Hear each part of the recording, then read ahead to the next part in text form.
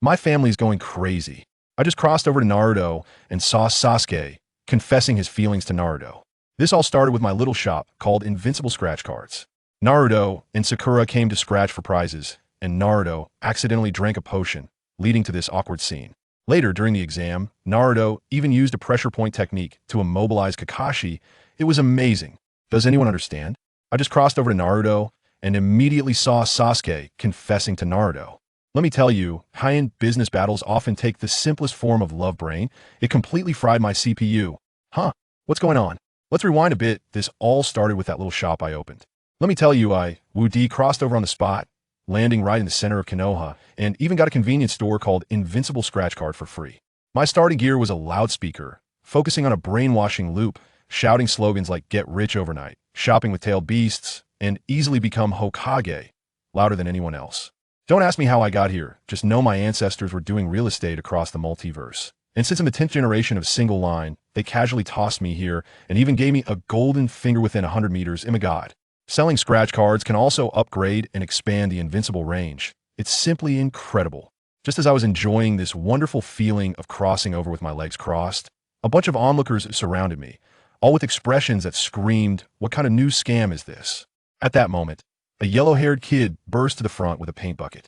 Good heavens, isn't that the Prince Naruto? He looked at my shop, bewildered, and muttered, "Invincible scratch cards? What is that?" Seeing this, I thought, here comes my startup capital. I jumped down from the scratch card pile, turned off the loudspeaker, transformed into a top-notch salesperson, cleared my throat, and started my pitch. Welcome, everyone. I am the perfect combination of beauty and wisdom, the embodiment of intelligence and chivalry. Wu D. The place went dead silent. It was so awkward I could have dug out a 3-bedroom apartment with my toes. Fortunately, Naruto was kind enough to ask with his big, doe-like eyes, "Can it really make my dreams come true?" I was overjoyed. I was just waiting for him to say that. I immediately guided him, of course. 100 tails, you can't lose or be fooled, but you might get a bungalow swapped for a mansion or even scratch out in strength forbidden technique. If you don't want what you scratch, you can sell it to others. Getting rich overnight is not a dream. As soon as I said this, the surrounding people were even more skeptical, all claiming I was a scammer. Naruto, being a bit naive, hesitated. "Can I really scratch out a forbidden technique?" Seeing this, I knew I had to stoke the fire. I said, "Don't believe me? Why not give it a try?" First customer, normally 1,000 tails, today just 100 tails. The crowd of onlookers started cheering, even shouting "Fox Demon Kid." Hey, you can't say this reverse boost didn't trigger Naruto's rebellious mindset. "Boss, he'll take one." He fumbled around for a while and managed to pull out 100 tails, one of which even had a strong foot odor that made my eyes hurt. I quickly took his money and told him to scratch. Naruto took out his house key, nervously shaking. The crowd leaned in closer to watch. Just then, Sakura passed by and curiously joined in. After scratching halfway, the character's sunflower appeared. Naruto frowned, having never heard of it. Swish! He scratched again, and a dazzling golden light exploded. "It's shining! It's shining!" The onlookers were even more excited than Naruto. I calmly took a sip of tea. "Wow, good luck, you won." Naruto was so excited he was about to jump up. "Can I become Hokage now?" Just as I finished speaking, the coating completely peeled away and an ancient blue book floated out. At the same time, a notification dinged in my head. Naruto scratched out the martial arts manual unavoidable sunflower pressure point technique. Host receives the same reward. I was stunned. Isn't this the same divine skill as Old Bai from Wooling Gaiden? Family, my DNA is reacting. Naruto still looked confused. Sunflower pressure point technique? What is that? I smiled and explained. This is the top-tier taijutsu from our hometown. It can immobilize your opponent instantly. But Naruto made a face of disdain. Huh? Just a taijutsu? What a waste of my 100 tails. I thought to myself, what do you know? Without saying a word, I pointed at him. Sunflower pressure point technique. In an instant, Naruto froze in place, unable to move, his eyes wide open. I held my teacup and walked around him like a villain. Little friend, when masters clash, it's all about those 1 or 2 seconds. Just think if you run out of money and a rich guy walks by. I shot him a glance, and Naruto's mouth was practically watering.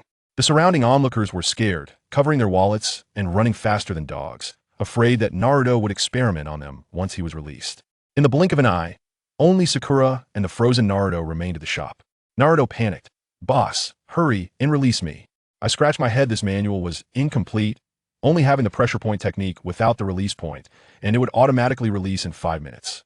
I could only let him be a sculpture for a while. Just then, Sakura was about to leave. I saw, "Hey, Isn't the second angel investor here? I directly stopped her. Hey, beautiful. You have someone you like, right? Your face is all red and you're still saying no. Buy 2 tickets, scratch out a divine tool, and you're sure to win over your crush. Sakura was tempted by my words, pulled out 200 tails, and took 2 100-tail tickets. Guess what? Sakura was also a lucky star. Both tickets were winners.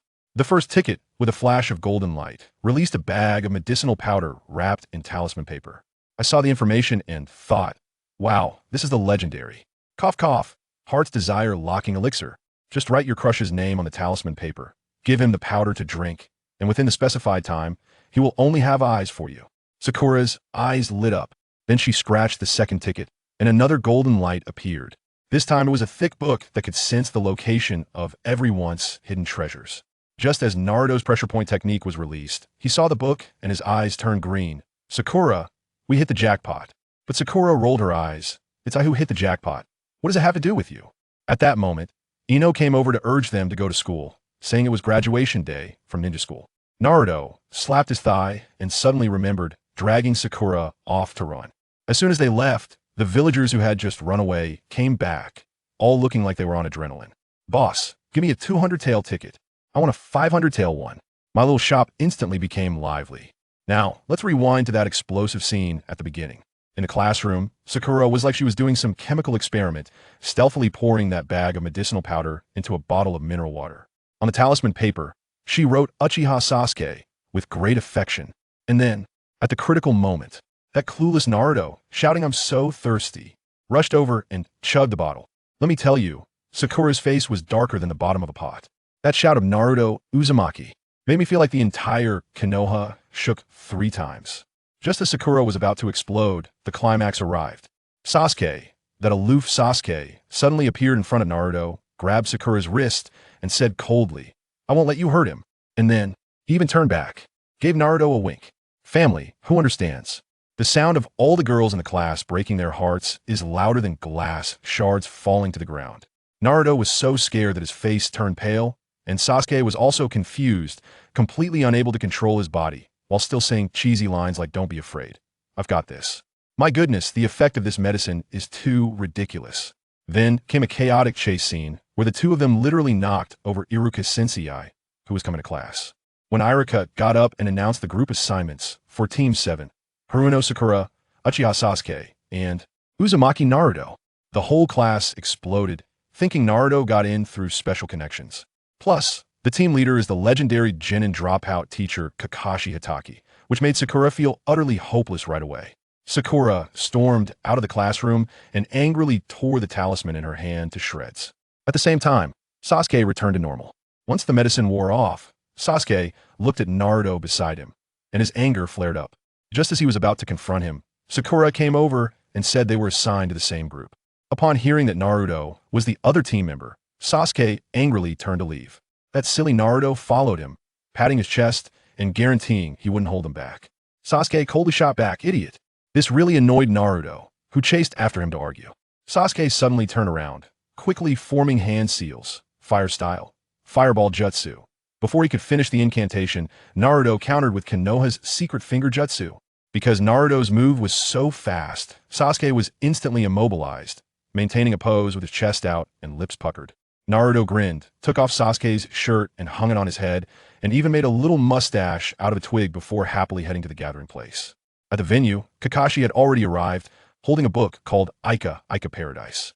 When Sasuke finally got there, Kakashi leisurely took out 2 bells and said seriously, the task for today's Genin assessment is to take the bells from my hands.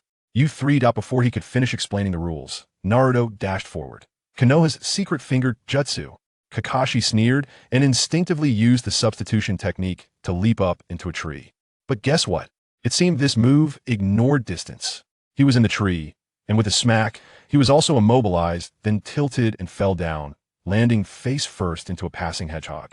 That scene was too beautiful for me to look at. Naruto casually grabbed the bells, and he, hey, a smile. Class 7, instant win.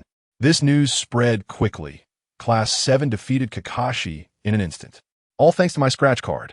Before long, a mummy wrapped in bandages walked into my shop. Wow, isn't that Kakashi all poked by hedgehogs like this? He quietly asked me if I bought the 8 trigrams 64 palms here. I held back my laughter and explained that it was a prize from a scratch card. Kakashi, not one to believe in superstitions, directly slapped down 10,000 Ryo for a card. A flash of gold, and he won again. A bottle of perfume.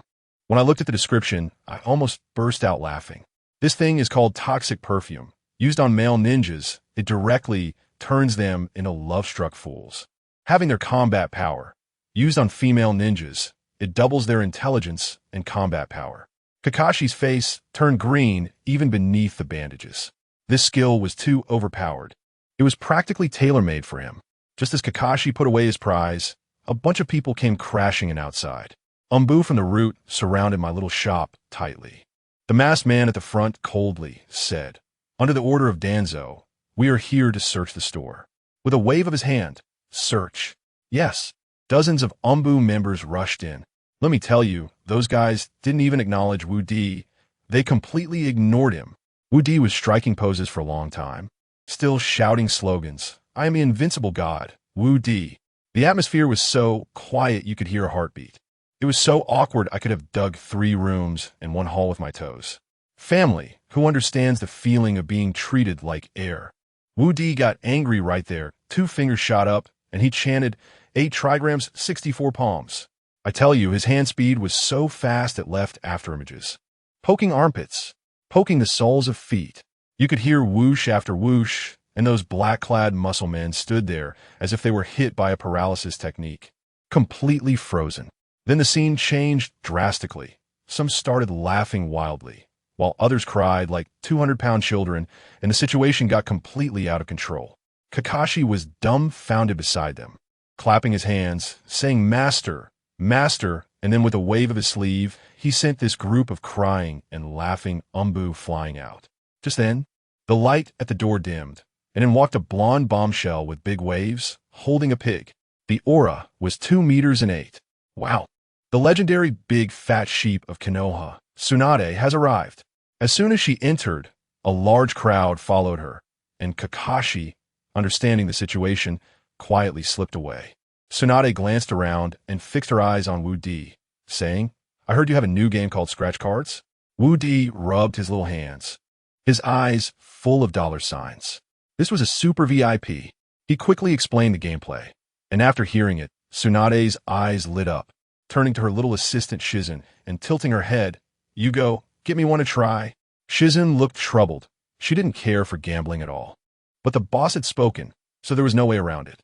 She weakly said, "Then, give me 100 Ryo won." Before she could finish her sentence, Tsunade shouted back, "Look at your lack of ambition. After following me for so long, did you learn the gambling god's teachings just to keep in your belly? What can 100 do? Boss, give her 1 for 10,000. Shizen turned pale. 10,000 Ryo. As a medical ninja, she usually didn't take private jobs. This was a huge amount of money. But Tsunade's stare was undeniable. Shizen could only hold back her tears, taking the 10,000 Ryo scratch card, her little hands shaking like she had Parkinson's. And guess what? Halfway through scratching, boom, gold light exploded. Wow, a win. Shizen got excited and scratched quickly. At this moment, the Umbu who had been paralyzed outside also recovered and squeezed in to watch the fun. A few seconds later, as the gold light faded, a syringe floated out of the scratch card. Wu Di picked it up and looked at the instructions, shocked, quickly explaining, "This thing is filled with the power of the heavens. No matter what debuff you hit, 1 injection will fully revive you on the spot. Even if you're about to die, you could be instantly brought back." I tell you, when this was said, the whole place gasped. Shizun's eyes widened. Didn't this mean she was carrying a resurrection armor? The surrounding ninjas exploded with excitement. With this, they wouldn't be afraid even when executing S-rank missions. Seeing this, Tsunade's eyes turned red on the spot, and she shouted, rolling up her sleeves, "Boss, give me 10 of those." That was quite extravagant. At this moment, the leading Umbu still wanted to come up and say something. "Lady Tsunade, Lord Danzo wants us to check the shop." Before he could finish, Tsunade shot him a glare. "Get lost. Tell Danzo this shop is under my protection. If he has the ability, let him come himself." I tell you, those people didn't dare to say a word and ran off in disgrace. Tsunade turned her head, looking at the pile of scratch cards, her eyes gleaming as if looking at priceless treasures. This new game had captivated her. Her fingertips danced rapidly. Tsunade scratched with great excitement. The crowd behind didn't even dare to breathe. As a result, the first card read, "Thank you for your patronage." Her face darkened a little. Woody was just about to explain, "Scratch cards, you win some and lose some." "Shut up," Tsunade angrily interrupted, her gaze seeming to say, "Do you dare say my luck is bad?" Woody immediately cowered and covered his mouth. I thought it wasn't that he was afraid of her. Primarily, good men don't fight with women, especially not with a wealthy and attractive big customer. Not long after, the second card was finished, and still no luck. Hey, this was the first time seeing this situation since opening the shop. The people in the back started murmuring. They had long heard that Lady Tsunade was a chosen non-lucky person, and today they finally witnessed it. Are you trying to get yourself killed? But what you said is true. Sure enough, after finishing the third card, Tsunade completely broke down, wailing, "Why? Why can everyone win, but I can't?" Immediately after, she slapped the table, staring fiercely at Wu Di. "Tell me, did you cheat?" Wu Di was so wronged. "Lady Tsunade, this is purely a matter of luck." Crack! With a loud bang, she punched a huge hole in the solid counter. Wow, that destructive power was shocking. Wu Di broke out in a cold sweat. His fists clenched tightly, thinking if this big customer went crazy again, he'd have to offend her. At the crucial moment, it was still Shizun who rushed up to smooth things over. "Lady Tsunade, please calm down. Let me scratch the rest for you." Tsunade snorted coldly, pointing at the remaining 7 cards on the table. "You go. Just looking at them makes me angry." As soon as Shizun started scratching, halfway through, boom, gold light exploded again. I thought, "Lady Tsunade, how about you withdraw from the group? This game really isn't suitable for you."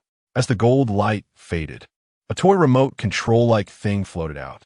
Wu Di looked at the instructions and laughed. "This is called a human remote control.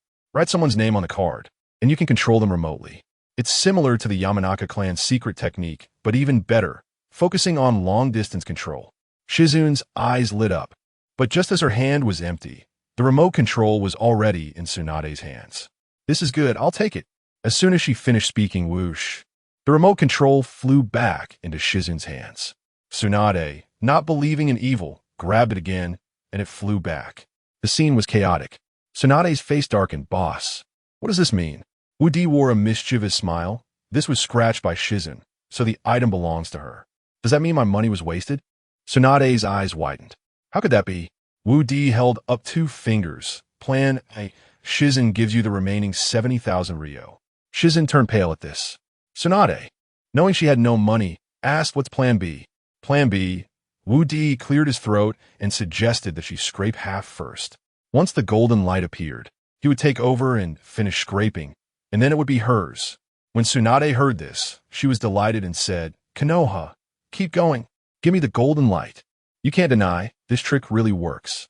On the next ticket, as soon as Shizun scraped off the golden light, Tsunade quickly took over and excitedly shouted, "I'm going to cash out today, too. Let's see who dares to say my luck is bad." Just as she finished speaking, the scratch card was done and out floated a crumpled piece of paper. I leaned in to sniff it, and there was an indescribable stench of feet. Good heavens! Isn't this the 10-tael silver note that Naruto stuffed in his shoe before? Wu Di quickly opened the money box, and sure enough, Naruto's money was gone. Tsunade pinched her nose and set the 10-tael silver note aside, then scraped the remaining tickets. As a result, all of Naruto's 100 taels that he gave to Wu Di were scraped out. She spent 60,000 and won Naruto's 100 taels of stinky money. I thought she was going to flip the table, but guess Tsunade's reaction? She was silent for a long time, then suddenly let out a howl to the sky. "Shizun, after so many years of gambling, I finally see a return on my investment." I almost knelt down to her. Folks, that kind of mental state is really too advanced. After sending off this lively treasure, more people came into the store. Asuma brought members from Team 10 and Team 8. Asuma, with a cigarette in his mouth, swaggered up to the counter and said, "Boss, I heard you have scratch cards. Let me see too." Wu Di directly handed him 2 10,000 yen tickets, and Asuma didn't even blink as he paid. After scratching a few times, a flash of golden light appeared, and out floated a bag of spicy strips. What the heck is this? Asuma's face darkened immediately. He spent 10,000 taels and got this? Are you robbing me? Woody just laughed, open and smell it. I tell you, once that package was torn open, my goodness, the fragrant and spicy smell instantly filled the whole room. Kurenai couldn't help but swallow, let alone Dingji. Dingji went crazy on the spot, howling and jumping up, hugging Asuma's arm and nibbling. "Teacher, if you don't give me one, I'll never let go." Akamaru also rushed up beside him. Asuma, being a jonin, couldn't really get into a scuffle with a genin and a ninja dog, so he had to hold on to the spicy strips and run straight to the Hokage office. Only Kurenai was left in the room. She picked up the remaining scratch card that Asuma hadn't used and scratched it vigorously. Another flash of golden light appeared, accompanied by a clanging sound effect, and out floated a green jade stick. "I really can't believe this. Can't we have some normal delivery BGM?" Wu Di explained, "This stick is called the dog beating stick. Whoever is hit will turn into a dog, lasting 5 minutes. Kurenai found it particularly magical and examined it closely. The others were curious too and crowded around. And with a bang, the stick bumped against her forehead. The next second, the beautiful woman was gone, and a little red-eyed dog appeared on the floor. Folks, at that moment, the air in the entire store froze. Then, everyone went crazy, avoiding the little dog and rushing to the counter boss. "Give me 10 tickets. Meanwhile, Asuma finally managed to hide in the Hokage's office. The third Hokage was smoking and, smelling the aroma, felt tempted. "What is that? Let me try it." Asuma was protective. "No, this is mine." Good heavens. The third Hokage stood up directly, smirking and coldly said, "Kid, remember, there are no father-son relationships when it comes to food. 5 styles, great continuous bomb technique." With a few bangs, he directly embedded his own son into the wall, then calmly picked up the spicy strips. So delicious. While everyone in the store was buying like crazy, an old man with a cane and half of his face bandaged walked in, looking like no good. Shimura Danzo. He quickly spotted the golden ticket in Ino's hand and, without a word, snatched it away. I tell you, that move was something else.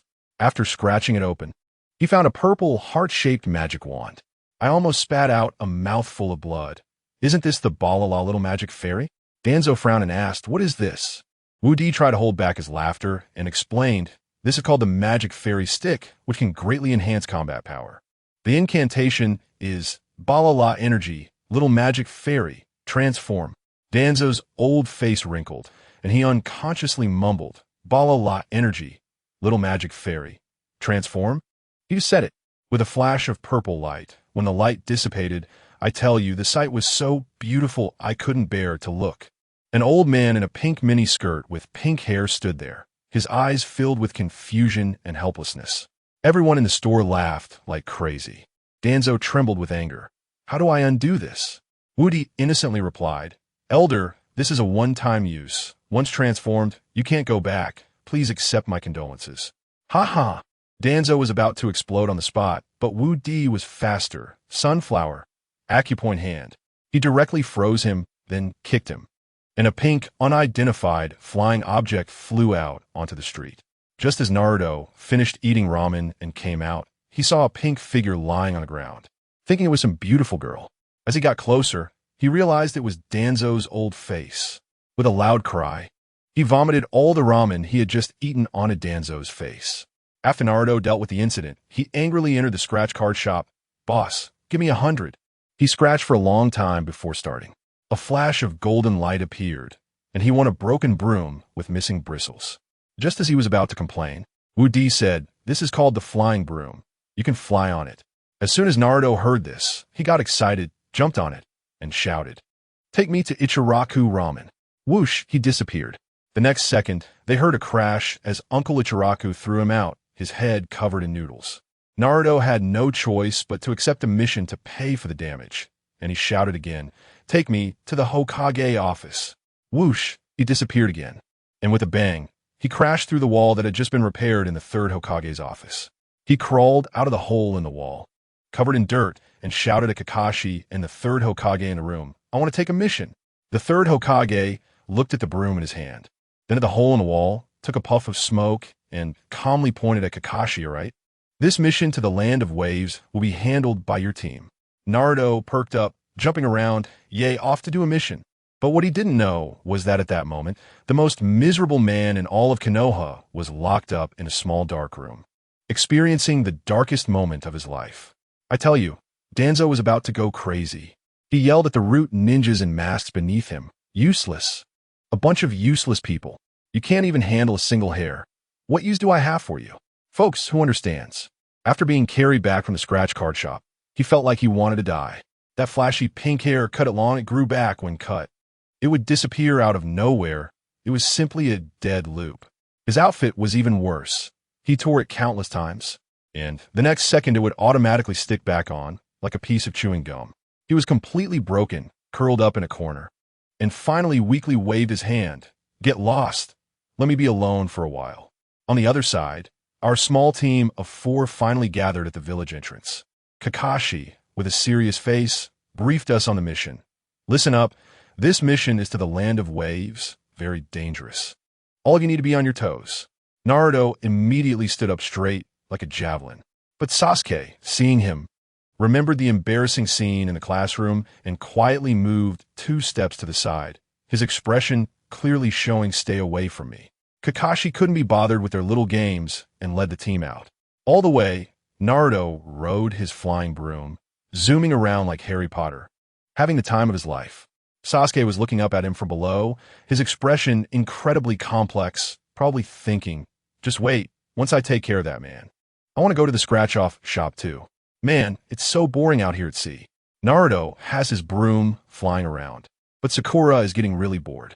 She sat by the edge of the boat, sighing, when suddenly she slapped her thigh and remembered. She had won a treasure book at the scratch-off shop. She quickly rummaged through her bag and pulled out the tattered old book. Kakashi was stunned. Sakura, what is this thing? Sakura proudly lifted her chin. It's a treasure book from the scratch-off. Treasure book. As soon as those words came out, not only Kakashi, but all the passengers on the boat gathered around, their eyes shining with excitement. Kakashi pressed on. How do you use this thing? Sakura opened the book, but was dumbfounded. The owner said it hides the treasures in everyone's hearts, but how to use it? I seem to have forgotten to ask. Just as everyone was about to collectively fall over, the book suddenly started glowing. On the blank pages, a map appeared. I'm telling you, that's the boat we're on right now. It even marked 2 big red crosses. That red cross must be the treasure location. Kakashi instantly understood. Sakura also reacted and immediately headed toward the nearest red cross. As she moved, half the people on the boat followed her. Even the captain curiously leaned in, wondering if there were treasures on his ship too. The first red cross was located in the boiler room at the bottom. As soon as they entered, a wave of heat rushed at them, and they saw a big, burly man shoveling coal. The captain sneered at the sight. What treasure could this possibly hold? It's a scam, right? The crew members joined in, teasing. Is this mute strongman really the treasure? Sakura completely ignored them, believing that the scratch card store produced only quality goods. She was convinced that there must be treasure here. Just as she was about to walk towards the coal pile marked by the red cross, the burly man suddenly became anxious and rushed over to stop her. Kakashi, quick on his feet, blocked him and said with a smile, "Don't be nervous, brother. I, Kakashi, guarantee in the name of a Konoha Jonin that no one will touch your treasure. Otherwise, it would mean going against us at Konoha." The name of Konoha still held weight, but the burly man was still extremely anxious. Kakashi immediately signaled to Sakura. Sakura, hurry. Sakura grabbed a shovel and started digging fiercely into the coal pile. Within a few moments, a flash of light appeared, and she actually dug out a thumb-sized diamond from beneath the coal. The captain was dumbfounded on the spot, and one crew member beside him said softly, "Captain, isn't that the diamond you lost a few days ago?" The captain instantly erupted in anger, pointing at the burly man and shouting, "Tie him up for me. We'll hand him over to the police on shore." Then, rubbing his hands together, he smiled ingratiatingly at Sakura, saying, "Thank you, so can I have my diamond back?" Kakashi stepped in between them, grinning as he said, "This is stolen property. Let's wait until we're on shore to hand it over to the authorities." As he spoke, he tilted his head at Sakura, who understood immediately and quickly put the diamond away. At this moment, everyone on the ship erupted in excitement. They crowded around Sakura, asking where she had found this treasure. Seeing that a Konoha Jonin was present, They didn't dare to snatch it away and thought of trying to get one themselves. Sakura directly gave a live advertisement for the scratch card store. Konoha Village's unbeatable scratch cards. If you want to get rich, go try your luck. Let me tell you, everyone on the ship, including the captain and crew, pulled out little notepads and quickly wrote down the address. After sorting one out, Sakura looked at another red cross on the book, feeling a strong itch in her heart. Encouraged by the onlookers, she decided to continue her treasure hunt. The position of the second red cross was surprisingly in the captain's bedroom. The captain himself was puzzled and brought a large group of people into his room. Following the map's instructions, Sakura found a leather suitcase in a corner covered with spiderwebs. When the captain saw the suitcase, his face turned pale, and he anxiously said, "How did it end up here? Wasn't it lost long ago?" He rushed over to cover the suitcase, saying, "This treasure. Let's not look at it. It's not good." Kakashi, ever the one to enjoy the spectacle, squinted and said, "How can we not? So many people are waiting. I, Kakashi, once again guarantee in the name of the Leafs Jonin, no one dares to touch your treasure." The captain shivered in fear and could only silently step aside. The atmosphere in the room became extremely tense. Sakura took a deep breath and opened the suitcase's latch. With a click, then another click, the lid popped open, and the contents exploded out, hitting Sakura square in the face. When Sakura took the object off her face instantly turned as red as a monkey's bottom. I tell you, the ground was covered with colorful women's underwear. Kakashi was dumbfounded, awkwardly clearing his throat. A few crew members nearby were holding back laughter, their faces turning purple. Sakura, holding a surprisingly large and soft piece of lingerie, looked down at her own flat chest, stomping her feet in anger, pointed at the captain, and yelled, "You old pervert," before pushing through the crowd and running away.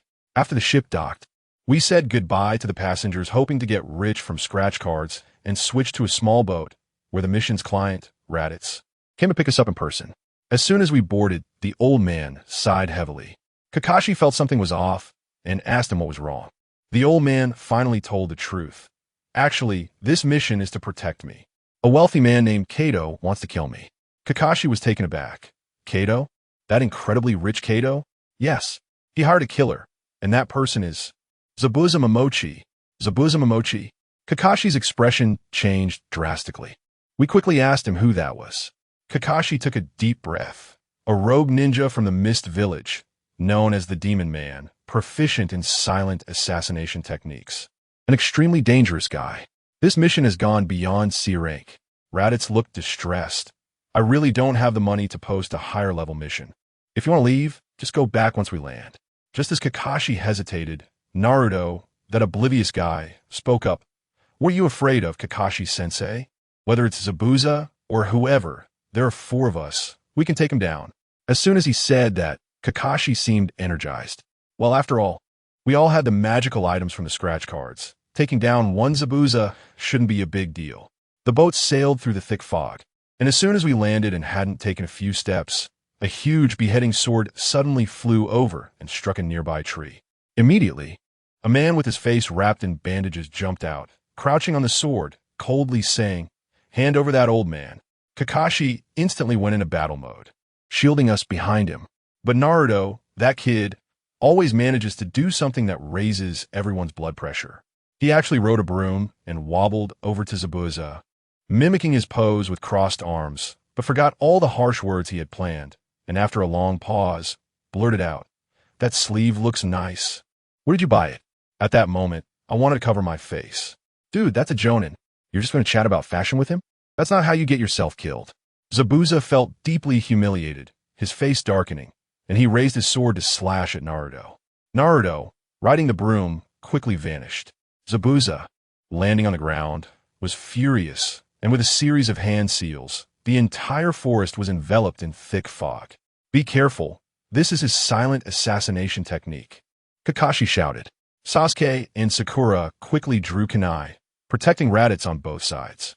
The fog was so thick that we could barely see each other, and the atmosphere was tense. At that moment, Kakashi calmly took out that bottle of perfume. It was time to show his real technique. He sprayed a circle around himself. The next second, Zabuza's figure indeed appeared behind him, the sword raised high. But just as he was about to strike, He caught a whiff of strange fragrance and couldn't help but inhale deeply. As a result, the Kakashi in his eyes instantly transformed into a voluptuous, stunning beauty. Those long, snow-white legs, that slender waist. Combined with the mist, Zabuza was immediately mesmerized, nearly drooling. Seeing Zabuza's foolish expression, Kakashi couldn't help but laugh. He slowly pulled out a kunai, walked up to Zabuza, and sighed, "If you want to blame someone, blame yourself for choosing the wrong opponent." With a swift motion, the kunai pierced directly through Zabuza's chest. But that guy, even in death, still had a lecherous smile on his face. Kakashi couldn't help but exclaim, "The items from the scratch card store are truly bizarre." With Zabuza's death, the fog dispersed. Not far away, a masked boy appeared in the trees. He was Zabuza's subordinate, Haku. Upon seeing Zabuza's corpse, Haku's eyes turned red, and he removed his mask, launching himself at Kakashi with flying silver needles. Kakashi retreated repeatedly, but Haku clapped his hands. An ice wall shot up from the ground. "Ice release? You're Haku." Kakashi recognized him. However, he quickly thought of some good news. Although Haku looked feminine, he was a pure man. Kakashi grinned and sprayed himself with the perfume again. Haku, seeing Kakashi's strange actions, furrowed his brow and charged forward. But just as Haku entered the perfume's range, his chakra surged dramatically. Kakashi was stunned. Wasn't this perfume supposed to be effective against men? How did it turn into a powerful buff for him? He quickly glanced at the bottle, and sure enough, at the very bottom of the instructions was a small line. "Bent men are equivalent to women. Please use with caution." "Boss, you tricked me." Kakashi howled to the sky, and the next second, he was pierced by countless silver needles, turning him into a hedgehog. "You dared to kill Mr. Zabuza. Pay with your life." Haku's anguished roar came from behind the ice walls. Sasuke saw that the situation was bad and quickly launched a great fireball. But it couldn't melt the ice walls at all. Just when we were all feeling desperate, Naruto flew back from the sky. "Get out of the way. Watch me break it," he shouted, diving down like a cannonball. With a huge bang, the outer ice walls were shattered into pieces. Haku was stunned. It was the first time his ice technique had been broken so violently. He roared and charged at Naruto, 3 silver needles pinched between his fingers. However, Naruto had a sly smile, waiting for the right moment. He reached out and poked Haku's toe. "Kakebunsin no Jutsu." As soon as he said that, Haku froze in place, unable to move. Naruto clapped his hands, proud and smug. "Surprised, aren't you? Impressive, right?" Sasuke and Sakura rushed in, and upon seeing Kakashi's miserable state, Sakura cried out in fright. As for Sasuke, his eyes changed, and he trembled as he raised his kunai. He bore a deep grudge, but had never killed anyone. Looking at the immobilized Haku, he gritted his teeth, closed his eyes, and thrust down. Blood splattered, and Haku fell into a pool of blood, slowly crawling into Zabuza's arms. Smiling as he closed his eyes, Raditz looked at us, shocked to the point of being speechless. He hurried over, picked up Kakashi, and headed towards the village. Before they could enter, his grandson ran over, shouting, "Grandpa, Kato has run away." Raditz was so excited that tears were almost falling. This meant they could continue repairing their big bridge. He settled Kakashi down and turned back to ask Naruto, "Kid, what's your name?" "Uzumaki Naruto." Naruto raised the broom in his hand, looking very serious. Not long after, Kakashi's injuries healed. Raditz took us to the already repaired big bridge, which had 4 big characters carved at the entrance. Naruto, Big Bridge. After sending us off, an old man with a pipe entered the unbeatable scratch lottery store in Konoha Village. Boss Woody's eyes lit up, and he hurried to greet him. "Lord 3rd Hokage. Please come in." The 3rd Hokage walked in leisurely, smiling and saying, "I've heard you can produce a lot of good things here." Without further ado, he directly pulled out a silver note. "Give me a ticket worth 100,000. Woody cursed in his heart, thinking the old fox was going to ask for 1,000,000. However, 100,000 was still a big order, so he quickly handed over a scratch card. The 3rd Hokage started scratching with a coin, and passers-by gathered around to see what treasures the Hokage could uncover. Suddenly, a flash of golden light appeared, and a blue ancient book floated out with 5 big characters on the cover. Chienkun Denu. Woody was overjoyed and explained, "Lord 3rd. This is a secret technique from my hometown. When mastered, Moving mountains and seas is no problem. The people around were dumbfounded, and the third Hokage himself was so excited he trembled. If he mastered this, wouldn't he be on par with the first Hokage in Madara? He took the secret book and happily went back to practice. Just as he left, a familiar voice came from the entrance. "Boss, we're back. Give me 5 tickets worth 100. It was Naruto. Woody calculated in his mind that the plot was progressing too quickly. It must be the effect of the props. Just as he took out the scratch tickets, he heard a furious roar from the Ichiraku ramen shop across the street. "Naruto, pay me back." Naruto shivered in fright, immediately stuffed the scratch tickets in his pocket, and quietly asked, "Boss, do you have a back door?" Woody's face darkened. He was about to say no when he saw Naruto looking like he was going to return the scratch tickets. He quickly changed his mind and pointed to the window beside him. "This is the only designated escape route." Naruto thanked him and swiftly jumped out of the window. Just as he ran, Uncle Ichiraku rushed in with a ladle.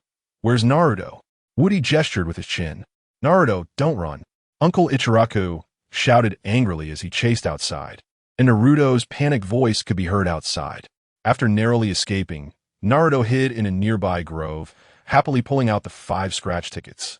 What he didn't know was that not far away by the stream, a pink figure was sorrowfully tugging at its own hair. "I, Shimura Danzo, have lost my reputation. I will never play the scratch lottery again." Just as Danzo was wallowing in self-pity, he suddenly saw a golden light shining not far away. This feeling, was it from the scratch lottery? He immediately dashed over, crouching in a tree to look down, and saw Naruto excitedly scratching the last ticket. "Shinwa!" Naruto exclaimed excitedly. He had previously scratched out a point technique, so this time it must be a release technique. Danzo's brow furrowed as he remembered how badly he had been tricked by this Shinwa point technique. If he could get his hands on it. A sinister smile appeared at the corner of his mouth. In the next moment, his figure appeared behind Naruto, who was completely focused on scratching the prize and unaware of the danger. Danzo gently raised his hand and tapped the back of Naruto's neck. Naruto's vision went black, and he fainted. Danzo licked his lips, looking greedily at the glowing scratch ticket in Naruto's hand. Let me tell you, this old fox didn't hesitate for a moment and quickly stepped forward to snatch the unfinished ticket from Naruto. He was still feeling pleased with himself, thinking, once I learn the Shinwa point technique, let's see how that yellow-haired kid acts so arrogantly. At that moment, I was in the restroom sorting out some life matters when a system prompt suddenly rang in my head, saying someone had scratched out the Shinwa secret manual. I tightened up, thinking, who is it?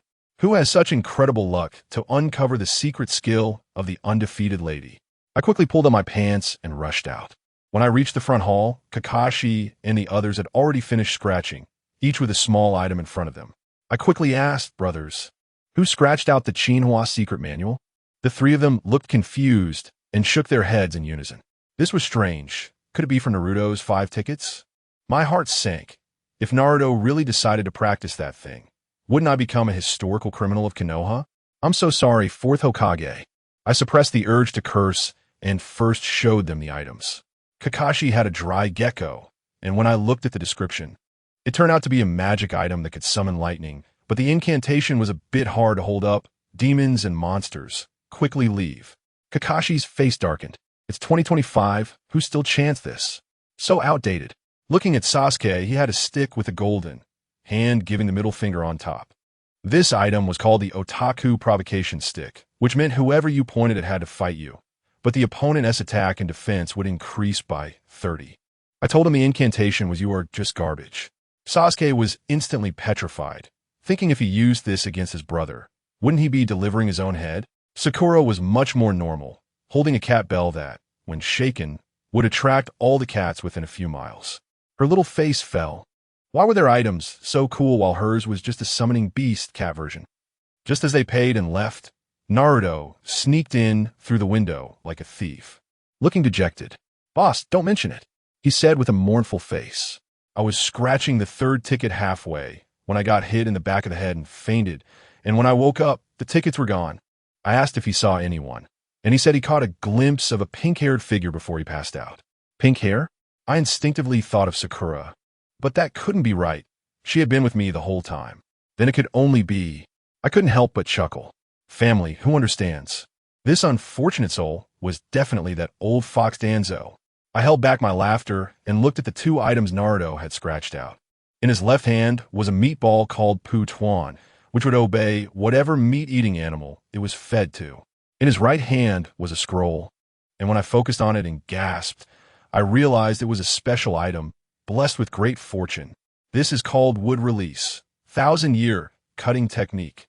I told him, combining the control of Wood Release with the essence of the 1,000-year killing. Practice it well when you get home, and you'll surely become great. Naruto scratched his head, feeling this combination technique was a bit abstract. But free ninjutsu? What more could he ask for? Just as he was about to leave with his stuff, a burly man blocked the door with two big characters on his chef hat. Ichiraku? Naruto, pay me back. Uncle Ichiraku shouted angrily. Naruto shivered in fright, turned to jump out the window, but his collar was grabbed. In a moment of panic, he wildly poked behind him, Chinhua point technique. Hey, guess what? Uncle Ichiraku really froze. Naruto broke free and cheekily leaned over. Uncle Ichiraku, can you give me a few more days? I'll definitely pay you back first. Uncle Ichiraku's eyes widened, but he couldn't make a sound, only murmuring in protest. Naruto clapped his hands and swaggered away. Walking down the street, Naruto was worried about money when he saw Ebisu chasing Konohamaru. The old man is driving me crazy about learning ninjutsu, Konohamaru shouted as he ran. Naruto's eyes turned, and he came up with an idea. He rushed up to Ebisu and said, "Teacher, leave it to me." Ebisu thought he was there to help and nodded. But the moment Naruto ran past him, he suddenly drifted to a stop and poked him with 2 fingers. Sunflower pointing technique. Ebisu dead on the spot. "Sorry, teacher." Naruto rubbed his hands and, in front of him, pulled out his wallet, counted out 3,000 Ryo, and left a few hundred for living expenses. "Thanks for the sponsorship. Teacher, I'll definitely pay you back." Naruto grinned and stuffed the empty wallet into Ebisu's glasses frame, looking particularly arrogant. Konohamaru was dumbfounded and rushed over to ask to be his disciple. "Hero, take me as your apprentice." Naruto found him annoying and also gave him a set of sunflower pointing technique, then hummed a tune and walked away. A few minutes later, Ebisu thawed out and, holding his wallet, howled at the sky, "Naruto, I will not let you off." But Naruto couldn't hear him. He had just paid off a bowl of Ichiraku ramen and only had 200 Ryo left. Just then, Sakura came over to find him, saying there was a D-rank mission missing 1 person and Sasuke was already in position. Upon hearing that he could be with Sakura, Naruto's legs turned to jelly. Of course he would go. The two arrived in the woods and heard a bear roaring. They saw Sasuke crouched on a big tree, shivering, while a black bear below was frantically scratching at the trunk, with several kunai stuck in its body. Sakura shouted anxiously, "Sasuke!" Turns out it was because Sasuke was being reckless, waving that provoking stick around, and ended up provoking the bear from across the woods. Without a second thought, Naruto pulled out a meatball and threw it over. The bear, smelling the food, howled and pounced on it, finishing it off in just a few bites. Once it was done eating, Naruto cleared his throat. "Go back to your home." Surprisingly, the bear actually obeyed and wiggled its big, but slowly back into the woods. Sasuke jumped down from the tree, quickly put away the stupid stick, and dared not point it around anymore. With the crisis averted, it was time to get down to business. Sakura took out the mission scroll and said the cat they were looking for was nearby. She casually took out the cat bell and shook it gently. My goodness, the scene was something else. Hundreds of cats from all directions rushed over, surrounding Sakura and meowing. Sakura compared the photo and indeed found it. Naruto rushed up to hug it, but the cat was wild and scratched his face several times. Furious, Naruto pointed at the cat, sunflower pointing technique. The cat was instantly petrified. Naruto was shocked. Wow, it works on animals too. If I had known, I would have just immobilized that bear earlier and not wasted a meatball. Regretful. The 3 of them returned with the stone-carved cat to report back. In the Hokage building, Ebisu was crying to the 3rd Hokage about Naruto stealing his money. The 3rd Hokage was helpless, saying that the 4th Hokage sacrificed himself for the village. So his son should bear a little more, and the money would be compensated from Yambu. Only then did Ebisu stop crying. Just as he walked out, he ran into Naruto and the others returning to report their mission. Enemies meet with particularly red eyes, and just as he was about to erupt, the third Hokage shouted from inside, "Ebisu, teach Konohamaru well, I trust you." Upon hearing this, Ebisu forgot all his grudges, became emotional, and walked away with his fists clenched, full of fighting spirit. Naruto and the others received their reward and were calculating how to scrape together more money when Kakashi and the other 4 Jonin came in. "Perfect timing, save me a trip," Kakashi said, handing a sheet to the third Hokage. "Lord Third, here is the list of participants for the Chunin exam." The third Hokage took a puff of smoke. "All 12 of the Jonin you brought are participating?" Kakashi and the others nodded seriously. "All right, fill out the forms." The third Hokage pulled out a stack of colorful registration forms from his drawer. Sasuke and Sakura took them, and seeing the situation, Naruto had no choice but to join in. After filling out the forms, Kakashi told them to go back and train hard. As soon as they exited the Hokage's office, Naruto saw Ebisu at the end of the corridor happily counting the newly compensated banknotes. A devilish smile immediately appeared on his face. Before the Chunin exam, he had to go scrape a little to supplement his equipment. Where would the money come from? Here it was. He dashed up. "Ebisu-sensei, wait."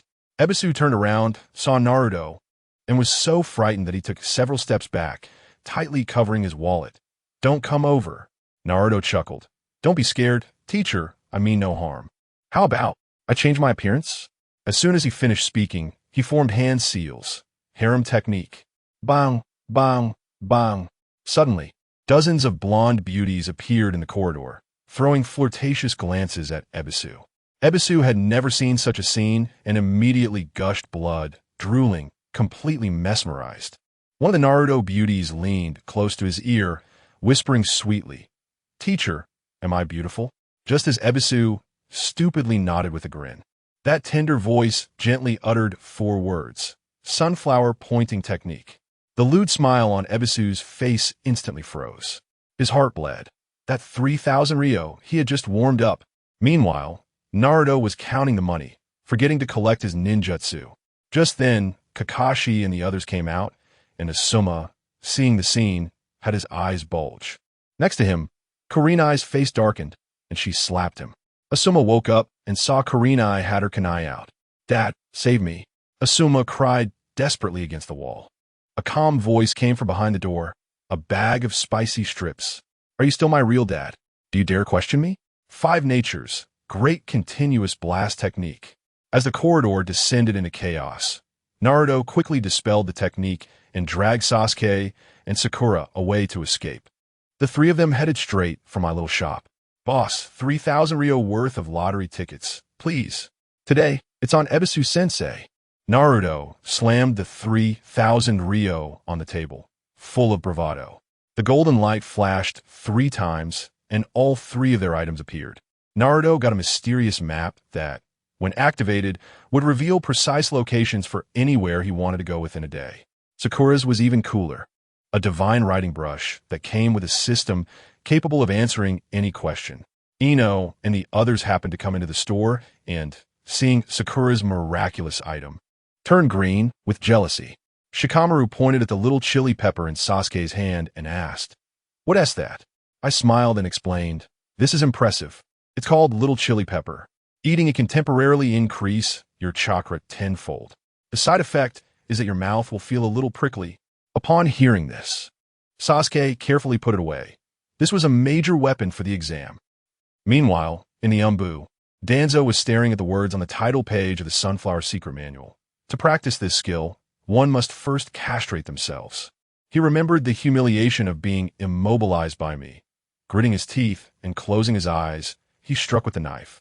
A heart-wrenching scream echoed through the Umbu. Everything that needed to be cut was cut.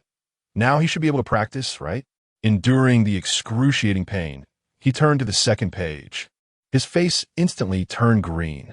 It read, "Even if you castrate yourself, it may not succeed." What a bitter rain. Danzo spat out a mouthful of old blood and fainted. The day of the Chunin exam drew closer, and more ninjas from outside the village began to appear. One day, Gaara and his 2 companions also came into my shop. Temari, full of curiosity, insisted on playing a couple of rounds. She scratched off a Juga fan. which could temporarily boost intelligence. It was beautiful. When it was Gaara's turn, a flash of gold appeared, and out came a cute cattail. I looked at it and thought, isn't this just like Shikaku's tail? I held back my laughter and explained, this is Shikaku's tail.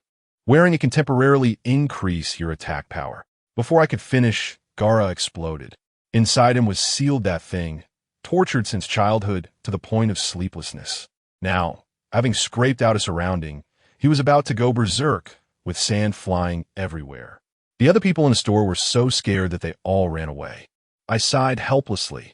Causing trouble in my little territory? A long-lived old man hanging himself. I raised my hand and used with style, 1,000-year cutting technique, instantly tying him up with a dozen wooden stakes. Immediately after, the tiles under his feet cracked, and a wooden stake shot up from the ground, hitting the target perfectly. The feeling was so satisfying that Gaara's eyes were about to pop out. Kid, with the exam coming up, if you don't want to be strung up by me and sprinkled with cumin, behave yourself, I said coldly. Temari and Kankuro hurriedly apologized. Only then did I release my technique. Gaara covered his rear and angrily threw his tail in the store before leaving. I watched their backs and glanced at the tail on the counter, giving a light snort. Go on, find your original owner. The tail seemed to have eyes, shooting out of the shop in a flash. A few dozen meters away, there was a muffled sound, followed by Gaara's heart-wrenching scream. Everyone focused their eyes and saw that the tail of the Shikaku had landed perfectly right in his rear. The first round of the CH-9 exams. In the examination room, Ibiki Marino was on the podium explaining the rules, but Naruto was completely uninterested and fell asleep on the desk. Meanwhile, Gaara, having experienced a crisis, hadn't gotten out of bed for 2 days, and today he came to the exam with thick sponge padding on his chair, looking utterly tormented. I announced that the first round of the CH-9 exams begins now. As soon as the words fell, everyone started writing the exam papers like clockwork. But this exam wasn't that simple. Not long after, the chief examiner Ibiki roared, Shin Noera, disqualified for cheating. Good heavens!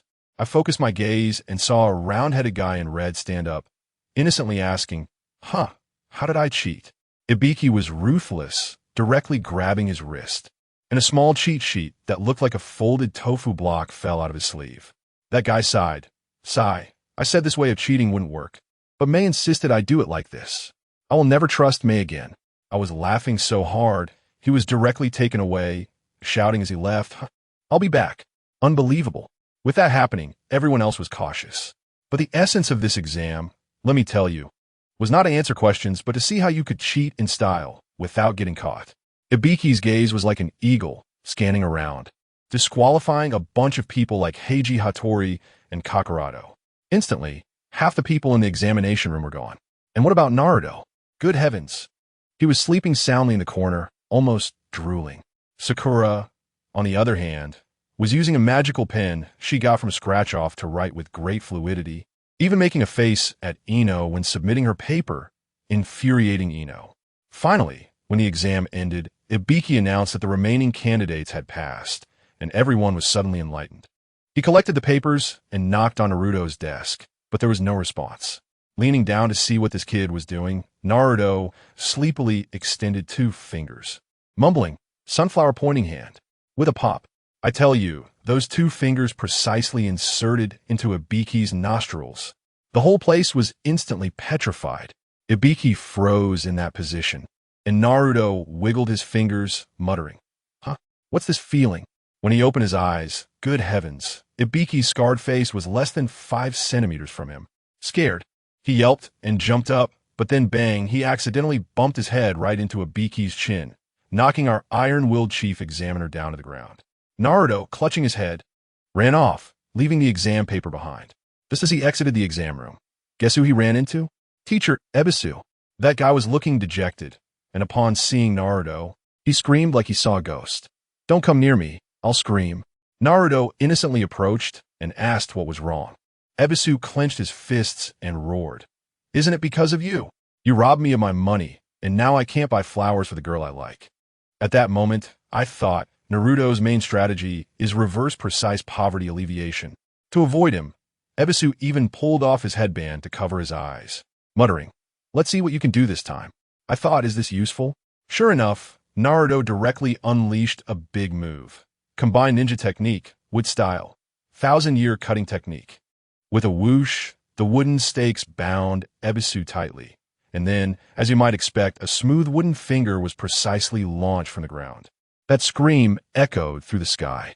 Naruto went over and rummaged through his wallet until it was cleaner than his face, not even leaving a penny behind, and still found it lacking.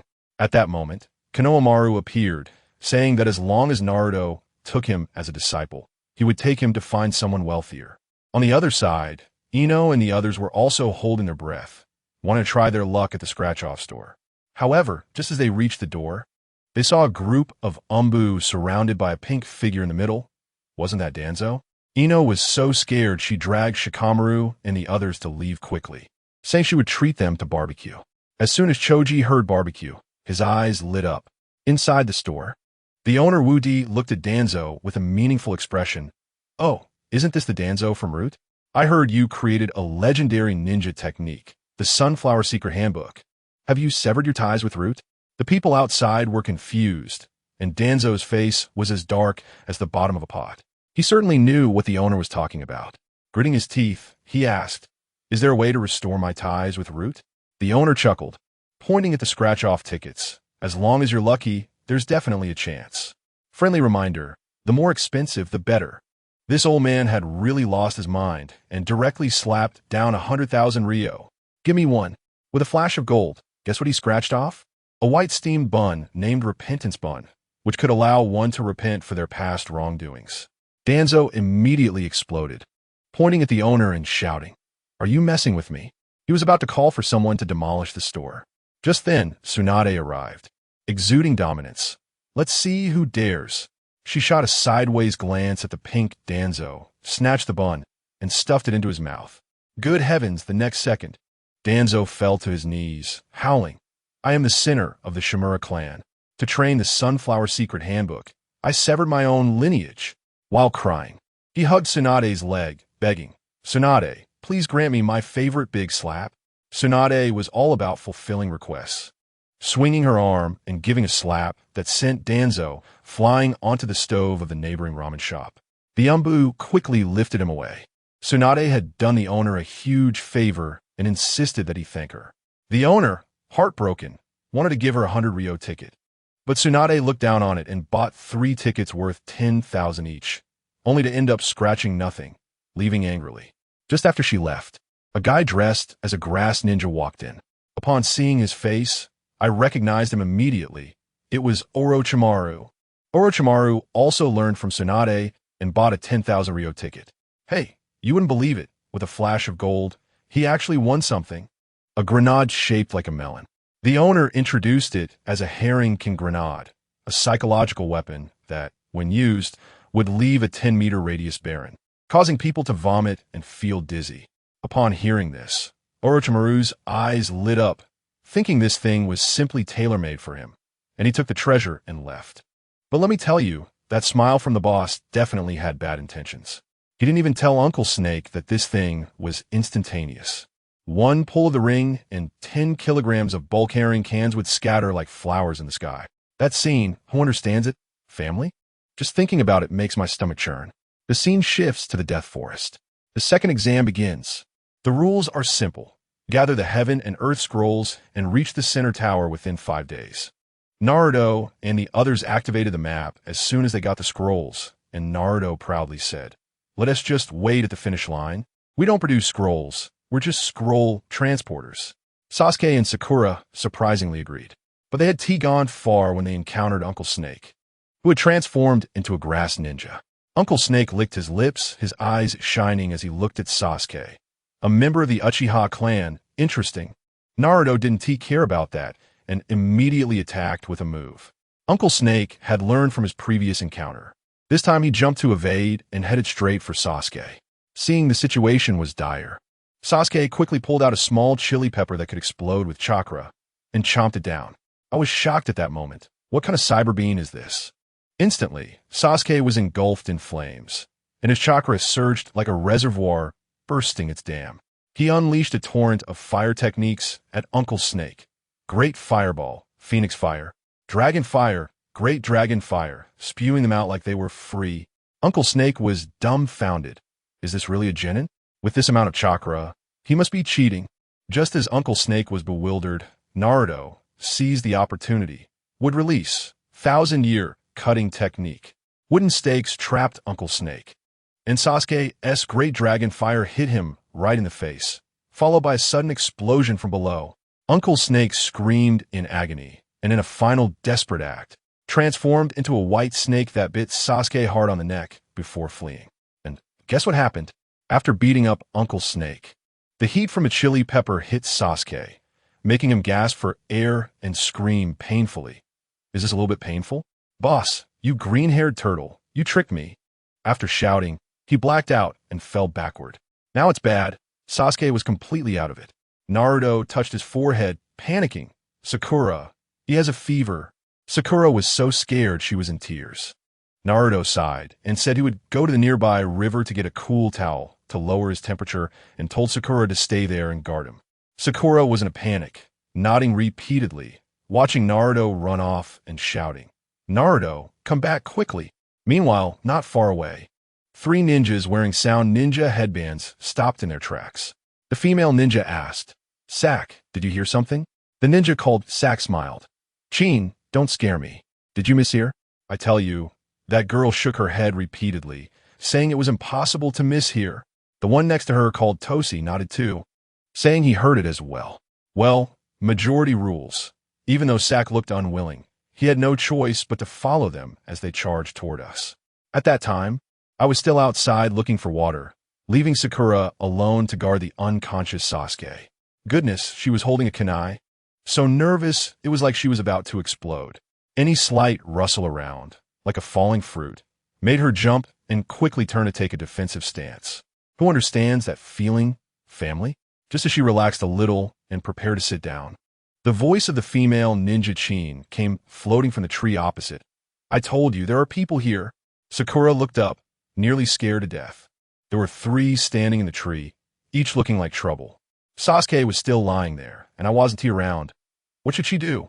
Her little hand trembled as she held the kunai, probably shouting my name in her heart. "Naruto, hurry back. Naruto, you come back quickly." The girl opposite was still toying around, smiling wickedly, saying to her companions, "Tosi, I said it a bit unfair for us 3 to take on one."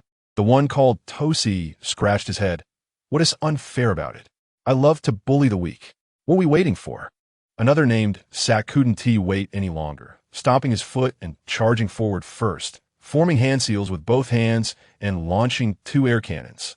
I tell you, that thing was super fast. Sakura couldn't react at all, and with a bang, she was blasted back over 10 meters, landing right next to Sasuke. She looked at the unconscious Sasuke, gritted her teeth, and shakily stood up again. But the girl ninja Chin moved like a ghost, suddenly right in front of her face. Sakura was so scared she desperately retreated, but before she could steady herself, Tosi, who had a hornet's nest strapped to his arm, flashed behind her. All of a sudden, the thing on his arm buzzed loudly, producing a piercing sound. Sakura felt like 300 flies had invaded her brain, her head spinning, and everything appeared double. Taking advantage of her distraction, Tosi landed a heavy punch, sending her crashing to the ground, her head hitting a rock and blood flowing out. Sakura lay on the ground, her fingers digging into the earth, mumbling, "Naruto, come back quickly. Tosi, stop playing, kill these 2, grab the scroll, and hurry up." Chin urged impatiently. Tosi nodded and reached for Sakura's collar. Just at that critical moment, a loud shout came from afar. "Let them go. I tell you." The 3 looked up and saw a person in the sky, riding a broken broom, trailing a shadow, like a conspicuous package flying over. That speed was incredible. Suddenly, this guy sped on the broom without wearing a seatbelt and crashed right into a tree. Not half a broom was embedded in the trunk. He, due to inertia, slapped against the tree, looking like a painting before tumbling down with the leaves. The 3 sound ninjas were dumbfounded, their heads seemingly filled with 3 crows. Wondering where this fool came from, rushing to hand over his head, I rubbed my sore nose almost in tears, shouting in pain while cursing, "This damned broom.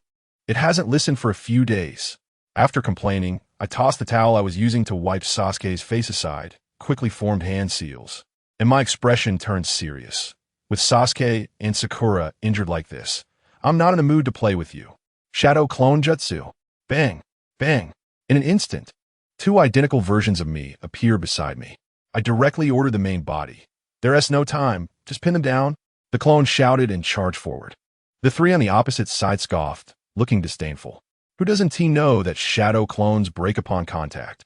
Using shadow clones for taijutsu is pure suicide. The three didn't even bother to defend. However, just as our three fingers were about to poke them, shouting the move, the smiles on their faces froze. The next second, they found they couldn't move. Their eyes widened like copper bells, filled with disbelief. I stroked my chin, pretending to ponder. I wonder if they chase us like that big white snake after they break free from the immobilization. Then I revealed a mischievous smile and said to the two clones, give each of these two male ninjas a set of combined ninjutsu, and then you can disappear. Oh ho! The two clones clenched their fists and quickly formed hand seals. Would release. 1,000-year cutting technique. I tell you, the scene was simply too beautiful. TOS and Sax suddenly had dozens of wooden stakes pop up around them, and then two round wooden hands stretched out from the ground. They both stared blankly ahead, and although there was no visible change on their faces, tears were streaming down for real. Family, some pain cannot be described in words. I clapped my hands and gave them a lewd smile. Did you underestimate me? Now you're the ones suffering. After saying that, I turned around, picked up a wet towel, and prepared to wipe Sasuke's face. But just then, a fiery red whirlwind suddenly swept around Sasuke, and he actually started to stand up bit by bit. I was quite surprised and laughed, saying, Sasuke, you're awake. But Sasuke completely ignored me, lowered his head, and let out a beast-like roar from his throat.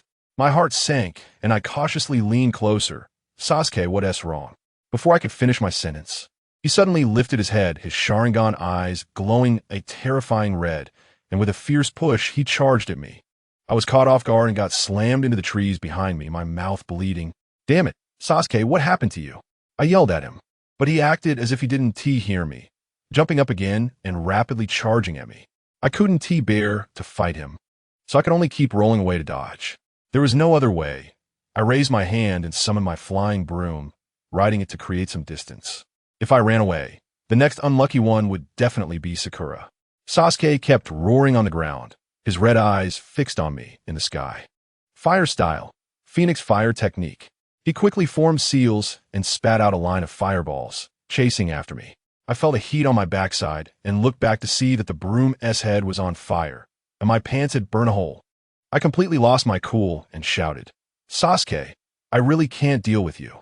I jumped off the broom and sat down in a nearby puddle. With a sizzling sound, a plume of white smoke rose up, and it felt so good. Just when I was enjoying it, Sasuke unleashed fire style, great fireball technique. A huge fireball flew past my back. I gritted my teeth, thinking this couldn't go on. I had to get serious. Sasuke, don't blame me. Wood style, 1,000-year root technique. Sasuke was immediately restrained, and when the wooden hands accurately hit their target, he let out a loud shout, and a red energy ball filled with evil power spewed from his mouth. Then, the red whirlwind around him disappeared as well. I wiped the cold sweat off my brow, finally getting it under control. As soon as Sasuke returned to normal, he immediately felt a sharp pain in his rear. He looked down and found himself tied up by a bunch of wooden stakes. His face instantly darkened as he screamed at me. Damn it, Naruto. Are you trying to kill me? Hurry and let me down. I rolled my eyes, not knowing who was in trouble just now, and released the technique. He stumbled a bit, holding his backside, glaring at me with a face full of resentment, clearly having no memory of what had just happened. Sasuke, don't be angry. Let us hurry up and leave. They'll all be free from their immobilization soon. I quietly reminded him. Sasuke's face was dark, as if someone owed him 8 million. Didn't you tie up that moving girl too? I scratched my head, my face slightly flushed. She is a girl. Isn't it bad to use this technique? Then you can just tie her up separately. Sasuke was furious. This is a combined ninjutsu. It's a full set when I use it. Then just form half the seals, right? How did I not think of that? My eyes lit up, and I raised my hand to form the seals. Wood style, rooting technique. As soon as I finished speaking, the ground under the female ninja, named Kin, suddenly cracked open, and a wooden hand shot up. With a puff, Kin turned beet red and was directly thrust into the air, dropping a scroll from her bag. I stared blankly, picked up the scroll, awkwardly scratched my head, and chuckled. I didn't expect half a seal would have this effect. Let me tell you, the scene at that time was chaotic. With the three of us grabbing the scroll, we ran away without looking back. Guess what happened next? Just as we escaped, the third Hokage appeared like a ghost, grinning and saying he had seen us all along. My heart sank. Oh no, this is bad. Sure enough, with a single move of the 8 trigram sealing technique, he pinned Konohamaru in place like a wooden stake. That Naruto kid is also tough. Seeing the situation wasn't right, he quickly formed seals and attempted to give the third Hokage a luxurious version of the 1,000-year kill, called with style, 1,000-year root. Good gracious, he looked like he wanted to pierce through the Hokage building. But the third Hokage was calm and collected, using a reverse summoning technique. And all the damage bounced back onto Naruto. That scream was so loud, I tell you, the entire Konoha heard it. At that moment, I was thinking, family, who understands? This move was simply self-destructive, a pure tragedy. Then that old man, being mischievous, hummed a little tune as he tied up the two and directly hung us out of the Hokage building like wind chimes. Anyway, after this incident, Naruto had to lean against the wall to walk for several days. In the blink of an eye, it was time for the third round of the Chunin exam, the one-on-one elimination matches, and it was getting exciting. When the draw results came out, the first match was Sasuke against that TOS from the Sound Ninja Village. I tell you, Sasuke was strutting around like a peacock, carrying a light yellow screaming chicken in his hand when he came out. I was dumbfounded. What is he planning to do? A chicken fight? That TOS was still there making threats, saying he would return the humiliation of the Forest of Death today. Sasuke ignored him completely, smirking wickedly, raised the screaming chicken, and went oh, squeezing it 3 times in a row. The next second, I swear, the lights in the arena started to flicker wildly, and the sound system began to play music. I had never heard that tune before, just hearing the lyrics about being a trainee idol for 2.5 years. You're too beautiful. Hey, you're too beautiful. I tell you, that scene was like a large-scale biochemical weapon in action. That screaming chicken grew to the size of a basketball, bouncing wildly on the ground. Its dance moves were so graceful. That guy TOS, being the closest, immediately knelt down, throwing up like there was no tomorrow, the world spinning around him. We, who were watching on the side, couldn't handle it either. The sounds of vomiting echoed throughout the arena. When that divine song finally ended, Sasuke struck an ending pose, and TOS was already foaming at the mouth, unconscious. The judge, Moonlight Breeze, was holding onto the wall, throwing up for a long time, before tremblingly announcing, the winner of this match is, Uchiha Sasuke. Then he directly announced a half-hour break for the audience. Otherwise, the next contestants would probably vomit to death on stage.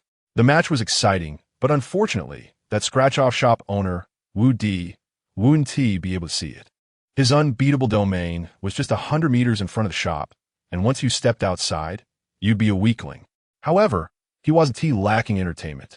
It's said that Lady Tsunade went there again, spending 100,000, and in the end, got back 130 in return, as happy as if she had hit the jackpot.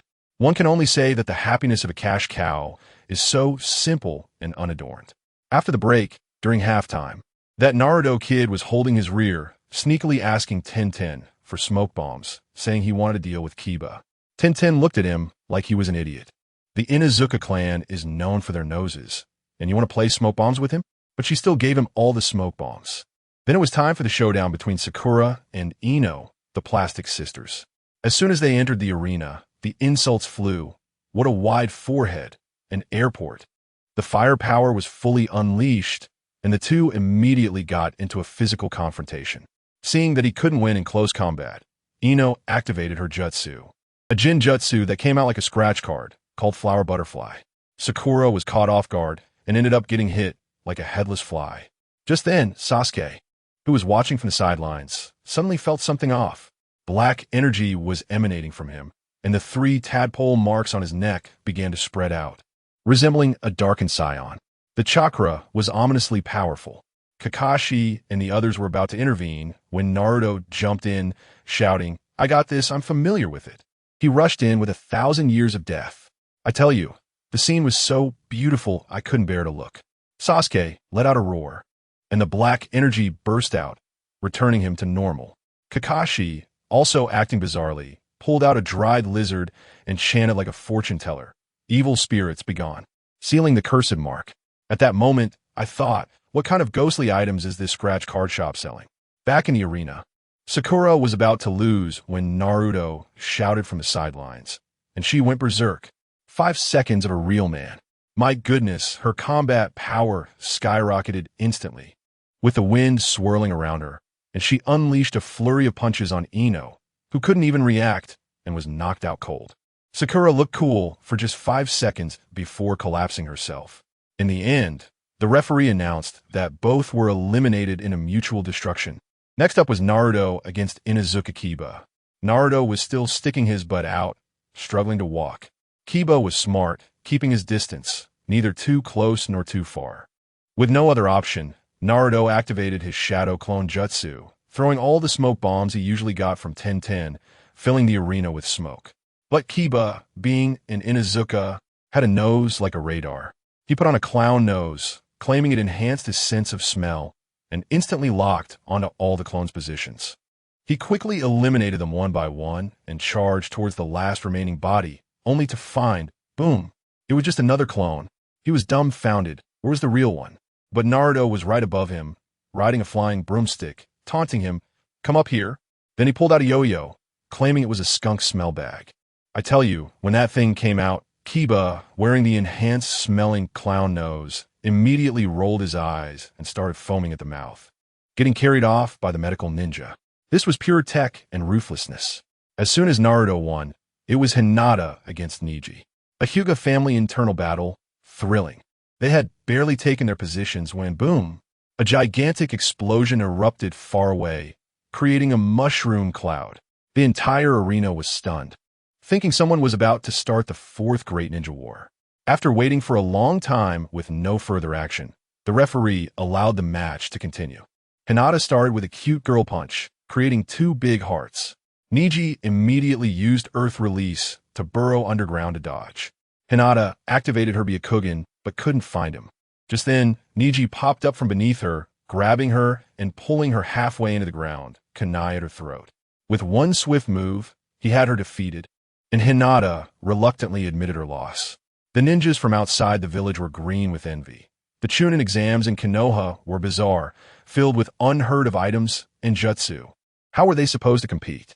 In the next match, Shino Aburame faced another sound ninja named Sak. The guy was throwing threats at Naruto, saying he would avenge his chrysanthemum grudge. Shino coldly replied, "You seem to have mistaken your opponent." Sak scoffed and shot 2 air cannons at him. Shino easily dodged and said, "Are you starting with your big moves? Let me show you my summoning technique. Slug, it's you." As he finished speaking, a pitch-black small hole suddenly flickered in the air. From the black hole fell a line of binary code, and a green, snot-like creature dropped out. I tell you, as soon as it hit the ground, it began making weird yaya sounds and raised a pink. Defense. The next second, it split in 2. I barely blinked, and 2 became 4, 4 became 8. It was like cell division happening at lightning speed in just 10 seconds. The whole arena was covered with these green snot creatures, at least a few hundred of them, making my skin crawl. Then, all the hundreds of snot creatures simultaneously used their pink defenses like Italian cannons, launching them at Sak. The scene was like rain from the sky. Sak immediately broke down, pushing 2 air cannons forward, boom. It obliterated a patch, but what happened? For everyone he killed, 2 more appeared, emphasizing the cycle of life. Sak's expression was like someone whose phone suddenly lost signal while playing a game. Despair. With a puff, a warm pile hit his face. Just as he was about to shout, an overwhelming wave of pink attacks buried him alive. In less than half a minute, there was a 2-meter-high mound of pink poop in the arena. Seeing that they had dealt with their opponent, the snot creatures immediately turned their attention towards us spectators. The entire place was in chaos. Just as the referee, Moonlight Breeze, was about to announce Shino's victory, he too was hit with a warm, sticky, limited edition face mask. Shino was in a daze, realizing he had forgotten how to recall the summoned creatures. Who understands when you summon a beast but don't know how to turn it off? He bolted, looking for help from his boss. But those snot creatures seemed to have GPS, chasing him all over Konoha. The scene was like a real-life version of Defense Against the Siege. Every shop, streetlight, and billboard was covered, the entire street reeking. Shino rolled and crawled into the scratch card shop, crying for his boss to save him. The snot creatures followed him in, ready to give the little shop a lavish makeover. Boss Wu Di jumped out from a pile of scratch cards, smacked his forehead, and said he forgot to teach him how to handle it, urging him to shout, "You all worked hard, go back." Shino shouted as instructed, and sure enough, the swarm of snot creatures vanished instantly. However, the stains covering the walls and floors made the boss's face turn dark, pointing at Shino's nose, demanding he clean it up within half an hour, or he'd personally send him on his way. After half an hour of cleaning, the arena was finally usable again. Moonlight Breeze, with a stinky face, announced the next match, Rock Lee from Konoha against Gaara from Sunagakure. As soon as those two took the stage, the atmosphere changed. Lee didn't rush forward. Instead, he jumped to the back, in front of everyone, and removed 2 lead weights from his legs. I thought, how heavy could they be? But with 2 loud clangs, the entire arena shook 3 times. Friends, this wasn't just a weight. It was like he had 2 houses strapped to his legs. The next second, Lee moved as if he had teleported, leaving only an afterimage. Gaara's sand couldn't keep up with him. Seeing Gaara's automatic defense struggling, the tail of Shikaku, which had been summoned, suddenly moved to block several attacks. Lee, realizing regular attacks were ineffective, went all out. The 8 gates, 3rd gate, open. 4th gate, open. He surged with green light and charged forward. By the time Gaara reacted, Lee suddenly burst forth with a layer of golden light. It turned out to be the Golden Bell Shield from the scratch card. Now Gaara's sand was utterly useless, and he was pierced through. Lee delivered a powerful kick, sending Gaara flying into the sky, opening the 5th gate, and unleashed a series of lotus attacks. The commotion was like a meteor crashing into the earth. We all thought Gaara would be half dead at least, but when the smoke cleared, I was stunned. Gaara was tightly wrapped in his tail and gourd, looking completely unscathed. Lee, on the other hand, was exhausted and collapsed. Gaara was furious, his eyes filled with killing intent, and the sand instantly bound Lee's limbs. He shouted, "Sand binding coffin," and was ready to go all out. However, something strange happened. His fists were smoking, and he shouted "Sand binding coffin" several times. But the sand wouldn't budge. It was all held up by Lee's protective technique. Gaara was dumbfounded. When had his technique ever failed? Just as he was dazed, he ran out of breath and fell backward. Just when everyone thought it would end in a draw, his tail suddenly shot out and propped him up. The referee saw this and thought, well, as long as you can stand, you win. That's how Gaara won. As soon as the match ended, many ninjas from other villages couldn't sit still and rushed into the scratch-off lottery shop. Temari, Kankuro, and Gaara also came. Temari had bad luck and didn't win anything. Kankuro scratched off a line that claimed to be unbreakable fishing line, but it turned out to be a one-time use, which frustrated him. Gaara was worse off. He scratched off a raccoon ear hairpin that supposedly increased hearing by 10 times. Gaara's face darkened instantly.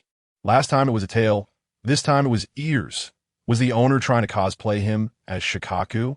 Angrily, he threw the hairpin onto the counter and turned to leave, cursing the unscrupulous merchant. This infuriated the owner, who immediately used wood release. 1,000-year cuttings technique. Gaara was instantly placed in a clear position, and that posture and scream echoed down the street. The owner even placed the raccoon ear hairpin on him, saying it would help him calm down. Meanwhile, Naruto was worried about not having money. Turning around, he saw an old white-haired man peeping at the women's bathhouse with binoculars. Naruto shouted, and the old man jumped down, claiming to be Jiraiya the Toad Sage. Without hesitation, Naruto used the same wood release. 1,000-year cuttings technique. He set Jiraiya up too. He even gave him the nickname Perverted Sage. Jiraiya was extremely curious about this wood release, and Naruto told him to go to the scratch-off lottery shop. Before leaving, Naruto used a hidden lotus technique to freeze Jiraiya in place and casually took his heavy wallet, leaving in style. This operation was practically a textbook case of black eating black. With the stolen money, Naruto went into the shop and scratched off a ticket worth 10,000 ryo, which turned out to be a can of a functional drink called Red Moo. While he was studying it, Jiraiya limped in, having pawned his Paradise of Affection manuscript for cash. He also got a 10,000 ryo ticket, and guess what? It was a pair of top-notch X-ray sunglasses.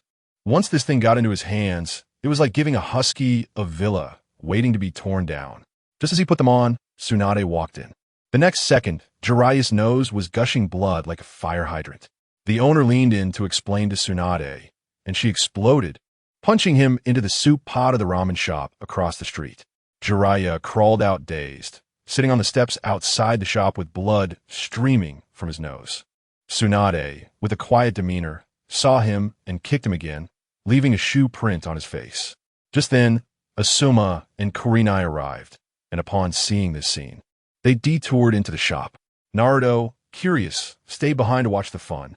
Asuma scratched off 2 tickets and won a box of cigarettes called Hwazi. The owner even taught him a matching incantation. No worries, I'm just strolling. He lit one, recited the spell, and the smell was amazing. The aroma filled the entire room, making the old smokers' eyes turn red, and they immediately offered to buy it for a high price, 3,000 ryo each. Asuma was smug, treating the cigarettes like treasures. After watching the excitement, Naruto stepped outside, only to see Jiraiya sitting at the entrance, bleeding excessively with a shoe print on his face. Jiraiya even wanted to thank him by teaching him ninjutsu. Naruto thought of the snotty worms from the match and immediately wanted to learn the summoning technique. Jiraiya swayed a bit, saying no problem, and took him along. Just as they left, Asuma and Kurenai came out, with Asuma already being hailed by the old smokers in the shop. Eventually, he couldn't resist and sold 5 Hwazi cigarettes. Let me tell you, the price was insane. 8,000 ryo each. Asuma, with the newly acquired fortune, was feeling great, but just as he stepped outside, he bumped right into his father, the 3rd Hokage. Asuma's reaction was like seeing the principal. He instinctively covered his pocket tightly. The 3rd Hokage smiled benevolently, like a Mithril Buddha, and said, "Son, what are you hiding? Is there something good you won't show your father?" And nothing. Asuma was sweating. If the old man found out he had Hwazi, would he give any share? But what he feared came true. The old smokers in the shop were puffing away, enjoying themselves and chanting, "No worries, I'm just strolling." The 3rd Hokage raised an eyebrow, just as a sand ninja came out after finishing his smoke. The 3rd Hokage directly stopped him, saying, "Hey, what are you mumbling about?" "No worries, strolling."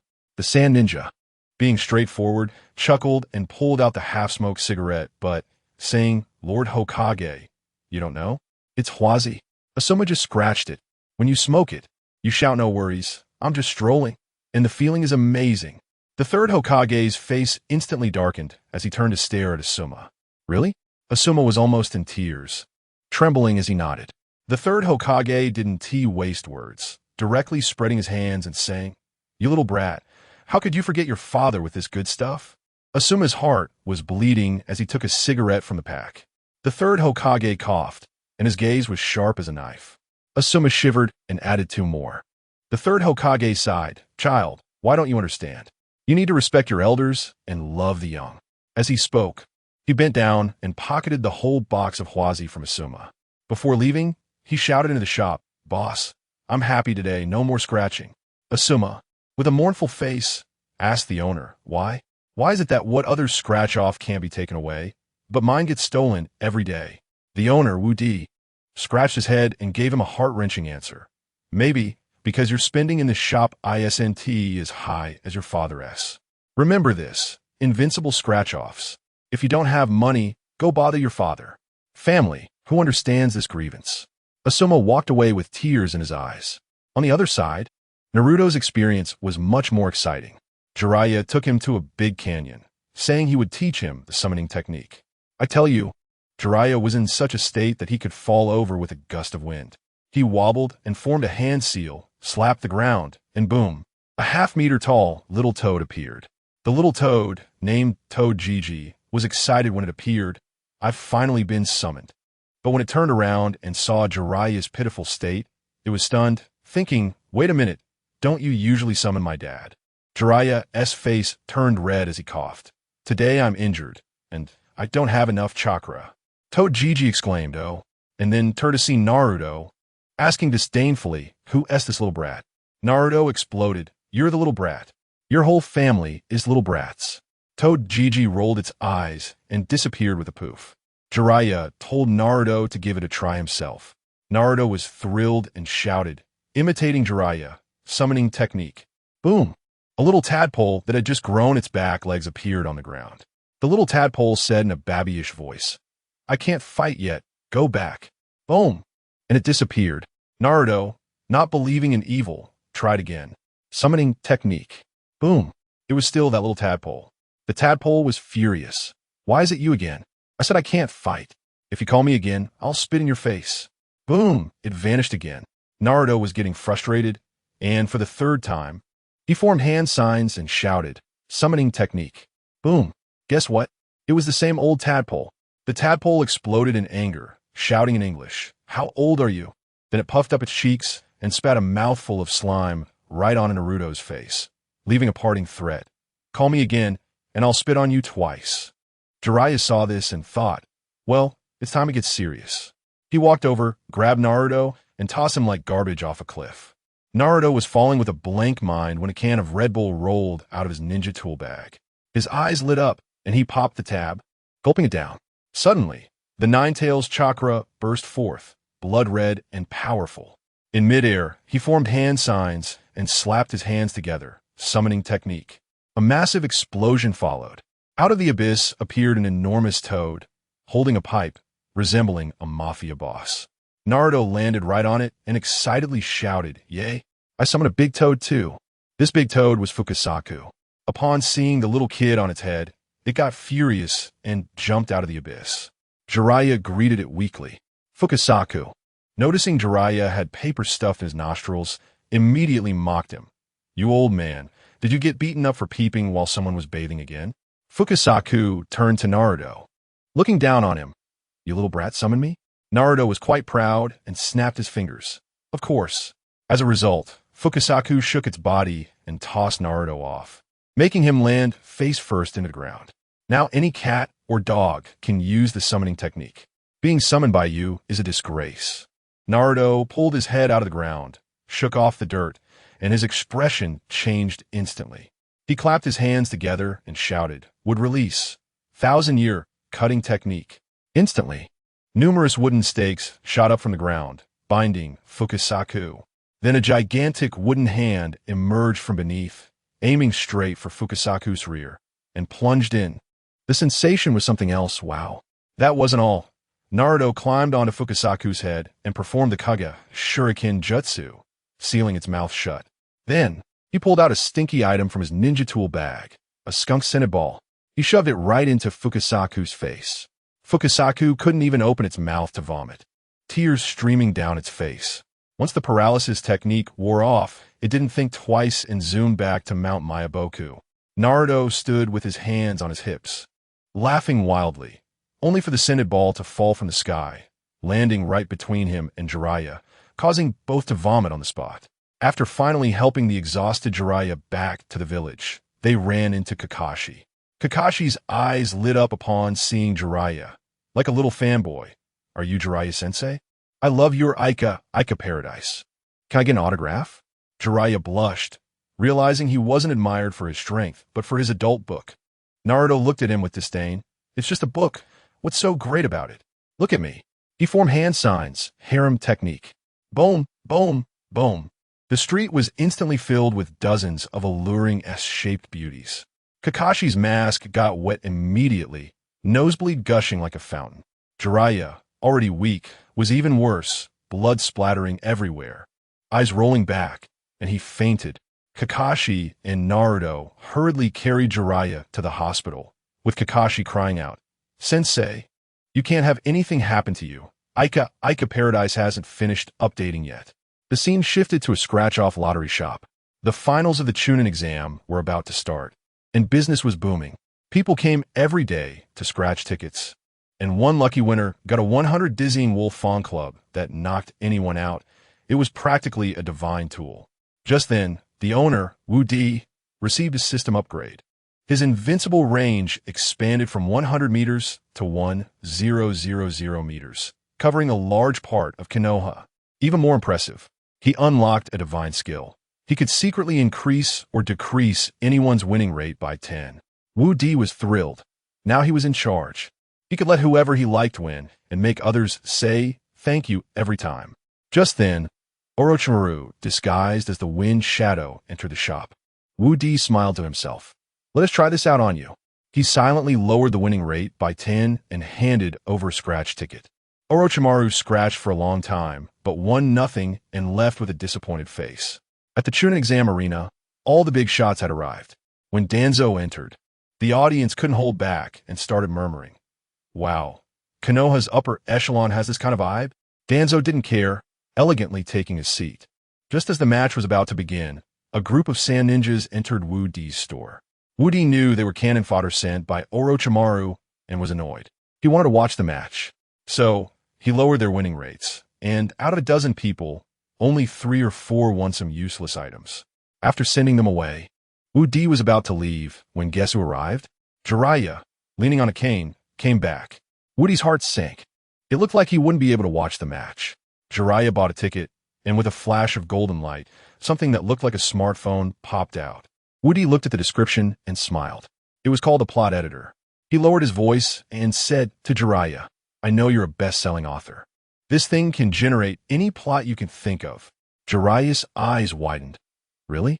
Any plot? Of course. Jiraiya held the editor, falling into deep thought. In less than 10 seconds, the small screen began displaying some scenes that needed censoring. Wow, isn't this better than AI drawing? It directly generated a high-definition short film. Wu Di was speechless and reminded him, Hey, I suggest you watch less of those two-person shows. It's not good for your health. Jiraiya replied that he understood, but continued to watch, his eyes glued to the screen. Before long, he had 2 red lines shooting out of his nostrils. His eyes rolled back, and he collapsed backward with a satisfied smile on his face. Wu Di exclaimed, Hey, don't die in my store. At the arena, the first match was Shikamaru against Temari. The proctor was now Nara Shikaku. Temari immediately used her Juga fan, instantly boosting her intelligence and prediction skills. Shikamaru was pushed back steadily, so he secretly released a mechanical mouse to dig underground, preparing to extend his shadow. Temari, using the fan, calculated Shikamaru's movements perfectly, forcing him to take hits. Seeing this wasn't working, Shikamaru pulled out his own cheat, 2 decorative walnuts. He cracked them open and ate the nut, feeling his mind clear up and his calculation ability skyrocketing. Now, one was relying on the fan for predictions while the other was on walnuts for enhanced calculations. They exchanged blows back and forth. Shikamaru anticipated Temari's attacks, running around to dodge skills, refusing to confront her directly. He decided to drag it out until his mechanical mouse finished digging the tunnel. The audience in the stands was getting bored. What is going on? Can't you fight faster? Refund. Refund. In Konoha Hospital, Wu Di threw Jiraiya onto a hospital bed and, seeing the time, realized he wouldn't be able to watch the match, sighing in frustration. He thought that soon Orochimaru would make a move, the 3rd Hokage would die, and Konoha would lose a bunch of ninjas. The dead ninja doesn't feel sorry, but he does feel sorry for the money in those ninjas' pockets. If these people are dead, who will come to his store to spend? When will he complete his goal of upgrading to 1 billion? At that moment, Jiraiya woke up, and the first thing he wanted was his plot editor. Wu Di snatched it away. What are you looking at? If you keep looking, you will really die. He gave Jiraiya a food pill and then negotiated. Help me with something, and if you succeed, I'll return the editor to you and give you a scratch-off worth 10,000 Ryo. As soon as Jiraiya heard this good news, he became excited. Say it. What is it? Outside of Konoha village, a large group of sand shinobi was gathering, and Wu Di was about to tell him to deal with them, when Jiraiya suddenly stood up, filled with righteous indignation. How outrageous. The sand shinobi dare to rampage in Konoha. Just wait for me to take care of them. After saying that, he proudly marched out the door. Wu Di was quite touched. I didn't expect this old pervert to actually care about the village. But little did he know, as soon as Jiraiya stepped out of the hospital, his face turned red, rubbing his hands and muttering lewdly, a large group of sand shinobi. Hee, how big can it be? Just wait for me. In the arena, Shikamaru was still desperately dodging. The wind release from Temari was fierce, but at a distance. Its power diminished. Shikamaru darted around like a rabbit, managing not to get hurt at all. Of course, I tell you, this ISNT dodging. PS waiting for a cooldown. His mechanical mouse had already hollowed out the ground below, just waiting for the right moment to pop up from under Temari's feet and give her a big surprise. Temari, unaware that she was about to be defeated, planted her fan on the ground and shouted, "Can you come over and fight like a man?" Shikamaru could only smile bitterly, thinking that women are indeed the most troublesome beings in the world. Earlier, she wanted him to keep his distance, and now she wanted him to come closer. What was he supposed to do, advance or retreat? The situation became quite awkward. Meanwhile, on the spectators' stands, the old hag Danzo was covering her mouth and snickering, sarcastically saying, "Oh, that Nara kid is too cowardly. He should learn from me back in the day. I was quite imposing." Just as she finished speaking, a man with a pineapple head and a goat beard, who was Shikamaru's father Nara Shikaku, coldly retorted, "Let's not go there. What if this kid learns bad habits from you and ends up castrating himself? Our Nara clan would be extinct. One songstress in Konoha is enough. We can't have more." I tell you, Danzo's face immediately darkened like a pot bottom, and she pulled out her lipstick and started applying it furiously, mumbling, "You dare criticize me? I'll send you to the afterlife." The third Hokage couldn't stand it anymore and quickly intervened. All right, the ninjas from other villages are still watching, so everyone needs to tone it down." But Danzo wouldn't let it go, starting to act cute and shaking the third's arm. "Third, look at him. He is talking about me. We were classmates." After all, the third's face was almost cramping. He was probably thinking that the biggest regret of his life was knowing such a classmate. He took a deep breath, and just when everyone thought he would mediate, guess what happened? He quickly formed seals and unleashed 5 elements, great sphere technique. With a loud bang, the entire venue shook, and Danzo was blasted in the air by 5 types of chakra, her mournful shout echoing, "Third, you even hit me. I'm so heartbroken I'll be back." The third scratched his head, innocently telling everyone, "Oh, that was purely accidental. I slipped. Puffed. Slipped? Who would believe that?" The power of that move was many times stronger than when he hit his son Asuma. This was clearly an attempt to silence her. Back in the arena, Shikamaru's underground passage was finally fully connected, and the entire arena was within the attack range of his shadow imitation technique. He decided to stop pretending and reveal his hand. Temari saw he had stopped and thought he was about to concede, looking down on him. "Have you come to your senses and are ready to give up?" Before her words fell, Shikamaru's mechanical mouse popped up with a bang. Temari looked down and found a hole under her feet. She didn't have time to run because the entire arena was full of holes with no place to stand. As soon as she landed, a black line swiftly locked onto her. In the next second, under the gaze of the entire audience, Temari threw away her fan, drew a kunai, and held it to her own chin. Shikamaru smiled faintly. "Do you concede?" Temari sighed, full of unwillingness. "I concede." The referee Nara Shikaku immediately announced, "The winner of this match is Nara Shikamaru." Next up, Yamanaka Ino versus Kankuro. As the two took their positions, Kankuro was just about to dismantle his puppet when he heard Ino shout, "Snotworm, it's you." Bang! A green, slimy thing instantly appeared, then split into 2, then 4. Kankuro immediately shivered, recalling the tragic fate of Saku in the semifinals. He swallowed hard and weakly raised his hand. Can I concede?" Nara Shikaku rubbed his temples. All right, Yamanaka Ino wins." Ino was stunned. Winning a match could be this easy? The audience was already in an uproar. What is going on? Refund. Can this year's Chunin exam be normal? Kankuro left amidst the boos, as they had more important tasks today and didn't want to waste chakra here. The third match, Uzumaki Naruto versus Hyuga Niji. As soon as they entered the arena, Naruto activated his mouth cannon mode. "That guy without black eyeballs, I advise you to concede directly. I have many tricks up my sleeve." Niji ignored him and directly assumed his stance. The moment the match began, Niji swiftly burrowed underground. The audience was stunned again. Why does every genin from Konoha seem to be a master of earth release? Seeing this, Naruto sneered. You used that move against Hinata. You think you can use it a second time? With a wave of his arm, a broom zoomed in from the horizon and slammed Naruto against the wall. Tears streaming down his face, Naruto pulled himself off the wall, then rode the broom and started spinning in the air. Meanwhile, outside the village, Jiraiya was humming a little tune, his mind full of the large group of Sand Shinobi Wu Di had mentioned. As he turned a corner, he saw a group of Sand Shinobi gathered there, acting suspiciously.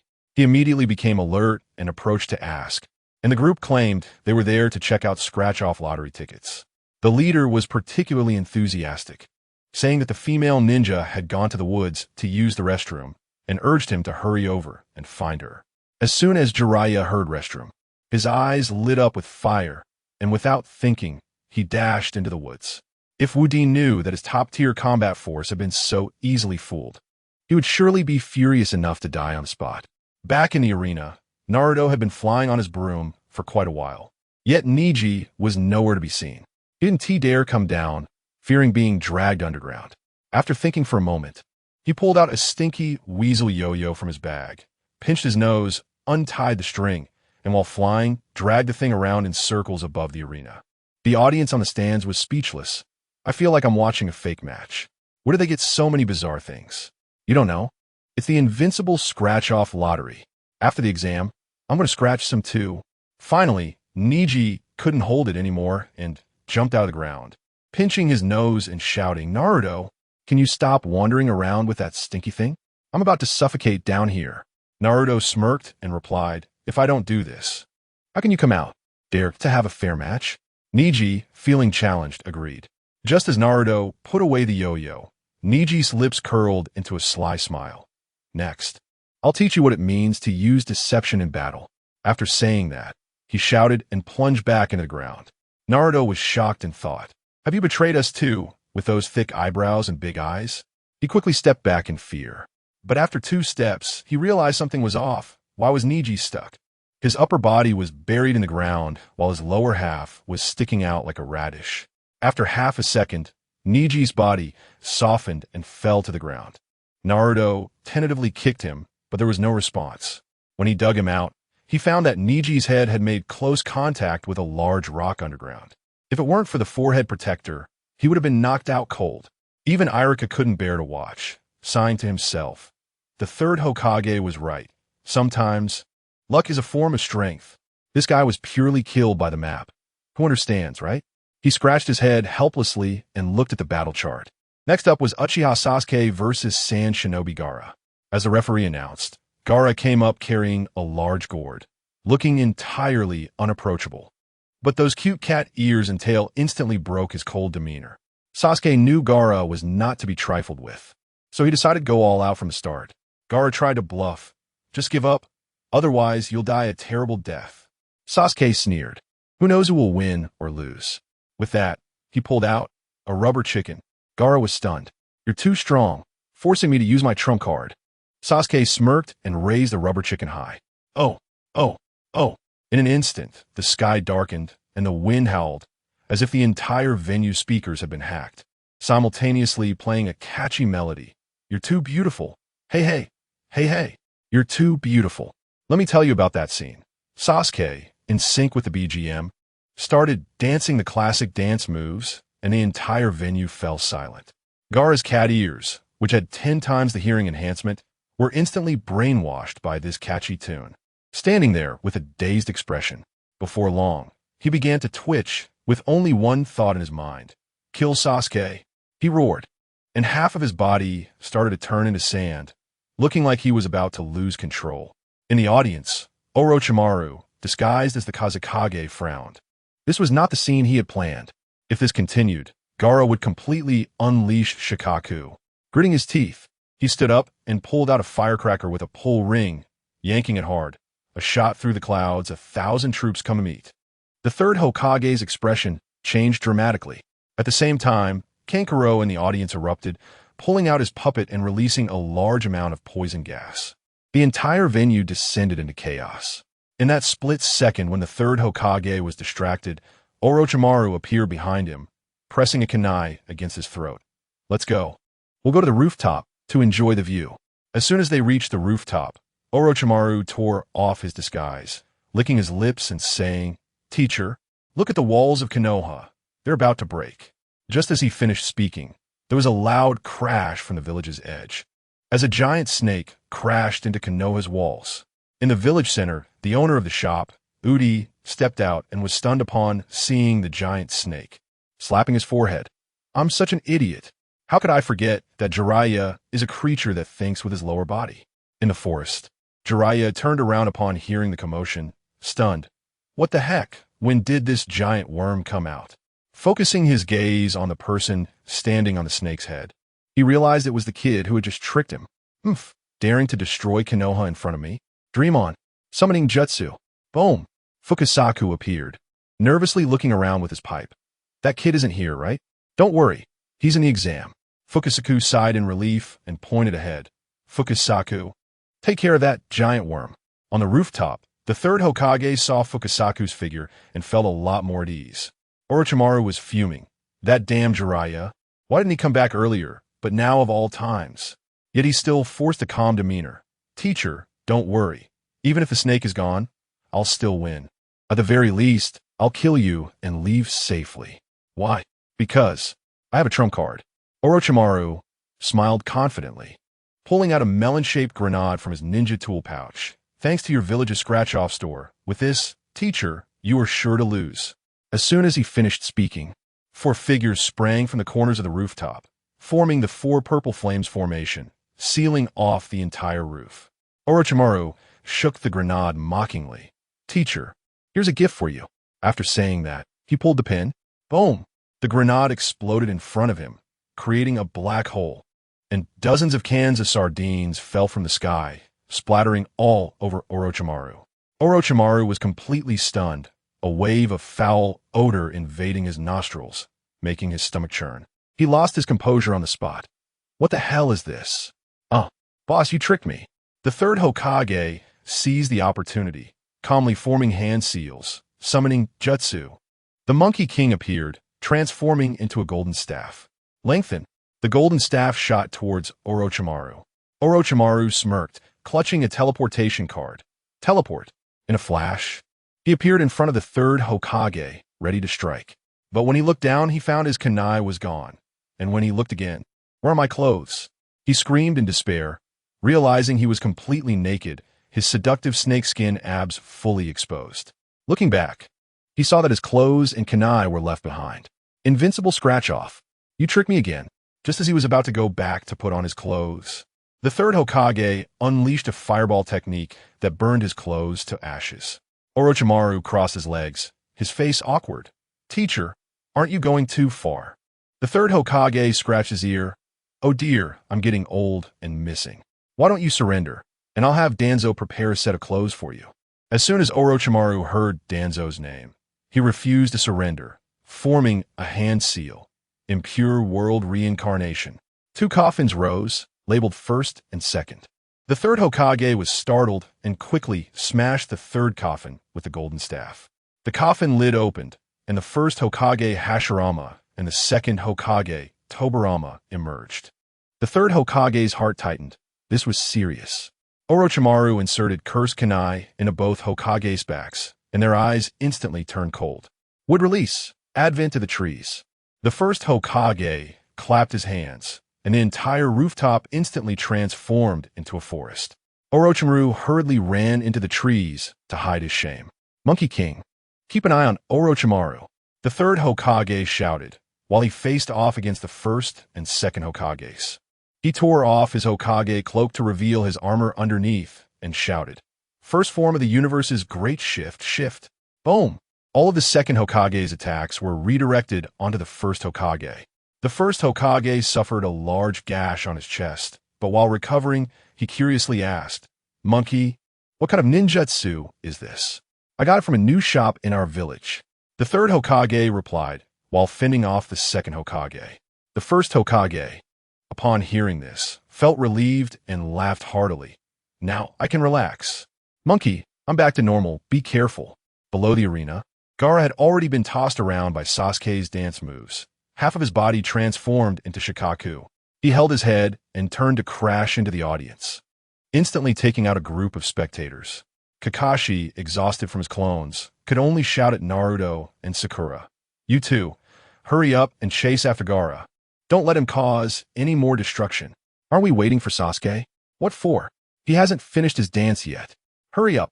On the rooftop, Orochimaru was playing hide-and-seek with the Monkey King, naked in the woods. As he tied a few leaves around his waist, the Monkey King struck him with a stick, scattering the leaves. Cornered with no escape, he could only fight back against the Monkey King, resulting in his arms becoming swollen and bruised. Meanwhile, the battle with the third Hokage continued.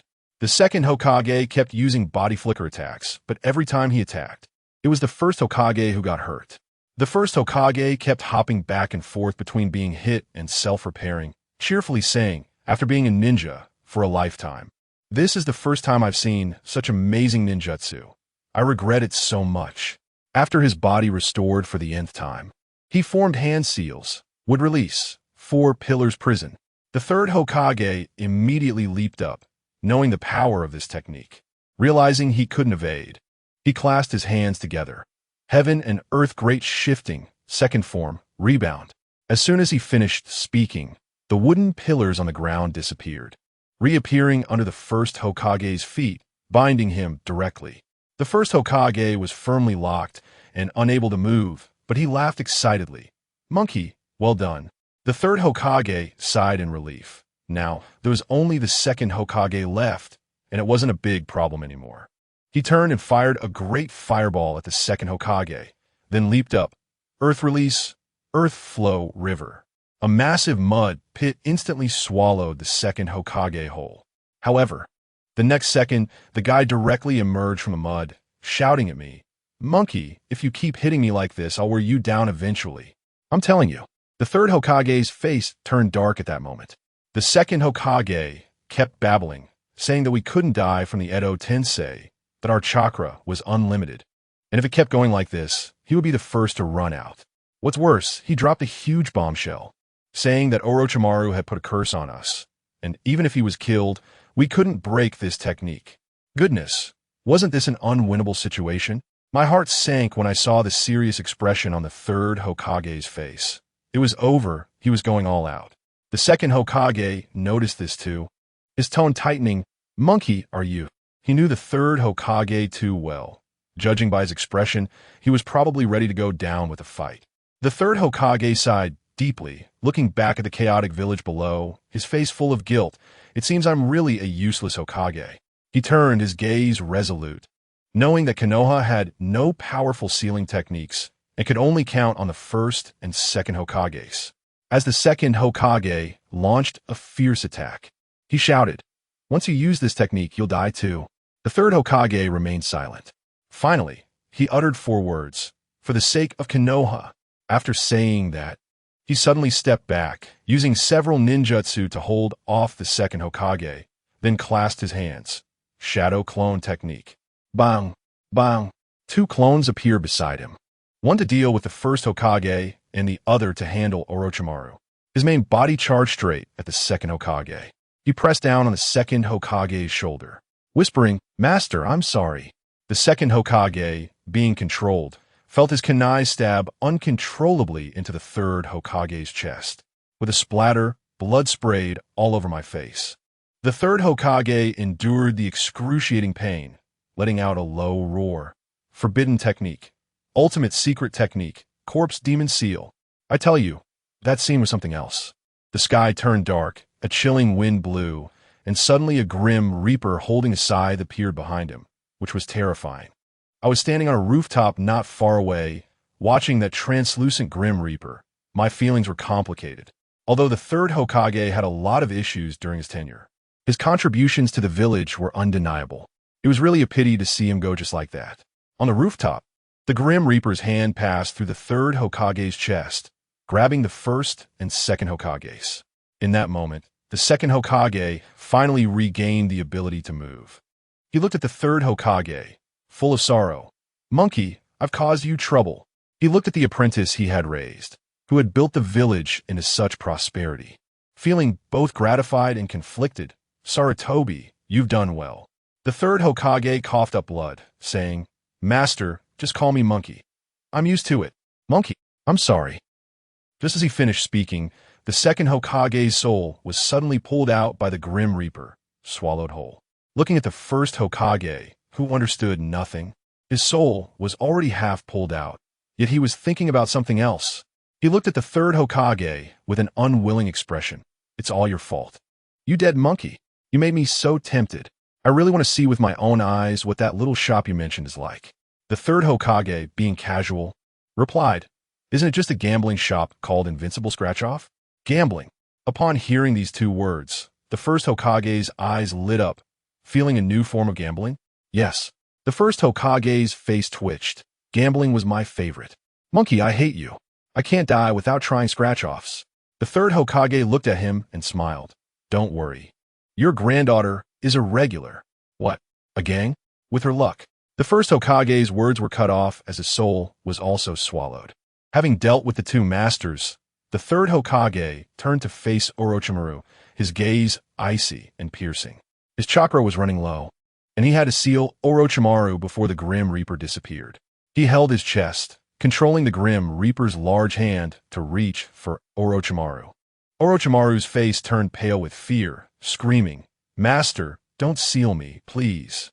The third Hokage had a complicated expression. You were once my most prized disciple.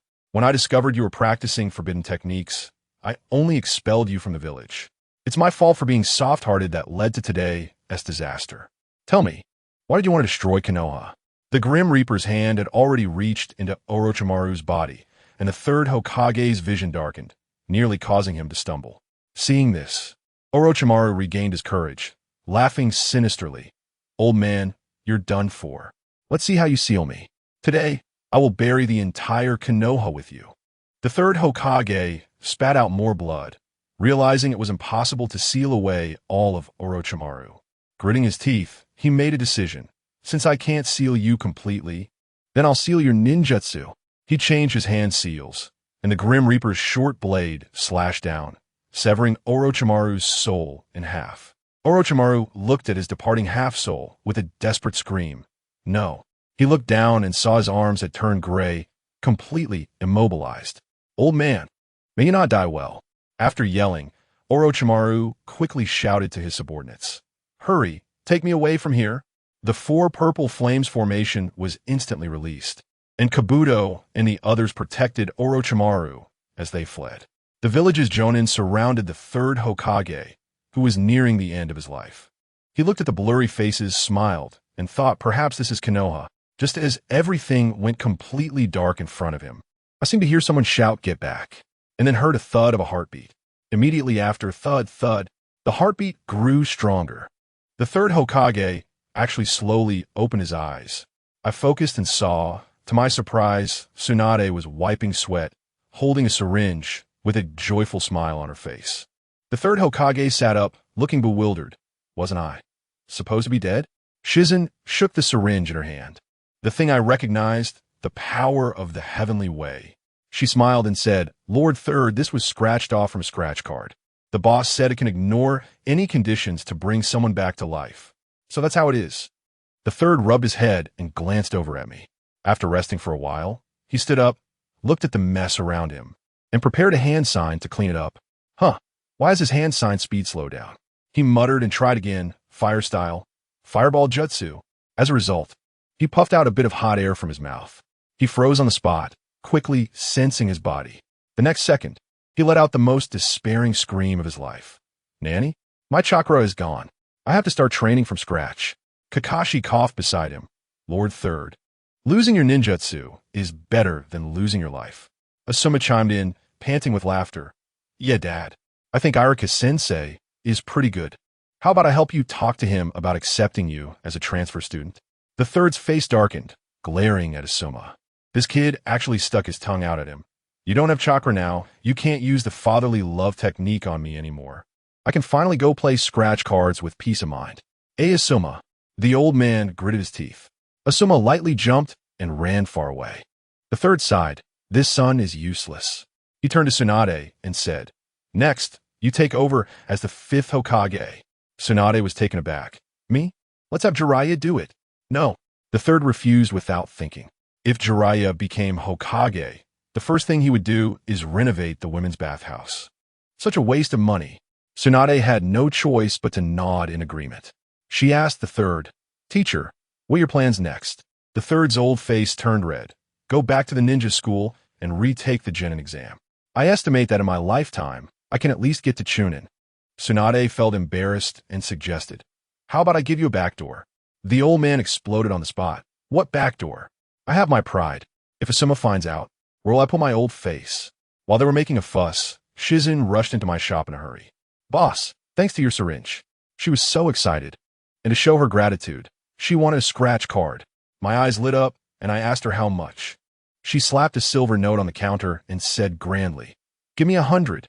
I almost stumbled. "Sister, why did you slap down 100 like that?" At the same time, outside the village, Naruto had gone crazy chasing Gaara. Half of Gaara's body had turned into Shikaku, and with a flick of his hand, he pinned Sakura to a tree. Naruto wanted to get closer, but the sand barrage kept him from lifting his head. He had no choice but to maneuver from the ground. After finally getting about 20 meters away, he frantically formed hand signs. With style, 1,000-year cutting technique. Gaara was instantly immobilized by the wooden stakes, and then he actually fainted. Immediately afterward, his body exploded to 100 times its size, and a complete yellow-brown giant tanuki, which was Shikaku, appeared in the woods. Naruto was speechless. This is just playing around and pulling hair. It's hard to be friends with you like this." As he was going crazy, a light bulb lit up in his head. "Right? I can now use the summoning technique." He quickly formed hand signs and slapped the ground. Summoning technique. Bang! A small tadpole that had just grown hind legs jumped out. "Dude, can we summon a different toad next time? I haven't grown up yet." The tadpole bounced around. Naruto grabbed it and said with a smirk, "You go back and tell a big toad named Fukasaku that I will summon it in a minute. If it doesn't come out, watch out for its rear." The tadpole trembled in fear, but decided to go back and deliver the message. Over here, Shikaku had gone completely mad, swatting down a whole forest with one hand.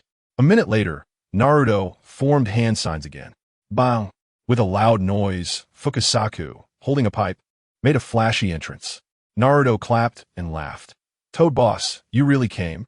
Quickly, help me kill that big cat in front." Fukasaku's eyelids drooped, thinking, "What cat has to call me out?" Then he looked in the direction Naruto was pointing. "You call that thing a big cat?" Fukasaku's pipe fell out of his mouth, and a whole pot of bathwater splashed over Naruto's head. "Kid, let me tell you, that thing is called a tailed beast." "Tailed beast? Do you understand what that means?" Naruto scratched his head, looking innocent. Was a tailed beast?" Fukasaku was immediately on edge, jumping up to dodge Shikaku's attack, shouting in midair, "Go back and ask Jiraiya. Kid, remember, don't order me for this kind of job in the future. Even if I suffer, I will firmly escape the order." Fukasaku told Naruto to wake up the fainted Gaara, but it had no claws and couldn't grab the slippery Shikaku. It panicked. "Transformation technique. Can you use transformation technique? Quick, use it on me." Naruto snapped his fingers confidently. "Watch this. Summoning. Great harem technique." Bang! With a loud noise, Fukasaku transformed into a giant, alluring beauty. Folks almost died laughing from a distance. Fukasaku was furious. "Kid, are you crazy? That's a tailed beast, not Jiraiya." Naruto looked innocent. "You didn't tell me what a tailed beast is. How would I know what it likes? Just change it to something with claws." "Okay. Oh la la." Naruto formed hand signs again, and as the smoke cleared, a giant nine-tailed fox appeared. Now Fukasaku was satisfied, charging forward, its sharp claws gripping Shikaku tightly. Naruto jumped onto Shikaku's head, slapping Gaara like crazy, but he couldn't wake him up. "Then don't blame me." Naruto pulled out a stink bug yo-yo, pried open Gaara's mouth, and stuffed it inside. Gaara's eyes widened instantly, filled with helplessness and pity. He stuttered, and then fainted again, this time entering a state of apparent death, and couldn't wake up at all. Shikaku became even more violent. The transformation technique had also reached its time limit. and Fukasaku turned back into a toad as the summoning time was almost over. Naruto had a flash of inspiration, patting Fukasaku's head. In a bit, I'll borrow your hand to perform a ninjutsu. He frantically formed hand signs, shouting, "Let you taste Naruto Uzumaki's ultimate move. Wood style, thousand-year cutting technique." Good heavens, a row of wooden stakes as thick as chimneys fell from the sky, pinning Shikaku down tightly. Immediately afterward, Naruto threw the stink bug yo-yo, tracing a beautiful arc, and accurately landed it in Shikaku's open mouth. Shikaku let out a desperate roar, and with a loud explosion, it was sent back to its original form and disappeared. Naruto jumped and shouted, "How about that? Am I awesome or what?" Fukasaku looked at the kid, feeling a tightness in his rear. After Naruto finished celebrating, he suddenly realized a problem. Hasn't my yo-yo been returned to me yet? He hurriedly shook Gaara, but couldn't wake him up. Fukasaku picked up the pipe, saying, "Kid, my time's up. Next time there's a tailed beast, don't look for me." With that, he disappeared. Naruto despaired, looking up to the sky and howling. "You still haven't told me what a tailed beast is." On the other side, outside Konoha village, Danzo woke up. He tugged at the pink skirt he was wearing, twisting his neck like a resentful woman. "I can't bow my head, or the crown will fall. Sarutobi Hiruzen. Just you wait. I will eventually become Hokage and dig up your ancestral grave." He walked into the village with a shy gait. Not far in, two figures jumped down from the trees, dressed in black with red clouds. The Akatsuki organization. Kisame Hashigaki, carrying a large sword, looked at Danzo's back, dumbfounded. "Itachi, are all the people from your village this bizarre?" Itachi's face darkened as he coldly replied, "You've got the wrong person. That ghastly thing isn't from Konoha." He sneered, thinking to himself that he hadn't been back in a long time and wondered how his foolish little brother was doing now. The two put on their straw hats and entered the village. Kisame was still quite arrogant, thinking that besides the third Hokage, no one could defeat him. Itachi silently complained in his heart, "Do you think Jiraiya and Tsunade are just decorations?" As they walked, they saw a long line of people, and Kisame thought it was for Ichiraka ramen. Itachi, with a deadpan expression, said, "Could you use your brain a little? Do they look like they're waiting for ramen?" Kisame then noticed that the line was directed at a store across the way, with a sign that read, "Invincible Scratch-Off Lottery." The two curiously joined the line. After waiting for several minutes, it was finally their turn. I immediately recognized these two, especially the scratch headband. It was too conspicuous. Itachi walked over and coldly asked, "What are you selling?" I calmly explained. After hearing it, he directly pulled out a 10,000 Ryo bill. "Give me one." "Sure." I turned around and pulled out a ticket, silently chanting in my heart, "Increase the winning probability by 10%. Seeing this, Kisame couldn't help but pull out another 10,000 Ryo. "Give me one too." I nodded, took the money, and before handing it to him, I silently chanted again, "Decrease the winning probability by 10%. Just as Kisame was scratching off his ticket fervently, a dazzling golden light suddenly flashed from the ticket in Itachi's hand. Goodness, a flashy card floated out from inside. When Itachi picked it up, he was filled with questions and asked me what it was. I told him, "This thing is awesome. It's called a Rebirth Experience card. It has no other function, just a plain and simple one. If one day you get killed, it can bring you back to life right where you died, with full health and chakra, and even a buff." As soon as I said that, the people around turned green with envy, judging by their looks. They almost wanted to rush over and snatch it. But guess what Itachi said? He said, "This thing doesn't seem useful to me." I couldn't help but laugh, thinking to myself, "Brother, you will definitely need it in the future." Just as I was feeling emotional, Kisame's ticket suddenly exploded with golden light too. My heart sank. "No way. Brother, I lowered your winning rate by 10%, and you still win? Are you really a lucky king?" As the golden light flashed, a bag of squid chips floated out. Haha, I almost couldn't hold back my laughter. I suppressed my chuckle and seriously explained to him, "Brother, this is a good thing. Chewing on one in a critical moment will instantly fill your chakra, turning danger into safety in front of strong enemies." Kisame was skeptical, but seeing the envious looks of the people around him, he believed it and happily put it away. Watching the two of them leave, I was almost laughing out loud. Family, who understands? I didn't tell him that these squid chips could instantly replenish chakra, but they had a fatal side effect. They had an ultimate temptation that ignored all defenses against aquatic creatures. His big sword, Samahata, was originally a living being, and when he got hungry and craved it, tore open the package. That scene would be like an exhilarating backstab. The scene shifted to Konoha Ninja School. Naruto and his friends were peeking through the window and found the third Hokage sitting with a bunch of little kids, listening to Iruka's lecture. Naruto was gleeful, leaning against the wall and rubbing his hands. That's right. Serve you right. Making me hang from the Hokage building. Sasuke and Sakura shot him a look that said, "You're an idiot." Just then, 2 sets of footsteps came from the end of the hallway. Sasuke, being alert, quietly followed the sound. As he turned the corner, he bumped right into 2 Akatsuki members in their red cloud cloaks. "Who are you?" Sasuke instantly pulled out a kunai. Naruto and Sakura quickly followed.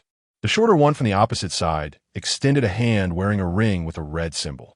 Then he slowly took off his straw hat, revealing a face that looked about 80% like Sasuke's. "My foolish little brother, long time no see. I tell you, Sasuke's CPU was overheating. Uchiha, Itachi." He started trembling all over, the DNA from the night of the massacre activating instantly. He let out a roar and charged forward, raising his kunai to fight. "I will kill you." What happened next? Itachi knocked him down with one punch. Naruto wanted to help, but was immediately blocked by Kisame's big sword. Naruto was also anxious, gritting his teeth and raising 2 fingers, shouting, "Kagebunshin no Jutsu." Kisame was dumbfounded. What kind of abstract ninjutsu was this? He had never heard of it. Looking at Naruto, who was just a genin, he completely disregarded him and swung his sword down. But Naruto did a roll and ended up right under his feet, his fingers precisely poking into the gaps between Kisame's muddy toes. The next second, Kisame was petrified on the spot, unable to move. His eyes were rolling, and he was dumbfounded, thinking, what kind of sorcery is this? Naruto disdainfully shook his hand, wiped it on Kisame's pants, and turned to help Sasuke. Seeing this, Itachi was shocked, thinking, how did my teammate get controlled? He felt dubious, growing more cautious of Naruto's strange Kagebunshin no Jutsu. But that didn't stop him from beating Sasuke mercilessly.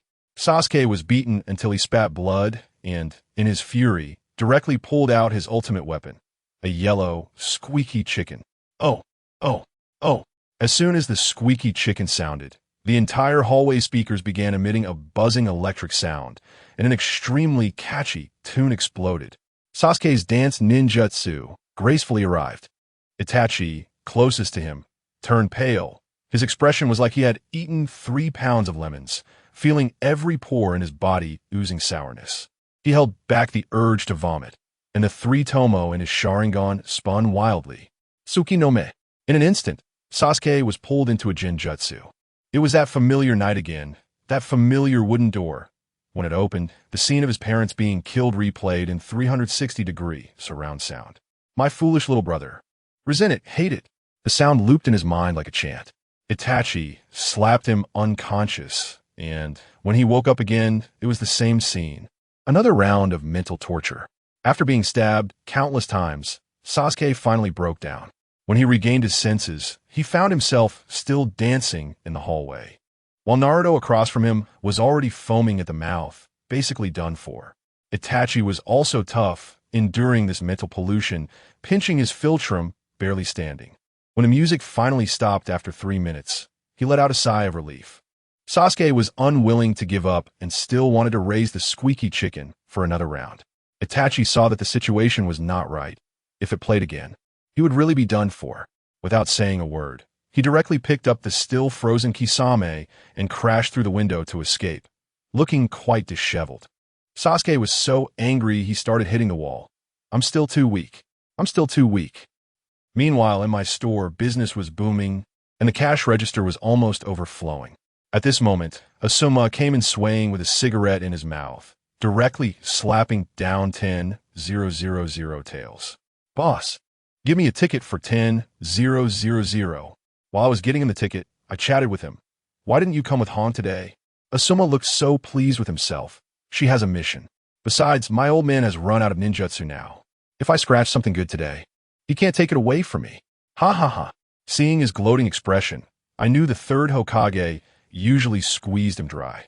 Just as I was thinking, the ticket suddenly shone. Asuma's hands were incredibly quick.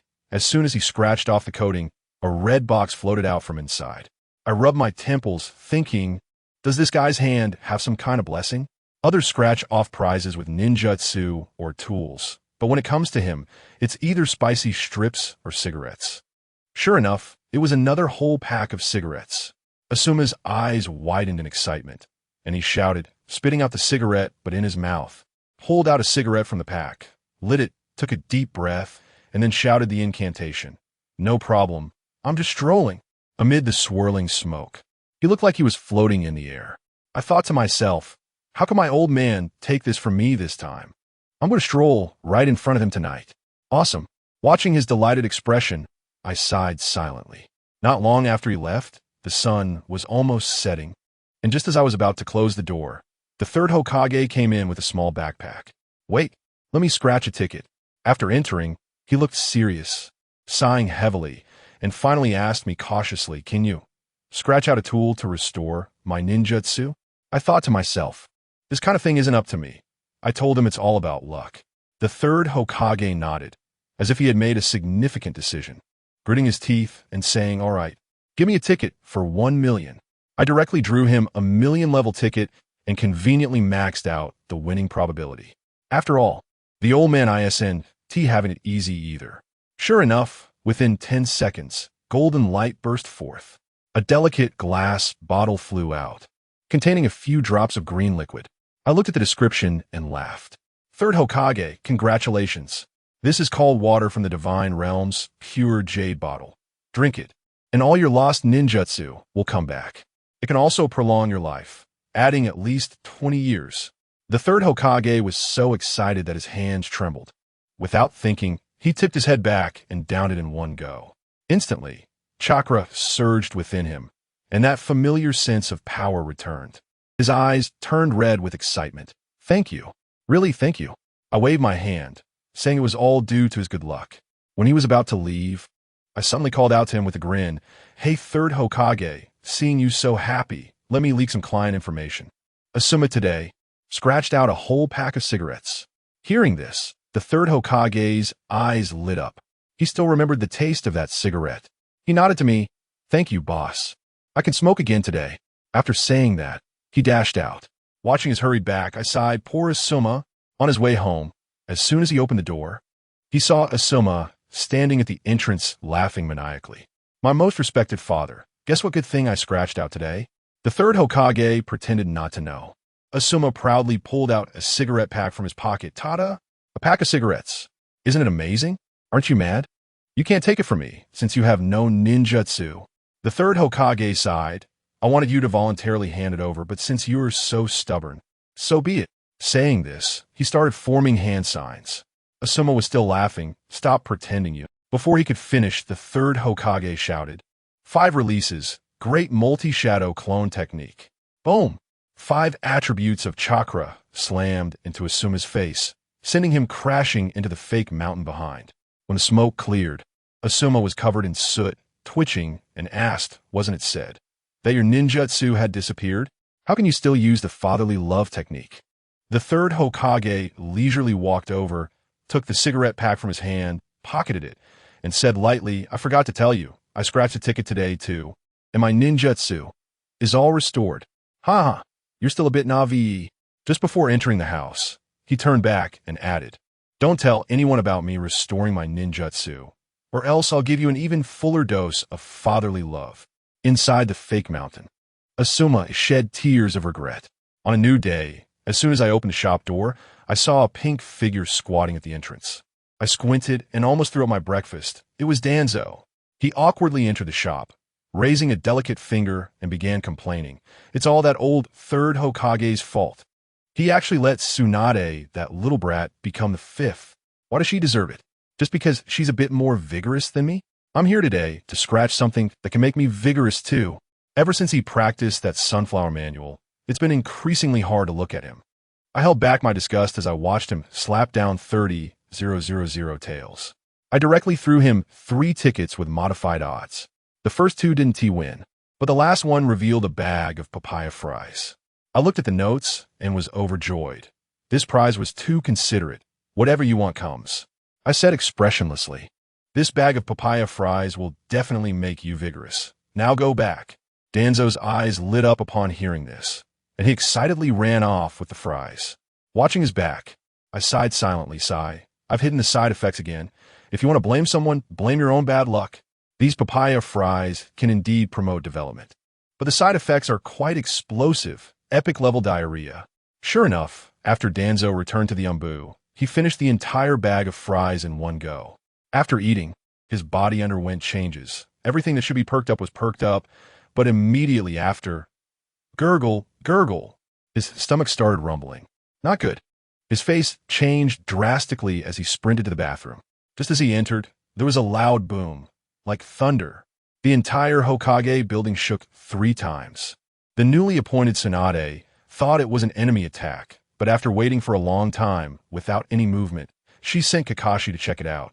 But Kakashi never returned. In the bathroom, Danzo had just walked out feeling relieved when his stomach rumbled again, so he hurriedly rushed back in. Boom! Another loud bang. Tsunade was about to get angry when she saw Kakashi returning, half rolling his eyes, shouting, "Fifth Hokage, run! Biological weapon leak." After saying that, he collapsed on the ground, foaming at the mouth. That night, in the Hokage building, huge noises echoed periodically, with Danzo weakly kneeling in the bathroom shouting, "Hello, anyone there? I want to go home." Because of this incident, the Hokage's office was temporarily moved to the building above Ichiraku Ramen. This delighted Tsunade. The office was right across from my shop, making it incredibly convenient to slack off and scratch tickets during work. "Shizun, bring me my ticket money," she shouted while reviewing documents. Shizun came over dragging a backpack the size of a meter, filled with money. "Go, buy me 10 tickets for 100,000. Shizun was shocked but didn't dare to ask too many questions. She took 1,000,000 taels and ran to me. Seeing the situation, I was thrilled. A big client. After Tsunade got the tickets, she rolled up her sleeves and began scratching fiercely. 10 tickets, each one shining with gold. "Oh yeah, this one won 500 taels. This one won 1,000 taels. I love you." Shizun was speechless beside her, thinking, "Sister, your cost is 100,000 per ticket." After scratching 9 tickets, they had a total return of 6,500 taels, and Tsunade was still incredibly excited. When she scratched the last ticket, she waved her hand grandly. "Shizun, this one is a gift for you." Jingyin was taken aback as she took the item, and with a scratch, the golden light dispersed, revealing a strangely shaped wallet. At the same time, I heard the system prompt in my mind. "You've received the item, Kakuzu's wallet. Do you accept it?" I was shocked at that moment. Was Tsunade turning her luck around? Kakuzu, the CFO of the Akatsuki, a walking ATM. His wallet is basically the Akatsuki's treasury. I excitedly picked up a brush and wrote a few big characters on the wall. Small goal, 100 million. Jingyin ran over with the wallet and asked me what it was. I told her, "This is a treasure. When you run out of money in the future, just think of an amount in your mind, open the wallet, and the money will automatically be transferred." Jingyin didn't believe it, so she tried it out, and the wallet instantly bulged up. Just as she jumped up in excitement, Tsunade's voice came from behind. "Jingyin, I heard everything about the wallet. From now on, you'll cover my gambling funds." Jingyin's face immediately fell. Meanwhile, in a corner of the Rain Village, Kakuzu was pulling his hair, nearly going insane. "Conan, you wasteful girl. You stole my money again. The 100,000 I just saved is gone in the blink of an eye. Afe, you better come out. You're the only one who can steal money under my nose."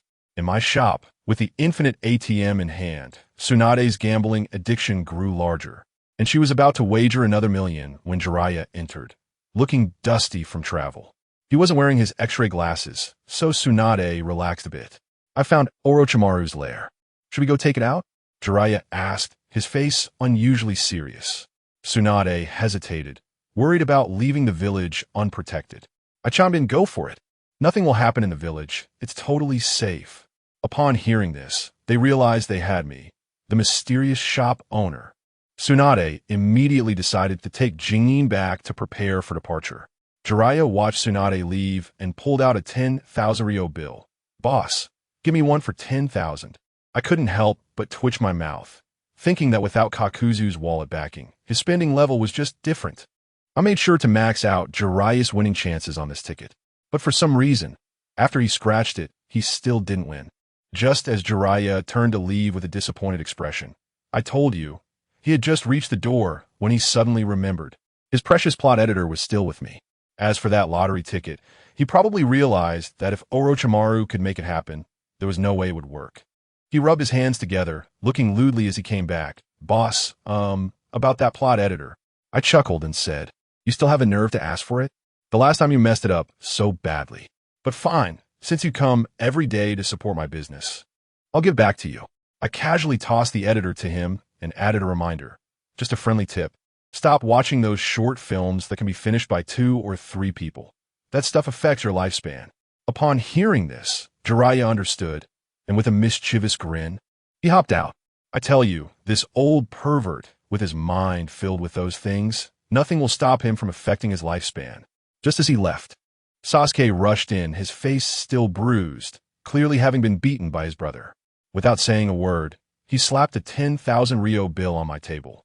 His eyes ablaze. "Boss, give me one for 10,000. I was a bit stunned and said, "Kid, if you have 10,000, why not scratch 10 1,000 tickets? You might get something better." Sasuke shook his head vigorously. "No need. You said the more expensive, the easier to get good stuff. I want power now." "Fine." Listening to advice leads to a full stomach. This kid clearly wasn't planning to eat. I sighed and handed him a ticket. He took it and started scratching furiously. Halfway through, a burst of golden light suddenly shot out. His mouth was nearly grinning from ear to ear, and he was probably imagining killing Itachi 800 times in his mind. But guess what? Out of the golden light came a ring. I had just taken a sip of tea and nearly spat out. "What is this? The Thunder God Ring of the Pretender?" Sasuke was also dumbfounded, holding the ring and asking me, "Boss, what is this?" I held back my laughter, cleared my throat, and explained, "This is called the Thunder God Ring of the Pretender. It's super simple to use. Just wear it, find a crowded place, and pretend to be awesome. Throw out threats, be as arrogant as you want. The ring will charge itself. When it's fully charged, just point at someone and shout if you dare, 'Strike me down,' and bam, lightning will come. Guaranteed to hit."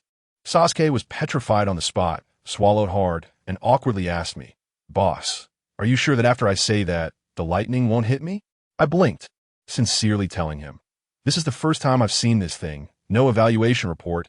Can't say for sure." Sasuke turned pale, clutching the ring, and left without a word. He wandered the streets alone, his mind filled with his brother's handsome face, getting angrier and angrier, feeling more and more weak. To get revenge, he was really anxious now, even starting to think about the curse mark Orochimaru had given him. But the problem was where to find that snake. Meanwhile, at the entrance of Konoha village, Tsunade and Jingin were already waiting, just missing Jiraiya. But this old guy with the freshly acquired plot editor was leisurely enjoying the scenery along the way. Taking his sweet time, the three of them set off toward Orochimaru's lair. At the same time, far away in the Sound Village, Uncle Snake was in a cave, cursing the third Hokage. "That old man. He sealed my hands. I hate him." His 2 arms hung down like noodles, trembling with anger. 5 little brothers knelt before him, not daring to say a word. The more Uncle Snake thought about it, the angrier he got, and he directly ordered, "You guys, go to Konoha immediately. No matter what, even if you have to kidnap him, bring Sasuke back to me." Once the little brothers left, Kabuto came over with tea. Just as Uncle Snake took a couple of sips, he exploded again, knocking over the teacup, and that scratch card.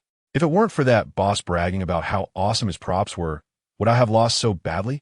"You all wait for me." Kabuto, being patient, poured him another cup. Uncle Snake looked at his useless hands, feeling even more unwilling, and instructed Kabuto, "Keep an eye on the movements outside. Konoha has suffered such a big loss. It can't just end like this."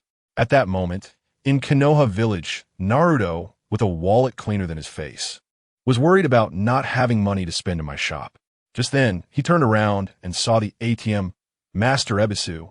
When Ebisu saw Naruto, he nearly had PTSD. He trembled all over, instinctively pulling out 1,000 Ryo from his pocket. Naruto here. Teacher has something else to do. I'm leaving. He tried to run. But who is Naruto? His eyes were sharp. Teacher, don't you still have some in your wallet? Before he finished speaking, his finger had already poked at him. Sunflower pointing hand. Ebisu froze on the spot, internally screaming. I even voluntarily submitted. Why can't you just let me go? That was money I saved to take a girl out to dinner. Naruto cleaned him out, stuffed the empty wallet back, and happily ran toward my shop. But just as he reached the door, he saw Sasuke floating around like a vengeful spirit on the street. He quickly approached. Sasuke, what's wrong with you? Sasuke shot him a glance and continued to walk with his head down. Naruto got anxious. Hey, you can't walk around like everyone owes you 800 million all the time. If something's wrong, just say it. Sasuke paused, each word deliberate. I want power. To kill that man. Can you give it to me? Which man? Itachi Uchiha. My brother.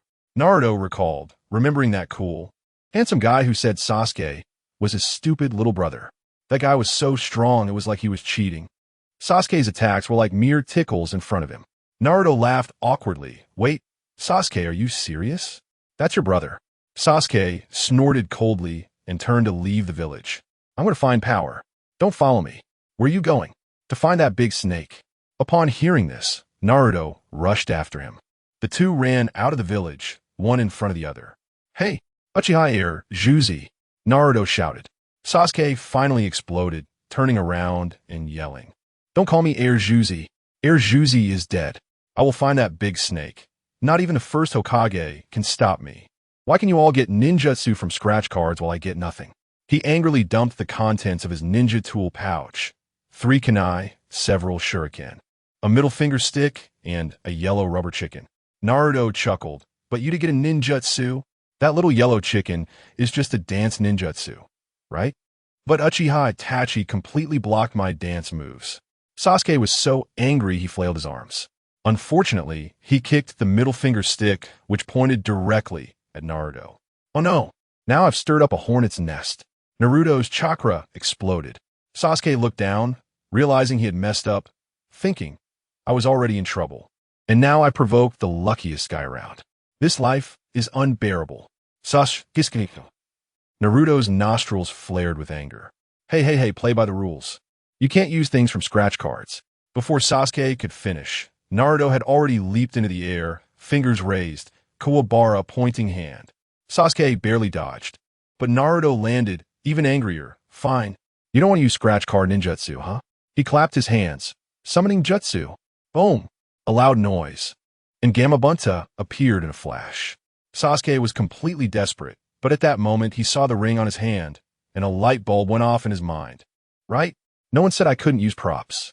He immediately activated his verbal powerhouse mode, hands on his hips, pointing at Naruto on Gamabunta's head and shouted, Naruto Uzumaki, you are just a pile of dog poop in my eyes. I am a noble Uchiha. And what are you? A tail-end Charlie. Gamabunta blew out a smoke ring, looking disdainful. Kid, check the occasion before you act tough. Right now, you're the weaker one, aren't you? Sasuke raised his head, spitting at the toad.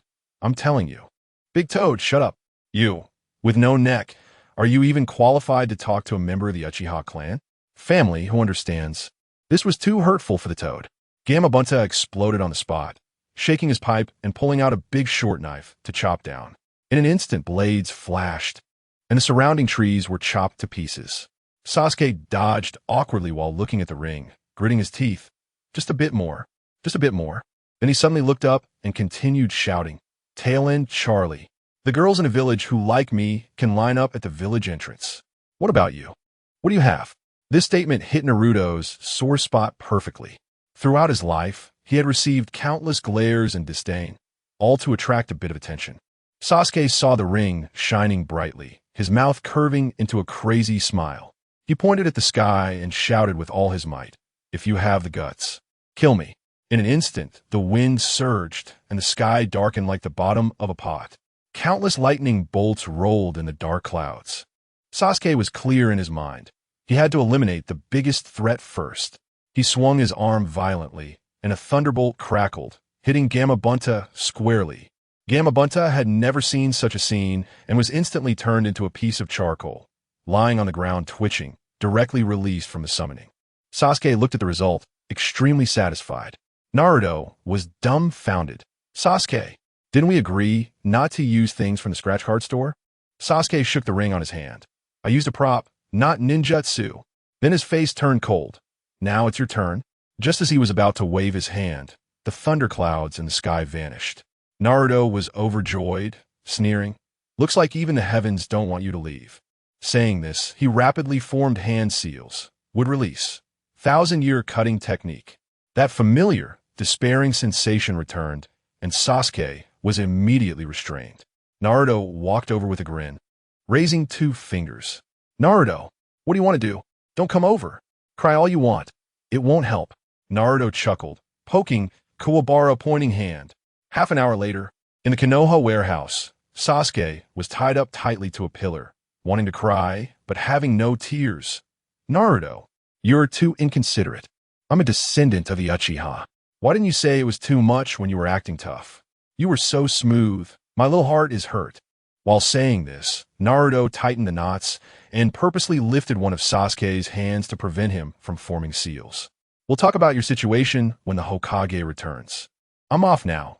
I've just scored some benefit from Ebisu-sensei and haven't had a chance to spend it yet. After saying that, Naruto left without looking back, leaving Sasuke in a state of confusion in the wind. He held a pocket full of excitement and rushed to my store. Boss, 2,000 yen scratch cards. I looked at his handful of loose bills and knew what was coming. I handed him 2 cards, and he scratched the first one, a flash of gold. And a blue card appeared, Ninjutsu Amplification Card. I explained to him, with this thing, you can write the name of any ninjutsu you want to amplify, and it will significantly enhance its effect. Naruto's eyes lit up, and without a second thought, he wrote down Kuwabara pointing hand. The card instantly vanished, and he felt his understanding of the technique soar. The immobilization time doubled.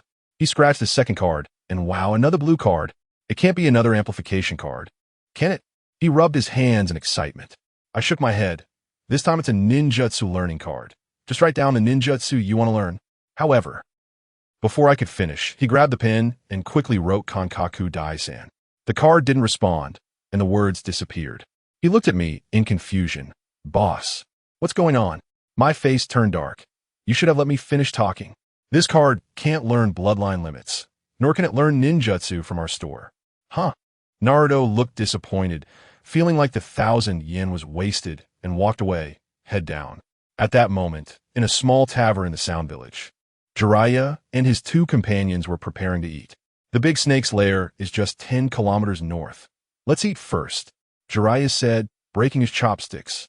But after just a couple of bites, Tsunade felt something was wrong. She had been poisoned. She and Shizune, both medical ninjas, hurried to save themselves. But Jiraiya was out cold. On the street corner, Kabuto adjusted his glasses, thinking, what a pity, only one went down.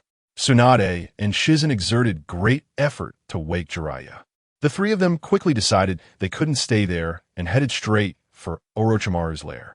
Uncle Snake had already received the news, and he laughed ominously in the cave. With Tsunade around, Jiraiya won't die. Come on, it's time for us to welcome our old classmate. The 2 groups met victoriously on the grassland. Uncle Snake was still up to his old tricks, starting with an emotional appeal, claiming he wanted to heal his hand. Tsunade naturally refused. Uncle Snake began a PUA. Tsunade, I know you have always been thinking about your brother and your lover. If you heal my hand, I will use the Edo Tensei to bring them back to life. As soon as he said this, Tsunade wavered. Jiraiya immediately shouted, Tsunade, what are you thinking? You're the 5th Hokage. Have you forgotten the wishes of SHT and Dan? Hokage. Tsunade's body shook, and she instantly woke up, her hesitation turning into anger. Orochimaru, you will not destroy Konoha. I won't spare you. She shouted and threw a punch. Uncle Snake quickly had Kabuto summon the giant snakes. 2 massive snakes appeared out of thin air.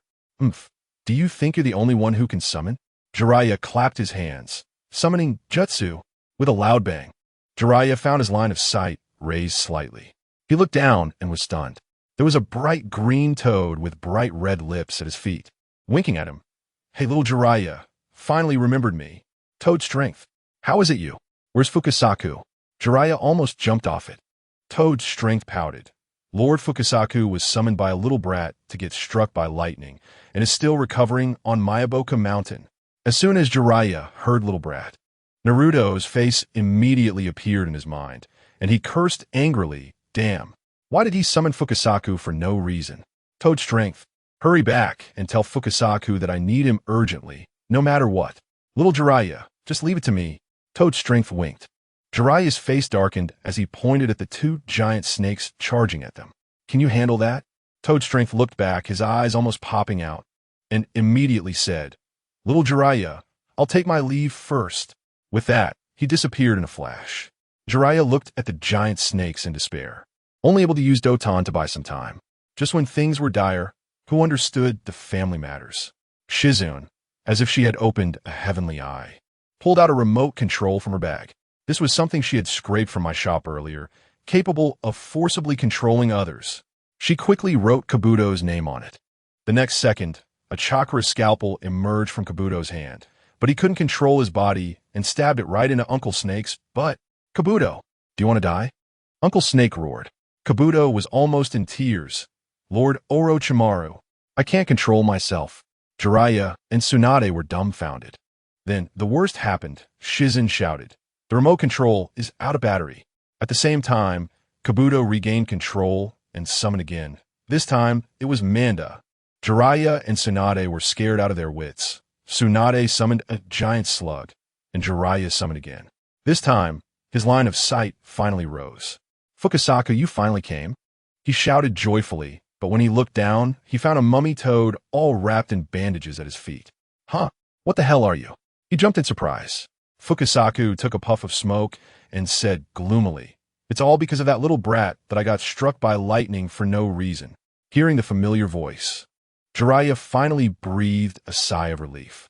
Fukasaku looked at Manda across from him and, surrounded by mist, said, Humph, we meet again. It suddenly feels like a class reunion. Manda smirked sideways. With the way you look now, it seems more like a memorial service. Fukasaku shook his pipe. You rotten worm, watch me tear your mouth apart. Saying this, he leaped up and drew out a short blade. Let me tell you, Fukasaku's blow is truly fierce, but that rotten worm is as slippery as an eel. And with a grunt, it dove underground. Fukasaku's strike missed completely, and because he was injured, he almost hurt himself, staggering a few steps and dropping his knife. Manda saw his chance and suddenly burst out from another place, opening its two venomous fangs to bite Fukasaku's neck, shouting, I told you it's a memorial service. The giant slug next to him wanted to save him, but was immediately tied up tightly by Manda's tail, unable to move. At that moment, I felt my heart sink. Fukasaku looked serious, and Jiraiya was so anxious he was pulling his hair, sighing, Sorry, old buddy, just as those two were about to be finished. Jiraiya suddenly had a flash of inspiration. He remembered something. The nature of snakes. He grinned, pulled out something. I don't even know what it was. It looked like a tablet, and he called it a plot editor. Then he held it up and rushed in front of Manda. Manda was about to deliver a fatal blow when it saw the screen, and its movements halted immediately, showing an expression of, how should I put it? Extreme enjoyment. It was urging, hurry up, move to the key point. Uncle Snake and Kabuto poked their heads out of Manda's mouth, and their faces instantly turned dark. What was being played on the screen? Hey, two giant snakes were, engaging in a harmonious life. You know what I mean? Uncle Snake's voice turned heavy with anger. Manda, what time is it and you're still watching this? And guess how Manda replied? It was particularly tough. I don't care. Appreciating the beautiful scenery is the top priority. Who understands family matters? This was the opportunity. Fukasaku picked up the short knife on the ground, took a leap forward, and thrust it right through Manda's big mouth. Manda collapsed on the spot, feeling wronged before dying. Big Toad, you don't follow the rules of martial arts. Fukasaku sneered. Go below and talk about it. As soon as the words left his mouth, Manda disappeared with a bang. Uncle Snake saw the situation was dire and quickly fled, while Kabuto threw a smoke bomb, and the two escaped at lightning speed. Tsunade's face was purple with rage as she sat down on the ground. If it weren't for the three of us being poisoned, Uncle Snake would have had a hard time escaping today. On the other side, Uncle Snake limped through the underground tunnel with an injured leg, his face as dark as a pot bottom, while Kabuto behind him didn't dare to make a sound. Uncle Snake gritted his teeth and said, "Damn it, I'll never raise Manda again. No matter male or female, one counts as one. They all have to be taken out. Good Lord, that's a solution from the root." After the three of us cured the poison, Tsunade smiled and asked Jiraiya, "Hey." When Uncle Snake said he wanted to heal his hand and offered SHT and Dan in exchange, "I saw you were quite nervous." She paused and asked again, "If I had really agreed then, what would you have done?" Jiraiya scratched his head and chuckled. "What could I do? At most, I'd just have to cut you down." Don't be fooled by his joking tone. When he said the second half, his eyes suddenly turned sharp. He looked into the distance and said solemnly, "Konoha is not just yours, it's also mine. Even if I'm not Hokage, the will of fire has never left me." Let me tell you, Tsunade's whole body shook at that moment, and then she revealed a heartfelt smile. The scene shifted to Konoha Village at Udi's scratch-off shop. The four unfortunate subordinates of Orochimaru, the Sound Ninja Four, actually made their way here. The leader, Gitonga, directly slapped down 40,000 Ryu. "Boss, give me 4 tickets worth 10,000 each." Guess what happened next? They really scratched out gold. A fat guy named Jur B scratched out a big iron hammer. Boss Wu D seriously tricked him. This is called the Pursuer's Hammer. The first hit weakens the target, and the second hit knocks them out cold. The fat guy was so happy that he almost drooled. But what he didn't know was that this hammer has a hidden debuff. It requires 5 seconds of charging each time it's used. I thought to myself, in those 5 seconds, even my grandma could backstab him, let alone a ninja. Another girl, named Duoyu, scraped out a blue shuriken. Boss Wu D continued to deceive. Tracking shuriken automatically locks on, won't stop until the target is dead. A must-have for killing and silencing. It sounded impressive, but what were the side effects? Once used, it would drain 99 of her chakra, and before the shuriken hit, she would be immobilized as if she had been hit by a pressure point. If these two really used these items, I estimated they wouldn't last 2 minutes. The other two who didn't looked grim and urged everyone to leave quickly. Gitonmaru still felt tempted to scrape another ticket, but after feeling his empty wallet, he restrained himself. Meanwhile, Sasuke had been tied up in the Konoha warehouse for a day. Just when he was feeling hopeless, the cursed mark on his neck suddenly glowed, and a mysterious power surged forth, snapping the ropes, binding him. He looked at his hands in shock. This power was explosive. On the other side, Duoyu closed her eyes and sensed, directly locating Sasuke's position. The four of them immediately headed toward the warehouse. On their way, they passed by Konoha Hospital and happened to run into Tsukikuri Shippu, who had just recovered. Shippu shouted, "Who's there?" Gitonmaru and his group, ruthless and merciless, transformed into their cursed mark form without hesitation and shot an arrow at him. Shippu, just recovering from serious illness, couldn't withstand their assault. They quickly surrounded him, and Gitonmaru sneaked behind, shooting an arrow that struck Shippu right through. They tossed his body into the bushes by the roadside and continued to find Sasuke. In the warehouse, Sasuke was overjoyed to hear that people sent by Uncle Snake had arrived. However, the next thing this guy said almost choked the sound forward to death. He wiggled his butt a couple of times and arrogantly said, "Since that's the case, let's go. Oh, by the way, my rear has been feeling a bit uncomfortable lately. Could someone carry me?" The four were dumbfounded, thinking this kid is too full of himself. Just because Uncle Snake favors you, does that mean you can do whatever you want? In the end, they had no choice but to decide with rock, paper, scissors, and Duoyu lost. Just as Sasuke jumped onto Duoyu's back, his hand were mischievously reaching forward, shouting "Giddy up," when Naruto's voice came from outside. It turned out Naruto was kindly bringing ramen to Sasuke, but found Tsukikuri Shippu near death by the roadside. Before dying, Shippu told him to hurry to the warehouse. Seeing the pursuers coming, Gitonmaru shot a golden arrow to drive Naruto back, and the group rushed out with Sasuke. Naruto saw Sasuke on someone else's back and clenched his fists in anger. But how could he take on those four by himself? Just then, reinforcements arrived. CHG, Shikamaru, Kiba, Niji, and Lee. Almost all the young, strong fighters had gathered. Naruto decisively patted his chest and said, "Chase, whatever happens, I'll take the blame. I'm tough." Then, he tricked Niji into joining them as well. The group set off in a grand pursuit out of the village. The next day, Asuma and Hong came to play the scratch-off lottery. Asuma had amazing luck and scratched off a red mailbox. Boss Wudi introduced it, saying, "This thing is called the magical mailbox of Tianya Haijiao, sending letters anywhere in the world without regard for distance, instant delivery, and guaranteed replies. Its function is just like its name. Write down someone's name, and the letter will arrive in a second." Upon hearing this, Asuma's eyes lit up, and he told Hong to wait for a surprise before running off. On Hong's side, she scratched off a frying pan called Madame Hong's Frying Pan, which came with GPS tracking. As long as she thought of someone, throwing it would guarantee a hit to the head. And it also came with a special effect of a fist-sized meat bun. As a result, Asuma's surprise turned into a shock. He intended to write a love letter to Hong, but ended up using the secret department's letter paper. That paper had GPS positioning, and the default recipient was the leader of the secret department, Danzo. Goodness, Danzo is a woman now. The next second, a pink figure rushed over, pinching her fingers and squeaking, "Asuma, baby, I finally found you. I was almost spitting out my breakfast from the side." Asuma turned pale, unable to explain to Hong. And Danzo was fanning the flames. "What? You want to wipe your mouth after eating and not recognize people? If you call me baby, you have to be responsible." Hong's face was already so dark it could drip water, and the murderous intent in her eyes was almost palpable. Asuma, desperate, knelt down in front of Hong. But Danzo grabbed him and pointed at Hong, saying, "You dare make my nephew baby kneel? Taste my sunflower manual." The scene became extremely chaotic. In the end, Hong couldn't hold back any longer, raised the frying pan, and sent the transformed Danzo flying into the distance like a star.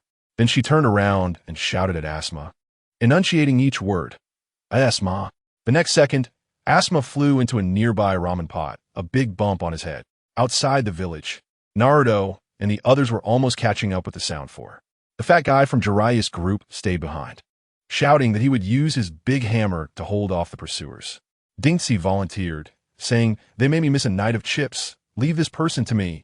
Jiraiya raised his hammer, only to find he couldn't move. That 5 seconds of charging was practically a live target. Dinksy, wearing those old man shoes with gray nails, was way ahead in speed, running circles around him while his hammer hadn't even come down yet. This fat guy was also a live treasure, still wondering, "Hey, is my posture wrong? Or is my chakra insufficient?" Dinksy seized the opportunity, using a partial multiplication technique, and slapped him flying. The funniest part was that when he flew out, Jiraiya's hammer was just finishing charging and crashed down on his own leg, knocking him out cold. Dinksy went up and decisively delivered a finishing blow. Up ahead, Kayamaru and the others felt Jiraiya's cursed seal disappear and turned back to check. Kiba, with Akamaru, met them. "Leave this person to me." The two of them looked at him with disdain, but Kiba directly pulled out a clown red nose and put it on. They laughed at him for cosplaying, but the next second, Kiba threw out 7 or 8 smoke bombs, and the entire area instantly resembled a foggy day in Beijing. Kiba's nose was a 360-degree radar, and no matter how thick the smoke was, it didn't help. However, the two were no slouches either. Their skin was as hard as iron, and they could split into 2 people. Seeing that hard fighting wouldn't work, Kiba pulled out a soldier food pill and stuffed it into Akamaru's mouth, turning his fur red in an instant. With Kiba's furious roar, let me tell you, the scene was like turning on a rampage, transforming into a 2-headed wolf and howling as it pounced. Although one wolf head had a clown red nose, making the scene a bit abstract, the fighting power was undeniable. The 2 unfortunate souls, upon facing it, were instantly killed, blood spewing everywhere, and they met their end on the spot. I was just thinking how amazing these scratch-off lottery items were, and I had to get a few more when suddenly, out of the smoke, a puppet appeared. Goodness, it was Kankuro from the Sand Village. What was he doing here? I instantly became alert, and threw out another 7 or 8 smoke bombs, reducing visibility to negative numbers. He was shouting for his allies not to shoot, but I didn't trust him one bit. He said their wind shadow had been taken out by Orochimaru and that he was here to apologize. I shot back, "You mother leg, How do I know you're not an actor sent by Orochimaru? Kankuro was almost in tears, asking what it would take for me to believe him. I thought for a moment and came up with a plan. I said, all right, first, put away that broken puppet, and then we can talk. That fool actually believed me. Wave his hand, and the puppet disappeared. I was laughing inside. I believe you, big-headed ghost. Run. Without a puppet master was just a weakling. I didn't want to waste time with him. While I was running away, the village was in chaos. Moonlight Gale had hung up, and the third Hokage had to come out of retirement to take charge. The old man took a puff of a cigarette and said, "It's fine. I'll just take a stroll," leaving everyone around confused. Kakashi came over to report, saying that besides Moonlight Gale, all 7 of our CH9 were missing, including Naruto, Sasuke, Shikamaru, Dingxi, Niji Lee, and me. None of us got away. After hearing this, the third Hokage blew out a smoke ring, and Asuma, watching, was mesmerized. That box of cigarettes was what he had scratched off, and he wanted to take a stroll too. The third Hokage also complained about Danzo, saying ever since she became a diva, she and T been doing her job properly. Folks, who understands how deep the water is in Konoha's upper echelons. Just as he mentioned her, Danzo returned with a head full of green leaves, cursing and saying she wanted to scratch off a prize and take out Kurenai. She headed straight for Boss Wu D's scratch-off lottery shop. Boss Wu D was speechless, encountering such a customer. Danzo walked in demanding 10,000 Ryo worth of scratch-offs. And when she scratched it off, guess what it was? A deck of playing cards. Danzo even asked if this thing could kill. The boss explained, "This is called the Liberation of Self 54 style cards, which teaches you how to liberate yourself. Draw a card, and an image will pop out to teach you step by step." The boss added, "Can you use it? Do you have the conditions?" It was simply a heartless killing, but Danzo didn't understand at all, took the cards, and left, muttering about wanting to duel with Kurenai. Boss Wu D began to pray in the shop, hoping the heavens would spare Asuma. On the other side, we were also engaged in a fight while chasing Sasuke. Kayamaru stayed behind, and Niji faced him.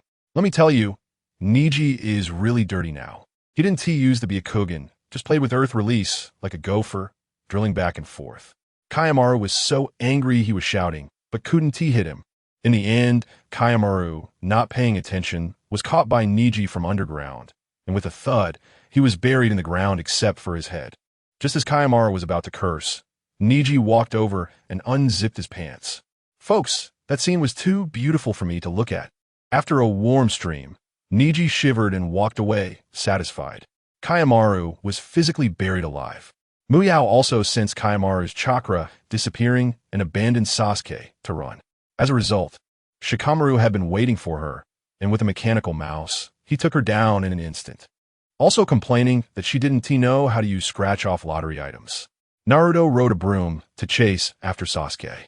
By the time we gathered outside the woods, we saw Lee confronting a guy covered in bones, Kimimaro. When Kimimaro saw we had a lot of people, he directly activated the second stage of his curse seal. Lee, however, stood there with a golden bell shield, letting him poke at will, and somehow remained unharmed. Gaara was sitting on sand above, providing live commentary, which made Kimimaro so angry he was jumping up and down. Then it was group fight time. Dingxi was knocked away by a wild boar, and Niji was on the ground, causing trouble. Shally went up and gave him a bear hug, locking him down. Dingxi then grew larger and charged like a super wild boar, sending the two of them flying a kilometer away like bowling pins. After some effort, they managed to bring him back, and Shikamaru's shadow imitation technique finally controlled him. As a result, Kimimaro lost his cool and shouted that they were outnumbering him. I couldn't help but laugh from above, directly shooting back at him. "Come up here. You come down. We could argue until next year." In the end, Shikamaru wanted to use the shadow strangulation technique, but couldn't twist him. Dingxi tried, but couldn't twist him either. Gaara used sand, but still couldn't twist him. Goodness, is this neck made of vibranium? Eventually, Gaara came up with a clever idea to use sand to suffocate him, but sand is breathable, so he needed to add some water. I thought, isn't that simple? I took the lead. Then Niji, Shiko, Dingxi, and the rest of us formed a circle. You know, adding some ingredients to the sand to ensure it was airtight. Just as we were flooding our side, over at the Valley of the End, Naruto and Sasuke were also in a heated battle. Sasuke used a fireball jutsu and burned my precious flying broom, which hurt my heart. I rushed in to use the sunflower acupoint hand, but Sasuke pulled out that broken screaming chicken and started dancing to You're Too Beautiful. Let me tell you, he didn't even have an accompaniment, just humming all by himself, and the horrible noise almost sent me off. After he finished dancing, it was my turn. Would release, 1,000-year cutting technique. I directly arranged it clearly for him, making him scream in pain. Even better, that screaming chicken fell to the ground and made noise again, forcing him to dance again, and tears came out. Sasuke was about to be finished. The ring's energy was just a bit short. He panicked and shouted at me, "Naruto, call me daddy." Just that one sentence made the ring light up. A thunderbolt struck from the sky, originally meant to hit me, but it misfired and hit the wood instead, saving him. He was flaunting with an explosion hairstyle while I was laughing at him, saying even the heavens weren't helping him. Then a voice from above floated down. "Damn it, I missed. Do it again." Right after, another thunderbolt struck, hitting Naruto squarely on the forehead. Let me tell you, that hit electrified me. My hair exploded into a dandelion, and I flew out, smashing into the ground and creating a human-shaped pit in the forest. That bastard Sasuke was still laughing, lying by the waterfall, howling. "Let you laugh at me? Serves you right. Ha ha." At that moment, I thought, just wait. Don't be so smug. Sure enough, retribution came. Just as he was about to leave, that screaming chicken shot out like a cruise missile, accurately locking onto him and hitting him in the face. Oh, the familiar melody sounded again. "You're too beautiful." Goodness. Sasuke's little body uncontrollably started twisting, his butt already hurt, and now it hurt so much that tears came out. The little birds in the forest fell like dumplings, and a crow even smashed right into his explosive hair. It was ridiculous. When I woke up, Shikamaru and the others were surrounding me. Ino thought I was dead and was fake crying harder than real tears. Gaara was serious, shaking his head, and Ino cried even more. Then Gaara said, "I'm not a doctor. I'm just curious. Last time he beat me so badly. How did he get beaten like this by Sasuke?" Ino's tears were immediately held back. Even more ridiculous, Gaara leaned over and asked me, saying ever since he fought me last time, his body had undergone some subtle changes, mainly a biochemical attack, and that it had a smell when he talked, and even heavier when he went to the bathroom. When I smelled it, I thought, who understands family? ISNT that the smell of my precious skunk ball? It turns out he was shown off by the big raccoon in his belly. I almost exploded on the spot. Grabbing would release to give him a refreshing experience, but Shikamaru held me tightly, saying the Sand Village came to apologize, and we couldn't fight. On the way, we ran into Kankuro, who was pulling flower petals to predict the future, just waiting for a leaf ninja. Then Ino ran out and said that person was him, and Kankuro felt cheated, immediately releasing his puppet and beating Ino up, leaving his but all bruised. After finally returning to the village, Irika-sensei was waiting at the door, giving us a lecture about being disorganized and undisciplined, telling us to go to the Hokage's office to receive punishment. I thought this wouldn't do. We had to find some fun before getting scolded. I told him to go ahead, and I quickly slipped into Woody's scratch-off shop.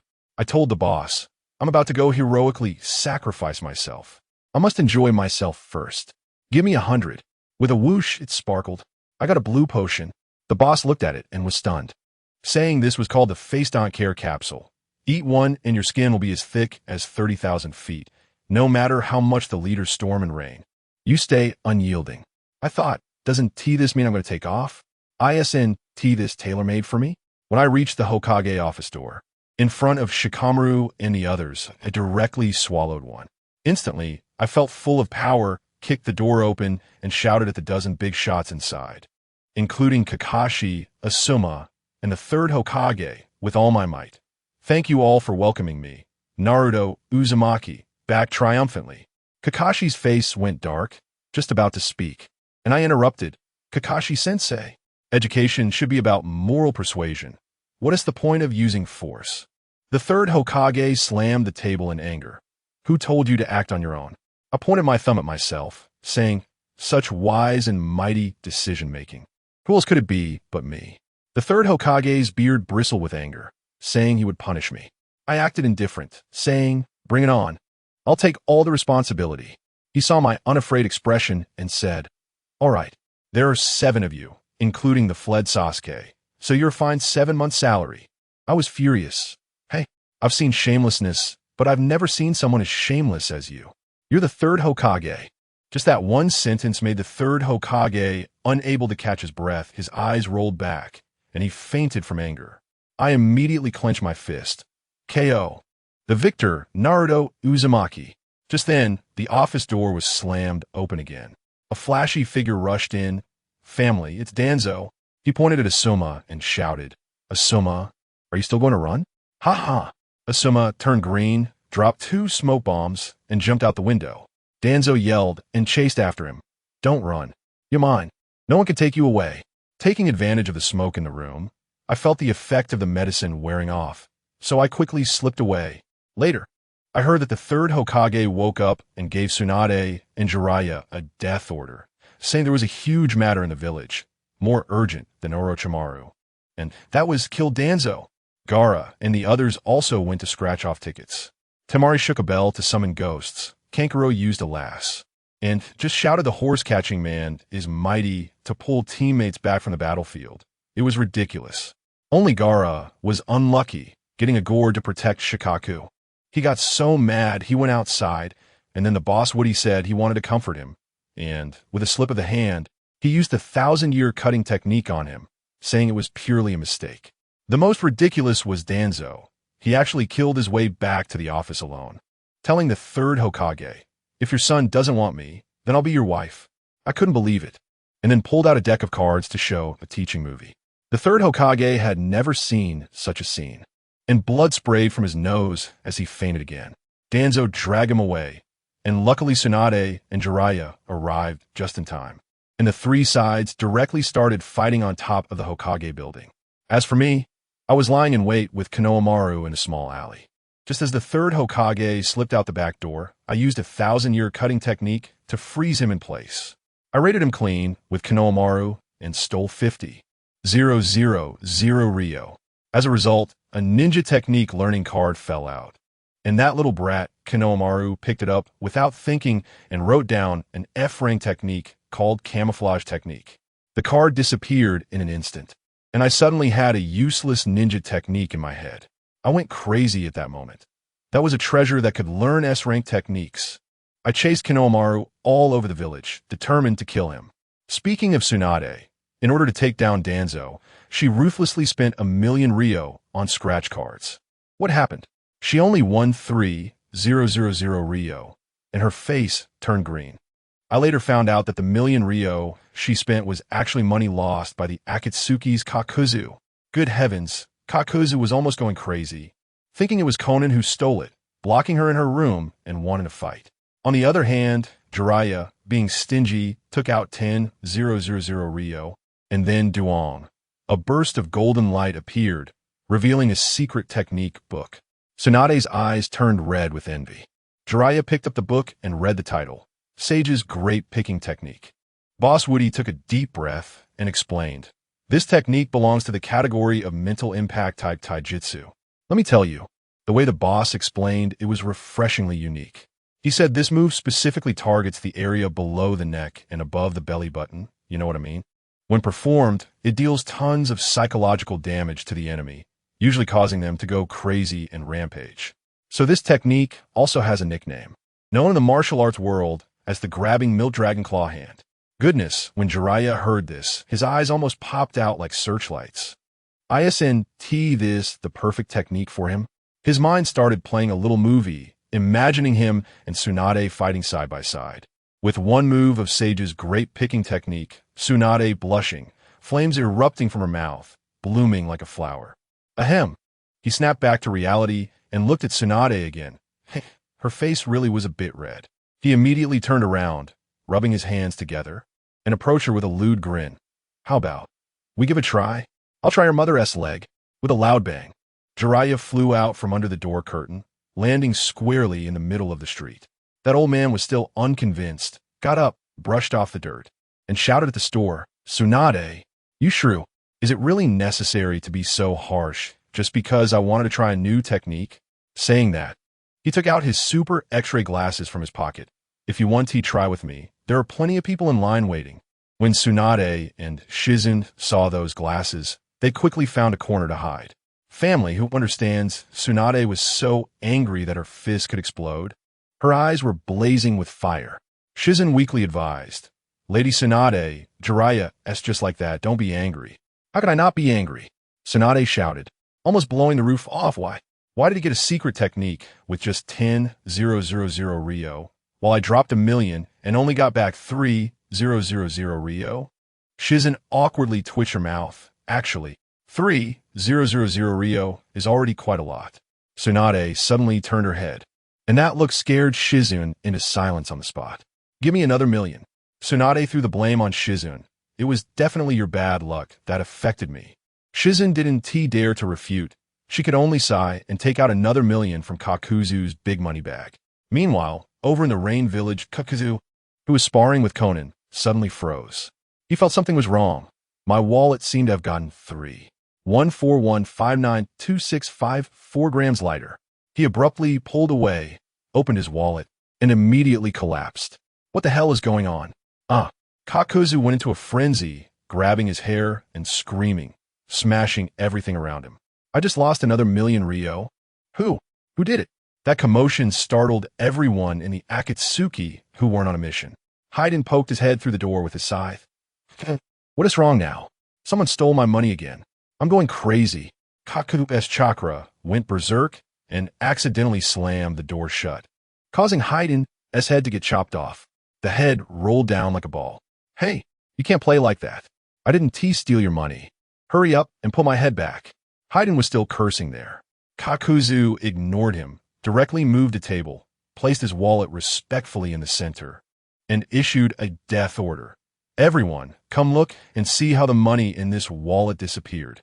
Anyone who doesn't come look. I'll cut off their funding and starve them. Good heavens, who would dare not listen? After all, he asked the CFO in charge of finances. A group of S-rank rogue ninjas gathered around. Even the boss Pain couldn't escape. Hayden's head was still shouting on the ground. Hey, don't step over my head. Only Conan can step over my head. Pain was annoyed and glanced at him. Universal pull. Almighty push. Hayden's head flew out and bounced around the room, eventually landing right next to Kakuzu's wallet, his eyes nearly popping out. Kakuzu slammed the table. Everyone stay here and look if you can't figure this out. No one can leave. Nagato was also having a hard time. It was frustrating being the boss when he didn't even manage the money. He tried to speak. How about this? If someone stole it, step forward and we'll all give them a kick as punishment. Kakuzu slammed the table again. No way. I have to kill him. Everyone look. Nagato immediately shrugged and fell silent. There's no choice. The one with money is the boss. On the other side, in Konoha Village, Tsunade looked at the 10 completely scratched off lottery tickets in front of her. Her face darkened. Shizen, let us go. She pulled Shizen out and muttered to herself.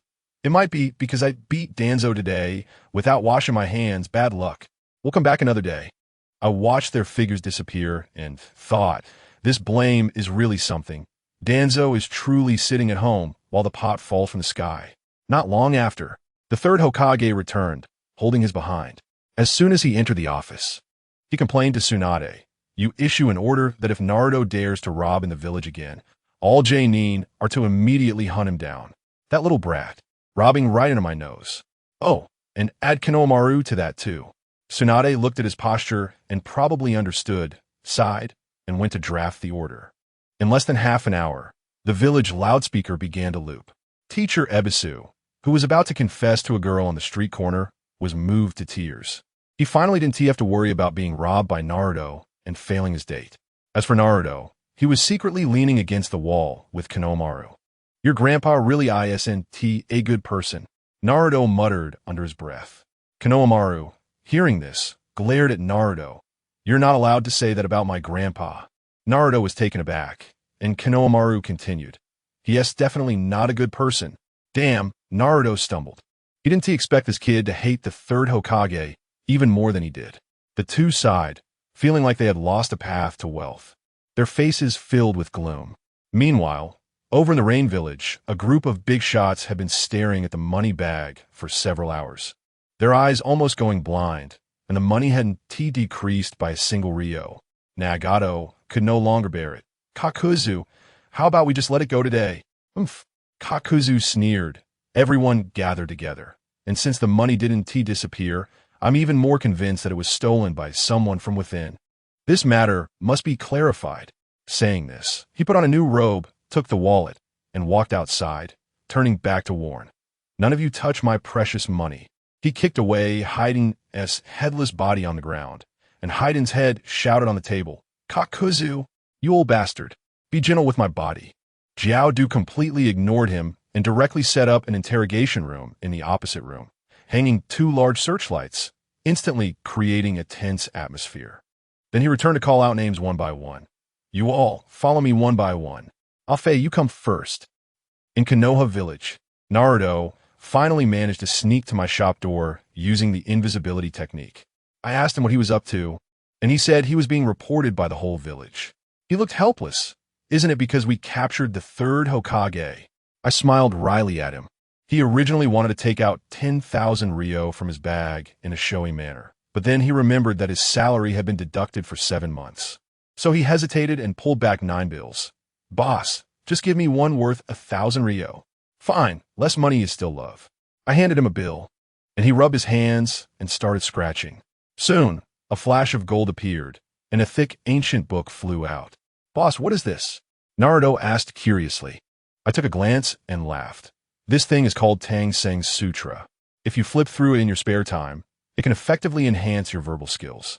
For you, it can be considered a personal divine artifact. Naruto was so happy that he hugged the book and was about to leave when Inuzuka Kiba and a few others came in. As soon as Kiba saw Naruto, he laughed. Naruto, you have today, don't you feel uncomfortable being hunted by the whole village? Ha ha. Naruto shot him a sideways glance. If you say that to me, I hope you can't scratch anything. Kiba's expression tightened, and he quickly squeezed the front to pull out 1,000 Ryo. Boss, give me one. After scratching, he really won a prize. A big package flew out, with the words printed on it. Single dog snack gift pack? Kiba's face turned green. Boss, what does this mean? I shrugged. Eating it can rapidly increase your kingly aura. Just think about Asuma's spicy strips last time. Dingji's eyes lit up at the mention of spicy strips, and he dragged Kiba out, fearing he would eat the snacks himself. Then it was Shikamaru, who also got 1,000 Ryo. A flash of gold, and he scratched out a doll. I took a look and explained. This is called a body switch doll, capable of switching places over unlimited distances. It's a life-saving artifact. Shikamaru nodded and accepted it, while Naruto looked on enviously. Then came Neji, and his ticket was interesting. A uniquely shaped weapon flew out in my hometown. This thing is called AK-47. Here, it's called the AK Chakra Physical Override Gun. It doesn't need a magazine. As long as you have chakra, you can shoot endlessly. After explaining it to him, I got a bit itchy and quickly went to the back room to get one to play with. Neji was overjoyed, hugging the gun and running off. Finally, it was Lee's turn. He rummaged through his pockets and found 500 Ryo. After scratching, a golden championship belt appeared. I looked and thought, wow, a destroyer S belt. As long as you keep destroying things, chakra will continuously fill your body. Lee immediately strapped on the belt, and in an instant, he felt like a god of destruction. He glanced at the counter in front of me, gritting his teeth, smooth and shiny, not a bit aesthetic. Smash it. Boom. I was busy playing with the AK in my hand and didn't pay attention. It wasn't until the counter shattered that I realized. Lee, still not satisfied after smashing it, turned on the money box behind me, and Kiba gritted his teeth, smooth and shiny, not a bit aesthetic. Smash it. As he spoke, Lee charged forward. How could I let him succeed? I quickly formed a seal. Would release, 1,000-year cutting technique. A wooden stake instantly sealed him. Lee regained some clarity, but looking at the shattered counter made my teeth itch with anger. I let you smash things, and now I'm going to shoot you. I pulled the trigger and aimed at Lee, unloading a burst. Da-da-da-da-da-da. The wood release was instantly blasted into wood chips. Fortunately, Lee reacted quickly and activated the golden bell shield. Otherwise, just for that moment, it would have been enough to turn him into charcoal. Watching Lee get pushed into the middle of the street by the chakra bullets, Naruto gasped and stealthily slipped away. Outside the village by the creek, Asuma was carefully looking for daffodils. hoping to win back Kurenai Yuhi's forgiveness. Suddenly, he looked up and saw his father, the third Hokage, fishing. He hurried over, and just as he sat down, the third Hokage began his lecture. Asuma, how much do you understand about the will of fire that I once told you? Asuma sat up straight. Perhaps it means perseverance? The third Hokage took a deep breath and began his long-winded discourse, talking about how the youth are the hope of Konoha, how the older generation must trust and protect them, and then gradually fade away. It was so heavy that Asuma was left in a daze. Suddenly, the fishing bobber moved and Asuma shouted, "Got one," but then the bobber stopped moving. The third Hokage turned his head slowly. Do you know why the bobber isn't moving? That's simple. The fish ran away. Asuma was about to take his leave when the third Hokage looked at his back and said softly, "It seems like I haven't cared for you properly in a long time." Asuma felt warm inside. Just then, he heard the third Hokage say his most often used phrase, "Five Elements Great Spiral Bomb Technique." A huge force came, and Asuma was directly launched into the sky, sent flying over 100 meters, landing right in a thicket. As he got up, he noticed a glowing daffodil not far away. "My dad, you're truly the best dad in the world." He was so moved that he wiped his face and hurried to pick the flower. Just as he reached for it, a wild bear, charred and hairless, charged out of the woods, with 2 shurikens stuck in its back, charging at him with all its might. Oh my God! He hugged the flower and rushed back to the village, handing the wilted daffodil to Kurenai Yuhi. She took a look, sighed, and picked up the red lady's frying pan next to her, making a crisp sound. "Asuma, are you useless? You can't even pick a daffodil properly. Go, pick me another one." The next day, on top of the Hokage building, Jiraiya and Danzo were facing off. Below, Tsunade had an idea and directly set up a ticket booth. Come, Jiraiya versus Danzo, the ultimate showdown at the peak of the Hokage. Tickets are 1,000 Rio. In a moment, she sold over 100,000 tickets. "Danzo, you are a disaster for Konoha, and today I will uphold justice," Jiraiya said with a weary expression. "Oh really?" Danzo slowly looked up, hands on his hips. "Tell me, did that old man Sarutobi send you to deal with me?" Jiraiya chuckled lightly. "Dealing with you has nothing to do with anyone else." Prepara tudi. With that, he leaped into the air, shouting, "Let me show you my latest move. Sage mode, great picking." Done. His hands landed squarely on Danzo's chest. Danzo's eyes widened in shock, and he froze. "Jiraiya, how dare you touch me? I won't marry anyone but you." Danzo screamed in surprise, but Jiraiya's lips curled into a strange smile as he tightened his grip, forming a claw-like shape. Danzo was even more astonished, covering her face and screaming as she ran away. Jiraiya stood at the edge of the building, shouting, "Don't run. I haven't had enough fun yet." Below, Tsunade coughed lightly. "One move KO, perfect." The crowd dispersed, looking disappointed. Not long after, Danzo stormed into my shop. "I want a scratch-off ticket worth 100,000 Rio. Hurry up and get it for me." I pulled out an AK and pointed at her head. "You'd better speak to me politely." Danzo immediately backed down. She scratched off the ticket, and a porcelain bowl popped out. I looked at it, my expression becoming somewhat complicated, and explained, "This is called the Golden Lotus Medicine Bowl. As long as you feed someone with this bowl, there's a high probability that the person will die immediately. Of course, if they don't die, they will develop an infatuated love for you. Don't forget to recite the incantation before using it." "There's an incantation?" Danzo's face turned green. I scratched my nose. "Yeah, the incantation is, 'Darling, come, it's time for your medicine.'" Danzo tucked the bowl away and slipped out like a thief. Back in the umbu, she found an unfortunate subordinate, poured a bowl of water, and while feeding him muttered, "Darling, come, it's time for your medicine." Sure enough, that subordinate died on the spot. Danzo laughed heartily. "Jiraiya, if you don't marry me, I'll make you end up like him." Ha ha ha. This news quickly reached Tsunade's ears, and she felt something was off. So she hurried to find the third Hokage. After hearing the story, the third took a puff of his cigarette. "I'll think about it." With that, he got up and walked out, saying he was going to my shop to buy some tickets. When the third arrived, he casually scratched off a ticket worth 100,000 Rio, and a large ancient sword appeared. I looked at its attributes and burst into laughter, explaining, "This sword is called Wu Erlang's butcher knife. It has a one-hit kill effect on any promiscuous woman. Roughly speaking, Danzo should also fall into that category. It just so happens to counter that golden lotus medicine bowl she scratched off today. The third's deep eyes flickered slightly. He was worried about how to deal with Danzo. And now a method had come right to his doorstep. At dawn the next day, on the rooftops of Konoha Village, two figures in pink and white were once again engaged in a chase. Jiraiya, stop right there. You think you can just touch me and leave? Today I'm telling you, I want to marry anyone but you, Tsunade shouted, holding a golden medicine bowl in her left hand and a steel needle in her right. Sounding like a shrew, Jiraiya kept running, occasionally glancing back, grinding his teeth as he cursed, Tsunade, how many times have you said that? First Asuma, then the third Hokage. And now you're after me. Are you going crazy over men? Tsunade snorted at his words, her expression suddenly serious.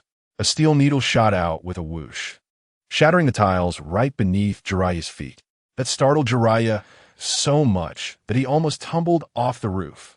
Turning back, he yelled, "Are you crazy? Shooting needles at me early in the morning. I'm telling you, Tsunade, you don't have that kind of thing." As soon as he finished speaking, another needle whizzed by. The two of them were now parkouring across the rooftops of Konoha, and everywhere they went, lights turned on in every household, with some people directly opening their windows to curse them out. Jiraiya shouted while running, "Look at you. You've woken everyone up. Can't you just be quiet for a moment?" But as he got distracted, a steel needle pierced right through his foot, causing him to slow down instantly. Tsunade saw her chance and got excited, her footsteps almost leaving after images as she shouted, "Jiraiya, don't run. Come, it's time to take your medicine." At that moment, Woody, was sprawled out on my bed, dreaming. I was sleeping so soundly that my drool was almost like a raisin gan, and my snoring echoed throughout the small inn. Drowsily, I heard a clattering noise from the roof, which was driving me crazy. I mumbled, rolled over, and covered my ears with a pillow. But the noise only got louder and closer. This ignited my anger, and just as I opened my eyes, a flash of silver zipped by, and a tile right in front of my face shattered with a loud bang. Let me tell you, I had just woken up, and my brain was still booting up, so my reaction was painfully slow. The piece of tile hit me square in the face. Through the cracks in the tile, I caught a glimpse of a pink figure zipping past. Who could it be? Without thinking, the only ones left in Konoha besides Sakura were that old hag Tsunade. Does anyone understand the rage that surged from my feet to the top of my head? Wearing my stitched pajamas, I jumped out of bed, grabbed the AK-47 from my bedside, and burst out the door, roaring at the outside, "Tsunade, today I'm going to give you a physical exorcism." But after shouting, I looked around and saw nothing but 2 rows of crows flying by and a bit of divine justice falling on my head. There was no sign of Tsunade. I clenched my fists, nearly spitting blood in frustration. Great, now I couldn't even go back to sleep. With a dark expression, I washed my face, sporting a bump on my head, and opened for business early. To my surprise, the whole street was lit up. It seemed there were quite a few sleepless victims thanks to Tsunade. Not long after, Tsunade stumbled in, rubbing her eyes, looking displeased. I could tell from her expression. "Lady Tsunade, did Tsunade wake you up too?" Tsunade yawned, of course, that old thing. Even after self-castration, 1T let it go. She sighed, "Forget it, give me $1 million in scratch-offs. Shizune, bring the cash." Hearing this, my mood instantly brightened. I quickly pulled out 10 scratch-off tickets worth $1 million each and handed them over. Shizune hugged her pig and skillfully opened her wallet. Meanwhile, in the Rain Village, Kakuzu, after a night of severe torture, hadn't gotten any useful information. When he checked his wallet, he felt something was off.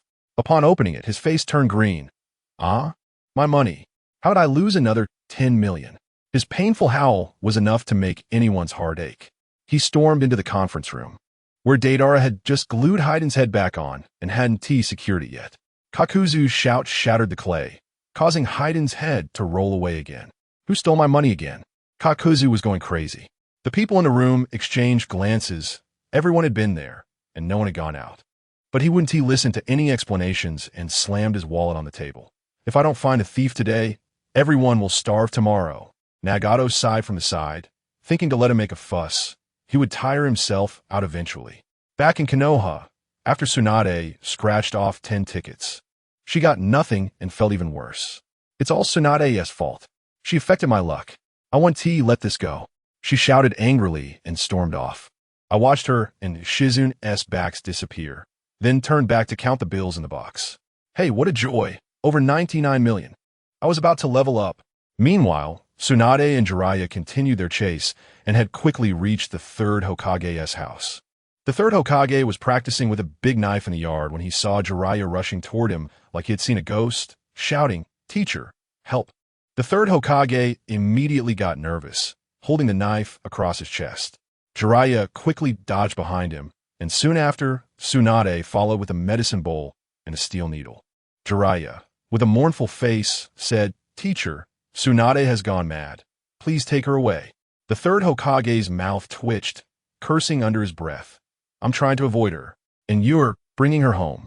He glanced at the medicine bowl in Tsunade's hand and then at the knife in his hand, deep in thought. Tsunade approached with a graceful stride, repeating, "Jiraiya, don't run away, come, take your medicine." That voice, let me tell you, sent chills down both the third Hokage and Jiraiya's spines. As Tsunade got closer, the third Hokage finally couldn't hold back any longer and swung his big knife at her with a chop. With a loud sizzle, Tsunade froze. Looking down, she saw her clothes had been sliced cleanly in half, revealing her old bark-like skin underneath, but she was unharmed.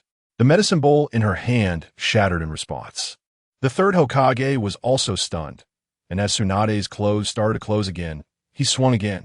But it was the same result, just torn clothes, no injury. Now Tsunade was unhappy, stomping her foot, her old face showing a hint of blush as she shouted at the two of them. "You're teaming up to bully me. I wouldn't marry either of you." Goodness. When those words came out, the third Hokage and Jiraiya almost died on the spot. Tsunade got even more excited. "Jiraiya, come here and get close. And you, third Hokage, stop pretending. I know you're lusting after me. Otherwise, why would you slash my clothes? Just stop hiding your true feelings." The third Hokage immediately signaled to Jiraiya. Jiraiya understood in an instant, charged forward, and shouted, "Try my sage grapes." His hands clawed down hard onto Tsunade. Tsunade shivered all over, screaming, "Jiraiya, you're harassing me again. What do you want? I'm not against it. But why in public? I'll be embarrassed." She hated him. After saying that, she wiped her tears and ran off. The third Hokage let out a long sigh, and Jiraiya came over. "Teacher, your knife is really useful." The third Hokage wiped the knife. "It's just that." Then he turned serious and asked, "Jiraiya, do you have that sage grape secret book with you?" Jiraiya nodded and took out the book. The third Hokage flipped through it. "Let me take a look." But when he saw it, he was dumbfounded. How could it be a book with no words? Are you trying to fool me with a fake? Jiraiya was also confused. When he took a look, it was clearly written there. Then he realized, "Teacher, this book came from the scratch card store, and probably only I can see it." The third Hokage didn't believe it and went inside to get paper and pen. Then you copy it down word for word. Jiraiya had no choice but to comply. After copying it down and handing it over, the third Hokage saw that the paper was still blank. He was furious.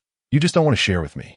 Jiraiya had no rebuttal and could only let him go to the scratch card store to ask for clarification.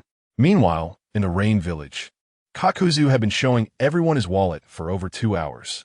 Nagato could no longer tolerate it. "Kakuzu, are you done yet?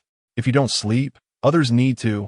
Kakuzu stubbornly replied, "No, my money is wrongfully dead. I must find out the truth." Nagato exploded. He was the leader of the Akatsuki. How could he let an accountant hold him back? He raised his hand. Universal pull. Kakuzu was immediately sucked over. Then, Shinra Tensei. He was blasted away for hundreds of meters. And it wasn't over. Planetary devastation. Countless chunks of Earth flew up, wrapping Kakuzu into a dirt ball the size of a football field, suspended in midair. Nagato clapped his hands and smiled slightly at the stunned crowd. "Don't be afraid. I just slipped a bit. Everyone go back to sleep." Inside the dirt ball, Kakuzu shouted, "Nagato, wait for me." Jiraiya finally escaped from the third Hokage, and as soon as he stepped outside, he bumped into Sakura, pulling Naruto along. Sakura respectfully bowed. "Jiraiya-sensei, I heard you know Orochimaru's lair. Please take us to find Sasuke." Jiraiya stroked his chin and thought for a moment. After all, The fourth Hokage had entrusted him to teach Naruto the Rasengan. He grinned and said, "Sure, but I have a condition." Naruto immediately jumped out. "Sakura, don't agree to him. This old pervert is just a dirty old man." Sakura punched Naruto down, then turned back with a gentle smile. "Sensei, what's the condition?" Jiraiya pointed at Naruto. "I want him to learn a jutsu from me. Whenever he masters it, we'll set off." Naruto was taken aback. "You want me to learn jutsu? Old pervert, this isn't your style." Jiraiya scoffed. "You don't understand. What I like is the waves of passion." Sakura's face turned bright red. Naruto wanted to refuse, but when Sakura shot him a glare, he immediately caved and squeezed out a word. "I will learn." Thus, the group set off grandly toward the village outskirts. By a small pond outside the village, Jiraiya held a water balloon and said to Naruto, "Watch closely." He concentrated chakra in his palm, and the water balloon exploded, splashing Naruto in the face. Just as Naruto was about to curse, Jiraiya pulled out another one. Pay attention to the water balloon's changes. Bam! Another splash in the face. This time Naruto didn't curse, but began to think seriously. Just then, a small figure darted out. It was Konohamaru. He held a blue card and grinned mischievously. "Naruto-sensei, look what this is. It's a jutsu learning card I scratched out, a tribute for you." Naruto's eyes lit up at the sight. He was familiar with this thing. Without thinking, he took the card and quickly wrote the 3 characters for Rasengan on it. The next second, the card disappeared. Naruto's mind went blank. Meanwhile, Konohamaru scratched his head and raised his hand, creating a glowing chakra sphere. "Huh? What's this?" Naruto was dumbfounded. He forgot this thing was bound. Does anyone understand? This operation was practically enemy and ally from the same source, personally handing the cheat code to someone else. Konohamaru innocently asked, "Sensei, do you want to learn this? It doesn't seem hard." Saying that, he created another one with his other hand. Jiraiya was stunned on the side. Naruto completely broke down, holding his head and shouting, "Aw, this is driving me crazy. Get out of here." Konohamaru was stunned by the scolding, feeling wronged as he turned to leave, but after 2 steps, he turned back, disdainfully rolling his thumbs. "Seriously, Sensei, this jutsu is super easy, just watch. Get lost." After sending Konohamaru away, Naruto continued to struggle with the water balloon, tears in his eyes. By dusk, he finally managed to make the water balloon shake violently. Jiraiya, having used the plot editor all day, looked pale, surrounded by a pile of bloody tissues, weakly saying, "Kid, let us call it a day. I need to go to the hospital for a blood transfusion. If I don't, someone will die." As for me, after a day of effort, I finally gathered 100 million before closing time. Congratulations to the shop owner. The shop has leveled up again. Reward: invincible range of 10,000 meters. Adjustable winning rate increased by 10%, plus a one-time guaranteed win chance. The next upgrade requires 1 billion. I was overjoyed, finally able to leave the village. Just as I shouted, "I'm about to burst," a sudden voice rang out at the door. "If you have to go, then go." I turned around abruptly and found the whole world had frozen. An elderly man with an ethereal presence walked in, stroking his beard and saying, "You unlucky child. I am your ancestor." Upon hearing this, I realized this was the ancestor who gave me the system, right? He scratched off 2 prizes and then solemnly told me, "Grandson, our Wu family has been passed down for 10 generations, and I opened this shop for you, not for you to waste time. Before the next upgrade, you must find a great-great-great-great-great-granddaughter-in-law. Otherwise, I'll take back the shop and send you back to your original world." After saying that, the old man vanished in an instant. I was dumbfounded, sitting on the ground and crying, "My great-great-great-great-grandfather." I haven't enjoyed being single long enough. After crying, I had no choice. The task still had to be done. I took out a scroll and wrote down the names of all the female ninjas from Konoha I could think of. Upon seeing Tsunade's name, I shivered and quickly crossed it out. No way. If she becomes my wife, can this shop continue running? The rest, I'll select one by one later. Another morning came, and once again, the sound of clanging came from the roof. I grabbed my AK and rushed out, only to find the 2 had changed direction today. I sighed and went back to open the door. Tsunade arrived at the shop on time, grumbling about her bad luck yesterday and making Shizun pull out 10 million again. Meanwhile, in the rain village, Kakazu sat on top of the tower, looking at his wallet that had lost another 10 million, deep in thought. After being dealt with by Nagato yesterday, he didn't dare to cause a ruckus and could only ponder by himself. After a long time, he slapped his thigh. Yes. It must be that the wallet stole my money. I'll go change wallets. Saying that, he headed straight to the mall. In my shop, Tsunade scratched 9 cards in a row, getting nothing, and was too lazy to scratch the last one. I smiled and said, "How do you know if you don't scratch to the end?" Actually, I secretly tampered with this one and used the guaranteed win chance. Tsunade scratched it weakly, and a golden light shot out. She instantly perked up, quickly scratching it off, but the ticket only showed a few words. She brought it over and asked me, "Boss, what does this mean?" I took a look and my mouth twitched. Buy out for 100 Rio. Goodness. ISNT, this the pay-to-work scheme that became popular in 2025? Spend a small amount to unlock the qualification to spend a large amount. I told Tsunade it means if you spend 100 Rio, you can exchange it for a 1 million Rio scratch card. Do you want to exchange? Exchange. I must exchange. Tsunade was overjoyed. This was her first time winning a prize with her own ability. Shizun, bring the silver note. Let us do another 10 million. At this moment, Jiaodu, who had just walked out of the store, looked at his newly bought wallet and sighed. Now that I've changed my wallet, I refuse to believe I can still lose money. He had just transferred the money, and before he could zip it up, he felt his hand lighten. When he opened it, he found that there was actually 100 million less in it. He went crazy, holding his head and letting out a desperate scream, just because his new wallet lost money again. Let me tell you, this guy's mentality was truly shattered. In a fit of rage, he directly tore the new wallet to shreds. Not satisfied, he turned around and rushed back into the store to beat up the owner who had just sold him the wallet. Poor owner, he was completely confused throughout, not knowing why he was being beaten, just a pure victim. Jiaodu came out of the store, still unwilling to give up, opened the wallet again, and stared intently, inching backward step by step. He must have been thinking, I refuse to believe it. I saw it with my own eyes. How could the money just disappear? Guess what happened next? Before long, right beneath his eyelids, another 100 million disappeared. At this point, Jiaodu calmed down instead. He took a deep breath, and the expression on his face was one of enlightenment, a great awakening. He slowly closed the wallet, smiled, raised his hand to cover his heart, and then with a bang, he fell straight down. One of the 4 masks on him instantly darkened. Family members who understands. The resentment of the land can sustain life, but it can't withstand this kind of anger. While Tsunade was gambling wildly on the other side, Jiaodu was directly angered to death over here. Where can he find reason for this? On the other side, in our invincible scratch-off shop, the atmosphere was extremely lively. Sister Tsunade waved her hand, and another 100 million was slammed on the table. Let me tell you, Wudi's face was smiling like a flower. Feeling like a little dog being kept by a female CEO, he was pleased with himself, thinking his business acumen was simply genius. Originally, Tsunade planned to spend 100 million today, but due to his brilliant operations, sales skyrocketed to 400 million.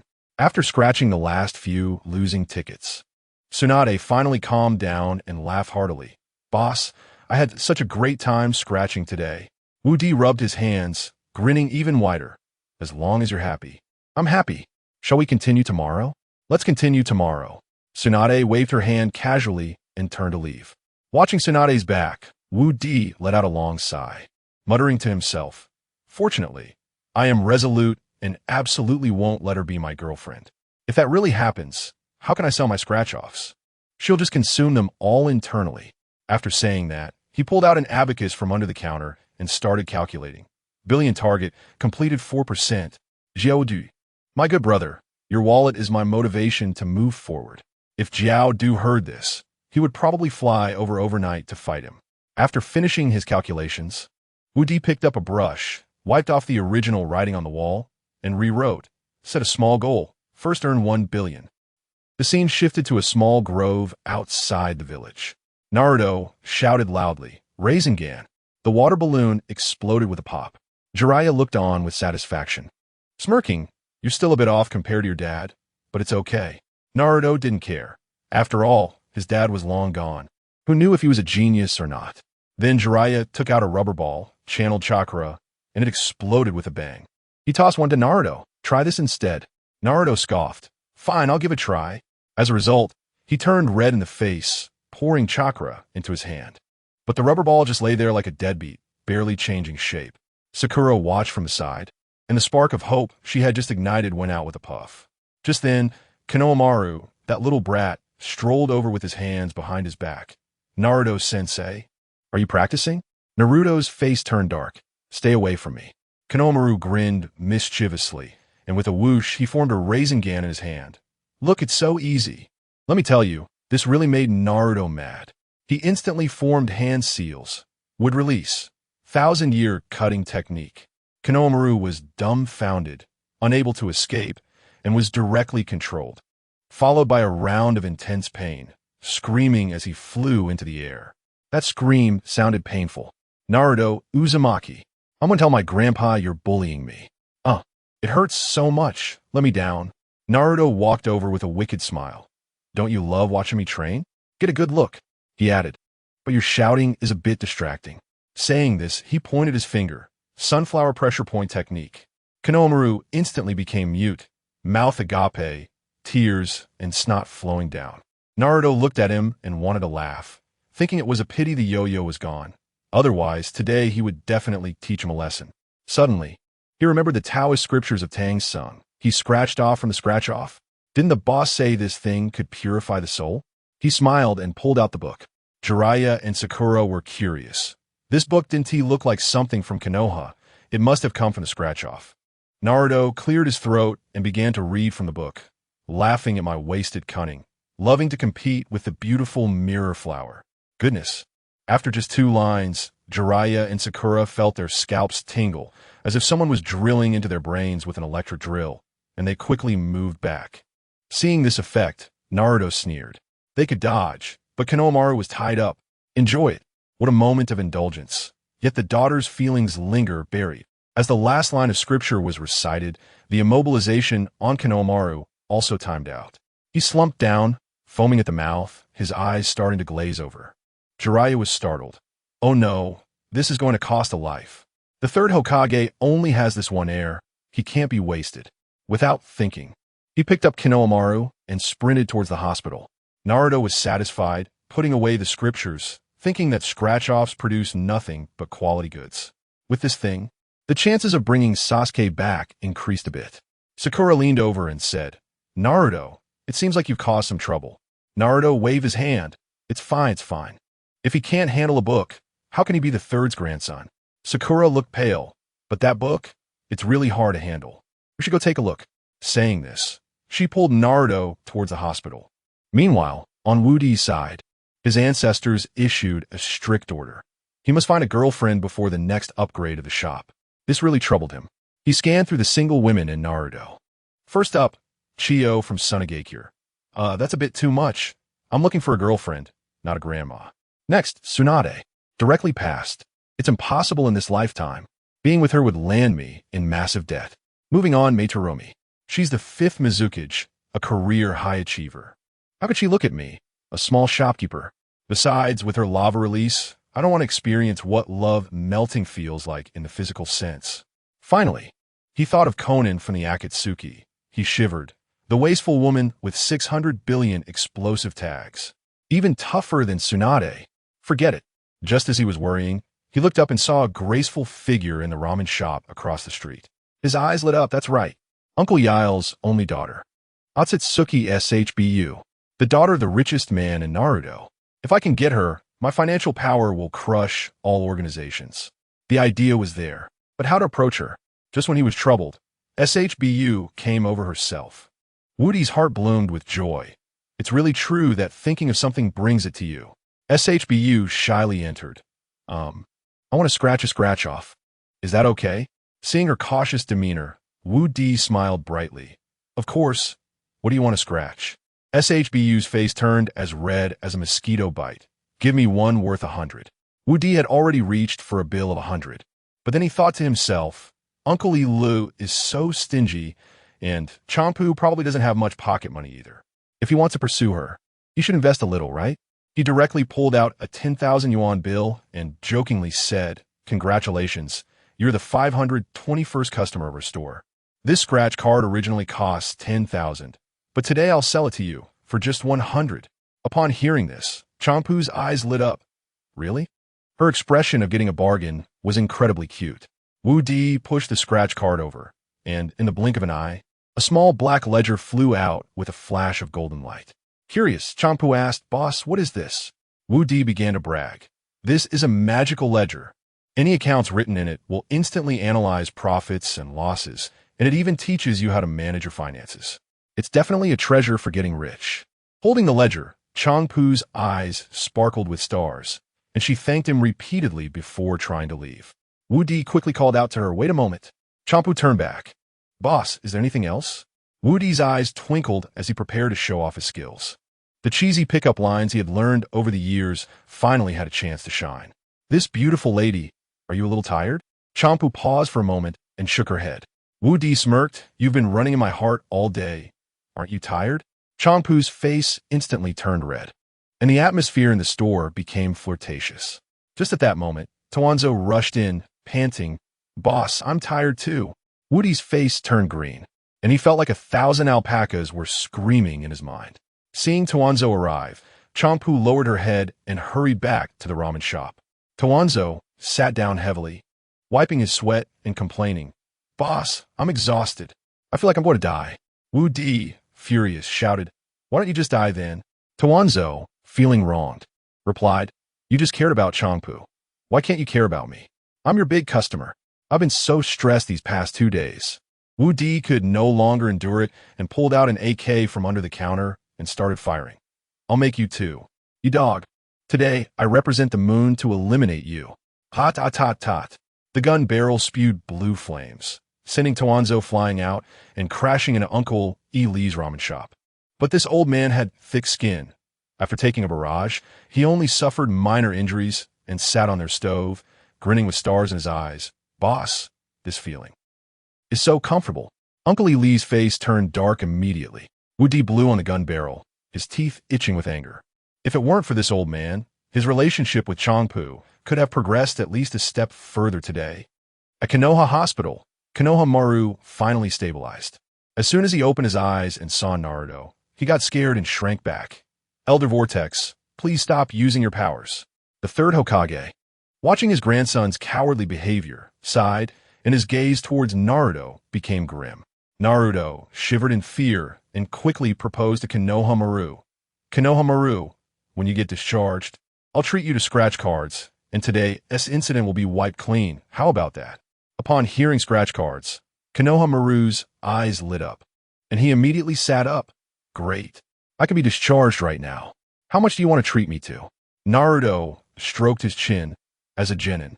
"At most I can buy you 100 yuan one." As soon as he finished speaking, Konoha Maru plopped back down. "Doctor, I can't take it anymore. I feel like I need another round of resuscitation." Seeing him taking advantage of the situation, Naruto gritted his teeth and said, "Fine, 1,000. Konoha Maru's struggles lessened a bit, and he weakly said, "Doctor, no need for resuscitation, but I think I need to stay in the hospital for a long time." Naruto slapped his forehead. "This little ancestor. 10,000. Is that all right?" Before he finished speaking, Konoha Maru jumped up. "Discharge me." The doctor wanted to stop him, but Konoha Maru shot him a sideways glance. "If you make me stay in the hospital, you have to pay for 10,000 yuan worth of scratch cards." After saying that, he dragged Naruto and ran off. The third Hokage, smoking behind them, blew out a smoke ring, looking forlorn. "This number is ruined again." On the way, Konoha Maru was rubbing his Rasengan in his hand, still showing off. "Master Naruto, I'm not lying to you. This technique is super simple." Naruto clenched his fists. This little brat insisted on showing off in front of him. The two arrived at the scratch card store, where Wu Di was still feeling down about Tuanzo and was indifferent. Konoha Maru pointed at Naruto. "Boss, give me a 10,000 yuan scratch card. My master will pay." After getting the 10,000 yuan scratch card, Konoha Maru treated it like a treasure, worshipping and touching it for quite a while before finally taking out a coin to scratch it. With a flash of golden light, Naruto's heart was bleeding. "That was my money. As the golden light faded, a stack of papers floated out. Wu Di glanced at the cover and almost burst out laughing. Konohamaru looked confused. "Boss, what is this?" Wu Di cleared his throat. "This is a secret weapon from my hometown." Upon hearing secret weapon, Konohamaru became even more excited, while Naruto was already feeling very jealous. Wu Di thought for a long time about how to introduce this thing in a more impressive way, but ultimately gave up and quietly said, "This item is scientifically named 3-year college entrance examination, 5-year simulation." What a domineering name. Seeing Konohamaru's face filled with admiration, Wu Di felt a bit guilty but still said seriously, "Once you have it, you won't be able to help but want to study. The content is probably general knowledge for ninjas. A friendly reminder, you are now bound to it, and you must complete a set of papers before sunset every day. If you don't finish, a shoehorn will come flying from across the space to smack your butt." It emphasizes a companionship-style education, continuing to hit you until you finish. Konohamaru's eyes instantly lost their color, looking resentfully at the papers in his hand. "But I'm still a child." Wu Di nodded. "Education must start from a young age. Keep it up, young man." Konohamaru turned to look at Naruto and found him laughing so hard he couldn't stand up. "I hate you so much," he roared, tearing the paper to shreds. "I don't believe it. What can they do to me if I tear it up?" Wu Di sighed and quietly watched him. Sure enough, in less than 3 seconds, there was a crisp sound, and Konohamaru had a bright red handprint on his face. He cried out in grievance, "Boss, did you hit me?" Wu Di shook his head. "Wrong. It was the test paper that hit you. It has a hidden function to urge its owner to study. If you destroy the test paper, you will receive a big ear slap from mom with your favorite food package." Konohamaru cried out and ran away, while Naruto laughed so hard he almost couldn't stand. He ran while crying. "What am I practicing Rasengan for? I'm going home to do papers. If I don't finish, I'm going to get hit." His crying was heart-wrenching. Naruto finally got rid of Konohamaru, feeling like the world had become peaceful again. He returned to the woods to continue molding rubber balls, while Jiraiya was lying on a rock, drooling over some editor he was looking at, occasionally making strange noises, which annoyed Naruto. In a fit of anger, he threw the rubber ball at Jiraiya. Jiraiya's expression changed. Don't underestimate him just because he was slacking off. His reflexes were quick. He forcefully blew his nose, and a bloody tissue shot out like a bullet just as it hit the rubber ball, causing a bang and the ball to explode. Naruto was dumbfounded. How could a tissue have such power? But this move had a big side effect. Jiraiya's nosebleed shot out along with the tissue, and his face turned pale in an instant. "Naruto, this time you pay for the blood transfusion." After saying that, he passed out. Naruto helplessly carried him, heading back to Konoha Hospital, wondering if he was fated to visit the hospital today, bringing in 2 critically ill patients in one day. In the evening, a series of crisp sounds pa, echoed from the 3rd Hokage's house, accompanied by Konohamaru's wails. "Grandpa, how do I solve this problem? My butt is about to explode." The 3rd Hokage was having a great time, pretending to be serious. "I told you to study hard, but you didn't listen. Now you're suffering, aren't you?" Konohamaru gritted his teeth in resentment. "You old bastard are so bad. Help me look at the problem." "Ouch. Another shoehorn. Grandson, look. This problem should be solved like this. You tell me the answer first. I can't take it anymore." The desperate cries continued until late at night. Early the next morning, Wu Di was once again awakened by Danzo's footsteps. He held his AK and muttered to himself, "AK, how can we kill Danzo?" After washing his face and opening the door, he found Tsunade had arrived even earlier. Shizune directly placed the money bag from Kakuzu on the table and said, "Boss, take whatever you want from Tsunade-sama's winnings. It's easier that way." Wu Di was not polite and took 10 million bills, also grabbing an extra 10 million from the bag. Today, Tsunade's luck was not good. She scratched off 40 million without a single flash of gold, and her face noticeably darkened. Meanwhile, in the Rain Village, Kakuzu, who had been losing money for several days, had come to terms with it. Looking at his reflection in the mirror, he smiled and shed a tear. Sigh. "Lost money again today. How happy I am." He walked step by step to the top of the tower, gazed at the crowd below, sighed in despair, leaned back, and jumped down. Splash. With a loud crash, Kakuzu fell heavily to the ground. That's right. He jumped off the building for 40 million. After lying there for a long time, another mask broke, and he suddenly inhaled sharply, sitting up and rubbing his aching back. Damn, this suicide jump hurts too much. I won't jump again next time. Outside Konoha village, Naruto was still stubbornly practicing the Rasengan. Today he was especially focused, endlessly rolling a rubber ball. Not long after, with a whoosh, he had rubbed a small hole into the rubber ball. He exclaimed joyfully, "Old pervert, I did it." Jiraiya, pinching his nose, glanced over and said, "All right, I got it, keep going. When can you make it explode directly? Then you'll have mastered it." Okay. Naruto was full of fighting spirit, looking like he had been injected with adrenaline. But let me tell you, his enthusiasm was really poorly timed, because the third Hokage and Iruka-sensei were standing right behind him like ghosts, watching. After practicing for a while, Naruto felt that the old pervert hadn't moved for ages, and he lost his temper, turning around to shout, "Old pervert, are you going to teach me or not?" Jiraiya, feeling helpless, pointed at a chart and said, "Aren't I studying the plot here?" Naruto exploded. "What kind of flat diagram are you studying? I want you to see something three-dimensional." Saying this, he clapped his hands together and performed the ninja art, harem technique. Let me tell you, the scene erupted in white mist, and a dozen beautiful women appeared out of thin air, starting to twist and turn in front of Jiraiya. The third Hokage and Iruka, standing nearby, were instantly stunned, their eyes wide as saucers. The next moment, two streams of blissful nosebleed shot out uncontrollably. Iruka felt a bit embarrassed. After all, Naruto was his student, and it was quite shameful to use such a vulgar technique. Just as he was about to advise the third Hokage, he turned around and, to his shock, saw the third Hokage pulling out a monocular from his pocket, starting to observe the scene. Iruka was dumbfounded. The tall and imposing image of the third Hokage in his mind shattered like dumpling filling. He felt heartbroken and then silently pulled out a pair of high-powered binoculars from his bag. The two of them were on the verge of losing too much blood and fainting from the excitement. Can you imagine how miserable Jiraiya, who was at the center of it all, must have felt? He pinched his nose tightly, and blood spurted out like a high-pressure water gun from between his fingers. Finally, unable to hold it any longer, he yelled, "Please stop the jutsu. I'll teach you right now." Immediately, only then was Naruto satisfied and released the jutsu. The third Hokage was so angry he started stomping his feet, cursing Jiraiya for not holding out a little longer. Then, he kicked Iruka, who was pretending to be dead, saying, "Get up. Stop playing dead. It's over." The two of them, covered in blood, approached Naruto, seeing their miserable state.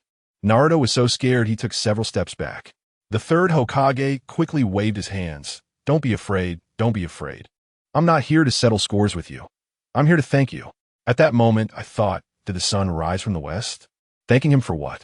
It turned out that yesterday, Naruto had tricked Konohamaru into scratching off a set of 3 years of college entrance exams, 5 years of simulations.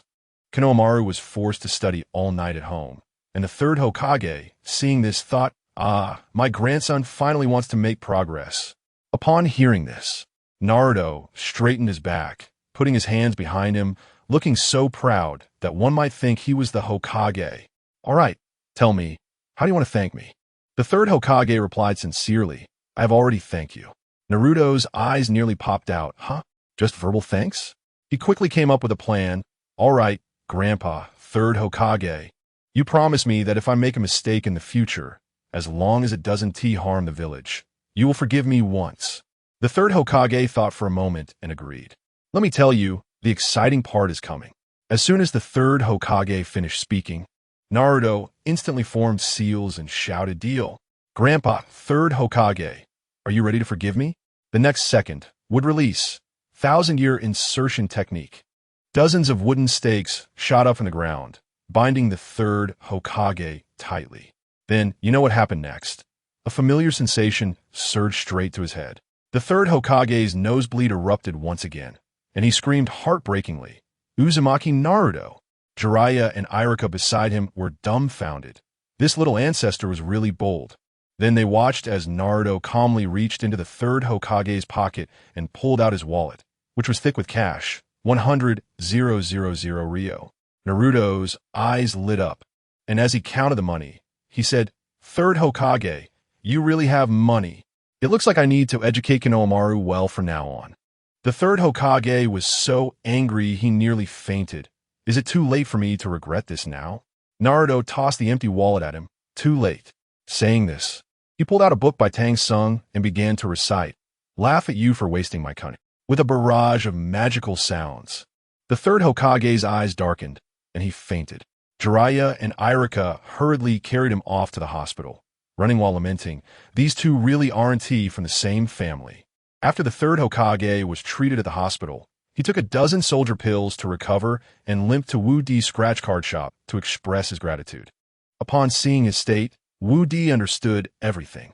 The third Hokage handed over a banner and mysteriously said, "Boss, this banner not only represents my gratitude, but also the hopes of the people of Konoha for you." Wu Di wanted to scoff, but was still quite touched as he accepted it. However, when he opened it, his face turned green. It read, "You'll always be the most loyal friend of the Konoha people." Let me tell you, Wu Di's mood at that moment was like he was being sent off in a companionable way. He forced a smile as he put the banner away, saying he would hang it in his bedroom and offer incense 3 times a day. The third Hokage thought it was some supreme courtesy and left happily. However, as soon as he stepped out the door, Wu Di pulled out an AK from under the counter and yelled, "Damn it." Then, with a rapid fire of chakra bullets, he shot 3 holes in the third Hokage's body. The third Hokage clutched his wound and turned back, completely bewildered. Wu Di scratched his head. "Sorry, third Hokage. The gun went off by accident." The third Hokage was so scared he shivered and quickly ran off. Destination: Konoha Hospital for a second visit. A few days later, Naruto finally mastered the Rasengan. Jiraiya kept his promise and said, "All right, let's go find Sasuke." Sakura was so happy she nearly jumped up. Before leaving, Naruto insisted on stopping by the scratch card shop.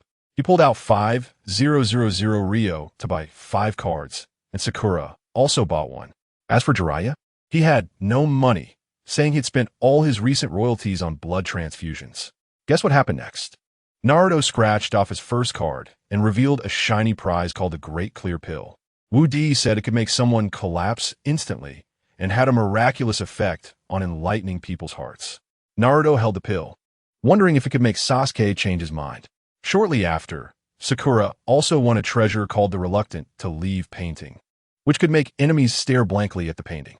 Naruto kept the remaining 3 cards, saying he would save them for Sasuke. They had just left when Changpu from the ramen shop sneaked over. Let me tell you, this girl has incredible luck with money. Last time she scratched a lottery ticket and made over 100 taels in just a few days. This time, Boss Wu Di gave her a special price, and she scratched out a shining golden pot, the Wansan Gathering Treasure Pot. It said that if you put money inside, it will generate more money.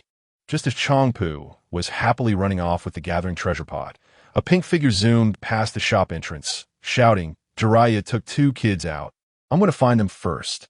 When I come back, we'll have a good catch-up." It was Danzo. Boss Wu Di's temper flared up, and he grabbed an AK and rushed out, firing a burst at that figure. "Shimura Danzo, I'll send you on your way right now." Meanwhile, the third Hokage was secretly having a meeting with Tsunade in a small dark room, discussing how the Akatsuki organization seemed to be having internal strife. Tsunade mentioned Jiraiya taking people to find Sasuke, and the third Hokage became excited, smoking and saying, "Let them make a fuss.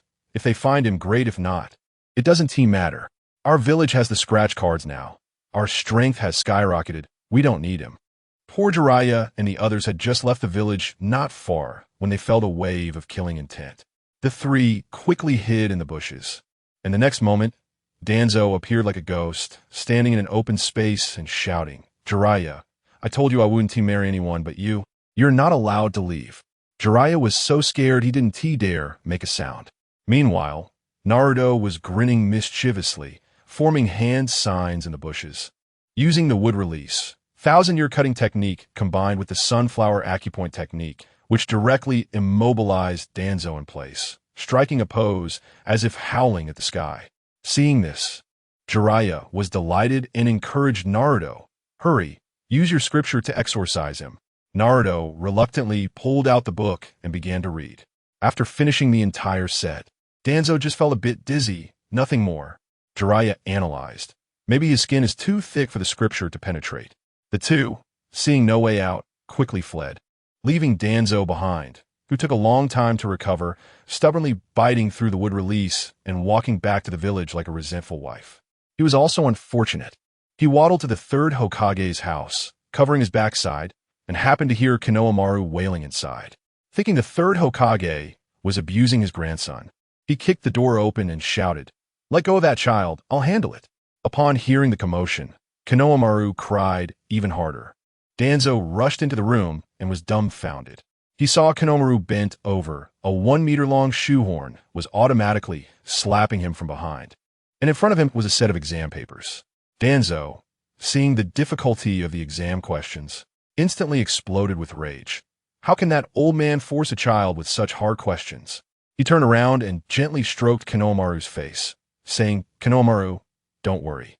Grandma will tear up this exam paper right now and see what your grandfather can do to you." As soon as he finished speaking, let me tell you, Konohamaru's little face turned scared just as he was about to shout, "Grandma, don't." It was too late. Danzo, with hands moving at lightning speed, tore the stack of papers into a flurry of snow. I tell you, it was even finer than a shredder. She then patted her hands, wearing an expression that said, "This is how powerful I am." What happened next? A big slap suddenly flew out of nowhere in the dark room, hitting her right in the face.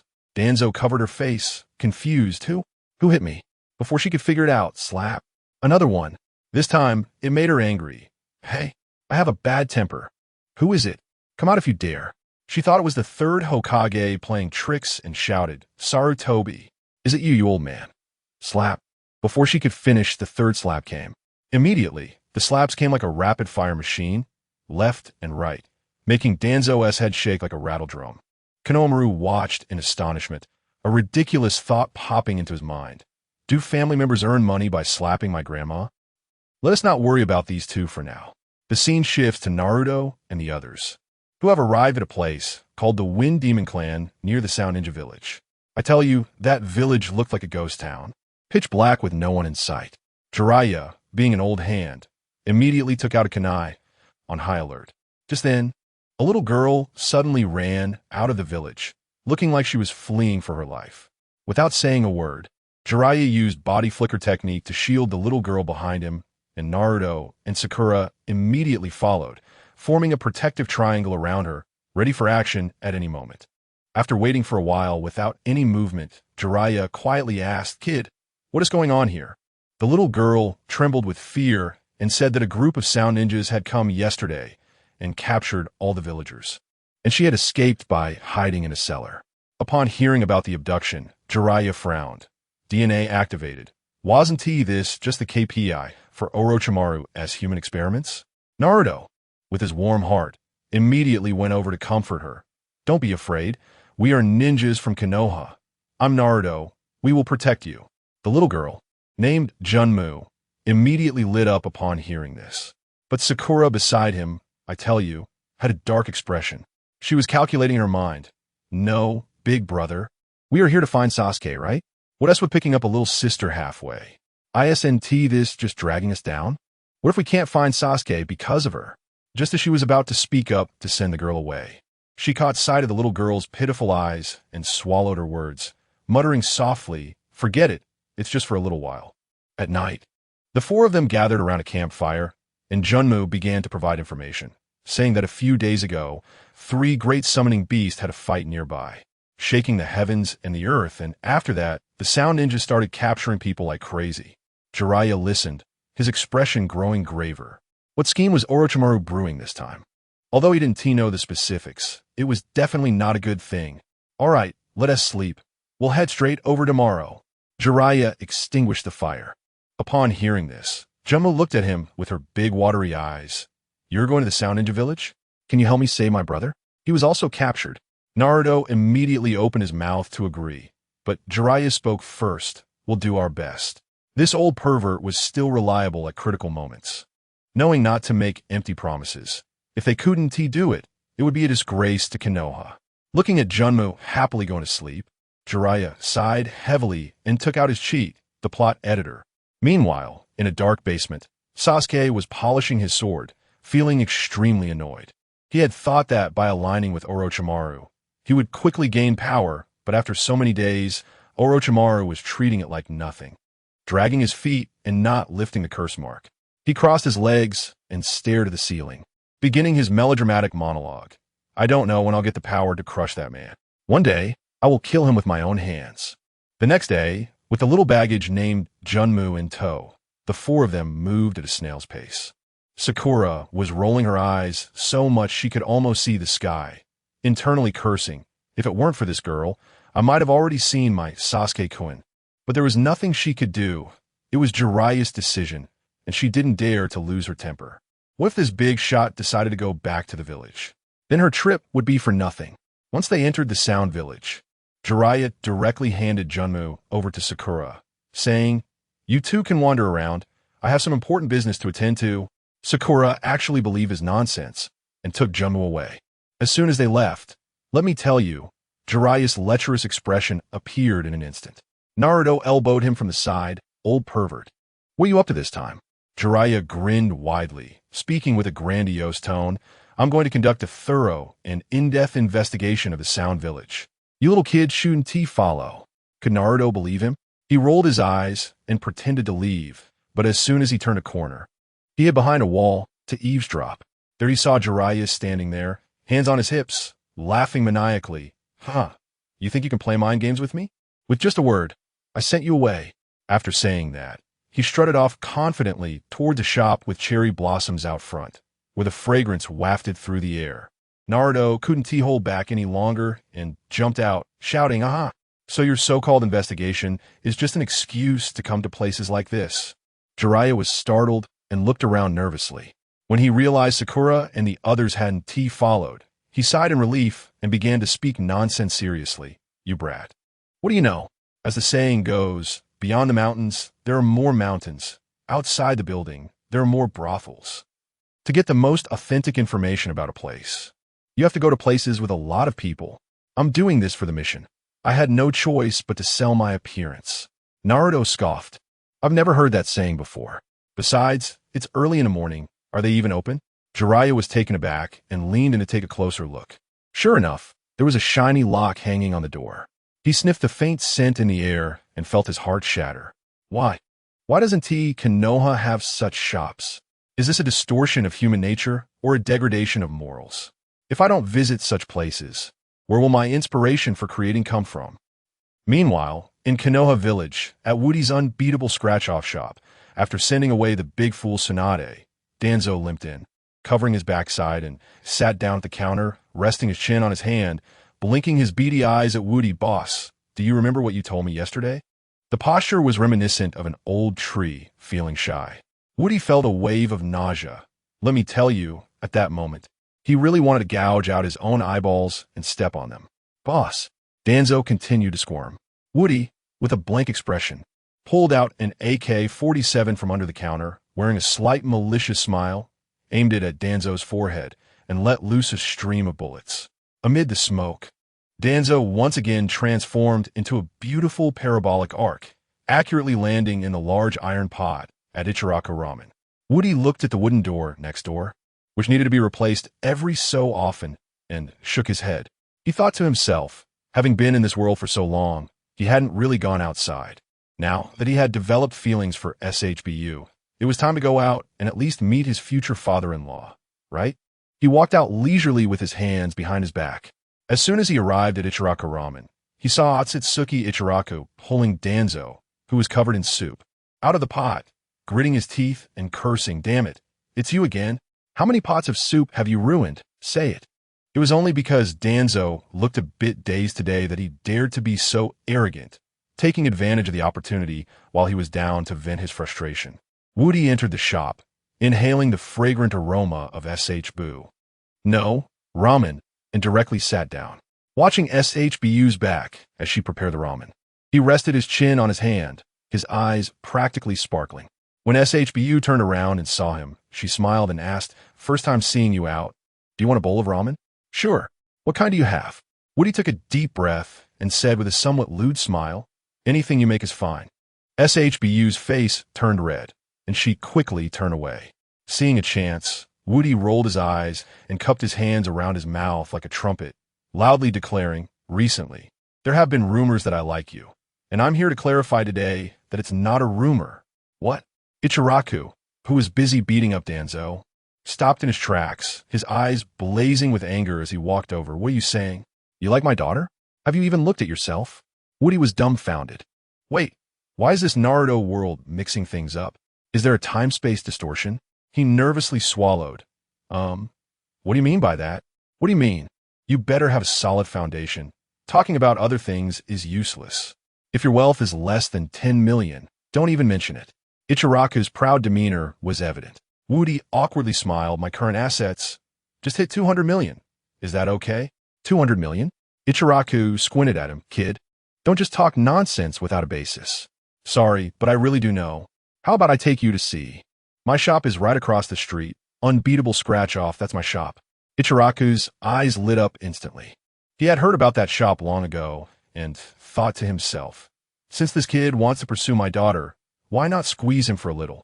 So he scratched his nose. "Well, I also want to go scratch a ticket later. How about it?" "Sure, but at our shop, you have to spend money. I can't just hand out tickets for free." "Of course, but since we're neighbors, can you give me a discount?" "No problem."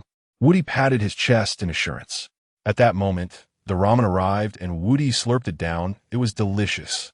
He thought to himself, if he married SHBU, wouldn't he get to eat this every day? After he finished drinking the soup, Ichiraku reminded him, "Don't forget to give me a discount." "Sure." Woody wiped his mouth and stood up to leave, but Ichiraku blocked him. "Kid, you haven't paid for the noodles yet." Woody's eyes widened. "What? I'm already giving you a discount that's worth more than this. It's just a bowl of noodles. Does it really matter?" Ichiraku crossed his arms and chuckled. "The discount is a neighborly gesture, but paying for food is a matter of course. You can't just wipe your mouth and forget about people, can you?" Woody's face darkened. "How much is it?" 10 taels. "Damn." Woody pulled out a coin from his wallet. "This is 20 taels. No need for change." "You're quite sensible. Go wait in your shop. I'll be there soon." Ichiraku smiled contentedly. Woody returned to the shop with a dark expression, thinking that this father-in-law was too stingy. Before long, he saw Ichiraku come over, arms crossed, looking as nervous as if he had a few million in his pockets. He walked in and slapped 3,000 tael bills on the table. Woody nearly fell off his chair. Was 3,000 taels really necessary? "I heard the best ones are 1,000 each. You said you'd give me a discount, so I want to ask for more. Just 3. Hee. You're really not greedy." Woody smiled without mirth, thinking, I absolutely cannot let him win. Otherwise, wouldn't he be relying on me in the future? He directly adjusted the winning rate of the scratch-off tickets to the lowest. Ichiraku took the tickets and scratched happily. The first one, not a win. His face turned dark. The second one, still not a win. Sweat started to form in his palms, and he questioned, "Isn't it said that your shop has a high winning rate? Why haven't I won with 2 tickets?" Wu Di calmly said, "This is gambling. There are wins and losses. Look at Lord Tsunade. She comes every day and loses every day. What does she say?" Ila listened and thought, right? Can my luck be worse than Tsunade's? He just didn't believe in this evil. With a swipe, he scratched off the 3rd card, and still nothing. This time, he completely went mad. Watching his 3,000 taels being taken away, he shouted, "Wait." Good guy, his whole aura changed, full of murderous intent, his fist cracking. "Tell me, are you deliberately giving me losing tickets? Your shop is a black shop. Those people are all hired by you." Wu Di was speechless. "Why would I hire so many just for your 3,000 taels?" Look, now you're speechless, right? Ilu slapped the table. Woody didn't bother to explain anymore, directly forming hand seals. Would release. 1,000-year. Cutting technique. What do you want to do? Want to get rough? I tell you, the mighty cannot be subdued. Even if you kill me, I will expose your ugly face. Brr, my unspent youth, go for it, come on. Before Ilu finished shouting, dozens of wooden stakes burst out of the ground, directly exploding from his rear. That's sour. He let out a tragic scream, but still kept his mouth strong. I tell you, real men never bow to evil. Wu Di listened to his impassioned speech and was about to lose it. This future father-in-law was untouchable. Cursing was useless. What if he really got killed? What would happen to SHBU? He sighed and took the 3,000 taels out of the money box again. I tell you, no matter what method you use, The reputation of your shop is ruined. I will nag about you every day in the shop. I will make big character posters to expose you. Wu Di stuffed the money into his hand, smiling and asking, "What else do you want?" Eli's expression stiffened, looking at the money in his hand. He immediately broke into a smile. "I want to tell everyone that your shop definitely has no dark secrets. The boss is good. Treats neighbors with warmth. I want to make a banner to give to you. Have you thought about the content of the banner? Do I need to think? Just right. You will always be the most loyal friend of the Konoha people. Get lost."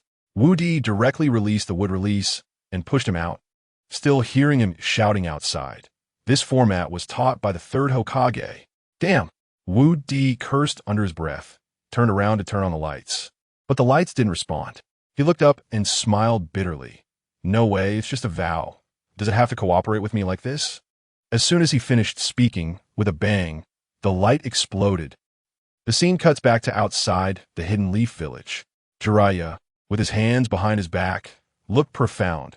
We're here, below is Orochimaru's lair.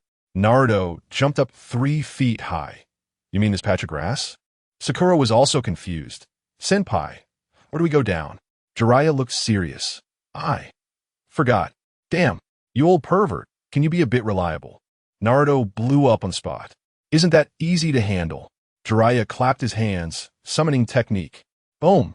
Instead of Wanta, a green, red-lipped frog came out, squeaking, "Little ZZ, we meet again." Saying that, it gave Jiraiya a bear hug. Jiraiya was stunned. Frogly? Why is it you again? Wanta said he didn't want to be summoned. So I came first. Look how good I am to you. The Frogly even threw a flirtatious wink. Jiraiya felt nauseous and quickly pushed it away. Go back and tell Wanta. It's urgent. Help me with this. I'll show him the plot editor. Plot editor? Is it a delicious bug? Bug, you silly little thing. It's just a particularly beautiful thing. You're not worthy to see it. Hurry up. Frogly disappeared with a pout. 1 minute later, Wanta appeared with a pipe, dominating the scene. Jiraiya, the plot editor you showed to the 10,000 snakes last time? Yes, but you have to help me dig this ground open first. Wanta snorted. All you know is to make me do hard labor. Saying that, he stabbed the big knife into the ground, instantly carving out a bottomless passage. As soon as the passage opened, a bunch of people with strange expressions rushed out. My brother, he is inside there. Junmu pointed at the crowd and shouted. Naruto looked and saw that these people were not right, looking like zombies. Jiraiya gritted his teeth. Damn, Orochimaru was doing his disgusting experiments again. He explained to Naruto that Orochimaru was driven away from Konoha for this reason by the third Hokage. And what the teacher couldn't do back then, I will solve today. Orochimaru, come out. As soon as he finished speaking, that group of people rushed up. Naruto quickly asked, Junmu, which one is your brother? The one in the black clothes with the shoulder exposed. Naruto immediately rushed out. Forming hand seals would release 1,000-year cutting technique. Instantly tied up that man. He and Sakura rushed into the crowd and quickly cleared out all those minions. Junmu ran to her brother, crying and shouting, Brother, it's me, Junmu. But that man had no emotion in his eyes. The curse mark on his neck flashed, and he became even more violent, desperately tearing at himself. Junmu's heart broke seeing this. She turned around and grabbed Jiraiya's clothes. Senpai, please end my brother's suffering. I beg you. Jiraiya sighed deeply, patted her shoulder. Okay. He let Junmu go first, then resolutely picked up a kunai. Just then, Orochimaru came out of the passage with Sasuke and Kabuto, walking leisurely. Sasuke. As soon as Sakura saw him, she rushed over without thinking, but was stopped by Jiraiya. Sasuke, why don't you return to Konoha? Come back. Sakura cried like a pear blossom. But Sasuke just coldly looked at them. I need power now. You can't give it to me. Orochimaru smiled wickedly and directly summoned the 10,000 snakes. As soon as the 10,000 snakes appeared, they started cursing at Wanta. We meet again? Toad. Wanta puffed out a thick cloud of smoke. You should talk less, you wind-leaking thing. The 10,000 snakes immediately got triggered, ready to retort. But Orochimaru and Jiraiya had already jumped onto their respective summoning beasts, ready to fight. On the ground, Sakura was still crying and pleading, while Sasuke expressionlessly repeated, I need power, do you understand? Only Orochimaru can give it to me. Stop talking nonsense. Naruto was completely enraged, gripping his kunai, roaring and charging up. Sasuke wasn't a pushover either. He quickly drew his knife and leaped high. But Naruto, let me tell you, he had no intention of sparring. With a smirk, he crossed his hands, and with a shout, the shadow clone technique, whoosh, more than 20 Narutos popped up like dumplings, surrounding Sasuke. Sasuke was fierce too, slashing left and right like he was in a frenzy, but he couldn't withstand the numbers. Just as he knocked down a dozen, he was tightly hugged by two reckless shadow clones around the legs. Naruto's main body snapped his fingers below. That look was just like saying got you. Exactly what he was waiting for. Sasuke was in midair with no place to take force. Wasn't he just a live target? Would release. 1,000-year cutting technique. Let me tell you, that scene was simply incredible. Dozens of wooden stakes shot up from the ground and directly pierced through those two shadow clones along with Sasuke himself, forming a string. To prevent Sasuke from pulling out his ancestral screaming chicken, Naruto even specially separated his hands, showing a thoughtful consideration. Poof! A muffled sound echoed, and the family members were bewildered. Even through the screen, I felt a tightening in my butt. Sasuke's scream was sharp and piercing, reverberating through the sky. Taking advantage of his open mouth, Naruto quickly stepped forward and stuffed a black pill into his mouth. Sasuke was dumbfounded. What the hell did you make me eat? Naruto chuckled. It's the Great Clear Pill, specifically for dealing with various grievances, guaranteed to make you turn back into an honest person in 1 second. The effect of the pill was astonishing. In less than 2 minutes, Sasuke seemed like a different person, tears streaming down his face as he clung to a wooden post, starting to confess. I am a sinner. I am a sinner of Konoha. I want to go back to Konoha. Take me back quickly. Sakura, watching from the side, exclaimed. Finally, all that effort wasn't in vain, her face beaming with joy. But guess what happened next? Orochimaru wasn't having it. With a glance, he signaled Kabuto, who immediately understood. Forming hand seals, and the cursed seal on Sasuke's neck suddenly glowed. Well, the effect of the Great Clear Pill was instantly nullified. Like a computer being restored to factory settings. Sasuke shot back far away, sneering. Is that it? You think I'll go back to Konoha? Dream on. I want power. I want to kill that man, and none of you can stop me. Saying this, he pulled out a chicken. Seeing this, Naruto thought, oh no, it's coming again? He immediately began forming hand seals. The two acted simultaneously, and just as luck would have it, right after 3 crowing sounds, Naruto's 1,000-year cutting technique arrived. Bang! Another sound. Sasuke's expression froze instantly, likely recalling the fear he experienced back in the Valley of the End. But the most ridiculous part? His damn dance technique still hadn't stopped. Just watch, a person stuck in the middle of a wooden post, still crazily shaking his butt, the screams mixing with the BGM. That scene was simply the latest performance art of 2025. Orochimaru and Kabuto looked as if they had accidentally played funeral music at a wedding, awkward enough to dig out a 3-bedroom apartment with their toes. After a long pause, Orochimaru finally said, I think we're a bit superfluous. Let's go, let us go. With a thud, the snakes took both of them away. Meanwhile, Jiraiya had also sent Frasmanto away, but Frasmanto wasn't satisfied, insisting on seeing the promised plot editor before leaving. Jiraiya, being a straightforward person, pulled out the editor from his bag, not knowing what he was thinking, and handed it to Frasmanto. The next second, 2 streams of hot blood sprayed from Frasmanto's big nostrils, like a high-pressure water gun, drenching Naruto and the others. Naruto, covered in frog blood, turned around and yelled, Hey, Frog Boss, are you in debt again? Frasmanto snorted. You know nothing, my frog blood is a great tonic. After saying that, he dashed away. I'll show you a tonic. Naruto was also fired up, forming hand seals to retaliate. However, Frasmanto ran too fast, and the technique was already unleashed, unable to be taken back.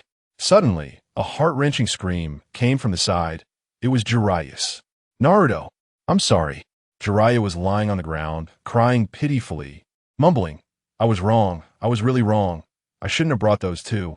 If I hadn't brought them, I wouldn't have summoned Frasmanto. If I hadn't summoned Frasmanto, I wouldn't have triggered wood release.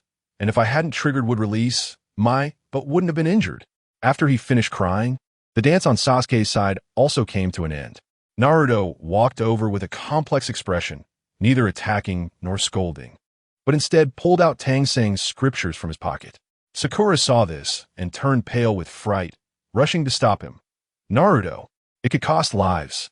Naruto looked at Sakura, then at Sasuke, sighed, put away the scriptures, and replaced them with 3 scratch cards, placing them at Sasuke's feet. Sasuke, I know forcing you to go back won't work. Take these 3 scratch cards. I hope they will help you find something useful for your revenge. After avenging yourself, come back early. Both Sakura and I are waiting for you. After saying this, Naruto picked up the twitching Jiraiya and turned to leave. Sakura wiped her tears and followed him. As the wind blew, the scratch cards rustled on the ground. Sasuke remained silent for a long time, then shouted with all his might towards their departing figures. You mountain cannon, at least undo my wood release. Meanwhile, in Konoha's scratch card shop, the owner, Wu Di, was wiping the table when suddenly his head started ringing incessantly. Scratched out a prop basketball. Scratched out a prop pair of overalls. Scratched out a prop mop wig. Wu Di was taken aback. There was no one in the shop? Oh, I see. It was Sasuke who scratched them out. Goodness. He directly assembled a full set of singing, dancing, and rapping equipment. Nice. On the other side, in the Rain Village, at the Akatsuki organization's headquarters, Kaku, the organization's financial manager, held a crumpled paper in his hand, looking gravely pained as he called for a general meeting. A letter of self-criticism and resignation. He cleared his throat. Dear Nagato and all colleagues, I, Kakuzu, can no longer handle this accounting job. Since half a month ago, I've been losing 10 million a day. 5 days ago, it increased to losing 40 million a day, totaling over 300 million now. I let the organization down. I let the boss down. His tone was as tragic as someone about to go to the gallows. Then he switched gears and went into a mode of calling out names. Also, can we keep that spendthrift Conan away from me in future meetings? She steals my wallet every day to buy explosive tags. What is a girl doing playing with explosions? And Haydn, you stole from me 3 times last month, 80 million. Deidara buys clay. Sasori buys small leaf red sandalwood. Why do you a puppet player? Need to mess with that? Can you even handle it? You all are losing your focus on your hobbies. How sad. After rambling on for a while, he finally stopped. Nagato, sitting at the front, expressionless, asked, Kakuzu wants to resign. Does anyone have any objections? Silence. Well, since no one opposes, I announced the dismissal of Kakuzu from his accounting position. Nagato paused, licked his lips, and continued. Now, let us hold a public vote for the next accountant. Those in favor of Kakuzu, please raise your hands. In an instant, everyone except Kakuzu raised their hands. Nagato clapped his hands. Great. It seems everyone still trusts you a lot. Kakuzu, this glorious and arduous task can only continue to be completed by you for the harmony and stability of the organization. Let us fight on. Oh well. After that, he waved to the others. Meeting dismissed. Go play mahjong or do-di-ju. Everyone instantly scattered. Kakuzu clenched his fists, trembling with anger, and shouted as he charged at Nagato. But Nagato's pain stood in front. Universal pull. Almighty push. Universal pull. Almighty push. With this back and forth, Kakuzu was completely toyed with, letting out a desperate scream. I don't want to live anymore. Back in Konoha, as soon as Naruto returned to the village, he rushed to the scratch card shop, slapping down 12,000. Boss, one please. Wu Di smiled and handed him a card. And with a flash of gold, an old-fashioned cannon model stamped with foreign characters floated out. What the heck? An Italian cannon. Wu Di was shocked. This thing can be scratched out? He explained to Naruto that this cannon is powered by chakra. As long as there is enough chakra, it can fire infinitely. The activation incantation is Second Company Commander, where's your damn Italian cannon? And the retraction incantation is everyone, charged with bayonets. Naruto found it amusing and held the model in the shop, muttering, Second Company Commander, where's your damn Italian cannon? Boom! With a loud bang, the model instantly grew larger, directly puncturing a big hole in the roof of Wu Di's little shop. Naruto, Wu Di, with a head full of birds' nests and tiles, let out an angry roar like that of a slaughtered pig. Naruto was trapped under the cannon, stars in his eyes. Furious, Wu Di grabbed an AK and started shooting at the sky, just in time to spot a pink figure in the crowd. Danzo? Goodness, He had nowhere to vent his anger. Wu Di formed a hand seal with both hands. Would release. 1,000-year cutting technique. Poof! Danzo was hit as expected. Wu Di was still not satisfied and dragged out his Italian cannon, aiming at Danzo. Fire! Boom! With a loud bang, a big pit was blown in the street, and Danzo lay in the pit, his body charred and smoke rising from his mouth. Over here, Naruto also woke up and hurriedly recited a spell to shrink everyone. But the cannon shrank, lost its balance, and crashed through Wu Di's bedroom. Wu Di went completely mad, grabbed the AK, and rushed out, just as Danzo crawled out of the pit. He pulled the bolt. I'll let you crawl.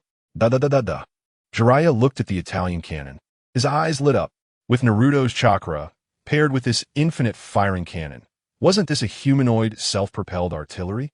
It had to be taken out for practice.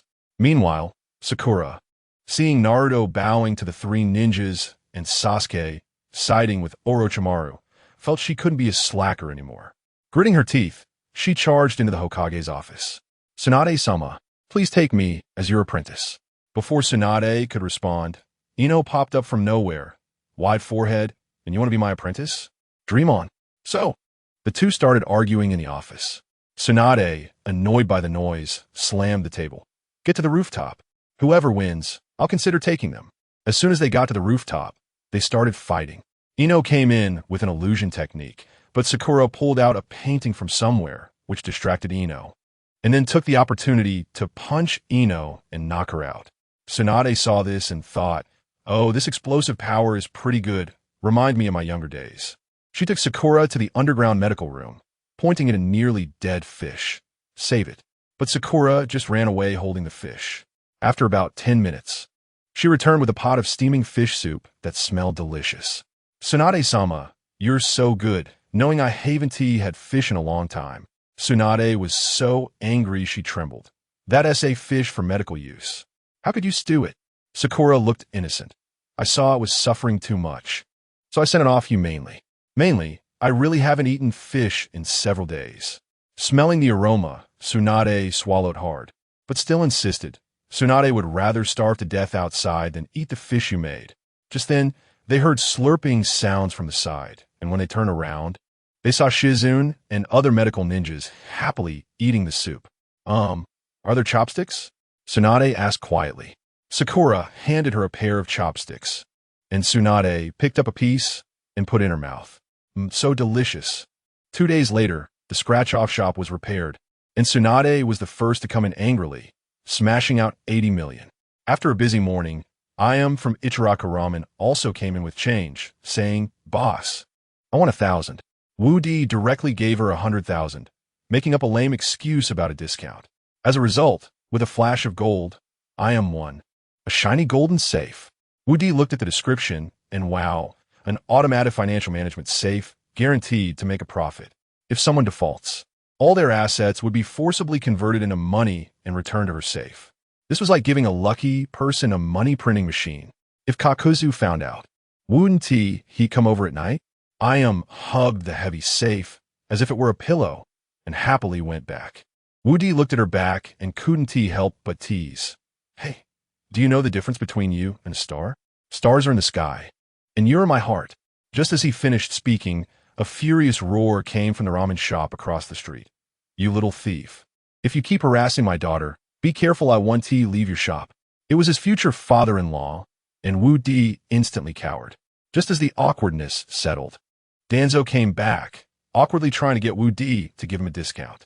Wu Di's face darkened as he stubbornly refused. Danzo had no choice but to buy 100,000 worth at full price, but ended up winning nothing.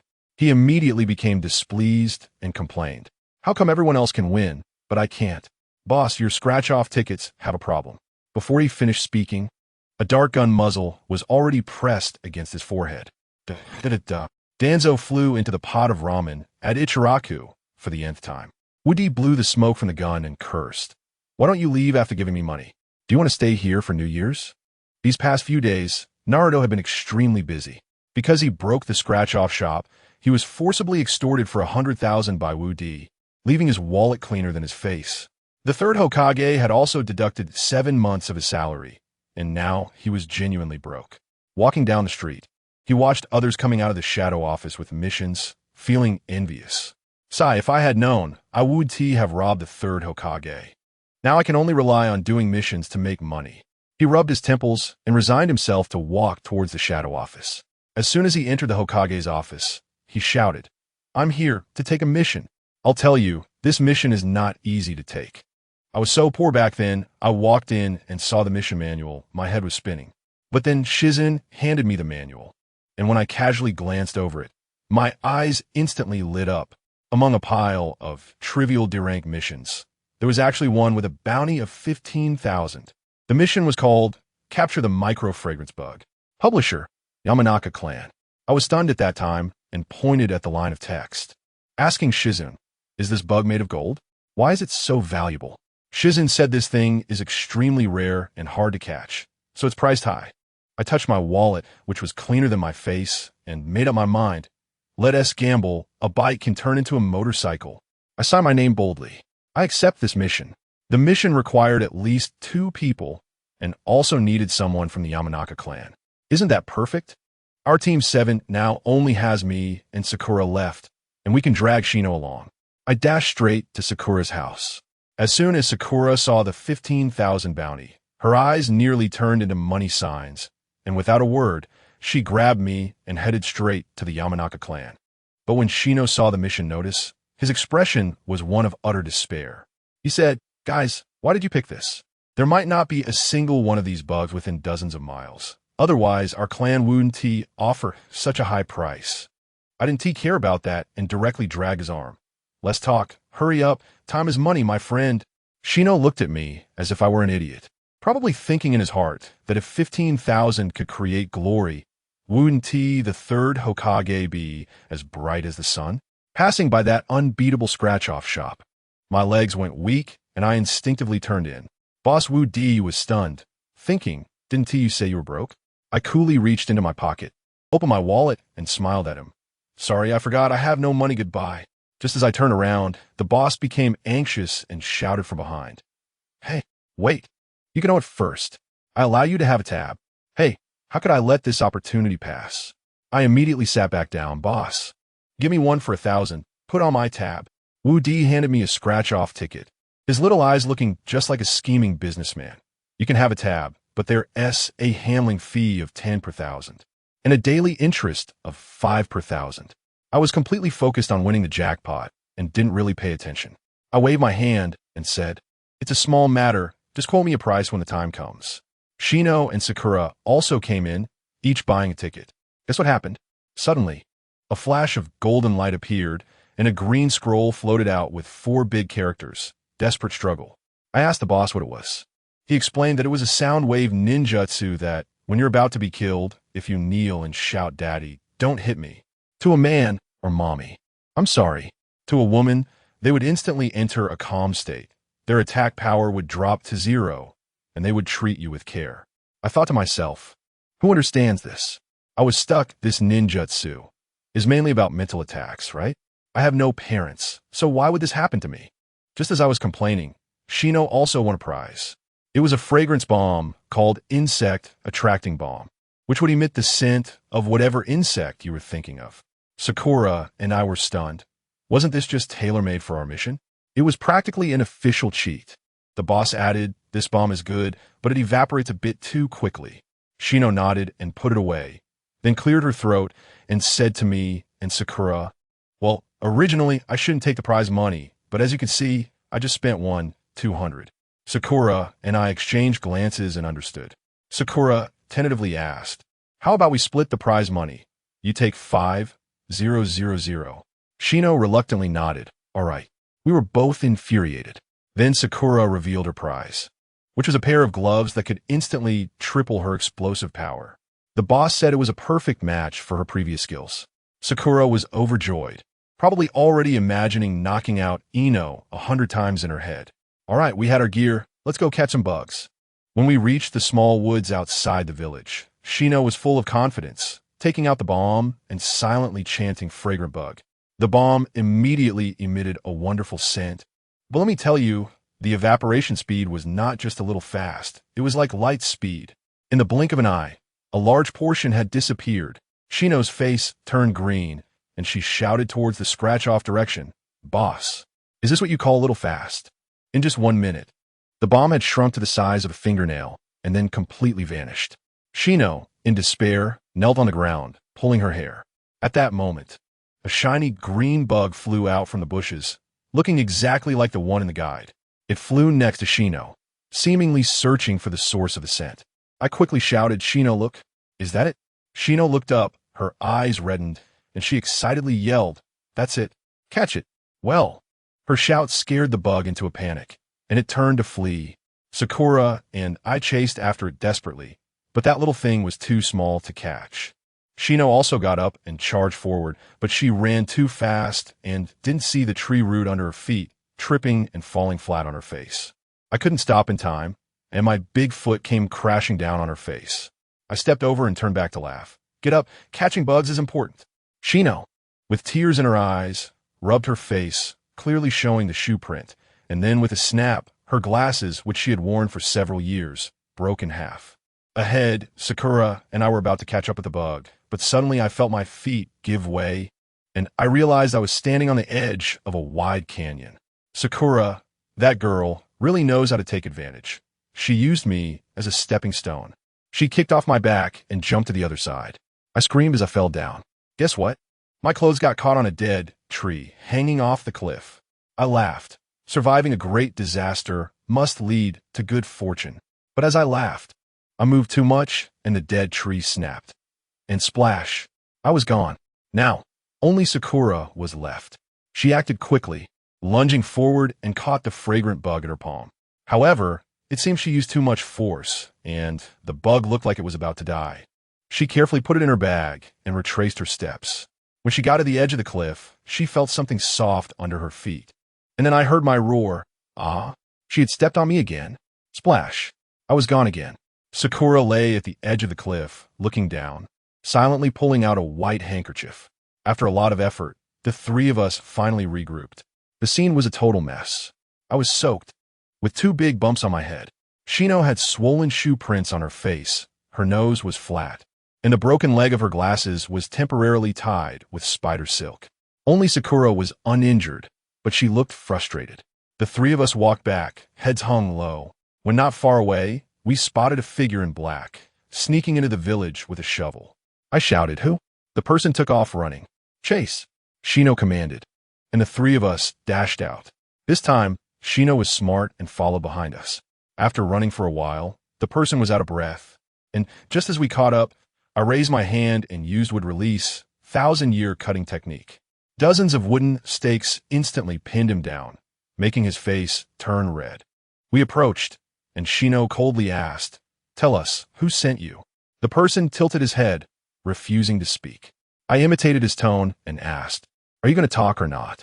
As I said this, I started slapping him. Sakura quickly stopped me. "Naruto, wait. You have to give him a chance to speak." I thought about it and agreed, asking him again, "Will you talk?" He still wouldn't say anything. My anger flared up, and I pulled out the scriptures of Tang's song, saying ominously, "Fine, since you won't talk, I'll enlighten you." I began to recite, "Laugh at you for wasting my schemes. Love competing for the beauty of the mirror flower." Seeing this, Sakura quickly pulled Shino far away. The guy who was tied up initially gritted his teeth, but as I continued, the veins on his forehead bulged, and in despair he shouted, "Please stop reciting." Then he bit his tongue and died. When I finished and looked up, the guy was already cold. I was speechless. "I didn't even ask your name, and you just died? Your mental fortitude is too weak." I had just put away the scriptures when Sakura came over, and as she looked down, she saw the bag containing the fragrant bug. Her heart sank, and when she opened it, she saw that the bug was dead, completely torn apart. Shino peeked inside, and her chakra instantly went out of control, snapping the spider silk, binding her glasses. She pointed at me with a voice like thunder. "Naruto!" I broke out in a cold sweat. Behind Shino, Sakura silently put on the gloves that tripled her explosive power, and after colliding her fists together, she took a deep breath and shouted, 5 seconds. Real man." Wow! Her chakra surged instantly, and in a quick stride, she was in front of me, looking at her fist just a hair's breadth away from my face. I thought to myself, it's over, this airport is about to add a real character. I had no choice but to kneel down, using all my strength to shout, "Mom." I was wrong. A miracle happened. Sakura's surging chakra instantly extinguished. Her gaze softened like water, and just as she reached out to pat my head, the effect of 5 seconds, real man expired, and with a blissful smile, she fell straight back, fainting. This ninjutsu is truly abstract, but it works wonders. Just as I was about to feel happy, Shino angrily approached, with black bugs crawling all over her arms. When I saw that, my legs went weak. Being bitten by those things was worse than getting punched by Sakura. Forget it, being cowardly once is cowardly, but being cowardly twice is also cowardly. I turned my knee and was about to speak to Shino, "Dad." Before I could finish my sentence, everything went dark in front of me, and a soft, squishy thing hit my face. I quickly wiped it off and saw it was a slug. I immediately threw up. But the worst was yet to come. Hundreds of slugs bounced out from behind Shino, and a bunch of pink Seong bombarded me relentlessly. I screamed and ran towards the village, shouting, "Dad, don't hit me." But I wasn't kneeling. This tactic didn't work. By the time I reached the village entrance, Shino had finally collected the slugs. But I was already covered in pink. I entered the invincible scratch card shop, and the owner, Wu Di, was busy calculating accounts. It seemed like Tsunade had an average luck today, only buying 39 million worth. Wu Di was probably thrilled looking at the ledger. He was pondering how to pursue Miss I Am from the ramen shop when he looked up and saw me, so he came over. As soon as he entered the ramen shop, he caught a whiff of a terrible smell. Turning around, he saw a pink figure hunched over eating noodles. He probably mistook me for Danzo, grinning widely, and raised his hand. "Danzo, accept your punishment. Would release. 1,000-year cutting technique." I was just eating noodles when I suddenly felt a sharp pain in my rear. I rolled on the floor in agony. Wu Di, hearing the sound at the entrance, was bewildered. That sound. Doesn't he seem like Danzo? When the pink substance fell off me, revealing my blonde hair, he was so scared that he tiptoed away. I covered my backside and shouted at him, "Don't run. We're the only two in the village who can do this move. I'm not paying back that 1,000 too." You won't believe what happened next. Wu Di returned to the shop, looking innocent, and said to me, "What are you talking about? I've never left." He even tried to turn the tables, saying that someone else in the village had also used that move recently, and it must be that person's doing. I was skeptical at first, but when he brought up that Kinomaru had also drawn a jutsu learning card, I was immediately speechless. I had to apologize to him. He took advantage of the situation and said that because I wrongfully accused him, my debt would double. I had no choice but to accept it if I wanted to continue coming back to play. Then I shamelessly asked him who had attacked me. He pretended to be serious and said he couldn't reveal client information, but when I pressed him, he finally said, "All right, if the debt doubles, I'll tell you." I gritted my teeth and agreed. He then pretended to struggle and leaned in to say, "Konoha Village, the Shadow Department, Shimura Danzo."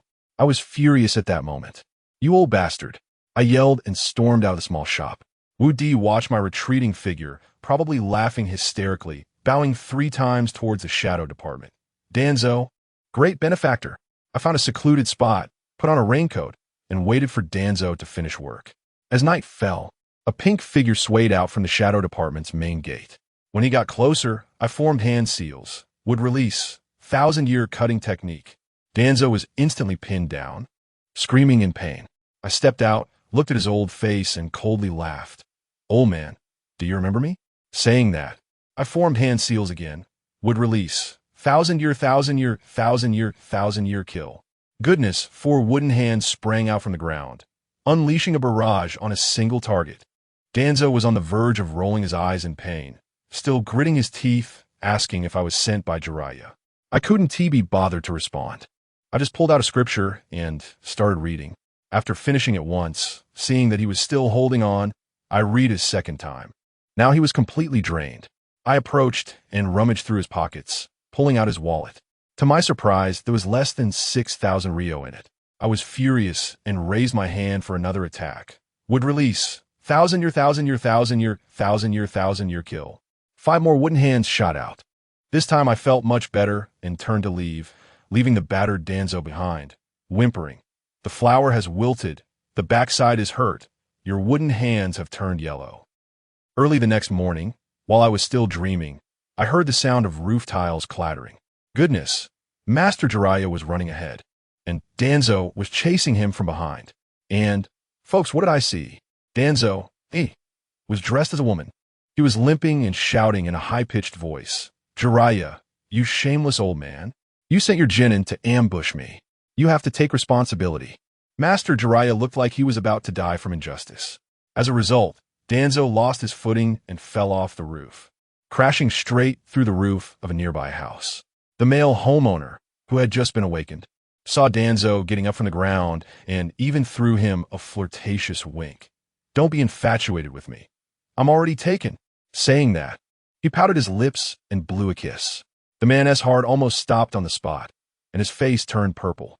After Danzo left, his wife lay on him, crying her eyes out.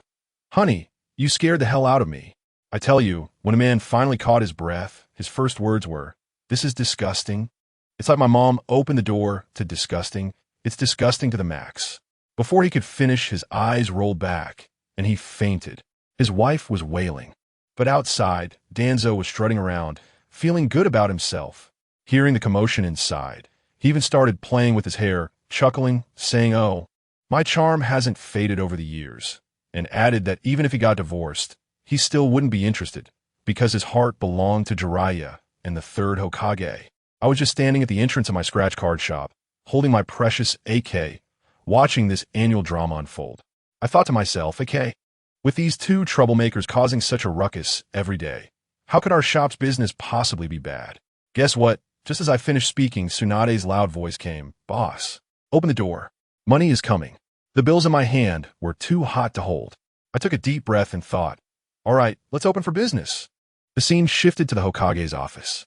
Tsunade's face was dark. She had just returned from my place, and it was another failure. Shizen weakly advised her, Lady Tsunade, how about we stop gambling from now on? Goodness, as soon as Tsunade heard this, she exploded. How can that be? If I don't gamble, will your wallet grow money on its own? One sentence sent Shizen back.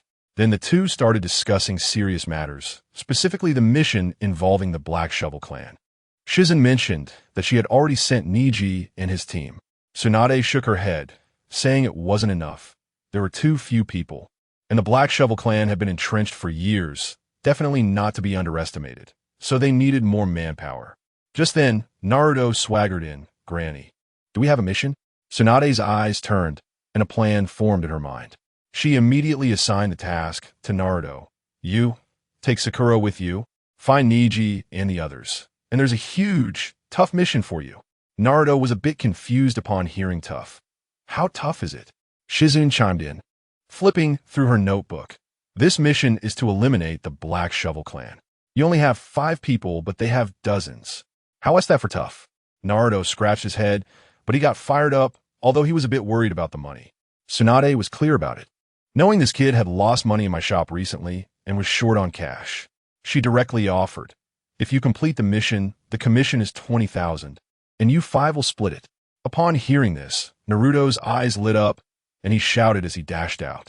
Tsunade called after him, don't forget to take Sakura. Once he was out of sight, Shizen wondered, Lady Tsunade, Naruto is known for being the last in everything, and Sakura's strength is average. Sending them both. Isn't that dragging us down? Tsunade was confident, chuckling lightly. Don't worry, that kid has found plenty of good stuff in my scratch card shop. Sending them should be fine. Outside the village, Naruto shouted, Niji, Tenten, watermelon peel, wait for us. Niji turned around and saw the two. His brows furrowed so tightly they could crush a fly. What are they doing here?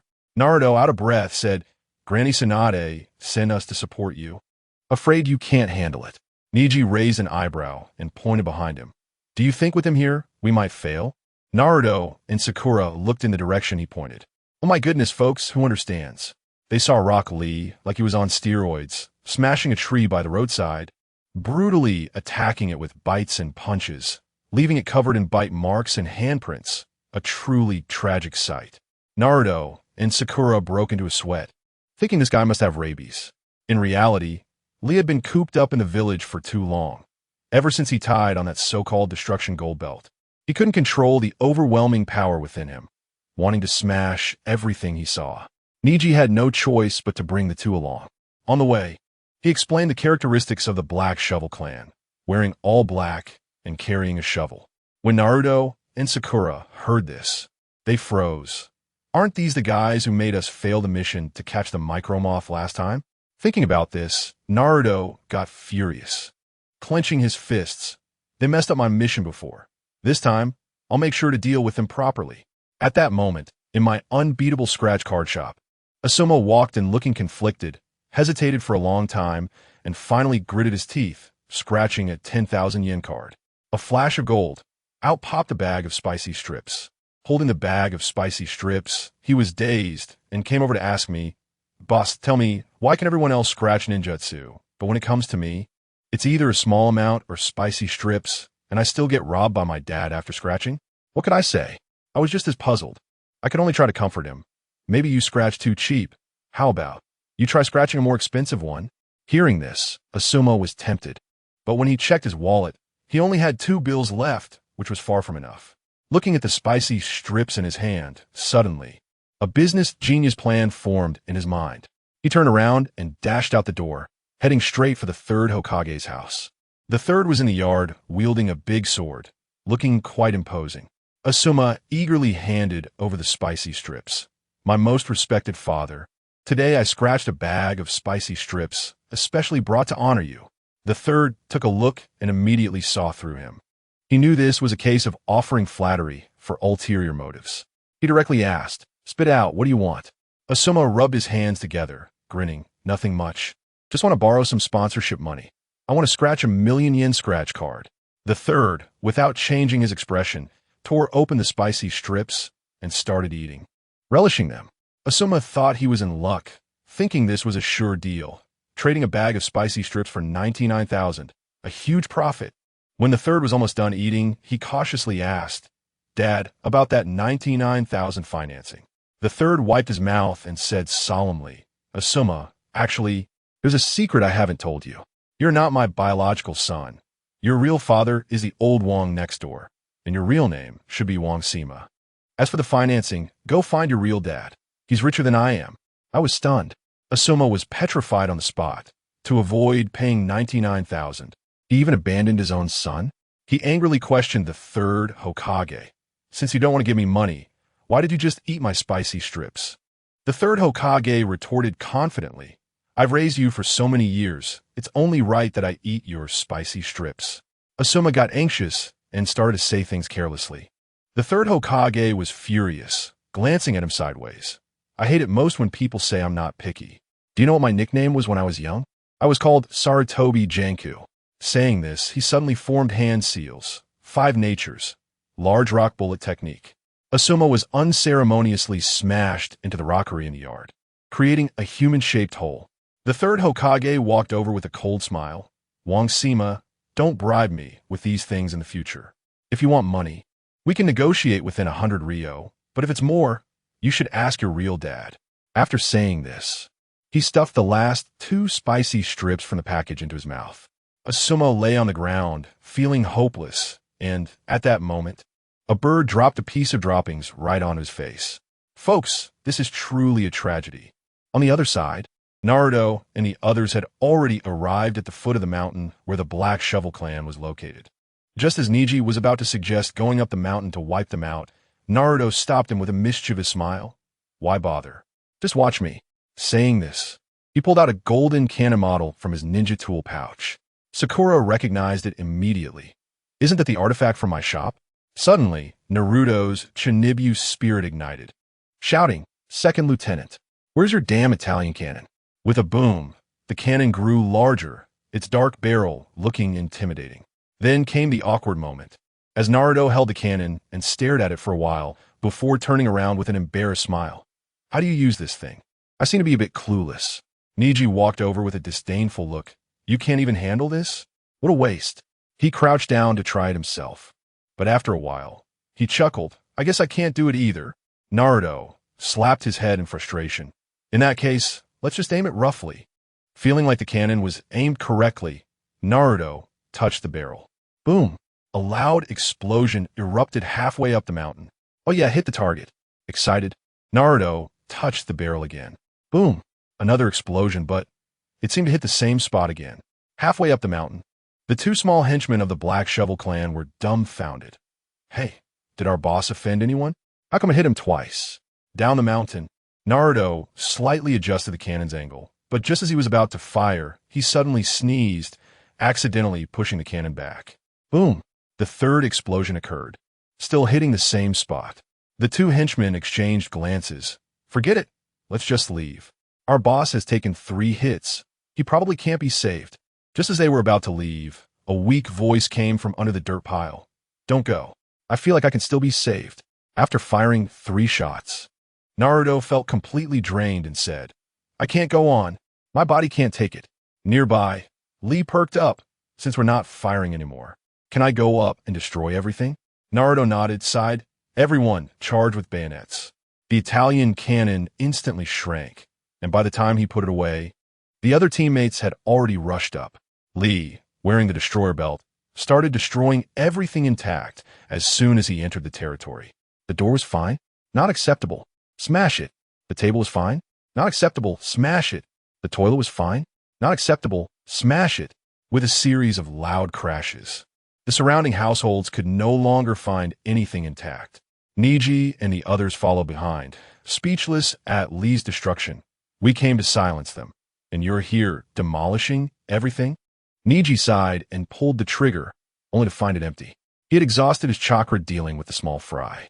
Tenten faced the same issue. Sakura pulled out a kunai, but upon seeing the child's face, she hesitated to act. Naruto slowly got up. Leave this to me. Saying this, he pulled out the scriptures from Tang's song. Sakura quickly said, Wait, start after we leave. But at that moment, the child suddenly switched back to a childish voice and cried out in agony. Ah, it hurts so much. I'm not acting. Naruto frowned, taking a closer look, and noticed the darkness in the child's pupils had disappeared. He softly asked, Who are you? The child cried loudly. My name is Lamoru. You hurt me. You are all bad people. Wah. At that moment, not just Naruto, but everyone was dumbfounded. Didn't he just say he was Rhea? Why is he calling himself Lamoru now? Who understands this split personality situation? Just then, a strange voice came from the nearby woods. The grudge of today, I, Rhea, will never forget. Konoha brat. We shall meet again. At this moment, they all suddenly understood. It turned out that the child named Lamoru was possessed by Rhea's jutsu. Naruto quickly dispelled the jutsu, and Lamoru flopped down on the ground. Sakura, overflowing with maternal love, suggested taking him down the mountain. Everyone agreed, and that's how it was decided. Until they left. The sounds of Lee's shouts could still be heard in the territory. This wall is too intact. Smash it. At this time, in Konoha village, at my shop, Jiraiya entered with a cheerful face, saying his novel was selling well, that he had money now, and wanted to scratch some lottery tickets. He took out 20,000 Ryo and asked for 2 tickets. While scratching, he asked me if the shop offered mailing services since he planned to take Naruto out for training soon. I thought for a moment and said, mailing is not impossible, but you have to pay for the postage. Just as we were talking, Kakashi came in, his gray hair covered by a mask. Upon hearing Jiraiya was taking Naruto out for training, the two chatted for a bit. At that moment, a golden light flashed from Jiraiya's side. A hard drive with a data cable flew out. He held it in his hand, looking left and right, but he just couldn't understand it. He shook it in front of me, and when I saw the description under the hard drive, my heart nearly jumped out and my blood pressure shot up. I swallowed hard and said to him, "This is a good thing." Jiraiya hurriedly asked for more details. I swallowed again and awkwardly explained, "This thing is called a hard drive, and it has a memory of 512T, containing all the movies produced by the Shijing Hot Film Company over the past decade." Jiraiya was still confused, so I pointed to his plot editor and told him to plug it in. After he hesitantly plugged it in, suddenly the sounds of spring started to flow from the editor. My goodness! Jiraiya's eyes instantly lit up, and flames of passion burst from his nostrils. Kakashi beside him couldn't help but stand up to take a look, and soon his pure black mask began to get damp, with blood dripping down his chin. "No way. I need to try my luck too, and see if I can get such a good thing," Kakashi whispered and quickly sat back down. Tick, tick, splash. Under Kakashi's mask, blood went from dripping to flowing like a stream. As soon as he finished scratching off his lottery ticket, his gaze started to become dazed. From the ticket, a book with a white cover floated out. Show by? Kakashi frowned. I nodded gently. This book has no special effects, it's just a plain novel. Hearing this, Kakashi's eyes instantly dimmed as he prepared to find a place to recover his blood. I stopped him. You haven't read it. Why are you so quick to dismiss this book? Kakashi skeptically took the book, and after flipping through just 2 pages, his gaze suddenly froze. Following that, a burst of nosebleed erupted, and blood gushed out through his mask as he collapsed straight down. Jiraiya snorted coldly, took out a tissue, rolled it into a ball, and stuffed it into Kakashi's nostrils through the mask, then dragged him out. Boss, taking to get some blood. I know the hospital director well. I can get a discount. I waved my hand helplessly. Hurry up and go, don't let him die in my shop. Just as they left, I saw Sakura's pink figure at the street corner, her gaze fierce as she muttered, You went out to train without even telling me. Just wait and see how I deal with you. After returning to the village, Naruto and the others settled landmen in the welfare home and excitedly headed to the Hokage office to settle their mission rewards. However, as soon as they entered, Tsunade rubbed her temples and said quietly, I'm sorry to inform you that you have failed this mission. The group was simultaneously astonished, especially Naruto, who shouted out first. What do you mean? We wiped out everyone on the mountain? Tsunade raised an eyebrow slightly. Did you really wipe them all out? Naruto looked a bit confused. Tsunade then pulled out a piece of paper from the drawer. It had a message written in blood. You destroyed my family. I will make you pay in blood. Leia. The group exchanged glances and lowered their heads. The leader of the Black Shovel clan, Leia, was your real target on this mission, but you only eliminated his minions, while Leia himself escaped. So, do you think this counts as completing the mission? The group fell silent. After a while, Tsunade spoke softly. Forget it. I should have anticipated that with Leia's cunning, it would be difficult for you lower ninjas to handle. You can go back now. Sakura, stay. Neji, Tintin, and Naruto left the office with disappointment. At this moment, only Tsunade, Sakura, and Shizune remained in the office. Tsunade stroked her chin, recalling the fish soup that Sakura made the other day. However, as the 5th Hokage, asking for soup directly would be a bit embarrassing.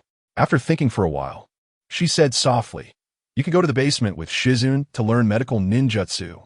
Sakura's eyes suddenly brightened.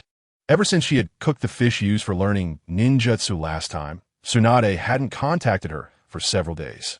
She initially thought that Tsunade no longer wanted to take her as a disciple, which made her feel a bit down.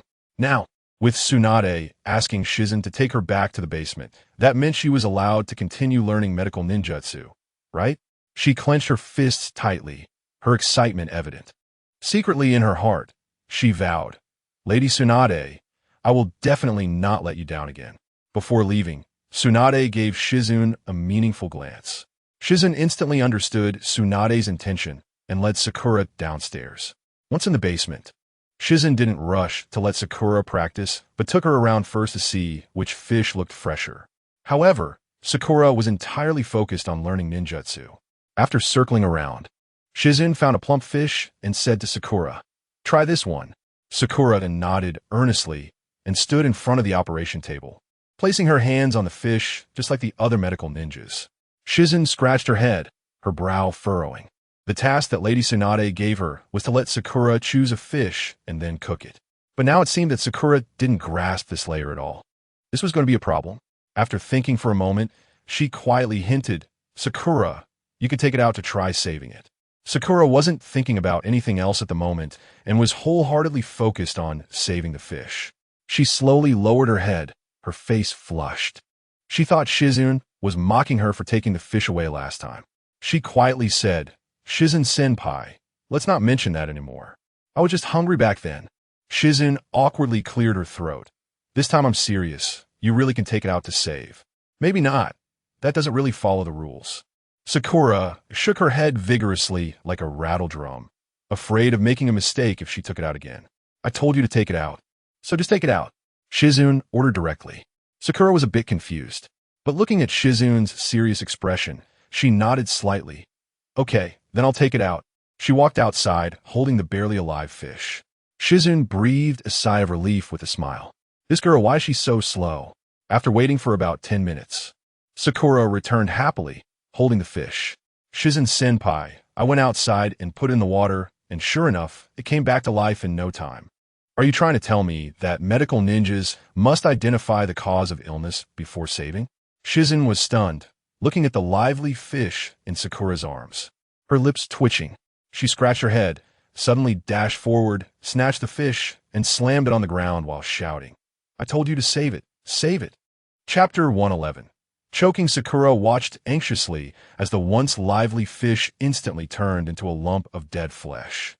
The fish's head hit the corner of the table, splattering a line of blood. Ino had a fit for a while, but finally calmed down.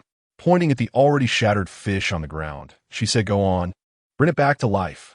Sakura stared at her blankly and slowly replied, Ino-senpai, the top of its head is already crushed. How can it be saved? Ino took a deep breath and said slowly, Then can't you let it continue to live in another way? For example, living in the stomach. 3 black lines appeared on Sakura's face. I treat you as a senior, but you think I'm an idiot.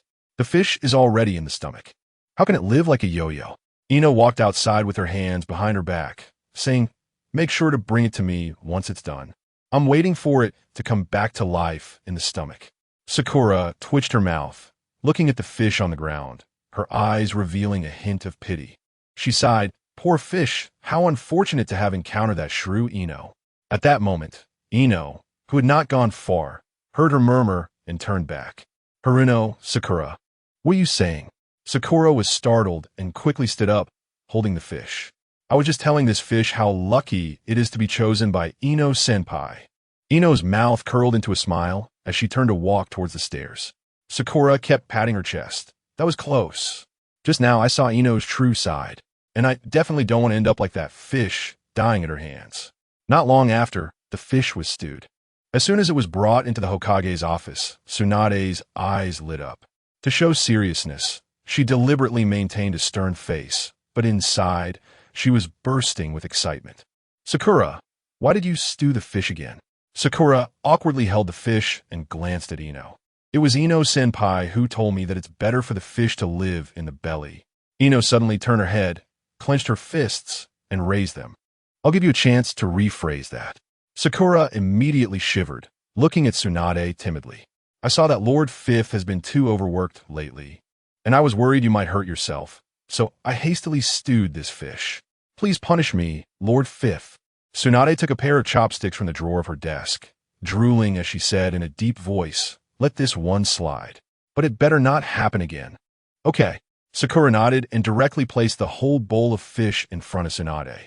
Suddenly, 2 beams of golden light shot out from Tsunade's deep-set eyes, and the chopsticks naturally fell.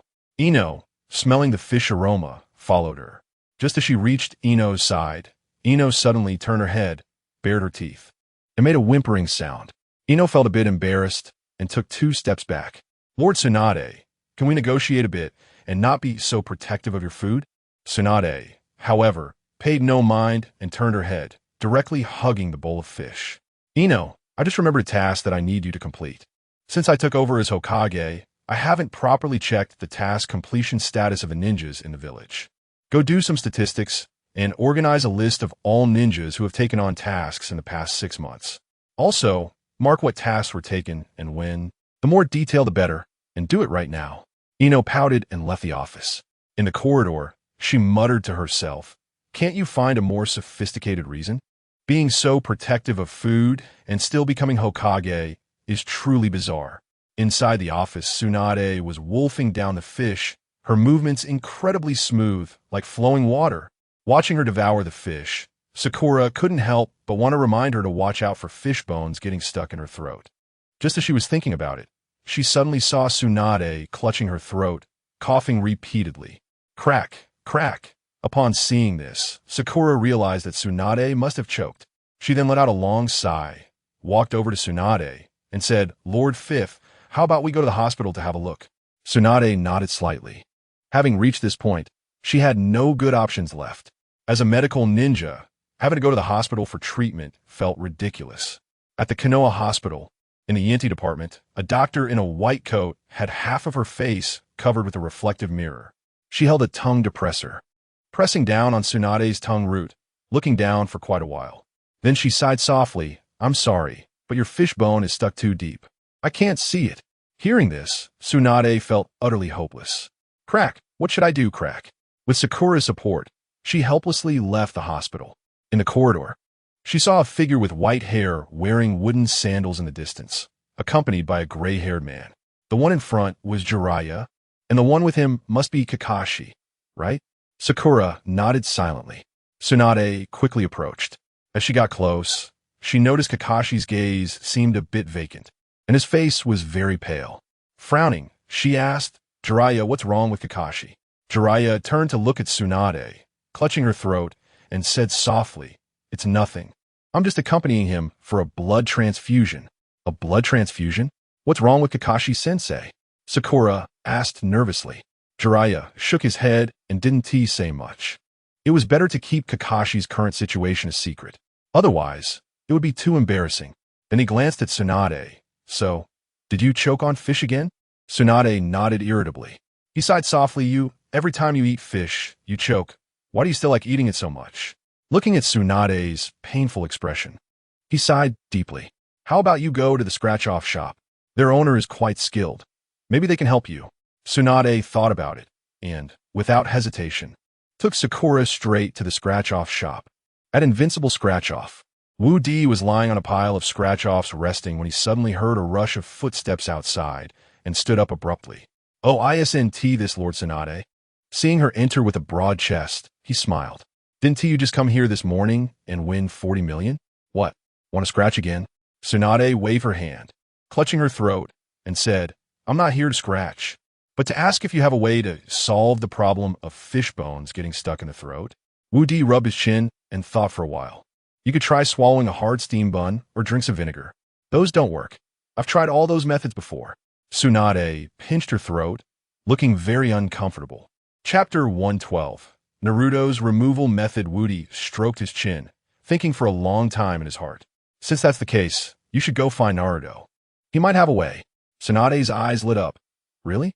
Wu Di nodded. "Don't worry. He has a prop from our shop that should work." The prop he mentioned was called the Skunk Mouse's Scent Pouch Yo-Yo. When Naruto first got it, he wanted to open it in the shop, but fortunately, he was stopped at that time. That thing was incredibly smelly. Just one whiff would make anyone gag. He also had an identical yo-yo. However, since Tsunade wasn't there for a lottery, he didn't rummage through his things for her. After leaving the shop, Tsunade headed straight to Naruto's house. However, after knocking on the door for a long time, there was no response from inside. They had no choice but to turn back and think about where Naruto might be. Just as they were walking down the stairs, Naruto came up from the other end. He saw Sakura and Tsunade coming from his house and asked in surprise, "Lord Fifth, Sakura, are you looking for me?" Sakura nodded and elaborated on Tsunade's issue with the fishbone stuck in her throat.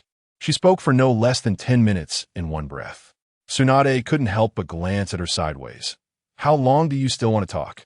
Sakura immediately sensed something was off and quickly said, "It's fine now, it's fine now." Naruto scratched his chin and said with some difficulty, "If this were before the Chunin exams, I might have a way. But now, I really have no solution." His skunk mouse yo-yo was still in Shikaka's belly. He felt quite frustrated, let out a long sigh. Tsunade and Sakura looked somewhat disappointed. However, in the blink of an eye, Naruto thought of another method. "Isn't it just the skunk mouse yo-yo? This is simple." In an instant, he untied his shoelaces and turned to smile. "Lord Fifth, please hold your breath." Tsunade was a bit confused. "Next, no matter what I do, you mustn't stop me, otherwise. If the fishbone doesn't come out, don't blame me." Tsunade nodded slightly upon hearing this. Then, Naruto placed his shoe on Tsunade's face, and the other two shoelaces were tied around the back of her head. Tsunade clenched her fists, her fingers making a cracking sound. She was the fifth Hokage, after all. Many people would bow respectfully to her. This damn Naruto actually dared to put his shoe on her face. He was truly lawless. However, the fishbone in her throat made her too uncomfortable to think about anything else. Soon, Naruto finished his work and shouted, "Lady Tsunade, you can breathe now." Tsunade immediately took a deep breath. A smell reminiscent of pickled vegetables mixed with the scent of grains rushed to her head. Her stomach churned instantly. Ugh, ugh. The impact was so intense that after just 2 heaves, Naruto's shoe was filled. Then, they heard a cracking sound from the sole of his shoe. His shoe was ruined. Lady Fifth, you ruined my shoe. Pay me back. At this moment, Tsunade had no time to care about that, and hurriedly took off Naruto's shoe. After wiping her mouth, she suddenly realized that her throat felt surprisingly better. The fishbone that had been stuck was gone. The lottery shop owner was indeed magical. He could think of such a method. Then, she glanced at Naruto beside her and said softly, "You did well, ugh." Maybe it wouldn't have mattered if she hadn't spoken, but as soon as she opened her mouth, a gust of wind blew, and the lingering scent of Naruto on her face rushed into her nose. She couldn't hold it in anymore. She hurriedly pulled Sakura away. Before leaving, she warned Sakura, "No one is allowed to speak of today's events."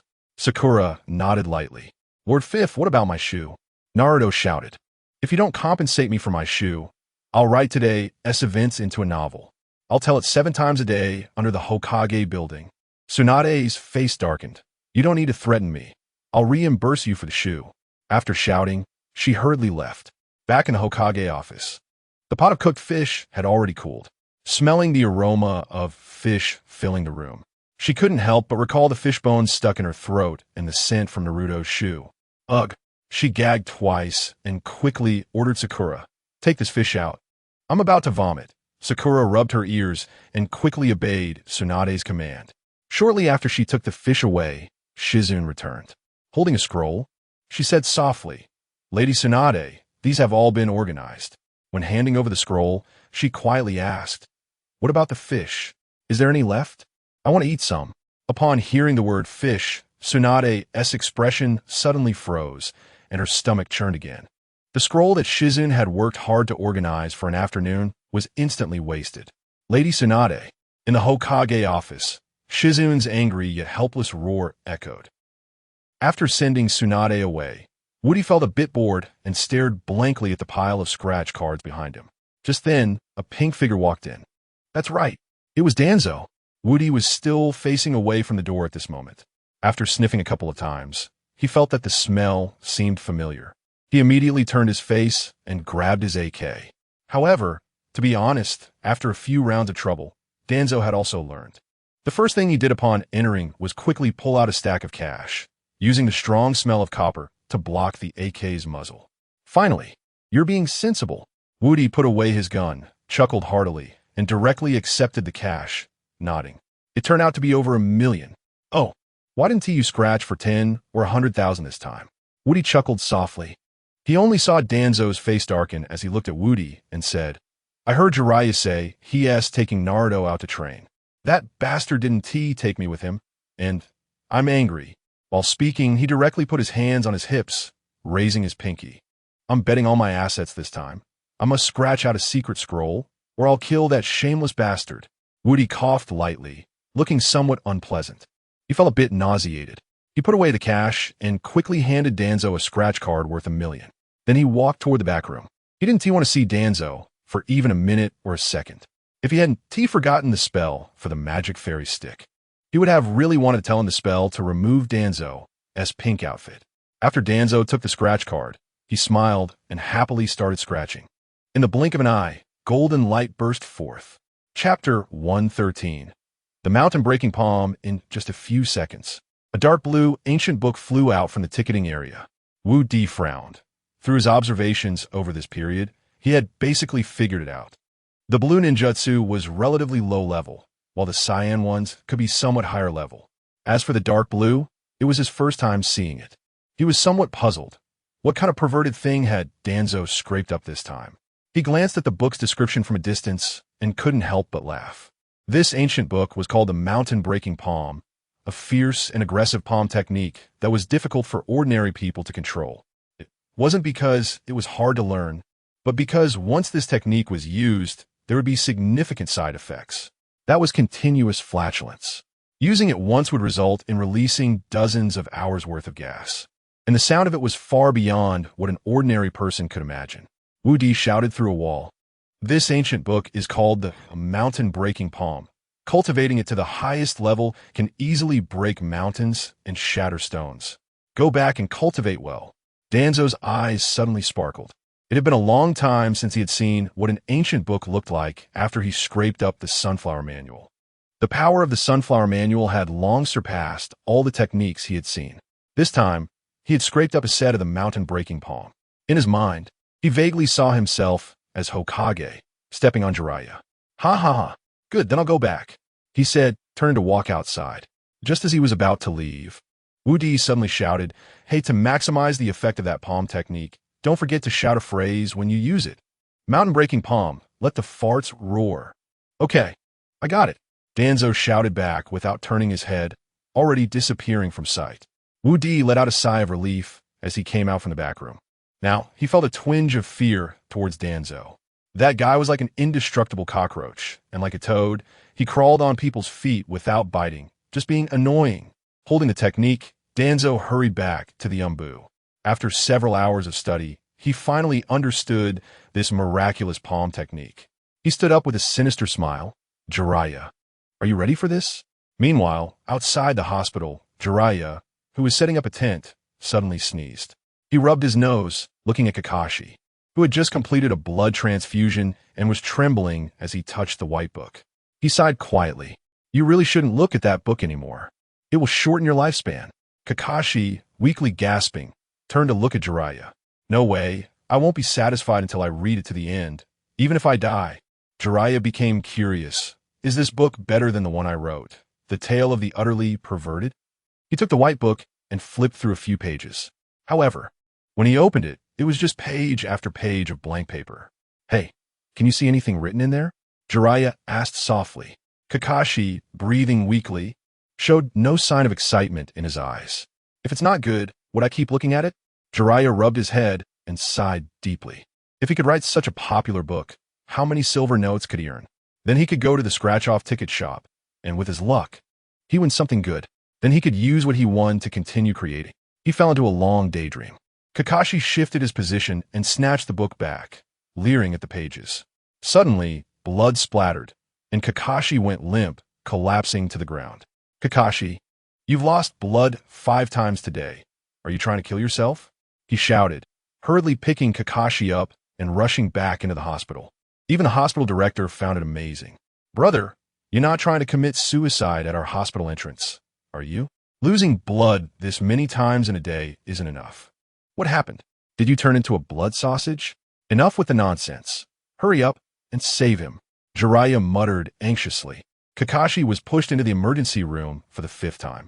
Jiraiya rubbed his temples, looking at the red light of the emergency room, feeling a headache coming on. Not long after, Kakashi was pushed out. Through the mask, one could vaguely see his lewd smile. He lifted Kakashi and headed straight for the hospital exit. Lying on Jiraiya's back, Kakashi smiled. Jiraiya-sensei, the nurse who gave me blood this time is beautiful. Jiraiya suddenly stopped, his eyes sparkling with interest. What does she look like? He licked his lips, his eyes slightly squinting as if recalling a beautiful painting, whispering, that nurse, she's a real gem, a tall one at 7 meters, with sideburns and a palm-sized heart-shaped patch. Hearing this, Jiraiya's expression returned to normal, looking at him with disdain. You must have lead in your head. After a sigh, the two continued walking towards the exit, but just as they reached the door, they saw a pink figure in the distance. Jiraiya suddenly froze. Wasn't that Danzo? How'd he find his way here? Just then, Danzo also noticed them. Jiraiya, you heartless man, don't run, Danzo shouted suddenly. Startled, Jiraiya threw Kakashi into the tent and hurriedly fled. Inside the tent, Kakashi, trembling, reached for his ninja tool pouch. On the roof of the hospital, Danzo clenched his fists and approached step by step. Run, why don't you run? Jiraiya forced a pale smile. I say, boss, what do you want? I'm like this already. Can't you let me go? Shut up. I'm the one who wants an explanation for what you did. As he spoke, Danzo stood tall and deliberately shook his shoulders. Jiraiya felt a wave of nausea, and in an instant, hundreds of thoughts flashed through his mind. Rather than being tormented day and night by this old man, it would be better to die. He looked despairingly at the sky and whispered, Minato, I'm afraid I won't be able to fulfill your last wish. Then, He rolled his eyes and looked at the approaching Danzo, completely dropping his defenses. At that moment, he suddenly felt a sense of relief. Suddenly, Danzo shouted, mountain-breaking palm, "Let the farts roar." Boom! A huge rumbling sound echoed. Immediately, a wave of stinky gas surged. Jiraiya's hair and clothes were tossed around chaotically. When he regained his senses and opened his eyes, there was no sign of Danzo on the rooftop. Where Danzo had just stood, there were traces of cracks left behind. At that moment, a dozen ninjas rushed up, drawing their kunai and nervously looking at Jiraiya. They all thought the enormous noise just now was caused by Jiraiya. "Who are you?" Chapter 114. The gold escape boy Bang Jio Jiraiya flicked his hair and struck a pose he had been using for 800 years, extending his hand and saying, "I am one of the legendary three of Konoha, the frog sage Jiraiya." The ninjas were taken aback, staring at him in disbelief. They didn't know where this Shinibu ninja had popped up from when he suddenly shouted, "You are Jiraiya? Then who are you?" Jiraiya nearly stumbled and fell down the stairs. Just as everyone was puzzled about the source of the voice, a loud boom echoed from the sky again. Everyone looked towards the sound and saw a hole explode in the clouds, with a pink figure floating above. Boom! The third loud noise came, pushing Danzo away into the distance. Jiraiya shrugged and pointed at the sky. "You all saw it. It has nothing to do with me." The group of ninjas sighed in relief and put away their kunai. Suddenly, the Shinibu voice rang out again. "My God, this guy is really impressive. Launching rockets from his, but how cool." Everyone laughed and turned to leave the building. Jiraiya followed them down and returned to the tent, where he found blood splattered everywhere. In the center of the blood, Kakashi showed no signs of life. "Kakashi! Kakashi!" Jiraiya shouted, shaking his shoulder repeatedly. Seeing Kakashi's lack of response, Jiraiya pounded his chest in despair. "Jiraiya, Senior, I can still save him." The sunset's afterglow reflected on the rock face. The entire village of Konoha was bathed in the last bit of fiery red. 100 miles away, above the border between the land of fire and the land of wind, a loud boom echoed every 6 or 7 seconds. Danzo sat in the air like a bell, having adapted to the sensation. On the ground, a small child looked up at the sky and said to the adult beside him, "Dad, what is that?" The man followed the direction of the child's finger and exclaimed, "Wow, this young man. Launching rockets from his, but so cool." In the sky, Danzo slightly opened his eyes, gazing at the sun, which was now halfway below the horizon. He softly sighed, "I want to fly up to the sky and be shoulder to shoulder with the sun, helping me achieve greatness." The next day, a middle-aged man dressed in gold and silver, looking like a nouveau riche, entered the Hokage's office. Beside him was a child about 7 or 8 years old. The child had a runny nose and looked at Tsunade, saying, "I want to experience the life of a ninja." Tsunade's expression darkened. "This is Konoha. You're not a ninja. Why do you want to experience a ninja's life? Being a ninja is very dangerous. You should go home." The middle-aged man chuckled softly and pleaded, "Can we consider this as us issuing a mission?" The child was displeased and walked over to kick the man's calf, saying, "Dad, stop wasting time with them. Watch me." The man rubbed his leg, his face tense. "Bang Jio, this is Konoha. They all know ninjutsu." Bang Jio put his hands on his hips. "Isn't it just ninjutsu? I can do it too." He approached Tsunade's desk and began to form hand seals. Tsunade sighed deeply. Her eyes filled with disdain. She had never seen such a pathetic attempt at hand seals before. If this could be considered ninjutsu, then all the real ninjas might as well just die. Before long, the child shouted, "Gold escape. Nod of agreement technique." Tsunade was dumbfounded as she watched the child pull out a thick stack of silver bills from his pocket, each seemingly worth 10,000. That stack must be worth at least 1,000,000.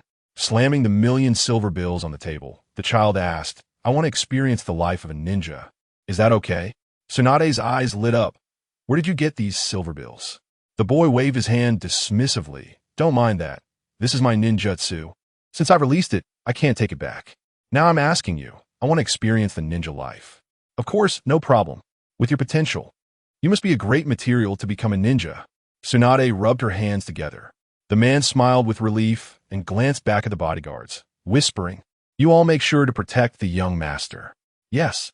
The bodyguards responded in unison. The man then turned and left the Hokage's office. In the office, Tsunade was counting the silver bills. Although she was used to seeing silver bills, it was still rare to earn them through hard work. Shizen lightly coughed, reminding her. Tsunade then realized she might have lost her composure a bit. Quickly regaining her demeanor, she said softly, "Shizun, take him to Naruto. I'll assign this difficult task to him." Shizun was puzzled. "Are you sure you want to give such an important task to Naruto?" Tsunade snorted. She certainly wanted to repay Naruto for the favor he did yesterday. This child was so wealthy that he would definitely be difficult to handle. So, giving him to Naruto was just right. Shizun nodded silently and led Bangio and his bodyguards outside. At Naruto's house, early in the morning, he had just stepped out when he saw Shizun coming with Bangio. "Naruto, the fifth Hokage has assigned you a task to take young Master Bangio to experience the life of a ninja." Naruto was confused and pointed at himself, asking, "Are you sure this job is for me and not someone else?" Shizun nodded. Although she still didn't know why Tsunade arranged it this way, she could sense that Naruto must have offended her for some reason. Naruto rubbed the back of his head and said softly, "All right, I'll take on this task. But how do I let him experience the life of a ninja?" Shizun stroked her chin, saying, "Just find some ordinary tasks that are not too dangerous." "Okay, I'll give it a try." Naruto nodded helplessly. He then went to the mission office and found a trash collection task. He took Bangio to a swamp outside the village. Once they reached the swamp, Naruto gathered chakra at the soles of his feet and stepped in slowly while saying, "Don't follow me in this swamp." Before he could finish, he heard the sound of the ground sinking behind him. Turning around, he saw Bangio's half-body had already sunk into the mud. Naruto's head nearly exploded as he shouted, "Don't move. I'll save you." Bangio shook his head, reached into his pocket, and shouted, "Gold escape. Save me technique." In an instant, the group of bodyguards rushed into the mud, scrambling to rescue him. Watching the silver bills float down from the sky, Naruto's lips twitched. Chapter 115. Brotherhood by Oath. "Big brother, let's become sworn brothers," Naruto shouted, kicking away the bodyguards who were robbing money. He lifted Bangio and led him out of the swamp. At the same time, those security guards stuck in the swamp began to crawl out one by one. "Bangio, you're so rich. How about we become brothers?" Naruto said, his eyes shining with excitement. "From today on, you are my sworn brother, the brother of Uzumaki Naruto, by different fathers and mothers." Bangio looked at him disdainfully, squinting. "Different fathers and mothers? And you call us brothers? Are you out of your mind?" "Oh, come on, it doesn't matter. It's just a small detail." Naruto waved his hand. What was in front of him was a strong leg. If he could hold on to it, he would have to worry about money for scratch cards in the future. However, Bangio didn't seem too interested. He bit his lip. Whatever. I'll just bow to this kid first. Then let us see how he can get rid of me later." With this thought, Naruto grabbed Bangio's arm and dragged him into the woods. Bangio panicked, reaching into his pocket. Gold release. Life-saving technique. As silver bills scattered in the air, Naruto heard heavy footsteps behind him. He turned around and was startled. The bodyguards were glaring at him, their eyes as if they wanted to swallow him whole. Naruto couldn't help but shiver. "Let go of our young master. Let go. Don't blame me for being rude." After shouting, they charged at Naruto. Naruto's expression froze. Even though he was a ninja, facing so many people attacking at once made his scalp tingle.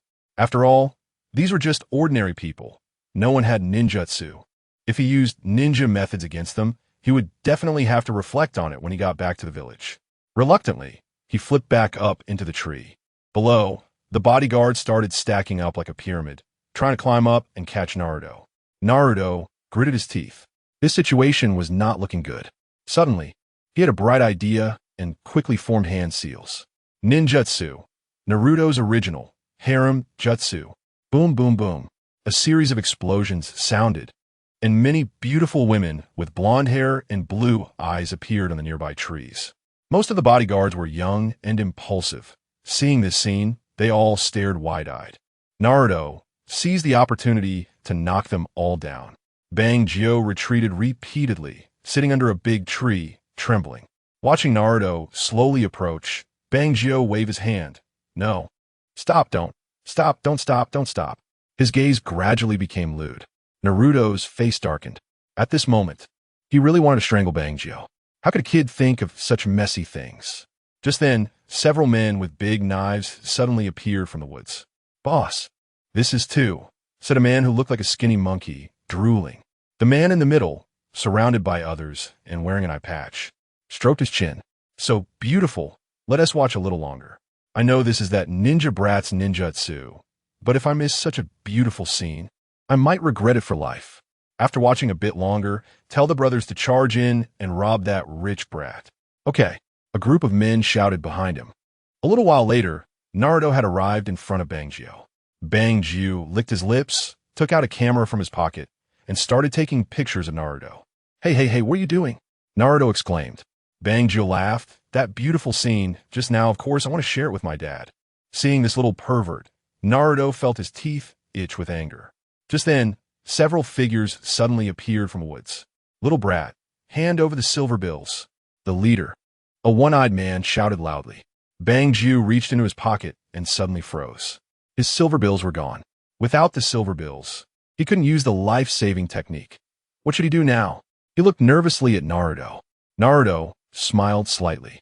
If he couldn't use his ninja skills against those bodyguards, now that he was dealing with a group of robbers, using some ninjutsu would be nothing extraordinary. "I can tell you're from Konoha, but don't underestimate us. We also have ninjutsu." As he spoke, the skinny monkey stepped forward, clapping his hands to prepare to form seals.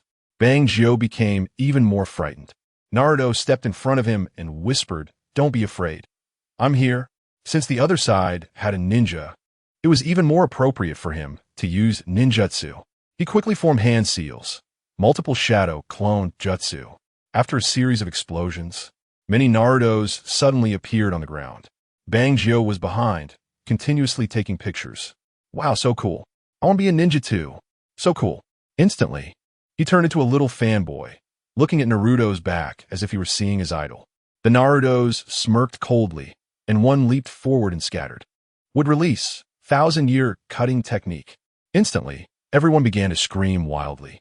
Watching everyone being controlled, Bangjiu became even more excited. He hurriedly stepped forward and punched each of them. "Let you hit my young master. Let you hit my young master." After a round, his tender little hands had turned purple and blue.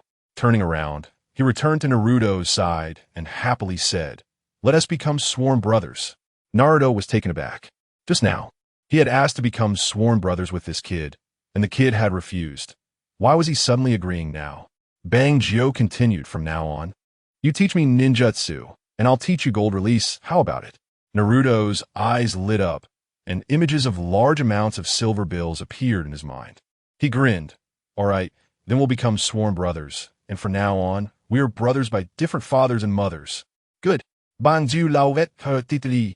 Naruto scratched his head. "But becoming sworn brothers seems to require some process. Let us find a more open place." Bangjiu didn't object and followed Naruto closely. Before long, the two knelt on the ground. Heaven above, earth below. "I, Naruto." "Bangjiu. From now on, we are sworn brothers, not asking to be born on the same day, but hoping to die on the same day." As the words fell, the two knocked their heads against the Konoha village stone tablet. However, just as their heads touched the ground, a huge rumbling sound came from the distant sky. Chapter 116. Winning people over with virtue. Naruto and Bangjiu turned their heads simultaneously and saw a pink figure streaking across the distant sky.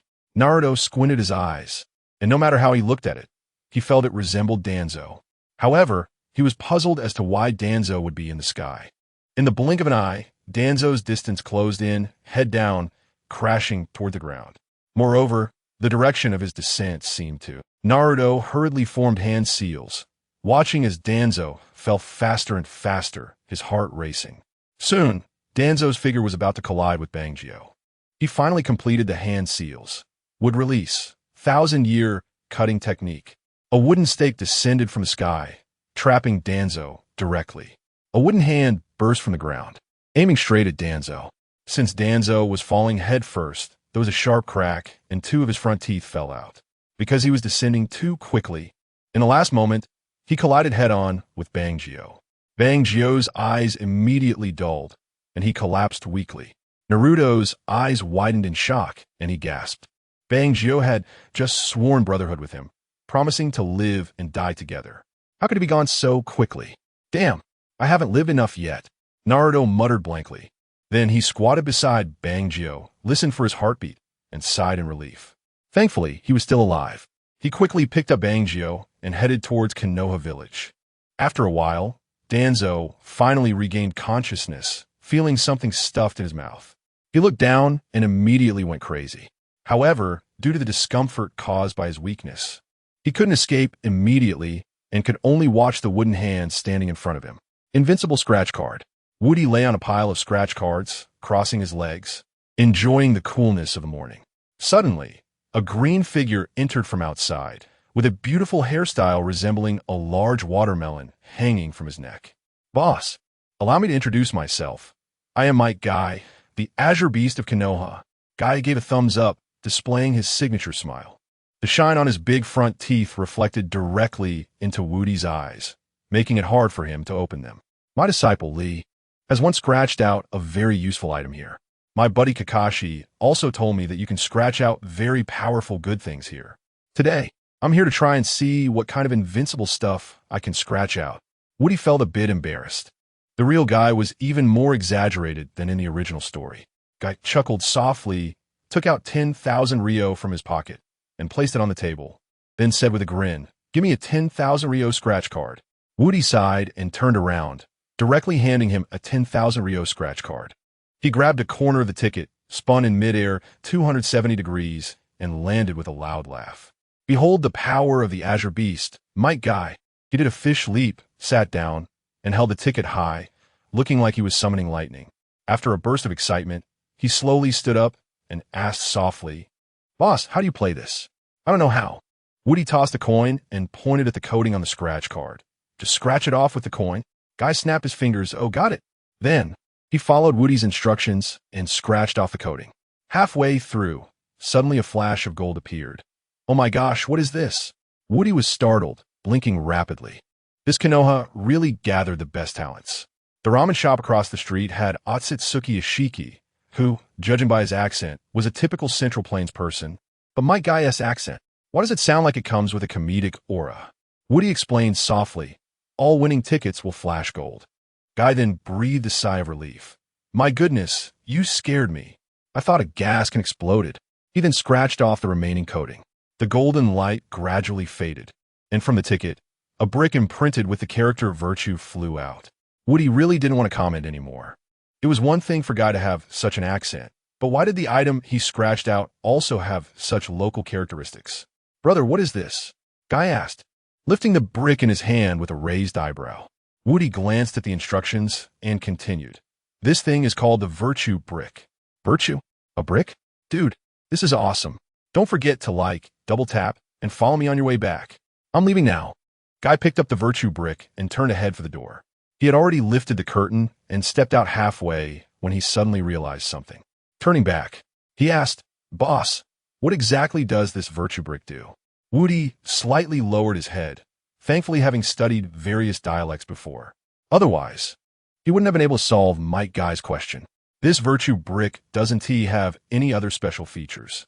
It just makes your opponent enter a comatose state if you slap it on their face during a fight. Let me put it this way. If you use this to hit the third Hokage and he manages to fight back, I'll write my name backward. Wow, that is so powerful. Guy's eyes widened as he laughed while weighing the brick. Of course, Woody replied warmly. Haven't you heard that saying? Use a brick in a fight. Slap it in the face. If it doesn't hit, then who cares if it kills? Then so be it. Guy laughed heartily. Good. I'll remember that. I'll go find that Kakashi guy to practice. If it works well, I'll come back to give you a 5-star review. After saying that, Guy turned and left. Watching his gradually disappearing figure, Woody shook his head and chuckled. He had just put away the coin and cleaned up the gray scraps from the scratch-off coating on the table when he heard a rush of footsteps outside. Looking up, he saw Naruto burst through the curtain like his, but was on fire. "Boss, quick, give me a 10,000 Ryo scratch card." As he spoke, Naruto slapped out a 10,000 Ryo bill. Woody raised an eyebrow in suspicion. Just a few days ago, he had personally emptied Naruto's wallet. How could he have so much money in such a short time? This was a bit unusual. He asked softly, "Naruto, where did you get this money?" Naruto waved his hand nonchalantly. "Oh, I recently made a brother, and he is quite wealthy. All this money was robbed from him. Woody frowned, momentarily unable to grasp the logic in Naruto's words. What does it mean to make a brother and then rob money from them? But it didn't really matter. After all, he was just a businessman, not a saint. There was no need to educate Naruto on being kind to others. Chapter 117. The mysterious Iron Pants. As long as he could keep sending money here, even if he had to rob the streets with an AK, he wouldn't care. He handed Naruto a scratch card worth 10,000 taels. Ever since the last time he scratched out the Italian cannon from a 10,000 tael scratch card, Naruto had been itching with curiosity. He always reminisced about what other good things could be scratched out from these cards. Just as he was thinking about it, the scratch card suddenly flashed with golden light. A huge diamond flew out from the ticket's surface. But why does this diamond have a big hole in it? Naruto took it, but as soon as he touched it, the big diamond instantly turned into a cloud of flying ash, disappearing without a trace. He looked up at the boss and angrily asked, "Boss, what the hell is going on? Where's my big diamond?" Woody shrugged. In fact, from the moment the diamond appeared, he already knew what the diamond-shaped object was for. It was just something that resembled a diamond a little bit. Woody took a deep breath and explained softly, "You don't need to think too much about this. I absolutely did not swallow your diamond. Moreover, that thing is not a diamond." Naruto was somewhat confused and frowned, murmuring, "If it's not a diamond, then what is it?" Woody chuckled, a hint of mischief on his face. "That thing is called the Millennium Cutting Enhancement Ring. After you scratched it out just now, it automatically enhanced your Millennium Cutting technique. When you use this ninjutsu next time, you'll know what I mean." At that moment, a flock of crows flew over Naruto's head. The black lines on his face were almost dragging on the ground. "Damn, are you serious? I finally scratched out something valuable. And now you tell me it's for enhancing the Millennium Cutting technique." The effect of the Millennium Cutting technique was already powerful enough. It didn't need enhancement, okay? I'm totally losing it. With that, Naruto turned and walked out the door, his steps heavy. Woody let out a long sigh. No wonder, Naruto rarely saw anything valuable. When the Millennium Cutting Technique enhancement ring appeared, he also thought it was a big diamond. For a moment, he even thought Naruto was about to rise to greatness. He felt a bit absurd when he saw the item description. However, there was nothing that could be done. The scratched item couldn't be returned or exchanged. From the moment it appeared, it had to be bound to its owner unless the owner was dead. As Naruto walked down the street, his face was dark and gloomy. The item he scratched out was really too useless. If he had known this would happen, he would have just bought a cheaper scratch card. He couldn't help but curse the scratch card shop at his heart. In the shop, Woody kept sneezing, rubbing his nose. He reached out to feel the temperature inside the room. It wasn't cold enough to catch a cold, so why was he sneezing nonstop? Just as he was wondering, a pink figure suddenly dashed into the shop. Woody's eyes narrowed as he looked at him with a fierce glare. But the figure smiled slightly, and to his surprise, all the teeth under his lips had fallen out. It had only been a day. What on earth happened? Inwo DS memory. The secret book that Tuanzong scratched out yesterday only had the downside of making noise when using the palm technique, and nothing else. He scratched his head, thinking, it can't be. Did using the overwhelming palm mess up his bodily functions? Did the gas go the wrong way? The probability shouldn't be high.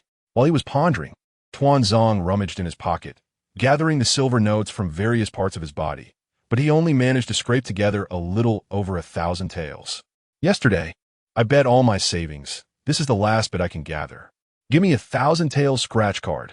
He wanted to say more, but Woody interrupted him. Hold on, don't rush to speak. Listening to the way you talk makes me uncomfortable. Tuanzong immediately shut his mouth and glared sideways at Woody. In the blink of an eye, the 1,000 tael scratch card was in hand, and he began to scratch vigorously. Suddenly, golden light flickered. Tuanzang's eyes filled with anticipation. He wondered what good thing could be scratched out this time. Moments later, the golden light faded, and a black object flew out from the ticket's surface. The object looked like pants. Tuanzong frowned and asked. Woody snapped his fingers. Congratulations, you got it right. Tuanzong immediately went crazy, staring at the black pants that were still spinning and displaying in front of him. A glimmer of despair appeared in his eyes.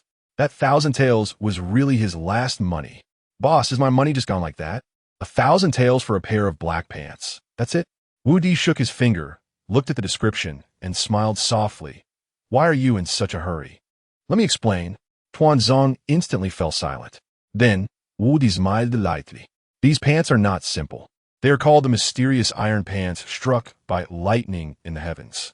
The material used to forge these pants is a rare iron found both in heaven and earth.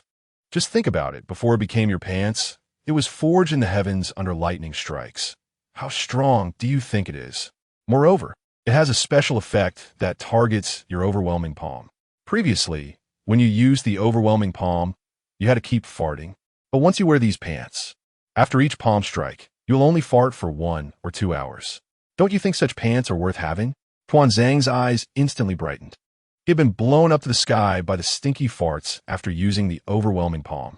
He had spent the whole night in a cacophony of sounds. If he wore these pants, he wouldn't have to suffer like that anymore. He happily took the pants and, without thinking, put them on right there on the spot. Wu Di was taken aback. Damn, are you acting indecently in my shop? As he spoke, he picked up the AK, just as he aimed it at Tuanzang's head. Tuanzang suddenly raised his hand. Wait a minute, boss, I want to ask a question first. Wu Di, with a dark face, said, Go ahead. Let's see what nonsense you can come up with. He licked his lips and grinned. If I wear these pants, can they block the Millennium Kill? Wu Di understood what he meant. Normally, his current iron pants could indeed withstand the former Millennium cutting. But now, Wu Di thought for a moment and then said softly, Don't worry. Whoever dares to poke you will have their fingers broken. Tuanzang was overjoyed, a fierce light flashing in his eyes. Chapter 118. Naruto versus Danzo. Then, he directly lifted his butt and slapped it. Boss, I have one more request. When you shoot me later, feel free to aim for my waistband. I want to see just how much this waistband can take. Wu Di raised an eyebrow, pulled the gun's bolt, and pulled the trigger. In the blink of an eye, blue flames burst from the gun's muzzle, sending Danzo flying. He crashed straight into a bowl of noodle soup at Ichiraka Ramen. Jumping out of the soup pot, he happily shook his hair. This dark iron waistband is truly extraordinary. It has such a magical effect that even physical attacks couldn't penetrate it. If I encounter Naruto again, do I still need to fear his 1,000-year cutting technique? He muttered to himself, and suddenly his eyes turned. Wait, I already have the dark iron waistband. Why do I need to wait for him to find me? I could just go find him directly. With that thought, he immediately left the ramen shop, not caring about Ichiraku's grumbling behind him.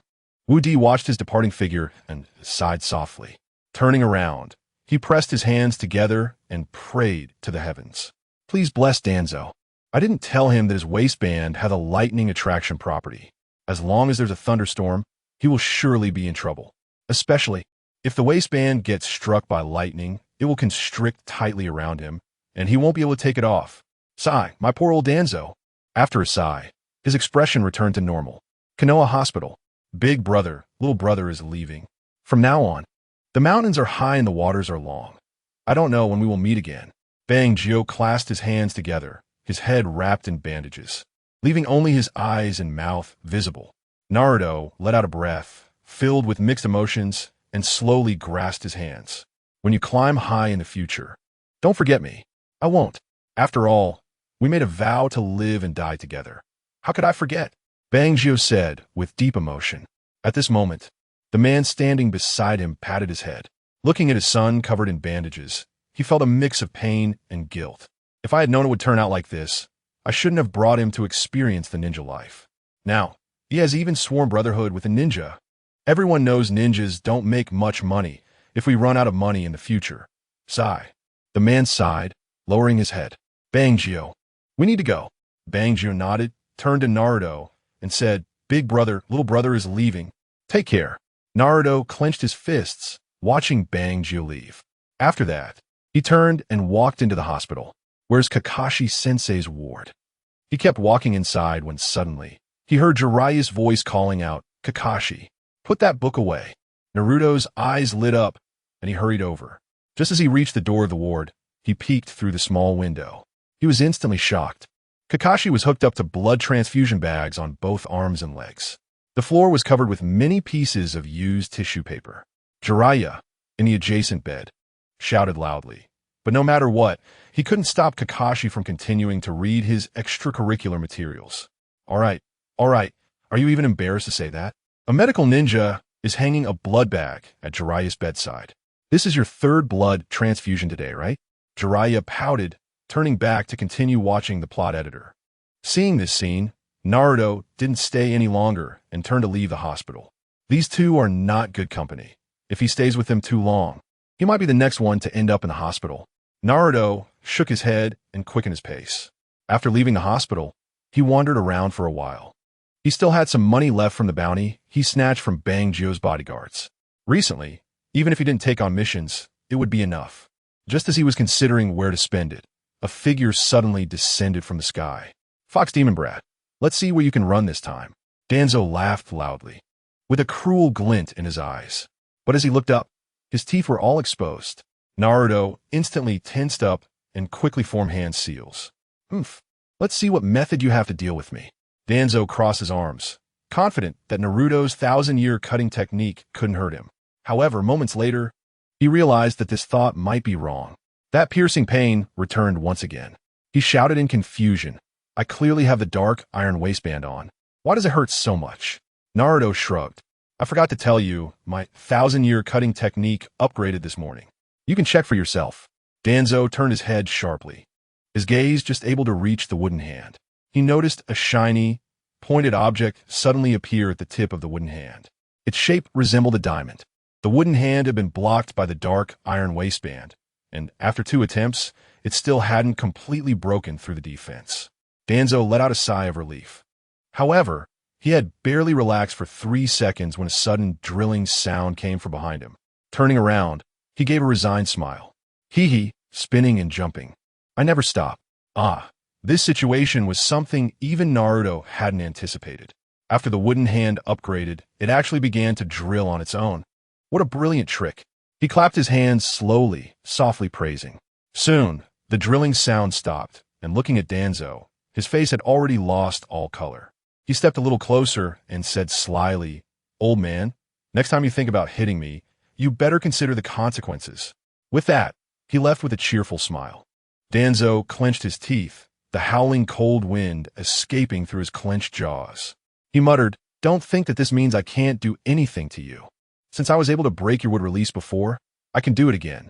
With that, he opened his mouth wide and bit down. Bang. I forgot I don't have my front teeth. It hurts so much. It hurts like hell. After at least 2 or 3 hours, Danzo finally managed to free himself from the wood release. Gritting his teeth, he touched the hole in the dark iron waistband. Filled with rage, Naruto Uzumaki, I will not rest until one of us is dead. After roaring, he gasped for air and rushed straight to Naruto's home. At this moment, Naruto had just returned from shopping, carrying a lot of ramen and milk. Danzo spotted him from a distance and stealthily approached. Suddenly, he sprang up, swinging his arm wide. Mountain-crushing palm, thunderous noise. Naruto was so startled that he dropped everything in his hands and turned around, seeing Danzo's palm less than half a meter away from him. In this situation, there was simply not enough time to form hand seals. What to do? He felt a chill in his heart, thinking, it's over, I'm done for. Chapter 119. The Whirlpool's ultimate end, however, just as he was prepared for martyrdom, a sudden earth-shattering explosion erupted behind Danzo. His entire body was propelled into the sky. Naruto scratched his head and muttered, Old man, you really know how to have fun. That firecracker you set off during the new year wasn't even this loud. In the sky, Danzo frantically grabbed his head. I was so close. Just a little bit more. I'm going insane. No, when I get back, I must teach him a lesson. I swear I won't be human if I don't beat this punk to death. After shouting, his figure transformed into a streak of light and vanished into the horizon. In a city far from the land of fire and Konoha village, a man was saying, Bangio, you can't be so willful anymore. This time you insisted on experiencing the life of a ninja. Look at you. What have you become? The man sighed in pain. But Bangio, with a nonchalant expression, chuckled, It's fine. Dad, I still have my sworn brother. I saw him chase off a lot of robbers. He's so strong. Plus, we promised to live and die together. He won't let me come a harm. Live and die together. Do you really believe such childish nonsense? The man thought to himself. Bangio laughed heartily, but I'm still a kid. My sworn brother is a kid too, right? While they were chatting, a sudden loud noise erupted from the sky. Bangio squinted and turned around, just in time to see Danzo diving down. Without Naruto's would-release protection this time, he undoubtedly met his end. The man looked at Bang Jio's still body and instantly collapsed. Son. Turning around, he saw the figure descending from the sky. Feeling as if he had seen it somewhere before, the man clenched his fists, wanting to charge at Danzo. But how could Danzo be approached so easily? With just one leap, he had already disappeared. Ninja?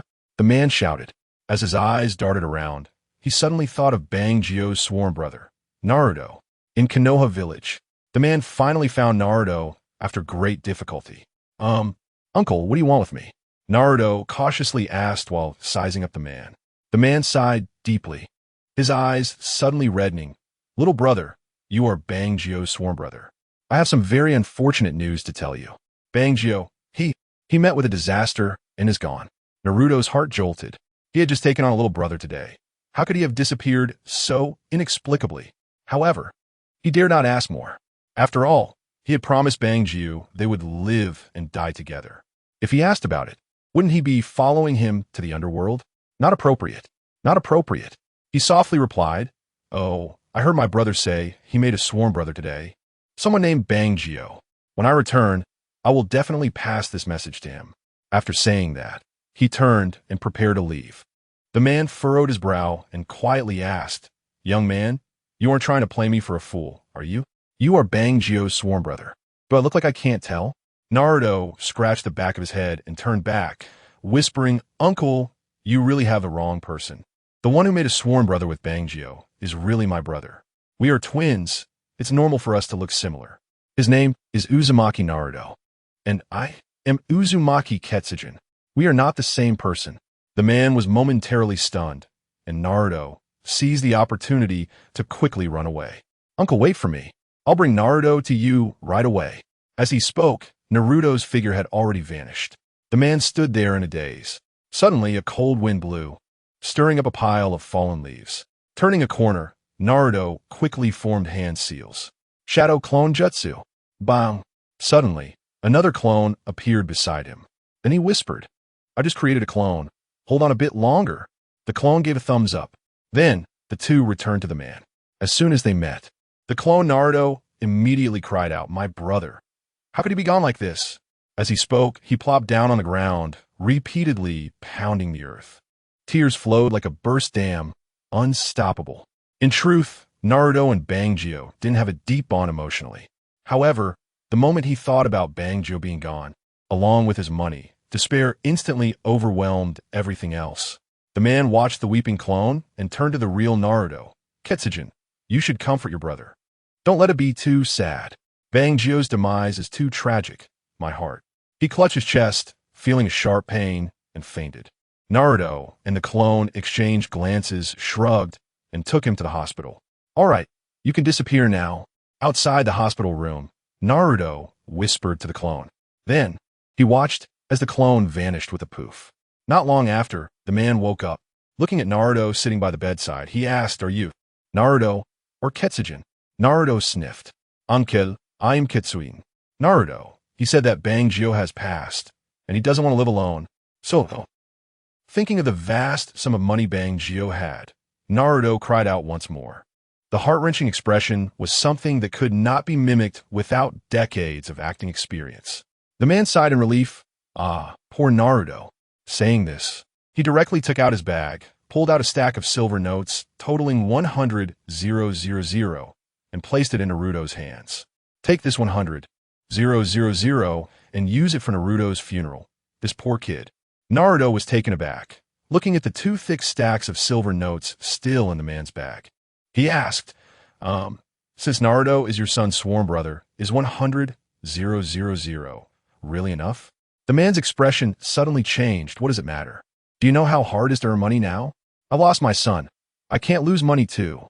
He hurriedly got out of bed, putting on his shoes as he said, All right, I won't stay in the hospital. Every extra minute costs money. Ketsujin, we'll meet again. With that, he swaggered out of the hospital as if nothing had happened. Watching his retreating figure, Naruto lowered his head, examining the silver notes in his hand. He chuckled self-deprecatingly. Uzumaki Naruto, you're quite the genius. Although the amount is a bit less, I haven't really lost anything. have I? He stretched and left the hospital room. Chapter 120 Confrontation with Ichiraku, Invincible Scratch-Offs. Wu Di rested his chin on his hand, gazing across the street at Ichiraku Ramen, his mind occupied with the stunning woman. He then looked down at the ledger recording his income and expenses, where he saw it had already reached 600 million. He didn't have much time left. If he didn't act a bit faster, he might end up going back to his original world. With this thought, he hurriedly got up and rushed towards Ichiraku Ramen. Upon pulling back the curtain, he was greeted by the aroma of the ramen.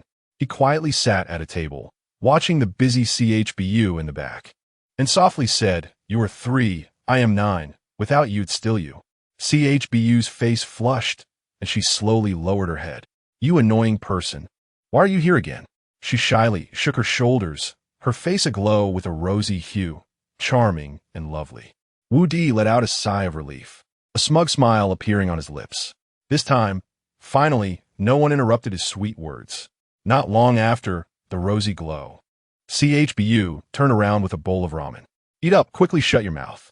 Save yourself from saying all those cheesy things." Wu Di smiled slightly, gently moving his chopsticks. To be honest, he had never eaten such delicious ramen in his life, especially with such a strong flavor of affection mixed in. Watching him eat, CHBU propped her chin on her hands, her face adorned with a captivating smile. Ever since the first time they went to the scratch-off lottery together, every meeting with him was filled with his sweet talk. At first, she felt a bit uncomfortable, but after several encounters, she realized that if she met him and didn't hear those words, she would feel even more out of place. A few minutes later, Wu Di finished his ramen. Just like last time, he drank every last drop of the soup. After putting down the big bowl, he slowly raised his head, gazing deeply at CHBU. She was also staring back at him intently. After a while, CHBU whispered, "Don't you feel like there's something in your eye?" Wu Di had been ready to accept CHBU's confession, but the sudden turn of events nearly made him lose his grip. He quickly wiped his eye and smiled foolishly. "Have you gained weight recently?" CHBU was taken aback, quickly straightening up to examine herself. After looking around, she puzzledly said, "No, I haven't gained weight." "Then why do you seem to weigh more in my heart?" The sudden cheesy remark caught CHBU off guard, and she quickly turned away, hugging her flushed cheeks. Wu Di slowly got up, intending to cross the counter, but suddenly felt a menacing presence behind him. He turned slowly to see Otsutsuki Ichiraku raising a slotted spoon. "You little brat, I just went out to deliver food, and you come here to flirt with my daughter? Just wait till I deal with you." As he spoke, the slotted spoon came crashing down. CHBU quickly turned around, trying to stop Ichiraku, but it was too late. The spoon had already landed squarely on Wu Di's head. Wu Di exhaled deeply, suppressing his anger. "I'll let you go this time, because you're my future father-in-law." Future father-in-law? Ichiraku's eyes widened, flames shooting from his pupils. He then looked at CHBU and asked, "Did you agree to him?" CHBU shyly lowered her head. She wanted to tell Ichiraku that she had agreed, but she felt too shy to speak. Wu Di slowly turned around, softly saying, "Tell him, you agreed to me." "No way." CHBU's voice was as small as a mosquito. Wu Di smiled, gently coaxing, "If you don't clarify it today, we'll still have to sneak around in the future. But originally, there was nothing between us. You haven't even confessed." Wu Di sighed. Hearing this, he realized CHBU was indeed agreeing. As long as he bought a big bouquet of flowers from the Inoue family and confessed, she would agree. He took 2 steps back, his eyes never leaving CHBU. "Wait for me. I'm going to buy flowers." Ichiraku passed by him, coldly saying, "Even if you're going to buy flowers, you should settle the ramen bill first." Wu Di smiled and sighed, pulling out his wallet and taking out 10 taels of silver notes. His future father-in-law was really a bit too money-minded. "It's just 10 taels. I can afford it." Ichiraku snorted coldly. 10 taels isn't enough. This bowl of ramen was made by CHBU. At least 1,000 taels. 1,000 taels. Wu Di's eyes widened, and then he put on a disdainful expression. "Why don't you go rob a bank? 1,000 taels for a bowl of ramen? Have you gone crazy?" Ichiraku snorted again and walked behind the counter. "Just say whether you're paying or not." "I want to pay. I'm not going to be a fool." Wu Di pouted. Ichiraku grinned wickedly. "If you don't pay, I want to let CHBU be with you. Do you think I'm a child? If you want 1,000 taels, Even if I give it, you'll probably have other reasons waiting, right? Watching the two argue back and forth, CHBU felt stuck in the middle and was very uncomfortable. She exclaimed, "Can you two stop fighting? Isn't it better to get along harmoniously?" "No." The two answered almost in unison. CHBU smacked her forehead, angrily sitting aside, deciding to ignore them. The two argued for a good 10 minutes, and Wu Di couldn't take it anymore. He reached behind him, intending to pull out an AK to scare Ichiraku. However, after searching, he found the gun was missing. Ichiraku sneered, raising the AK. "Were you looking for this?" Wu Di was taken aback. "I took your gun while you weren't paying attention. Now tell me, are you going to pay or not?" Ichiraku pointed the gun at him, shouting. He took a deep breath. "Looks like you still don't know my capabilities. Do you think I would be afraid of just a gun?" Ichiraku's eyes flickered, remembering how Tuanzong often flew out from their shop and landed in his family's noodle pot. He figured he wasn't an easy opponent. Shaking his head, he suddenly thought of a clever tactic that even the heavens would applaud. He turned the gun and pressed it against CHBU's head, grinning maliciously. "Are you going to pay? If not, I'll shoot her." At that moment, Wu Di's heart was truly at a loss for words. He couldn't help but curse. "Damn, you won't even spare your own daughter. Are you even human? In front of money, I can give up everything. Do you believe me? If you dare not pay, I'll see what happens. At worst, I'll die without descendants, but I'll make you regret it for life." Chapter 121. The opening of Kakuzu Bank. Wu Di's expression instantly darkened. "Damn, is this how you act as a father? Don't worry about me. I have my principles. I'd rather not have my daughter than be without cash." Wanlu shouted loudly. Wu Di sighed deeply, but at this moment, he wasn't worried at all. After all, Wanlu wasn't a ninja and didn't have any chakra in his body, so what was there to fear? He smiled lightly. Wanlu's expression suddenly became much darker, and he said in a low voice, "What are you laughing at?" Wu Di licked his lips and confidently said, "I bet your gun is unloaded." "What?" Wanlu's eyes widened, and he gritted his teeth. "Since you dare to bet like that, I'll show you today what happens." He pulled the trigger. For some reason, at that moment, SHBU felt very calm. She seemed to trust Wu Di's words completely. She wasn't even afraid. Click, click. The trigger was pulled repeatedly, but the gun made no sound at all. Wanlu was a bit confused, pulling his finger hard while shouting, "This can't be right. I've seen you use it like this." Wu Di sighed in relief and explained softly, "The gun in your hand can only be used by ninjas. With your lack of chakra, you can't fire any bullets." Wanlu scratched his head, feeling embarrassed. How awkward. He sighed and directly handed the gun back to Wu Di, saying, "Forget it. I'll take my loss today. 10 taels it is." After saying that, he didn't dwell on it further and directly took the 10 taels of silver notes from Wu Di, returning to the counter with a dark expression. Yunnan Village. By the tower. At this moment, drums were beating, firecrackers were going off, red flags were waving, and there was a sea of people. Above Kakuzu, there was a large plaque covered with cloth, tied with a hemp rope.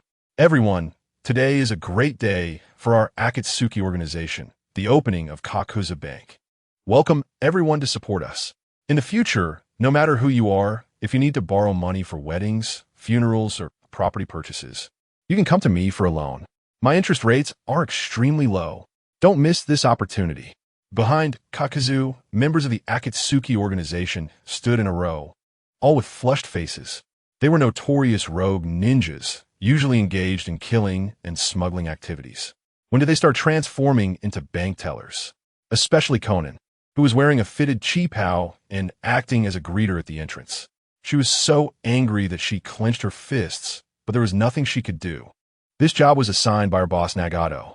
Earlier, she heard Nagato say that if they didn't come to support Kakuzu during the bank's opening, Kakuzu would cut off all funding sources for the Akatsuki in the future. To ensure they could continue receiving cash, they had no choice but to comply.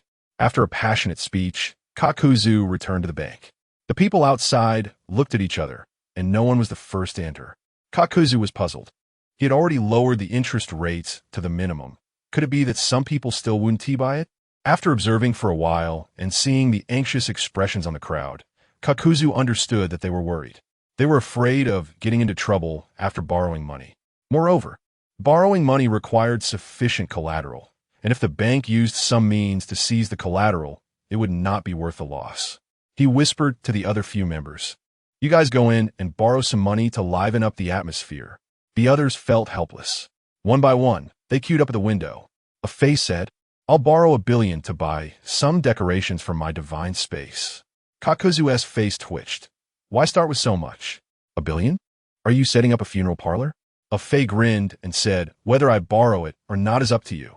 Kakuzu gritted his teeth and directly handed over $1 billion in silver notes, then said through clenched teeth, "Prepare enough collateral when you go back." But unexpectedly, after a Fae received the notes, he vanished. Kakuzu felt heartache, but to attract more customers, he could only smile and say, "Look, borrowing $1 billion doesn't require any collateral. Feel free to borrow." The crowd still didn't move. Next, Haydn stepped up. "Give me $1 billion. I want to erect a statue of the evil god at the top of the tower." Kakuzu replied, "Are you putting up a gold statue or a bronze one? If it's bronze, 7 or 8 million will be enough." Haydn chuckled. "I just asked if you're giving it or not."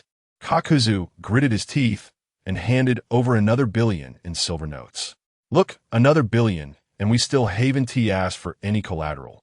You can borrow with confidence." The crowd exchanged glances, and it was clear that some were tempted. Kakuzu gritted his teeth and said to all Akatsuki members, "Come all of you and take out loans." Right now, in the blink of an eye, the window was surrounded by members of the Akatsuki organization, no matter whether they needed loans or not. They all filled out the forms as per Kakuzu's prompt. As for the purposes of the loans, they were all over the place. White Zetsu filled out that he needed to find a partner for his mother. What the hell? Does White Zetsu have a mother? Kakuzu grabbed his scalp, feeling speechless. Sasori wrote that he needed to create heavy mech puppets. Seriously? Can he even handle heavy mechs by himself? In comparison, Itachi's wish was much more noble. For world peace. Damn. Looking at one loan application after another, Kakuzu felt like his heart was breaking. These were real silver notes. Did you all think my silver notes were automatically issued at midnight every day? But for the sake of business, I'll do it. After sending them off, sure enough, more people came to borrow money. Seeing them forming a long line, Kakuzu's bleeding heart healed a bit. Konoha Village. What? Tsunade slammed the table and jumped up. "You say the Akatsuki members have opened a bank? What do they want to do? Find out what is going on." Across from her, a member of the Umbu bowed his head and said, "We're not sure yet, but it seems they had some disagreements over stolen silver notes. Due to the secrecy of the Akatsuki organization, we couldn't gather more information." Tsunade sighed and licked her lips, saying, "You can go now. I'll think about it some more." Chapter 122. Kai, you've made a mistake. Tsunade's expression was grave. "Shizen, go find a reliable jonin in the village and have him go to the rain village." "Yes." Shizen nodded and quickly left the Hokage's office. She made a round in the village. Most of the jonin had their hands full with work. The only ones not occupied were Kakashi, Asuma, Kurinai, and Might Guy. However, Kakashi and Jiraiya were hospitalized, and she couldn't find Kurinai or Asuma. She had no idea where they had gone. She sighed, realizing her only option was to look for Might Guy. To be honest, she really didn't want to communicate with this eccentric character. After walking for a while, she spotted a pair of unusual creatures in an open area. "Lee, look at my impressive brick. It's great, right? No matter where I go in the future, I will carry this and use it to impress people." At that moment, Guy turned around, holding the brick high above his head, his bright white teeth shining in the sunlight. Next to him, a small Lee was even more excited, jumping up and down behind him. "Teacher, you will always be the most brilliant figure in my heart. You're my role model, my example." Guy counted on his fingers, his mouth breaking into a bright smile. Shizen cleared her throat and walked over slowly. "Lady Tsunade has something for you. Please go to the Hokage's office." "All right." Guy swung his arms around, preparing to put away the brick. But just then he accidentally let go, and the brick hit Shizen square in the face. Blood started to trickle from her nose, and her gaze suddenly became vacant as she leaned back. Guy immediately gasped, becoming quite nervous. "Oh my God, this is going to be trouble." Little Lee jumped up and down. "Teacher, you said playing with fire can lead to trouble. Get lost. I don't have time to argue with you. Hurry up and think of a way to wake her up." Guy frowned and whispered. They tried everything they could think of, but failed to wake her up. Finally, Both of them had no choice but to carry her toward the Hokage's office. Once they entered the Hokage's office, they laid Shizen down on the floor. Tsunade's face was somewhat displeased as she quietly asked, "What happened?" Guy swallowed and smiled apologetically. "Lady Fifth, it's like this." He roughly described the situation at that moment, even demonstrating the embarrassing actions. Tsunade could hardly bear to watch, rubbing her temples. "Get to the point." Guy immediately stood at attention, swinging his arms as he prepared to put away the brick, to make it as realistic as possible. He even mimicked the detail of the brick slipping from his hand. Then the brick flew straight towards Tsunade. Since she hadn't anticipated him actually throwing the brick, she was caught off guard. "Lady Tsunade." "Fifth." "Oh no, I wasn't prepared." I said, "How could you, a Hokage, not be careful? Now I've knocked you down." He slapped his face, feeling somewhat dejected as he crouched down. Just then, the third Hokage walked in with a cigarette. Seeing two people lying on the floor with blood pouring from their noses, he was surprised. "Guy, what happened here?" Guy let out a long sigh. 3 minutes later, the number of people lying on the floor with blood was 3. Guy crouched on the side, regretfully rubbing his head. In the corridor, Jiraiya came over with a wad of tissue stuffed in his nose.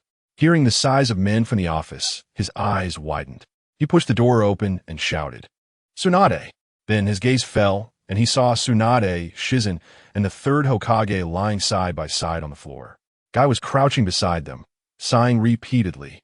Jiraiya softly asked, "Guy, what exactly happened?"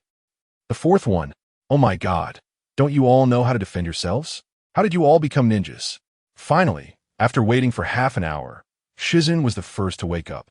Looking at the 3 people lying on the ground, she patted her head in frustration. Soon after, Tsunade also woke up. Clenching her fists at that moment, she really wanted to punch Guy, but due to the current shortage of Jonin resources in the village, she could only temporarily hold back. "Guy, I now order you to go to the Rain Village and see what's up with the bank opened by the Akatsuki. I heard they're taking loan tasks. If possible, bring back 5 billion, then exchange it for scratch cards, and we'll take the stuff back to beat the Akatsuki." Guy immediately stood at attention, taking little Lee with him as they walked outside. Once their figures disappeared from view, Tsunade slammed her hand on the desk. The sound echoed loudly throughout the Hokage building. Rain Village. After a day of work, Kakuzu's harvest was quite good. He had lent out over 30 billion.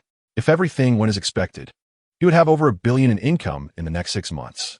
Back in the meeting room, he looked at the other members of the organization. "You all took money from me during the day. Now it's time to provide the collateral, right?" The closest to him, Deidara, slowly stood up and pulled out a pink doll from under his robe.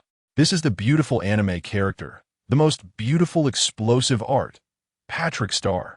This is my cherished limited edition superhero underwear. I'll use it as collateral." Kakuzu's mouth twitched. Could this broken doll be worth 1 billion? Obviously not. He tried to suppress his anger and continued to ask the next person for collateral. Haiden came over and directly took off his necklace. "This is a divine artifact I obtained from the evil god temple. You can hold on to it for now." Before Kakuzu could respond, Haiden's figure disappeared in an instant. Hey. He held the necklace, watching Haiden's retreating back. At that moment, Sasori arrived. He took out a scroll. Seeing this, Kakuzu revealed a smile. Finally, he was about to encounter a normal piece of collateral. Then, under his witness, Sasori opened the scroll, and a pair of puppets with chicken feathers stuck on their heads floated out. The size of those 2 puppets seemed to be similar to Kakuzu's. Kakuzu asked in confusion, "What does this mean?" Sasori grinned. "We are both poor orphans, so I understand the pain of not having parents. These are the mom and dad I made for you. I originally planned to give them to you as a gift for your birthday. But now, let us just give them to you early." Sasori's words were righteous, with no flaws to pick apart. Kakuzu's mouth twitched, his fists clenched tightly. "Sasori, I really want to blow your head off right now." Watching Sasori walk away, he let out a sigh and turned to look at Conan beside him. Chapter 123. Borrowing money. "Beating you." Xiao Nan's expression changed, and she coldly stared at Kakuzu. Kakuzu couldn't help but shiver. That gaze was simply terrifying. For someone like him, who was used to bloodshed, he could fully sense the killing intent in Xiao Nan's eyes. Xiao Nan said softly, "If I don't use an explosive tag to blow up your bank, that would be my best collateral. What do you think?" Kakuzu swallowed hard. What she said was true. Despite her sweet appearance, once she got serious, she wouldn't even spare herself.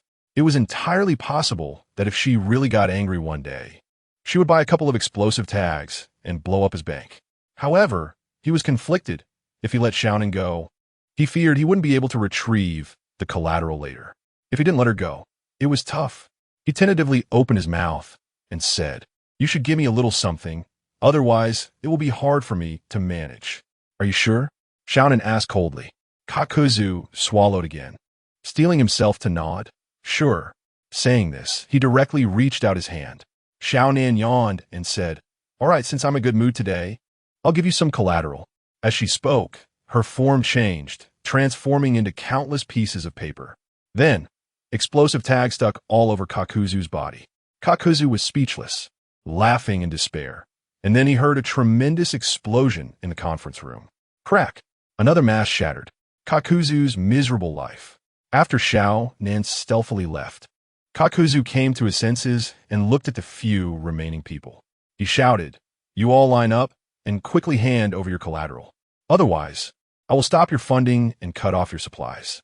Itachi walked up slowly, his three-tomo Sharingan spinning.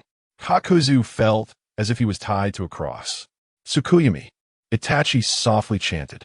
3 seconds later, Kakuzu suddenly knelt on the ground. Just now, he had endured 72 hours of acute pain.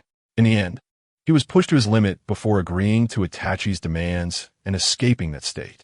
Itachi left at a leisurely pace, while Kisame laughed heartily. Kakuzu stood up, feeling that his physical state was still not suitable for facing Itachi, and turned to look at Haiden and Black Zetsu. They were both experts at escaping. Before Kakuzu could say anything, one vanished underground, and the other directly slipped into the space-time dimension. The number of people left in the room was dwindling. Now, only Kisame and Nagato remained before him. Neither of these two were easy to deal with. However, at least Nagato was the boss and relatively easier to talk to. He gritted his teeth and decided to ask Nagato for collateral first. "Boss, about this collateral." Nagato chuckled. "Do you think I'm like them? Taking the money without giving collateral? Don't worry, I will definitely give you collateral." "Collateral?" Nagato stroked his chin, thinking for a while. He smiled softly and said, "I'll mortgage you a big ball." After saying that, Nagato clasped his hands together. "Shinra Tensei." Kakuzu was utterly despaired, watching the earth piles gradually falling onto him, and the last piece of his mask shattered. Kisame glanced at him, shook his head, and quickly left. Above the tower, the suspended earth ball gradually collapsed. When Kakuzu emerged from it, he was already half dead. Looking at the little collateral he had left, he shed tears of frustration. The next day, he arrived at the bank alone. Following yesterday's lead, many new customers had arrived at the bank today. At the bank's entrance, a crowd was waiting for loans. Kai, holding a brick, said to the nearby Shaoli, "Do you remember the task Lord Tsunade assigned yesterday?" Shaoli nodded earnestly, his eyes wide in response. "Lord Tsunade said we should borrow 5 billion from him and then come back to beat him. Yeah, we must remember this well." Kai nodded seriously. Before long, they reached the counter. Kai sat directly in front of it. Kakuzu sized him up and frowned. "You are not from the Rain Village, right?" "Kai nodded naturally." "Of course not. I'm from Konoha." Kakuzu stroked his chin, pondering for a moment before asking, "So how much do you want to borrow?" Kai directly extended one hand. 5 billion? Kakuzu probed. Then he saw Kai shake his head. "So 50 million? Kakuzu's psychological defenses lowered another level. He shook his head again. "Then 5 million? 5 million is easy. Just fill out a form, and I can approve it immediately." For Kakuzu's financial situation, 5 million was hardly worth mentioning. So even if he lent it out, he had no worries. Kai still shook his head. Kakuzu was getting a bit angry. 50,000 is too little. There's hardly any profit in it.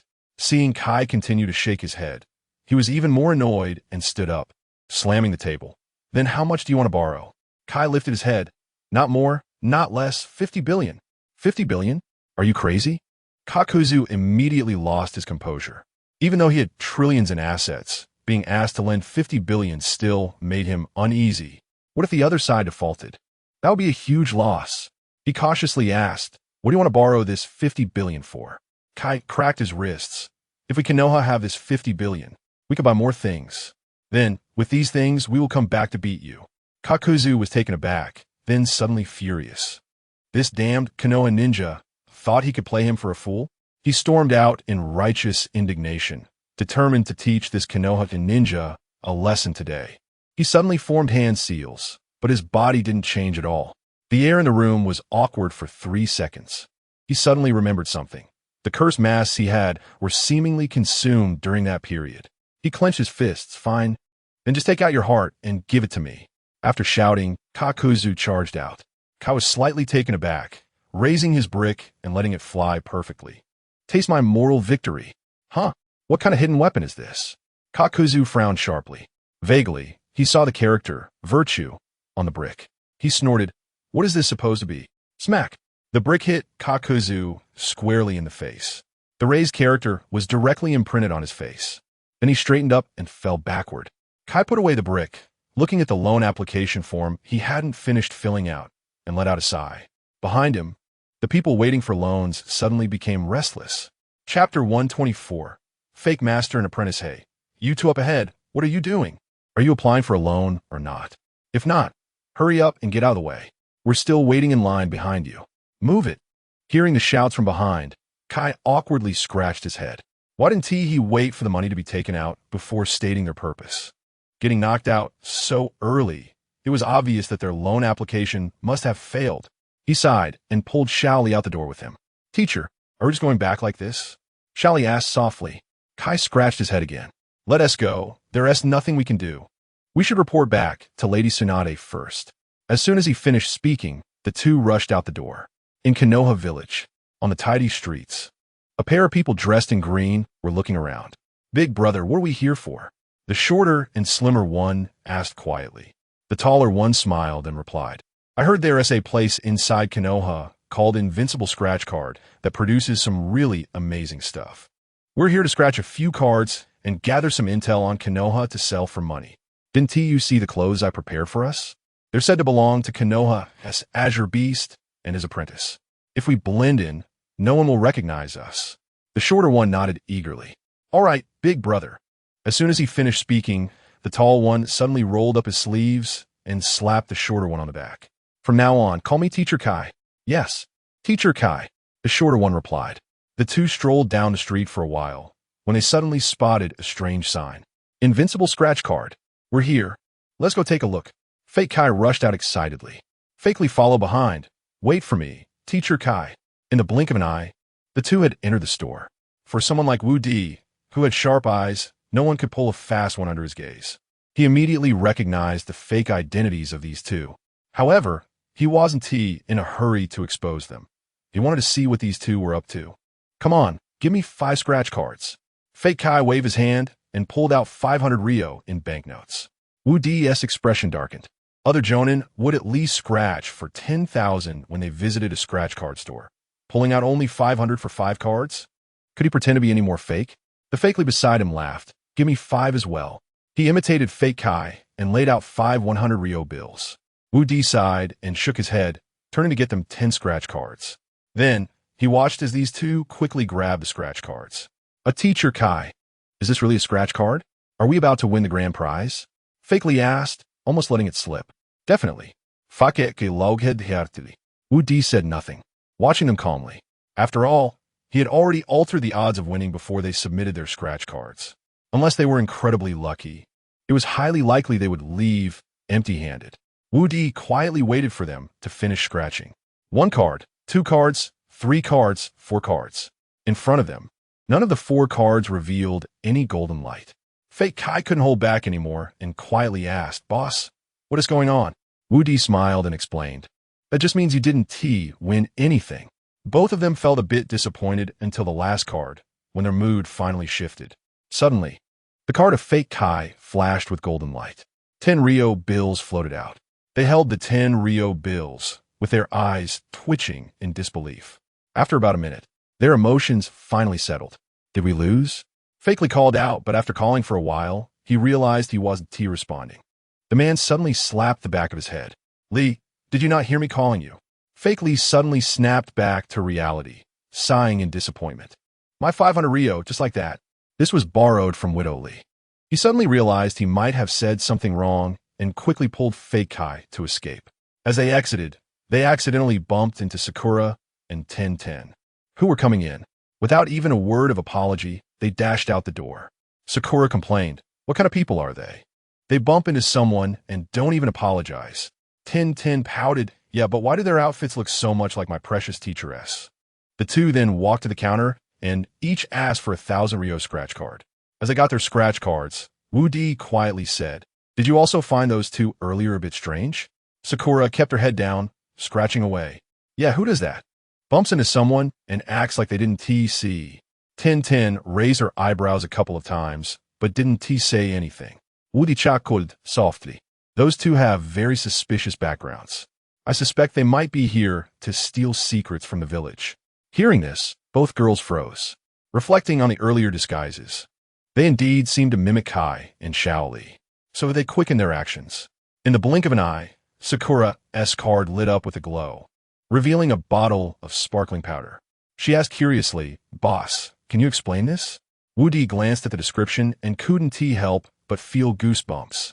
Then he whispered, "This is called invincible itchy powder. Once sprinkled on someone, they will itch uncontrollably. Of course, you must be careful when using it. You can't get it on yourself. Otherwise, you won't have a moment of peace for 3 days." Sakura felt her hair stand on end, cold sweat pouring out. At that moment, 1010's card also revealed something. It was 2 oddly shaped magnets. She fiddled with them, asking curiously, "What are these magnets for?" Wu Di glanced at the description and whispered, "These are called one-time restriction magnets. The blue one is thrown on the ground, while the red one sticks to the person you want to restrict. No matter how hard they try, they won't be able to escape the magnetic field. But there's a catch. It has a time limit. From the moment the magnet sticks to someone, it can only restrict them for 2 minutes. After that, it will disappear automatically." 1010 carefully stored the magnets away, smiling softly. "Okay, I got it." As she spoke, she exchanged a look with Sakura, mischief dancing in their eyes. As ninjas, the thing they hated most was spies gathering intel, and today they had just encountered some. They had some fun planned. Chapter 125, The Unlucky Fake Master and Apprentice. As soon as they stepped out, Tian and Sakura quickly chased after the pair of fake master and apprentice. In just a moment, they caught up with them. From the way they were looking around, it was clear they were up to no good. "Fortunately, the boss reminded us. Otherwise, we wouldn't have noticed," Tian whispered. Sakura nodded, increasing her speed a bit. Soon, they caught up with the pair. Sakura rolled up her sleeves, ready to confront them. Tian stopped her, saying, "Don't rush in. What if they're strong ninjas?" With a serious face, Sakura replied quietly, "What should we do then? Just watch them wreak havoc in the village?" Tian pointed at the itching powder in her ninja tool pouch and smiled. "We can definitely give them a little surprise." Sakura's eyes lit up with a hint of mischief. "Right?" With that, the two jumped out and followed the fake master and apprentice from the rooftops. Tian found an opportunity, took out a red magnetic sticker, aimed at the fake Lee, and threw it. "You can't even imitate properly. You lack that middle school energy. Take this." Just as she threw the sticker, an unexpected gust of wind blew it directly onto fake Lee's backside. She had aimed for his head. Fake Lee felt a tap on his rear and turned to fake Kai, saying, "Kai-sensei, don't touch me in the village. If you want to do something, wait until we gather intel. Then you can handle me however you want." Fake Kai looked confused and furrowed his brow. On the rooftop, Tian and Sakura, who had been watching the entire time, were both speechless. How can these two big guys say such things? Tian sighed and threw a blue sticker on the ground. In an instant, the sticker's properties activated. Suddenly, Fake Lee found himself lifted off the ground, flying backward. When he stood up again, he realized he couldn't move forward at all. It felt as if an invisible hand was pulling him back. Annoyed, he took a step forward. With a ripping sound, his pants tore apart. Tian's eyes widened. Then she blushed and covered her eyes. The sticker seemed almost intelligent after his pants were torn. It moved to Fake Lee's thigh. Now, if Fake Lee wanted to leave this fixed range, the only way was to cut off his thigh. "Sakura, we don't have much time. Seize the moment," Tian reminded, still covering her eyes. Sakura took a deep breath. Tian's task was complete, and she didn't have to witness any more embarrassing moments. But Sakura still had to act. Gritting her teeth, she took a deep breath, her flushed face showing determination, and jumped into the air. In midair, she opened the itching powder bottle. The golden powder floated down, directly covering the pair of fake master and apprentice. The itching powder invaded their skin like a thief in the night.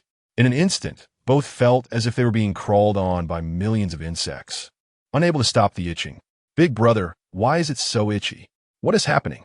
Fakely asked, scratching his ears and cheeks. Fake Kai was no better off.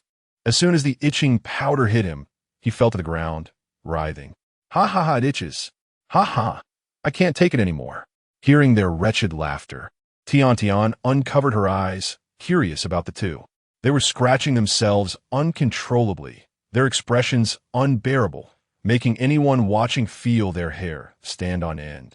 Sakura let out a sigh of relief, putting away the remaining half bottle of itching powder. This was her first time using it, and she had accidentally used too much. Feeling a bit regretful, she turned her head and smiled nervously.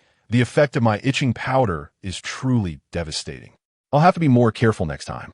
In the middle of the street, Fake Lee and Fake Kai were rolling on the ground in laughter, quickly attracting the attention of the village patrol team. Just then, the effect of the sticker wore off. Fake Lee, holding his backside, ran after Fake Kai, laughing. Make way for me, huh?" Fake Kai was already laughing tears, waving his hands in front. Fake Lee followed, laughing uncontrollably. "What is up with these two?" Naruto, just coming out of the hospital, paused when he saw them. Then he turned around and shouted, "Kai-sensei, watermelon rind, where are you two going?" Fake Kai and Fake Lee didn't respond and rushed out of the village. Naruto scratched his head awkwardly. Outside the village, on the wide road, the two were running one after the other, laughing. Not far across the road, Kai was walking with a commanding stride, holding a brick. "Lee, learn to walk like me. It can better showcase your kingly aura." Little Lee followed behind, his eyes shining. "Kai-sensei, understand, but..." He hesitated. "To have a kingly aura, it seems you still lack something?"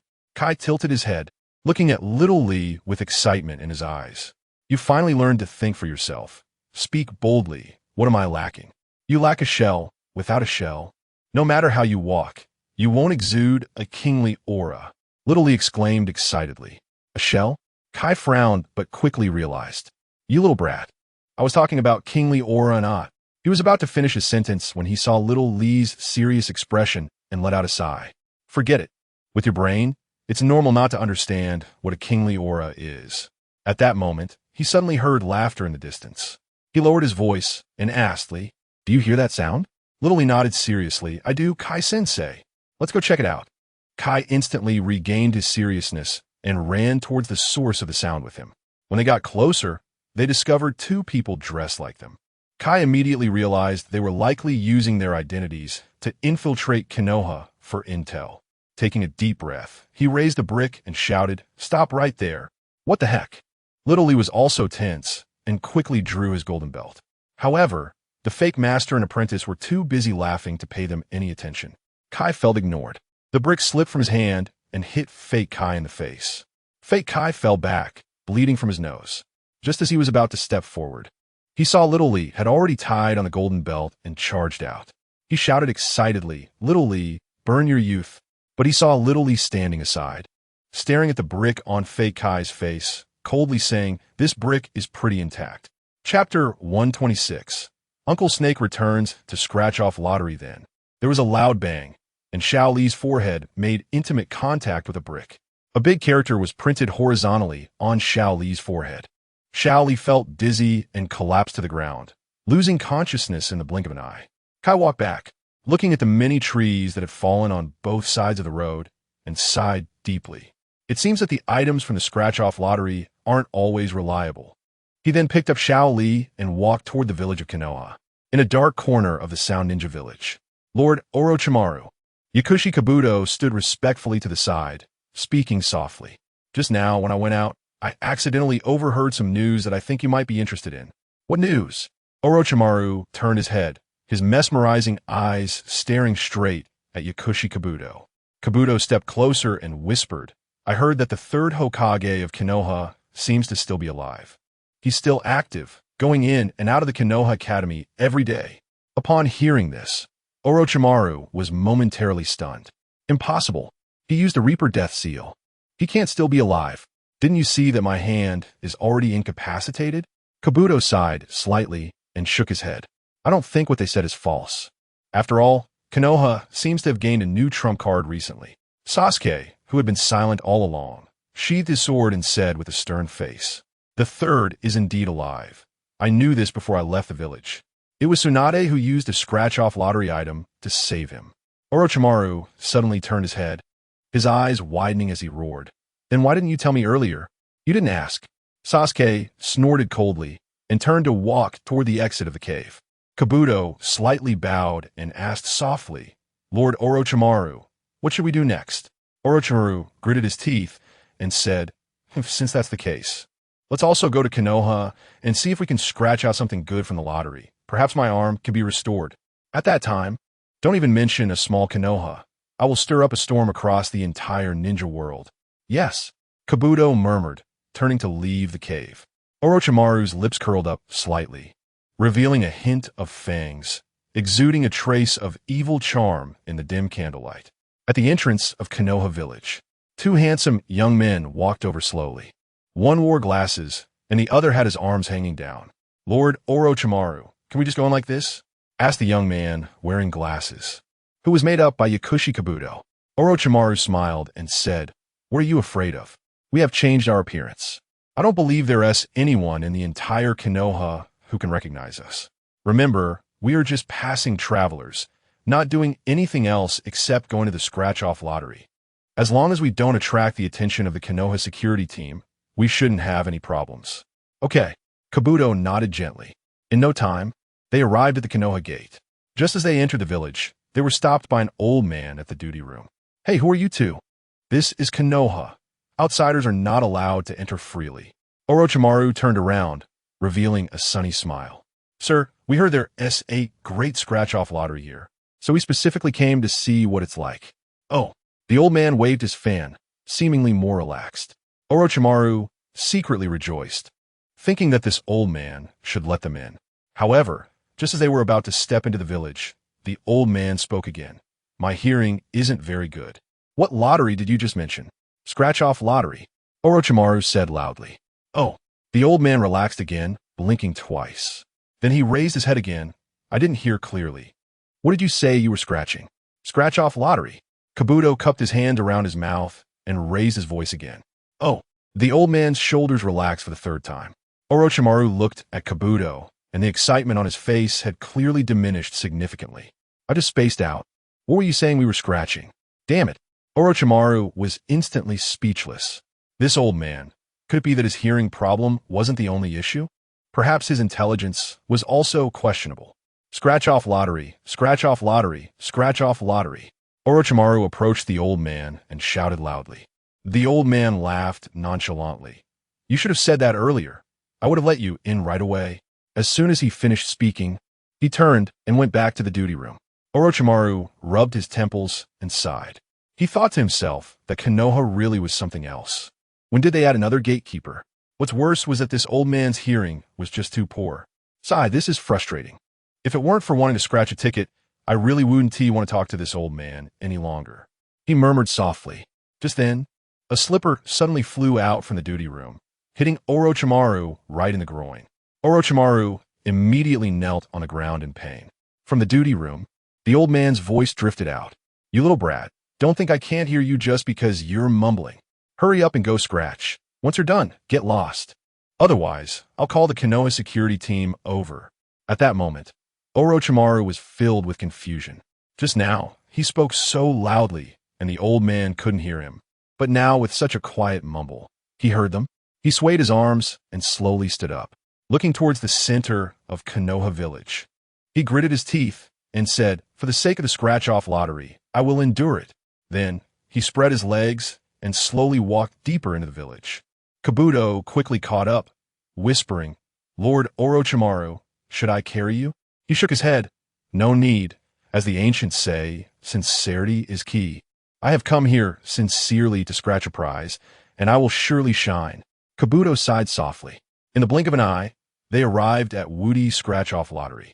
As soon as they entered, Their identities were recognized by Woody. He couldn't help but feel emotional. This Orochimaru had already suffered once. Yet he still wasn't discouraged and wanted to come back for more. Since that's the case, there was no need to hold back. He smiled lightly and asked, "What amount of scratch-off lottery do you two want to buy? Just take out 200,000 and give me 20 tickets at 10,000 each." 20 tickets? Woody was slightly taken aback. Since he opened this little shop, it was the first time he had seen someone buy 20 low-priced tickets without buying a single high-priced one. Then he took out 20 tickets worth 10,000 from the stack of scratch-off lottery tickets in the back, modified the winning rate, and placed them on the counter. Orochimaru glanced at them and directly told Kabuto, "You scratch them for me first. Just get a flash if you can. My hands are not convenient for scratching right now." "Okay." Kabuto nodded earnestly and pulled out a coin from his pocket, vigorously scratching away. Chapter 127. Unexpected encounter with Danzo. Yaoshido's hands were continuously waving, quickly scratching off several tickets. However, the consecutive tickets showed no signs of flashing golden light, and Uncle Snake felt a little frustrated. He remembered that the last time he scratched tickets, the winning rate was quite high. Why was it that this time, after scratching so many, he hadn't won a single item? Doubt began to creep in. He quietly asked, "Boss, are your scratch cards rigged?" Woody laughed. "Scratch cards are just a form of gambling. When luck is on your side, you win more. When luck is bad, you win less. This is completely normal. Our invincible scratch cards have never stooped to cheating on any ticket." Uncle Snake fell silent, his expression serious. Just now, Woody had taken the silver note and started scratching the tickets right under his watchful eyes. Theoretically, he shouldn't have had the chance to cheat. Moreover, he had never shown his true appearance in front of Woody, making it impossible for him to recognize him. It seemed that today was just a matter of bad luck. He glanced sideways at Yaoshido, who was still scratching away and had already scratched off 15 tickets in the blink of an eye. There were only 5 tickets left. He took a step aside, directly pushing Do to the side. "Step aside. It's your bad luck that nothing came out. Let me give it a try." Do sighed, truly feeling angry but unable to express it in front of Uncle Snake. He took 2 steps back and placed a coin on the ticket surface. Uncle Snake approached the scratch card, took a deep breath, and clenched his teeth before slowly raising his hands. Win, win, win. Blood vessels slowly filled his eyes. As his palms moved up and down, suddenly, a golden light flashed from the ticket's surface. He burst into wild laughter. "I told you it's definitely your bad luck. I just scratched 1 and 1. Indeed, the heavens do not disappoint those who strive. After my efforts, I finally won." Woody watched coldly from the side. According to past experiences, characters like Uncle Snake would always have some drawbacks in whatever they won. He quietly waited to observe. As the golden light gradually faded, a golden steel ring flew out from the ticket's surface. Woody glanced at the description and immediately frowned. Nez's universe ring? How could such an item end up in the hands of a villain? He then looked further down at the description. Replica of Nez's universe ring. When used against an enemy, it will cause a slight disorienting effect. However, the drawback is that once the universe ring is thrown, whatever clothing is worn will fly along with it. Woody was even more puzzled. How could a divine item like the universe ring have such a ridiculous drawback? He turned back to look at the description and realized that due to his negligence, he had misread the item name. The item was called Nez's universe ring. He let out a sigh of relief, a smile appearing on his face. "I told you, if it were truly Nez's universe ring, how could it have such a ridiculous effect?" After saying this, he looked up at Uncle Snake and explained all the benefits of the Nez's universe ring. Uncle Snake was overjoyed and, without a second thought, put the universe ring on himself. He continued to scratch off the remaining scratch cards with difficulty. 3 consecutive tickets yielded no wins. Just when he was starting to feel despair, the last scratch card suddenly revealed another flash of golden light. Won again. Uncle Snake's eyes sparkled with excitement. He glanced at Yaoshido and mocked. "I told you it was your bad luck. Look, I won again." He quickly scratched the ticket clean, and a dark blue secret manual flew out from inside the ticket. The manual had 7 big characters floating on it. Ghostblade unseen when activated. Upon seeing this color, Woody recognized it immediately. This book was definitely another ridiculous martial art. He took a quick look at the description. You just scratched out a runaway body technique. After activation, it allows you to move at an unimaginable speed. You won't have to worry about being caught by anyone. Uncle Snake was overjoyed, now that his hands were injured. He was clearly at a disadvantage in fights with other ninjas. If he had this runaway body technique, losing a fight would just mean disappearing. Based on the effects described by the boss earlier, once activated, even ordinary ninjas would struggle to catch up. He felt a sense of satisfaction. If he had this runaway body technique, one day when his hands recovered, wouldn't he easily dominate the ninja world? He nodded in satisfaction. All right, let's leave it at that for now. I'll come back to scratch tickets once I save up some silver notes. He murmured and turned to give Yao Shidu a look. It's just that your luck is too bad. Otherwise, how could I have won 2 prizes today? Do swallowed hard and quietly followed behind him. Wu Di shook his head and sighed, a huge question lingering in his mind. How could someone as gullible as Uncle Snake survive in the world of Naruto? Had he never questioned this runaway body technique? The ghost blade he just scratched out was clearly a problematic technique. If he dared to use it, it would only take a moment for him to experience the sensation of running while his clothes lagged behind. But why didn't he question it? This bothered Wu Di greatly. Meanwhile, looking at Uncle Snake and Do, as soon as they exited the scratch card shop, they unexpectedly bumped into a pink figure holding a silver note. Uncle Snake looked up, scrutinized it carefully, and immediately felt disgusted. What the hell, Danzo? Why are you dressing more and more flamboyantly? Are you trying to become a grandma? When Danzo saw the two of them, he couldn't help but stop, his eyes gleaming like a wolf's. Since they had deliberately chosen 2 sunny and handsome appearances before coming, it was precisely because of these appearances that Danzo had cruelly set his sights on them. Danzo quickly put away the silver note and flashed a wicked smile at the two. Uncle Snake immediately felt a shiver down his spine, goosebumps rising all over his body. Run, he shouted, raising his leg to dash away. Yao Shidu suddenly reacted, quickly following his lead toward the door. Danzo stomped his foot in a playful manner and exclaimed, Hey, you 2 cuties, why are you so shy when you see me? Am I really that charming? How annoying. Just wait for me. With a flick of his fingers, he shouted, Stop, don't run. Inside the shop, Wu Di couldn't help but cough lightly and quickly walked out, only to see Danzo chasing after the two. The normally noisy street became even livelier. Uncle Snake and Do were flashing through the crowd, while Danzo closely followed behind, occasionally applying lipstick and blowing kisses at them. We're almost at the village entrance. Once we leave the village, we'll be safe, Uncle Snake said nervously. Do slightly nodded, using all his strength to speed up. Chapter 128. The tragedy of the medicine master in the duty room at the entrance. An old man sat in a rocking chair, his fan constantly waving as he glanced at the clock on the wall from time to time. By now, those 2 should have returned, right? Why is there still no sign of them? Could it be that foreign spies have come to gather intelligence? Just as he was mumbling to himself, a tremor echoed from outside. When he stepped out, he saw Uncle Snake and Do desperately fleeing. The old man chuckled softly. No need to rush. I didn't call the security team. But Uncle Snake and Do had no time to pay attention to him. Without saying a word, they quickly ran out of the village. The old man shook his head and sighed. Today's young people. So unstable. Not all like us back in our day. Just as he was speaking, he faintly sensed some noise behind him. Turning around, he was met with a pink knee strike, and his vision went dark as he fell over. Get out of my way, Tinaka cursed quietly, then smiled like a blooming chrysanthemum, looking at Uncle Snake and Do as they fled, shouting, Wait for me. Don't be shy. Uncle Snake immediately furrowed his brows and quickly removed the Chinquin circle, throwing it at Tinaka. But as soon as he let it go, there was a ripping sound. His clothes split in the middle and flew away with the Chinquin circle.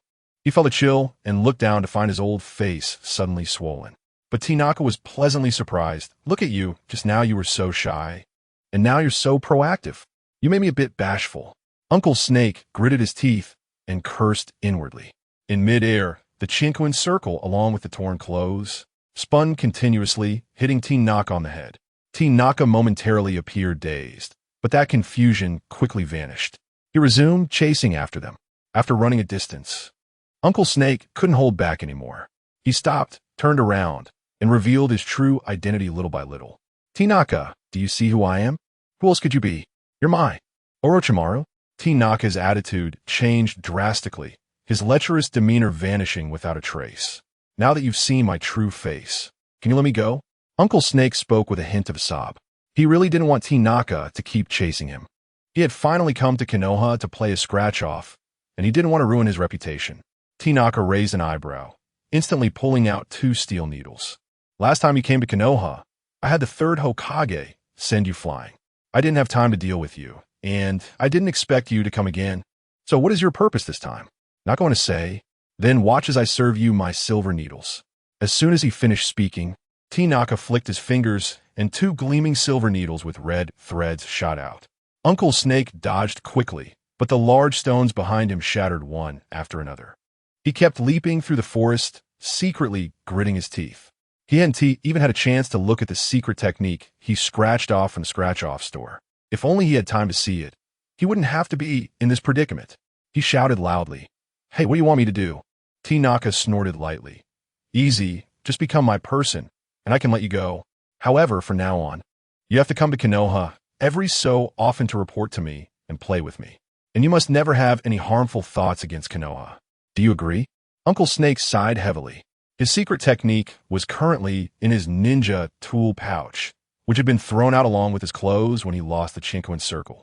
This put him in a difficult position. Agree to him? No way. A songstress who could turn against him at any moment? What if one day she got serious and made things worse for him? Not agreeing wasn't an option either. His ninja tool pouch was still in Naka's hands, and he couldn't afford to lose the 20,000 he had spent today. After thinking it over, he came up with a compromise. He said softly, "How about this? I look too awful right now. You give me back the Chinquin Circle and my ninja tool pouch, and I'll offer you this little handsome guy next to me as collateral. Okay?" "Orochimaru," Do exclaimed nervously, but Uncle Snake ignored him, staring intently at Naka. Naka stroked his chin, a sly smile creeping onto his face. "All right, I was originally thinking of taking both, but you really do look a bit unappealing. I can't bring myself to do it. Since that's the case, I'll take this little handsome guy with me. Don't think too much about him." As he spoke, Naka had already flashed in front of Medicine Master Do, grabbing his collar and slinging him over his shoulder as he walked towards Konoha. The Chinquin Circle and clothes successfully returned to Uncle Snake. Watching Naka and Do gradually fade into the distance, he let out a long sigh. "Do, don't worry. I will come back to save you." "Orochimaru." Do let out a desperate and tragic scream. Uncle Snake quickly regained his composure and took out the ghost blade, opening it to reveal nothing. In the Hokage office, Jiraiya stood solemnly in front of Tsunade. "No, this absolutely cannot happen." Tsunade slammed the table and suddenly stood up. Just a moment ago, Jiraiya had told Tsunade about wanting to take Naruto out for training. He even disclosed his intention to let Naruto master the Nine Tails power. Initially, he thought Tsunade would agree, but he never expected her to refuse outright without a second thought. He sighed deeply and asked, "Is there really no room for negotiation?" Looking at Jiraiya's sincere expression, Tsunade's heart trembled. She patiently explained, "The situation outside is too complex, and Naruto's identity is very special. Don't forget, he is the Jinchuriki of the tailed beast. If something goes wrong, and ends up like many years ago, our village would suffer greatly, and I can't afford to take that risk." Jiraiya bit his lip and remained silent for a long time. "Do you want Watergate's sacrifice to be in vain?" Tsunade suddenly turned her head, her expression becoming much more serious. But she didn't interrupt Jiraiya, allowing him to continue. "Watergate initially used the 5-element seal after the Shiki F gene so that one day Naruto could master the Nine Tails power. And the key to that seal is still in my hands. You can think carefully. If Naruto can truly master the Nine Tails power, it would be of great benefit to our village." Tsunade scratched her head, turning to look out the window at the rock face. Especially upon seeing the statue of the 4th Hokage, her gaze suddenly trembled for a moment. Moreover, he had obtained many things at the scratch-off store. Surely, preserving his life should be sufficient, right? Chapter 129. Tsunade's test under Jiraiya's continuous persuasion. Tsunade was somewhat moved. The 4th Hokage sacrificed himself for the village at just over 30 years old. He used his own son's body to leave behind the Nine Tails and even specifically left the key to unlock the seal. Wasn't it all just to enable the village to use the power of the Nine Tails one day? Tsunade let out a long sigh. All right, I admit your reasoning has swayed me. However, as far as I know, Naruto doesn't seem to be a very competent ninja. He often causes trouble within the team and has frequently caused chaos in the village. Just recently, he even robbed the third Hokage. I'm really worried about taking a ninja like him out. Jiraiya crossed his arms and finally smiled. As long as Tsunade relented, he was confident he could take Naruto out of the village. As for the shortcomings Tsunade mentioned, upon closer thought, they were all trivial matters. So, what do you want to do?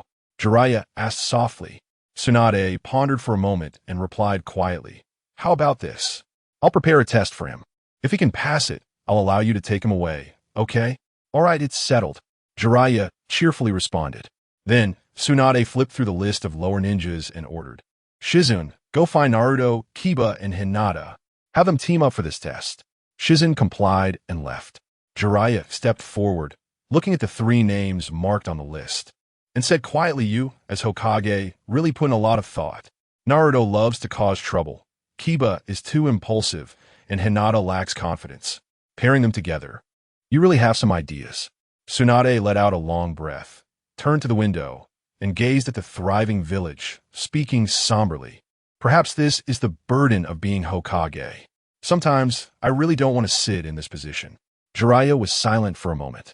He understood the meaning behind Tsunade's words.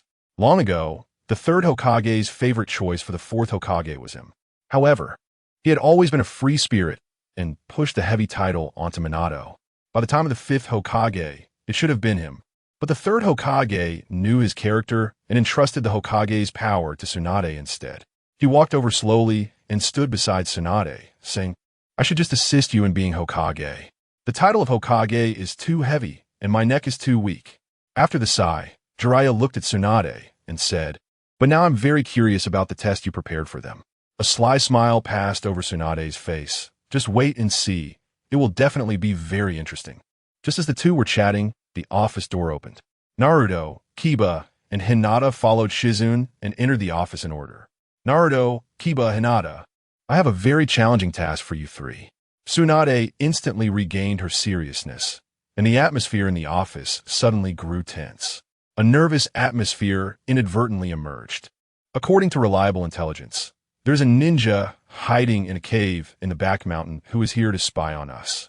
You three must do everything possible to capture that person. Hearing such an order, Naruto suddenly felt overjoyed, his eyes shining with excitement. Usually, missions to capture spies are carried out by Jounin, but today, it's being assigned to them, the lower ninjas. Could it be that their strength has been recognized by the Hokage? Yay, that's awesome, Naruto exclaimed, jumping with joy. Tsunade-sama, can I ask what level of mission this is?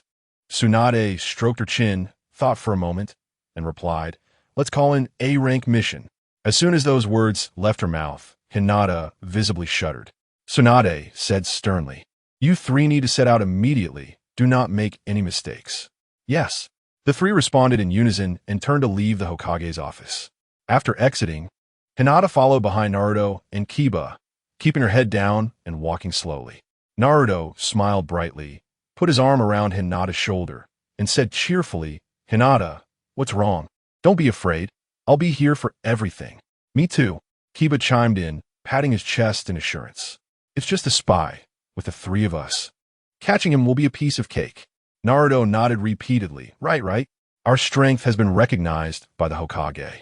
Otherwise, they wouldn't assign such an important mission to us, right? Yeah, Naruto is right, Kiba added with a slightly serious tone. With the encouragement from the two, Hinata suddenly felt much more relaxed.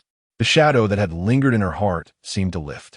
After walking for a while, Naruto suggested, to commemorate our first team up, how about we play some scratch cards? Sound good. It's been a long time since I've gone. Kiba raised his hand in agreement. Hinata, sandwiched between the two, naturally had no objections. Unbeatable scratch cards. Boss, we're back. Before the three even entered the shop, Naruto's voice had already announced their arrival. Woody jumped down from the pile of scratch cards, adjusted his clothes, and prepared to serve customers. Then Naruto, Hinata, and Kiba walked in together. Give us 3,000 yen scratch cards. Naruto directly placed 3,000 yen bills on the counter. Nearby, as Hinata and Kiba were taking out their money, they both said, "Isn't that inappropriate? We should buy our own." Naruto laughed and waved his hand. It's fine. I still have a little savings. This time it's on me." They both withdrew their wallets. "All right, next time it's my treat." Kiba laughed heartily, picking up the top scratch card, and took out a coin to start scratching. Not long after, both Kiba's and Hinata's cards revealed prizes. Naruto's face darkened. All 3 scratch cards were bought by him, but in the end, only his didn't win. At that moment, he felt like his mindset was about to explode. Soon, a mechanical watch floated out from Kiba's winning card. However, unlike a regular watch, there was a green button on it. Woody glanced at the instructions and softly said, "This thing is called the time-space controller watch. When you press that green button, you can go back 1 minute. The cooldown time is 3 days. However, a friendly reminder, when you go back 1 minute, everything around you will also revert to how it was a minute ago." Kiba snapped his fingers, his mouth slowly curling into a smile. "Got it." At that moment, something also floated out from Hinata's winning card. It was a mirror. Chapter 130. The Face Writing Clan. Looking at the mirror's description, Woody frowned slightly. This mirror is quite interesting. It's called the Spatial Clone Mirror. It can create an independent clone of you in another dimension. Your consciousness can freely switch between the mirror world and the real world. The person inside the mirror only has half the strength of the person in the real world. However, there are 2 points to note. Once you enter the mirror, everything is reversed. Additionally, if someone discovers your mirror and breaks it, you will be trapped in the mirror world forever. Hinata couldn't help but gasp. The properties of this mirror sound quite fierce at first, but after hearing the last drawback, Hinata clearly became much more anxious. Seeing this, Woody reassured her, "You don't have to be too afraid, as long as you hide the mirror well when using it. There shouldn't be any issues. Besides, if you kill the person inside the mirror, the real body in the real world will also die. There is practically no chance of being discovered." Hinata nodded gently, her worries lessening somewhat. Naruto, seeing that both of them had obtained items, felt quite unbalanced and muttered, "You too. Could you please let me show off a bit too?" He laughed and quickly pulled him towards the exit. "Let's complete the mission first. Once we're done, I'll treat you." So, Naruto was dragged out of the shop. As he left, his eyes were filled with resentment. Not long after, the 3 of them arrived at the cave Tsunade mentioned. Standing at the entrance, they could feel the cold wind occasionally blowing out from inside the cave. Naruto shivered. "Let's go in together. This should be the place," he said somewhat fearfully. At that moment, he had long lost his initial bravado. Beside him, he had also gone silent, only knowing to press forward. After walking through the dark cave for a while and noticing nothing unusual around them, they gradually became bolder. After a while, they noticed that the path ahead seemed to split into 2. Standing at the fork, Naruto rubbed his chin and turned to ask Hinata, "Can you tell which path has people?" Hinata stepped forward, took a deep breath, and suddenly, a dense network of blood vessels appeared in the corners of her eyes. Byakugan. With the Byakugan activated, Hinata gained a general understanding of the area within 100 meters. However, after looking around, she didn't see any signs of people. She shook her head and said, "I can't see anyone in the area I can observe." You leaned closer to the entrance of the cave and sniffed carefully. "No, there is no scent either. However, my intuition tells me we should go left." Naruto shook his head. "I feel we should go right. You and T go wrong listening to me. Let's go left. I still feel I'm right. Let us go right." At the fork, Naruto and you began to argue. Hinata, caught in the middle, was at a loss. In the Hokage's office, Jiraiya leaned against the desk, continuously asking, "I'm really getting more and more curious. What exactly is the test you arranged for them?" Tsunade sighed impatiently, frowning. "You've already asked 800 times. Can you be quiet for a while?" "Fine." Jiraiya readily agreed, then shifted the topic. "As long as you tell me what test you arranged for them, I'll be quiet for a bit." Tsunade, feeling helpless, shook her head and sighed. "The test I arranged for them is simple yet difficult. Have you heard of the Face Writing Clan?" Jiraiya was taken aback, his expression changing drastically. "It is said that the members of the Face Writing Clan possess a very powerful secret technique. They can completely mimic someone else's appearance by capturing their chakra. Moreover, Even the attributes of the chakra are identical. He nervously asked, "Are the spies entering our village from the face riding clan?" Tsunade shook her head with a dark expression. "If they really send in spies, do you think I would have given this task to 3 genin? Previously, while traveling outside, I saved the life of the leader of the face riding clan. This time, I asked them to send 3 people to test this generation of genin in Konoha. Initially, I planned to let each class try one by one. Who knew you would suddenly appear and insist on taking Naruto out of the village? I had no choice but to select some problematic ones among the genin for preliminary testing." Jiraiya chuckled. Don't be fooled by Tsunade's usual carefree demeanor. Sometimes, she can be quite meticulous. Her arrangement can indeed be considered a huge test for these genin. Inside the cave, he ultimately stuck to his choice and took the left path. Meanwhile, Naruto and Hinata did not follow him and went down the right path. "Hinata, can you use Byakugan again to see if there is anyone inside?" Naruto said nervously. Hinata nodded slightly and activated her Byakugan once more. This time, she saw a very clear silhouette deep in the small path. She quickly told Naruto there is someone inside. Naruto immediately clenched his fists. He was both nervous and somewhat excited. "See, my choice was right all along. You just wouldn't listen to me. Now that we've encountered spy, it seems we can only rely on the 2 of us," he whispered, moving forward quietly with Hinata. After rounding a big bend, Naruto could finally see the figure. He held his breath, crouched low, and pressed against the rock wall to reduce the chance of being discovered by the spy. Together with Hinata, they moved forward about 30 meters. The spy had entered the range of his 1,000-year insertion technique. Naruto coldly smiled. Would release 1,000-year insertion technique. In an instant, the figure ahead was locked by wooden stakes. A hand clad in diamond finger armor shot up from the ground. A familiar, tragic scream suddenly came from that person's mouth. Naruto frowned slightly and looked at Hinata beside him. "Hinata, don't you think that voice sounds a bit familiar?" Hinata slowly nodded. Just then, an angry roar came from ahead. "Uzumaki Naruto, you better let me go now. It hurts like hell." The heavy shout pierced his ears, and Naruto's expression changed drastically. How could that be his voice? He exclaimed, then quickly ran deeper into the cave. Hinata did not wait and closely followed behind him. As they got closer, Naruto's eyes shifted, and indeed the person bound by the 1,000-year insertion technique was Ya. "Naruto, what are you waiting for? Hurry up and release me." He struggled continuously, his eyes filled with red veins. Chapter 131. The appearance of the face-mimicking ninja watching you struggle incessantly. Naruto suddenly felt a chill run down his spine and quickly dispelled his would-release technique. Ya, with his rear end raised, slowly lay on the ground, cursing Naruto profusely. "Naruto, you idiot! Can't you see who you're hitting before you act?" Naruto scratched the back of his head and laughed foolishly. On the other side of the cave, another Ya inexplicably appeared, and judging by his state, he didn't seem to have been affected by the 1,000-year insertion technique at all. He continued walking forward and suddenly spotted Naruto and Hinata not far away. A grin spread across his face as he ran up to them. Just as he reached them, both Naruto and Hinata turned around. "Yeah, how did you get here?" He scratched his head and said, "I didn't expect to run into you again. Since we're all together, let us go together." "Okay," he responded without thinking too much and walked ahead. Naruto and Hinata stepped back, allowing you to pass through the middle.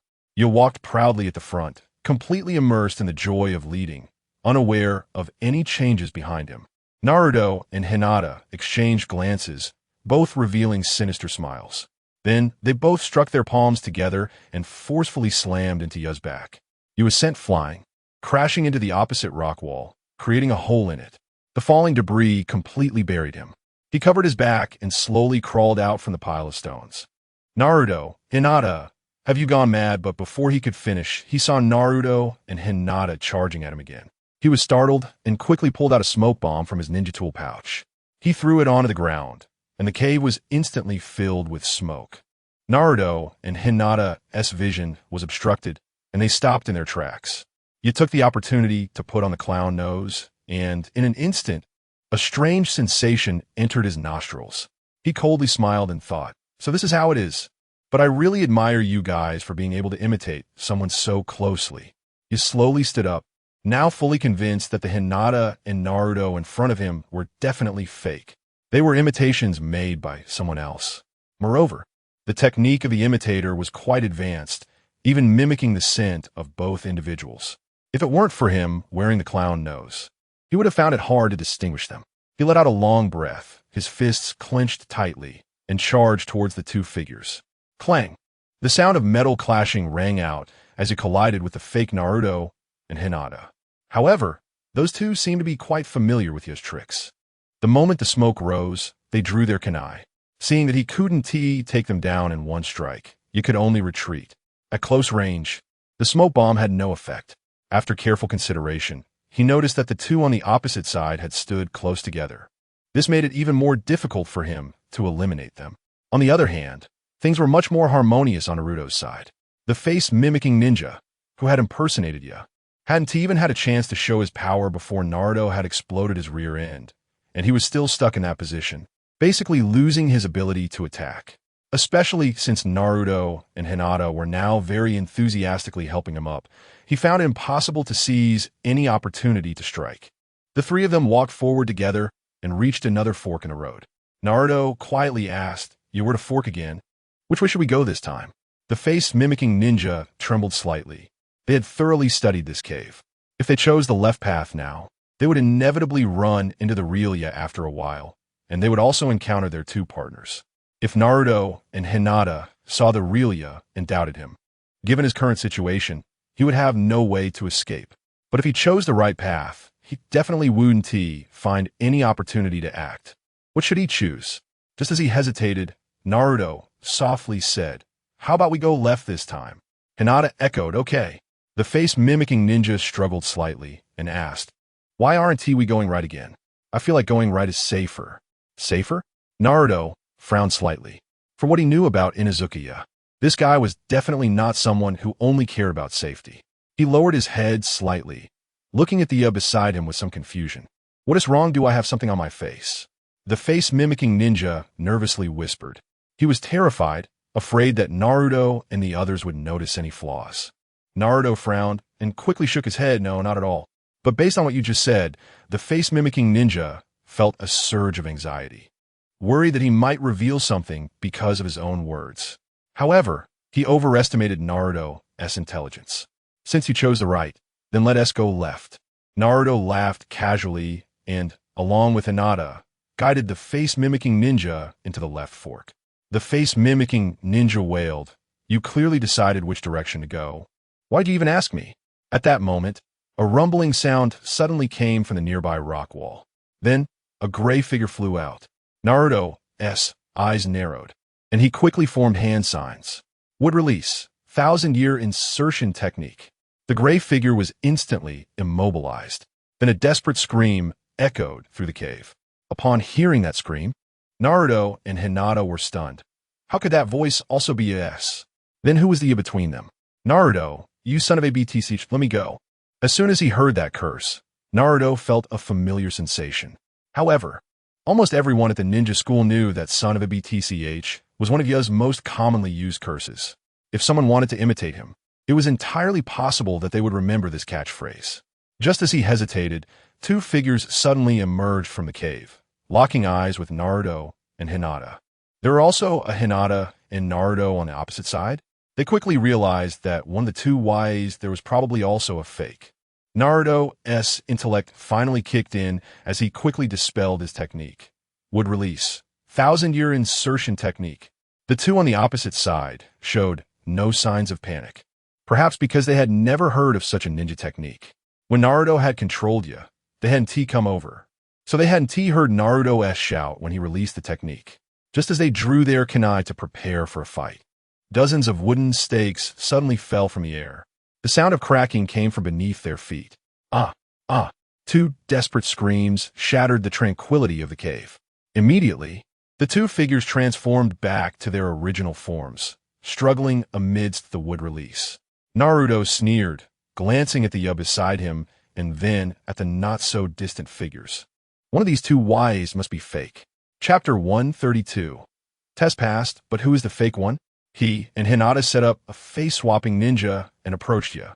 releasing him from the wood-style jutsu before pushing the face-swapping ninja to the opposite side. Which of you two is the real ya? Both of them pointed at themselves. It's me, I'm the real one. No, I'm the real one. You're the fake. You're the fake. You're the fake. You son of grandmother. You're the fake. The two of them chattered on endlessly. Naruto and Hinata watched with puzzled expressions. Suddenly, Naruto came up with a somewhat mischievous idea. In that case, I can only launch the yo-yo attack. Yo-yo. Upon hearing those three words, the on the right quickly took a deep breath and covered his nose. Meanwhile, the one on the left put his hands on his hips and pointed at Naruto, saying, "What yo-yo? What have you two been doing behind my back?" In an instant, everyone knew who was real and who was fake. Back during the Chunin exams, Naruto had used the yo-yo's influence to make you throw up for 3 days straight. The yo-yo had always been a shadow in Ya's heart. The fake you seemed to have no idea what a yo-yo was and even wanted to ask more. Naruto shook his fingers and immediately clenched his fists with style, 1,000-year cuttings. The left face-swapping ninja screamed again. "Why is it me again?" Naruto stepped forward, helped up the real ya, and chuckled, "Because I know you're the fake. The real you should think about escaping when he hears the word yo-yo." With that, he hooked his arm under Ya's armpit and pulled him up. "Naruto, you son of grandmother, couldn't you have told me before using with style? Also, don't ever mention yo-yos to me again. Don't worry, don't worry." Naruto waved his hand with a smile, revealing a set of white teeth. That yo-yo was long since eaten by the beast inside Gaara. Eaten? Das Maus Valentorelli. That thing, just smelling it would make him unbearable, let alone eating it. He shivered and whispered. No wonder, the last time Gaara and the others came to apologize, his mouth smelled so bad. As soon as this was said, Hinata beside them suddenly covered her mouth and laughed. Unknowingly, her timid personality seemed to have undergone a slight change. Looking at her two companions speaking in front of her, she smiled slightly. In the distant Sand Ninja village, a coronation ceremony was being held. The new Kazekage, Gaara, wearing a hat with the wind symbol, suddenly sneezed. Looking up at the sky, he frowned. "It can't be, it's clearly very hot right now." Naruto and the others tied up all the members of the face-swapping clan. Seeing their gritted teeth expressions, Naruto quietly questioned, "What are you really doing in Konoha?" The man who transformed into Hinata, trapped in the middle, shed tears and said, "You should ask your fifth Hokage about this when you go back. She sent us here, saying we should test the lower ninjas, who knew we'd end up like this in the first round. If we had known, we wouldn't have come to Konoha to suffer like this." They grumbled for a while. The three finally understood that all this talk about capturing spies was just a random excuse made up by Tsunade. The real purpose was to have them enter the cave, encounter the face-swapping clan, and see how they would react. Naruto let out a breath, raised 2 fingers, and pointed at the 3 of them. While sealing their chakra, he extended the immobilization time to the maximum. He then took out rope from his tool pouch, tied up all 3 of them, and carried them out of the cave. On the way back, you fell behind due to his issue. Naruto took the initiative to carry one ninja for him. Before long, they returned directly to the Hokage's office. Upon entering the office, the 3 face-swapping clan ninjas were thrown onto the carpet in the middle. Naruto clapped his hands and said, "Fifth Hokage, we have completed the mission successfully." Tsunade nodded and turned to Jiraiya. "All right, since he passed the test, I will approve the request you made earlier. Tomorrow you can take Naruto with you to leave the village and train." What? Upon hearing this news, Naruto felt like his head was going to explode. He pointed at Jiraiya. "You want me to go train with this old pervert? Are you kidding me?" Tsunade said sternly. "Have I ever made a mistake in what I say? It's decided. Starting tomorrow, you will go with Jiraiya." After that, she waved her hand, signaling Shizun to untie the 3 members of the face-swapping clan. She then said earnestly, "Today's event was a test for the 3 of you. I hope you can face your shortcomings and walk your future path well." The 3 stood up straight and said solemnly, "Yes. Now go." She waved her sleeve. Yeah, and Hinata understood and turned to walk outside. Only Naruto showed no intention of moving. "I say, before we went on the mission today, the 5th Hokage said this was an A-rank mission. Now that we've completed it, shouldn't we settle the accounts first?" Tsunade was taken aback and said softly, "This was just a test for you 3, completely outside the mission scope." Naruto put his hands on his hips, looking sulky and muttered under his breath. The dignified fifth Hokage actually went back on her word. He really didn't know whether to continue believing in her in the future. Naruto elongated his voice, his eyebrows flashing with a hint of doubt. Tsunade sighed helplessly and could only raise her eyebrows at Shizune. Settle the accounts. So this kid doesn't go out and make things up about us. Yes. Shizune nodded slightly and directly took out 3 bundles of cash from a drawer. Naruto grabbed the money and stuffed it all into his waist pouch. After leaving the office, you hurriedly caught up. Naruto, it seems like you forgot something. Shouldn't you give me my share of the money? Naruto raised an eyebrow, looking into the distance. If I remember correctly, you and Hinata both seem to have given up your mission commission earlier. I took the risk of being scolded by the 5th Hokage to come out, so of course, it's all mine. As for these, Hinata didn't care much. After all, she was a well-known member of the Hyuga clan, and even if her pockets were empty, it wouldn't be difficult to scrape together a few thousand ryo. However, you couldn't do that. He didn't have Hinata's background, and 4,000 ryo was very tempting for him. Naruto pouted. There's no way I'm giving it back. It's impossible to give it back in this lifetime.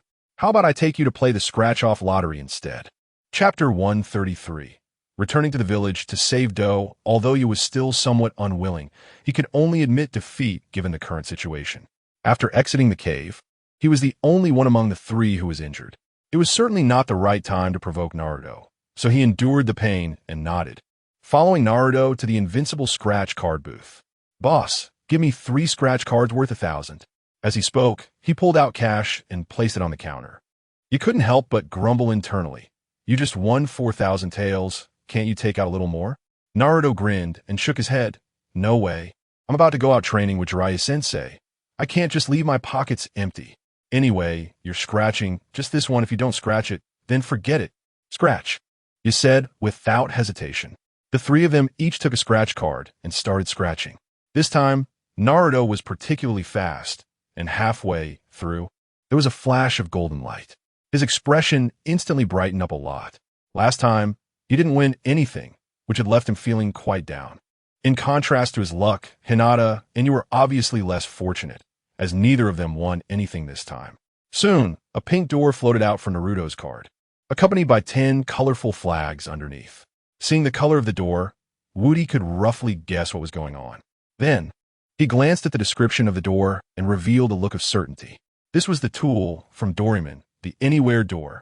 However, unlike that Anywhere door, this door had limited locations for travel. The colorful flags served as markers for the locations. As long as a flag was planted in a place, no matter where a person was, they could instantly travel through the Anywhere door. He briefly introduced the function and usage of the Anywhere door, and Naruto's eyes suddenly lit up as he hurriedly put the door away. On the side, you showed a jealous expression. He had also played scratch cards many times. So why didn't he have Naruto's incredible luck? Boss, can we discuss something? After putting the Anywhere door away, Naruto rubbed his hands and chuckled. Woody calmly asked, what is it? Speak. Naruto thought for a moment and whispered, can I make a marker point here? While I'm out training, if I want to play scratch cards, I can come back immediately to scratch one. Woody chuckled softly. Since Naruto had put it this way, if he refused again, it would be a bit too unkind. He smiled and pointed inside the store. You can plant the flag wherever you like. Thank you. Naruto instantly dashed up and planted a marker at the edge of the counter. After doing this, he swaggered out. Outside Konoha village, Uncle Snake closed his ghost knife, a winning smile appearing on his face. This technique was indeed extraordinary, far stronger than the previous flicker. As long as I don't mess up, I can rescue Do from the Umbu in no time. Do, wait for me. Your master is coming. Muttering to himself, he slowly stood up and headed towards Konoha. At the entrance of Konoha, the old man guarding the gate had a patch on his face and was applying an ice pack. From a distance, he saw the handsome figure transformed by Uncle Snake walking over.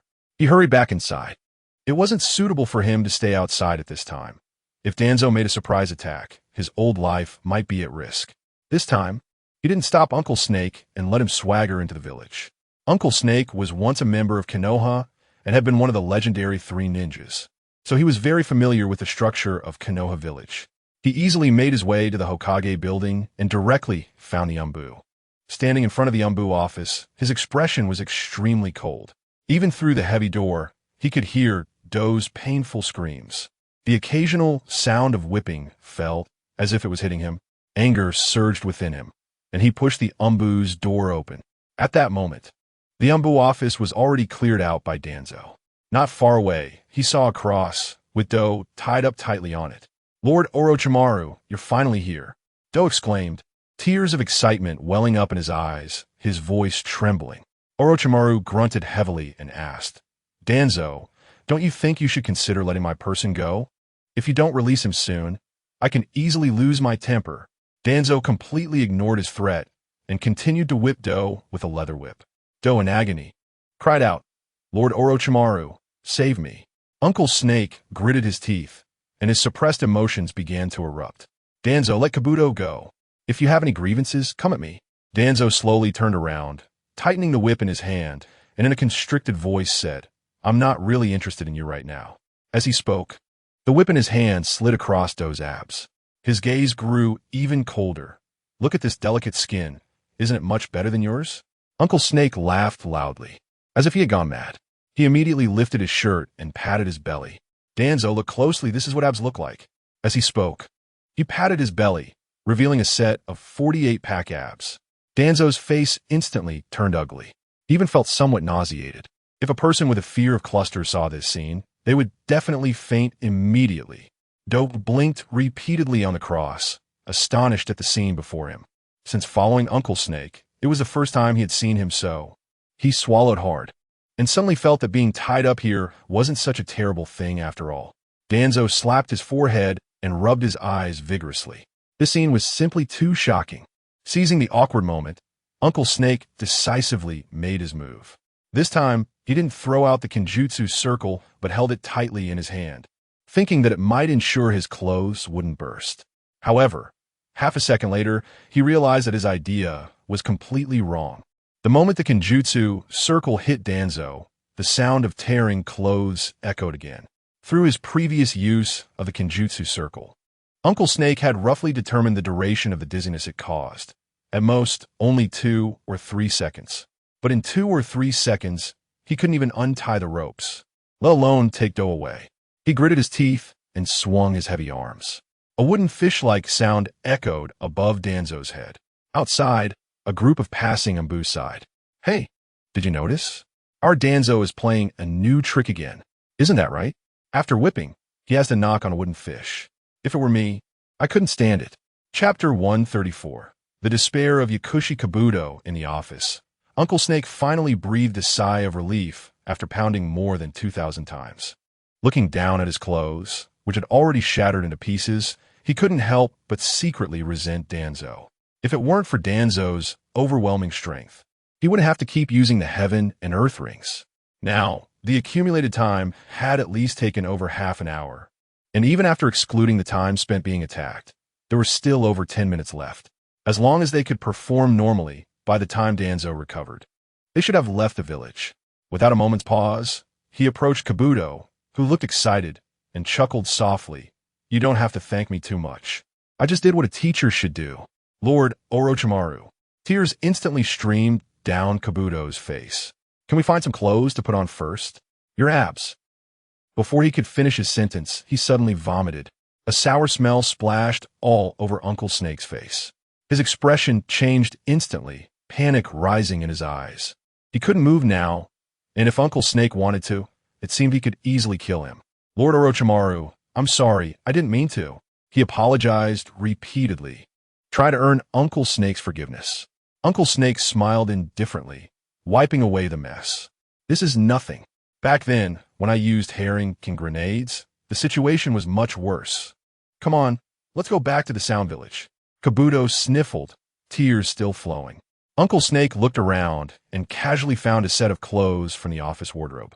The two left, one after the other. After they had been gone for about 10 minutes, Danzo gradually regained consciousness.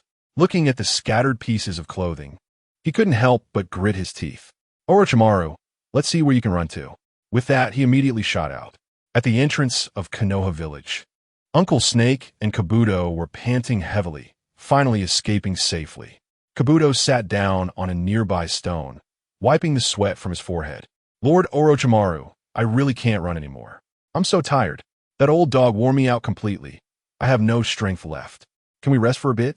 Uncle Snake hesitated, thinking about the secret techniques he hadn't used yet, and agreed.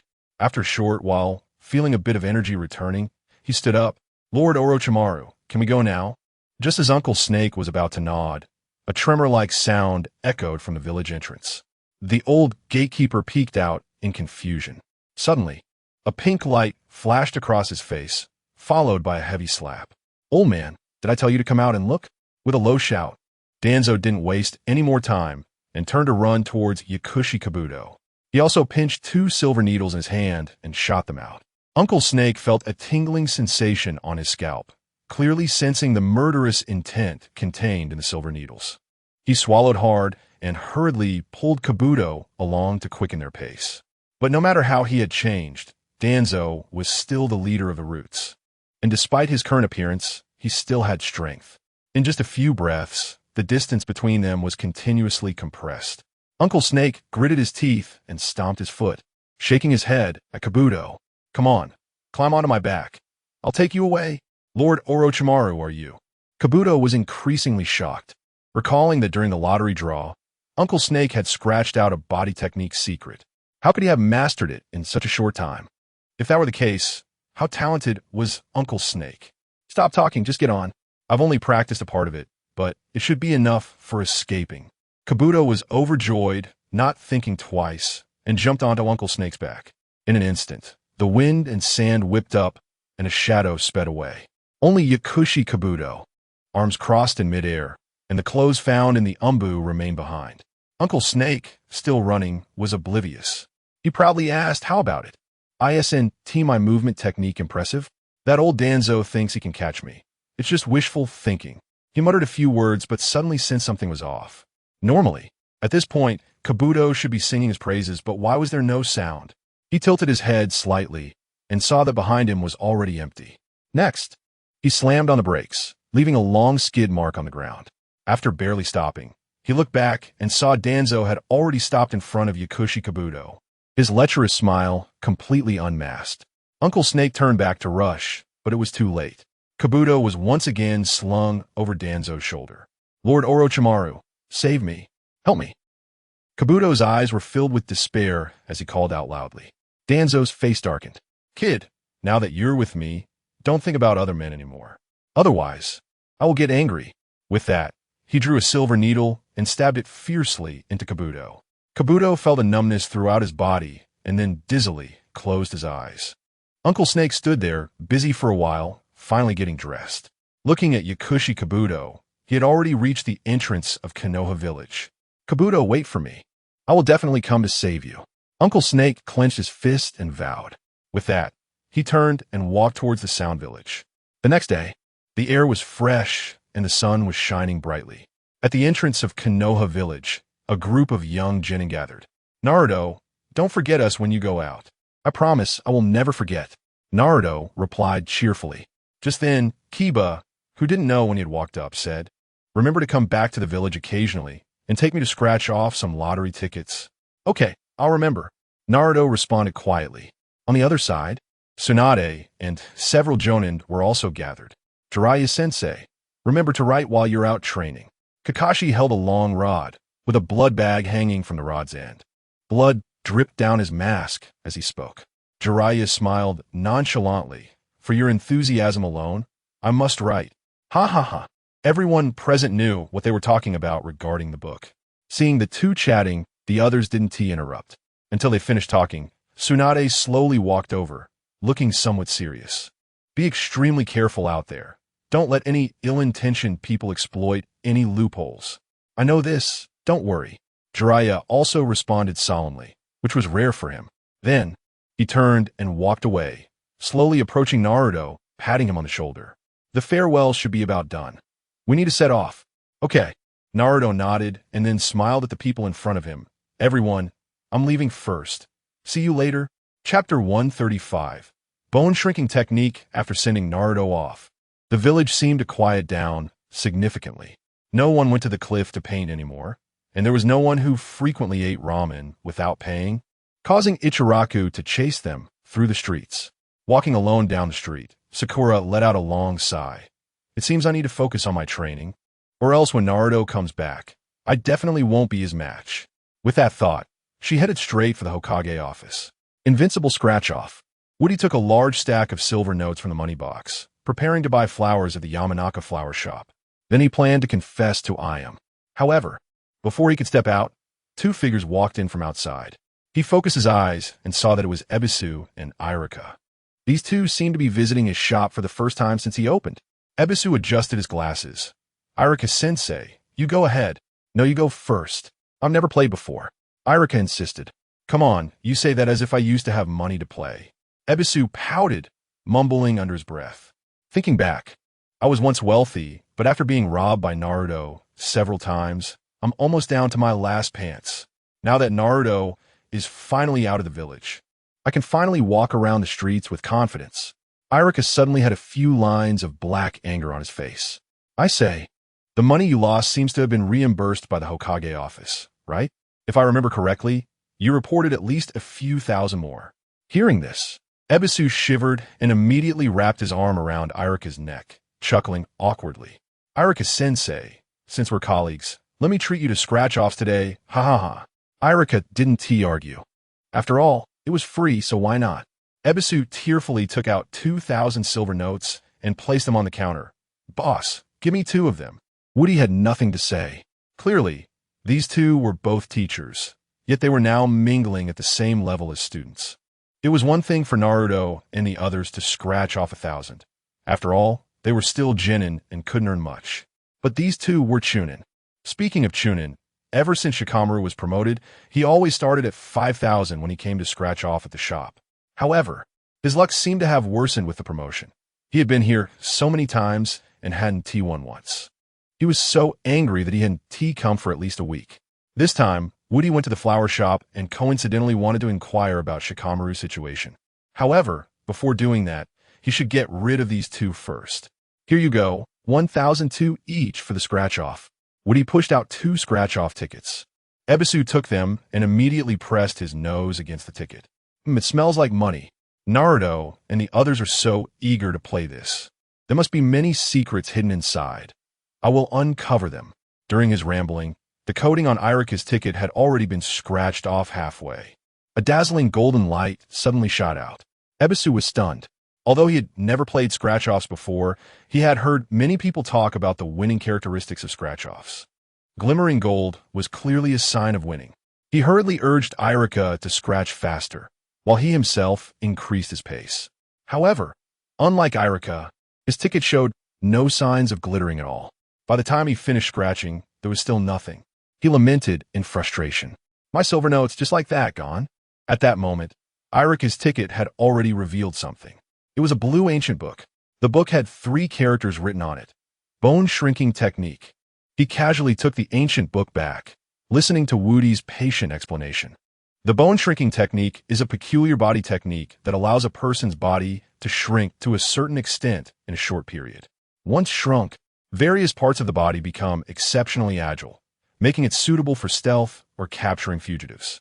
Irika listened intently, amazed as he looked at the blue book in his hands, and asked softly, if I practice this to the extreme, how small can I shrink? Woody scratched his head. Although he could learn the technique as soon as he received it, he had never actually practiced it. After pondering for a moment, he leaped onto the counter and began to perform the bone shrinking technique. In the blink of an eye, his body had shrunk to the size of a flea. With a slight jump, his body suddenly darted out, invisible to the ordinary gaze. After jumping a couple of times, he returned to his original size. That was what it looked like when practiced to the extreme. Irika was extremely excited, tightly hugging the manual as if afraid someone would snatch it away. All right, after I finish my training, I'll go to the girls' restroom. Sorry, I misspoke. I meant to say I'll go to the classroom, so I won't have to worry about mischievous students. With that said, he dashed out of the shop without a second thought. Ebisu's face darkened significantly. This scratch-off was clearly bought with his money. Why didn't he win? If only he had received Irika's ancient book, how great would that be? He slapped his forehead and walked out dejectedly. Woody followed closely behind him, and as soon as he stepped out, he quickly closed the shop door, hung up the closed sign, and then exited through the back door, heading straight for the Yamanaka flower shop. The flower shop wasn't too far from the scratch-off shop, just down the street. Crossing the street, he saw Ino tending to the flowers. Her beautiful profile was framed among the blooms, creating a unique charm. Woody watched, somewhat mesmerized. However, in an instant, he snapped back to reality and sighed with a bitter smile. I'm a good man. How can I be so distracted? With that thought, he walked directly into the flower shop. Ino, seeing him come in, quickly greeted him warmly. Perhaps due to her family's business, this girl seemed to have a natural talent for charming people. Boss, are you looking to place some flowers in the shop? Woody stroked his chin, considering. That's fine. Help me prepare a few potted plants to send to the shop. Don't worry about the cost, but I have one request. It should be grand, beautiful, and not too gaudy. Ino twitched her mouth. Boss, that sounds like 3 requests. He waved his hand dismissively. It doesn't matter how many requests. Just do as I say. I'm not short on money. All right, Ino readily agreed. Serving a customer who wasn't too short on money was always a pleasure. Just as she was about to turn and go inside to select potted plants, Woody called her back. Also, prepare 999 roses for me. And tell me how much that costs. What? 999 roses. Boss, are you planning to eat them? Chapter 136. Changes in the village, however, before Wu Di could explain. Jing Yi seemed to suddenly understand. With a hint of sadness, he said, Boss, you bought so many roses. You must be planning a rose funeral, right? My condolences. What rose funeral? Your thought process is a bit too unique. Wu Di's face turned green with anger as he replied gloomily. I want to give them to the woman I like. Is that not okay? Wow, Jing Yi exclaimed, his eyes sparkling. Boss, you are just too romantic. Wu Di smirked and quickly waved his hand. You should get back to work. I have plenty of money, so I'm not short on cash. All right. Jing Yi didn't think twice and turned back to the shop. With nothing to do, Wu Di decided to take a stroll, as preparing flowers would take a long time anyway. Wandering along the street, he happened to run into Kakashi, who was holding a blood bag. At that moment, he had his head down, completely focused on a white paper. Perhaps due to his intense concentration, he didn't even notice the telephone pole in front of him. In less than 5 seconds, there was a loud bang as he collided intimately with the pole. A pair of crows that were flirting on top of the pole were startled and flew away. They circled above him for a moment before each dropping a mysterious, love-filled object on him. Leaning against the pole, he sighed deeply, propped the blood bag on the side, and continued reading. Wu Di slapped his face, his expression slightly unpleasant. He knew Kakashi had this hobby, but never expected him to be so deeply immersed in it. Sighing helplessly, he was about to help Kakashi up when he suddenly heard the voice of Yuhi Kurenai, which caught his attention. He turned his head to see Asuma, with dark circles under his eyes and 2 large bumps on his head, running for his life. Upon seeing Wu Di, he rushed over. Boss, what kind of crazy mailbox is yours? I'm going crazy. Asuma, don't run. You have to give me an explanation for today. Wu Di was still a bit confused and hurriedly asked, what happened? Asuma glanced behind him and continued to flee. While running, he shouted, the love letter I gave to Kurenai has somehow ended up with the 5th Hokage. I can't trust your props anymore. Watching his panicked figure, Wu Di chuckled and shook his head. Just as he was about to turn back and comfort Kurenai, he heard a whoosh as a shiny frying pan flew past him. The frying pan whizzed by, creating a gust of wind that made his long, black hair sway. Bang! The frying pan hit Asuma squarely on the head, echoing with his scream and the sound of a watermelon ripening. I will never trust Scratch Card again, he shouted in despair. Wu Di sighed deeply, and just as he mourned for Asuma, he suddenly felt the ground beneath his feet shift. Immediately after, a mechanical mouse scurried out. Shadow bind, Shikamaru shouted from behind. A shadow swiftly landed on Kurenai's shadow, freezing her in place. Asuma-sensei, run. I can't hold Kurenai-sensei for long. Asuma turned back and gave a thumbs up. Shikamaru, you're reliable when it counts. With that, he took off running again. Following behind Shikamaru were Ino and Kiba, and Kurenai coldly sneered. Ino, go after Asuma. Yes. Ino replied and immediately yelled, it's decided, you slug. Boom. In the middle of the street, a green blob appeared. In the blink of an eye, the slug split into over 500, all trailing behind Ino as they chased after the fleeing Asuma. Wu Di stood at the side of the street, feeling inexplicably amused. It seemed that his scratch card shop had made the entire Konoha much more lively. Just then, Jingyi suddenly called out to him from behind, "Boss, your flowers are ready." He was a bit surprised. He had ordered so many flowers. How could they be ready so quickly? What if there were some fakes in there? He returned to the flower shop and saw a cart full of roses stacked in the back, and he asked in embarrassment, "Can you tell me how you did this?" Jingyi twirled her bangs with her pinky and smiled sweetly. "Don't forget, I'm a ninja too. Just a little bit of ninjutsu, and it's easy." Wu Di realized then that the graduation exam of the ninja school seemed to test the shadow clone technique. However, very few people use clones in daily life. "Boss, since you bought so many flowers at once, our shop offers delivery service. Which girl's lucky enough to be favored by you?" Wu Di nodded slightly and smiled. "Just deliver all the flowers to Ichiraku Ramen." "Ichiraku Ramen? Is it I am?" Jingyi seemed a bit surprised. He nodded slightly and then asked, "How much is in total?" Jingyi fiddled with her fingers, counting for a moment. "A total of 847, 344 Ryo. Since you bought so many at once, I'll give you a discount. So it'll be 847, 340 Ryo." When Wu Di heard the first half of the sentence, he had already prepared 840, 000 Ryo. But he didn't expect Jingyi to actually take off a zero. He directly pulled out 850, 000 Ryo, his expression slightly displeased. "Keep this. No need for change. Just load up those flowers from my shop too. After I deliver the roses, you can bring those back." "Understood," she replied seriously, then pulled the cart out through the back door. By the time they reached the main street, Shikamaru and the others had already disappeared. Wu Di rubbed his temples and looked at Jingyi beside him, asking, "Shikamaru hasn't been to our shop for a long time. Do you know why he hasn't been coming?" Jingyi rolled her eyes, seemingly thinking about something. She suddenly remembered seeing Shikamaru a couple of days ago when he looked very dejected. At that time, she had asked him about it. She recalled Shikamaru saying something like he hadn't won any scratch cards lately, so he wouldn't be going anymore. She spoke softly. Maybe he hasn't won much lately and is feeling down. Wu Di understood, confirming that his guess was correct. However, he could only control a tiny part of the probability of winning scratch cards. Most of the time, it still depended on the luck of the person drawing. Maybe Shikamaru's luck had just run out after being promoted to Chunin, and if he lost a customer because of this, he had no way to fix it. Chapter 137, Pursuing Iris. A cart full of flowers slowly made its way to Yao Ramen. The fragrance wafting along the route attracted quite a crowd of onlookers, even making Asuma, who was running for his life, stop in his tracks to watch. "Where are you guys going?" he asked with a smile, looking at Wu Di. Wu Di glanced at the flower cart and then toward Yao Ramen, saying, "I'm planning to confess to Iris." "What? You're not running for your life anymore?" Asuma suddenly remembered that there were still people chasing him. He quickly patted Wu Di on the shoulder and said softly, "Take care, boss. I'm off now.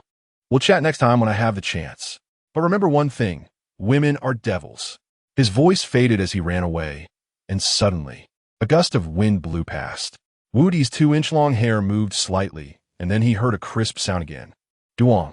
Asuma had yet another bump forming on the corner of his scalp from countless hits. He crouched down and scurried away in the street. "Red, stop hitting me." "Let me explain." "What do you want to explain?" "Look at that guy, he asks, giving so many flowers just to confess, and what about you?" The two argued as they walked farther away. Wu Di sighed softly. "Enjoy this sweet time while it lasts. Once you part ways in the future, you might really miss her a lot." In the blink of an eye, they arrived at Yao Ramen. When the flower-laden cart stopped, a crowd of spectators instantly gathered around. Inside the shop, Iris was still busy and hadn't noticed anything.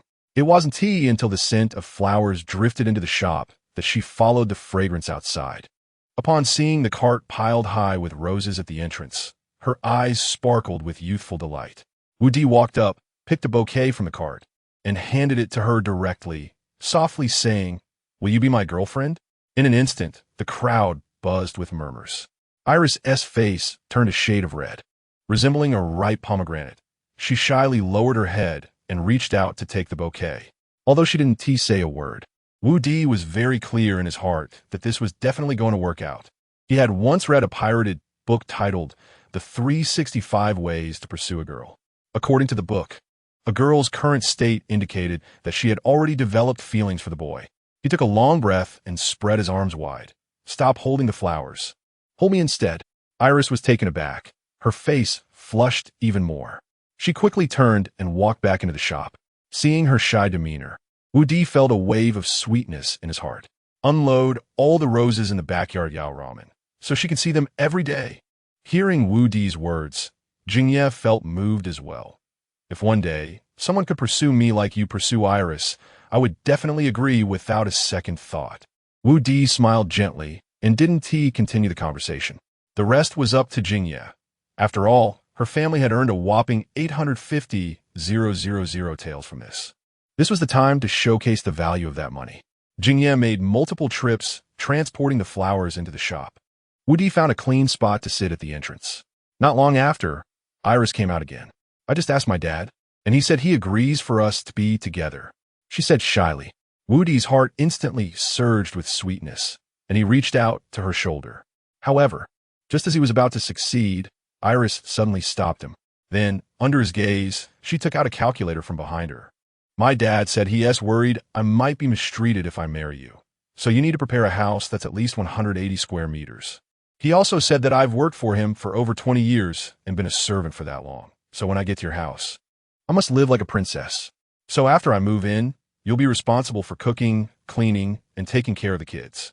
If you're not willing to do that, then we'll have to hire a nanny. Also, according to the customs here, when you enter the house, you need to bring a meeting gift first. Next, there's the bride price and engagement money. Nothing can be missing, including the cost for jewelry, clothing, props, bridge fees, and road fees for the wedding. All of it adds up to."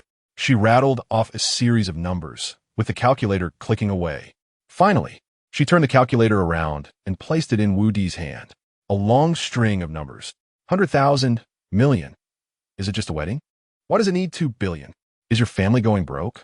He grabbed his hair and exclaimed loudly. He thought these customs only existed in the original world, but he didn't expect them to be the same in the Naruto world. No, there was one less thing. There was no fully paid car. He sighed, revealing a desperate smile. "Sister, we're just dating now. We haven't even reached the marriage step. For someone who values money as much as life, asking him to come up with 2 billion all at once was practically like asking for his life." Iris's face darkened. "Haven't you heard the old saying? Dating without the intention of marriage is just playing around." She clenched her temples and murmured, "Can I take back what I said before? Is it too late?" "It's too late." Before Iris could respond, Yao's voice came through first. Wudi turned his head with a frown, only to see Yao looking at him with a mischievous smile. Under that gaze, he felt goosebumps all over. Yao pinched his chin and said softly, "So, is 2 billion difficult for you?" "Ha, not difficult," he said, painfully forcing a smile. In reality, his thoughts were, 2 billion? It's really not difficult. You might as well take my life too. But at this point, he had no choice. There was only 1 billion left to upgrade the little shop. With Tsunade, the money-spending goddess, it would only take 3 more days at most to upgrade. In 3 days, where could he find another girlfriend? If he failed to meet the ancestral targets set, returning to the original world would just be a matter of minutes. He would rather die than live that loser life again. Just as he was feeling miserable, he heard the father-daughter duo behind him laughing gleefully. Wudi turned around to see Yao wearing a smug smile. "Forget it. I was just joking with you earlier. I have much more money than you, but I only have this one daughter. Of course, I need to be careful when choosing a son-in-law. However, I considered it again. And if I just let my daughter marry you, I feel like I might be losing out. What should I do?" Chapter 138 VIP. In P, how about this? Can you make me a VIP for the scratch card store? Just 1 scratch card a day, for free will do. Wudi slowly stood up, turning to face Yilu, his expression somewhat serious. He never expected that there would be a turning point in this situation. "It's just a scratch card as long as I don't have to pay for it. You can scratch 10 cards a day if you want." However, it seemed that his reflexes were a bit slow at this moment, and the muscles in his face didn't reflect his mental state. Seeing this, Yilu felt that he might have gone a bit too far, and tentatively said in a low voice, "How about a discount of 1 or 2 folds at most? That's my bottom line. If not, I won't let you marry my daughter." Wu Di felt even more delighted upon hearing this. With a carefree smile, he waved his hands, saying, "What's the problem? Let's go with 2 folds. Although I don't have a VIP status for the invincible scratch cards, since my father-in-law suggested it. It's not difficult to open a VIP channel just for you. Starting today, you are our invincible scratch card VIP." Hearing this, some people nearby couldn't remain calm and rushed over. "Boss, I have another daughter at home, just 20 years old, and she is stunning. Can you make her a VIP too?" "Boss, don't listen to him. Just marry my daughter instead. She has a big butt and can have kids." In an instant, the surroundings became chaotic. As the only VIP for the invincible scratch cards, the Tongmu Ilu suddenly blocked Wu Di's path. He shouted at the crowd, "If you dare to act recklessly in front of my store again, I will notify the Konoha Guard. Disperse immediately right now. There can only be one VIP for the scratch cards, and that's me." As he spoke, he pulled out a slotted spoon from somewhere and waved it around. The crowd slowly retreated. At this moment, Ino had finished moving the roses and was about to take the remaining flowers across the street. She heard Ilu softly say, "VIP, please take care of these few pots of flowers. And Miss Ino, could you move these pots to the VIP's home?" Wu Di had 3 dark lines across his forehead. Even if his current identity was the VIP of the scratch card store, it shouldn't always be on his lips. He sighed deeply and tilted his head toward Ino. Since she had given her daughter to him, how could he hold back these 2 pots of flowers? Watching the 2 pots of fresh flowers enter the store, Wu Di felt much more relaxed. Now, even if the small store upgraded again, he wouldn't be afraid. He now had a girlfriend, and even if his ancestors came back, there was no reason to send him back to his original world. Not long after, Ino came out, and he took out his wallet, quietly saying, "How much are those 2 pots of flowers? Also, send 2 more pots to my store." Ino's mouth dropped open in surprise, joyfully saying, "Really? Boss, you are so generous. Those 2 pots of flowers cost a total of 800,000. What?" Wu Di was just about to take out his wallet when he was startled by the price. "Can you repeat that? How much?" Ino became a little more serious and said earnestly, "Wasn't I clear? 800,000, 40,000 for each pot. The seeds of these flowers were extracted from meteorites from the Star Country. They are very rare." Wu Di awkwardly scratched his head and swallowed hard, saying, "Never mind, you can go. I won't see you off." What about the flowers?" Ino asked softly. Wu Di blinked repeatedly and said seriously, "These flowers are quite rare. How can I enjoy them all by myself?" "Boss, don't worry. Our flower shop has plenty of pots. It's just that they are too expensive, and no one has ever bought them." Ino was still trying to sell the flowers to him. He shook his head. "Forget it. Just leave them in your flower shop. They can attract customers." After saying this, he didn't care about Ino's current mood. Anyway, he was feeling a bit down. Taking a few steps, just as he reached the door, he heard a loud bang. Ilu had closed the ramen shop's door tightly. "I heard it. Those 2 pots of flowers are very expensive, but I also have principles. Once something enters my house, it cannot go out. Hey, VIP, you can't be so unreasonable. I'll trade you 2 pots. How about that?" "No deal." "All right. No more discussions. We will meet again someday." Ilu's voice grew fainter. He let out a long sigh and shook his head helplessly. Then, he turned and walked back to a small shop outside Konoha village. Naruto and Jiraiya had already embarked on their training journey. In the wilderness, a figure carrying a pink wooden door was struggling to move forward. "Come on, you can't play like this. What's the point of being able to enlarge but not shrink?" Naruto complained as he walked. Beside him, Jiraiya was intently watching the plot editor, murmuring softly, "Who told you to enlarge it for fun? You should ask the boss when you have the chance." Naruto's eyes lit up, right? Why didn't I think of going back to ask how to put it away? As he spoke, he directly placed the wooden door on the ground and gently pushed it. Sure enough, he saw the decorations of the small shop through the crack of the door. Wow, it really can be passed through. He laughed and took a step forward. However, he forgot one thing. He had left the marker point of the counter, so the bottom edge of the door was directly aligned with the counter. Naruto's foot slipped, and he fell straight down, his handsome face hitting the ground of the small shop. Jiraiya heard the noise, poked his head out, and was extremely surprised. Taking a step forward, he just happened to step on Naruto's lower back. Naruto screamed and fainted. After greeting Wu Di, Jiraiya cheerfully said, "Boss, give me a scratch card." Saying this, he directly pulled out 10,000 silver notes. After scratching for a long time, the scratch card didn't reveal a single glimmer of gold, and he awkwardly twitched his lips. Am I crazy? I traveled all this way just to give away 10,000. Wu Di sighed softly. Scratch cards are just gambling. Winning or losing is normal. Jiraiya sighed softly, his expression somewhat dark. Wu Di glanced through the door, only to see that although the other side was green, the air was vaguely filled with yellow sand. He turned back and asked, "Where have you two been?" Jiraiya stretched lazily, wearing a proud smile. "After 2 days of continuous rushing, we just reached the border of the Sand Country. If we walk another 100 kilometers, we will enter the Sand Country." Wu Di was deeply shocked. Although he wasn't very clear about the specific distance to the Sand Country, based on the information he had gathered from watching the anime before, it must not be very close.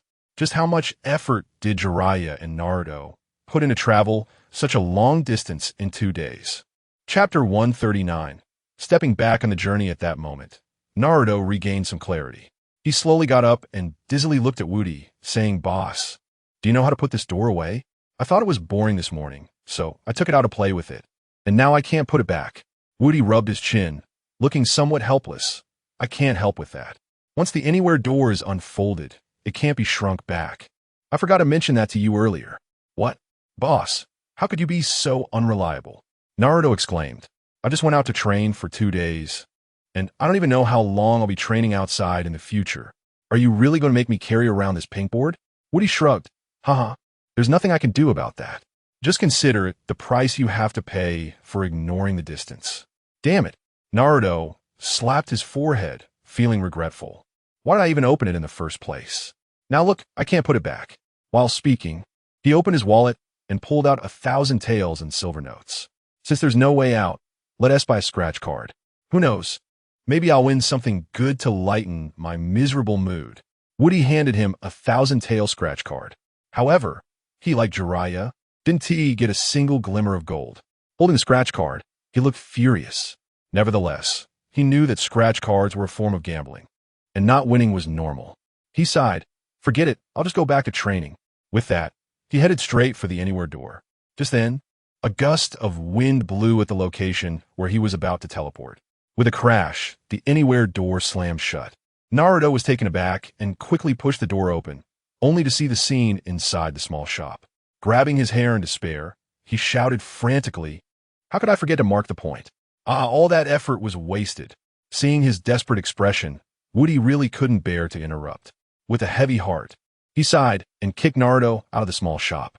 Now on the street, Naruto immediately felt downcast, while Jiraiya followed closely behind, still fixated on the plot editor as if he couldn't live without it. Naruto was speechless, picked up the anywhere door from the ground, and continued on his way. This time it took him a long while. Since one was carrying the door and the other was watching the editor, their speed noticeably slowed down. By dusk, they arrived at an inn. As soon as the innkeeper saw them, he hurried over. "Gentlemen, unfortunately, the inn is fully booked today. You two will have to find another place to stay." Naruto's face immediately darkened, and he turned to complain. "I told you not to look at that broken editor, but you insisted. Now look, because you wasted time, we both have to sleep on the street." After saying that, Naruto, infuriated, snatched Jiraiya's plot editor and threw it out the window. Jiraiya's hands were suddenly empty, and his lewd expression vanished. His eyes widened, and he shouted, "Go and get the editor back for me, right now. Otherwise, I won't take you to train." Seeing him explode with anger, Naruto couldn't help but shiver. He had known Jiraiya for a while, but he had never seen him this angry before. A trace of regret suddenly arose in his heart. Plus, Jiraiya had kindly brought him out to train, yet he was throwing a tantrum over not getting a room at the inn, which was indeed unreasonable. He sighed, turned, and walked out of the inn. However, once on the street, he didn't see where the editor was. While searching around, he suddenly spotted a person dressed like a postman running down the road. In the basket on his back, something seemed to be shining. The plot editor. Naruto gasped. How could this be so precise? A wave of despair washed over him. Although the job of a postman seemed trivial, it was extremely special in the world of Naruto. Essentially, it was monopolized by one family, and this family was best known for their long-distance running techniques. Under the influence of these techniques, even some elite jonin would find it hard to keep up with their pace. Moreover, Naruto was still just a genin. He swallowed hard and returned to the inn. Glancing sideways at Jiraiya, he saw that Jiraiya's face was devoid of any color. Feeling guilty, he smiled apologetically and asked the innkeeper, "Boss, do you know where this postman is headed?" The innkeeper pondered for a long time, then suddenly brightened. "If I remember correctly, he is probably delivering mail to Konoha at this time." "Konoha?" Naruto's mouth suddenly broke into a smile. "If it's Konoha, then it's simple. As long as he uses the anywhere door to return to Konoha in advance, he can intercept that postman at the village entrance." However, just as he was secretly calculating, the innkeeper suddenly said with a serious face, "I've told you what you need to know. Shouldn't you two be leaving now?" Naruto smiled apologetically, quickly slung the door over his shoulder, and walked outside. Jiraiya followed him out with a dark expression. Once outside, Naruto immediately opened the door and said with a smile, "Just watch, I'll get the plot editor back for you in a bit." Then he threw a mark on the ground, pushed the anywhere door, and returned to Konoha. However, due to the sudden incident, he forgot that the first mark was on the counter, perfectly sticking it to the wall across from him. Seeing him come back again, Woody asked, "What do you want to do this time?" Naruto covered his face, tears in his eyes, and stood up, saying, "I need to intercept the postman at the village entrance. I'll talk to you when I get back." After saying that, he directly closed the door.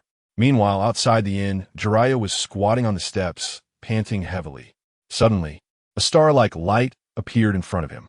Then, the plot editor that Naruto had thrown away returned to his hands. He laughed joyfully, and without thinking, he continued to look at the plot from before. At the entrance of Konoha, Naruto waited eagerly. Beside him sat an old man fanning himself with a palm leaf. "Kid, what are you doing?" Naruto didn't turn his head and whispered, "I'm waiting for the plot editor." "Oh." The old man nodded slowly. After a moment, he asked again, "What did you just say?" "What editor?" "The plot editor." Naruto exhaled lightly, 3 black lines appearing on his face. "Oh." The old man nodded again. After a while, he asked for the 3rd time, "What did you just say?" "What plot what?"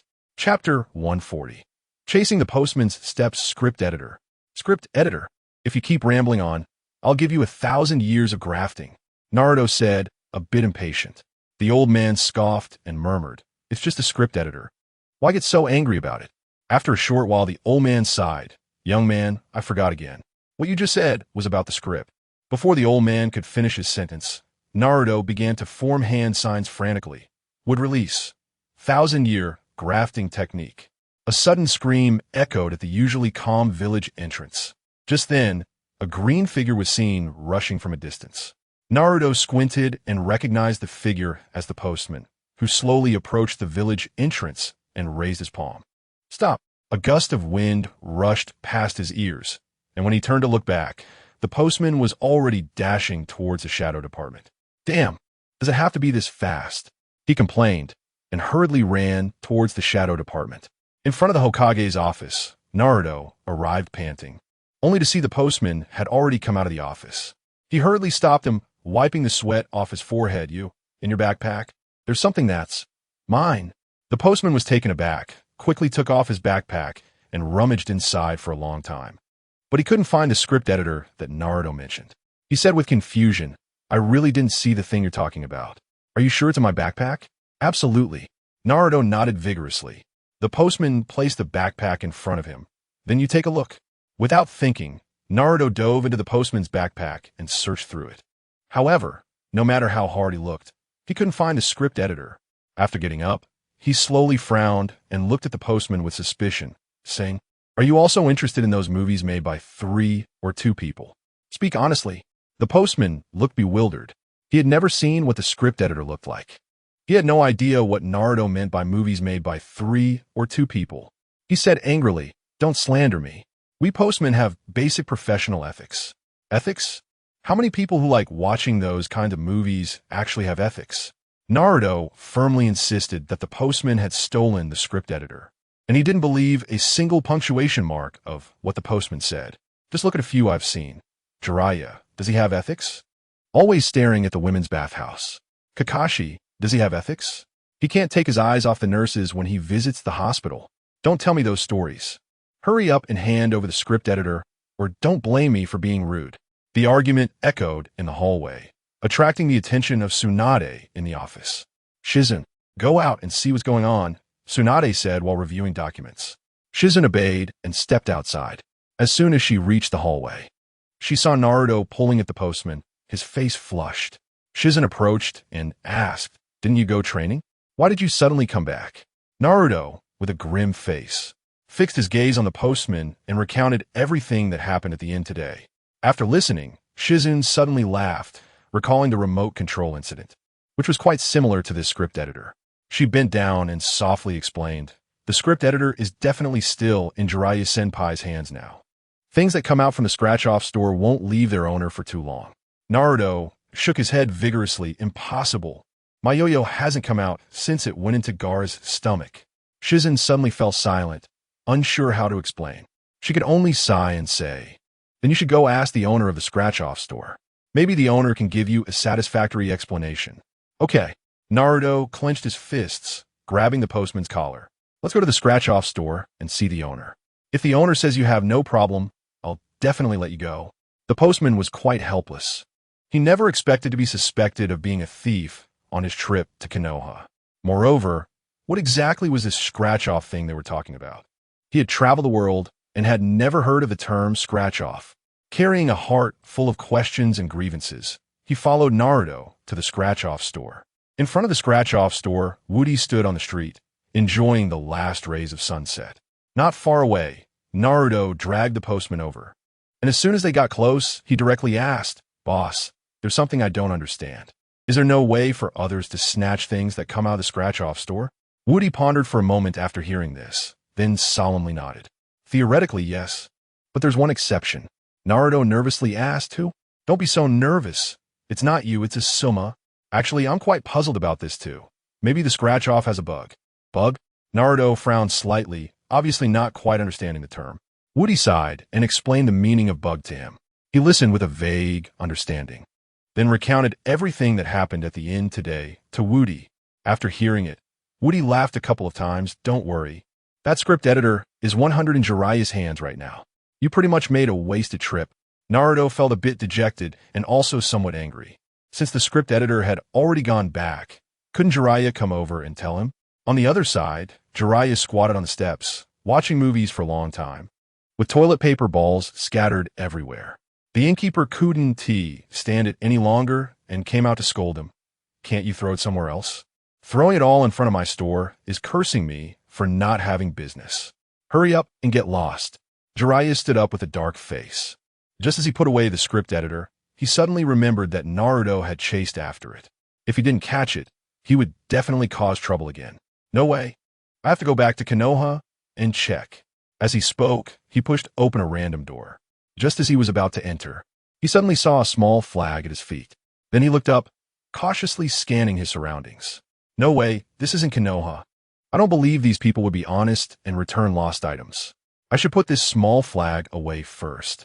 I'll stick it in the ground before Naruto comes back." Then, very naturally, he put away the marker and pushed open the door back to Konoha. As soon as he entered the small store, he heard Naruto's loud voice from outside. "That old pervert. Can't you stop watching movies for a while and come over to tell me? Why don't you just die from all that nosebleeding?" Jiraiya scratched his head with a face full of black lines and walked out, clearing his throat.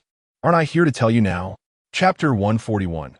Kukuno's Naruto turned his head and looked at Jiraiya, who had appeared out of nowhere with a somewhat ugly expression. "Why did you only just think of coming here? Do you know I just caused a scene at the Hokage's office?" Naruto shouted, flailing his arms. "Isn't it because I found my treasure again? I got a bit too carried away with my happiness." Jiraiya squinted and chuckled softly, raising his hand to scratch the back of his head. A small flag fluttered in the wind as he moved his hands. Naruto's expression immediately became much uglier, and he asked in a daze, "You took that little flag down?" Jiraiya proudly waved the flag in front of him. "How about that? I'm so clever. I was afraid someone would pick it up if I left it there, so I brought it back with me. When you go back later, I'll go ahead and stick it back up." It sounded flawless.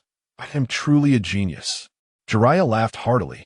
Naruto gritted his teeth, his fists tightly clenched, and suddenly exploded in anger. "You old pervert, what are you thinking? Now that the flag is taken down, how are we supposed to go back? I must be blind to have chosen to go training with you. Ah, hearing his almost desperate shout, Jiraiya seemed to remember something. He looked down at the small flag in his hand, his eyes suddenly widening. Damn, how did I take it back? Ah! He grabbed his scalp and shouted in despair. Watching this peculiar pair of master and disciple, Woody sighed deeply and turned to walk into the store. Naruto followed him in with a dark face, once again shouldering the random door on the counter and keeping pace with Jiraiya. Before leaving, he looked back and asked, Boss, why is it that everything they lost could be returned to its owner, but my yo-yo got eaten by that thing inside Gaara and never came back? Woody thought for a moment and said softly, maybe it's because he has a seal on his body. The seal isolated your connection with the yo-yo, which is why it can't come back. If one day the seal is lifted, it will naturally return to you. Naruto let out a somewhat dejected "oh" and turned to leave. Although the boss's explanation seemed a bit far-fetched, for now, he could only choose to believe this reason. Following Jiraiya, watching him take out the plot editor again, Naruto's heart sank like it was in an ice cave. At this moment, the postman was still standing at the store's entrance, occasionally glancing at Naruto, and then turning to look at the small shop, filled with confusion as he approached the counter. Boss, what do you sell here? The postman asked tentatively. Woody explained the details of the scratch-off lottery to him, and he seemed quite absorbed, directly pulling out a 10,000 yen bill. Give me a 10,000 one to look at. Okay. In the midst of their conversation, a 10,000 yen bill was already handed over. The postman scratched for a moment, and suddenly, a flash of gold erupted, and a pair of shoes flew out. Woody squinted and looked closely. These shoes looked familiar, and after some thought, he recalled that Dingji seemed to have also a pair like this. This prize is called the Toenail Elder's Shoes, which can greatly increase your maximum speed. Once you put them on, you'll know the effect. The postman, somewhat skeptical, slowly took off his shoes. When he lifted his leg again, his running speed indeed improved significantly. He tried to move at maximum speed, and with the effect of the elder's shoes, he left a trail behind him on the street. In the blink of an eye, he reached the village entrance. These shoes have such a huge boost. When I get back, I must have my clan members come try their luck too. He clenched his fists in excitement and hurried away, leaving another trail at the village entrance. The next day, Rain Ninja Village, Kakuzu Bank. Kakuzu was busy approving loans for people. Suddenly, a gust of wind blew through. Flipping over the forms on his desk, he slammed the table and stood up. Who forgot to close the door? Outside, there was silence. Turning around, he found the postman standing beside him, pulling out a package from his backpack. When did you come in? Kakuzu asked, somewhat puzzled, in a low voice. The postman casually chuckled. Just now? Then why didn't T.I. notice you? The postman lifted his foot, admiring the Toenail Elder's shoes he was wearing, and mused. Maybe it's because I have these shoes. Shoes? Kakuzu's brows slowly furrowed as he looked down at the postman's feet. He noticed that the shoes seemed a bit off and asked quietly, what's wrong with those shoes? The postman proudly raised his thumb. These are the Toenail Elder's shoes from the unbeatable scratch-off lottery in Konoha. After putting these on, I'm practically flying. As he spoke, he had already strapped on his backpack. Then, he took a deep breath and suddenly started walking. Whoosh! Another gust of wind rushed through the bank's hall. Looking at the disordered room, Kakuzu's face turned purple with anger. Konoha? Unbeatable scratch-off lottery, huh? I have to check it out sometime. Those who didn't get loans can leave for now. The president has some urgent matters to attend to. After a quick response, he hurriedly completed the loan procedures for the person at hand and then closed the bank for business. Rain Ninja Tower, top floor. Conan had paper notes all over her face, holding a sign in her hand and murmuring, ever since Kakuzu opened the bank, it's become more difficult for me to steal money. You guys help me think of a way to deal with him. 1 against 2. Can you handle it? Haydn threw out 2 cards, a smile blooming on his face like a flower. Conan sighed helplessly, tearing off another piece of white paper from the nearby account book and sticking it on her head. Hey, stop playing around and help me think of a way. The 100 million I borrowed before is almost spent. If I don't get more money soon, I won't be able to live. On the other side of the table, Obito chuckled maliciously and said casually, then you might as well sacrifice yourself. Use your body to save his lonely and aging soul. Have a pair of mandarin ducks under the same quilt, a tree full of pear blossoms pressing down on the crab apple. It sounded quite poetic, and by then, wouldn't his wallet just become yours? Conan's expression suddenly darkened. The sound of grinding teeth came from between her lips. The paper in the room, including the cards on the table, began to float up. Obito quickly shrank his neck, saying nothing more. Just then, Kakuzu suddenly rushed in. Hey, I just heard something shocking. Are you interested in hearing about it? Chapter 142. Shop upgrade. Xiao Nin snorted coldly. What I'm most interested in is still your wallet. With that, Jiao Du quickly covered his waist, and his gaze became much more vigilant. If you have something to say, just say it. I'm feeling a bit down right now, and don't have the energy to think about your wallet. She waved her hand, her delicate skin appearing somewhat dull. Jiao Du chuckled softly, lowering his voice deliberately. Today the postman delivered a letter to me, and I learned a shocking secret from him. It said that Konoha has opened a scratch card shop where you can scratch and win some magical items. Are you interested in forming a team to check it out? Haiden stroked his chin, seemingly deep in thought. He turned and said, I remember that Itachi and Kisame went there once before. You should ask them if they know where it is. We don't want to rush over only to find ourselves in a pickle. Jiao Du found this very reasonable and promptly notified Nagato to gather everyone for a meeting. At the head seat, Nagato yawned and looked lethargic, saying, What is it? Hurry up and tell me. Jiao Du slowly stood up, glancing at Kisame and Itachi across from him, and quietly asked, Do you two know of a place called Invincible Scratch Card? Itachi shot him a sideways glance. I know. What is it to you? Isn't that place able to scratch out some mysterious items? Yeah, why do you ask? Upon hearing Itachi's answer, Jiao Du felt a weight lift off his shoulders and then addressed Nagato. Boss, the postman who delivered my letter today said he scratched out a pair of unique shoes from the scratch card that could greatly enhance his running speed. I saw it with my own eyes. Therefore, for the long-term, stable development of our Akatsuki organization, I propose we form a team to go to Konoha and try our luck.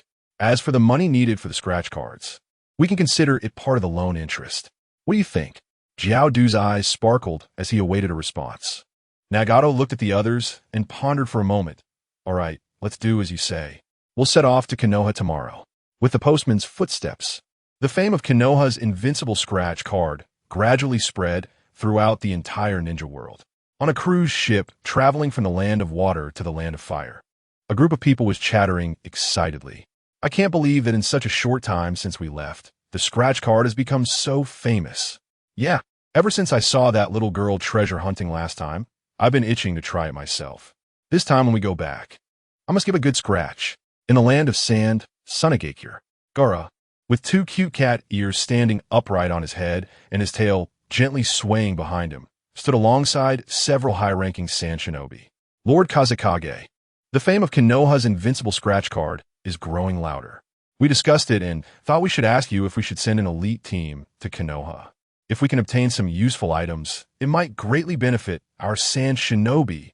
Gaara licked his cat paw, hesitated for a moment, and said, Then send someone to go. However, I also want to go and try scratching myself. Once you gather the people, send someone to notify me. Yes. Several high-ranking officials quickly withdrew. Similar situations were not limited to the Sand Shinobi. Other ninja villages were also stirring. Since the Third Great Ninja War, the relationships between various ninja villages had been as fragile as glass. If any village fell behind, it would surely attract the covetous eyes of others. In the land of lightning, Kumogakure, Reikage dispatched Killer Bee to lead an elite team to Konoha. In the land of water, Kirigakure, Mizukage Terumi may order Chujuro to select elites to head to Konoha soon. The only one who could still remain somewhat calm was Inoki of the land of earth. Grandpa, do you think this matter is true or false? Inoki sighed heavily. Regardless of whether it's true or not, we will have to send some people to check it out. Kuratsuchi, take a dozen elite Ombu members to Konoha. If it's true, we absolutely cannot fall behind. If it's false, withdraw quickly and don't engage with them. Yes. Kuratsuchi nodded earnestly. The next day came. Wu Di opened the shop early, and most of the villagers had already gotten used to Danzo's wake-up service. Even with Jiraiya not in the village, they could still get up on time. Tsunade, as usual, spent 40 million, just as he was putting away the banknotes. A sound suddenly rang in his mind. Congratulations. You have completed the income target of 1 billion banknotes, and the shop has successfully upgraded. After the upgrade, you will receive a guaranteed scratch card selection. The invincible range has expanded tenfold to a radius of 100 kilometers. The scratch card winning rate has been adjusted to 30%. The next upgrade amount target is 10 billion banknotes, and the upgrade will grant an additional store expansion voucher. Wu Di was taken aback, just about to ask what a store expansion voucher was, when time suddenly froze again. His great-great-great-grandfather walked in slowly and said softly, "So, great-great-great-grandson, have you found a girlfriend yet? If not, I'm going to send you back." Wu Di approached with a flattering smile, gently patting his great-great-great-grandfather's shoulder. "My most respected ancestor, how could I not actively fulfill what you arranged? I now also have a girlfriend. Her name is SHBU, and she is quite beautiful." The ancestor tilted his head, looking at the unmoving Tsunade, and snorted. "Is it her?" Wu Di shook his head repeatedly. "No, not her. I wouldn't dare take this gambler. My girlfriend is the daughter of the ramen shop across the street, and this old lady." Before Wu Di could finish, he saw his ancestor already standing in front of Tsunade, pinching her chin and looking her up and down with a glint of mischief in his eyes. "This girl is truly something else. She's quite impressive." After saying this, he even reached out to flick her a couple of times. Wu Di coughed awkwardly from behind. "Ancestor, she is over 50 years old." The ancestor suddenly turned around with a frighteningly dark expression. "So what if she is over 50? Even if she were 150 in front of me, she'd still be just a little kid." Perhaps realizing he had lost his composure somewhat, he stroked his beard, turned back to Wu Di, and whispered, "Now that you have a girlfriend, the next step should be marriage and children. I order you that before the next store upgrade. You must have offspring, or else just roll back to your original world." Saying this, the ancestor's figure vanished mysteriously, and time returned to normal. Tsunade snapped out of her frozen state and suddenly realized her clothes seemed a bit disheveled, quickly pulling them together and leaving quietly. The shop returned to silence, and inside, Wu Di sighed deeply and couldn't help but smack his forehead. Chapter 143. Killer Bee's microphone at the entrance of Konoha Village. A middle-aged man with sunglasses, wearing a forehead protector from the Cloud Village and carrying multiple narrow blades, was swaying as he walked. He hummed a very tongue-twisting rap tune. Yo, check it out. A set of pancakes and fried dough sticks. Arriving in Konoha, throwing down some cash. Big brother, you didn't take your medicine before heading out." Behind him, at a distance, a boy around 10 years old, sucking on a lollipop, whispered in embarrassment, "Karui, do you want to go tell the teacher to stop?" The girl with red hair and dark skin, called Karui, shook her head. "Omoy, can't you think of something practical? Who can interrupt the teacher when he's singing?" Omoy sighed in despair. "But if he keeps singing like this, I'm afraid I'll be heading back home before we even reach Konoha." Sigh. The rakage too. Why did he send the teacher out? The murmurs reached Killer Bee's ears without missing a beat. He turned his head slightly. "Hey, what are you guys mumbling about?" Karui and Omoy immediately shivered and waved their hands. "Nothing, teacher. We didn't say anything." Killer Bee rubbed his nose, revealing a radiant smile. "You are all good kids now. Let us listen to the teacher sing a song for you. Yo, check it out. A set of pancakes and fried dough sticks. Dignity is very important. You can't bow your head or the crown will fall." The two behind him covered their faces, sighing, and all the elite ninjas from the Cloud Village who had followed along also covered their ears. They really didn't want to endure Killer Bee's torment any longer. If it weren't for the Raikage's strict orders to produce something before leaving, they would have wanted to turn back immediately. At the entrance of Konoha Village, an old man was sitting in a rocking chair, gently waving a fan in his hand. Upon seeing Killer Bee and the others arrive at the village entrance, he shook his fan and asked softly, "What are you here for?" "We're here to play the scratch-off lottery." Killer Bee finally stopped his boring rap, becoming slightly more serious. "Oh." The old man scratched his nose, lowered his brows for a moment, then raised his head to ask, "What are you here to scratch?" "Hey, where did everyone go?" He suddenly realized that Killer Bee and his group had vanished without a trace. As he stood up, a team of people approached from a distance, forcing him to sit back down. "Who are you?" Gaara, standing at the front with a large gourd on his back, glanced at him without saying a word and directly entered the village. Nowadays, the Sand Village and Konoha Village were considered allies, so generally, if someone wanted to enter the other S village, they wouldn't be stopped. What the heck? These guys are even more impressive, just treating me like a day off. He felt a surge of frustration in his heart, ready to teach Gaara a lesson with his rocking chair. However, Gaara's sand defense easily crushed the chair into powder. Then, he flicked his tail, and a mass of sand shot up from under the old man's feet, pinning him against the gate of Konoha. Noise. Gaara's face darkened as he licked his claws and said softly, "This is Konoha. No one is allowed to cause trouble, even if someone else makes trouble. Just bear with it." The group of Sand Village ninjas exchanged glances, a hint of embarrassment in their eyes, as if they were all thinking, "You are the Kazekage? Whatever you say is right." Seeing that the elite ninjas in the village had fallen silent, Gaara headed straight for the scratch-off lottery shop. As soon as they entered the store, they felt a crowd pressing in. In front of them were a bunch of Cloud Village ninjas dressed in white. In the center, surrounded by the other ninjas, Killer Bee was already flashing a winning ticket with golden light. Before long, a microphone floated out from the crowd.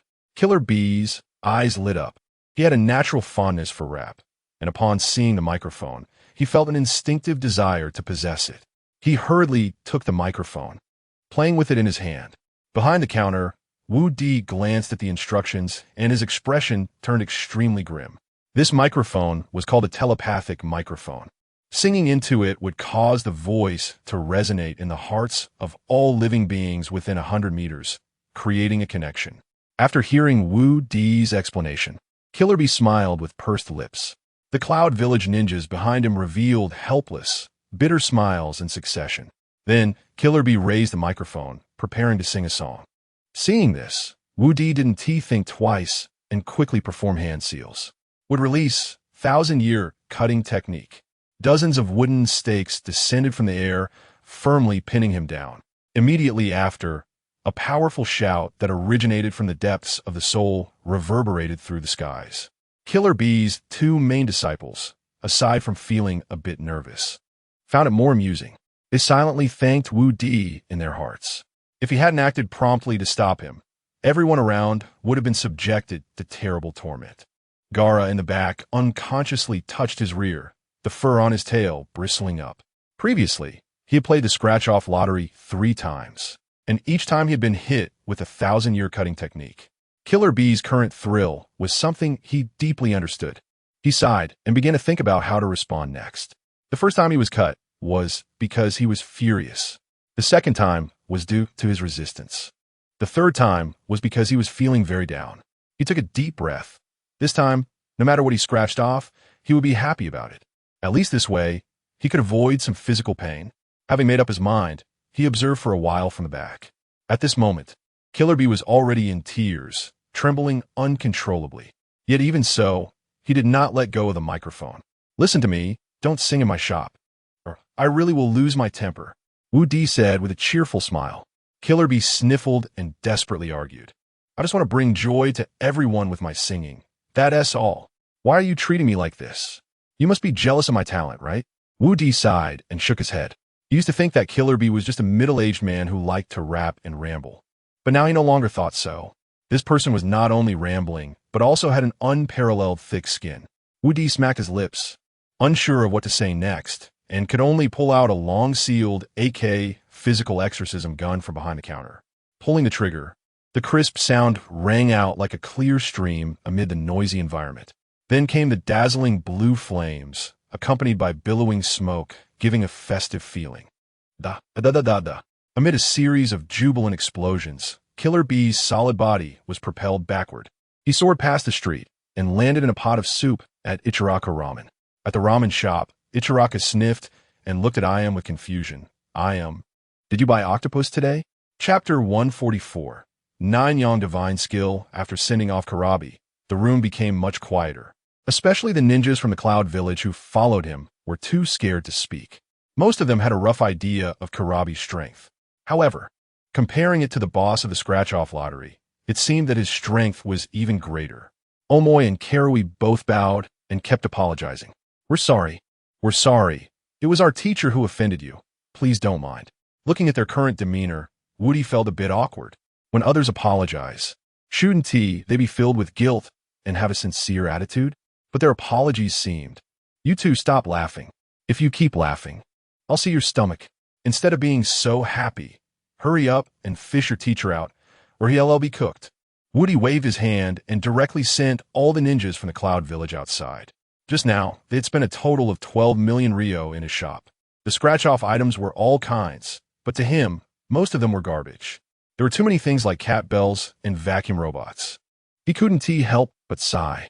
Without the support of Kakuzu's wallet, 12 million was indeed a huge sum. No wonder during the Ninja World War, they had to take the Land of Lightning as the leader.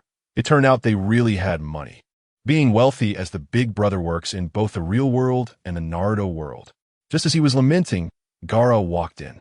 With a flattering smile, he sat in front of the counter, propping his chin with both hands, and softly said, "Boss, give me a scratch-off worth 1 million.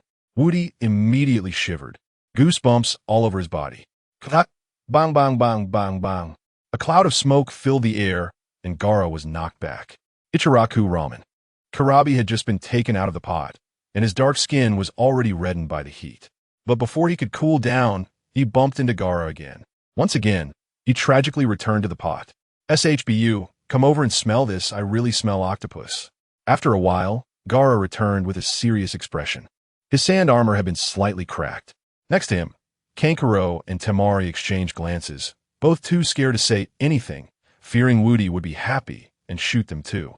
Once back, Gaara became slightly more serious. "Boss, give me a scratch-off worth 1 million.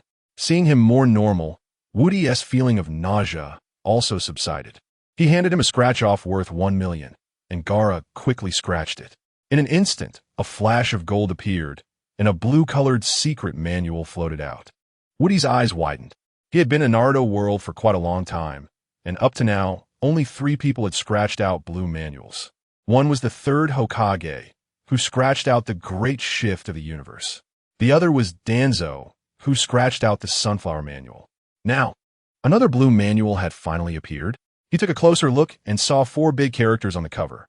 9 Yang Divine Skill. After briefly reading the description, his expression became slightly serious. This 9 Yang Divine Skill was different from what he had heard about in his original world. The parts involving internal energy had all been converted into chakra. He exhaled a breath of turbid air and explained, "This manual is one of the top ninja techniques from my hometown. It contains many techniques such as ultimate yang, turtle breathing, and diamond body. If you can cultivate it to the highest level, you will be immune to all poisons and indestructible."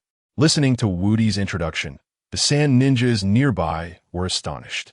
Can there really be such a domineering ninja technique in the world? Looking at Gaara, he was excitedly clapping his hands, his excitement evident on his face. This time it's finally not Shikaku-esque stuff. "Boss, thank you.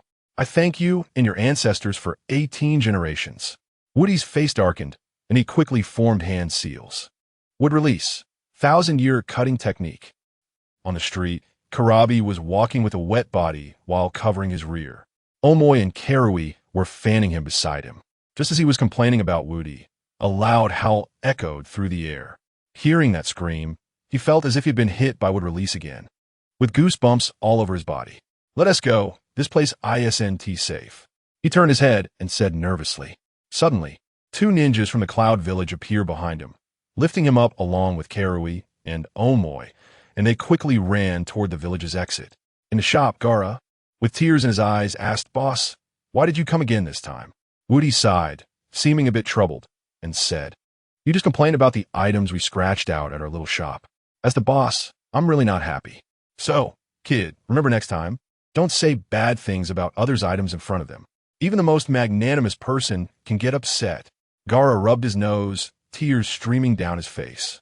"Okay, boss, thank you for your lesson, I remember. But can you please lift this Wood Release first? I really can't take it anymore." Next to him, Temari and Kankuro also chimed in. "Boss, you have a big heart. Let Gaara off this time." Yeah, he knows he was wrong now. Woody stroked his chin, surveying the ninjas in the shop.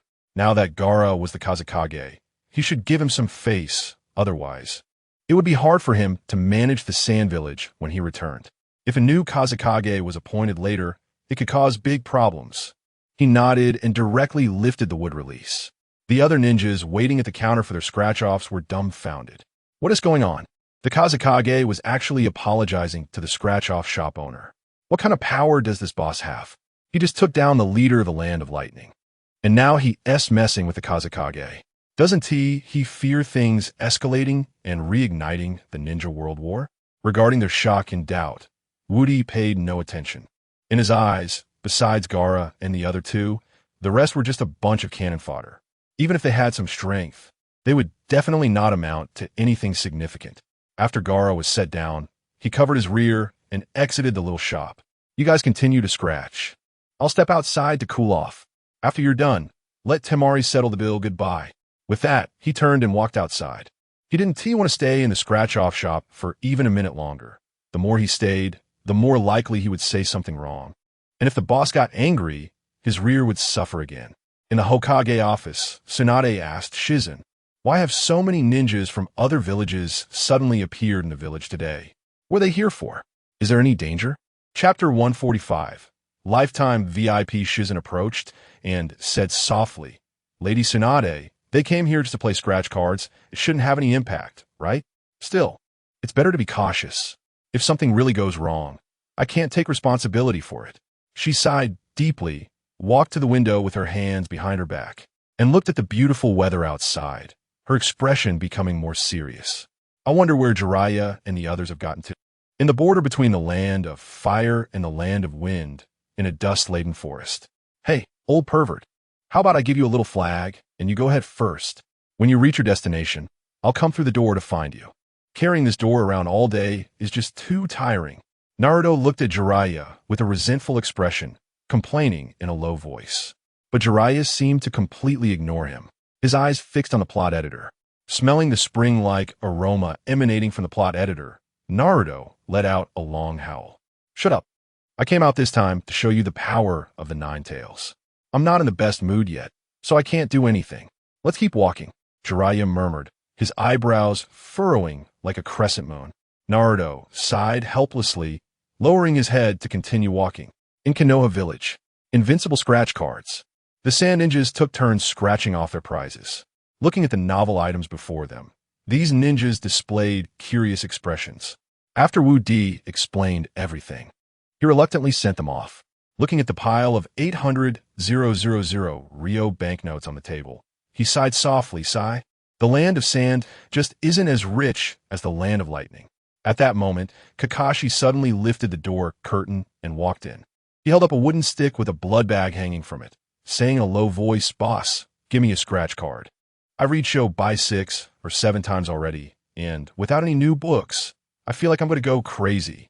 Wu Di shook his head with a sigh, handing him a scratch card while saying softly, "What you win from this isn't fixed, so don't hold too high hopes." Kakashi didn't respond, directly grabbing the scratch card and happily starting to scratch it. Just as he was scratching, Tsunade and Shizen entered the store. With a somewhat serious expression, she said, "Today I saw many ninjas coming into the village to play scratch cards, and I'm a bit worried." Seeing her nervous expression, Woody could guess what she was worried about. Confidently, he said, "Don't worry, nothing strange will happen. The prizes scratched out this morning, aside from Gaara's strong ones, are mostly trash." Hearing Wu Di say this, she felt much more at ease. However, after a while, she had another question.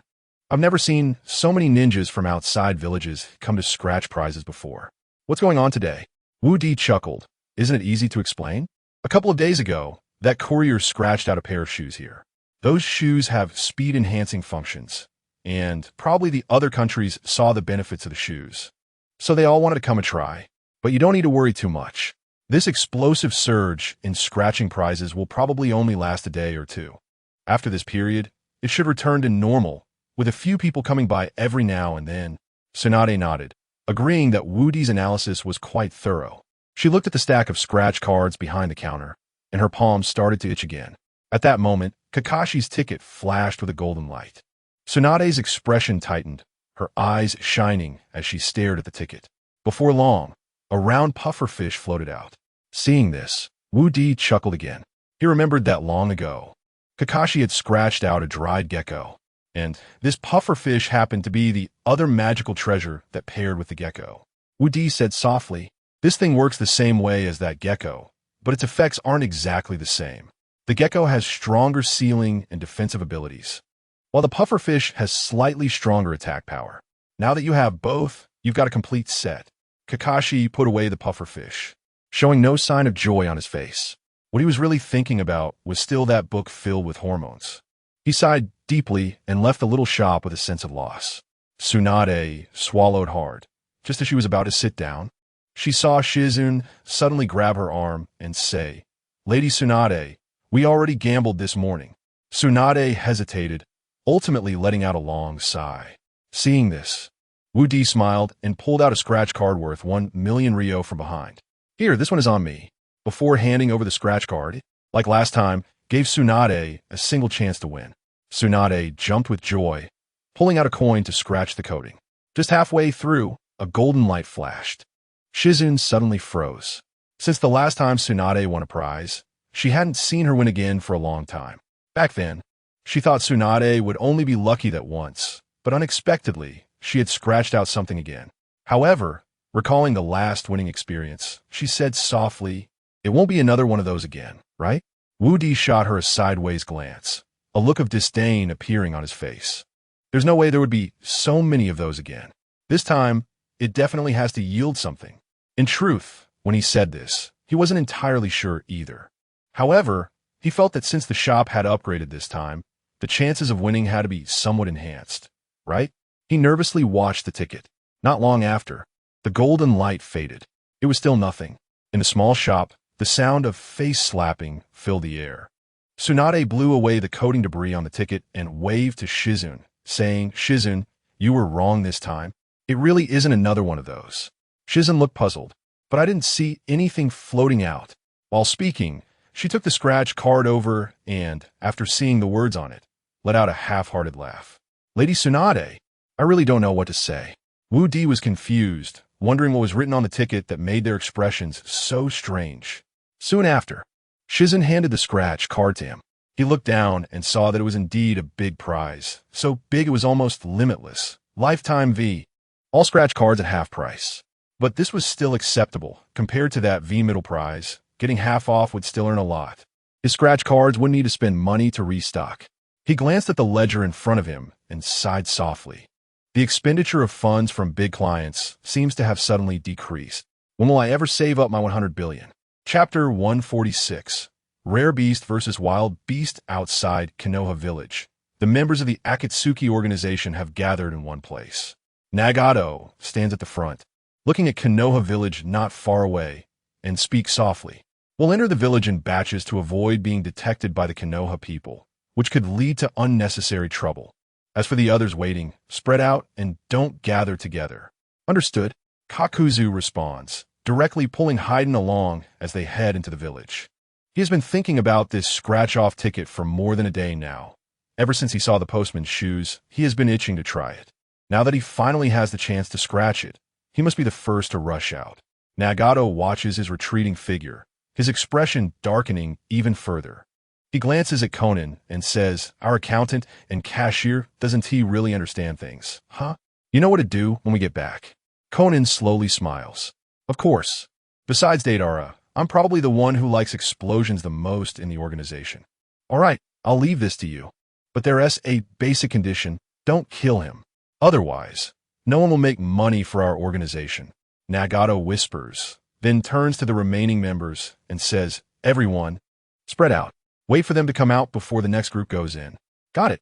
Outside the village, on a towering cliff, two green figures are clinging to it, constantly climbing upward. From the backpacks on their backs, it seems quite heavy. "Teacher Guy, is there more training after we finish climbing this cliff? I feel really energetic," Lee says excitedly. Guy raises the corners of his mouth, revealing his shining teeth. "Of course." "Awesome." Lee claps his hands in excitement. After clapping twice, he hesitates slightly, as if recalling something. He slowly looks down at his feet and smiles wryly.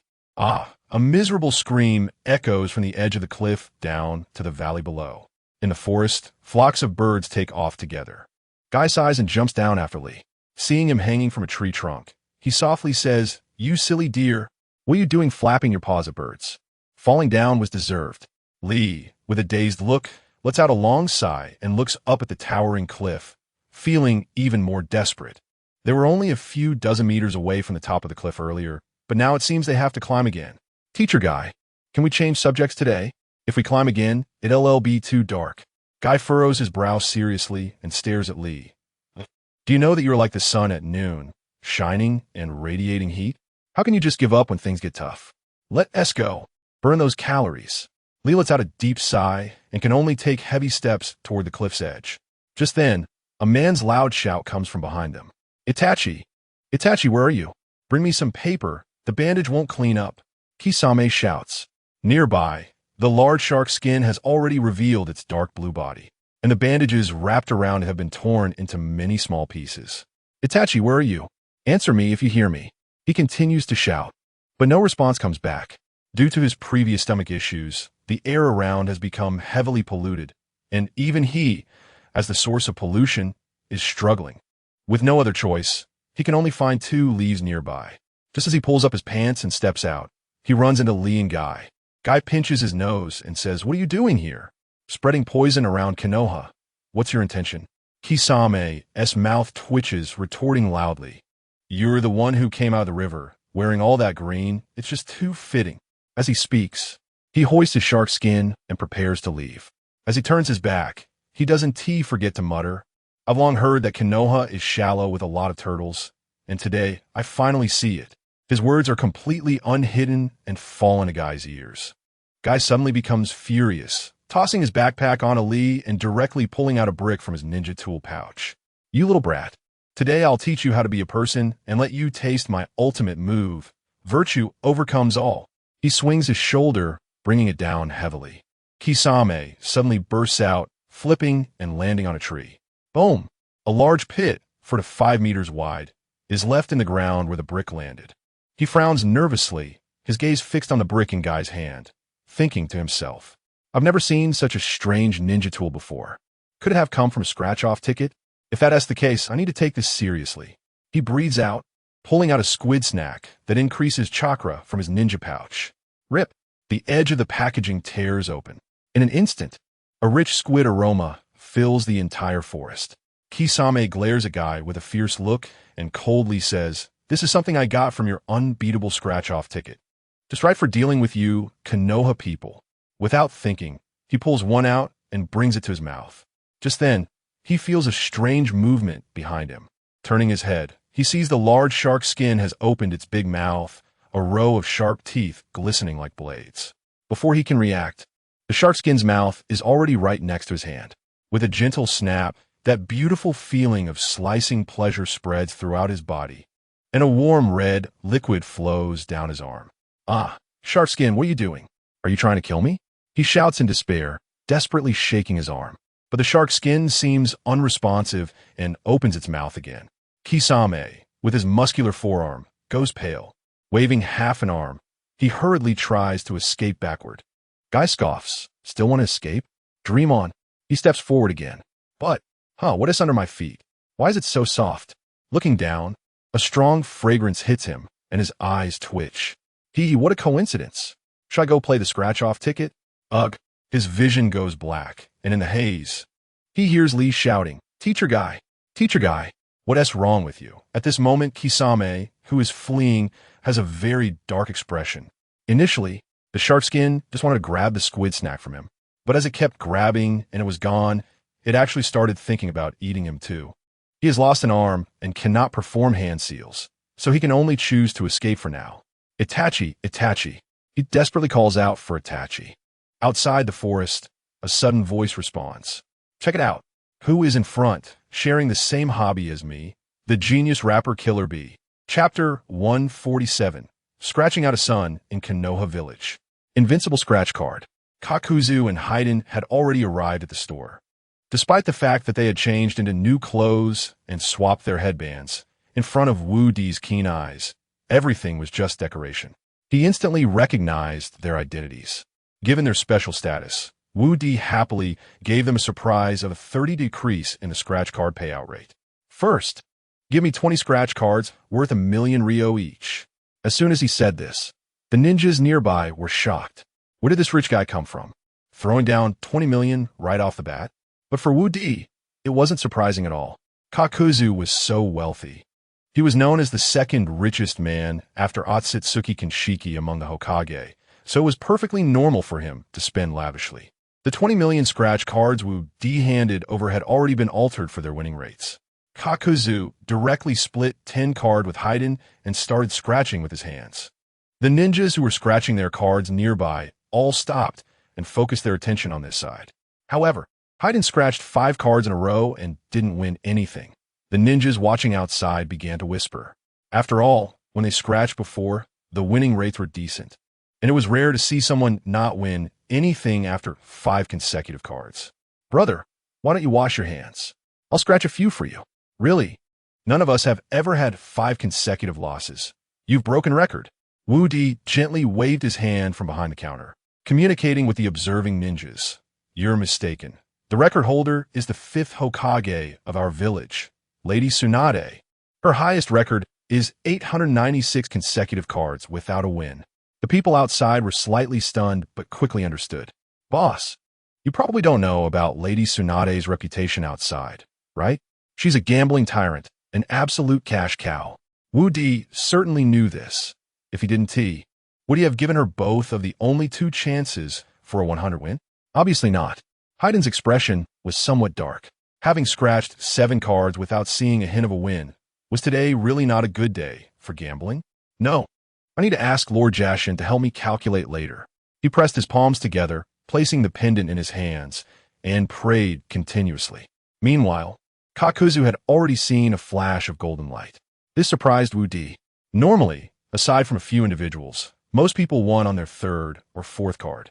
He had already adjusted the winning rate for Kakuzu, yet Kakuzu still saw a flash of gold on his 4th card. Could it be that his luck was better than that of ordinary ninjas? This was somewhat inconsistent with the plot's setup. He turned his eyes to see what Kakuzu had won on his first scratch. It was a bottle of pills called brain-boosting pills, although they claimed to enhance intelligence.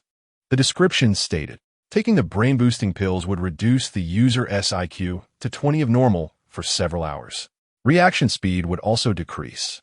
This was clearly a brain-dead pill. Why give it such a grand name? Wu Di sighed with a smile, but it was good this way. Lowering Kakuzu's intelligence would mean that soon, the Akatsuki would play themselves into a corner. At that time, there probably wouldn't be any talk of a ninja world war. Just as Wu Di was reflecting, Kakuzu won again. Haiden looked at him with eyes full of jealousy. Why could he keep winning? While he had scratched 8 cards without a single win, he clenched his fists in frustration, turning to look at Kakuzu's ticket that flashed golden light. As the golden light faded, a child floated out from the ticket. Wu Di was shocked. This was the first time such a thing had happened. In all his time running a scratch card store, it was the first time he had seen a person emerge from a scratch card. After glancing at the description, Wu Di turned to mourn for 3 seconds for Kakuzu. Kakuzu, puzzled, asked, Boss, what is this? Why is there a person? Wu Di's lips curled slightly as he explained. I suppose this brother hasn't married or had children until now. Kakuzu nodded. That's right. I indeed have never been married or had children. Wu Di continued. Perhaps it's precisely because you have no children that you triggered the ultimate grand prize of this store, becoming an unexpected father, without any effort or investment. Here, as a child age 4 or 5 for you. Such a good deal is impossible to find anywhere else.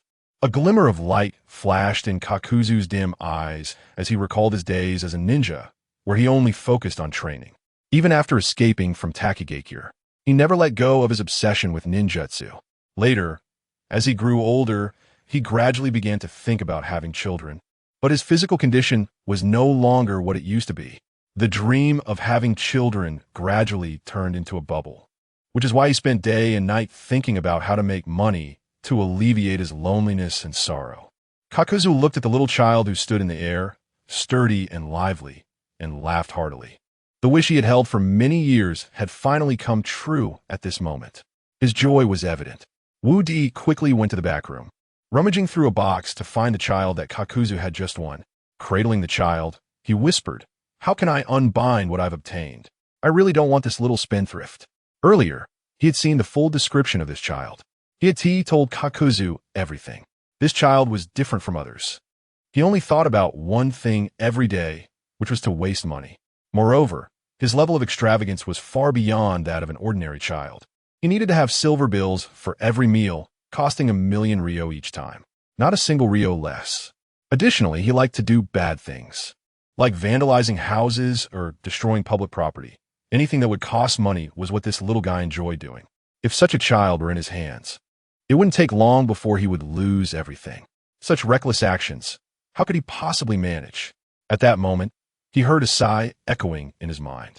Sigh, forget it, considering you're the store manager. I'll give you a chance to unbind, but the other party must agree to accept it. Wu Di snapped his fingers with a smile. No problem, the other party will definitely be happy to accept. As he spoke, the already unbound child appeared. He shoved the child into Kakuzu's arms and said, "These are twin brothers. Since you have no children and this one is older than me, I'll give them both to you. When I get married in the future, I'll naturally have my own." Kakuzu was so excited he almost knelt down to thank him, his speech becoming disordered. Thank you, boss. Thank you, boss. Chapter 148. The costly loss watching Kakuzu leave excitedly. Wu Di let out a sigh of relief. There's nothing truer in this world than a father's love, right? He murmured softly, and by the end, he still hadn't seen Faden produce anything. Outside of Konoha, Kisame had gone through great efforts and finally found Itachi. Seeing his broken arm, Itachi's eyes showed a hint of concern. He asked softly, "What happened to you?" Kisame was panting heavily, but before he could explain, he felt a splitting pain in his backside. Turning around, he saw the massive mouth of the giant shark firmly biting down on him, leaving a streak of bright red in its wake.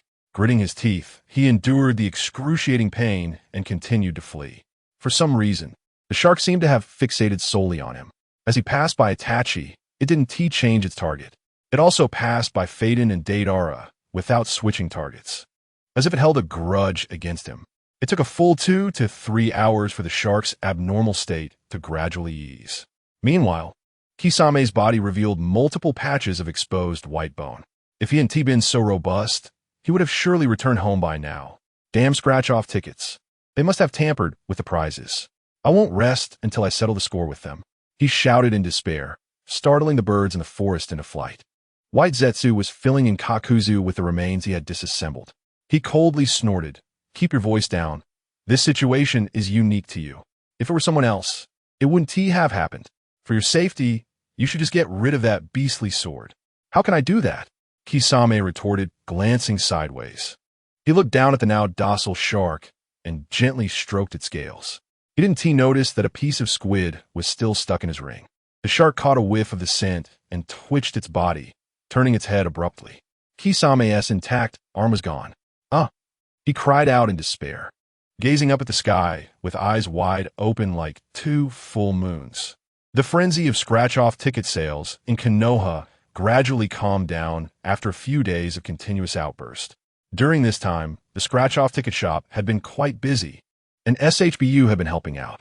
Wu Di had amassed over 1 billion, leaving him with just 89,999,990 taels to reach his goal of 100 billion.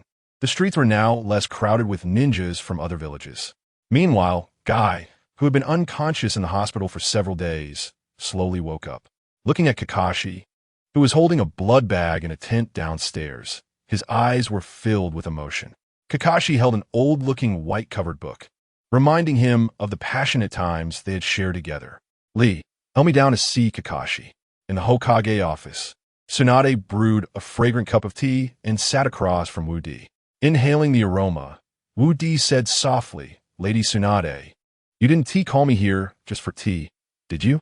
Tsunade chuckled, tapping her hands on the armrest of her chair. "I'm sure you've made quite a bit these past few days. As a part of Konoha, shouldn't you pay some taxes?" Wu Di leisurely picked up his teacup, taking a gentle sip, then turned to gaze out the window, thoughtfully stroking his chin as if he hadn't heard Tsunade's words. "All rights to the scratch-off ticket prizes are reserved by the scratch-off ticket shop. Our store has never offered V-service. I think there must be a mistake in the ticket's content. I need to go back and check what went wrong." As he spoke, he had already stood up and glanced at Tsunade. "Oh, Lady Tsunade, I didn't quite catch that. Were you talking about taxes? I'll make sure to calculate them properly when I get back. I won't miss a single tael." Tsunade's expression darkened, and she awkwardly chuckled, Look at you. Always joking around. Your scratch-off tickets have made such a huge contribution to the village, bringing Konoha fame. How could I possibly collect taxes from you, right? As she said this, her heart was bleeding. Over 10 billion taels, based on Konoha's current annual income. Just as taxes could support the entire village for several months. But compared to the lifetime income from the scratch-off ticket shop, this tax money seemed insignificant. She could only endure the pain and pretend nothing had happened. Seeing her troubled expression, Wu Di gently suggested, Lady Tsunade, you might consider a different approach. My scratch-off tickets are now famous in the ninja world. It might not be a bad thing. You could set up a toll booth at the entrance, charging both ways. 100 taels to enter, 50 to leave. And set up checkpoints on all streets leading to the scratch-off ticket shop. Let those who pay through and chase away those who don't with any excuse. Give a cut to the guards on duty. As for me, if you want to give me something, that's fine. If not, it doesn't matter. I'm not short on money. The rest would be yours, right? Seeing Wu Di squinting, Tsunade couldn't help but applaud him. You're quite the clever little rascal. Good. Let us do it your way. She turned to Shizune. Did you write down what the boss just said? Shizune appeared a bit embarrassed. I did note it down. But Lady Tsunade, do we really have to do this? It make us the laughing stock of the other ninja villages? Tsunade's expression became serious.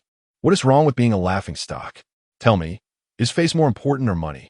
Shizune suddenly understood. I get it, Lady Tsunade. As long as we can make money, we can wipe the floor with our pride, right? Yes, you've grasped my teachings well. Tsunade smiled slightly. Back at the scratch-off ticket shop, Wu Di felt warm inside as he watched SHBU tidying up. He never expected that after experiencing the world's splendor, he would find his belonging in the world of Hokage. He sighed softly, slowly approaching SHBU from behind and gently wrapping his arms around her. Dear, SHBU's face suddenly flushed, and she shyly said, It's broad daylight. It's not good for others to see us like this. What is wrong with that? It's with my wife, not a stranger. Wu Di replied in a gentle tone, his magnetic voice sending a shiver down SHBU's spine. Are you going to say those cheesy love lines again? She said, twisting her shoulders, her voice barely above a whisper. Wu Di chuckled. I just want to tell you that tomorrow we'll set up a table at the entrance of our shop, charging a 2,000 tael exit fee. Chapter 149. Undertaking various businesses, Changpu's expression suddenly changed. Initially, she thought Wu Di was going to say those cheesy love lines again, although she found those lines overly mushy. They always stirred her emotions.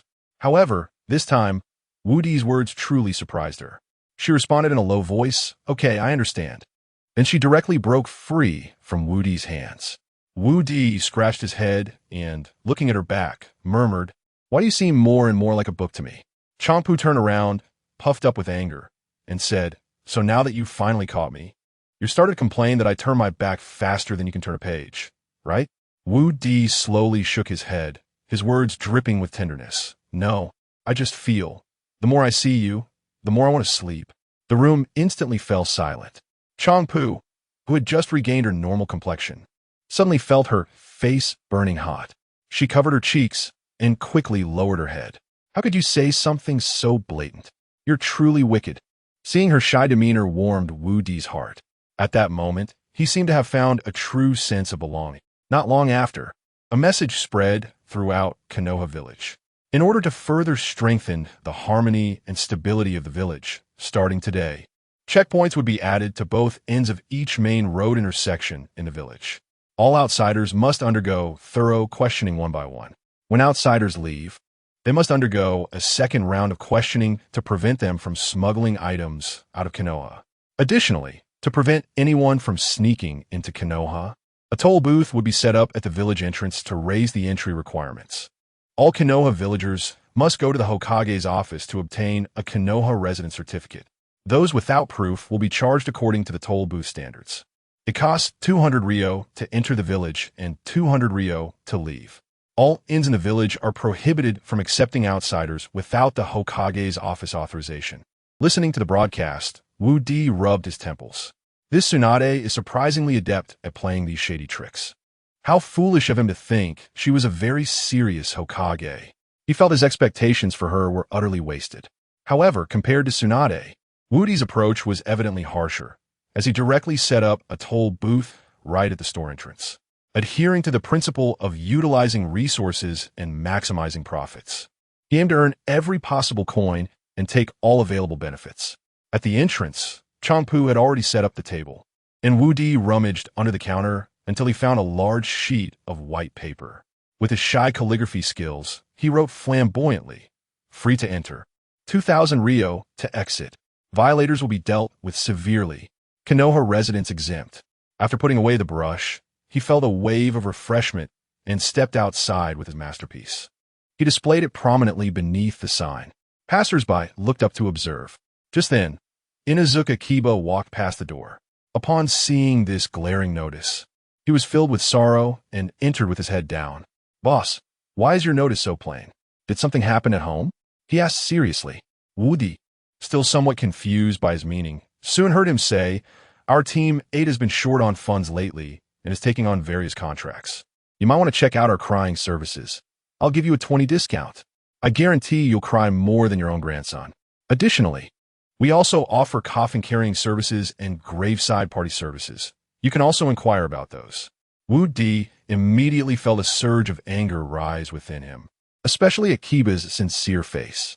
"I'll cry for your grandma's grandson," he shouted, quickly forming hand seals. "Would release. 1,000-year cutting technique." "Ah," Kiba screamed, flailing his arms. "Boss, you're being unreasonable. You attacked me without warning. Plus, you stole my car." Nearby, Akamaru, seeing his master in distress, turned to glare at Wu Di, barking in protest. Wu Di scoffed, "I almost forgot about you. Would release. 1,000-year cutting technique." In the cramped store, the sounds of a loser and a beast echoed chaotically. On the other side, Naruto and Jiraiya had been traveling for many days and were close to crossing from the Land of Wind.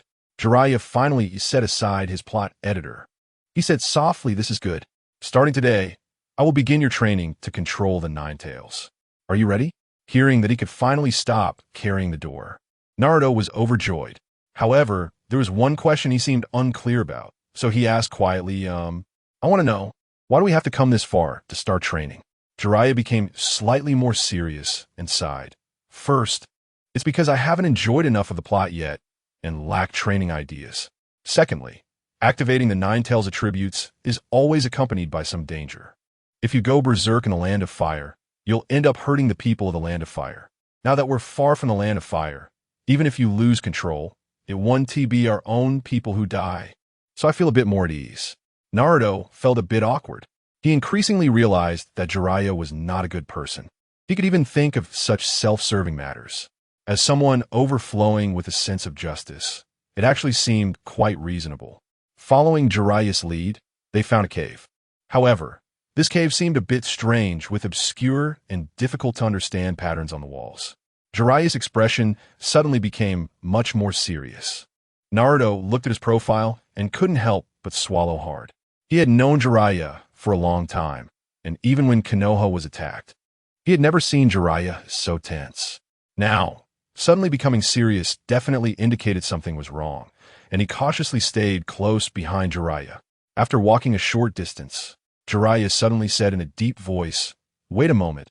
I need to find a place to use the bathroom." Naruto stumbled a bit, and he sighed, muttering to himself, "Could you not sound so out of breath when you speak next time? I thought something serious had happened. What could happen? I'm one of the legendary 3 ninjas of Konoha. There are no more than 10 people in the entire ninja world who can defeat me." Jiraiya smirked. Naruto set down the random door and leaned his head against the door frame, reminiscing about life in Konoha. It had been many days since he had tried his luck at the scratch-off lottery store, and he felt a bit anxious. He took out a small flag with a mark from his bag and surveyed the area. Finally, he found a very hidden spot and planted the flag. This time it's hidden well enough. I don't believe that old pervert can find it. Just as he was clapping his hands in satisfaction, a shout came from inside the cave. Chapter 150. The experiment of lifting the seal. Naruto suddenly felt a chill run down his spine. His eyes wide open as he stared in the direction of the sound. "Old pervert! Old pervert!" He called out twice in succession, but there was no response. A sense of danger surged within him.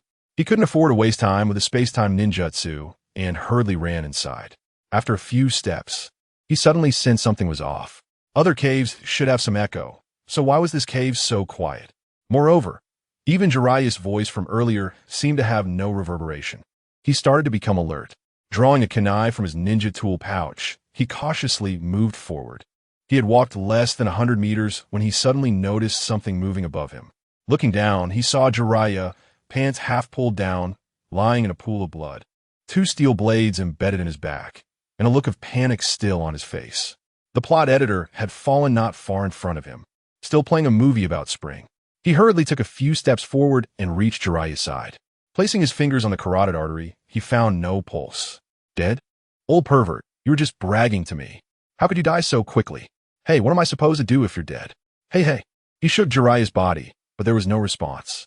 Wow. I didn't expect to see you here. A harsh voice suddenly rang out from the darkness. A plump figure quietly appeared, a kunai on its fingertips. Danzo, you idiot. Why did you kill the old pervert? As he shouted, another figure stepped out from the shadows. Naruto's eyes widened. Gaara, didn't you all apologize to Konoha? He was so shocked he could barely speak. But the other party snorted coldly. Fool, we only pretended to be weak in front of Konoha. Today, this white-haired old ghost stumbled upon my deal with Danzo, so we have to eliminate him. Naruto clenched his fists, endless hatred welling up inside him. Just as he was about to leap into action, 2 figures in black cloaks with red cloud patterns strolled in from another direction. You little fox demon, you got lucky last time and hurt me. Let's see what you can do this time. Itachi Uchiha, Kisame Hashigaki? You guys. Naruto pointed at the 4 in front of him, incredulous. You're all in cahoots? Realizing it too late, he was filled with dread. Itachi whispered, waving his sleeve, and several crows inexplicably flew out from behind him. Naruto stepped back repeatedly, quickly forming hand seals, would release, the 1,000-year cutting technique. He unleashed it with a shout, but to his surprise, there was no sign of the technique being executed. Itachi continued to walk steadily forward. This kind of situation had never happened before. What was going on today? Naruto couldn't help but question himself. Then, a flash of silver caught his eye as Kisame's shark skin attacked. He performed 2 backflips, springing off the ground. Konoha's secret technique, sunflower pointing hand, feeling Kisame's solid muscles. Naruto smiled triumphantly, but Kisame seemed unaffected, directly lifting his leg and kicking him away. He rolled twice along the dim, thorny ground before stopping at Gaara's feet. He couldn't believe it, repeatedly asking himself why. Why doesn't my ultimate move work? At this point, he had no other choice. He looked up at Gaara's detestable face and gritted his teeth. Give me back my yo-yo. Rasengan. This time, he finally received some response. A glowing sphere appeared in his hand. The small ball spun continuously as he bit his lip. This time, will it finally work? He then slammed the Rasengan against Gaara's chest. You bastard. Summon your raccoon and have it spit out my yo-yo. But once again, an unexpected event occurred. When the Rasengan touched Gaara's body, the originally solid chakra sphere suddenly shattered. Gaara grinned wickedly and punched him squarely. You have something inside you just like me. Let out, use its power. The voice sounded like a rolling demonic tone, and upon hearing it, Naruto's gaze began to blur. An orange-red aura began to materialize around him. Yes, just like that. Unleash all your power. Gaara continued to laugh maniacally, his arm transforming into the shape of Shikaku. A punch landed on Naruto's forehead. A trickle of blood flowed down from his forehead into his eyes. His originally azure pupils were instantly stained red, and his round eyes became slits. Sharp teeth protruded from his lips. In that moment, he felt as if an endless power filled his body. After a few heavy breaths, he suddenly sprang forward, delivering a powerful punch to Gaara's face. Gaara's sand armor shattered instantly. Danzo, who had been hiding behind, suddenly attacked, launching 2 silver needles that struck Naruto's calves. Naruto staggered, feeling something tug at his ankle, and his body uncontrollably flew out, slamming heavily against the rock wall. The falling stones buried him completely. Behind him, the orange-red tail that had been hanging suddenly split, becoming 2. He remained motionless, and unknowingly, a 3rd tail began to emerge. At this moment, His skin began to show signs of peeling. Through the cracks in his skin, it seemed one could see a body filled with fear and dread. A fourth tail appeared. His body was now completely covered in crimson. Boom! The rocks exploded. The dim environment suddenly brightened. The four who had been pressing in on him vanished in an instant, along with Jiraiya's corpse. Outside the cave, on an old tree, Jiraiya gritted his teeth, looking very grim. Oh no, the illusion was broken. Next to him, the scroll, Toad hurriedly unfurled the scroll. Jiraiya, quickly seal it. Okay. Just as he finished speaking, Naruto suddenly exploded out from a cave, swinging his spiked claws down heavily. Blood splattered from Jiraiya as he was sent flying back. Toad Sage, hurry! He shouted with a frown. The scroll Toad immediately flew over, aiming the key to unlock the seal at Jiraiya. Jiraiya concentrated chakra in his fingers and slapped it onto the scroll. Chapter 151. Kakuzu Bank explodes Konoha Village. After all the checkpoints were set up along both sides of the streets, the number of outsiders coming to the village noticeably decreased. But that was fine, as it prevented anyone from using the excuse of playing scratch-offs to spy on Konoha's information.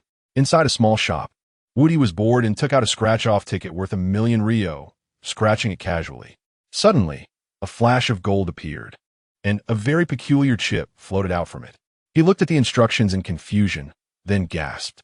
This chip was called the Encyclopedia Chip, which recorded all knowledge in the present world. Whatever aspect one could think of, it was all contained within. The method of use was also very simple. Just stick the chip on the arm, and it would automatically enter the user's body. Without a second thought, he directly stuck the chip on his arm. In the next moment, a plethora of complex memories inexplicably flooded his mind. For a full half hour, he couldn't come to his senses, as if he had crashed. In the Rain Village, the Akatsuki members returned to the tower, each showing off their good finds from the scratch-offs. Kakuzu was happily cradling a child, looking around with glee. Among them, only Kisame had a gloomy face. He had missed out on the scratch-off due to the squid chips. Watching others display their loot, he gritted his teeth in frustration. Hayden approached Nagato with a dark blue secret book, whispering in his ear before quickly leaving. Nagato chuckled a couple of times and followed him out. In the corridor, Hayden, usually eccentric, became serious. Our organization's strength is sufficient now. Can we start the next phase of the plan? Nagato paused. He knew very well what Hayden meant by the next phase. He replied reluctantly, "Isn't it a bit early? Our members have just acquired the items and haven't familiarized themselves yet. If we jump straight into the tailed beast capture plan, I'm afraid there will be major mistakes." Hayden clenched his fists. Looking at the martial arts manual in his hand, he pondered, the longer the night, the more dreams. You must miss Yahiko very much right now. As long as the tailed beast capture succeeds, you will be able to see him. Nagato nodded, watching Hayden disappear from view. When he returned, Deidara, covering his ears, asked, "Boss, where's Conan?" "She's usually with you every day." His reminder seemed to attract everyone's attention. Since the meeting began, it appeared they hadn't seen Conan's figure. Kakuzu, who was feeding the child with banknotes, frowned, his expression suddenly changing. "Not good. That woman is going to the bank to steal my banknotes." Just as he stood up, a deafening explosion rang out from outside. Looking out the window, Kakuzu's eyes widened. In the place of his bank, there was a bottomless pit, and banknotes flew around in the wind, gently swaying and landing on the rooftops of nearby streets. "My banknotes, my contracts, my collateral." His vision darkened, and he collapsed straight down. Nagato couldn't help but slap his face, looking at the deep pit outside and murmuring, "My goodness. I told you not to scare him to death. In his current state, he's probably not far from dying." Then he glanced at Deidara beside him and sighed. "Quickly go to the prison below, find 2 disobedient ones, and take their hearts to give to Kakuzu. Make sure he doesn't go cold. Otherwise, no one will make money." Deidara rushed out of the hall, and shortly after, 2 bloody hearts were brought back. Without thinking, Nagato quickly lifted Kakuzu's shirt and stuffed the 2 hearts inside. Soon, 2 masks appeared on his body. He let out a sigh of relief, finally feeling at ease. However, after waiting for more than 10 minutes, Kakuzu still hadn't woken up, leaving everyone puzzled. A faint cracking sound was heard. Looking down at him, one of the masks was shattering. Nagato gritted his teeth and sighed inwardly. How fragile is Kakuzu's heart? It's just an explosion at his bank. Does he have to scare himself to death? Looking beside him, the two children seemed completely unaffected, still rummaging through his wallet for banknotes to eat. Nagato clenched his fists, panting, Deidara, find 2 more hearts. I don't believe he can really die like this. Deidara dashed out again. After a series of intense resuscitations, Kakuzu finally showed a hint of breath after the 16th heart was placed in his body. He slowly opened his eyes, his gaze dull. After being stunned for a long time, he slowly turned his head to look at Nagato and said, "Boss, I can't do it anymore. I must resign. This time, I won't do it no matter what."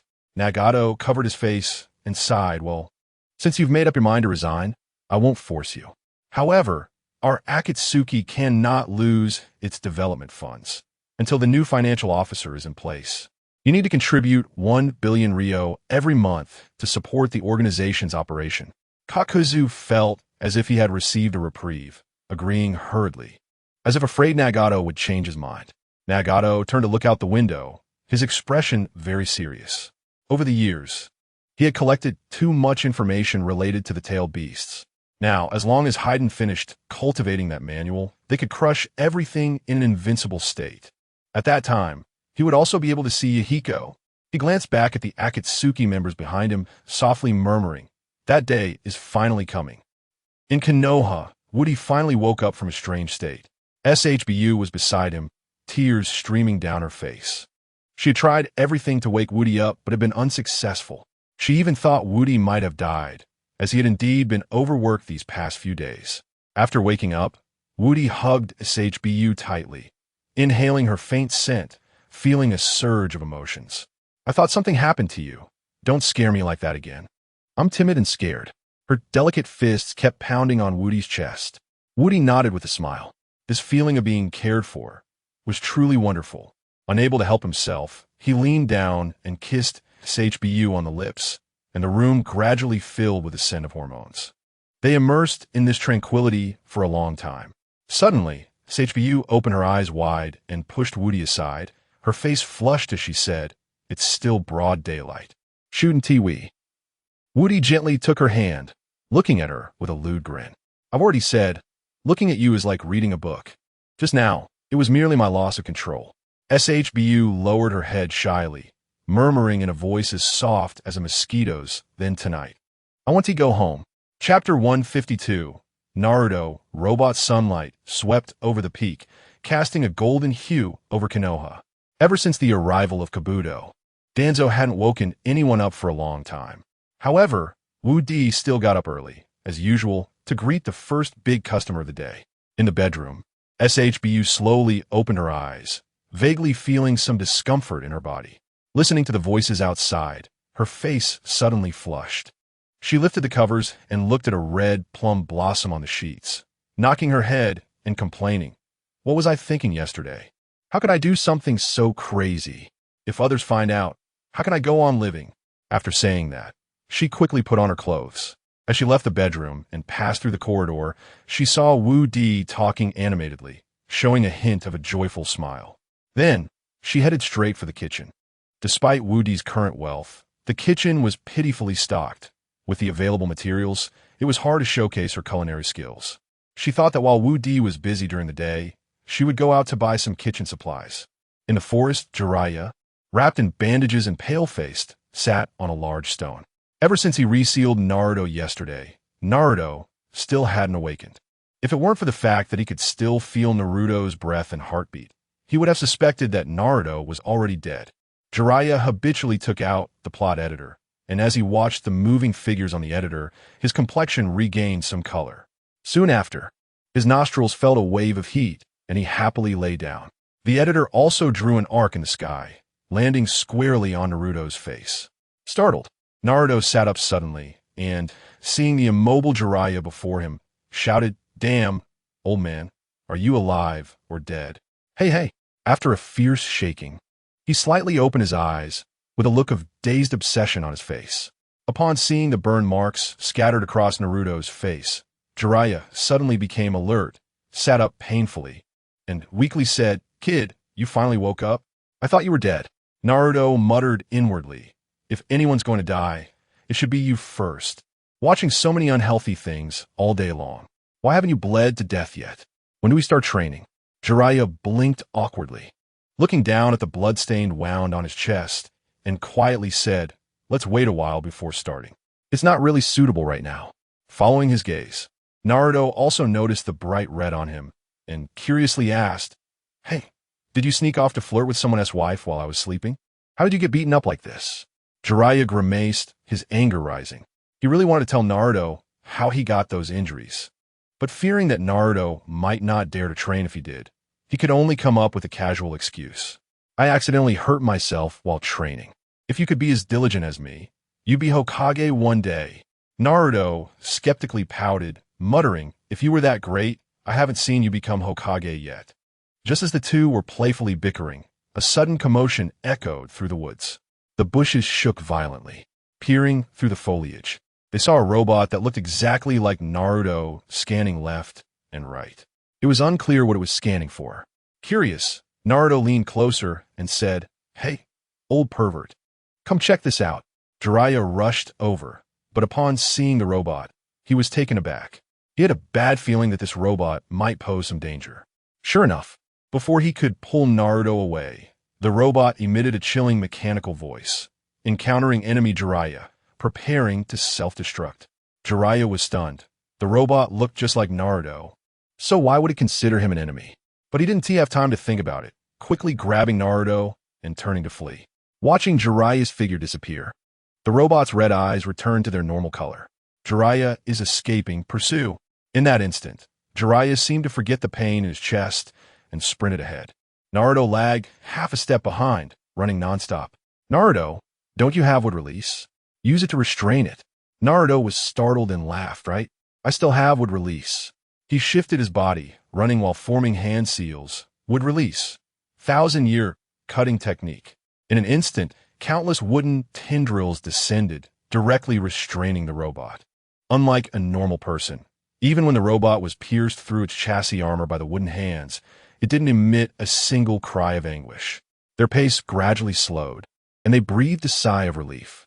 However, before they could catch their breath, the sound of chainsaws echoed from behind them. The two turned around awkwardly, only to see numerous saw blades suddenly appear from the robot's limbs, spinning rapidly and instantly shredding the wooden stakes that held it in place. They resumed their desperate escape. "Hey kid, you have so many props, use them." Naruto shouted in frustration, "I don't have any props left." The flying broom was burned by Sasuke. The yo-yo was eaten by Gaara. And will the scriptures of Tang Sing work on robot? The Italian cannon, right? I still have the Italian cannon. He slightly shifted his body and formed seals again. Would release. 1,000-year cutting technique. The wooden stakes descended once more, briefly restraining the robot. Taking advantage of this brief moment, he pulled out a mini version of the Italian cannon and shouted, "Second Lieutenant, where the hell is your Italian cannon?" In the blink of an eye, the cannon suddenly grew larger, the dark barrel directly pressing against the robot's head. He stroked the cannon barrel, and chakra was immediately absorbed. Fire! Boom! With his shout, dust erupted from the ground, scattering into the woods with the breeze. When the smoke from the cannon dissipated, a massive crater of at least 5 or 6 meters in diameter appeared on the ground, with some orange-tinted metal pieces remaining at the bottom. "Ha ha ha, little thing. You still want to compete with me? I'll leave you with nothing but dust." Jiraiya laughed heartily, hands on his hips. Seeing Jiraiya so relaxed, Naruto let out a sigh of relief and also relaxed a lot. He quietly said, "All units, prepare bayonets." The Italian cannon returned to its original form. However, just as they were celebrating, a sound of propellers echoed from above. Looking up, they saw the robot, now covered in electric arcs, slowly descending. In the blink of an eye, it was already in front of them. Damn, is this ever going to end? Chapter 153, The Puppet Master Dam. Even the Italian cannon can't kill me. What else do you want? Naruto shouted loudly, turning to continue sprinting with Jiraiya. On the other side, in a hidden and dim corner of Konoha village, Danzo was holding a remote control, watching the fleeing Jiraiya and Naruto on the screen, unable to stop his wild laughter. Beside him, Kabuto was in tears. A few days ago, He had finally found an opportunity to escape. He intended to leave the village decisively, but was tempted by the allure of scratch cards and ended up in a scratch card shop. After scratching out some alloy resources, he planned to run away to study armor, but was discovered by that old man Danzo. After Danzo tossed out a set of the Konoha's secret techniques, he was undoubtedly taken back to the Umbu. Moreover, under his coercion, he had to create a Naruto-like robot with the alloy he had won. Jiraiya, you heartless bastard. Just wait and see if I don't blow you up today. On the remote control, there was a red button with a skull on it, and Danzo pressed it with a sinister smile. The footage on the monitor showed that a dozen bombs had already been dropped. These bombs had also been specially researched and were wrapped in Danzo's affectionate kisses. Bang, bang, bang. Several muffled sounds echoed behind them. A dozen bright red hearts floated out, heading straight for Jiraiya. Damn, I know who it is now. At the sight of the red hearts, a terrifying and disgusting face appeared in Jiraiya's mind. He shouted at the robot's eyes, Danzo, you old bastard. Do you want to play with my life? Danzo sneered at the monitor, his voice coming through the microphone directly to the robot. I'm happy doing this. What can you do about it? If you have the guts, come back and take me down. Otherwise, I'll chase you to the ends of the earth. Jiraiya cursed sadly. But looking at the increasingly close robot, he truly had no way out and could only drag Naruto to escape. Jiraiya, don't run. A chilling voice flew out from the robot. Naruto, do you have any other tools? At this rate, we'll be caught and killed. Jiraiya asked seriously. Naruto shook his head with a wry smile. I really don't have anything left. He slapped his forehead and sighed in despair. The two continued to flee for their lives, while the robots seemed to be playing with them, not speeding up, just maintaining a relatively stable distance. In front of the monitor, Danzo was happily shaking the joystick, the wrinkles on his old face relaxing. Seeing him so engrossed, Kabuto quietly tiptoed toward the door. Just as he was about to reach the door, a silver needle suddenly flew past him, tied to a thin red thread. Under my watch, don't think about escaping. It's useless. I'm having too much fun right now. Don't try to ruin my mood, or do you know my methods? Kabuto couldn't help but shiver. Recalling his tragic experience a few days ago, he silently prayed, Lord Orochimaru, when will you come to rescue me in the Sound Ninja Village, in a dark cave? Orochimaru's eyes shimmered with cold light. The cursed book in front of him had already been cultivated to the last page. He coldly smiled, Danzo, I've finished my training this time. Let us see what you can do about it. And the third Hokage, my most respected teacher, just you wait. Saying this, he directly threw the book into the fire. With his character, once he finished training, he would inevitably destroy it to prevent others from using it. However, he miscalculated one thing. This book was from the scratch card shop. Could it be so easily destroyed? As soon as the pages touched the fire, a spark ignited. In the next moment, it suddenly disappeared and reappeared in Orochimaru's arms. Orochimaru, whose hands were already not very agile, immediately smelled the scent of roasted meat. Ah! A scream came from below the cave. Let us return to Naruto and their escape. After a winding journey of fleeing, they found themselves back at their starting position. Not far away was the random door Naruto had just dropped. He quickly took out a marker point from his bag, pushed the door open, and dashed out. Jiraiya followed him in and quickly closed the door, and the two reappeared in the scratch card shop in Konoha. In the scratch card shop, Tsunade had just left not long ago. Seeing Jiraiya and Naruto's gloomy expressions, Woody said softly, What's wrong? Have you encountered more trouble? Naruto gritted his teeth in frustration. I'm going to explode. That old bastard Danzo, I don't know where he got a robot. And it's been chasing us and attacking us from behind. I'm about to go crazy. Boss, do you have anything here that can kill? I need to go to the Umbu and deal with him right away. Woody narrowed his eyes, a lewd smile appearing on his face. You used the word deal quite well. I need to take notes. It might be on the exam later. Naruto's face darkened instantly. After a joke, he became much more serious, pondering for a moment before quietly saying, I remember that Anko once scratched out a tracking bomb. If you hit it just right, it might be possible to scratch it out. Without hesitation, Naruto asked directly, How many silver notes for one? 10,000 for one. Then, Naruto reached into his pocket and pulled out 30,000 silver notes. Give me 3 for now. If I scratch out something good, I'll take him down immediately.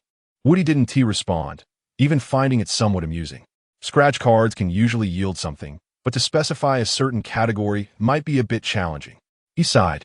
Soon, Naruto scratched the first scratch card, and unfortunately, he didn't win anything. He didn't get discouraged and scratched the second one. Still nothing. Now he was puzzled.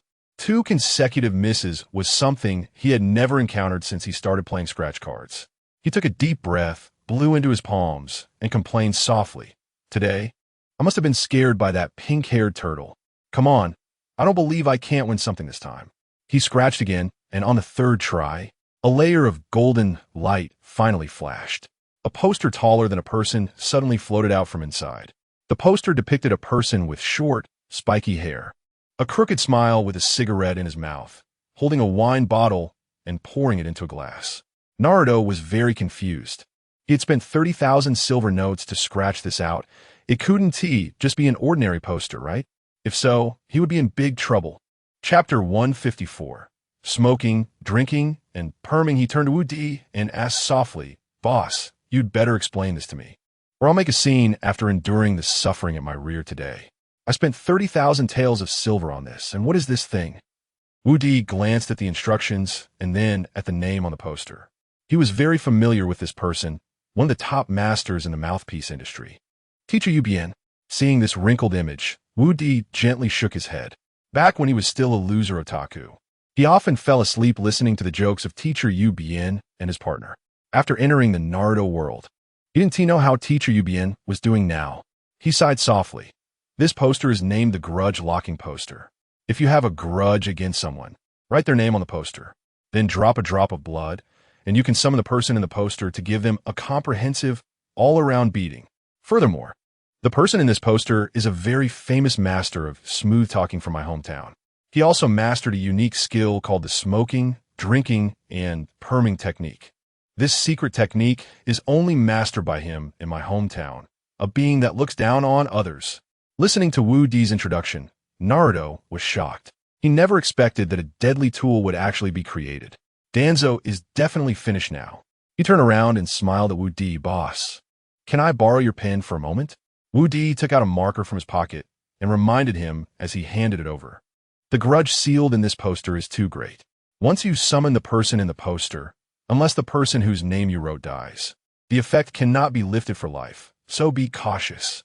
Hearing this, Jiraiya burst into laughter, and before Naruto could nod, he snatched the marker. Excitedly, he said, Then there's no need to hesitate. In his words, he wrote Danzo, Shimura's name on the poster, and then grabbed Naruto's hand, pricking his fingertip to draw a drop of blood. A drop of fresh blood immediately flowed out and landed on the poster. In the next moment, the poster suddenly expanded and floated down to the ground, creating ripples around its edges. After a short while, a man holding a wine bottle and a cigarette walked out, swaying as he did so. The end. I am Ubien. The end.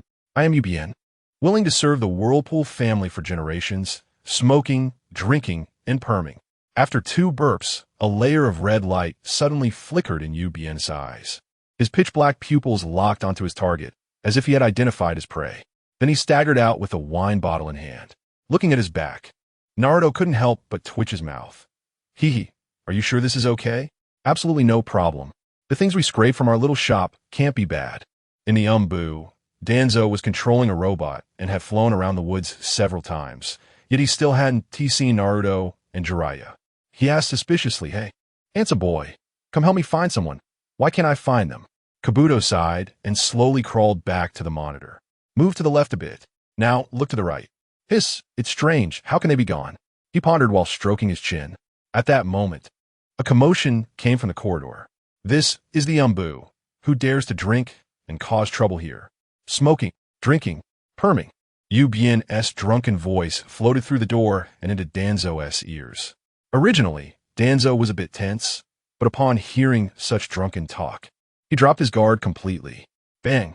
In less than 3 seconds, the door to the room was kicked open forcefully, and Ubien walked in holding the wine bottle. Smoking, drinking, perming. As he spoke, his figure suddenly flashed. In the next second, he was sitting on Danzo's shoulder in a very peculiar posture. The wine bottle was inserted into Danzo's mouth while he wrapped his arms around Danzo, Danzo's head tightly. A full bottle of strong liquor gushed into Danzo's mouth. Pulling out the bottle after less than 3 seconds, it miraculously refilled. Again, he tipped it down, and not a single drop of liquor was left as it went into Danzo's stomach.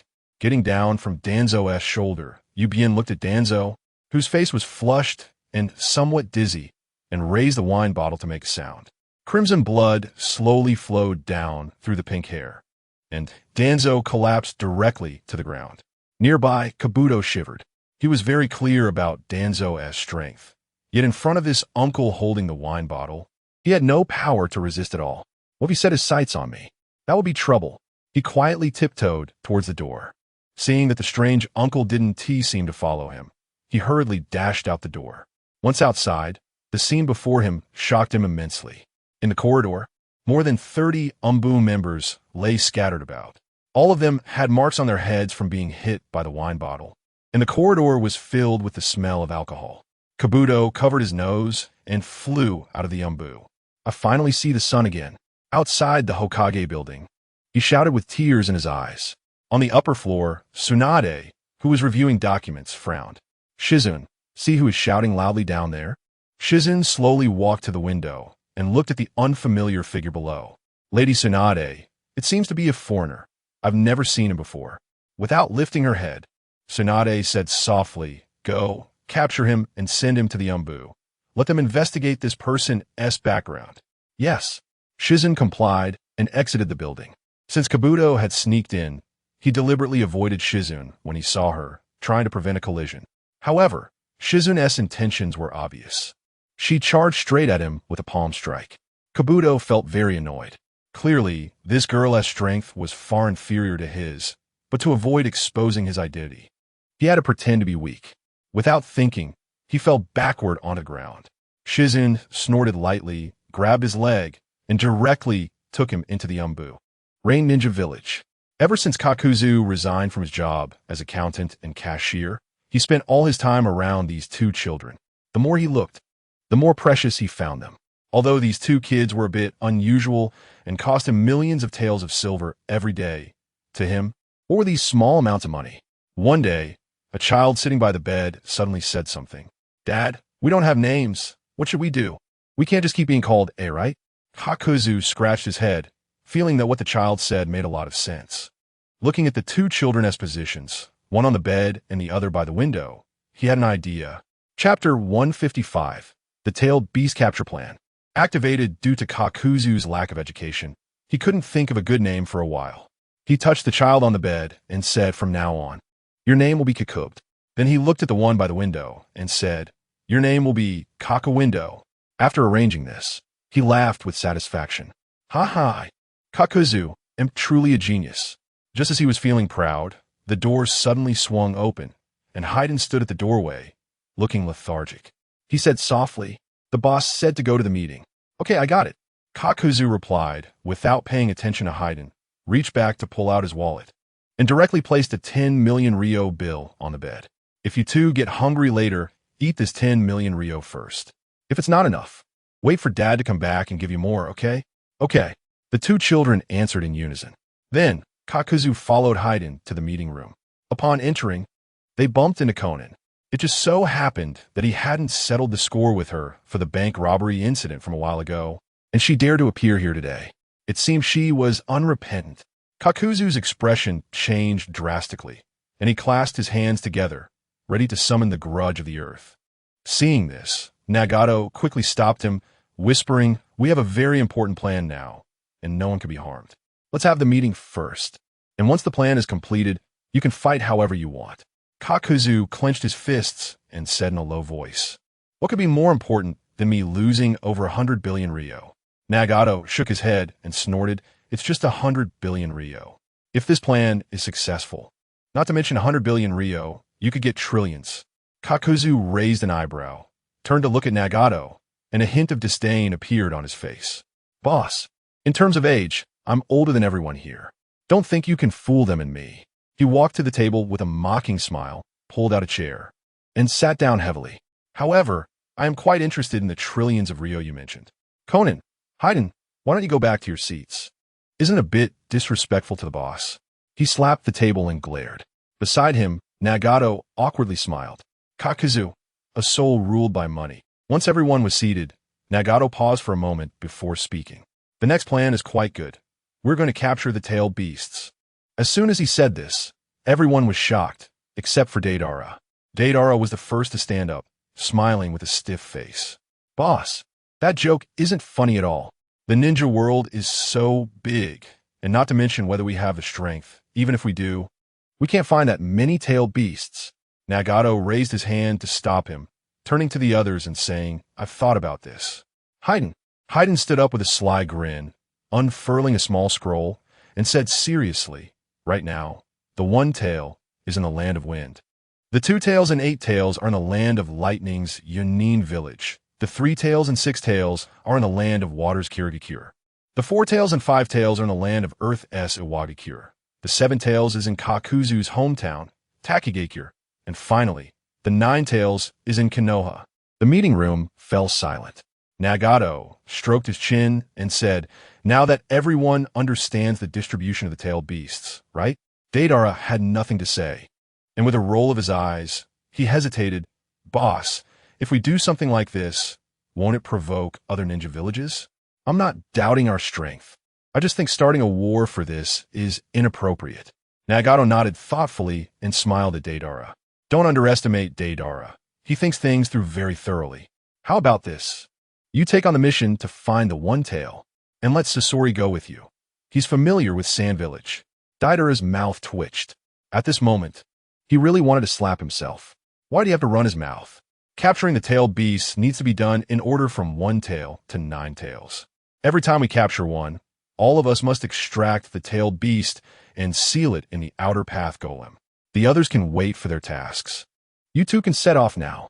Wait, boss, my strength is just average. If I go like this, won't I get killed? Deidara was still making his last struggle. Meanwhile, Nagato had already stood up and glanced at him sideways.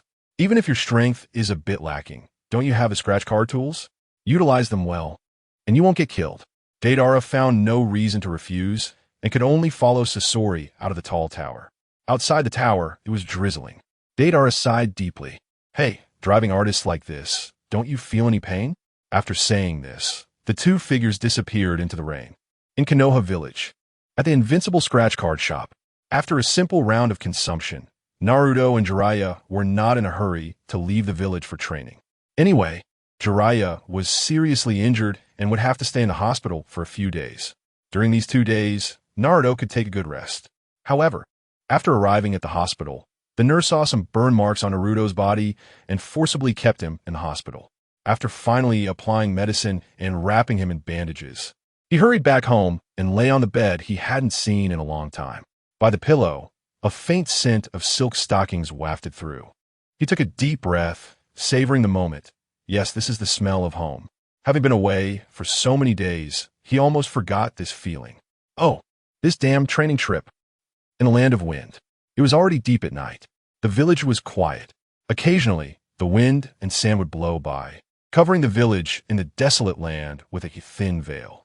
The moonlight was hazy, and a plump little figure slowly moved towards Sand Village. Until he got close to Sand Village, a ninja discovered him.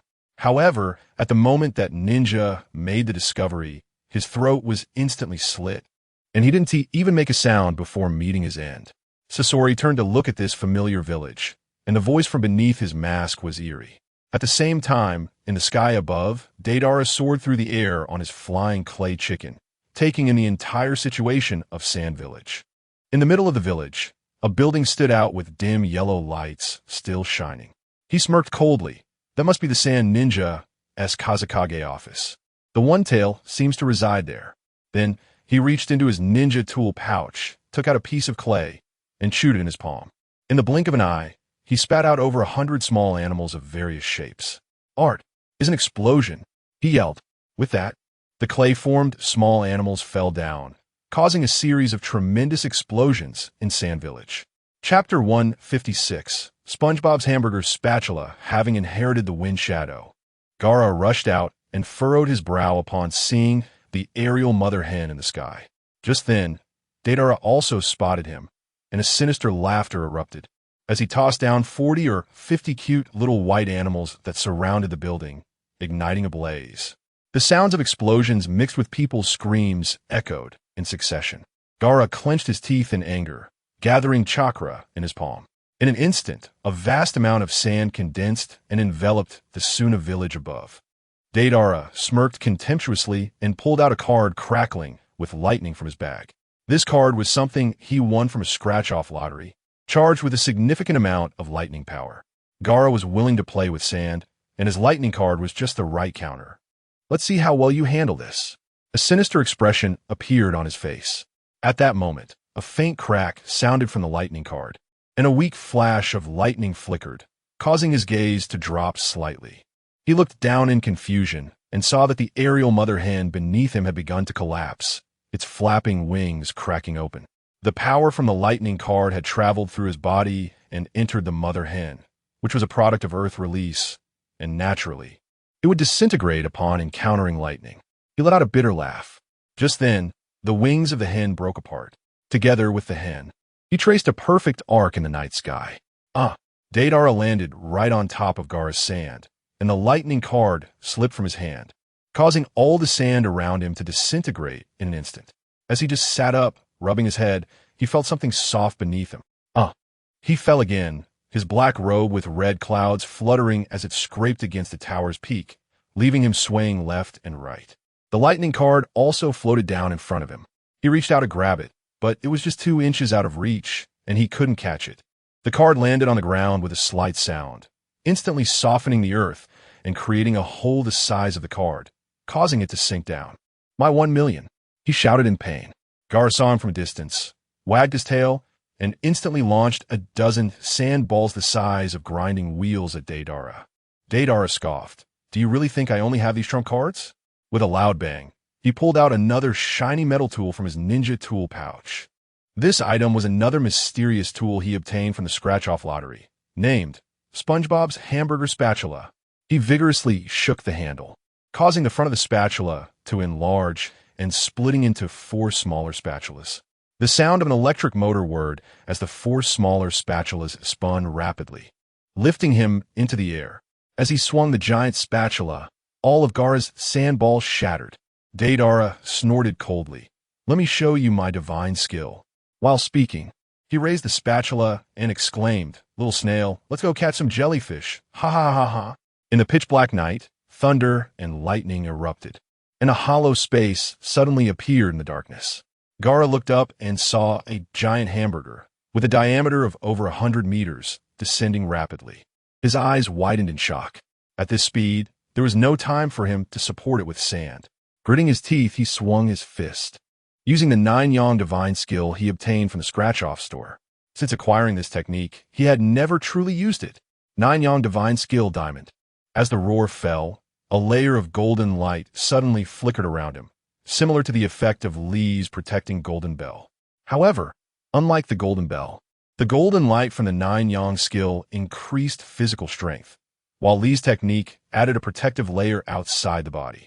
In the blink of an eye, the hamburger hit the ground, kicking up a massive cloud of dust, and surrounding houses collapsed one after another, with many people crushed before they could even scream. As the summoner of the hamburger, Deidara must be the unluckiest summoner in the world. Ever since he summoned the hamburger, his body had gone momentarily rigid, unable to move at all. Thus, he was also mercilessly pinned beneath the hamburger, his handsome face forced to rub against the ground. In the center of the hamburger, thanks to the diamond effect, Gaara pierced through the bottom of the hamburger, wrapping himself inside it. The immense pressure left him completely unable to move. Feeling the air around him growing thinner, he gritted his teeth, realizing that to break free from the giant hamburger, he would need to borrow some of Shikaku's power. He whispered, 9-yang divine skill, turtle breathing. A flash of light surrounded him, and he expelled a breath of turbid air, entering a state of temporary death. However, it felt somewhat different this time. Usually, once Gaara entered this state, Shikaku would immediately come out without hesitation. But for some reason this time, Shikaku did not emerge to cause trouble and remained steadily within Gaara's body, showing no signs of coming out. If he had known it would be like this, Gaara would have fought tooth and nail to avoid entering the turtle breathing state. He had not fully mastered the 9-yang divine skill yet, and he couldn't control the duration of the turtle breathing, so once he entered this state, he could only rely on someone else to forcibly awaken him. At the village entrance, Scorpion felt a tightness in his chest as he watched the giant hamburger fall. After returning from the scratch-off lottery, he had heard Deidara mention the spatula he had won, which contained a giant hamburger. Once the hamburger was summoned, everything around would be destroyed. Now that the hamburger had been summoned, one could imagine the danger Deidara was in. Scorpion gritted his teeth and reached for his ninja tool pouch, pulling out a small pocket watch. This watch was also won from the scratch-off lottery and was said to be able to pause time. Since Wu Di had informed him that the pause opportunity was only once, he had never used it after obtaining it. Holding the pocket watch, he pressed the button on top. In an instant, everything around him froze. Even a mosquito about to fly past him was suspended in mid-air. He felt a surge of excitement. If this worked, he could reach the giant hamburger before Deidara got into trouble. He excitedly moved forward. His body completely froze. He turned his eyes and found that the finger pressing the pocket watch had not released. What was going on? Chapter 157. Gaara is taken away. Scorpion whisper question. Finally, after many attempts, he gave up trying to move. He finally understood what his boss meant by time pause. Under the condition of time pause, his body was also paused, completely unable to move. Besides maintaining a clear mind, he couldn't do anything else. What kind of practical tool is this? He complained loudly.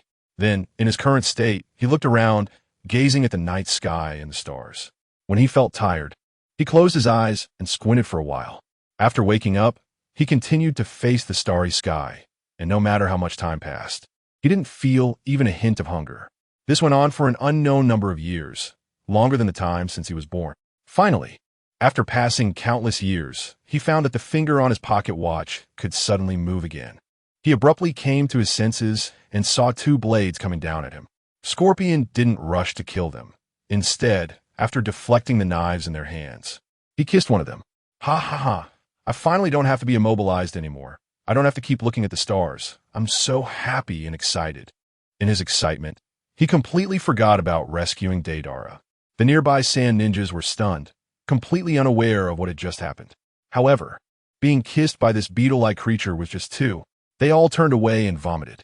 Perhaps in their eyes, just a second ago, Scorpion wanted to kill them. But for Scorpion, killing them was something that happened decades ago. Being able to feel the flow of time again was undoubtedly the most beautiful thing in the world. Scorpion happily walked toward the village exit. Just as he was about to leave the village, he suddenly came to his senses. What was the reason I paused time back then? Think quickly. Think quickly. Suddenly, a flash of light crossed his mind. Yes, I was supposed to rescue Deidara. How could I have forgotten about this? He quickly turned back. On his way back, the few ninjas had not yet emptied their stomachs and were still squatting on both sides of the village entrance, silently shedding tears. Under the hamburger, Deidara's face was in close contact with the ground, his whole body unable to move a bit. His mouth was crooked and drool soaked half of his face. He took a deep breath, recalling Nagato's instructions. Before the Jinchuriki is taken back, he must not die. If this continues, will Gaara still have a life to live? He had finally joined Akatsuki, finally had the opportunity to spend money without earning it himself. How could he bear to miss out? So, he whispered to the ground, "Boss Crab, I want to resign." Bang! The huge hamburger suddenly turned into nothingness. Just then, Scorpion arrived. Seeing that he still had breath left, he quickly helped him up. "Are you okay?" Deidara shook his head and hurriedly said, "Quick, go find the Jinchuriki. We mustn't let him die. If he dies, we won't be able to explain it when we go back." "Oh." Scorpion nodded and walked toward the center area where the hamburger had been crushed. But as soon as he got close, a crow-shaped puppet suddenly flew out from the nearby ruins. Playing puppets in front of me. You're still too inexperienced." He chuckled and swung his trailing tail, directly striking the back of the crow. "Let me see you cut off your chakra strings. What else can you do?" Crash! The sound of rubble echoed, and dust was kicked up around them. But the crow showed no signs of stopping its movements. Kankuro stood in the cellar, snorting coldly. "Do you think my abilities are just this?" With a slight movement of his fingers, a poisoned arrow shot out from the crow's mouth. Temari stood nearby. A bit nervous, this was the first time their sand village encountered such a strong enemy. Moreover, Their targets seemed very clear. They were directly here for Gaara.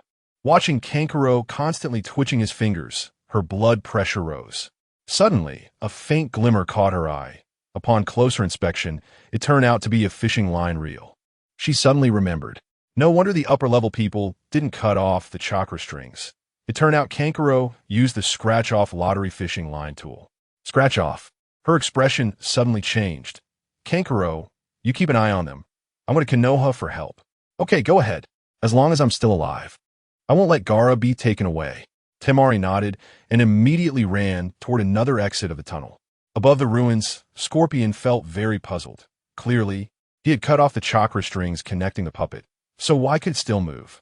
He swung his tail again, striking around the puppet completely, but still, the crow showed no signs of being affected. Could it be that I've been out of touch with new puppet techniques for too long?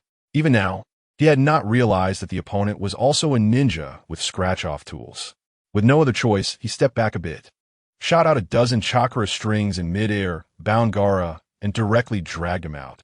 Not far away, Deidara also came to himself, quickly reshaping a carrier and catching Scorpion. Seeing that things were not looking good, Kankuro hurriedly chased after them, but the carrier carrying the two had already flown into the sky. Don't run, he shouted, chasing out into the night. Konoha Village, close to the outer wall. In an open area of about 10 acres, Wu Di held a blueprint, wearing a watermelon rind-style safety helmet, standing in the open space. SHBU, carrying a small leather bag, followed beside him. In front of them, Yamato rubbed his chin, looking at the blueprint for a while. Boss, Lord Fifth sent me to help you, but this blueprint seems a bit too difficult. I'm afraid I won't do well. What are you afraid of? Just do it. A slight deviation is no big deal. Wu Di smiled and patted Yamato's shoulder, reassuring him. Yamato nodded. Since the boss trusts me so much, I can't let him down. He took a deep breath, looking at the open space ahead. Behind him, Wu Di gently held SHBU's small arm and said softly, "Let's step away for a moment. It will be very noisy here later. We don't want to disturb our baby's rest." SHBU blushed and whispered, "Who said I have a child?" Wu Di chuckled. "Your old man is who? If he says there is a child, there definitely will be." The two affectionately walked out together. Since obtaining the encyclopedia chip, Wu Di had been contemplating one thing. The reputation of scratch-off lottery had already spread throughout the ninja world. If he could open a dedicated line for scratch-off prizes to Konoha, he would definitely earn even more money in the future. Chapter 158. Can you read the design plans? Just right. His encyclopedia chip contained all the knowledge of the original world.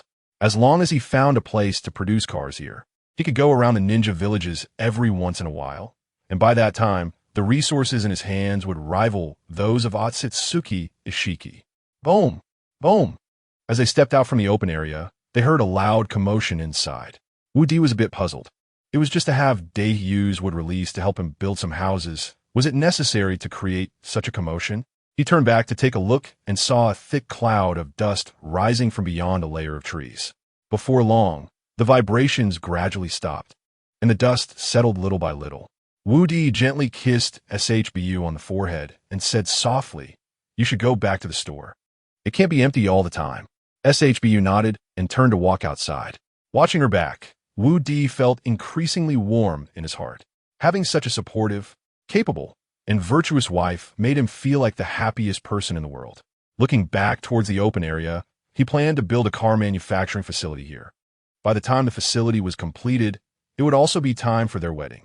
His wedding had to be more luxurious than anyone else's. Feeling pleased, he walked toward the open area, but when he arrived, he was slightly taken aback. After such a big commotion and the rising dust, there should have been significant changes here, but at first glance, it seemed like nothing had changed at all. He looked at Dae with some confusion and asked, "What's going on?" Dae came over, panting and wiping the sweat from his forehead, saying, "Boss, everything is done according to your request, especially this." His finger pointed at the design plans. "This one next to the basement is quite difficult to dig." Basement? Well, Wu Di was momentarily confused, looking at the blueprints carefully. "I didn't ask you to make a basement, and I certainly didn't mention a well." Dae waved his hand dismissively. "Boss, if you don't want to settle the bill, just say so. I'm here on Tsunade-sama's orders." Even if you don't pay, I won't say anything. But denying the work I've done seems a bit excessive, doesn't it? As he spoke, he pointed to a spot slightly to the left on the design plans. Look, isn't this it? I put in a lot of effort to complete this. Wu Di's face darkened instantly, and he sighed helplessly. Brother, you probably can't read the design plans, can you? His eyes widened, feeling a hint of humiliation, and coldly snorted. You're the one who can't read the design plans. Your whole family can't read them. This is just a well. As he was speaking, he seemed to notice a problem, scratching his head in confusion. Who drew these design plans? Don't they have any basic common sense? The text is all upside down. Wu Di let out a long sigh. At this moment, he really didn't want to say a word today. He directly snatched the blueprints away, flipped through them, and handed them back to Day. Day chuckled nonchalantly. How embarrassing. If you had given this to me earlier, I would have been done by now. Wu Di didn't say a word, his eyes revealing a hint of coldness. You have half a day to fill in these basements and construct the houses according to the blueprints, or don't blame me for being merciless. After saying that, he angrily turned and left. Having walked a short distance, and just arriving at the entrance of Konoha village, he saw Temari running over, panting heavily. Boss, can you help me save Gaara? He has been captured by a group of unknown people. Wu Di frowned. If calculated by time, the capture of the tailed beast should at least be 2 years later. Why were they acting so quickly? Did they really think that just adding a few scratch-off lottery props would solve everything? Wu Di shook his head with a bitter smile. Back then, he had examined all the props obtained by the Akatsuki organization, and none of them were normal. Now that they were capturing tailed beasts on a large scale, in the end, they might even lose themselves. Looking at Temari's anxious face, he said softly, I can't help you with this for now. I still have many urgent matters to handle. How about this? You go meet Lord Hokage and let her help you. Okay. Temari didn't hesitate and dashed towards the village.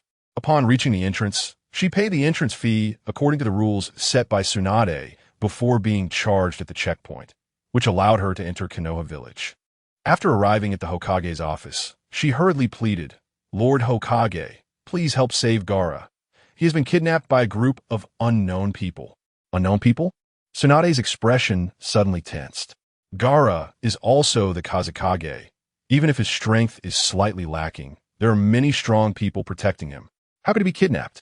However, looking at Temari's appearance, it didn't seem like she was fabricating anything.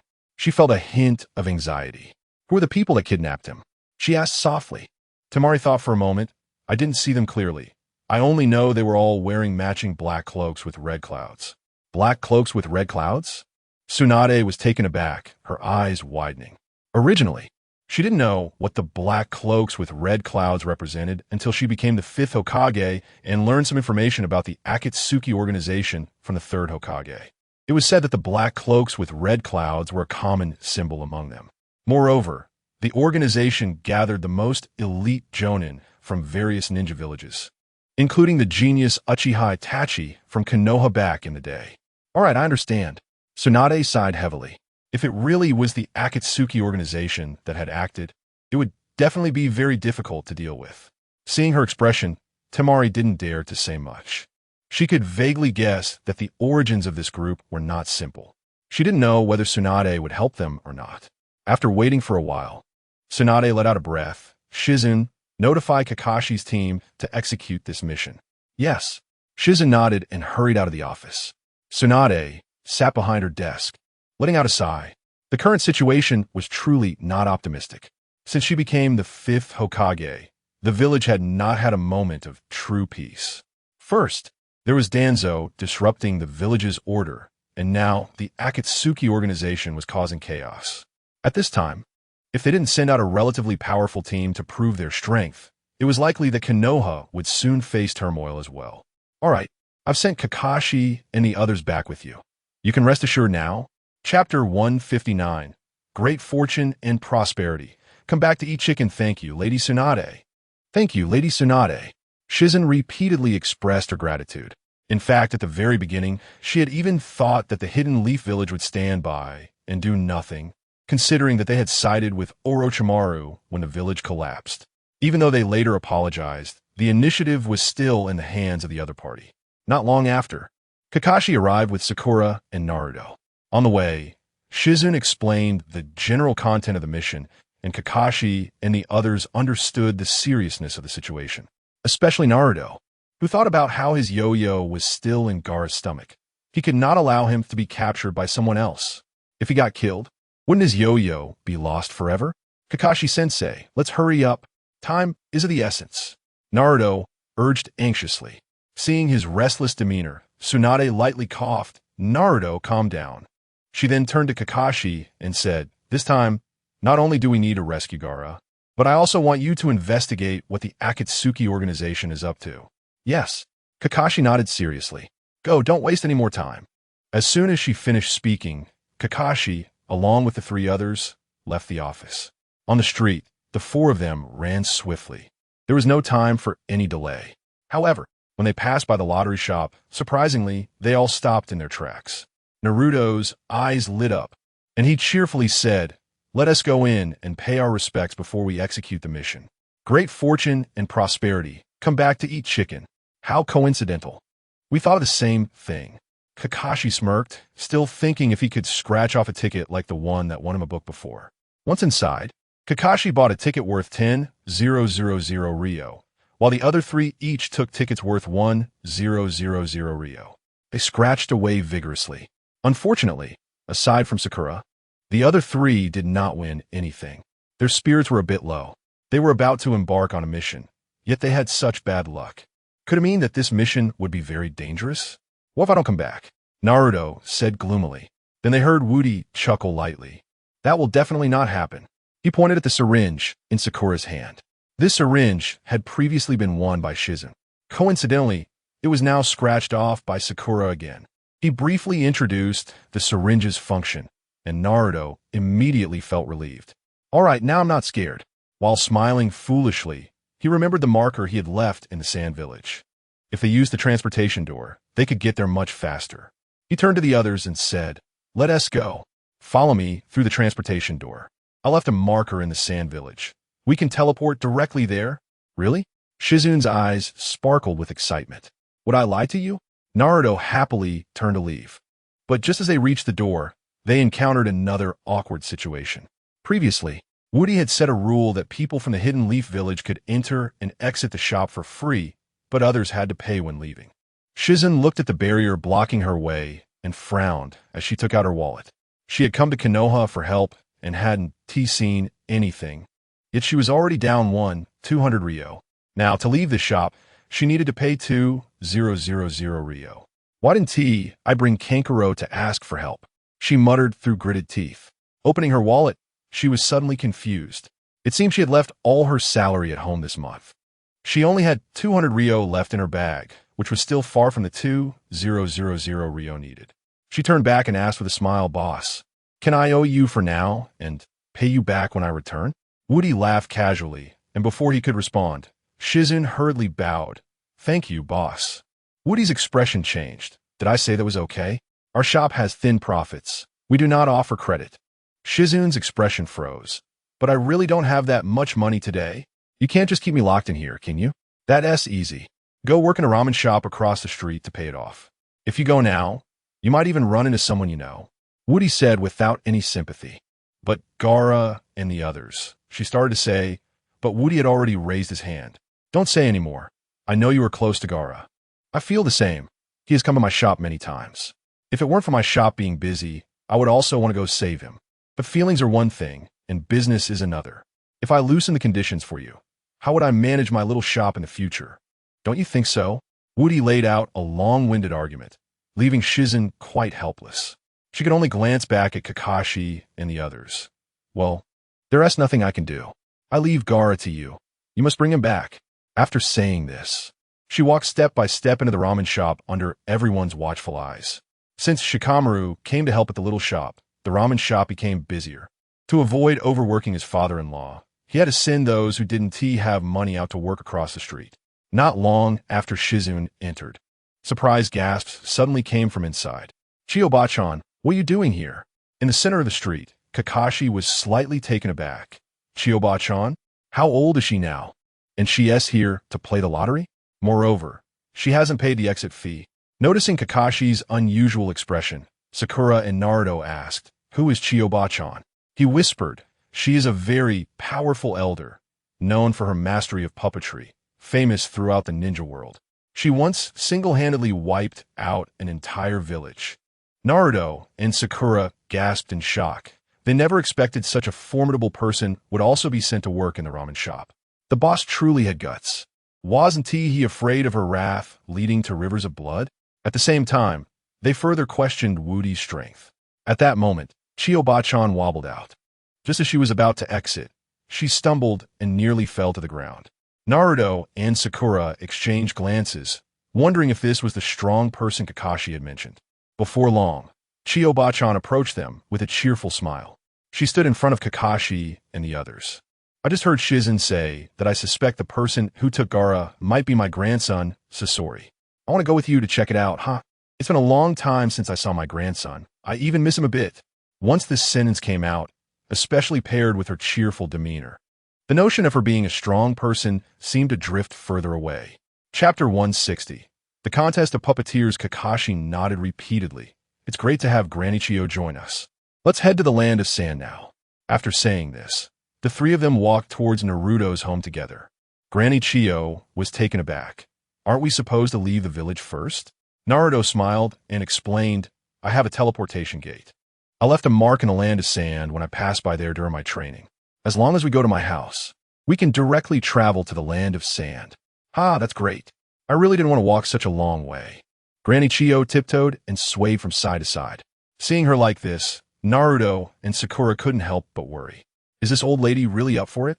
In the blink of an eye, they arrived at Naruto's home. As soon as they opened the door, a strong smell reminiscent of pickled vegetables rushed over. The rich sourness mixed with a hint of instant noodles fragrance penetrated their nostrils. The intoxicating aroma pushed everyone back a step. In the land of sand, in the desert, Kankuro had been following for an entire night. He noticed that the giant chicken in front seemed to have some issues. It had to stop and rest every little while. Because of this, after a whole night of trekking, they hadn't been able to shake off Kankuro. On the chicken, Deidara was rubbing his scratched face and complaining nonstop. What kind of stuff is coming out of that scratch card? The hamburger I summoned ended up hitting me. The most annoying thing is that lightning card. I only use it a little, and I'm still charged with electricity. Otherwise, I would have flown back long ago. Sasori sighed beside him. Enough already. How many times have you said that in one night? Complaining won't help. We need to find a way to move faster. I can sense that the chakra of that Jinchuriki brat is extremely weak. If we don't hurry, you'll have a lot to explain when we get back. Deidara's face darkened.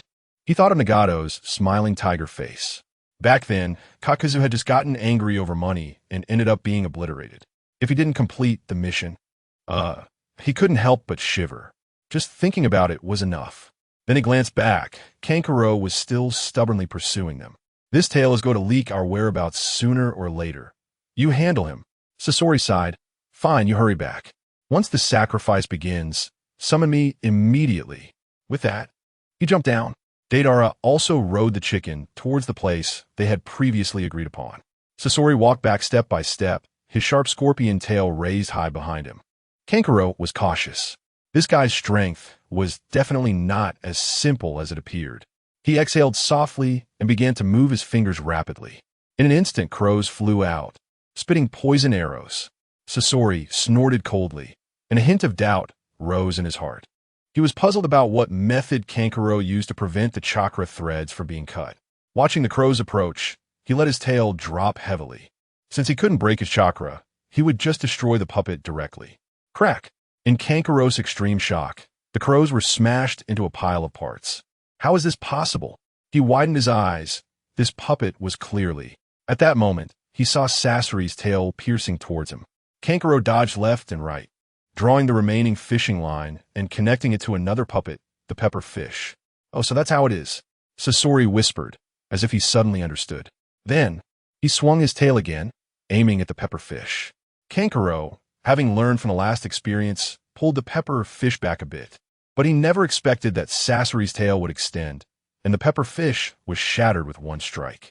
Impossible. This is clearly a puppet of Sasori of the Red Sand. How could it be so easily destroyed? Sasori laughed heartily. Those two puppets were created by me. How could I not know their flaws? Kankuro was utterly shocked. You're Sasori of the Red Sand? Yes, enough pretending. I'll lay my cards on the table. I am Sasori of the Red Sand, a genius puppeteer. Sasori shook his tail and said softly. Then, his tone suddenly changed. Kid, hand over those special threads of yours, and I promise to spare your life. How about it? Kankuro took 2 steps back. Currently, he had used up all his fishing line. There was no way he had any left. Besides, even if he did, why would he give them to someone who betrayed the village? He gritted his teeth and said softly, I have no fishing line left. No fishing line? That's a bit of pity. Sasori's pupils shot out a cold glint. Immediately, his poisonous tail swung fiercely. From the joints of that tail, a dense barrage of poison needles shot out. Kankuro dodged continuously, but in the end, he was still hit by a needle. In an instant, he felt his whole body stiffen significantly, and his joints became unresponsive. Unable to maintain his balance, he fell over. Sasori slowly walked over, chuckling softly. You've been poisoned. You won't die immediately, but I'm afraid you won't live long either. Enjoy your last days in this desert, poor little brat. Having said that, Sasori turned around and looked at the glowing fishing line on the ground. Kankuro, filled with rage, grabbed the sand, with countless blood vessels visible in his eyes. He remembered that the shop owner had told him these fishing lines were one-time use. Why hadn't they disappeared after he used them all up?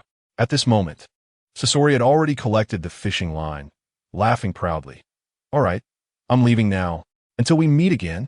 At the border of the land of sand, a pink door suddenly appeared. Naruto bounced out from inside.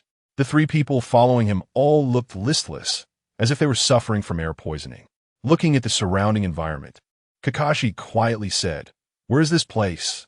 Naruto raised his hand and pointed around, appearing very familiar. But after stuttering for a long time, he still couldn't say anything. Eventually scratching his head, I don't know either. The group staggered one after another. Sometimes, the elderly still have some use. Granny Chiyo glanced around and said softly, This seems to be the west side of the Land of Wind. If the ones who kidnapped Gaara are indeed Sasori and the others, they should have passed by here. A glimmer of light appeared in Kakashi's eyes as he asked in surprise, Which direction should we search? I'm directionally challenged. I don't know either. Ha. Granny Chiyo laughed while holding her stomach. Chapter 161. Extracting the tailed beast, Star Kakashi felt embarrassed, and after a moment of silence, quickly formed hand seals. Summoning technique. 7 ninja dogs. Boom. 7 small dogs of different shapes appeared instantly. Kakashi turned to Chiyo and asked, Do you have anything that Scorpion has used? Let my dog buddy sniff it. Chiyo thought for a moment, rubbed her body, and took out a pacifier from her sock. This is something he used when he was little. I have a bad memory, so I keep it here to avoid losing it. Give it a sniff. Kakashi twitched his mouth awkwardly, and beside him, the largest and clumsiest dog sniffed the pacifier without a second thought. It looked up and said, Grandma, you should wash your feet. With that, its summoning state was directly, and it disappeared from sight. Chiyo chuckled, casually stuffed the pacifier back in her sock, and then searched her body again. But no matter how she searched, there was nothing from Scorpion left. At that moment, Naruto suddenly noticed what seemed to be a piece of cloth hanging from a branch by the roadside. Judging by its shape, it looked like it was deliberately hung there. He quickly untied it and brought it to the 7 ninja dogs. What about this? Naruto, stop causing trouble here, Sakura whispered. But neither Naruto nor the 6 ninja dogs seemed to heed her words. After sniffing the cloth, the ninja dogs sniffed around on the ground. This scent went forward, they said, and then jumped out together. Kakashi frowned. Although he couldn't determine whether the cloth was left by their own people, he also had no other options and could only take one step at a time. Naruto hid the flying thunder god kunai, and then the group sprinted forward. Not long after, they exited the woods and entered a desert.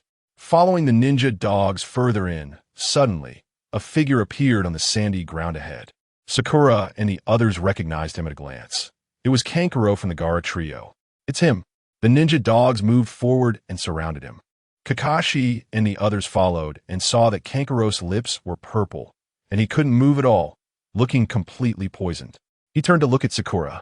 Sakura, you learned medical ninjutsu from Lord Fifth. Do you have any way? Before Sakura could answer, Chiyo sighed deeply. There's no way. Her aged face looked serious as she gazed at the surrounding sand, completely devoid of her previous nonchalance. This poison was mixed by Sasori. No one can it but him. Sakura gritted her teeth, a serious look flashing between her brows. As a medical ninja, she had a pride that came from her heart. As long as someone was still alive, she was willing to give it a try. She exhaled slowly. Since you say there's no hope, why not let me try? What if I save him? With that, she began to unbutton Kankuro's jacket. Usually, she wouldn't be able to do this, but the situation was different now. If she didn't act quickly, Kankuro might lose his life. Beside her, Kakashi lowered his gaze at Sakura, and at that moment, he suddenly felt that Sakura seemed to have grown up. Meanwhile, Chiyo was taking heavy steps, putting away the broken crows and pepperfish, her eyes showing a hint of concern. After all, Scorpion was her grandson. Kakashi sighed silently. On the other side, at the border of the Sand Country, in a hidden cave, Deidara, you did a good job on this mission, Pain said with a cold smile. Deidara scratched his head and chuckled. Thanks for the compliment, boss. Compliment you, you fool. Didn't you see that the Jinchuriki is about to die? I told you before. You must ensure the Jinchuriki stays alive. Otherwise, the tailed beast will die too. What the hell are you thinking? Pain was furious, looking as if he could eat Deidara alive. Deidara swallowed hard and quickly took a few steps back. In this situation, no one could guarantee what Pain might do. Before long, Scorpion returned. Seeing everyone gathered, Pain raised his hand and waved it at the cave entrance. In an instant, a massive stone blocked the entrance. He stood in the center of the cave, forming hand seals. In the blink of an eye, a dry outer path magic statue suddenly appeared with a loud bang. According to the rules, the members of the Akatsuki organization stood on one of the magic statue's fingers and formed hand seals together. The next moment, they saw Gaara, who seemed to have lost all life, slowly floating up. Moments later, orange chakra seeped from his 7 orifices. Seeing the scene, Pain finally breathed a sigh of relief. Fortunately, the tailed beast is not dead. However, as Shikaku's chakra emerged, a different odor seemed to fill the cave. It was an unbearable stench that intensified with the absorption of Shikaku's chakra. Finally, Deidara couldn't hold it in anymore and turned around to vomit. Sometimes, all it takes is one person to take the lead. Although everyone except Deidara and Scorpion appeared here as images, they could still experience everything happening here in real time. One by one, they turned around and vomited for a while. Boss, are you sure Shikaku is a raccoon and not a skunk? Asked Scorpion, the only one who hadn't vomited. In fact, long ago, Scorpion had replaced all his body parts with puppets to enhance his sensory abilities. As soon as he sensed something was off, he would immediately cut off the connection with his senses. After a while, when Pain and the others finished vomiting, they turned around and said, Shikaku is indeed a raccoon, but I'm puzzled about where this stench is coming from. Forget that for now. Let's quickly extract Shikaku's chakra. We still need to find the next tailed beast. The others nodded, pinched their noses, and reformed hand seals. Gaara's body floated up again, and foul chakra continuously spewed out. At this moment, it was clear to see that everyone present, except Scorpion, had tears in their eyes, looking as if they had lost their loved ones.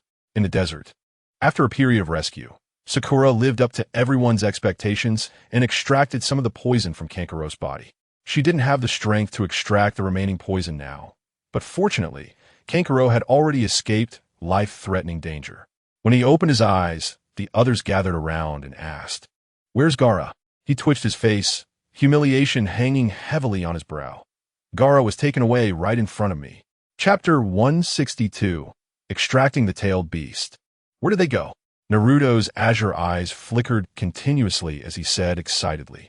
Kanjiro sighed and looked at the dragging marks still faintly visible on the sand. Raising his hand slightly, You guys chase in that direction. Don't mind me. Save Gaara first. After saying that, he no longer had the strength to say more and directly leaned against a nearby rock, gasping heavily. Naruto quickly dashed out, grabbing a ninja dog. You lead the way. Be quick. My yo-yo is still with Gaara. The ninja dog frowned. It didn't know what a yo-yo was, but Naruto's enthusiasm didn't seem to be solely for saving someone. It sounded a bit inappropriate if said out loud. Behind them, Kakashi and the others hurried to catch up. They raced along the dragging marks, and finally, After running for several hours, they exited the desert. The scent is getting stronger. We should be close. The ninja dog sniffed and loudly reminded them. Everyone immediately tensed up. Inside the cave, the members of the Akatsuki organization had closed their eyes due to the overwhelming stench in the cave. If they opened their eyes, they would be immediately suffocated by the odor and would cry uncontrollably. How much longer? I can't take it anymore. Deidara cried out miserably. Looking around, no one was willing to respond. Everyone was holding their breath, as if facing a great enemy. After more than 10 minutes, the orange chakra in Gaara's 7 orifices was nearly depleted. Once the last remnant entered the outer path golem, he fell completely silent. The outer path golem slightly opened its eyes. Just when everyone breathed a sigh of relief, the outer path golem suddenly swayed unsteadily, causing the entire cave to tremble. Deidara felt a bit scared and quickly jumped down from the finger of the outer path golem, trying to find a safe place to hide. But just as he landed, the outer path golem suddenly vomited. A complete raccoon cat was spewed out, landing squarely on Deidara. It pressed his handsome face back into the ground again. He cried out in misery. Originally, he should have been considered one of the most handsome in the Akatsuki, but now he was ruined. While he was making a fuss, Nagato looked at Shikaku with some confusion. Logically, a tailed beast detached from its Jinchuriki should be very violent. So why was Shikaku so calm now? Something was off. Within 3 seconds, Shikaku moved, its massive body wriggling. Deidara's face was becoming more painful, with half of it already buried in the dirt. Big flower cat, get off me. I can't take it anymore, he gagged. Following the outer path golem, Shikaku also vomited and a round object rolled out. It rolled right in front of Deidara, causing his expression to freeze. At this moment, Shikaku moved its body, seemingly feeling much lighter. Nagato smiled slightly. So that's where the problem lies. Then, he moved his fingers and controlled the outer path golem to suck Shikaku back in before it went berserk. On the ground, there was a dented pit, and Deidara was buried in it except for his head, which conformed to the shape of the pit. After being dazed for a while, he suddenly sprang up, pointing at the outer path golem and shouting, "You better spit out the big flower cat, or I swear I'll blow you up." The outer path golem remained silent, and Nagato coldly said, "Finish your mission and hurry back. The Two Tails is in the land of lightning at the Cloud Ninja Village. Kakuzu and Haiden, you two go." As soon as he finished speaking, his figure gradually became translucent, seemingly about to disappear. Deidara gritted his teeth, reached into his ninja tool pouch, grabbed some clay, and also pulled out a spatula. "Old thing, if you don't spit out the big flower cat, I'll blow you up until you do." Dozens of clay spiders, each the size of a ping-pong ball, instantly fell from his hand. He swung his arm, and with a slap of the spatula, the spiders were propelled out at high speed. Boom! A mushroom cloud rose in the calm mountain forest. Kakashi and the others, who were on their way, suddenly stopped. "Is it that direction up ahead?" The ninja dog wrinkled its nose. "That's right, it's that direction." At this moment, Naruto suddenly felt that his ninja tool pouch seemed to have gotten heavier. He reached in and pulled out a black object, accompanied by a stench far worse than his socks. The remaining 6 ninja dogs collapsed in an instant, foaming at the mouth, one after another dispelling their summoning state. Naruto felt a bit embarrassed and quickly rummaged through his ninja tool pouch. "Thank goodness, I haven't lost the yo-yo bag." He chuckled awkwardly and quickly secured the yo-yo. Turning around, he saw Sakura and Kakashi with tears in their eyes. As for the eldest, Granny Chiyo, it seemed like she had activated the Rinnegan, lying on the ground with her eyes rolling. "You, go ahead, I'll follow. I'm afraid I can't keep up," she weakly said. Kakashi sighed deeply, casting a resentful glance at Naruto before stepping forward. He still remembered the mission assigned to him by the 5th Hokage before leaving. This time, he had to uncover the Akatsuki's plot, so he had to hurry. Inside the cave, Sasuke's tail lay sprawled on the ground, and his already sparse hair was even more bald. His robe had been torn into countless pieces. Deidara stood opposite him, looking no better, with black patterns on his face and his robe tattered into many fragments. Earlier, when his spiders were about to collide with the outer path golem, the golem was recalled by Nagato, and even the images of the others disappeared almost simultaneously. In the end, Only he and Sasori bore the brunt of the explosion. Sasori trembled in anger and shouted, Deidara, what do you want? Deidara shivered, and at that moment, regained a bit of clarity. I didn't expect that stench could explode. It was a miscalculation. A miscalculation. He waved his hands apologetically, smiling. Sasori advanced step by step, slowly closing the distance. Seeing this, Deidara cautiously backed away. Just then, an almost mindless voice came from outside. Kakashi-sensei, over here. The place where the explosion happened is right here. The two instantly tensed up and looked up at the skylight that had just been blasted open. They saw a small boy with yellow hair and wearing orange clothes bouncing around. He was wearing a Konoha headband on his head. Chapter 163, The Disappearing One. 8 billion silver notes, Konoha Village. Ichiraku Ramen. Temari was wiping the table, sighing softly. I wonder if they have found Gaara by now. Sigh. Just as she was sighing, Woody stumbled in. My dearest father-in-law, prepare 20 servings of ramen for me to take away. Okay, just a moment. Ichiraku responded.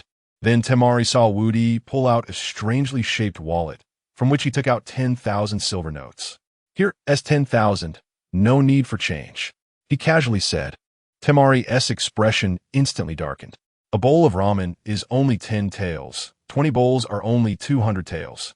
He actually threw down 10,000 without needing change. What about the 2,000 taels I still owe him? Temari put her hands on her hips and asked, Boss, you're already so rich. Do you really need my 2,000 taels? Besides, in the past, our sand village spent a lot here, right? Woody nodded. Yes, you're right. I really don't need the 2,000 taels, but I need workers. You see, if I don't fill this shop with staff, my wife will come back. And then I'll be left with no one to manage things. Temari's mouth twitched. So that's what you meant. What if I had paid the money back then? Then you would leave, right? Anyway, once you leave, Chio will not be able to leave. You can work slowly, and you can leave whenever someone comes to take over. Woody chuckled. Just then, the ramen was packed up. With the ramen replication bucket he had scraped from his shop earlier, making a bowl of ramen was as easy as pie. Watching his retreating figure, Temari clenched her fists tightly.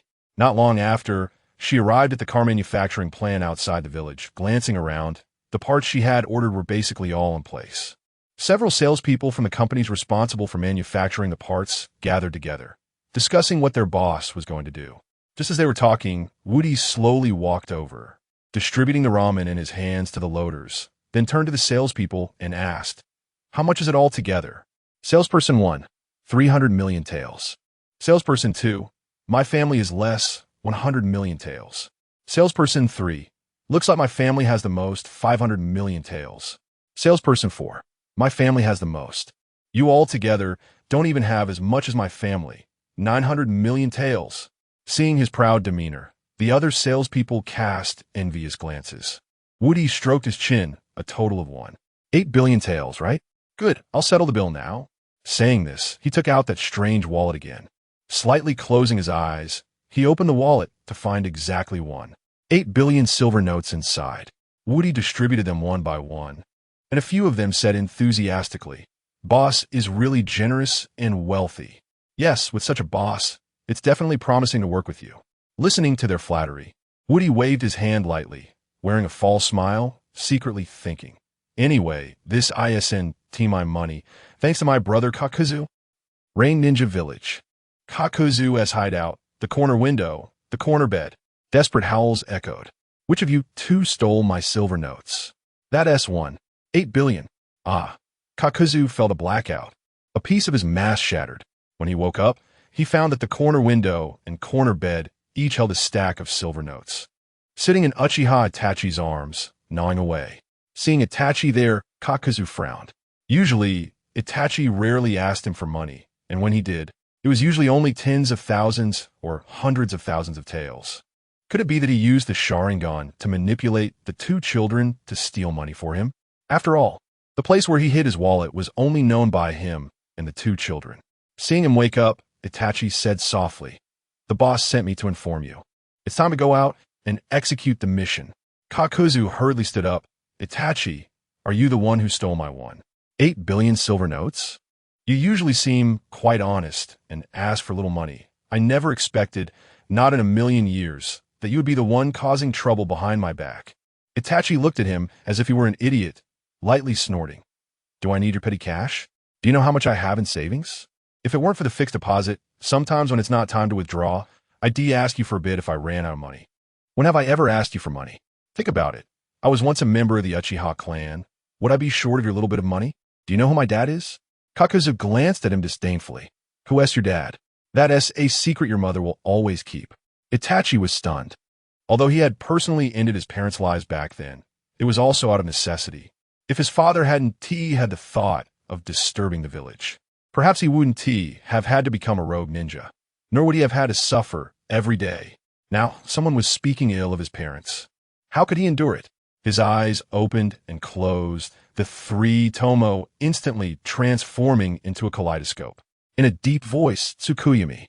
Just at that moment, Kakuzu squatted down. His Tsukuyumi was reflected back by the mirror opposite, and his vision instantly changed, returning to that cruel and bloody night. Beside him, Kakuzu gently stroked the heads of the two children and said softly, You two behave at home. If you run out of money for food, just ask anyone for some, and I'll make it up to them when I come back. All right. The two children nodded together. Kakuzu patted their heads and walked towards the door. It was only after he left that Itachi finally came back to his senses from Tsukuyumi. Following Kakuzu's departing figure, the kunai in his hand was already ready. Just then, Haiden came over, looking at Kakuzu's gloomy expression, and asked, What is wrong? Sigh. Kakuzu sighed deeply. I lost one. 8 billion again. Hearing that number, Haiden was startled and asked in shock, How could you lose that much? Kakuzu also looked puzzled. Previously, I lost 1 million a day, and I thought that was a lot. Later, it directly became 40 million. 40 million a day. I was going crazy. Do you know how long it takes to earn 40 million? After holding on for a few days, it turned into 20 million. You have no idea how happy I was at that time. But now, after being happy for 3 days, I lost one. 8 billion. I roughly calculated. In the last 6 months, the money I lost could buy a small country. Haiden chuckled. Ah, let it be, it's just a bit of money. We can earn more. Now you have the gotcha method from the scratch-off lottery, plus brain-enhancing supplements. What are you afraid of? Saying this, he directly jumped onto Kakuzu's shoulder and walked outside the building. Itachi stood behind, slowly furrowing his brows. Gotcha method? Didn't he just get 2 children and a bottle of medicine? Could it be that he was hiding something during the display of results that day? Chapter 164. The 10 chicken manipulation. Yao thought nothing was wrong. As an old being who had lived for many years, he deeply understood one principle. The more trump cards you reveal, the faster you die. At that time, when Nagato asked everyone to showcase their achievements, he specifically hid the Kanglin's secret technique, the One Jiao technique. Based on the introduction of the One Jiao technique, he could basically determine that this was definitely an unprecedented masterpiece. After practicing for so many days, when it came time to capture the 2 tails in Yunnan village, he had to give a good try. The 2 headed straight towards the land of lightning. On the other side, Naruto stood at the top of the cave, looking at Gaara below, completely ignoring Sasori and Deidara. He shouted loudly, Gaara, move a bit. Staying still like that is like a turtle. Sasori and Deidara's expressions darkened simultaneously. Sasori said gloomily, Deidara, is this little brat ignoring us? Should be, I think so. Deidara twitched his mouth and directly squeezed a handful of clay from his ninja tool pouch. You go back and report. I'll play with them. Sasori stopped him, his hairless head shaking a bit. He glanced over and shrugged. All right, if you want to play, then play. I'll head back. With that, he directly shaped a carrier chicken and stepped on it, soaring into the sky. At this moment, Kakashi and the others also caught up, watching Deidara run away. He said softly, You two deal with the one below. I'll chase after the one that ran away. Be careful. Yes. Naruto and Sakura replied seriously. Kakashi took out a bottle of perfume from his ninja tool pouch. Looking at the dusty bottle, he hummed, It's been a long time since I fought seriously. Hope it's not expired. Meanwhile, Naruto and Sakura had already jumped down the large hole. Sasori coldly smiled, taking out the fishing line that Kanjiro had used, connecting it to his tail. You too, since you came to send yourselves to death, don't blame me. As he roared, his tail shot up. However, to his surprise, the tip of the tail seemed to not go in the direction he expected. The fishing line hidden in the tail seemed to have shrunk, and the poisoned tip suddenly struck down towards his hairless head. Crack! In a chaotic noise, his head shattered. Sakura and Naruto panicked at the same time, but soon they noticed something was off. Clearly, the head had exploded, but why was there not a drop of blood? In an instant, a voice of complaint came from the headless body. What the hell is this? Why is it shrunk? That little brat had no problem using it. The round body was pushed aside, and a young man with pink hair and a slightly handsome appearance stood up. Naruto sneered, quickly forming hand signs, would release. 1,000-year cutting technique. In an instant, wooden stakes fell from the sky, and a diamond-hard wooden hand burst up from the ground. When the wooden hand touched Sasuke's lower body, the trapped Sasori did not scream in agony like others, and the sound that came back was crisp. Looking at Sasuke's smiling face, Naruto frowned, his expression somewhat complicated. I didn't expect you, little brat, to know would release, which really surprises me, Sasori said softly. However, before he could finish, a sound like a power drill came from the back door. He turned back to see the diamond drill at the front of the wooden hand spinning wildly. Naruto chuckled. Next, please experience the pleasure of being pierced through. Sasori was stunned, his expression suddenly changing. Hey, this is a bit too much. My body is very valuable. But it seemed Naruto and the others had no intention of letting him go. He clenched his fists, and suddenly 2 chainsaws popped out from his arms. Sakura and Naruto were even more astonished and took a few steps back. The surrounding wooden stakes shattered as the chainsaws fell, and the wooden hand seemed to have broken free from its restraints, suddenly speeding up towards the ceiling. Caught off guard, it slammed Sasori against the opposite rock wall. His heavily constructed body was smashed to pieces. Naruto and Sakura stared blankly at the scattered parts on the ground, whispering this. Seems a bit too weak. As the two murmured, Chiyo arrived at the top of the cave, shouting cheerfully, "Grandson, Grandma is here." Then she jumped down joyfully. She landed right on Sasuke's heart. The cylindrical mass of flesh twisted a couple of times. Sakura, Naruto, where is Sasori? I don't see him. The two slowly raised their hands, pointing at the parts behind Chiyo. Chiyo turned around sharply, and upon seeing Sasuke's head, tears instantly welled up. Sasori, how could you just be gone? As she spoke, she pulled a pacifier from her sock and placed it in Sasuke's puppet head. Sasuke's heart beat twice, gathering chakra threads to reassemble his body. The separated head instantly returned to his body. At the moment of returning, since the nerves had not been cut immediately, the unique taste of the pacifier was instantly absorbed into his body. He stumbled a couple of steps, almost collapsing again. Then, he gritted his teeth in anger. Looking at the three in front of him, the more he thought about it, the angrier he became. He directly pulled out a scroll from behind. My goodness, you're so old. Can't you just go home and rest? Why do you have to come and stir up trouble? As he spoke, the scroll opened, and he coldly smiled. Since that's the case, let me show you my exclusive secret technique, the 100 machine manipulation. He slammed his palm down, and hundreds of puppets flew out from a scroll. Chiyo looked at the densely packed puppets in front of her and sighed lightly. In that case, I'll show off too. It's been many years since I used this move. While speaking, she unrolled her scroll. Secret technique, 10 machine manipulation. Then, she raised her hand and slammed it on the scroll. Cluck, cluck, cluck, cluck. Instantly, 10 frightened hens flew out of the scroll, flapping their wings and running in all directions. Both sides were stunned.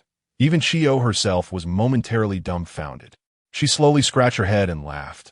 Naruto, Sakura, you two go ahead first. I still need to collect the eggs my hens laid at home. Goodbye.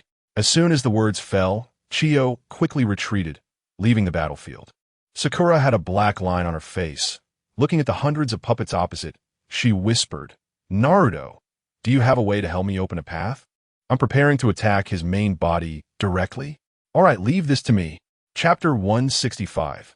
The Scorpion of the Red Sand. Death. Naruto clenched his fists, his hand seals changing rapidly. Multiple shadow clone technique.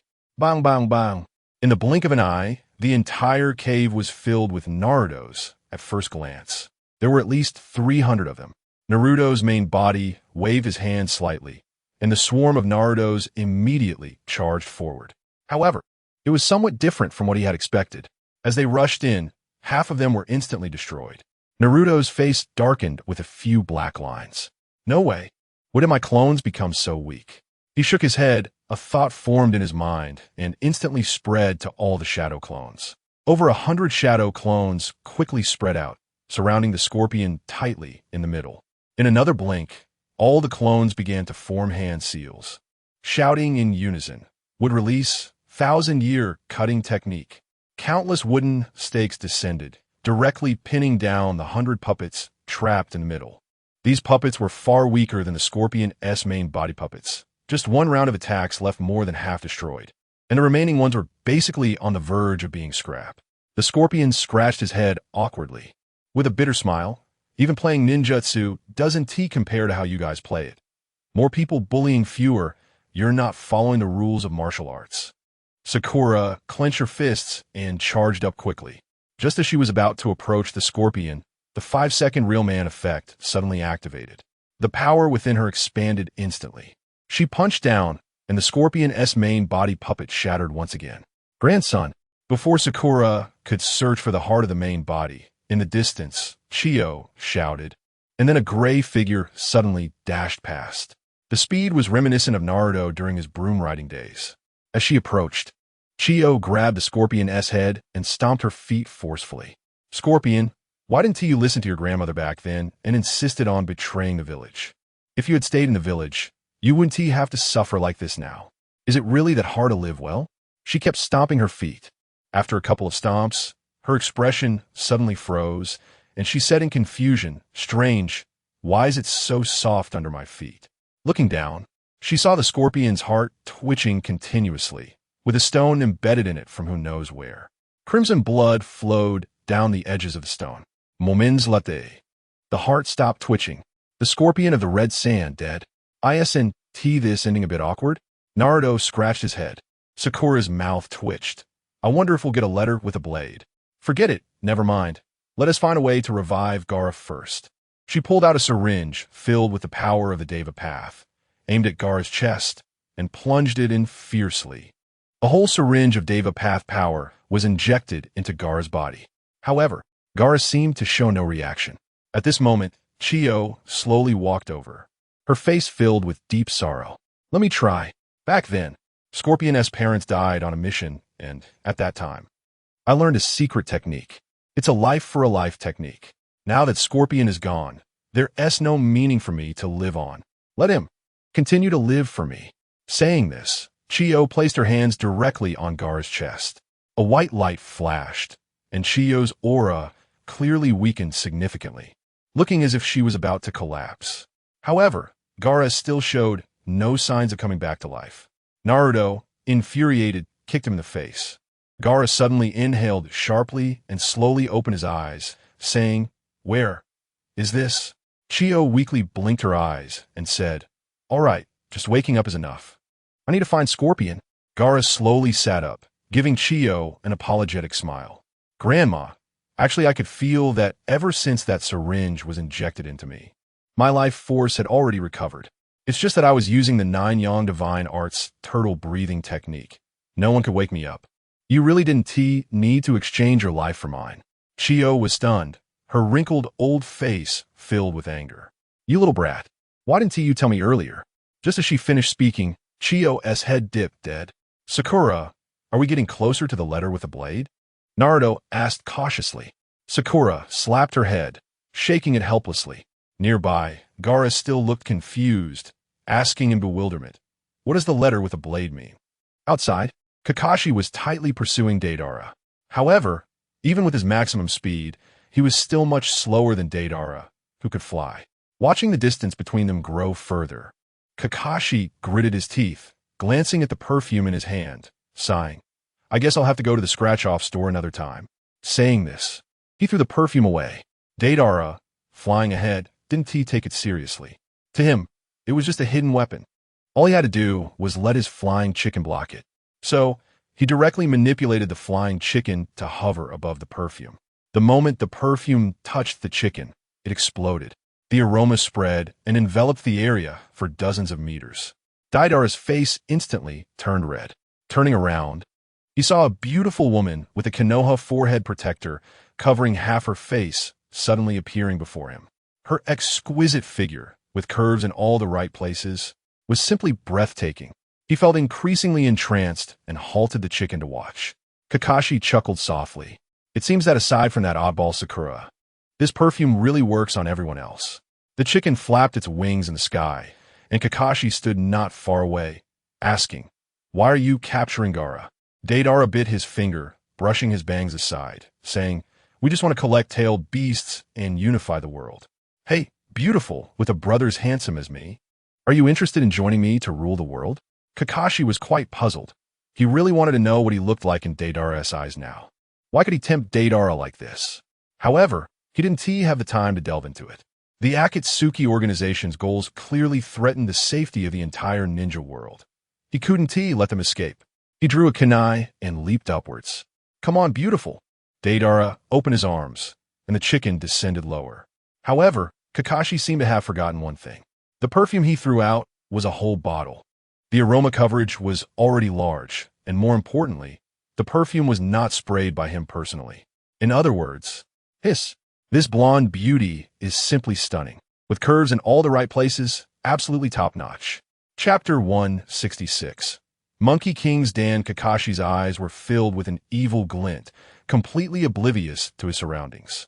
At that moment, he lost his footing and fell off the cliff with a somewhat lewd expression, plunging into the tumultuous waves below. As soon as he hit the water, he regained some clarity and recalled everything he had just experienced. He realized he had also been enchanted by the perfume. Between gasps, he felt a pang of anxiety. Up in the sky, Deidara was still circling on his chicken, seemingly trying to locate him, so he quickly submerged to the bottom of the water, disappearing amidst the swirling currents. A few minutes later, when he resurfaced, he was above the cave entrance where Naruto and the others were. Watching Naruto continuously grumble inside the cave, he shouted, "Mission accomplished. Time to head back." "All right," Naruto responded, glancing indignantly at Gaara. Gaara shrugged, momentarily at a loss for words. If it weren't for him using the turtle breathing technique, Chio wouldn't have died. He clicked his tongue and pushed the stone blocking the cave entrance aside with both hands. Then they all headed towards Sunagakure together. Konoha Village. The invincible scratch card. The pink portal flickered. Naruto and the others emerged with glum faces. Woody noticed and quietly asked what happened. Kakashi sighed. "It's nothing, just this kid complaining randomly. Give me a scratch card worth 10,000, and give me 1,001. Naruto and Sakura chimed in one after another. Soon, the results of their scratch cards came in, and only Kakashi won. Naruto and Sakura felt a bit down, even suspecting that the owner had intentionally made them lose. Looking at Kakashi, he was staring at the transparent square plastic bottle in his hand, a hint of confusion in his eyes. It seemed to have a sticker of a monkey on it. Wu Di was taken aback and chuckled. "This scratch card can really yield anything." He then explained with a smile, "This thing is called Monkey King's Dan, a specialty snack from my hometown. However, this snack is fundamentally different from the spicy strips that Asuma scratched up. His spicy strips have no special function, but yours does. When you consume a Monkey King's Dan before a big battle, it will unleash your limitless potential." But before Wu Di could finish, Kakashi's eyes were already filled with eager anticipation. "I'm going to find my good buddy to test it out. I'll take my leave." With that, Kakashi's figure vanished. Wu Di called after him, "Hey, you haven't heard about the side effects yet. Why are you in such a hurry?" Naruto perked up at this. "What? There's a side effect?" Wu Di nodded and whispered that Monkey King's Dan shouldn't be taken lightly until the last moment, because after consuming it, he will grow a lot of monkey hair and turn into a monkey. Once he turns into a monkey, he needs to exhaust all the energy from the Monkey King's Dan to return to his original form. Naruto and Sakura were both taken aback. The earlier feelings of disappointment vanished instantly. Didn't Kakashi say he was going to find his good buddy to compete? He must be planning to use the Monkey King's Dan. Naruto suddenly felt very excited. What would it be like for Guy to see Kakashi using the Monkey King's Dan? As he spoke, he pulled Sakura along and hurried to catch up with Kakashi. It wasn't until their figures disappeared that Wu Di realized something. He shouted towards the door, "You haven't paid yet." Saying that, he hurriedly chased after them. "Changpu, watch this door, I'll be right back." outside of Konoha village. On a towering cliff, Kakashi stood with his hands behind his back, watching Guy who was climbing. He shouted, "Guy, dare to come down and compete with me?"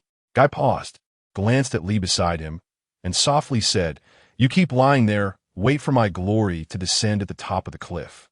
Lee excitedly clapped, "All right. Sensei Guy is the best." However, just as he clapped twice, he suddenly sensed something was off, and with a sneer, he fell downwards. Unlike the last time he was stuck in a branch, he wasn't so lucky this time. Boom! With a loud crash, a large human-shaped hole appeared at the bottom of the cliff. Lee tilted his face, his eyes filled with stars. Guy jumped down, stood by the pit, sighed softly, and then reached out to pull Lee out. "Guy, let us settle this." Kakashi excitedly ran over. Not far behind, curious Naruto and Sakura landed on a tree trunk. Panting heavily, they had just stopped when Wu Di also landed. "Where's the money? You haven't paid me for your scratch cards yet." Naruto and Sakura exchanged apologetic smiles and quickly pulled out 2,000 yen bills from their wallets, handing them to Wu Di. Meanwhile, the smell of gunpowder in the arena grew stronger. Kakashi squinted his eyes, examining Guy like a predator assessing its prey. Guy smirked and asked, "What are we competing in today?" Kakashi raised his hand, pointing at the cliff. "Today, I'm competing in rock climbing with you. Aren't you good at that?" Guy shrugged and pressed himself against the rock wall. "Come on, don't think just because I climbed halfway that I'm not still full of energy." With that, his hands dug directly into the rock wall. Kakashi sneered, took out a Monkey King's Dan, and chuckled. "I'll show you what it means to be full of energy. Just watch my performance." The Monkey King's Dan instantly entered his mouth. It melted like a spring of clear water flowing down his throat.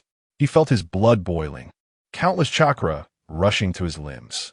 But, why do I suddenly feel a bit itchy? He scratched his face, feeling as if his mask had become fluffier. Then he looked at his hands, noticing that he had grown 2 eyes. "What's going on? Why do I have hair growing on me?" He frantically looked around, and for some reason, when he saw the rock wall, he couldn't help but swallow. Then like a real monkey, he scratched his rear and began to climb up. Behind him, the 3 spectators were laughing uncontrollably. Luckily, Kakashi was competing with Guy here. If his current appearance was seen by the other villagers, who knows how much they'd laugh. Guy, who always took a bit longer to react, saw Kakashi rush ahead and shouted, "Kakashi, why did you run ahead?" Chapter 167 Comparison Among Friends. Then, Akai suddenly pushed off the ground, using all his strength. But no matter how hard he tried, he found that the distance between him and Kakashi was getting further and further away. Having always adhered his own ninja way, how could he easily admit defeat? The 5th gate, the Domain, opened. With a shout, a green light suddenly enveloped Kai, and his speed increased significantly. However, he could only maintain the same speed as Kakashi. Gritting his teeth, he muttered, "The stuff you just ate must have come from Scratch-Off Ticket Shop. Since he used a Scratch-Off Ticket tool, don't blame me." A glint of ruthlessness flashed in his eyes as he stopped and rummaged through his ninja tool pouch. In an instant, a large black brick appeared. The 3 people watching from behind were all stunned. It turned out that Teacher Akai also had moments of not following the rules of martial arts. Naruto grinned mischievously. He really wanted to see what Kakashi would look like when he got hit. Sakura, standing beside him, looked a bit embarrassed. Whether it was Kakashi or Akai, both usually had a serious teacher image in her heart. But now, it seemed a bit far from the usual. She patted her slightly broad forehead and slowly nodded. "Kakashi, taste my moral persuasion." After a furious shout, the brick was instantly thrown out, flying straight up. Amidst the sound of breaking wind, it struck Kakashi's cheek. Kakashi's movements immediately stopped, turning his head back somewhat dazedly, grinning as his body leaned back. Down below the cliff, little Lee, just waking up, rubbed his head and turned his head up to see Akai laughing heartily halfway up the mountain. Then, "What is that so dark?" He frowned, looking at the falling brick, quietly questioning. "Hey, from this direction, it looks like it's coming at me," he murmured again. Then, he felt a pain in his face, and his vision went dark. As he turned his eyes, he discovered that something square was pressed against his face. He then felt a warm flow surging in his nasal cavity. Just as he was about to faint again in a daze, another person fell on top of him, directly crashing down onto his knee. After a scream, little Lee dropped his head completely silent. Seeing this scene, Naruto ran out without thinking. Arriving at the bottom of the cliff, he nervously shouted, "Little Lee, hang in there." Then, his gaze inadvertently glanced at Kakashi, and he couldn't help but laugh. Sakura also rushed over immediately, quickly checking Little Lee's injuries. "Oh no, his leg is broken. We need to hurry and carry him back." Seeing her anxious expression, Woody sighed from a distance. "Kid, why don't you just open the golden bell? Now look, I thought Gaara didn't hurt him last time, and he wouldn't get hurt again. Who knew you would run into Kakashi after he turned into a monkey?" After letting out a breath, he turned and walked towards Konoha village. After all, there were enough people here, and it was unnecessary for him to stay. On the cliff, Akai laughed heartily. "Ha, Kakashi, you still can't catch up with me." After laughing for a while, he looked down at the bottom of the cliff. He could see that Naruto and Sakura seemed to be surrounding Little Lee, and it looked like Kakashi's falling spot was also there. His heart suddenly tightened, and he anxiously shouted, "Little Lee." Then he jumped directly down the cliff. At this moment, Little Lee was already lying on Naruto's back, looking at the character they imprinted on his face and those legs that were swaying wildly. Akai was in tears. "Lee, why didn't you know to dodge?" Sakura quickly stopped Kai. "Teacher Kai, let Naruto carry Lee. Teacher Kakashi has also fainted. Let us hurry back to Konoha." "Okay." Without saying a word, Kai directly hoisted Kakashi onto his back and walked towards the village. Once they entered the village, they attracted many gazes. "Hey, Akai, you really have ideas. You actually dressed a monkey to look like your best friend. Really, where did you buy this Kakashi monkey? I want to get one too." Kai sighed deeply, at a loss for how to explain. The five of them headed towards the Konoha hospital together. Meanwhile, on the other side, Kakuzu and Haiden had arrived at the Cloud Ninja Village. After inquiring in all directions, they learned the location of the two-tailed beasts. "Haiden, be a little careful when using the evil god technique later. Don't kill the two-tails Jinchuriki. Otherwise, we'll have to face the consequences." Haiden shot him a sideways glance. Wearing a mischievous smile, "Aren't you afraid I'll tell the boss what you said? If he finds out you call him a piece of shit, it'll be quite entertaining." Kakuzu's face darkened further. "If you dare say another word, I won't give you any money to spend." "Don't. Kakuzu, if you don't give me money, everything you've said today will become evidence in court." Kakuzu coughed softly, cursing inwardly. How did he end up with such a troublesome partner? Always asking for money and not forgetting to report him. His two sons were much better. They only cared about his money and nothing else. Although he cursed in his heart, he didn't dare express it and still smiled. "Then tell me, what do you want to do?" Haiden stroked his chin, thinking for a long time. "Since that's the case, I won't make things difficult for you. This time, I'll only assist in capturing the two tails. After all, you have more than one scratch-off tool now, so losing is definitely out of the question." Kakuzu snorted coldly, but having been forced to this point, he had no choice but to agree humiliatingly. Then, the two entered a cave. The environment here was very dark. The two suddenly became much more cautious. Then, after walking a distance inside, a burst of blue flames suddenly descended, directly incinerating a stone tablet in front of them into nothingness. Kakuzu and Haiden retreated in succession, standing at the cave entrance feeling a bit tense. "Who are you? Hurry and leave here." In the distance, on a dim staircase, a plump woman walked over. Wearing a Cloud Ninja forehead protector, her waist swaying with her steps. "Are you the two-tails Jinchuriki?" Kakuzu asked softly. "So what?" The eyes of the Jinchuriki suddenly flashed with a cold light. She could sense that the two people in front of her seemed to be filled with malice. Chapter 168, The Deadly One. 8 billion. Kakuzu twisted his neck and said in a low voice, "You might as well come with us quietly to avoid suffering." "Who are you? Why should I go with you?" As he spoke, Nin drew out two kunai, holding them horizontally in his hands. Haiden swung his scythe and grinned wickedly. "We need you know, to be precise. We need the two tails inside you." As soon as he finished speaking, he charged forward. A strong battle intent ignited in Nin's eyes. As a Jinchuriki, many in the village avoided her, and no one usually wanted to fight her. Today, with two reckless ones coming to her door, she was naturally overjoyed. Clang! The sound of metal clashing rang out, creating a flash of light. The two passed by each other.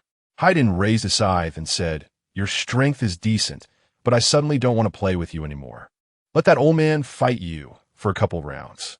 Kakuzu's eyes widened. Is that it? Didn't we agree to assist each other? Just one hit. And that counts as assistance? Before he could come to his senses, Nin's kunai was already closing in on him. He was forced to retreat 2 steps, shouting as he backed away, Haiden, you dog of the sun. Didn't you say you would assist me? Is this how you assist? As soon as he finished speaking, he leaped again, forming seals with both hands. From his robe, 3 black shadows instantly shot out. Kakuzu, shouldn't you have 4 earth grudges? Why are there only 3 left? Haiden yawned beside him. Mentioning this made Kakuzu furious, and he coldly replied, It's because of Itachi. He controlled my son and stole my one. 8 billion. As soon as he finished speaking, he clutched his chest in pain, and another earth grudge suddenly flew back to him. Finally catching his breath, he shouted, This matter must not be mentioned again. As Nin was leaping forward, a strange glint flashed in her eyes. She raised her hand and threw 2 kunai while shouting, 1. 8 billion. Kakuzu stumbled, barely dodging the kunai's attack, and another earth grudge returned to his body. Effective. A joyful smile blossomed on Nin's face. Then, 2 more kunai flew out. 1. 8 billion. Before the kunai could reach him, Kakuzu spat blood in anger. The last earth grudge was forced back. No way. This can't continue. I don't have any spare hearts left. If this woman keeps shouting, she'll eventually call me to my death. He glanced at Haiden. Aren't you going to help? What are you waiting for? Haiden shrugged nonchalantly. I don't care. Take your time. I'll step in when you die. Then I can inherit your fortune. Don't be ridiculous. My fortune is for my son. What would you inherit? Kakuzu roared furiously. Watching them argue, Nin let out a sigh of relief and simply sat down to enjoy the scenery. Daddy, from today on, you are Haiden's only daddy. Haiden exclaimed, his eyes wide. Kakuzu's mouth twitched involuntarily. How can there be such shameless people in the world? After a deep sigh, he turned around. Regardless, the mission must continue. If they failed to capture the 2 tails Jinchuriki this time, the consequences upon returning would be worse than death. When the bank was bombed earlier, he had already experienced what it was like to wish for death, but not be able to find it. Their boss could be utterly ruthless for the sake of profit. Taking a deep breath, he looked solemnly at Nin. Just as Nin was about to shout 1. 8 billion again, he charged forward. The words were swallowed back down. A jiao. Zao zao. It didn't matter that she stopped, as Kakuzu pressed on, chanting an incomprehensible spell. Suddenly, the surrounding space began to twist, and countless boiled eggs flew out from numerous corners. 1. 8 billion. Nin tried to shout 1. 8 billion again, but it was too late. Just as she opened her mouth, a boiled egg stuffed itself in. More boiled eggs continued to descend, wrapping around her layer by layer. The huge pile of boiled eggs shook a couple of times before coming to a standstill. Kakuzu chuckled lightly. Looks like this Jiao technique is quite fierce. As he spoke, he pushed his forehead protector. It suddenly popped off and fell to the ground. He was a bit puzzled. How could this happen? I usually tie it pretty tight. Feeling his head, his palm passed over it, as if a bulldozer had gone by, and his once beautiful hair fell out where his hand had touched, revealing a shiny bronze scalp. He started to panic, hurriedly patting his head, but his hair continued to fall out without stopping. When there was no more hair left to fall, he slowly stood up. Haiden laughed at his back. Kakuzu, your hairstyle is really comparable to a boiled egg. Kakuzu looked at the pile of boiled eggs in front of him. Tears fell hopelessly. He collapsed to the ground, shaking his hands and feet. Seeing him like this, Haiden hurriedly rushed out. A little while later, he returned with 2 hearts. Thud! The side swung down, and a gash was opened in front of Kakuzu, with 2 hearts stuffed directly inside. After waiting for half a minute, a sudden gasp came from Kakuzu's mouth, and his chest began to rise and fall. Haiden let out a sigh of relief. Looking at Kakuzu again, he opened his regretful eyes. If I had known it would turn out like this, I shouldn't have used the Jiao technique. Haiden, didn't you always want to inherit my fortune? Why didn't you let me die earlier? Haiden, who was joyfully saving Kakuzu, suddenly froze. Yeah, why did I save you? If I don't save you, your assets would belong to me. 1. 8 billion? He quickly tested the waters. Kakuzu's eyes went blank, and the mask on his face didn't shatter, only letting out a long sigh. 1. 8 billion? His voice rose slightly, but Kakuzu still showed no signs of change. After a while, Kakuzu slowly sat up, looking at Haiden squatting beside him, and smiled. After dying once, I understand. Wealth is just an external possession. It's just one. 8 billion. Not more important than my life. Haiden lowered his head in disappointment. Now that Kakuzu had recovered, he couldn't possibly harm his companion. That would disrupt the harmony. He let out a sigh, casually picking up the unconscious Nin and sighed. Now that you've recovered, don't forget to open a bank when we get back. I'll let Conan know to blow it up again. If we don't do this, we really won't have any money. Kakuzu's footsteps suddenly stopped. Chapter 169.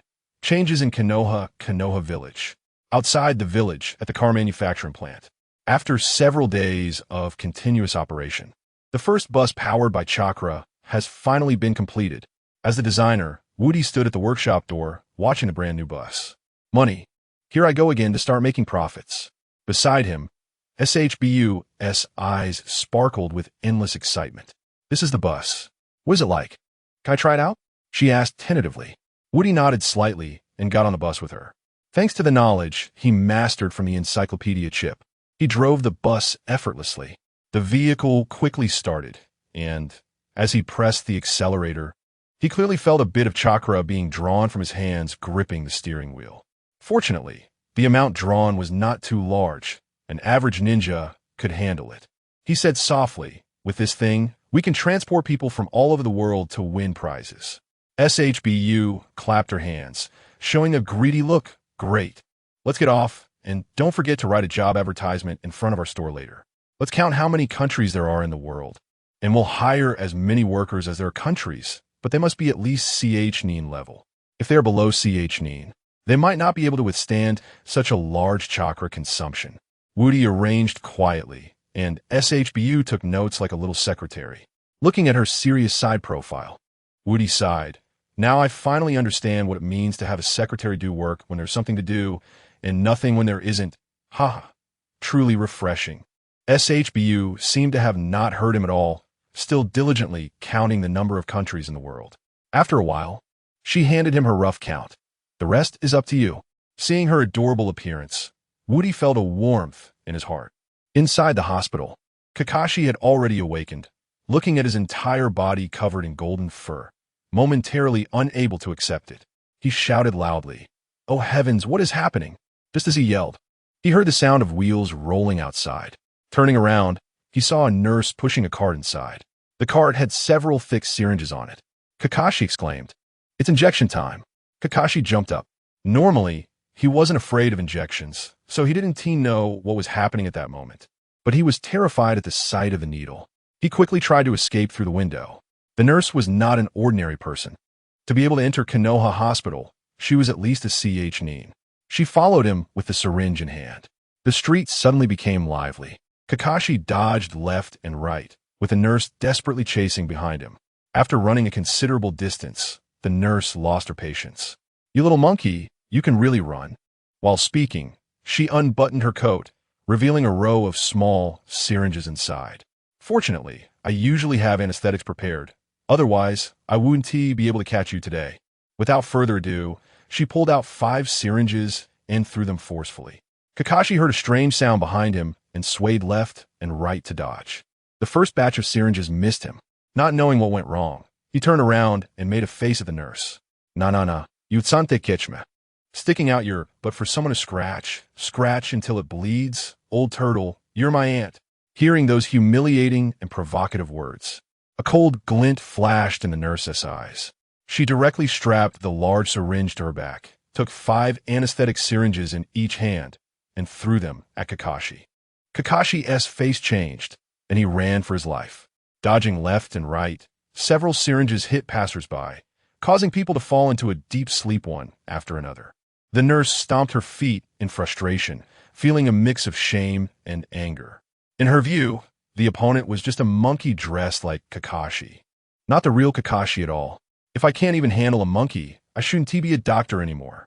She looked at the last 50 or so anesthetic syringes on her back and rushed out. During the chase, the power of the Monkey King's Dan within Kakashi gradually dissipated, and his fur slowly receded. He finally showed a hint of a smile. However, just as he ran a short distance, he heard the sound of a glass bottle shattering ahead. Immediately after came the shout of Danzo, who was hoarse, turning the corner. He saw Danzo holding his head as he came toward the corner of the street. Blood dripped from his forehead onto the road, looking particularly gruesome.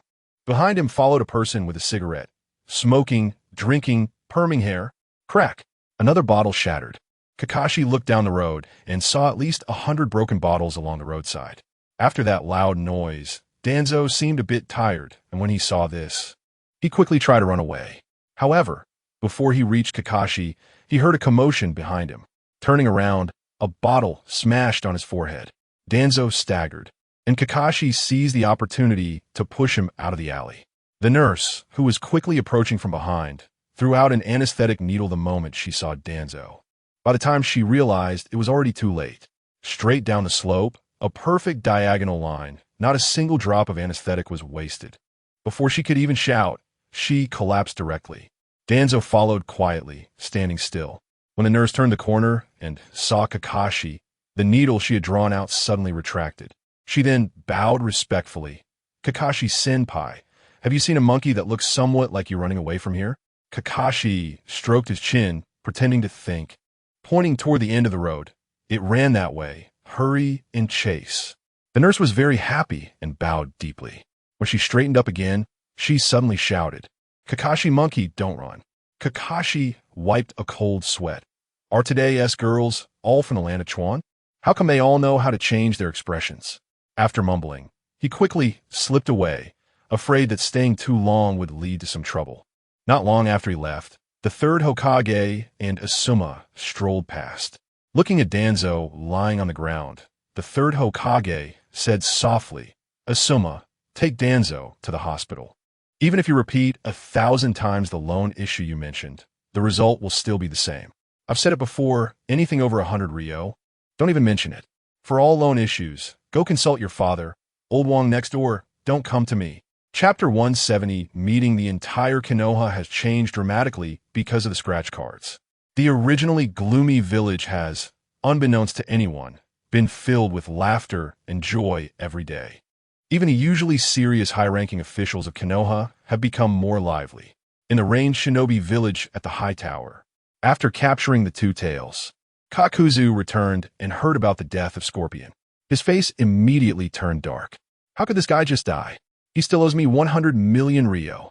Everyone laughed non-stop when they saw his shiny bald head, including their son. "Uncle Kakuzu, have you seen my dad?" Being questioned in such a tone by his son made Kakuzu feel awkward, and he directly held a grudge against the scratch cards. "Next time I play scratch cards, my partner will have a bad end." He gritted his teeth, filled with rage. On the side, Haiden was unhappy. What did Kakuzu's scratch card playing have to do with him? Why did he swear to take him along? Just as he was about to explode, Nagato walked in from outside. With a smile like a spring breeze, he said, "Brothers, friends, we have completed 20% of the tailed beast collection, and next." Before he could finish, Kakuzu immediately interrupted. "Boss, did your math teacher teach you? The current completion rate should be 22.22222, repeating infinitely. The difference from 20% seems a bit large." Nagato's smile instantly vanished, and he turned to Kakuzu, saying, "I meant approximately, is that okay?" Kakuzu sighed, shook his head, and said, "Approximately should also be 22.222, rounded to 3 decimal places to be more precise. If you keep estimating like this, you will lose money sooner or later." Nagato clenched his fists, his expression very complicated, especially the anger that was erupting in his eyes. "I'll make you pay for that. Do you forget who the boss is?" Nagato swung his arm and hit Kakuzu. They fought for a full 5 hours until Nagato finally ran out of strength, sighed, and sat down on a nearby chair. He leaned over and whispered, "When you have time, you should study more. Don't you know what our boss is like? Even if he's wrong, you can't say it." Kakuzu nodded in frustration. He originally wanted to retort, but seeing Haiden walk away, he held back. In his sighing, he suddenly remembered the brain-boosting pills he had scratched off on the scratch cards and thought, if Haiden says my head isn't working, then I should take some to understand the boss's words better, so I could get hit less. With that thought, he quickly took out the brain pills and swallowed 3 of them. At this moment, Nagato was hesitating. The Three Tails is currently sealed inside the fourth Mizukage. It wouldn't be easy to snatch the tailed beast from the Mizukage. Although they had just pried one out of Gaara, it was said that it was because Gaara's strength was too low that they could do it so easily. After thinking for a while, he rubbed his head and said, "Does anyone have a way to get the fourth Mizukage out of the village? Let us be practical." Then, Kakadu, whose medication had taken effect, walked over, tugging at his collar. I remember the fourth Mizukage seems to be a child. Why don't we lure him out with snacks?" Nagato shot him a sideways glance, and everyone noticed the anger in his eyes, except for Kaku, who continued to laugh recklessly. "When the time comes, let my two sons play with him. Wouldn't that be better?" Nagato turned to Konan, who immediately understood the hint, raised her hand, and threw an explosive tag, directly covering Kakuzu's mouth. In an instant, the explosive tag detonated, and Kakuzu was sent flying, his lips blown into a sausage shape, blood flowing from the corners of his mouth as he spat out 2 teeth. The others ignored him. He looked around, feeling a sense of loneliness and helplessness flooding his heart. Instantly, he began to cry, "Wow, you guys are ignoring me. You're all bad people. I'm not playing with you anymore." Nagato sighed, slapped his forehead, and waved his hand, immediately launching a series of attacks. Shinra Tensei, Chibaku Tensei, Doton Daisenki. Kakuzu's body was immediately pulled to his side, then bounced away, and huge rocks surrounded him completely. The room quieted down a lot, and Nagato smiled and said, "Come on, let us continue our meeting. Afe, what is the situation in the Mist Shinobi village now? Is it controlled by the 5th or 4th? Afe slowly stood up and said, "Now it's the 5th controlling the village. The specific reason the 4th is no longer in charge is still a mystery. But as far as I know, the strength of the 4th Mizukage is far greater than Gaara's, so we must not let our guard down." Nagato nodded, pondering for a moment, then said softly, "How about this? You take Deidara with you to capture the Three Tails. Deidara has some capturing experience, and you have the Sharingan, so it should be easier." "Yes." He slowly stood up, pushed a chair, and walked out. Deidara sighed. "Why is it me again?" As soon as he finished speaking, he saw Nagato smiling and turning his head, his eyes looking dizzying with the Rinnegan squinting into a slit. "How about I give you a 2-day break?" He suddenly shivered and followed Afe out of the conference room, just as the plan to capture the Three Tails was settled. Afe and Deidara hadn't even left the conference room when, suddenly, a pigeon flew in from the window. They all knew what the pigeon was for. Conan hurried over, took the secret letter from the pigeon's leg, skimmed through it, and said softly, "Boss, the latest intel is that Konoha scratch cards will open shopping lines in various countries. Each country will send direct cars, and every so often, people will be taken to play scratch cards." Nagato blinked rapidly and asked, "Is this news reliable?" "It should be reliable," Conan said softly after pondering. At this moment, they suddenly heard Kakuzu shout from outside, "Let me out. I want to play scratch cards." Haiden, who had been resting his chin, immediately tilted his head and shouted at Kakuzu, "You old man, how much do you wish for me to have a bad end?" Turning back, he became slightly more serious and looked at Nagato, saying, "Boss, you must not let him out." Nagato pointed his finger, signaling Haiden to sit down, and said softly, "I will consider this matter. No need for you to say too much." Just as they were speaking, another pigeon flew in. Conan was somewhat puzzled. Why are there so many secret letters today?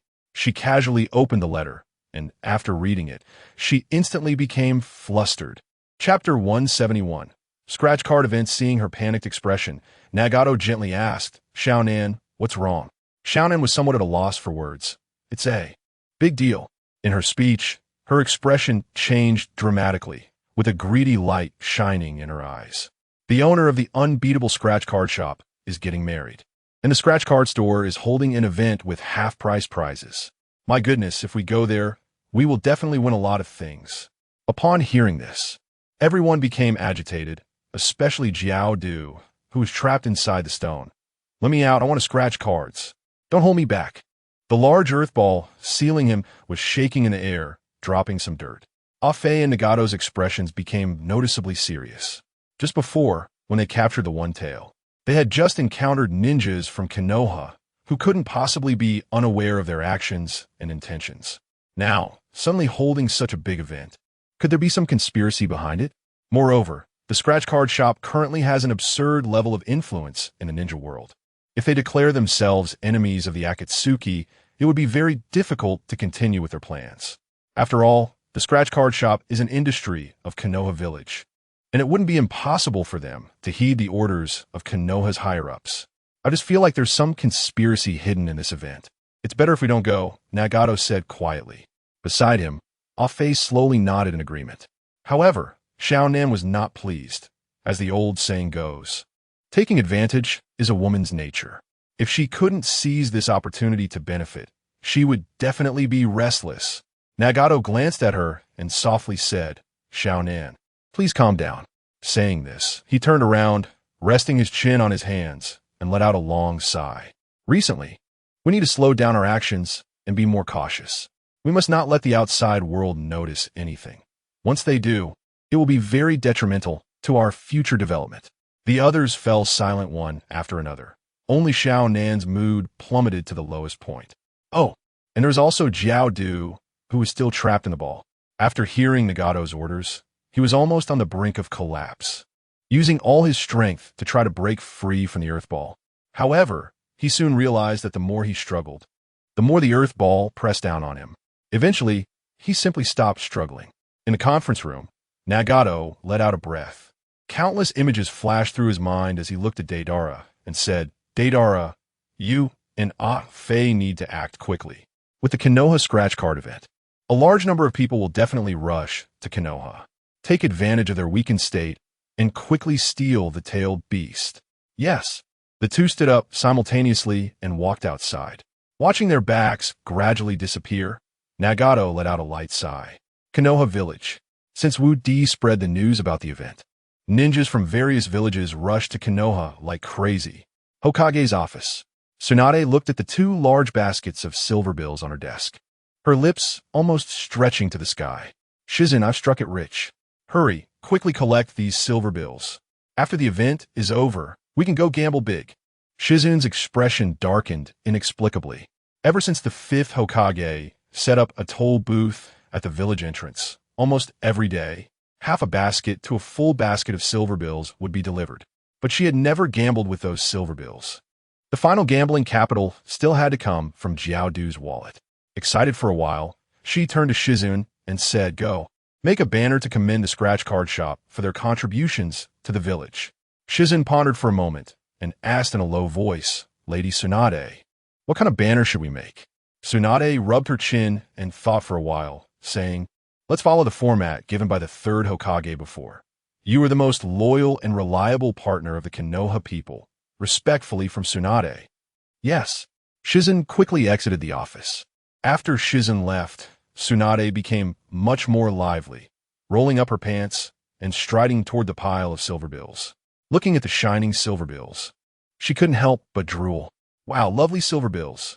Her eyes glazed over, her face filled with infinite intoxication. Why do you cherish people so much? At that moment, Kakashi's voice came from outside. Lady Tsunade, I have something to report. Tsunade coughed lightly, quickly tidying her clothes, and regained her serious demeanor. Kumin. As soon as he entered, Kakashi's gaze fell on the mountain-like pile of silver bills, and his expression changed slightly. Then he walked to the desk and said to Tsunade, who was sitting in the boss's chair, Lady Tsunade, the information you asked me to investigate has been found. The Akatsuki attacked the Sand Ninja village entirely because they need to obtain tailed beasts. Just before I came here, I heard that the two tails from the Cloud Ninja village has already been captured. Really? Tsunade's expression became noticeably heavier. Konoha also has a tailed beast, which is the nine tails sealed inside Naruto. If nothing goes wrong, they should come looking for the nine tails soon. What should we do? She let out a sigh. Kakashi silently contemplated for a moment and said quietly, Lady Tsunade, should we think of a way to hide Naruto first? Tsunade rubbed her chin, momentarily unable to think of a good place. She sighed, I'll think about it some more. You can go out for now. Yes. Kakashi nodded and exited the office. The moment the door closed, Tsunade's serious expression changed dramatically as she rolled up her pants again and walked toward the pile of silver bills. Dear silver bills. Ding, ding, ding. She was just about to express her deep affection for the silver bills when there was another untimely knock on the door. She let out a sigh, patted her cheeks with both hands, and coughed twice to try to appear calm. Komin. As the door opened, it was Kakashi again. Kakashi, did you have something else to say? Why are you back again? Tsunade said somewhat irritably. Then she saw Kakashi smile softly. Lady Tsunade, I'm thinking about a very, very serious question. I'm a bit tight on funds lately. Tsunade quickly raised her hand to stop him. All right, no more talking. Are you tempted by my pile of silver bills? Just say it earlier. It's just a matter of money. But I have to make it clear beforehand. Don't ask for more than 100 Ryo. Initially, Kakashi was quite excited when he heard the first half of her sentence. But after hearing the second half, his expression instantly darkened. He forced a smile and said, Then I won't trouble you, Lady Tsunade. I'll head out first. Chapter 172. The Cursed RPG Rocket Launcher, Invincible Scratch-Off. Wu Di stood behind the counter, busy as a bee, while at the entrance, Changpu was trembling as he collected the entrance fee. Looking at the crowd outside the store, Wu Di sighed deeply. With so many people, how long are we going to be busy? I really regret holding this event. Changpu snorted lightly.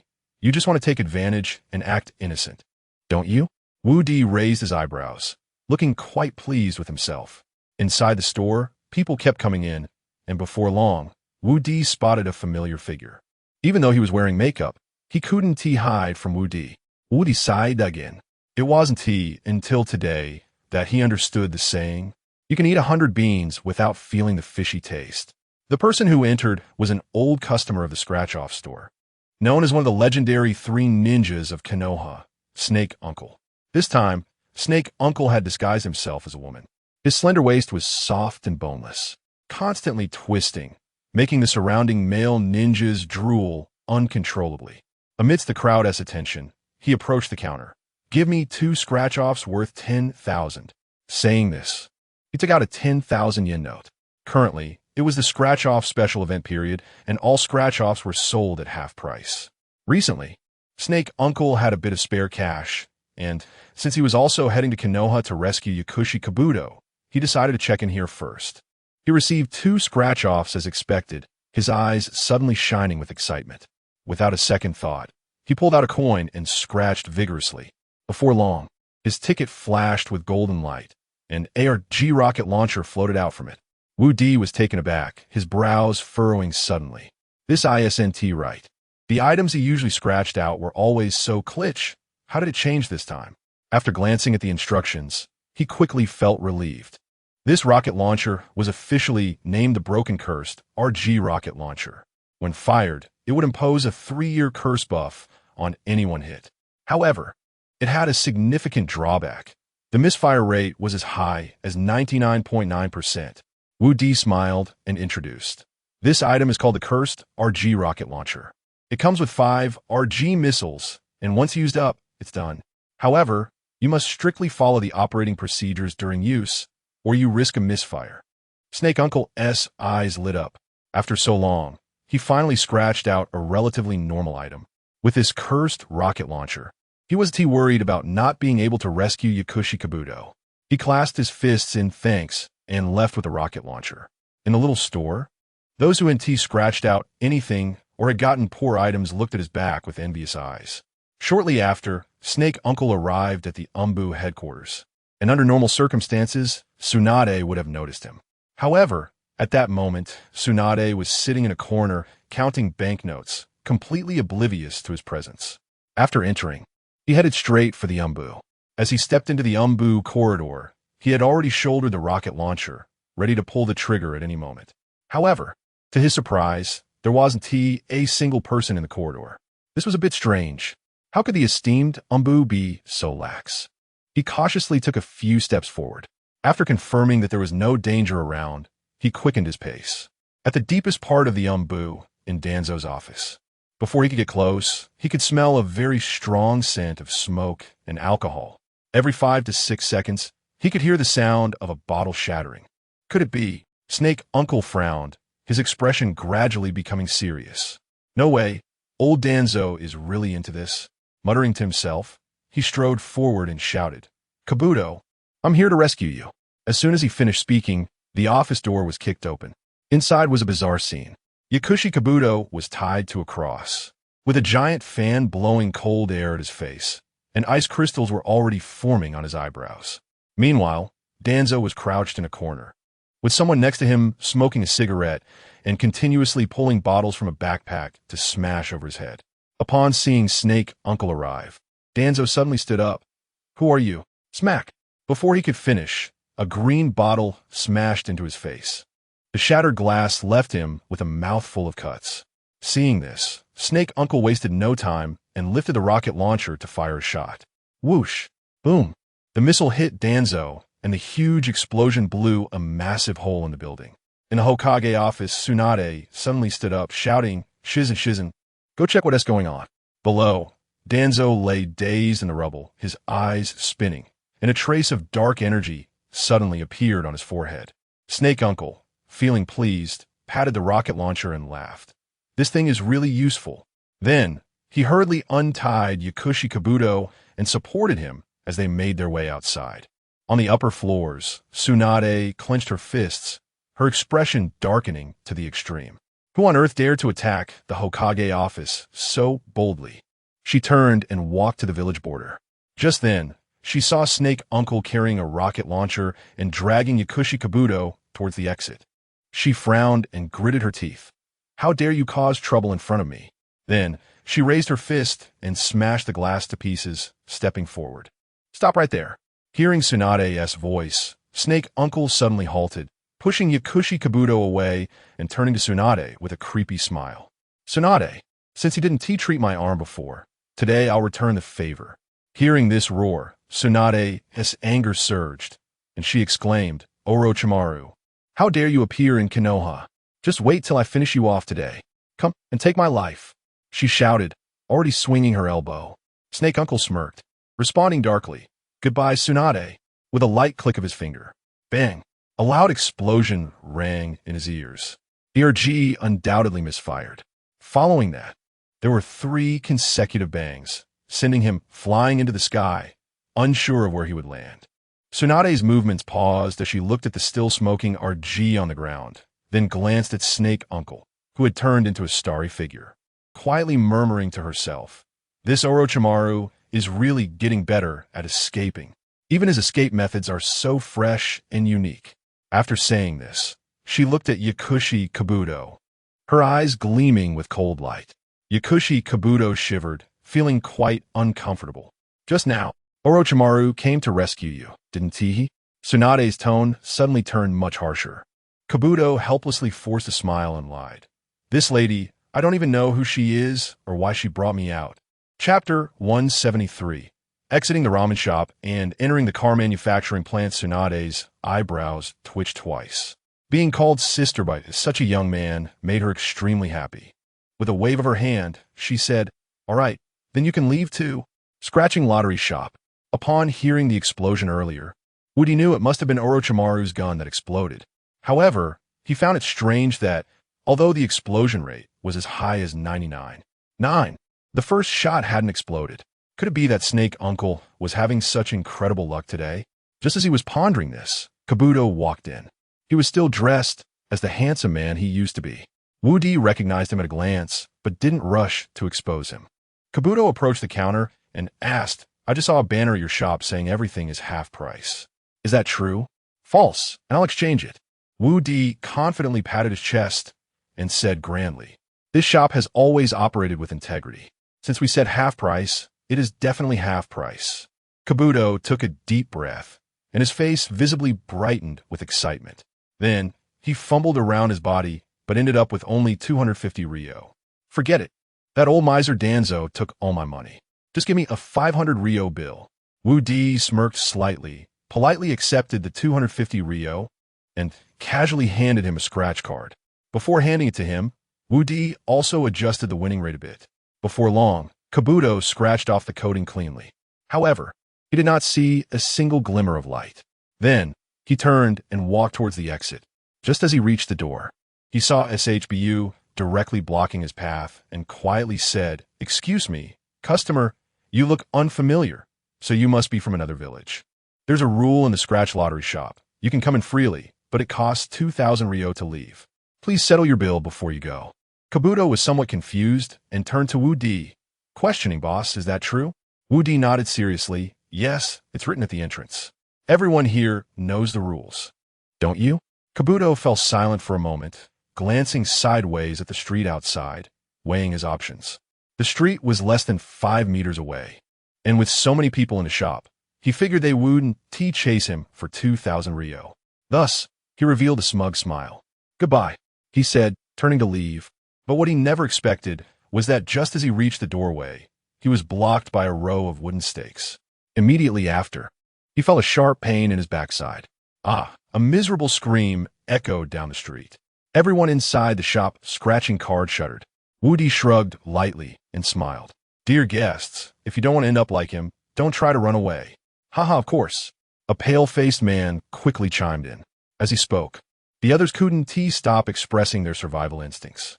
After waiting a moment, and seeing that Kabuto had calmed down quite a bit, Wu Di released the wooden stakes and let SHBU take him to the ramen shop. He trudged along, struggling with each step. At this point, he had no way out. Once he entered the ramen shop, the happiest person was undoubtedly Hanamaru. She had been stuck there for many days for the 2,000 Rio. Finally, after enduring hardships, she welcomed the dawn. If someone comes, can I leave? Hanamaru said excitedly. SHBU nodded, and then saw her happily fly out of the ramen shop, blocking the entrance to the scratch lottery shop. Initially, SHBU was puzzled, wondering what she was up to. Was she trying to steal business in front of Wu Di? That would take quite a bit of nerve. However, after a moment, she understood. It turned out that Hanamaru was now playing a crowdfunding trick at the door. Every passing sand shinobi was, without exception, slightly skimmed off by her. She was the sister of the wind shadow, and among the sand shinobi, how many dared to shout at her directly? In the end, they could only helplessly pull out their hard-earned money. Once inside, she set aside 2,000 Rio and exchanged the remaining 5,000 Rio for a scratch card. As she scratched it, she laughed. I got 2,000 Rio left. Let us see what else you can do to me. As she spoke, the ticket emitted a golden light, and a beautifully crafted small box floated out. Along with it came a fragrance of lemons. She was somewhat puzzled and quietly asked, Boss, what is this thing? Wu Di glanced at the instructions and quietly introduced. This is called pet attraction paste. As long as you open the box, all the cats and dogs within 100 miles will be attracted to you. It's more suitable for doing some D-rank tasks like finding cats and dogs. Hanamaru was left speechless. She had spent 5,000 Rio and only scratched out a pet attraction paste, which was only suitable for some D-rank tasks. Did she need D-rank tasks? In her hands, it was practically useless. She became somewhat unhappy and turned to leave. When she reached the door, she pulled out the 2,000 Rio bill. However, before she could step out, she heard Wu Di shout, Wait, just now. You collected about 6,000 Rio at my shop entrance. Since you occupied our territory, you need to pay a 20 tax. Considering the friendly relationship between Konoha and Sunagakure, I'll round it down for you. Just give me 1,200 Rio? Hanamaru was taken aback. The silver bill she had just received had all been spent on scratch cards. Where would she find any remaining bills now? She hesitated and asked, Big brother, can I owe you first? I just came out of the ramen shop, and I don't want to go back. Wu Di shook his head. Our shop has thin profits and does not offer credit. However, since you don't want to go back to the ramen shop, I naturally have other places for you to choose from. He glanced at SHBU and softly said, Take her to the car manufacturing plant. All right. SHBU nodded and immediately got up from her seat. Wu Di looked at the other customers and continued, My wife is going out for a bit, and those who leave should voluntarily pay their silver bills. If anyone tries not to pay and I find out, be careful of your backside. Everyone present nodded with smiles. He felt much more relaxed and glanced at Hanamaru, who was about to leave. The car manufacturing plant is outside Konoha village. Once you're there, don't think about running away. If you dare to run, I'll go to your sand shinobi and publicly use the 1,000 years of insertion technique on you. Hanamaru's legs suddenly tightened. After all, she was a girl, and there was a significant difference in anatomy compared to boys. If the 1,000 years of insertion technique went awry, the consequences would be unimaginable. She nodded nervously. In fact, she didn't know that Wu Di was just trying to scare her. Currently, his invincible radius was only 100 kilometers, and he hadn't even left the land of fire, let alone go to the faraway sand village. Chapter 174. Deidara being hit again in the land of water. In the hidden mist village, in a dark room, the space twisted slightly, and Akatsuki appeared in the room inexplicably.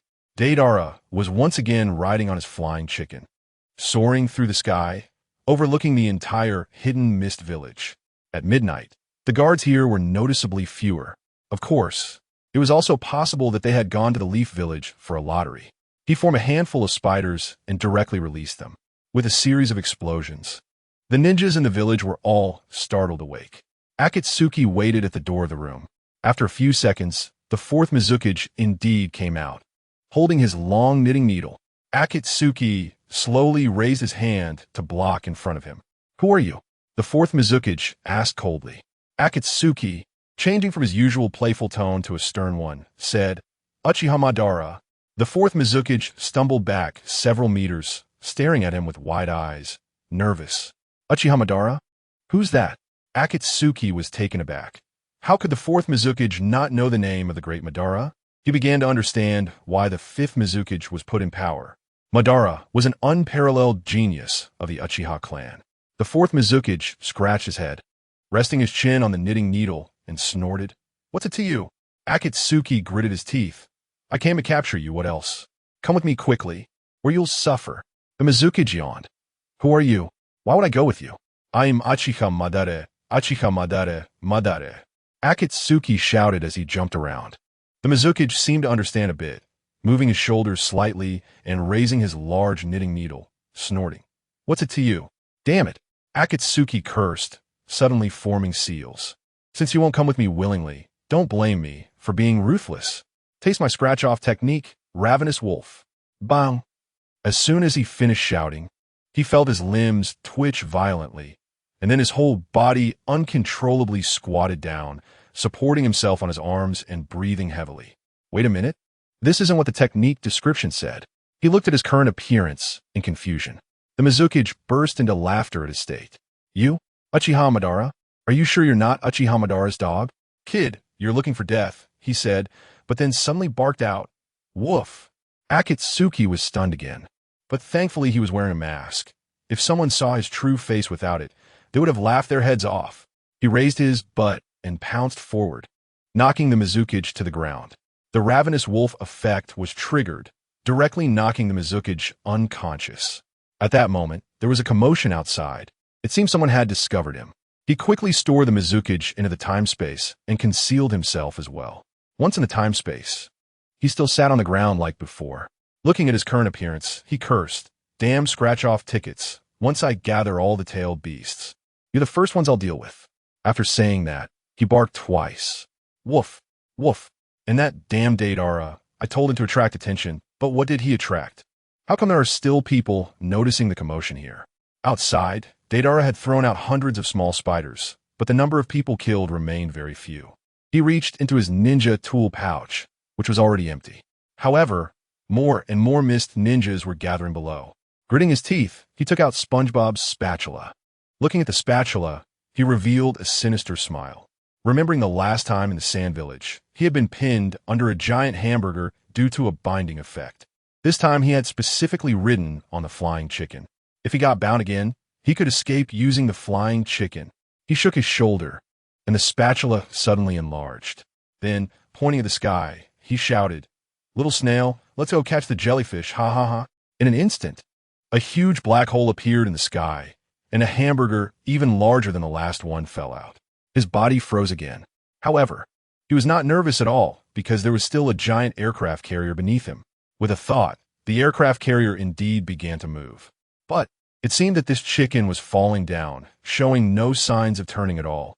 His eyes rolled slightly, and he realized that the aircraft carrier seemed to have stopped moving as well. "Damn, this isn't how you play with me," he shouted, and then noticed that it was getting darker and darker above him. Finally, he felt a softness from the hamburger above, and along with the aircraft carrier and many mist village ninjas, were squashed beneath the hamburger. Sometimes, a confused voice can be terrifying. Just as he was squashed to the ground, he suddenly coughed twice. Cough, cough. But that cough made the aircraft carrier mistakenly think it had received a command. Boom! The huge hamburger suddenly bulged up, and the explosive gas trapped beneath it was pushed out like exhaust due to the hamburger's pressure. Naturally, Deidara, who was at the center of the explosion, escaped the fate of being crushed. However, his legs were directly blown off by the aircraft carrier, and his robe was torn to shreds. The once clean and handsome face was now covered with grime. Tears streaming down his face, he looked at the hamburger in front of him and sighed. After about 10 minutes, Akatsuki emerged from the time-space. Seeing the dim surroundings, he floated up directly. Stepping on the hamburger, he was immediately astonished. This Deidara really had some skill. He managed to crush half of a ninja village with a hamburger.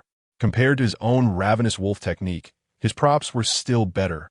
He leaned down to take a closer look and vaguely found that Deidara was leaning against a rock wall, gasping for breath. So he quickly ran over, directly stored Deidara into the time-space, and then concealed himself again in the Rain Village at the High Tower. After Akatsuki returned, the first thing he did was release Deidara and hand him over to White Zetsu to help reattach his severed legs.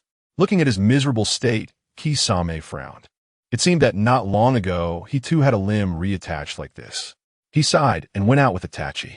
Pain was waiting not far away, and when he saw the two of them coming, he said softly, "You two go capture the 4 tails.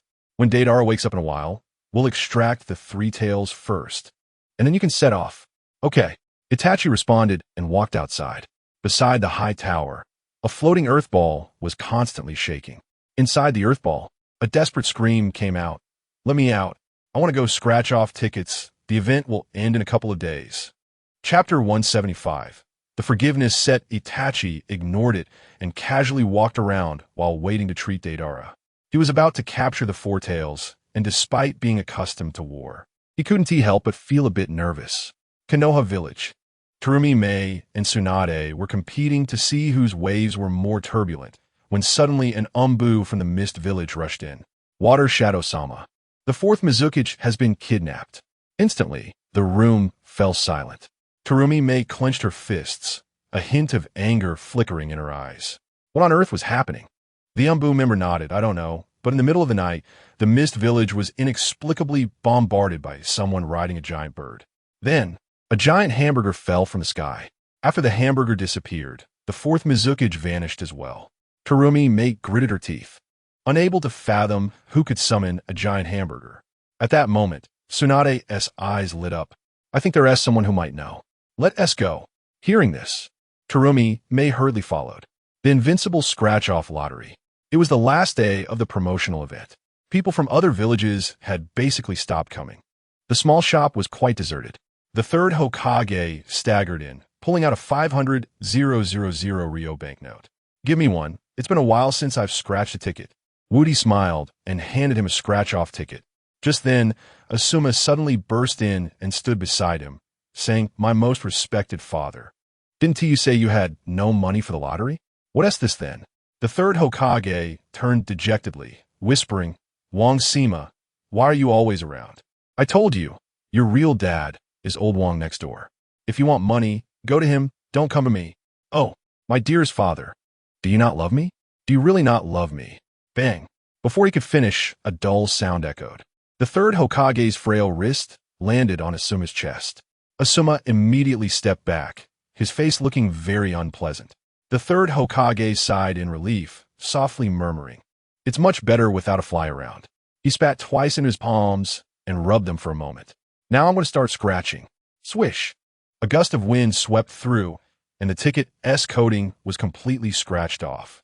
Suddenly, a brilliant golden light radiated, and a heavy turtle shell along with a green hat floated out. The 3rd Hokage furrowed his brows in confusion. Normally, aren't scratch-offs supposed to reveal 1 item at a time? Why are there suddenly 2 items this time? And this color? It's a bit too bright. Woody looked at the explanation and couldn't help but chuckle. Finally managing to suppress his laughter, he quietly said, "Congratulations, 3rd Hokage. You won a complete set of props." The 3rd Hokage was quite puzzled and asked, "What does that mean?" Woody took a deep breath and slowly explained, "This turtle shell is essential for immortals. There's an old predecessor from another realm named Turtle Sage, who has been carrying this shell for years. That old man has lived for at least a few hundred years, according to historical records. But his shell has turned brown due to long-term polishing. As for that green hat, it's well known by a refined and popular name, the forgiveness hat. This hat can be worn by oneself or given to others. The effect is that no matter what mistake there is, as long as you wear the hat, you will immediately forgive the other party. Additionally, this turtle shell contains a set of martial arts skills, the forgiveness chi wave. You can learn it when you have time. It's no worse than your paternal love technique. And the key point is that the forgiveness chi wave has a built-in forgiveness attribute, which is definitely more advanced than the paternal love technique. After a lengthy explanation, Woody finally made it clear what the two items were. Then, the third Hokage laughed heartily and directly climbed into the turtle shell, leaving with the shell and hat. Just as he reached the door, Jiraiya approached. Rarely. This time he wasn't holding a plot editor, but a steamed bun. The third Hokage asked in confusion, "What do you need a steamed bun for?" Jiraiya grinned slyly. "Teacher, I've discovered a new use for steamed buns recently. It's particularly exciting." "What use?" The third Hokage frowned, countering. Jiraiya took the bun out and said, "Recently, because I've been going to the hospital for blood transfusions, the remaining money has all gone to scratch-offs, and I've run into a funding shortage. Based on this, I've developed 3 major ways to eat steamed buns." What are the 3 major ways? At this point, not only the third Hokage was curious, but even Asuma and Woody were intrigued. Jiraiya smirked, cleared his throat, and said, "Now, pay attention. First, let us say we want to eat crab. We peel the skin off the steamed bun and imagine it's a crab. Then the bun turns into crab flavor. Second, if we want to eat a hamburger, we just pull it apart in the middle, imagining there's a filling inside, and it tastes like a hamburger." Woody and the others looked a bit gloomy, wondering why they still believed him, knowing that Jiraiya was usually unreliable. But Jiraiya seemed oblivious, continuing to speak. Now for the third way to eat, which is the most profound way. For example, if we want to drink milk, we take a small piece from the center of the top of the steam bun, and look, doesn't it look like a big milk bottle? Woody had just taken a sip of water, and upon hearing the third method, he instantly choked, coughing repeatedly. No wonder he is a banned book author. His imagination is beyond ordinary. Looking at the third Hokage, his eyes sparkled with excitement as he raised his hands unconsciously, saying excitedly, "My good student, I'll take this milk home and enjoy it slowly." As soon as he finished speaking, Jiraiya felt emptiness in his hands. That white, fluffy steamed bun had disappeared.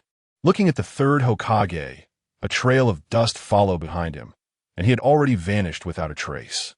Asuma looked at his retreating figure and awkwardly turned to ask, "Boss, what happened to my dad?" Woody coughed lightly, the image of the turtle sage appearing in his mind. He said softly, "Well, that might be a side effect of putting on the turtle shell." "All right." Asuma slapped his face and turned to exit the small shop. Seeing everyone had left, Jiraiya pulled out 50,000 Rio and quietly said, "I saved this for a long time. Give me one." Seeing his cautious demeanor, Woody frowned slightly.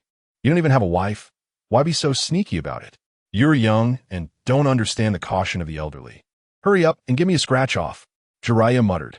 Chapter 176 Frequent Winning. Woody handed him a scratch card with a dark face. Watching Jiraiya secretly scratching the ticket, he couldn't help but associate it with his respected father, who hid his pocket money from his mother. Soon, a golden light flashed from the ticket. Within the golden light, a bowl began to float up. "Nanny? What kind of thing is this?" Woody murmured. Then he glanced at the instructions, and the corners of his mouth twitched. "This thing is quite magical, known as the nemesis of snakes, scientifically named F.A. High's Bowl. If you take this thing outside and encounter anything evil, you can shout, 'I collect you.' Then the bowl will shine with golden light, and under the golden glow, everything can be collected. However, except for snakes. Collecting anything else requires a cooling-off period of up to 2 days." Jiraiya excitedly picked up the bowl and started to wipe it vigorously with his sleeves. Watching his actions, Woody sighed. "Uncle Snake's true form seems to be a big white snake. You really are destined to be together." Just then, Tsunade led Conan in, and upon seeing Jiraiya's rare affection for the bowl, she couldn't help but frown. Then she asked, "Boss, do you have a scratch card that can summon a giant hamburger?" Woody recalled, "Oh, there seems to be one. If I remember correctly, it was taken by someone named Deidara. Deidara? Deidara! Tsunade stroked her chin, thinking for a while. Suddenly, her eyes lit up. I remember now. That person seems to be a member of the Akatsuki organization. Damn Akatsuki, they've got another tailed beast. Tailed beast? Conan asked in confusion. Tsunade took a deep breath and whispered, yes, previously the Wind Shadow Gaara was attacked, and we sent someone to rescue him. The news we received said that the Akatsuki organization was trying to capture the tailed beasts. What are we waiting for? Let's quickly gather the 5 Kage for a meeting. I would like to, but you should also be aware of how difficult it is to do such things. Conan's brow furrowed slightly. She knew Tsunade was not wrong. There are still many barriers between the 5 great nations. Even with the scratch card shop mediating, most of these people still have their own agendas. She nervously whispered, no, I have to go. We still have a 6 tails in our village. As soon as she finished speaking, Conan turned to leave. Tsunade clenched her fist and sighed. No, we need to arrange for someone to check on the Akatsuki situation. Just as she was mumbling, she suddenly noticed Jiraiya beside her. Hey, how about I give you a glorious and challenging task? Tsunade raised her eyebrows. At this moment, Jiraiya was admiring his precious bowl, with no mood to deal with other matters. Seeing this, Tsunade rolled up her sleeves and delivered a solid punch. Looking at Jiraiya, a big bump appeared on his head, as if he had been hit by a frying pan. He tearfully put away the bowl and asked, just tell me if there's something to discuss. Why do you have to resort to violence? I can hear you just fine. Tsunade kept a stern face. Can you actually listen to me properly? I ask you, do you have time to spy on the Akatsuki organization for information? Don't tell me you don't have time. Jiraiya, feeling wronged, nodded. I wanted to say I don't have time, but you won't allow it. Then he walked out with a look of despair. Just as he reached the door, he suddenly came to his senses. How about this? You let me play 2 scratch cards, and after I'm done, I'll go. Tsunade's brow twitched slightly, asking, what do you mean by that? Jiraiya sighed nonchalantly. I just feel that if this time is dangerous, I might not have another chance to play scratch cards again. So while I can. Before he could finish, Tsunade swung her arm and hit him on the head. I won't allow you to have such thoughts. Jiraiya hugged his head and grimaced. Seeing him like this, Tsunade quickly returned to normal. She took out a 100,000 Ryo bill from her bag. This should be enough for you to play. Don't forget to go carry out the mission after you're done. With that, Tsunade turned and left the small shop. Looking at the money on the table, Jiraiya grinned. Boss, give me 2 more. Wu Di handed him the scratch cards and sighed. He didn't know if Jiraiya would scratch out something life-saving this time. If not, he really might be in big trouble. Before long, a golden light flashed from his ticket. Before the item could float out, he burst into laughter. Expensive scratch cards are indeed good. The probability of getting good stuff is high. Wu Di remained silent, just quietly waiting for the result. Not long after, the golden light dissipated, and a coffin floated out. Jiraiya's face immediately turned green. He laughed through tears. What is this thing I've scratched out? Even before I go out, the coffin is already prepared for me? How auspicious. He turned to look at Wu Di, only to find that Wu Di's expression seemed a bit unusual, as if he was quite happy. Boss, you can't be serious. This coffin is about to be useful for me, and you can still laugh? Wu Di hurriedly shook his head. What are you thinking? I'm happy for you. Jiraiya was somewhat confused. What's so happy about a coffin? He smiled and explained. This coffin is not an ordinary coffin. It's called the rebirth coffin. Inside this coffin is a doll. If you drop a drop of blood on the doll, if anything dangerous happens outside, and you kick the bucket, the doll inside the coffin will collect your soul back, and you can use this method to resurrect. Really? Jiraiya was overjoyed, directly putting the coffin into his embrace and holding it tightly. Wu Di nodded. Of course it's true. When have I ever lied to you? However, there's another thing you need to know. If you revive from this coffin, your strength will be directly halved, and you won't be able to use any means to recover. Jiraiya bit his lip and whispered, if I really encounter such a situation, just surviving would be lucky enough. What else can I ask for? Saying this, he stood the coffin aside and turned to scratch the next ticket. The second ticket also flashed golden light, which really delighted him.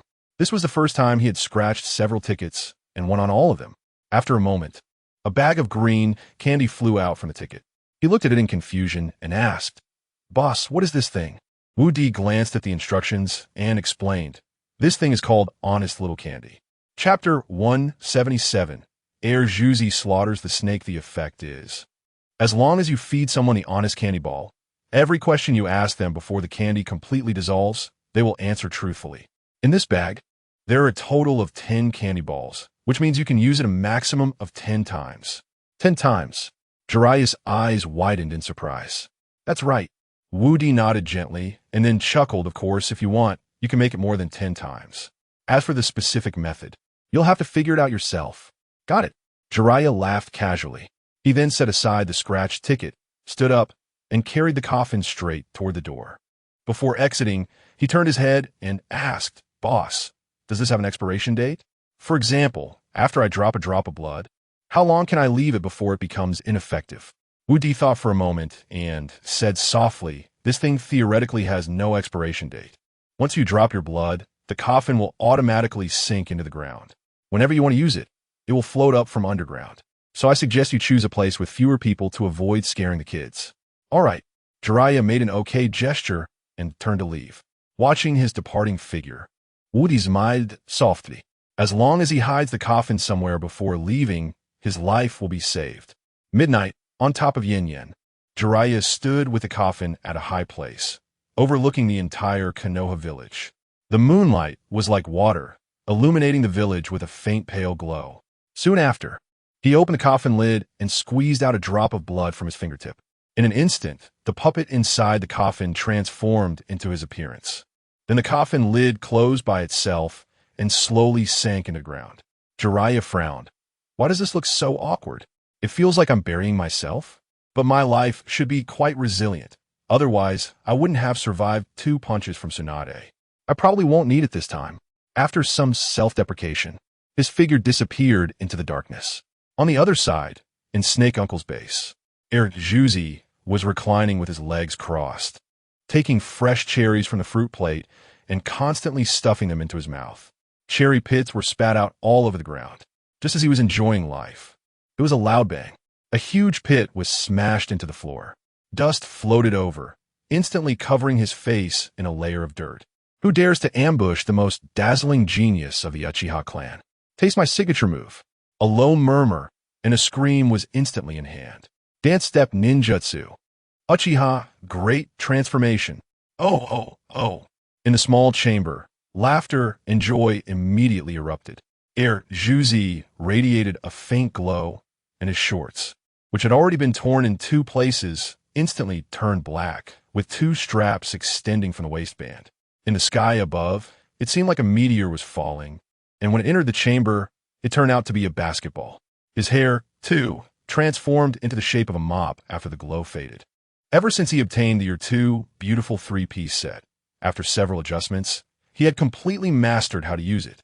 In the chamber, a cheerful melody gradually began to play. Elegant dance moves displayed their charm under the moonlight. With the basketball bouncing, the ground trembled continuously. The pit above could not withstand the vibrations and collapsed, directly burying Juzi underneath. However, did you think this would stop Juzi from dancing? That would be a big mistake. His dance moves remained unaffected.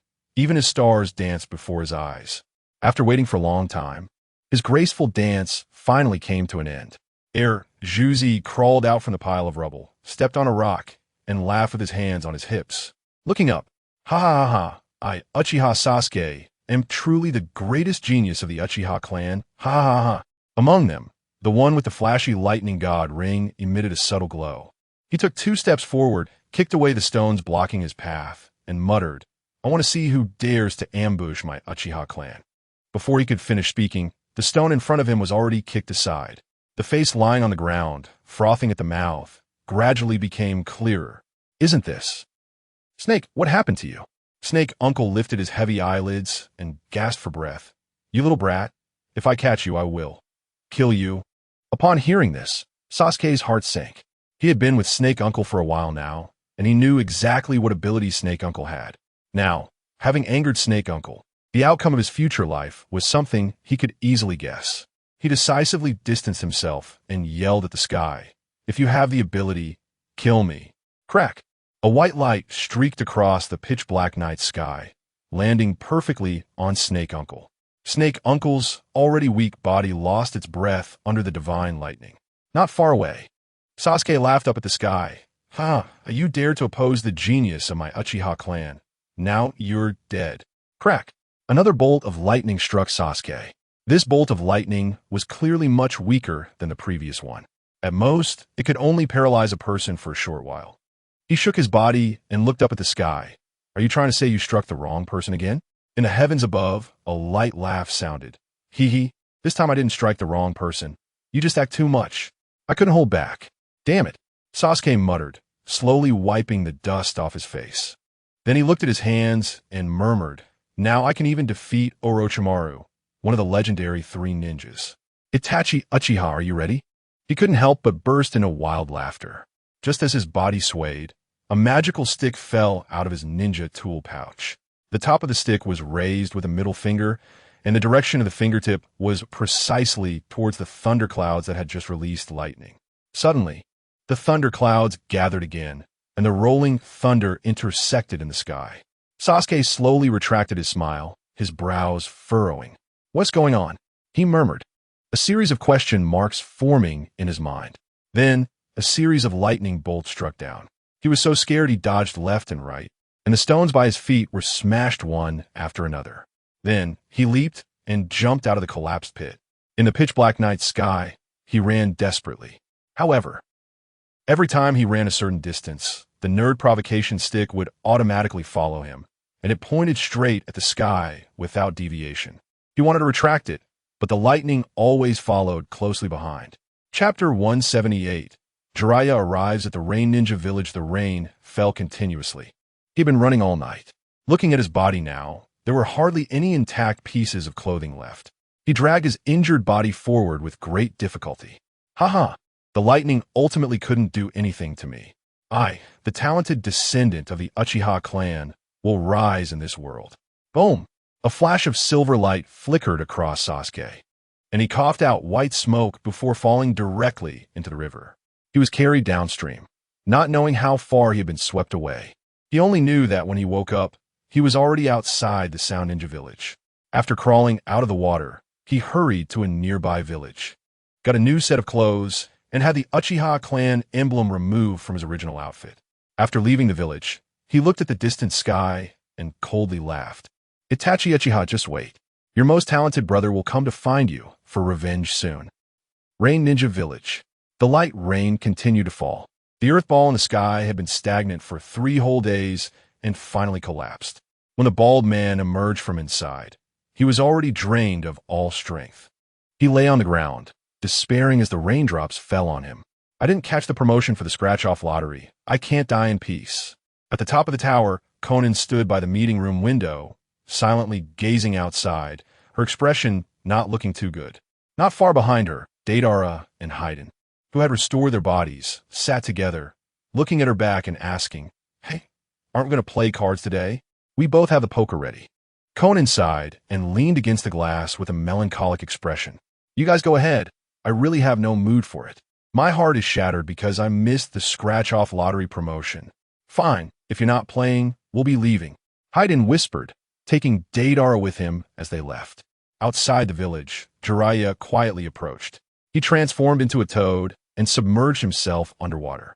After a while, he surfaced to take a breath and noticed 2 rain ninja carrying a gray package that seemed to contain something unknown, walking slowly.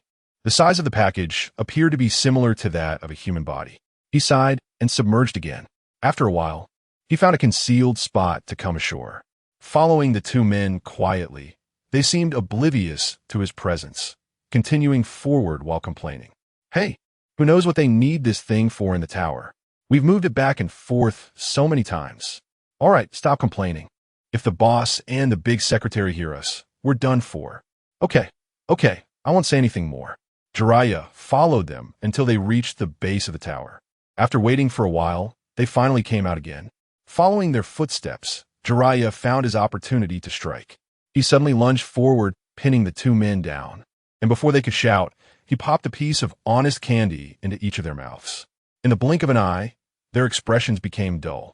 Jiraiya quietly asked, What were you carrying just now? A woman, answered the slimmer one. That's right. The other one chimed in. A woman? Where did you take her? He continued to inquire. To the top of the tower. That's right. He turned to look at the tower, a grave expression on his face. How many people are there in that tower? 10. But one seems to have died recently. That's right. Jiraiya clicked his tongue and shot a sideways glance at the one who said that's right. If I didn't ask you to speak, then don't speak. Oh, the man responded. Then Jiraiya continued to ask, what were you taking that person in for? We don't know. We were just told to put her there, and then we were allowed to leave. That's right. He clenched his fist, and a murderous intent began to rise in his eyes. Last question, you guys. Before he could finish, he heard a silly response from the opposite side. That's right. That's right. Your mother's leg. Jiraiya suddenly exploded with rage, drawing a kunai and slashing it across the neck of the ninja in front of him. The man twitched a couple of times before falling into the nearby river. Jiraiya was taken aback. He wasn't worried about being discovered. After all, he still had the ultimate life-saving artifact, the big coffin. However, looking at the man's body sinking to the bottom, he felt pain for his candy. He had only asked a few questions for less than a minute. The candy had just started to dissolve, and the remaining candy could still be salvaged for reuse. Then he turned back to the ninja in front of him, clenched his fist, and punched him directly in the face. The man coughed violently. The candy didn't come out. Instead, he swallowed it whole. Jiraiya was stunned, going berserk in the street, kunai raised high. The ninja in front of him didn't even make a sound before he dropped dead. At this moment, Conan at the top of the tower noticed something red floating in the distant water. Squinting, she found that it was the corpse of a rain ninja. Startled, she turned around just in time to see Nagato walking in, smiling as he asked, Hey, it's been days. Are you still thinking about the scratch-off lottery? Conan huffed and then frowned, pointing out the window. That matter has passed. Hurry and come look. Something seems to be going on over there. Seeing Conan's expression, Nagato quickened his pace. Meanwhile, 2 corpses were already floating in the water. Quick, follow me to the tower's peak. I need to check it out. As they spoke, the 2 ascended to the tower's peak. At the top, there was a seat resembling a large capsule, with a huge cross behind it. Nagato sat down, placing his hands into the grooves on either side. In the blink of an eye, 4 people with orange hair emerged from behind, along with a bald man. Conan, you and the Deva Path go down and take a look. Nagato commanded, and the Deva Path pane soared out. Conan followed closely, jumping down from the tower's peak. On the ground, Jiraiya was analyzing the situation at the tower when he suddenly heard movement behind him and quickly came back to his senses. In the next instant, thousands of origami butterflies were already closing in. He quickly retreated and formed hand seals, fire style, fire. However, before he could release the ninjutsu, Deva Path Pain had already closed in, unleashing a Shinra Tensei that sent him crashing into the building below. Chapter 179. Jiraiya's heroic tale. The building collapsed with a loud crash, and Jiraiya rolled along the grayish ground. When he stopped, he wiped the blood from the corner of his mouth and used the blood to perform the summoning technique. Summoning technique. Boom! With a loud bang, a large pink toad suddenly appeared. The toad held a pot lid in its left hand and a fork in its right, as if waiting for a meal. Jiraiya said, Toadkin, it's up to you. As he spoke, Toadkin leaped forward and the fork stood upright. On top of the tower, Nagato's eyes gradually became much deeper. Teacher, it's been so many years. As soon as he finished speaking, a man with orange hair and a bald head flew out next to him. Since you've come to my place, let me properly show my hospitality. Host, who wants to play cards? Deidara suddenly rushed up to ask, not knowing when his ears had become so sharp. Nagato turned and said, Get lost. Seeing Nagato like this, Deidara shivered and retreated quietly. Below, after the arrival of the other 2 Pain, the animal path summoned a Cerberus and a green-feathered parrot. Toadkin was somewhat overwhelmed but still held his ground. From Jiraiya's direction, after summoning Toadkin, he didn't even have time to catch his breath before Conan had her eyes on him. Thousands of paper butterflies rushed in, leaving Jiraiya with no chance to fight back. Grinding his teeth, Jiraiya reached for his ninja tool pouch. He suddenly pulled out a pair of shiny sunglasses and awkwardly coughed. Wrong one, let's do it again. He reached into the pouch again. With a forceful tug, the plot editor along with an external hard drive was kicked out. Wrong again. Let us try once more. On his 3rd attempt, he pulled out a bowl. Looking at the butterflies flying in from all directions, he He let out a sigh. Conan's sigh. As soon as he spoke, his eyes suddenly dimmed considerably. At that moment, no one knew what he was thinking. From the moment they met, he recognized the identity of the girl with blue-purple hair when he saw the paper butterflies. Back in the day, he was the one who taught them ninjutsu bit by bit. As for the orange-haired one who could push people, he was one of the 3 students he taught. Yahiko. His gaze grew murky. He sighed, raised the bowl, and directly aimed at Conan. I accept you. As soon as he said that, strands of golden light appeared at the bottom of the bowl. But just as the golden light was about to envelop Conan, a figure suddenly jumped out behind her. It was the animal path pain who had come later. He pushed Conan aside, letting the golden light envelop him. Then the bowl trembled, and the animal path pain was directly sucked in. Jiraiya gritted his teeth secretly. In the back of his mind, he had a feeling that of the 3 students he had taught, he had only seen 2 to this day. And that last one, who was once the weakest but had the terrifying Rinnegan, Nagato, was probably the true core of this Akatsuki organization. He turned a glance at the Azura path pain not far away and suddenly noticed something. The Rinnegan should normally only belong to Nagato. No wonder he felt strange when he saw Yahiko. When did he get the Rinnegan? Moreover, that bald guy also had it. And the person who just got sucked in had it too.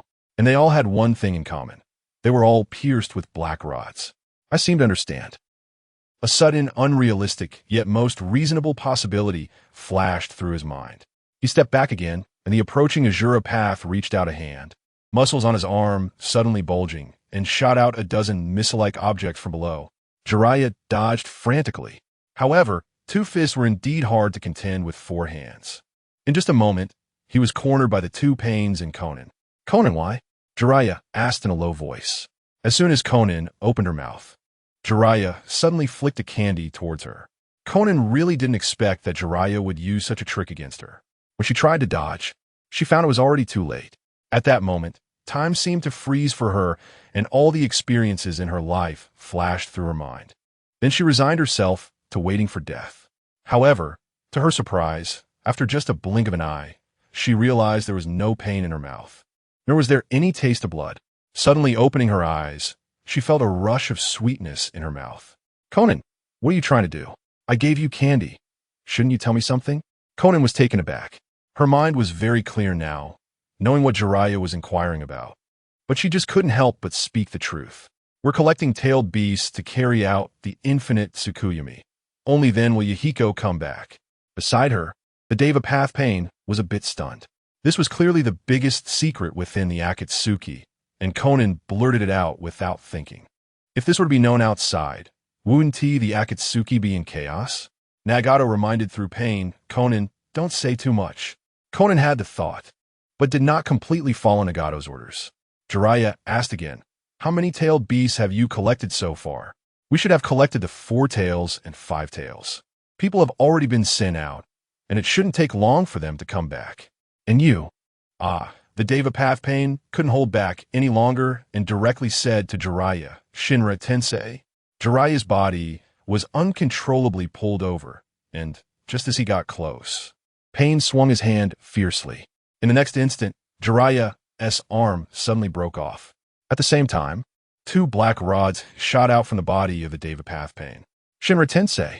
Jiraiya was instantly thrown into a discarded pipeline in the water. Immediately afterward, 2 black iron rods flew towards him. Teacher, you know too much. So please, just keep your mouth shut forever. Jiraiya loosened his hands, a strange smile appearing on his face as he sank into the water. Unexpectedly, he really died. I had prepared a death monologue, but it seems I won't need it now. Well, I'll save it for next time. Let me think, what should the monologue be called? Let's call it Jiraiya's heroic tale. Then, his vision grew darker until it completely lost its light. Konoha Village. On the cliff face, a small clearing was surrounded by people. In the depths of the forest, a pit had been thrown out by someone. The coffin containing Jiraiya's puppet was discovered. Chapter 180. The Misguided Funeral Jiraiya. If I had known, I wouldn't have let you take on this mission. Tsunade wiped her tears, pounding her chest and lamenting. Next to her was another person who was crying even harder. That was Kakashi, a loyal reader of Aika Paradise. Jiraiya-sensei, how could you just disappear like that? Your Ica Paradise ISNT finished yet? Do you know what it means to stop updating? Kakashi had just shouted a couple of times when he suddenly stopped crying, scratching his head and saying, "Oh, it seems like your whole family is gone, right?" After mumbling that, he continued to wail. "You see, because you stopped updating so casually, now your whole family is gone. A person like you doesn't deserve to be called an author. You irresponsible man. Not far away, crack, crack, crack." Every 3 seconds, the sound of a bottle shattering could be heard. Following the sound, it was Danzo standing there. He wore a pink outfit over which he had draped a large burlap sack. A white cloth was also wrapped around his head, and he was constantly shedding tears. Ever since he heard about Jiraiya's death from the villagers, he had come out boldly, wanting to see Jiraiya one last time. However, the teacher behind him, Yubin, was simply too annoying. He had only been there for an hour, and the broken glass shards were already up to his knees. He didn't know where all those bottles had come from. Danzo let out a breath, looking at Jiraiya in the coffin, and said, You never enjoyed my tenderness in life. And after you die, you better not look for someone else down there." Before he could finish his sentence, the sounds of vomiting echoed around. This old man was truly despicable. Today was supposed to be a very solemn day, and he still had to come here and add to the trouble. Does he think Jiraiya died too lonely and wants to bring a crowd to accompany him in the afterlife? Tsunade slowly raised her head, her tear stains slightly dried, and with a leap, she poured her strength into Danzo's chin with her 5 fingers. Danzo instantly flew into the air, tracing a beautiful arc. Teacher Yubin took a puff of his cigarette, snorted, and said, "Smoking, drinking, and perming." A big leap followed suit. As Jiraiya's teacher, the third Hokage walked to the coffin with a heavy heart, looking at his peaceful face, and whispered, "Jiraiya, you were always the most mischievous. I never expected you to leave so quietly." As he spoke, he glanced at Konohamaru. Understanding the situation, Konohamaru stepped forward and took out his long-preserved 3-year college entrance examination. 5-year simulation. Jiraiya-sensei, this exam paper has been thoroughly studied by me for several months. Let it serve as your burial item, so you can sleep in the yellow earth together. Especially, I heard from Grandpa that you didn't like studying when you were alive. After you die, you must become a good student, good study, day on. After a long admonition, he placed the 3-year college entrance examination, 5-year simulation in Jiraiya's arms. The third Hokage whispered, "Raise the banner." The banner guard team, consisting of Asuma, Kakashi, Guy, and Irika, approached. Unlike the banners given to the living, his banner was completely white with black letters. It read, "You're the most loyal companion of Konoha Village, presented by all the villagers of Konoha." The banner slowly floated down, directly covering him. Sounds of mourning echoed around, especially from Kakashi, who was nearly crying into unconsciousness. "Seal the coffin," the third Hokage shouted. And Irika came over with a hammer and nails to secure the coffin. "Jiraiya-sensei, the left side is nailed down. Move to the right." Bang, bang, bang. "Jiraiya-sensei, the right side is nailed down. Move to the left." Bang, bang, bang. The smooth operation left Naruto dazzled. This was his first time attending someone else's funeral, and he never expected there would be so much to say about it. Just as the coffin was secured, not far away, Kiba Inuzuka appeared draped in white cloth. He knelt in front of the coffin and cried out, "Jiraiya-sensei, how could you just be gone?" Behind him, Shiho Yamanaka held a Suona, and Hinata Hyuga took out an Eru. A mournful farewell song began to play above the crowd. This song was extremely tragic, and anyone who heard it couldn't help but shed tears. Next to the crowd, a little girl about 5 or 6 years old with white eyes tugged at her father's clothes and asked, "Daddy, why are you crying too?" The man picked her up. "Hanabi, your sister is causing trouble over there, and it makes me think if I die one day, will it be like this?" Hanabi pouted. For a 5 or 6-year-old child, the concept of death seemed not so deep. She hugged her father's neck and said, "I wouldn't. If you die one day, I'll set off a huge pile of firecrackers at the village entrance." "Hee, you really are my dear daughter." Hisashi couldn't help but twitch his mouth. The third Hokage sighed and looked over, saying, "All right, it's about time to stop crying. Lift the coffin." Kiba quickly wiped his tears and pulled Hinata and Shiho to charge forward. At the coffin, he didn't forget to say, "Naruto, come with us. We'll make money later and share some with you." Naruto was momentarily stunned. At this moment, Kiba's mother, Shiho's mother, and Hinata's father all stepped forward together. "Little kids, lifting coffin? Hurry up and go home." Kiba's feet dug into the ground tightly, but it still couldn't stop his fate of being dragged home. From outside the forest came his miserable cries. "Tsunade-sama, don't forget to settle the payment for our crying performance." A few mischievous children were forcibly dragged away. Kakashi and the others went directly to the coffin, placed a crossbeam, and lifted it up. Inside the coffin, Jiraiya, who had been still, suddenly felt his heart pound. Then, he took a deep breath and slowly opened his eyes. "Huh, strange, why is it still so dark around me? Didn't the boss say I could float to the surface?" He furrowed his brow in confusion, muttering to himself. As he groped around, he felt as if there was something in his arms. "What is this? It feels like a book. Where exactly am I? What am I doing?" Just as he was mumbling, he seemed to hear footsteps outside. Moreover, his coffin seemed to be moving. His eyes widened. "Ah, no way, they can discover this?" He hurriedly sat up, but just as he bent forward, he was knocked back down by the coffin lid. Outside, most of the people were sighing and walking away, completely oblivious to this little anomaly.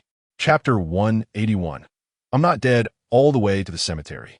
The coffin slowly descended, directly placed into the pit that had been prepared in advance. Kakashi and the others stepped back a few paces. Naruto held out the scriptures of Tang Sung. Most of the people present didn't know the purpose of the scriptures, so they didn't avoid it too much. Naruto slowly flipped open the pages and said in a low voice, "Jiraiya, considering you are a teacher to both me and my father, today, as you embark on your journey to the West, your student is deeply saddened and specially recites the scriptures of Tang Sung for you. May your journey be no longer lonely." Saying this, he directly opened the book. "Laugh at me for wasting all my schemes. Love chasing the beautiful reflections in a mirror." A series of critical hits felt like bombs dropping on their heads, leaving them dizzy.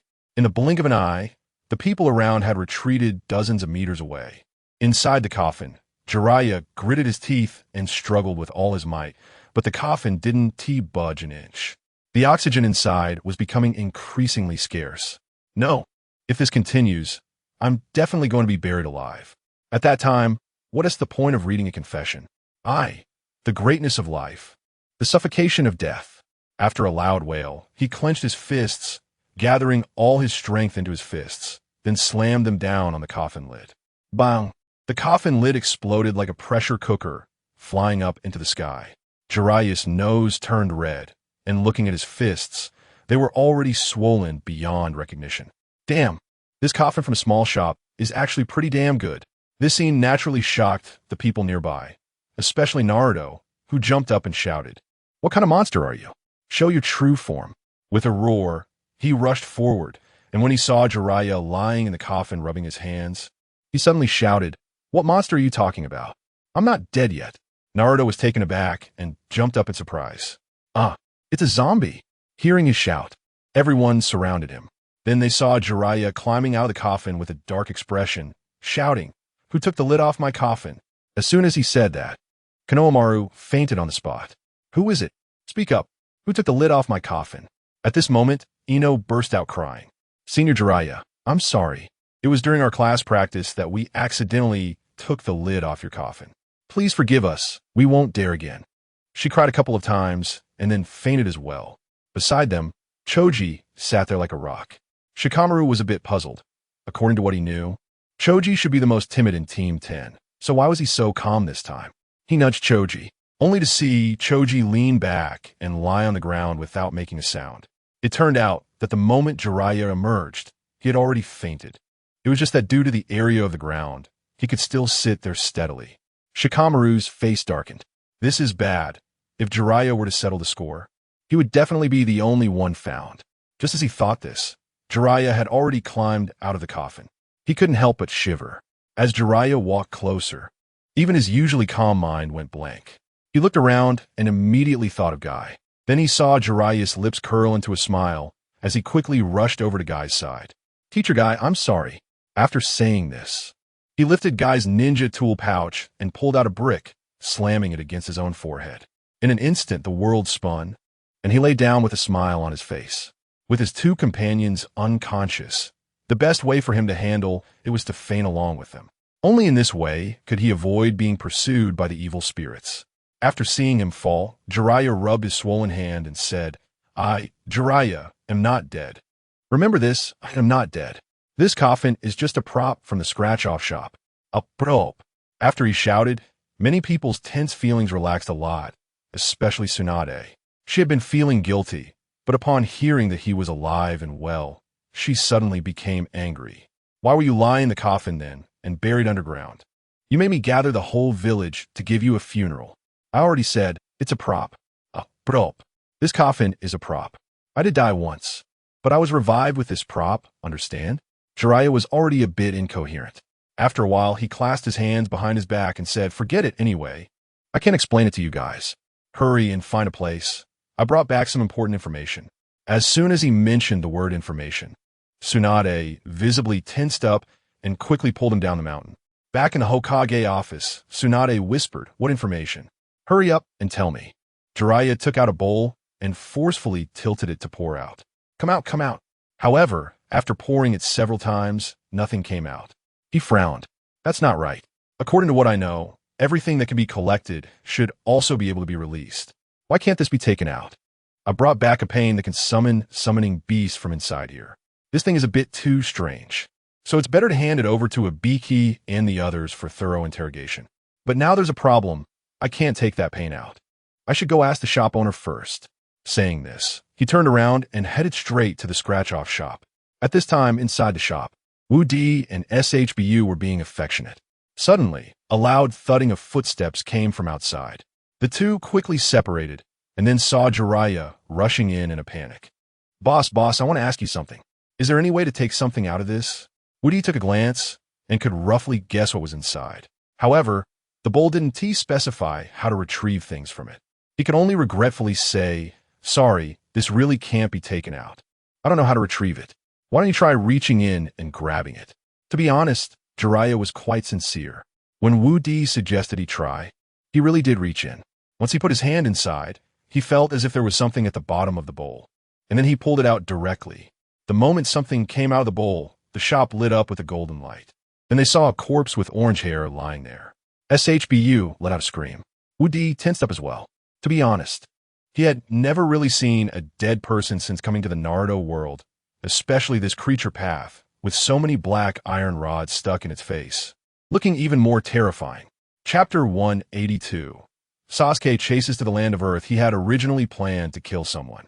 However, after trying many times, he still showed no signs of success. That person's vitality was simply too strong. Looking at the corpse of the beast path on the ground, Jiraiya snorted. My goodness, if I had known it was this easy, would I have run so far? Now, great, the cooldown time for the bowl hasn't ended, and I can only carry him back. As he spoke, he slung the beast knife over his shoulder and walked towards the door. Just as he reached the entrance, he suddenly turned around and said, Boss, to be honest, the quality of the coffins in your little shop is really good. My hand still hurts. Woody was a bit puzzled by his meaning. After returning to the Hokage's office, Jiraiya directly threw the corpse on the ground. Pointing at the black stick on him, he said, this thing is strange. It seems to be some kind of signal receiver. When I went to the Rain Ninja village this time, I discovered that their leader has the Rinnegan. Just as he said this, Tsunade interrupted him. You mean the Rinnegan? Jiraiya sighed and nodded.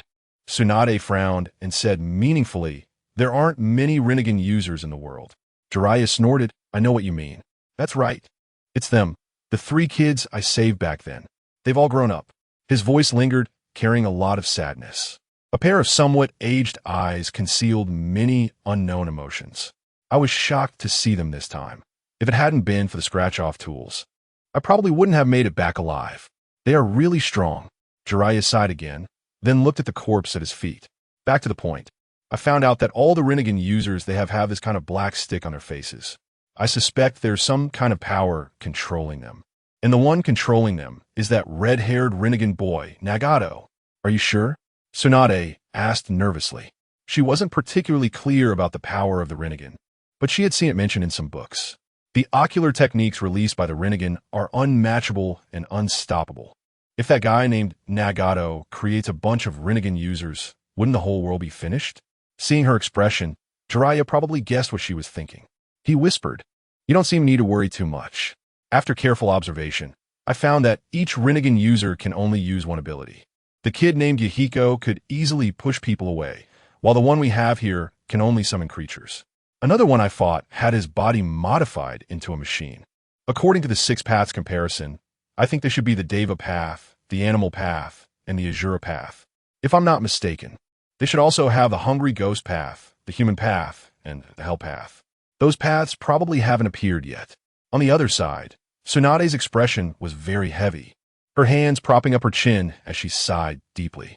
When the 3 of us encountered those 3, you really should have listened to Orochimaru. If that had been the case, the ninja world might have been much more peaceful. Jiraiya laughed heartily, scratching his head. Me? Well, let's not talk about the past. After coming out of the coffin, he left behind some serious after effects. I might have to retire for a while. Tsunade asked with concern, "What kind of after effects? Can I treat it?" "I can't treat it. I can feel it. I'm afraid my remaining days will only be spent in idleness." After saying that, he turned and left the office. Just as he was about to exit the office, Tsunade suddenly called out to him, "Can you temporarily take Naruto away for a while? I'm worried Pain will come looking for him." Jiraiya hesitated for a moment, then gave a thumbs up and smiled carefree. Just as he came down from upstairs, he naturally took out his glasses, and through the large glass upstairs, Tsunade saw everything. Her face couldn't help but turn a bit red. Jiraiya strolled leisurely, not knowing what was on his mind, when he suddenly turned around. His eyes instantly widened. He saw Tsunade here. Imagine a scene that might be censored. Ignore about 100 words of specific description. Then he felt a hot wave surge from his nose. Tsunade quickly crossed her arms and hurriedly left the window. Seeing this, Jiraiya didn't stay any longer. After wandering around the street for a while, his face had turned as pale as paper. He swayed his body to the hospital, and before he could enter, he saw someone dressed in Kakashi's clothes running out.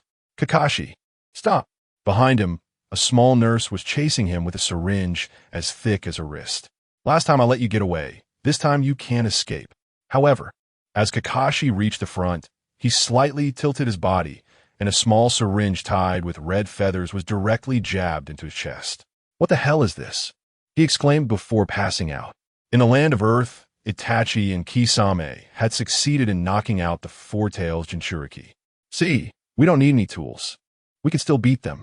Unlike Deidara, who misplayed the fireworks and blew himself to pieces, Itachi shot him a sideways glance and coldly snorted. "Just like you didn't end up half dead yourself."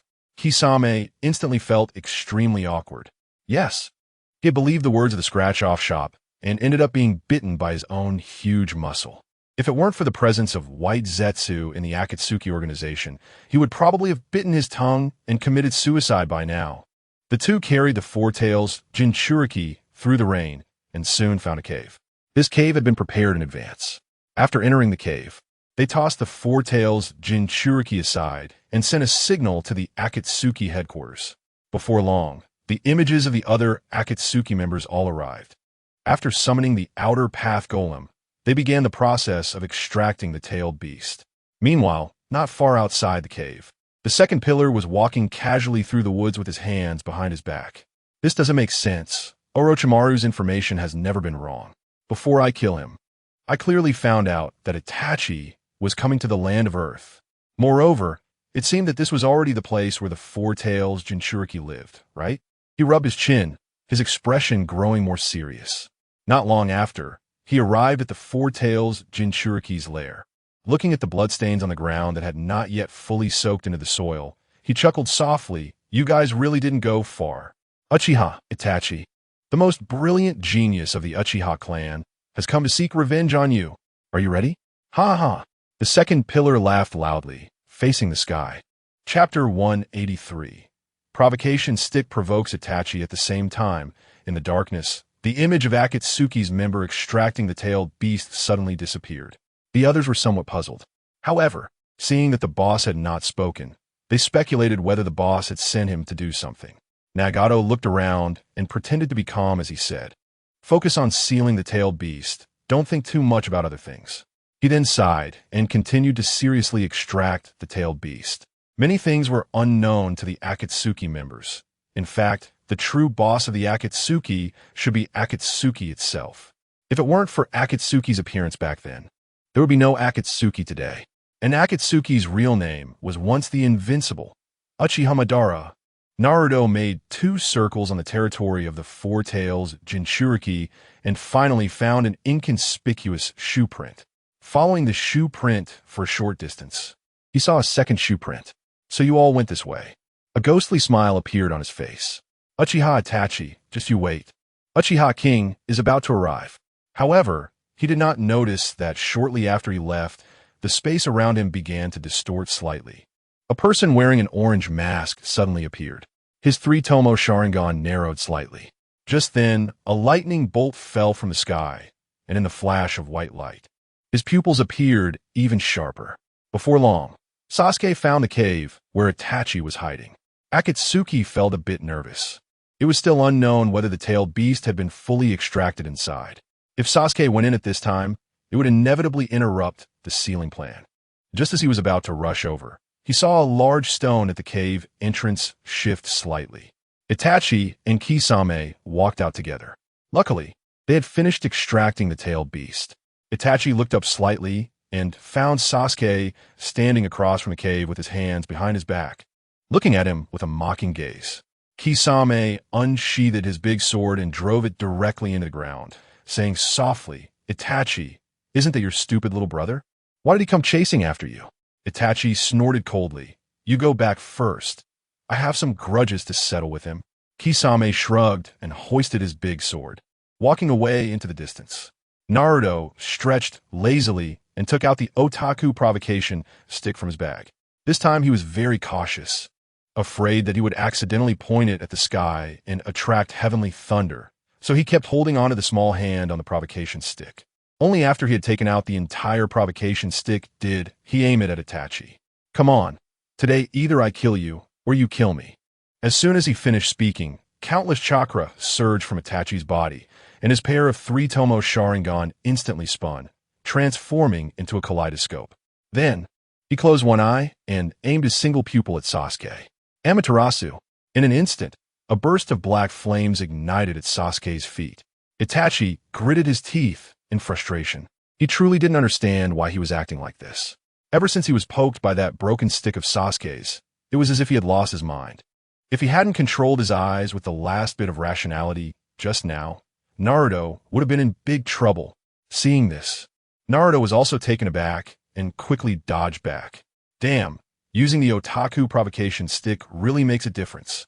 It actually caused Itachi to unleash his ultimate move. However, in front of the most brilliant genius of the Uchiha clan, all of this is still far from enough. He glanced at the glowing ring and pointed to the sky, shouting, "If you have the guts, strike me down." As soon as he finished speaking, a bolt of furious thunder fell from the sky, striking Uchiha Itachi heavily. Due to the speed of the lightning and his lack of defense, he was actually hit. Amidst the intersection of thunder and lightning, wisps of blue smoke rose from his body, followed by the smell of roasted meat. Damn it! He gritted his teeth and thought, what kind of things does Sasuke have in his hands? Taking advantage of his distraction, Sasuke suddenly burst forth, flying forward and pulling out a rubber chicken from his bag. Oh! The thunderclouds rolled continuously, pressing closer to the ground. At the same time, he emitted a shining light and instantly transformed. Far in the back, a big tree, Akatsuki stood on a branch, watching the battle ahead, secretly shocked. Just how powerful is Sasuke? Even though he had never personally tested it, he knew it wouldn't be too high. If he were to fight Itachi, the probability of success would definitely be less than or equal to 0. However, looking at the bizarre props he pulled out, at this moment, he could even suppress Itachi. Without needing to guess, he knew he was a ninja from Konoha, and these things must have come from that unbeatable scratch-off ticket from Konoha. Just what kind of ability does that scratch-off ticket have to create so many interesting items? If only he could pull him into the Akatsuki. The unbeatable scratch-off ticket. Now, Ayam has officially become his wife, so she has been with him in the scratch-off ticket shop. As for Ichiraku, with the diligent waiter Kabuto, it was enough. At this moment, Wu Di was looking at the accounts, constantly rubbing his temples, feeling distressed. If only he had known not to organize that event back then. Now it's already 999, 999, 999 tails, and I am still shows no signs of being pregnant. With another 10,000 tails, the little shop would definitely upgrade again. And wouldn't that mean he would have to go back to the original world? Just as he was feeling melancholic, I am suddenly coughed. Seeing this, Wu Di walked up with concern, patting her back. Girl, did you eat something bad again? I am didn't reply. Wu Di sighed deeply and said sadly, if one day you find out that I've left this world, would you miss me? I am looked puzzled, suddenly turning around and asking, why would you leave this world? Wu Di pouted, silly girl, I mean if. I am rubbed her chin, grinning mischievously, if one day you leave this world, I'll tell our child that you're a super irresponsible dad.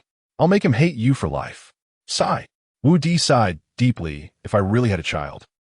His expression suddenly changed as he exclaimed, what did you just say, my child? Are you pregnant? I am shrugged, is that not allowed? I'm not allowed. Allowed. I'm more than allowed. My dear silly girl, I really love you to death. He held her face and kissed her passionately. Now he could finally relax. Even if the little shop upgraded and ancestors arrived, he didn't have to worry about being chased back to the original world. Just as he was excited, a figure suddenly entered from the door. Chapter 184 Wu Qing or Wu Ma Boss. Give me a scratch-off worth 10,000. The speaker was none other than Kakashi. At this moment, he was sitting with one side of his butt raised, his palm continuously rubbing. Seeing his condition, Wu Di was taken aback. This doesn't seem like the symptom of the 1,000-year cutting technique. What is wrong with him? So, he whispered, what do you mean by covering your butt? Kakashi sighed. It's a long story. To put it simply, it all started because I scratched out the Monkey King pill from here. Once I eat the Monkey King pill, a lot of monkey hair grows on me, and the little nurse in the hospital just doesn't like monkeys for some reason. As soon as I turn into a monkey, she chases me out for 8 streets. Didn't I just get caught today? You have no idea. The syringe she has is thicker than my wrist. I really feel sorry for my butt. Wu Di couldn't help but chuckle. He then handed Kakashi a scratch-off worth 10,000. Just as Kakashi held the banknote, time suddenly froze. After waiting for a while, he still didn't see his great-great-great-great-grandfather come out. He softly called, Ancestor, stop playing and come out quickly. After calling, there was no response. After a while, he called again, Ancestor, Ancestor, stop playing, hurry up and come out. Still, there was no movement. Time remained frozen. After waiting for a very long time, if it were in reality, it would have taken at least 2 or 3 hours. Finally, his great-great-great-great-grandfather slowly entered the store. As soon as he entered, he spoke first. Oh dear, sorry. I got too engrossed in chasing anime. I originally planned to come after watching the end of that episode, but I forgot after finishing it. Don't take it to heart. People get older, and it's inevitable to have a poor memory. Woody asked quietly, Ancestor, what anime were you watching that made you forget yourself like this? The ancestor chuckled, Attack on Titan, One Piece, Dragon Ball, Sword Art Online, Detective Conan. Oh dear, there are too many. I can't recall them all at once. I kind of regret it now. If I had known, I would have done a world fusion for you.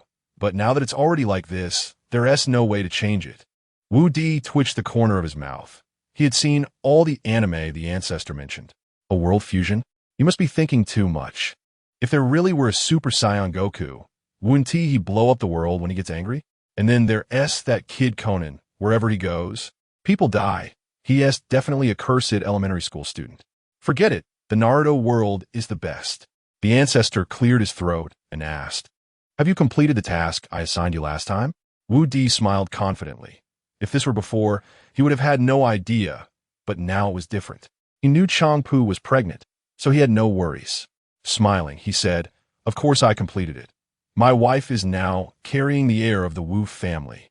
The ancestor glanced over. After all, he was a deity from the upper realm. He could tell with one look that there was indeed an embryo developing in Changpu's belly. He nodded in satisfaction. All right, since that's the case, I have nothing to worry about anymore. However, as the ancestor of the Wu family, I can still give the child a name. What should it be? He stroked his chin. He thought for a long time. Wu Di eventually leaned against the table and fell asleep. Got it, he suddenly shouted. Udijogte dawake. Standing up in panic, what has got it? Who has it? The ancestor shot him a sideways glance and huffed lightly. I've thought of a name for the child. How about Wu Qing? Wu Qing? Ancestor, that name seems a bit too. Before he could finish, the ancestor immediately continued. I know what you mean. Wu Qing is obviously a girl's name. I've also thought of it. If it's a boy, let's call him Wu-Ma. Wu Di's face turned darker. Ruthless? No code? Are we sure these are human names? He asked quietly. Ancestor, may I ask if my dad and my grandfather's names were also given by you? The ancestor nodded repeatedly. Yes, how did you know? Am I so knowledgeable to this extent? Not to mention them. Even your name was given by me. How about that? It fits well, right? Fits well, fits to death. Wu Di sighed bitterly, then asked, so ancestor, what is your name? Me? I'm called Wu Qi when I was born. I was rather short, so my father named me Wu Qi. If I'd been taller back then, maybe I would have been named Wu Mi, Wu Zhang, or Wu Kilometer. Wu Di scratched his head. It seems that his ancestor's father was also quite a godly person. Every name has its own deep meaning. All right, since you already have an heir, I won't interfere too much with the remaining matters. You must grasp your own life well. We probably won't meet again. I still want to go back to watch my shows. Remember, make the Naruto world a bit more exciting, or I might blow my top. With that, the ancestor suddenly vanished. Wu Di sighed deeply, his brow twitching slightly. Previously, the ancestor had been giving him task goals, and he felt quite annoyed. He even wanted to curse in his heart. But now, he felt a bit reluctant to part with him, just as he was lost in thought. A voice echoed in his mind. The shop has been upgraded. Reward of 10% control over the winning rate. Reward for shop upgrade effective tomorrow morning. Reward for a one-time use of 100% win rate. The invincible range has increased tenfold, with a radius of 1,000 kilometers. The next upgrade amount is 100 billion. It should be noted that after this upgrade, all income from industries will be fully accounted into the scratch-off shop. After speaking, the voice disappeared. Time resumed its normal flow. Kakashi looked at the non-glowing scratch-off in his hand and sighed helplessly. Sigh. Why didn't I win this time? It's okay, it's just one time without a win. Keep it up. Udi laughed casually. Watching Kakashi's figure disappear, he looked around the shabby little shop and said to Changpu, I could perform a magic trick for you tomorrow. Are you looking forward to it? Changpu's eyes lit up, asking, what magic trick? Wu Di teased, I won't tell you yet. You'll know when you wake up tomorrow morning. I hate it when you act mysterious. Changpu huffed lightly and turned to walk towards the bedroom. I'm going to sleep.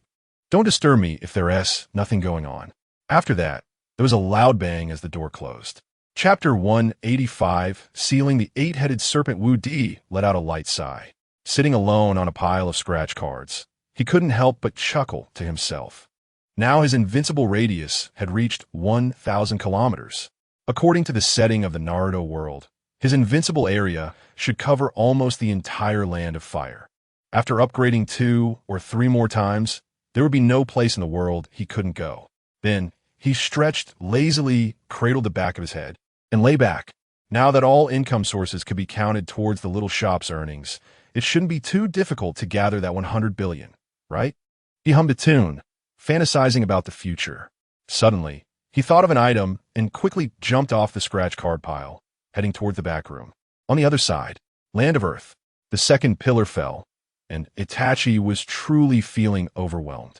At this moment, he really wished Sasuke would kill him immediately and stop torturing him. However, he hadn't helped the second pillar resolve Orochimaru's curse mark yet. He couldn't just give up. Itachi, come at me. The second pillar laughed wildly, his eyes glowing red as he charged forward. Itachi spat out a mouthful of blood. He was already suffering from a terminal illness, and if Sasuke hadn't found him at this moment, he would have sought out Sasuke himself in a year. However, after being hit by multiple attacks from Heavenly Thunder and You're Too Beautiful, it seemed his condition had worsened significantly. Gritting his teeth, he forced himself to release the seal. Susanoo. After a roar, an orange glow surrounded him. Soon, a semi-humanoid giant about 10 meters tall stood tall. Seeing Susanoo appear before him, Sasuke sneered. Hith. Is this how you treat the Uchiha clan's genius? This isn't how you play. It's no different from gouging out eyeballs. Itachi scoffed. Up until now, Orochimaru still hadn't shown himself. He had previously researched all of Orochimaru's data and discovered that Orochimaru had left a curse mark on Sasuke's neck. As long as the curse mark remained, Sasuke would live his entire life in Orochimaru's shadow. He exhaled and controlled Susanu's giant hand to strike down toward Sasuke. In the distance, Zetsu stroked his chin, a glimmer of sharpness flashing in his eyes. He could vaguely sense that Itachi seemed to be holding back. Sasuke fled frantically for a while, desperately trying to activate the curse mark left by Orochimaru. But no matter how he summoned it, there was no response. Behind him, Itachi seemed to have noticed something was off, deliberately slowing down to give Sasuke more time. Sasuke ran repeatedly until he reached a small stream. Through the flowing water, he saw that there was a layer of sealing surrounding the curse mark on his neck. Damn this seal. How could it seal the curse mark? Damn Kakashi. He muttered incessantly, then scooped up some water from a stream. I rub. I'm going to rub off this layer of seal. Moments later, with a splash of mud, the seal really fell away. At the moment the seal dropped, he suddenly felt the boundless power the curse mark had given him. However, his neck seemed to be somewhat unresponsive, as if something was about to emerge. Suddenly, a massive snake with 8 heads sprang out. He couldn't withstand it and was smashed down, his whole body sinking into the mud. How could you treat the genius descendant of the Uchiha clan like this? Are you not afraid of being struck by lightning? By this point, the second pillar still hadn't forgotten to act tough. It seemed that the essence of acting tough had already penetrated deep into his bones. Seeing this 8-headed serpent, Itachi's lips curled into a ghostly smile. The reason he hadn't chosen a quick death was that he was waiting for this moment. He formed seals again, and a sword shining with blazing flames suddenly appeared in Susanu's hand. Opposite him, the 8-headed serpent surged towards him. The middle snake head opened its large mouth, and Orochimaru crawled out little by little, covered in snake slime, looking particularly disgusting. Itachi, don't resist. I can see that you're already at your wit's end. Lay down your weapon and surrender to your uncle. Itachi snorted coldly, swinging the Totsuka blade swiftly, and in an instant, he severed 7 of the 8-headed serpent's tongues. Only the one holding Orochimaru remained uncut. Orochimaru looked a bit surprised, glancing at the nearby snake head that hadn't regenerated. Then at the giant flame sword in Susanu's hand. Could it be? Is this? Itachi sneered and manipulated the Totsuka blade to pierce through Orochimaru's chest. Then he watched as Orochimaru seemingly melted, being completely drawn out by the Totsuka blade. With the disappearance of the 8-headed serpent, Sasuke regained his freedom. However, he could no longer feel the power of the curse mark. Facing the rampaging Itachi in front of him, he felt somewhat powerless. Watching Itachi approach step by step, he kept moving back, his right hand reaching into the air, and the screaming chicken suddenly appeared in his hand. He didn't know if the screaming chicken would still work now. He had previously been struck by lightning and hit by dance step ninjutsu. Hopefully this time, just as he was murmuring in his heart, Itachi had already reached his side. Sasuke, your eyes are mine. As long as I have your eyes, I can obtain the eternal Manjiki Sharingan. Sasuke pressed against the rock wall behind him, his mind blank at that moment. He even forgot to use the screaming chicken. Itachi's distance was getting closer, and he saw that his finger was already reaching out before him. Snap! It was somewhat different from what he had imagined. Itachi's finger merely tapped on his forehead. Forgive me, Sasuke. His body trembled, and the screaming chicken slipped from his hand and fell to the ground. Oh! 3 consecutive chicken cries echoed, and the empty wilderness suddenly stirred up a storm. Sasuke transformed again, even though his gaze still seemed somewhat dull. The dance steps did not stop. Itachi stood within Susanu, his eyes filled with despair. He had initially thought that as long as he used up his last bit of strength, he would follow suit into the end, but once your Too Beautiful was triggered, he immediately found that his completely exhausted body was frozen in place. His 2 eyes couldn't even close. Damn it, I'm about to die. Can't you let me go a little easier? What kind of sins did I commit in my last life? He let out a long sigh. It wasn't until Sasuke finished his dance that the entire piece came to an end, and he barely released from this state.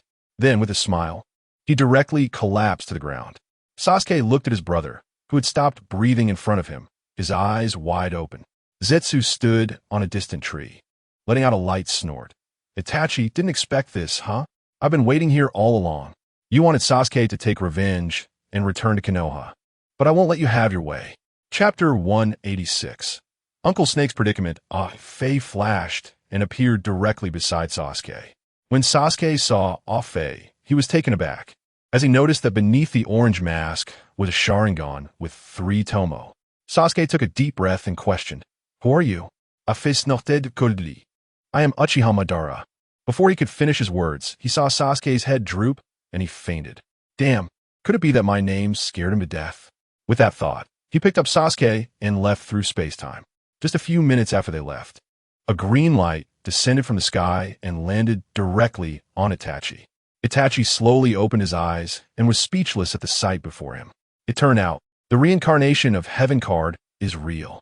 He quickly got up and examined himself closely, discovering that his body seemed to be much better. The serious ailments he had were all gone. It seems I need to visit Konoha when I have the chance. After saying that, he disappeared without a trace. In the Sound Ninja village, at a certain spot, a man with a shamate hairstyle was twisting his body and shouting loudly. A few seconds later, he fainted on the ground. Suddenly, a curse mark appeared on his neck, and a large white snake crawled out from it. The snake opened its mouth, and Orochimaru slowly emerged. "Itachi, I suppose after you seal one of my bodies, you must have died too.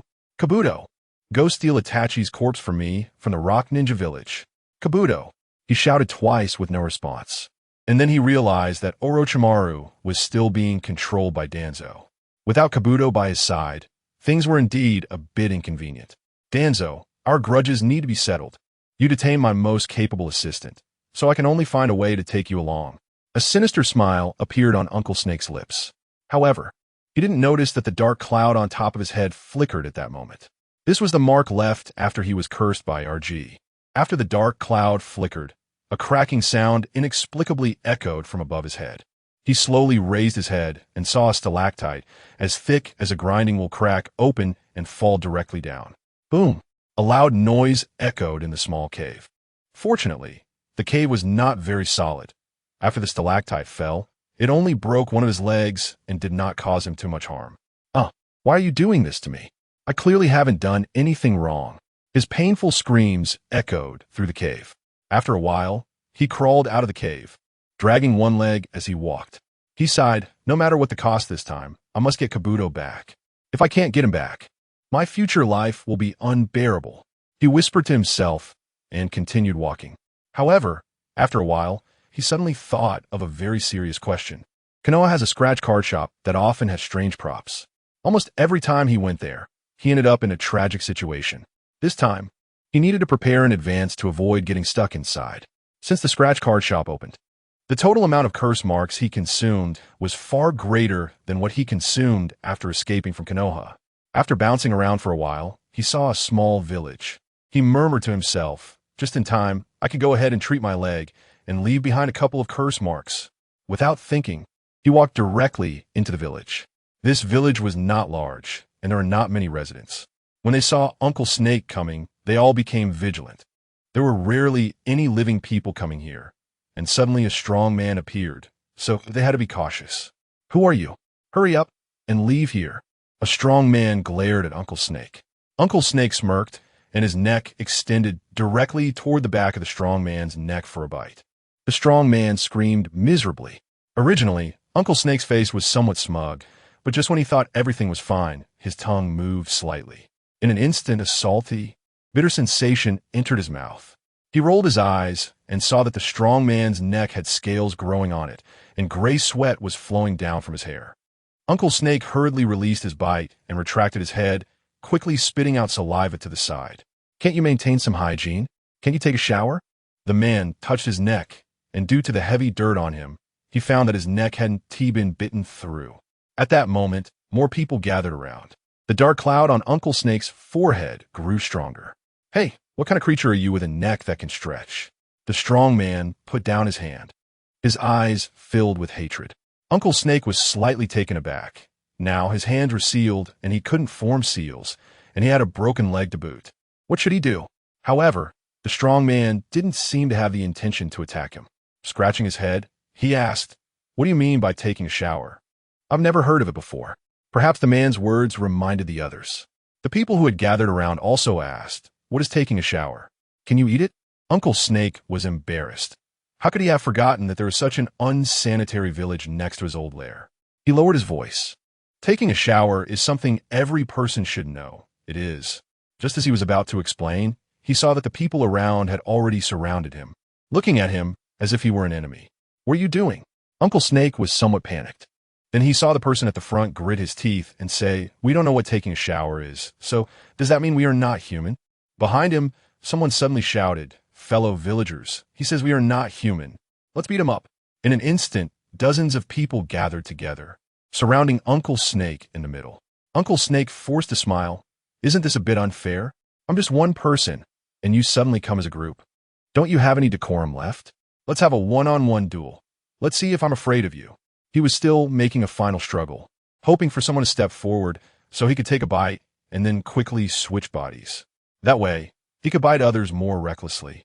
However, in less than 3 seconds, he heard the strong man on the opposite side snort coldly. "All right, you want a one-on-one? You can take us all on." Uncle Snake's face darkened, and he exclaimed, "What's the difference between this and a group fight?" The strong man chuckled. "In a one-on-one, you take us all on. In a group fight, we all beat you up. Do you see any difference?" Chapter 187, Usury in Konoha Village. Invincible scratch card. Woody rummaged through his belongings and found an item. It was the safe that he had scratched during the lottery with SH Boo. This safe had a financial management function.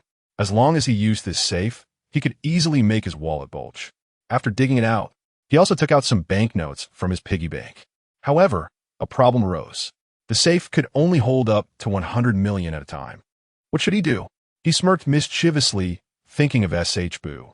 He hurried back to the bedroom and saw SHBU sitting there, pouting with anger. He lowered his head and approached her, saying, "My dearest treasure, are you upset again?" SHBU turned away, not wanting to acknowledge him at all. He quickly walked around to her side and continued, "My dearest treasure, I have good news to tell you. Would you like to hear it?" "No." SHBU turned away again, completely avoiding his gaze. He wasn't too discouraged because he knew that both SHBU and her father, Tsutsuki-Y, shared a common trait. They were both super money obsessed. As long as there was money involved, they could instantly become happy. He cleared his throat and said, "Well, I was going to tell you a good way to make money, but since you seem so unhappy, forget it." SHBU's ears perked up upon hearing the word money. Her attention was instinctively drawn to Wu Di. Listening to his footsteps fading away, she felt conflicted. She was very tempted by this method, but if she really asked, wouldn't her earlier act of being angry be for nothing? How could she hold her head up in front of Wu Di in the future? Click! The bedroom door made a light sound. Wu Di had already stepped one leg out the door. "Don't go." SHBU suddenly turned around and shouted. She finally let go of everything and chose money. Wu Di had already guessed this, turned back, and said affectionately, "I'm not leaving.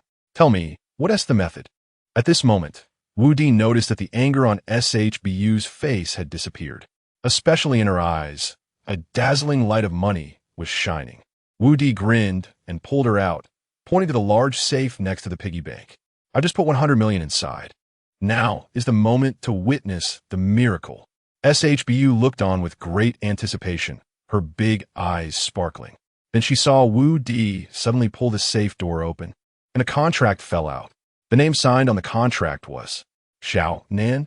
SHBU instantly felt a bit disappointed and asked, "Is this the surprise you wanted to show me? Where's the 100 million in banknotes?" He picked up the contract and read it carefully.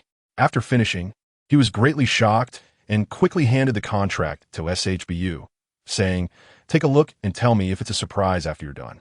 SHBU received it reluctantly, her face dark. At first, her expression wasn't very good, but as she read further, her expression became more and more exciting. "This is..." She was deeply shocked and murmured, "Isn't this Xiao Nen a fool? Such high interest rates. Even loan sharks wouldn't dare to play like this." "And she actually signed? Dear, is this reliable?" Wu Di raised an eyebrow. "Of course it's reliable. It must be repaid. If she can't pay, her closest teammates will have to repay it." SHBU's heart raced. Then looking at the contract, she said, "If we lend out 100 million, at a daily interest rate of 10%. That means we can earn 10 million a day? My goodness, doing nothing and earning 10 million a day? If this was in the past, I wouldn't even dare to think about it. Wu Di glanced at her and said softly, "Silly girl, read the interest calculation method carefully." Daily compound interest? What does that mean? She scratched her brow, clearly not understanding this way of calculating interest. Wu Di smiled and explained. Daily compound interest is a way of calculating interest. Let me give you an example. Let's say we lend out 100 million. If she repays tomorrow, the principal is 100 million, but if she doesn't repay by the day after tomorrow, the principal will include the previous day's interest, becoming 110 million. The day after that, the principal will be 121 million, and so on. Wu Di didn't continue, turning to look at SHBU, and saw her face turning red. She took a deep breath and tried to calm down, saying, "I got a bit too excited just now. I almost couldn't control my emotions. If this goes on, even if we do nothing, we can each earn at least 20 million a day, right?" Wu Di shook his finger. 20 million is nothing. Just collecting Tsunade's money for a day gives me 20 million. So if we're going to earn, let's aim for something big. SHBU excitedly stood on her toes and asked with a smile, "How do we earn?" Wu Di patted the piggy bank. "There are 10 billion here. If we both lend it out, how much do you think we can earn a day?" 1 billion. SHBU answered without thinking. Wu Di patted her head, very indulgently saying, "Of course, so do you think my news is good news?" "Yes, it's great, simply wonderful. I'm going to get my safe back right away." While SHBU went to retrieve her safe, Wu Di went to close the shop door. When he returned, he found that SHBU, the little money grubber, had already stuffed 100 million banknotes into her safe. Once the door was closed, she started stuffing banknotes into Wu Di's safe. After filling Wu Di's safe, the banknotes in her own safe turned into contracts. "Dear, this time it's from Haydn." What a strange name, but since he was giving me money, let it be strange. She mumbled and handed the contract to Wu Di. Soon, she took out another contract from Wu Di's safe.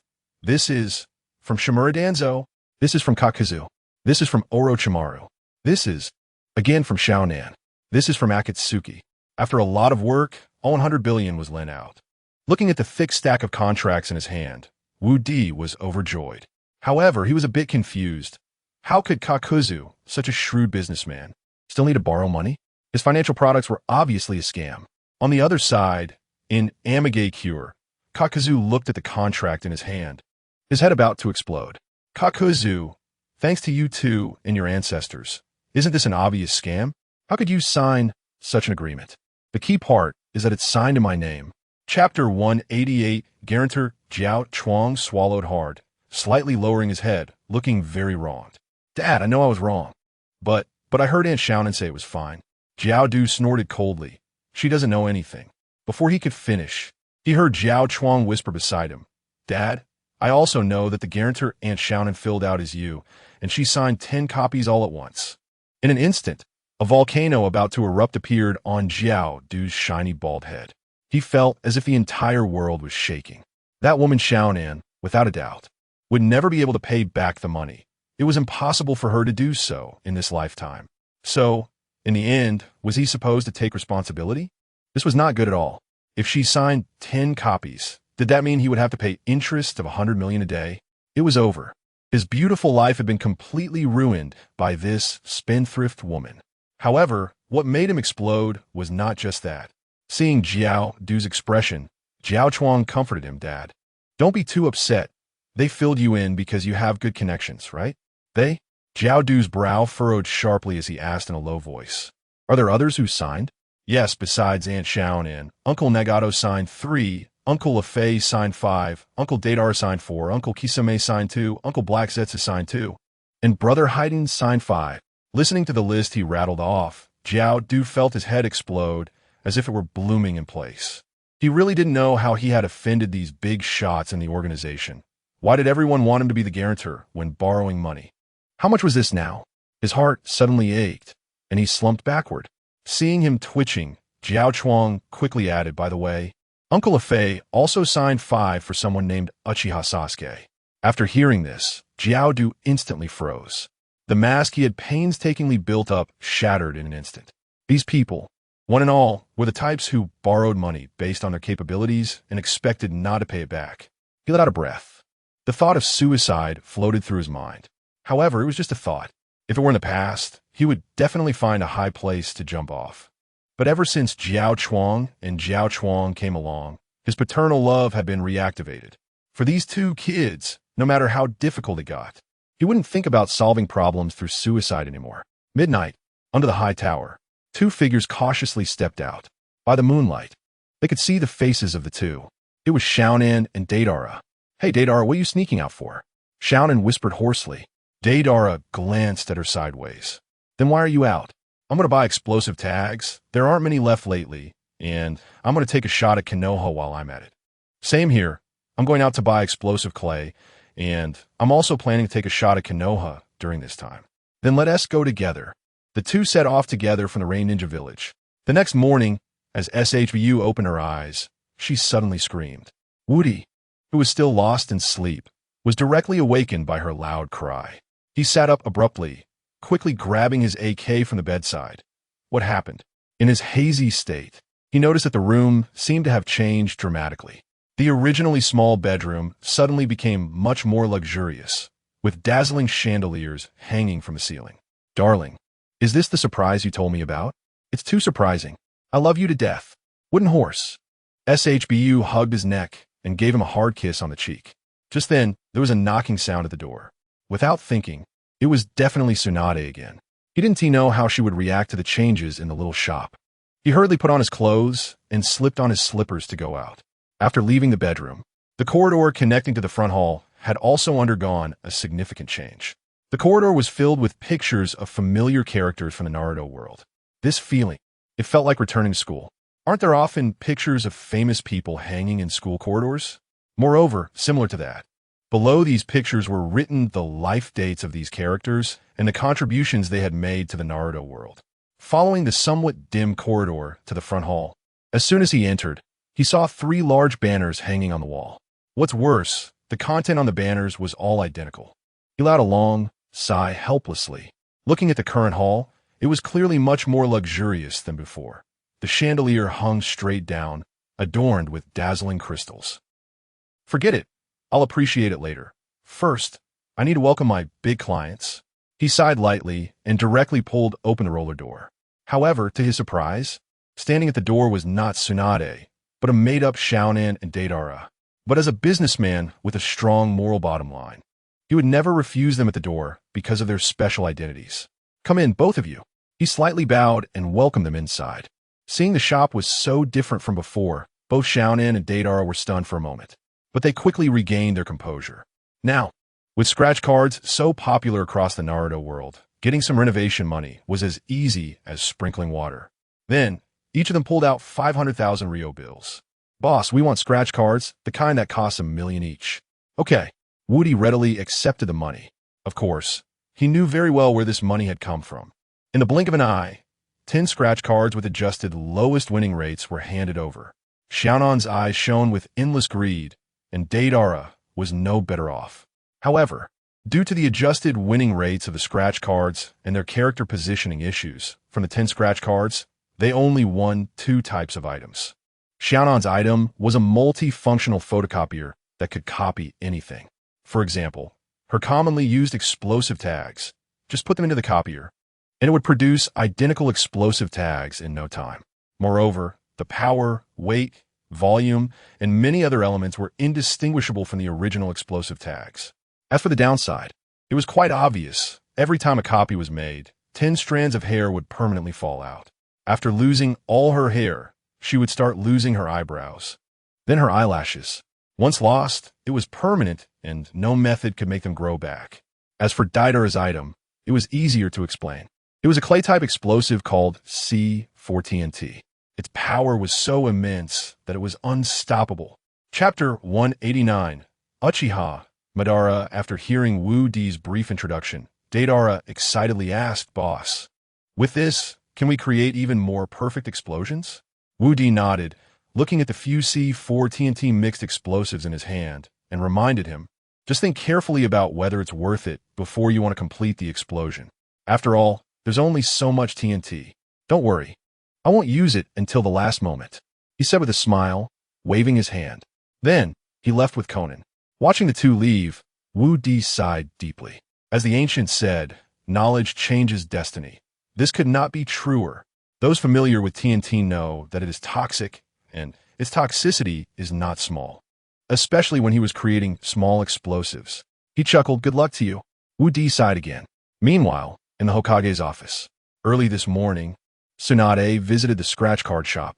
However, upon seeing the drastic changes at the shop, she hurried back. She then called for Yamato directly. "Tell me, when did you take on this side job? Don't you know that all missions must go through my approval first?" Yamato asked in confusion, "Lady Fifth, I'm not sure what you're trying to say. When I take a side job," Tsunade slammed her hand on the table, saying, "Do you think I can't see it? Why did the invincible scratch card change overnight? You'd better explain this to me." Invincible scratch card? Yamato frowned, clearly not aware of what had happened to the shop. Tsunade snorted coldly, "Don't play dumb with me. You're the only one in the entire Konoha village who can use wood release. His shop changed so drastically. How could he have done that without your interference?" Hearing this, Yamato was even more confused. "What are you talking about, Lady Fifth? I haven't seen the scratch card owner since I helped him build the car factory. How could I have done any side job for him?" Seeing his serious expression, Tsunade furrowed her brows. Could it really not have been him? Then who could it be? She stroked her chin and thought for a long time, but couldn't come up with an answer. It seemed she could only go to the shop to investigate further. She waved her hand, dismissing Yamato. At the border of the land of Earth, in a dark cave, Sasuke, who had slept the whole night, finally woke up. He rubbed his head as he sat up, feeling sore all over. He muttered softly, "Who brought the Uchiha clan's genius here? And why is it so quiet?" Then he shouted at the top of his lungs, "Hey, is anyone there?" At that moment, a figure stepped out from the darkness. It was the Akatsuki member who had saved him earlier, Obito. Obito said softly, "Stop yelling. It's just you and me here. No one else can come here." Hearing this, Sasuke suddenly became tense. He remembered that the person in front of him also possessed the Sharingan. He asked quietly, "Who are you?" Obito stepped forward, his body slowly illuminated by the candlelight in the cave. "I am." Suddenly, he saw Sasuke's eyes transform into a kaleidoscope, and a drop of blood flowed out. Immediately after, black flames ignited on his body. He was startled. He recognized this technique too well. It was Itachi's Amaterasu. Once burned by Amaterasu, the chances of survival were almost zero. Fortunately, with Kamui, after stumbling out of the room, he swiftly transported the burning part into the Kamui dimension. As for the missing, he quickly summoned a white Zetsu and cut off a part of its body to replace it. Then, he returned to the room, looked at Sasuke, and said softly, "You may have heard my name. Uchiha Madara." He elongated the last part of his name, and it was precisely because of this that Sasuke was even more shocked. Uchiha Madara? Isn't that their clan's ancestor? But according to the clan records, he should have died in the battle against the first Hokage long ago. Impossible. You can't be Uchiha Madara. Madara has been dead for a long time. Sasuke waved his hands frantically, his mind a mess. Obito sneered, "It doesn't matter whether you believe it or not. What's important is that what I'm about to tell you might shock you." Sasuke took a deep breath, cautiously watching Obito, and asked, "What do you want to say?" Obito waved his hand. "After all, we're the last two remaining Uchiha clan members in the world. You should trust me. Moreover, what I have to say is related to your brother, Itachi." A hint of wariness flashed in Sasuke's eyes, and he couldn't help but glance at the ring, realizing that it was now fully charged with energy. In other words, he could summon the thunder at any time. However, before summoning, he might as well listen to what he had to say. "What do you want to say? Hurry up. Don't waste too much time on me, the Uchiha genius." "Uchiha genius? Heh, you really know how to brag." Obito snorted. However, he didn't dwell on this matter. Taking a deep breath, he slowly said, "Actually, I've been paying attention to Uchiha Itachi and have investigated all his history. Do you know why he slaughtered the Uchiha clan? He did it to awaken the Manjiki Sharingan. He had his own hidden secrets." No, no, no." Obito gently waved his finger and then laughed aloud. He didn't kill the entire clan for that reason. Of course, as of now, only 3 people know this secret. Me, Danzo Shimura, and your dearly beloved third Hokage. That's why before he died, he planted Amaterasu in your eyes. The moment he saw me, It would activate Amaterasu because he knew I would definitely tell you this secret. Sasuke gritted his teeth, his gaze towards Obito becoming increasingly cold. I hate people who drag things out. Then he slowly raised his hand. If you have the guts, strike me down. With a call. The thunderclouds in the sky instantly gathered. Boom, boom, boom. 3 consecutive thunderclaps struck the cave. The dark cave was suddenly blasted open. Boom.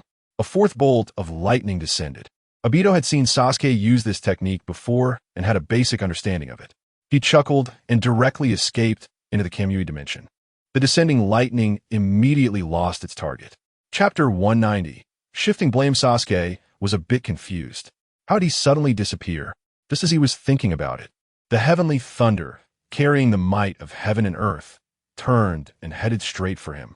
He was originally sitting, and upon seeing the thunder, he stood up but was a bit slow on the uptake. So, after the thunder dissipated, his hairstyle became even more extravagant, and it was still emitting thick smoke. After a moment, a Fae reappeared, smiling as he said, "You're young. Why be so impulsive? Look at me. I'm not at all agitated or angry." After a moment, he snorted lightly and said, "Your brother slaughtered the entire clan for Konoha back then." Sasuke was shocked, unable to utter a single word. He hurriedly crawled to the ground and stood up, saying, "What do you want to say?" "Hurry up." A Fae scratched his head and replied, "This probably needs to start from many years ago. Back then, Konoha village, unbeatable scratcher. Boss, there's something I want to confirm with you," Tsunade said delicately. Woody was taken aback and asked with a smile, "What is it?" "Go ahead." "Well, I just want to say that your store didn't seem like this yesterday." Tsunade pointed out, "It changed so much overnight. You must have used some means, right?" Hearing these questions, Wu Di chuckled softly. He couldn't possibly tell Tsunade that his shop looked like this because it was upgraded. That would sound too unrealistic. However, if he didn't find a reason, this old hag wouldn't let him off easily. He thought for a moment and said, "Yes, of course, I had to use some means." Tsunade, intrigued, asked, "What means did you use? Can you tell me? I also want to renovate the Hokage office, you see." Woody's eyes twinkled as he laughed and said, "That's easy. Just find someone who can use wood release, and it could be done in no time." If the current Yamato had been present, hearing these words, he might have cried out loud. However, as soon as Wu Di finished speaking, he saw Tsunade's expression change drastically. That damned Yamato actually learned to lie. He just told me he didn't take private jobs, and now the boss has revealed it. I wonder what excuse he has left. Shizune, let's go back and interrogate Yamato properly. Seeing her furious demeanor, Wu Di's heart tightened. The dramatic change in his little shop was obvious to everyone. And if he wanted to achieve all this quickly, the most reasonable thing would be to ask Yamato for help, as he was the only one in Konoha who could use wood release. However, doing so would violate the village's rules. It was not allowed to take private jobs without permission. He sighed. This wouldn't do. Yamato still had a very significant use in the future. If Tsunade killed him now, it would make things very difficult moving forward. His brain raced as he sifted through all the people suitable to withstand lightning. Suddenly, he thought of someone. A pink figure leapt to mind. He hurriedly said, "I never said it was Yamato. There are others in Konoha who can use wood release." Tsunade, who had already stepped halfway out, suddenly paused and frowned as she turned back to ask, "That can't be. Yamato only learned wood release after merging with my grandfather's cells. If it wasn't him, then who could it be? There is more than one person in our village who has merged with your grandfather's cells. There is also someone named Danzo." Udi casually replied, "Danzo?" Tsunade suddenly turned around and walked to the counter, asking, "Are you serious? Why don't you check under his clothes yourself? If it's not true, I'll chop my head off for you," Udi said confidently. Seeing his serious expression, Tsunade seemed to start believing him. She immediately clenched her fists and said, "That old bastard Danzo, just wait until I deal with him. How dare he casually merge my grandfather's cells? Shizune, let's go." Watching the two leave, Wu Di sighed deeply. "Danzo, I'm sorry again." Tsunade walked out of the scratcher shop, and Shizune, seeing her expression, didn't dare to say much. "Shizune, do you think what the scratcher shop owner said is true?" Shizune quickly stepped forward. "I don't know if it's true, but I feel at least he has no reason to lie to us." "Yeah, I think so too. Let's go find him." The two strode forward, and after a moment, they arrived at the Hokage building's entrance. At that moment, in a dark corner, Danzo was enjoying a bottle massage. After a long time of being pampered by Orochimaru, his head had become as hard as a rock. He was flipping through a book with an orange cover that he had picked up somewhere, completely immersed in it. Suddenly, there was a loud bang at the door. He quickly looked up and saw Tsunade standing there, rolling up her sleeves, looking very terrifying. What? What do you want? He asked nervously, quickly hiding the book behind him. Such books were theoretically not allowed to circulate freely in the village. Tsunade seemed to completely ignore this and shouted in a low voice. Danzo, you old bastard, tell me, why did you violate the village's rules and take private jobs? Private jobs? Danzo was very puzzled, his eyebrows nearly knitting together. The pink hair swept past his brow, exuding a hint of charm. Tsunade snorted coldly, don't play dumb with me. Tell me, did you merge with my grandfather's cells? As soon as those words were spoken, Danzo's heart sank. After all, this was something done quite secretly. The only ones who knew he had merged with Hashirama's cells, aside from Orochimaru, had all been dealt with in secret. How could Tsunade know? Did Orochimaru leak it? As for taking private jobs, he didn't care. It was just a minor inconvenience. But if it came to merging with Hashirama's cells, that was a major problem, clearly disrespectful to the first Hokage. Moreover, the first Hokage was her grandfather, which made it even more serious. With this thought, he stood up directly and said coldly, I just wanted to live a quiet life. But you keep pushing me. Take this. Mountain-crushing palm. Sounds like thunder. Boom. The entire building shook, and then they saw a hole appear in the ceiling. Through the hole, they saw the Hokage's office, and then they saw the sky. That damn Danzo. I was still doubting, but now I'm sure he definitely took a private job. In the sky, Danzo crossed his arms and sneered. You want to fight me? You're still too young. At that moment, he felt a strange smell around him, which didn't seem to be his own. Then he turned his head and suddenly realized something was above him. He reached out to touch. Chapter 191. Accidental encounter. In an instant, a sticky sensation returned to his palm. Danzo took it down and saw a mass of dark green, accompanied by waves of foul smell. He was no stranger to this thing. He had seen it countless times in Tsunade's office. Indeed, this was the legendary Tantanzaligo. Ah, he screamed, as the fart behind him pushed him forward like flames. Seeing her already far away, Tsunade's face darkened. Notify everyone. The whole village is to pursue Danzo, alive or dead. Yes. Perhaps sensing Tsunade's anger, Shizen nodded repeatedly and left. At the border of the land of fire, Itachi sneaked in, heading towards the land of rain. He wanted to find out where Akatsuki had taken Sasuke. If they had brought him back to Akatsuki, he had to find a way to rescue him. Otherwise, his years of being an undercover agent in Akatsuki would be in vain. However, he had not gone far when he heard a thunderous sound from above. Looking up, he saw a pink object falling. What was that? He felt confused. But when the object fell, he realized the face hidden beneath the pink hair looked particularly familiar. Danzo? He frowned deeply. Although he had seen Danzo once when he returned to Konoha a long time ago, Danzo had looked the same back then.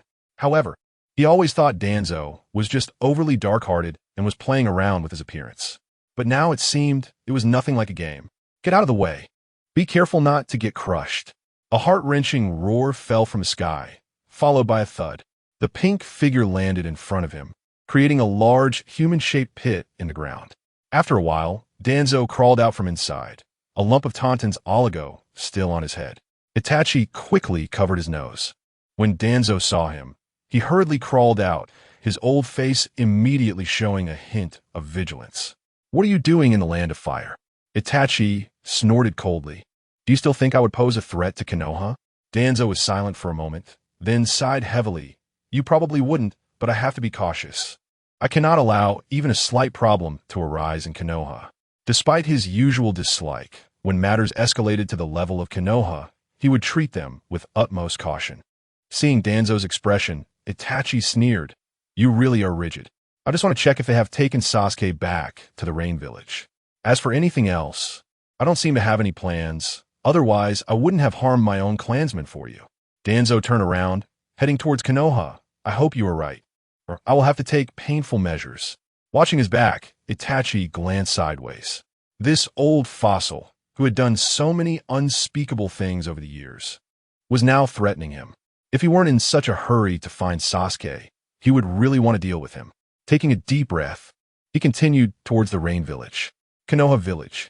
In the Hokage's office, Tsunade was commanding people to repair buildings while urgently calling Jiraiya over. Now, Jiraiya, having halved his strength, had retreated to the backlands. He spent his days running between the hospital and home, and whenever he had free time, he would continue writing Ica Paradise. Standing opposite Tsunade, he held a wooden stick with a blood bag hanging from it and asked, "Why did you urgently call me over?" Tsunade sighed and informed Jiraiya about Danzo's situation. Initially, Jiraiya thought she was being a bit petty, just for taking on a private job. But once she mentioned Danzo had transplanted the first Hokage's cells, Jiraiya's expression gradually became tense. "I suddenly have a bold idea. Since Danzo is willing to go to such extremes to increase his power, could there be other unsavory things we are unaware of?" Tsunade furrowed her brows tightly, for example. The Uchiha clan massacre. After hearing her analysis, Jiraiya also began to harbor doubts about Danzo. Itachi had served under Danzo, and there was a high possibility of a connection. However, so many years had passed. Even if there had been evidence back then, it would have long been lost to time. He sighed and shook his head. "I don't know, but I can be sure that things are definitely not this simple. When Danzo returns, just keep a close eye on him." Tsunade nodded. "That's for sure. Also, as I mentioned before, take Naruto away to hide, while Danzo is not around. Hurry and leave. This old fox is very slippery. If he finds out your whereabouts, it won't be good for either Naruto or you." "Okay, I understand. I will take him away now," Jiraiya said seriously. Then he bit his fingertip and slammed it onto the ground, summoning Jutsu. Boom! An orange toad appeared in front of him. "Hey, Toad Gigi, why are you here? I clearly summoned Lord Fukasaku and Lord Shima." Toad Gigi shook his head. "No, your summoning signal is too weak. We can only summon beings like us." Jiraiya slapped his forehead. "All right, it seems my title as the Sage of Toads is completely gone." Feeling dejected, he said darkly, "Please go back and tell Lord Shima that if I signal again, summon me back to Mount Mayaboku." "Okay, got it," Toad Gigi replied. And with a loud bang, he disappeared. Jiraiya sighed and turned to look for Naruto. He looked up at the sky. It was already noon. If he was not mistaken, Naruto should be at Ichiraka Ramen for lunch. In any case, he would check there first. Even if he couldn't find him, he could play a round of scratch cards across the street. Then he headed straight for the ramen shop. As soon as he entered the ramen shop, Jiraiya felt a slight vibration from the ninja tool bag on his back. He took it out to see that the vibrating item was the bowl from H-Kai. He felt a bit puzzled. This item had never had such a problem since it came into his possession. Why was it vibrating now? He sighed and stuffed the bowl back in. Little did he know, the reason H-Kai's bowl was vibrating was that among the people working in the ramen shop at that moment, there was someone with an inseparable connection to snakes. Chapter 192, Departure from the Hidden Leaf Village. Target. Konoha, I'm about to start. Naruto snapped a pair of disposable chopsticks and directly inserted them into the ramen. Jiraiya raised the corner of his mouth in satisfaction, standing next to him, and placed a summoning technique on his back. Mayabokuzen. Fukasaku received the signal and immediately activated the reverse summoning. With a loud bang, Naruto, still holding the chopsticks, and Jiraiya appeared before them. Just in time, they were also about to eat. On the dining table, there was a large bowl filled with a pile of bugs. Naruto squinted his eyes, seemingly lost in thought. And didn't he notice the changes around him? He directly plunged the chopsticks into the bowl, stirred it a bit, and scooped up a lump to shove into his mouth. As soon as it reached his mouth, he felt the noodles wriggling, and he quickly opened his eyes. To his horror, the noodles on the chopsticks had unknowingly turned into colorful nematodes. He jumped up in fright. Upon seeing the two frogs in front of him, one green and one purple, he nearly fainted. What is this? How could I have such a disgusting dream? Smack! Smack! Smack! He slapped himself 3 times. But the real pain reminded him that this was not a dream at all. He sadly asked, "Where am I?" Jiraiya patted his shoulder and whispered, "Tsunade asked me to take you away from Konoha for a while, and I couldn't think of a better place. So we came here first. The two in front of you are Lord Fukasaku and Lord Shima from Mayabokuzen." Seeing Jiraiya so serious, Naruto also calmed down a bit and turned and gnawed at the two toads. The two sages naturally did not get angry with the child and warmly invited him to eat. He glanced at the wriggling bugs in the bowl, and bile rose in his stomach, so he turned and ran outside. Seeing this, Jiraiya nodded apologetically and quickly chased after him. Following behind Naruto, he shouted, "Naruto, this is my Obo-cousin, don't run around." Naruto turned back, his azure eyes filled with anger. "You old pervert. Do you know what it means to smile on the outside but be angry on the inside? That was exactly how I felt just now. I just ordered a bowl of ramen at Ichiraku, and you brought me here to discuss me on purpose." Jiraiya raised the corner of his mouth, but didn't he say much. Anyway, he had already brought him here, and it was impossible for him to run away now. The current task was just to keep a close eye on him and ensure nothing went wrong. On the other side, inside the Land of Rain, only a few kilometers remained until Rain Ninja Village. Itachi walked cautiously forward, seemingly afraid of being discovered. The closer he got to Rain Ninja Village, the more spies Akatsuki had planted. As long as he slipped up, he would definitely be spotted by Akatsuki. Presumably, news of his death had already reached the Akatsuki organization, and if he appeared before them again, they would surely suspect something. He bit his lip, calculating what to do next. He had no idea whether Sasuke had been brought back or where he might be held, so he could only rely on his knowledge of the Akatsuki organization to make deductions. While he was thinking, suddenly, 4 individuals with orange hair descended from the high tower of Rain Ninja Village. Itachi squinted. Weren't these the 4 members of the Pain? What were they up to? Upon closer inspection, he noticed that the 4 were collectively carrying a palanquin, and sitting in it was none other than the leader of Akatsuki, Nagato. Beside Nagato was another person, Konan. What were they up to? Itachi wondered cautiously, retreating slightly behind a tree. Then he watched as a small group got closer. In front of the palanquin, Devapath and Azurapath walked on either side, each holding a bamboo pole with many yellow circular paper pieces stuck on it. They walked while scattering the papers into the air. As the papers floated down, their voices drifted over. Lord Nagato, boundless power, will transcend Konoha tomorrow. Lord Nagato, boundless power, will transcend Konoha tomorrow. Itachi couldn't help but twitch the corner of his mouth, 3 black lines instantly appearing on his face. Was this slogan really necessary? So cheesy and low. If they wanted to go to Konoha, they could just go without this fuss, right? Were they afraid Konoha wouldn't notice and couldn't prepare in time? He found Nagato's actions somewhat ridiculous. However, this was also good because Nagato focused all his attention on the 6 paths of pain, which would naturally decrease his sensitivity to the surroundings. Hiding here will be much safer. Before long, as he watched them pass by, Itachi let out a sigh of relief. Though he had never truly witnessed Nagato's strength, he knew he would never be a match for him. Otherwise, Nagato wouldn't have remained the steady leader of Akatsuki. And his summoned beasts were all quite peculiar. Itachi sighed and watched Nagato and Konan disappear, a hint of joy appearing on his face. Now that Nagato had left, it would be much safer for him to investigate inside the Akatsuki organization than before. With a light chuckle, he leaped down from the tall tree and headed towards the Akatsuki organization. As he entered the high tower, he was initially very cautious, but upon seeing the situation inside, he relaxed considerably. At this moment, there were hardly any people in the tower. After casually grabbing a member, he asked around and learned that Deidara and Kuro and Shiro had been sent out to capture the 5 tails, while Kakuzu and Haiden were also missing. Nagato had taken the entire Pain group and Konan to Konoha. And as for Tobi, he hadn't been seen for a long time.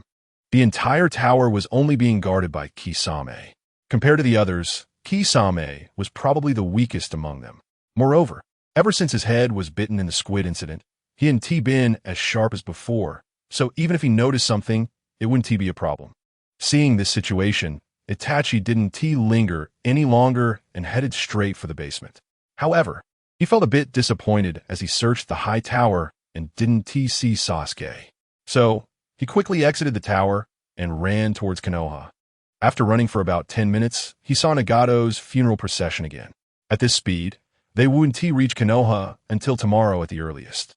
If he could pick up the pace a bit, it was still possible to inform Konoha to prepare for defense. Then, he chose to bypass Nagato and sped towards Konoha. Chapter 193. The 18 Dragon Subduing Palms, Konohagakure. The sun was setting. In the invincible scratch card shop, Wu Di looked at Changpu's slightly bulging belly, feeling sweetly happy. Just thinking about the child that was about to be born filled him with joy as a father, surpassing everything else. However, there was one thing that made him a bit unhappy, and that was the issue of the child's name. He had thought more than once about what name he would give his child in the future. But ever since the ancestors had descended, even the naming rights of his child were instantly stripped away from him. The most troublesome part was the names of the children: Wu Qing, Wu Ma. Sigh. He sighed. Seeing this, Changpu asked with concern, "What's wrong? You look so worried." Wu Di rubbed his temples and said, "I just feel that time is passing too quickly. In the blink of an eye, I'm already going to be a dad. Is it going to be another blink, and I'll be a grandpa, or even a great-grandpa?" He didn't mention the name issue, fearing that bringing it up too early would meet with Changpu's opposition. If Changpu opposed it and the child didn't get a name according to the ancestors' wishes, who knows? The ancestors might get unhappy and send him back to the original world. So, it was better to keep this matter hidden for a while. Once the child was born, he could just register the name according to the ancestors' requirements, right? Then, he smiled slightly and walked out from behind the counter. "I'll close the shop door first. After we return to the back room, we can talk quietly, okay?" Changpu nodded happily. However, just as he reached the door, a figure suddenly rushed in, panting heavily. He recognized this person at a glance. It was Uchiha Itachi. At this moment, he was wearing a human skin mask, disguised as someone else, and he seemed a bit anxious. Come on, being this anxious must mean he wants to play a trick. Wu Di turned back to the counter. Itachi swallowed hard and pulled out 100,000 Ryo bill. "Give me 100,000 Ryo worth." Wu Di took out a scratch card and said softly, "So, how was the previous reincarnation experience card? Did it go smoothly?" Instantly, Itachi's movements halted, and his eyes turned sharp as he looked at Wu Di. "How did you recognize me? You'd better find out my name. Figuring out your identity is way too easy." Wu Di was not the slightest bit nervous and even yawned. "I can guess that you came here mostly to find the third Hokage." Itachi suddenly became awkward. A flicker of killing intent in his eyes, and his black pupils transformed into a kaleidoscope. "What else do you know? I advise you not to think about fighting me. Those who have fought me here have all ended up quite badly." Wu Di picked up a cloth and wiped the dust off the counter, speaking vaguely. "Also, I know everything about you, including that night, and it's the Kodoamet Tsukumi." The coin in Itachi's hand suddenly dropped onto the counter. He was bewildered, completely unsure why the shopkeeper would know so much information. If it was about the night of the Uchiha massacre, apart from him, only Danzo, the third Hokage, and a couple of others knew about it. However, regarding Shursui's Kodoamet Tsukumi, it seemed only he and Shursui knew. How did another person know now? Moreover, this person seemed completely unrelated to Konoha. He was unable to control his chakra. "I told you not to try to use force against me, or you'll end up very badly." After a light snort, Wu Di quickly formed hand seals. Would release. 1,000-year cutting technique. Before Itachi could react, he found his body bound by numerous wooden stakes, and then the back door was broken through. An overwhelming pain surged through him. He was unwilling to accept it. Closed one eye, and blood flowed from the other. "Amaterasu," Wu Di sighed. "I told you not to think about unleashing any ninjutsu on me, and you still didn't listen." Sigh. Heaven and Earth Great Shift, 10th layer, stellar rotation. In the next second, the blazing flames abruptly disappeared. Itachi was shocked. His Amaterasu had never been absorbed before. But just now, Wu Di lightly jumped and sat on the pile of scratch cards, crossing his legs, thinking to himself, "Why didn't I think of Danzo just now?" The 10th layer stellar rotation of the Heaven and Earth Great Shift is the most supreme technique in the entire manual. No matter who uses any ninjutsu against him, as long as he calls out stellar rotation while thinking of someone, the released ninjutsu will directly teleport to another person. Just now, the moment he called out stellar rotation, he inexplicably thought of the long-lost Orochimaru. I suppose Orochimaru is already burnt to a crisp by now. He looked at Itachi with ease, raising the corners of his mouth. "I advise you not to do anything foolish. My authority should not be challenged by you. Furthermore, I haven't revealed any of your past secrets to anyone, so just scratch your card and go about your business." As soon as he finished speaking, he snapped his fingers, and the wood release instantly vanished. Itachi, feeling unwilling, lowered his head, and, with a huff, waved his arm vigorously. In just a few seconds, he scraped off the coating. After a flash of golden light, a blue manual slowly floated out. Wu Di's eyes brightened. The name of this manual was known to any fan of Jean Lacharet's books. The manual you scratched is called the 18 Dragon Subduing Palms. It has a total of 18 forms. Once fully practiced, you will gain astonishing power. Take your time to read it, he said nonchalantly. Itachi seemed to begin to understand the situation. He knew he couldn't fight Wu Di and could only leave the shop with his head down. Just then, Champu called out from behind. Dear, when will you be back? The baby wants to hear you tell a story. Hearing his lover's call, he hurriedly replied, Okay, I'll be right there. Then he quickly walked out and closed the shop door. Sound Ninja Village. In the west of the village ruled by Orochimaru, a huge pond lay. Orochimaru's body had already been burned to a crisp. After coming out from the body of the person he had just cursed, he looked at the setting sun and gritted his teeth. Who is it? Itachi is clearly dead. Who burned me with Amaterasu? While he was shouting, a rugged man across from him suddenly splashed a basin of water. What the hell are you shouting about? We're still waiting to take a bath. Make it quick, or I'll gather a bunch of people to beat you up. Chapter 194. Secret notification. Uncle Snake was quite helpless. He was one of the legendary 3 ninjas, yet he had fallen to the point of giving people baths. If he had known, he wouldn't have carelessly mentioned the bathing issue. However, he was also quite fortunate. If it weren't for the curse mark he had received after giving someone a bath, he might have had to rely on his last curse mark to resurrect himself. That curse mark belonged to Tsukuyami Akane. If he appeared in Konoha village in his current state, escaping would be a luxury. He stretched lazily, clapped his hands, and loudly said, Don't rush, line up properly. Come on, next, number 45. Konoha village. In the third Hokage's home, Konohamaru's screams rang out on time. Previously, he had given Jiraiya a set of mock exam papers for 3 years of college entrance exams, 5 years of simulations. He had thought that he could finally break free from the nightmare's grasp. But who knew that on that very night, the cursed papers inexplicably appeared at his bedside. Following that was a thunderous sound of spanking. He was truly at his wit's end. The third Hokage sat beside him, puffing on his pipe and blowing smoke rings. Sigh. Asuma hasn't been in to scratch off tickets for a long time. Should I encourage him? Otherwise, my funds will dry up. Just as he was feeling melancholic, there was a knock on the door. The third Hokage's gaze flickered, revealing a hint of caution. At this hour, there shouldn't be anyone looking for him, and he had publicly declared that he no longer possessed any ninjutsu. For a long time, he had been living the life of a retired old man, carefree and content. Anyone coming at this hour couldn't be anything good. He cautiously approached the door and suddenly pulled it open. Under the crescent moon, a strange face was reflected back at him. Who are you? The third Hokage clenched his fists, ready for a fight. Itachi, hush. It's me, Uchiha Itachi. Itachi quickly whispered. Itachi? He hurriedly glanced outside and then pulled Itachi into the room. What are you doing here at this hour? Aren't you afraid of being discovered by the Akatsuki? Itachi let out a breath. Sigh, the Akatsuki probably thinks I'm dead, so no one is checking on me. I'm here to tell you that Nagato has brought the 6 paths of pain. Nagato? Is he the leader of the Akatsuki you mentioned before? While the two were chatting, Konohamaru cried out in frustration. What small organization, big organization, can you stop preaching here? I'm really annoyed. After scratching his head, he threw the exam papers out.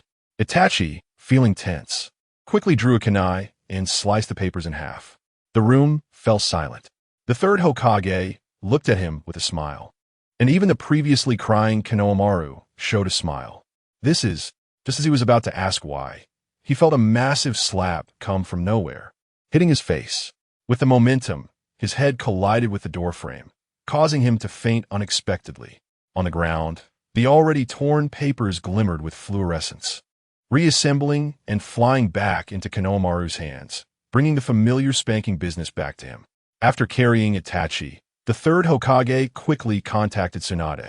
When Tsunade arrived, the third Hokage solemnly said, Notify everyone in the village to retreat to the secret passage, except for the Jonin and ANBU.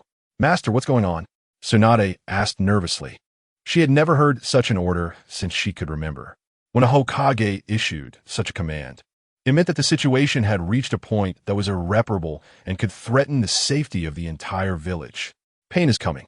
According to the information I've gathered, pain is very powerful. The third Hokage said with a furrowed brow. Tsunade clenched her fists. I had previously sent Jiraiya to investigate the Akatsuki's background. It is said that there are a total of 6 pains, and he only saw 3 of them. If it weren't for the scratch-off ticket store's props, he wouldn't have come back. With his strength, he couldn't handle even 3. If all of Pain's forces arrived, it would truly be difficult to deal with. The third Hokage rubbed his temples, sighing heavily. Back then, I took you 3 as my disciples. Orochimaru was the genius type. You were the one who benefited from your ancestors, and only Jiraiya grew step by step from a talentless ninja. Later, Orochimaru defected and left the village. You ran around the world due to gambling, and Jiraiya, let's not even mention, has basically got a membership card to every place of vice in the world. You 3, each with strength, but none of you are here now. If you were all still together, perhaps we would still have a fighting chance. His tone was very desolate, clearly not holding much hope for this war. At that moment, he suddenly thought of someone. Right? I remember you mentioned before that the owner of the scratch-off ticket store has unknown strength, right? Tsunade nodded. I saw it with my own eyes. Even Danzo's subordinates were no match for him in 1 round. All right, with him, we may still have hope. The third Hokage sighed again. He watched as Tsunade turned to head to the scratch-off ticket store. Seeing her hurried demeanor, the third Hokage quickly asked, "What are you going to do?" "I'm going to discuss strategies with him," Tsunade replied hurriedly. The third Hokage chuckled and waved his hand. "No need to rush. He's an outsider. If he hears about this and decides to run away to avoid business losses, won't we be left disappointed?" Tsunade frowned. The third Hokage's concern was indeed valid. But there was another issue. How would they explain to SHBU during the evacuation if he wasn't informed? She asked again, "Master, what about SHBU?" The third Hokage stroked his chin, pondering for a moment. "How about this? When you go back, don't make any noise. Tomorrow morning, gather everyone below Jonin rank in the cave under the pretense of a drill. If his strength is adequate, he won't leave with our people, and we can safely wait for Pain's arrival. When the time comes, we can destroy his scratch-off ticket store, and we can sit back and enjoy the show." Tsunade's mouth twitched a couple of times. There's a saying that goes, "Old ginger is spicier," and this plan of the master is truly. This old man is quite cunning. She slowly stood up and softly said, "In that case, I'll go back to prepare. If anything happens, just have someone come notify me. All right, you head back first. I'll think about the rest, and if I have any new ideas, I'll have Asuma inform you." Chapter 195, Attack. Konoha Village the next day. Before the sun had fully risen, Konoha Village was already bustling. All the villagers were gathered and taken to the caves at the back for shelter. Meanwhile, all the Jonin received secret missions. At the village entrance, Kakashi and Guy stood together. "Guy, it seems we won't be able to compete this time." Guy, holding a brick, snorted coldly. "Don't talk nonsense, we didn't even finish our last match. You just got lucky." Kakashi sneered dismissively and took out a Monkey King pill from his ninja tool bag. Inside Konoha Village, Ibiki Marino and Anko Mitarashi each led a team on standby. On the roof of the Hokage building, the third and fifth Hokage were already on high alert. Under these circumstances, the third Hokage was prepared to reveal his strength. Looking at Woody, he was humming a tune while dusting in his shop. This morning, when the Umbu took away SHBU, he had already noticed something was off. Lying in front of someone with keen insight was not a wise choice. However, he had no way out. His shop was fixed in Konoha, and his wife and children were also in Konoha. He could only stand with Konoha against the enemy. Of course, he could guess whose idea this was. "Sigh, old fox. If you want me to take action, just say it directly. Why go through so much trouble?" Just as he was grumbling, a commotion arose outside the village. "Lord Nagato, boundless power, liberate Konoha today." 6 pain bodies brought Nagato to the entrance of Konoha. After being set down, the animal path immediately formed hand seals and summoned a large green bird to carry Nagato and Konan into the sky. "Guy, pay attention." Kakashi swallowed a Monkey King pill and instantly transformed into Kakekman. Below, the 6 pains lined up and the Azura path threw the animal path out. In the next second, the seal protecting the village shattered. Then, 6 pains rushed into Konoha. Shinra Tensei. The Deva Path Pain suddenly released the seal. However, this technique had already been notified to everyone by Tsunade before Pain's arrival. Kakashi and Guy jumped to the sides simultaneously. The Deva Path Pain was taken aback. However, if Nagato were present, he could directly use Bansho Tenin after Shinra Tensei, but being used as a vessel by the Deva Path Pain required an additional 5 seconds of cooldown. On the other side, the animal path had already summoned several summoning beasts into the air. 3-headed dogs, giant centipedes, and large rhinoceroses were summoned. The houses beneath these summoning beasts were instantly destroyed. The dust stirred up rushed into Woody's shop. Woody's face suddenly turned grim. He wiped his face and pulled out a model of an Italian cannon from behind the counter. Could you all just stay in Amigate here? Why come here to cause trouble? Come on, I'll play with you. With that, he dashed out. In the sky, Nagato called down, I'm here today for 2 things. One is to retrieve my animal path clone, and the other is to capture the 9 tails. If you hand him over willingly, I promise. Before he could finish, a loud shout came from below. Second Lieutenant, where's your Italian cannon? He leaned over to look down, and a golden giant cannon appeared on the spacious street. Fire! Boom! With the cannon's sound, a summoned beast was instantly obliterated. What the hell? Is it that powerful? Nagato was somewhat surprised. He never expected that this seemingly smaller creature than his summoning beasts could have such great power. However, with such power, it likely could only fire once. He casually said to Conan, but before he finished, another shout came from below. Fire! Boom! Another summoning beast was gone. Nagato felt a little awkward. After 2 shots, he had lost 2 summoning beasts. I was careless, but with such powerful cannons. Fire! Boom! Fire! Boom! Fire! Boom! Nagato's face was covered with dark lines. He awkwardly chuckled. Is there no such way to play? This isn't following the rules. A cannon that powerful, just 1 shot, is already deadly, and now all my summoning beasts are gone. Conan, are we going to mess this up? Conan turned to look at him. Fire! Boom! Suddenly, he felt a tremor beneath him, and the giant bird carrying him was instantly blown to bits. Seeing this, Conan quickly released a series of origami butterflies, barely preventing them from falling. In the distance, the 3rd Hokage, who had been watching the battlefield, chuckled softly. See, our judgment wasn't wrong. This kid does have some skills. Before he could finish, he saw Woody seemingly adjust the cannon's aim. On the street, Woody snorted. I thought you were quite old. I didn't want to mess with you, but you had a scheme against me. Let's see how you like the taste of this cannon. The 3rd Hokage suddenly sensed something was wrong and hurriedly turned around to put on his shell. Tsunade, this kid is serious, quick dodge. But just then, a series of rumbling sounds came from the distant sky. The 3rd Hokage and Tsunade both looked up at the sky and saw a pink figure descending. At the same time, the cannons on the street started to fire. A golden cannonball flew directly towards them. The pink and yellow collided in midair. In the sky, Nagato stared blankly at the scene below and asked, Conan, did you see anything pink just now? I wasn't paying attention. It seemed like a pink thing. Conan was equally confused. Then, he suddenly turned around and gathered all the pains to fly towards Woody. Woody snorted. Since you're all coming to die, then I'll oblige. Originally, he thought he could easily handle these 6 pains, but it seems someone at the village entrance disagreed. Hey, where do you think you're going? Kakekman suddenly leaped up, wrapping his limbs tightly around the Deva Path Pain and bit down on its ear.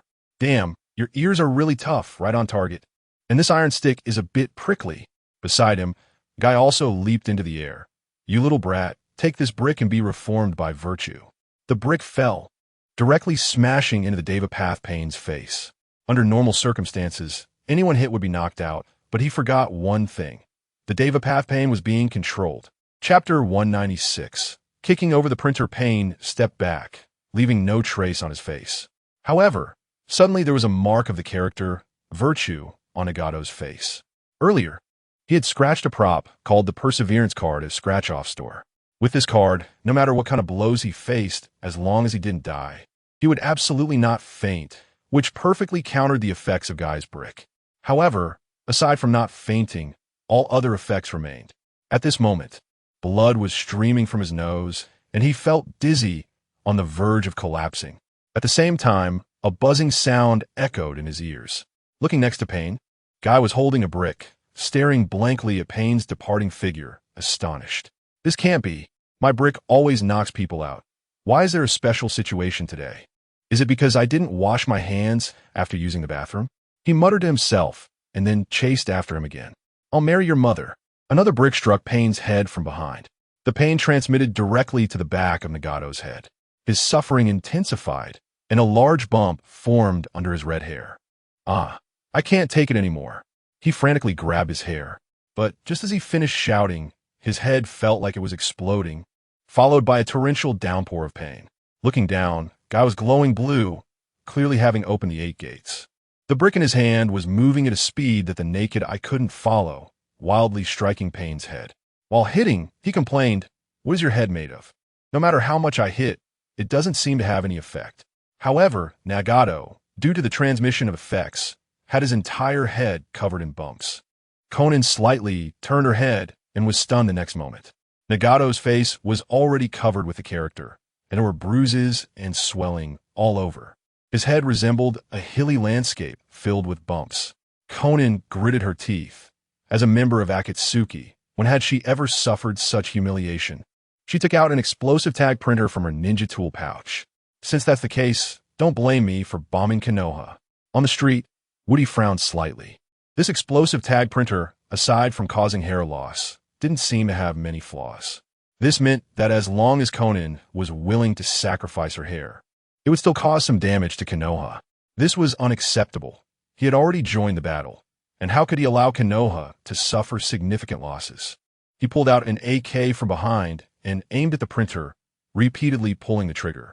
To his surprise, even though the bullets had been fired, they bounced off when they hit the printer. Was this it? He let out a breath. Then, a shocking thought appeared in his mind. Above, Conan's printing project had already started, with explosive tags flying out of the printer and falling to the ground. Looking at her hair, large clumps were falling out as well. Mixed in with countless explosive tags, Conan looked at the ground, slightly frowning. When Woody handed her the printer, he hadn't mentioned that her hair would fall out. But why was her hair falling out so quickly? She subconsciously touched the top of her head and felt the morning chill on her scalp. The scratching sensation made her heart skip a beat. Nagato, quickly look at what's happening to me. Nagato turned his head at the sound, stunned into silence for a long time. It took several seconds before he finally said, "Are you still Conan? Are you sure you're not Kakuzu? Kakuzu?" Conan scoffed coldly twice and then roared in despair. Woody felt it was the right moment. He pushed the cannon's muzzle and directly aimed at the explosive tags at her feet. Fire! Boom! A deep rumbling sound woke Nagato up. He saw the golden light from the cannonball flying towards Conan's pile of explosive tags. Nagato suddenly retracted part of his power and extended his hands towards the golden light. Shinra, Tensei. The cannonball was then bounced back, and Woody's mouth curved into a calm arc. Kenjutsu, reversal. The cannonball was sent back again. Shinra Tensei, rebound. The cannonball kept going back and forth between the two. Woody sighed. He was really getting a bit tired of playing. He whispered, "Golden Bell Shield." Then, he charged up, glowing with golden light. Nagato was somewhat puzzled. He could fully feel the power of the cannonball.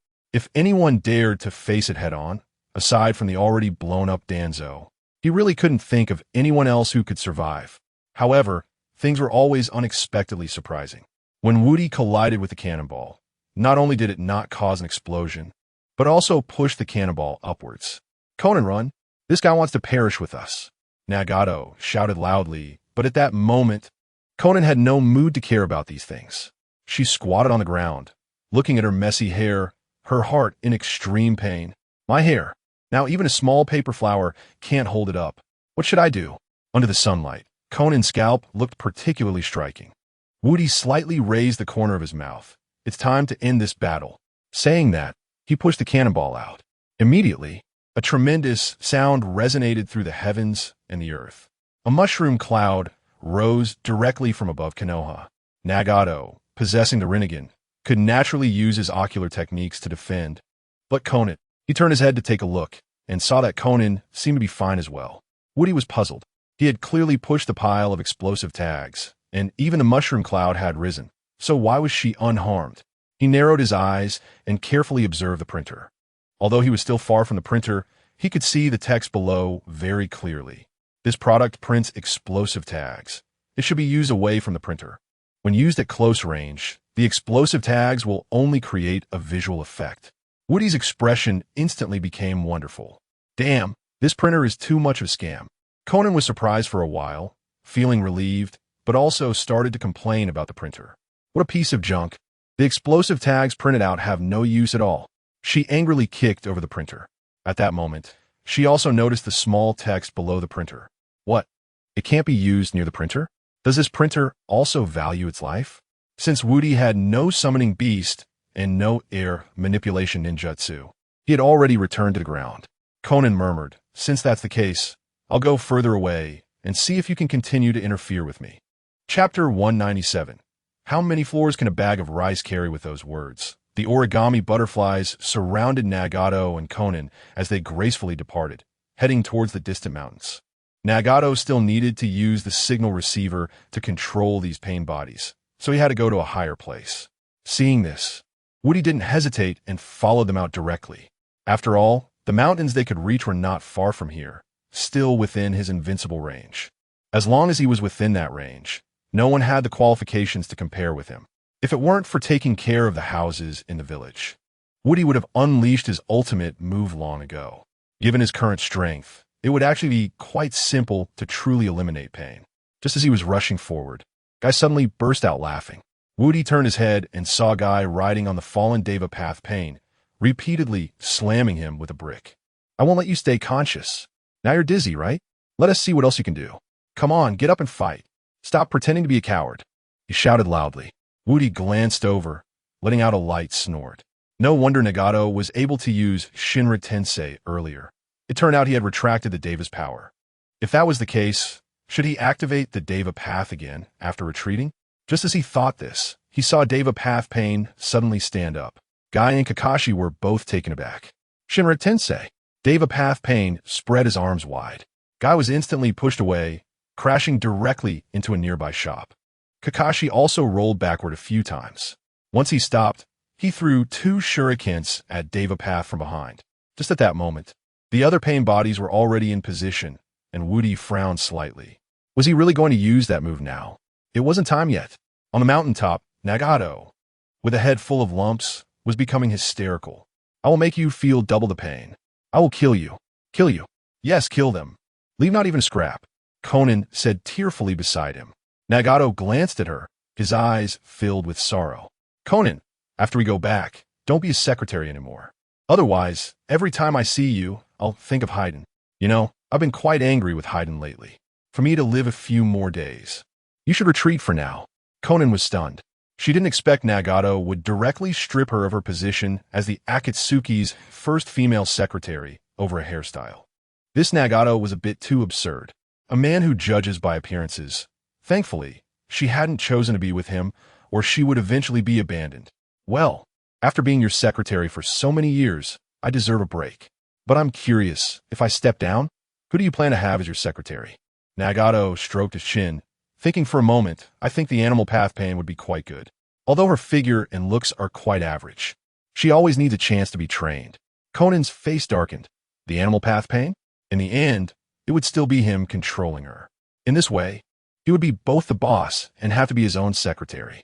With his little body, sooner or later, he would be ruined. But it didn't matter. She had seen through the scumbag. She just hoped that after he dismissed her, he wouldn't come back begging her to be his secretary. "Conan, I'm about to unleash my ultimate move. Keep an eye on things for me." At this moment, Nagato suddenly formed hand seals with both hands and whispered, "Oh," Conan casually replied and turned to walk outside. They had run out this far, and she wasn't worried about Woody catching up. Helping him keep watch was just an excuse for him to distract her. She nonchalantly glanced outside. In Konoha Village, as the other 5 clones fell one after another, Woody became even more certain of what Pain was about to do. He gritted his teeth, thinking that he should have collected more rewards a few days ago, in case he won something that could fly. Suddenly, a spark of inspiration flashed in his mind. Right, how did I forget that thing? Since he first got it, he had never used it. Saying this, he raised his hand and silently chanted for the flying nimbus. The flying nimbus could understand him. In the blink of an eye, it appeared in front of Woody. He sized up the flying nimbus, sat down on it, and then saw himself flying up into the sky at an extremely fast speed. At the same time, Devapathpain's body also slowly rose into the air. How many floors can a bag of rice carry? A bag of rice can carry 2 floors.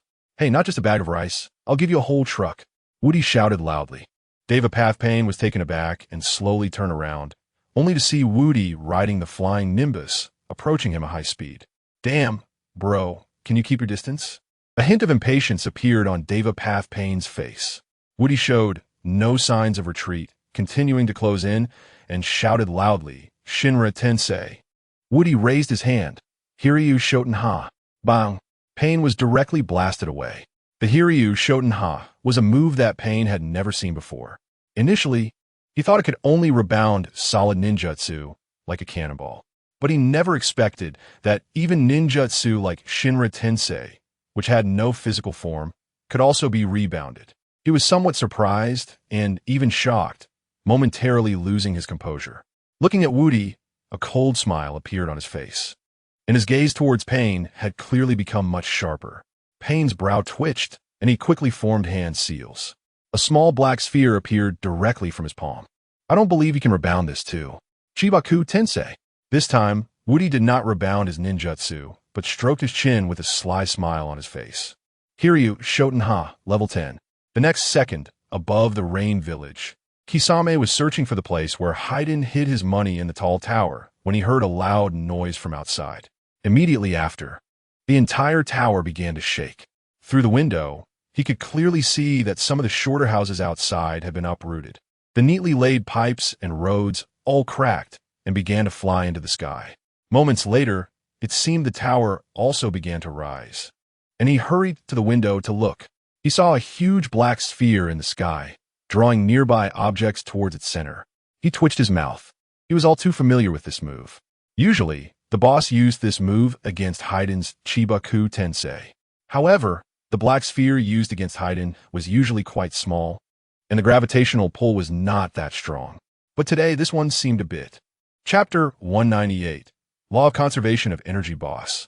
If you want to kill me, just say it directly. There's no need to leave me in the Rain Ninja Village while you escape and unleash your big move. He let out a bitter laugh, noticing that the ceiling had begun to warp and his body was floating uncontrollably. Sigh, life is great, but living is so frustrating. He murmured softly, then suddenly shouted, Nagato, if I survive, I'm going to make you pay a heavy price. With a scream, the entire tower crashed down onto the Heavenly Star. Back to Konoha Village. Damn, where's my Heavenly Star? Huh? To launch this Heavenly Star, Nagato had gathered all his chakra onto the Devapathpain. Now, the Heavenly Star had inexplicably disappeared, and he had no way to deal with it. Turning to Woody, he asked, where's my star? What did you do with it? Big brother, I worked hard to get that star. You can't just make it disappear. Woody shrugged. I never said it vanished. When you return to the Rain Ninja Village, you'll see for yourself. I have some urgent business at my shop. Goodbye. With that, he turned and flew away. However, the direction he flew in was not toward the scratch-off shop, but towards the distant mountains. Xiaonan, he's coming. Oh, Xiaonan was still brewing her emotions. After waiting for 2 seconds, she suddenly asked, what did you just say? Who's coming? The boss of the scratch-off shop, Nagato, said nervously. Damn, why is he coming back? But that's fine. This time I'll print more explosive tags. Let's see how he dodges. As she spoke, she opened the printer again and added a lot of paper. The printer instantly started working. Touching her now bald head, Xiaonan revealed a sinister smile. I don't have any hair left. Let's see what else you can make me lose. Less than 2 seconds later, she suddenly felt something irritating her eyes. Gently rubbing, she surprisingly rolled out a dozen eyebrow hairs. She quickly touched her brow. Her heart instantly shattered. No eyebrows either? How the hell did I lose my eyebrows to? She turned to look at Nagato, who instantly shivered. Monster, if you dare look at me again, I'll kill you. Xiaonan clenched her fists and unleashed a swarm of butterflies, wrapping Nagato tightly, leaving only his nose to breathe. No way, I have to keep printing. I refuse to believe that if I print 1,000,000 explosive tags, you'll still be alive. Anyway, I don't have any hair left on my head. Let's see what you can do to me. With a loud roar, thousands of explosive tags flew out. In midair, the tags automatically folded into butterfly shapes and flew towards Woody. Woody shook his head with a smile.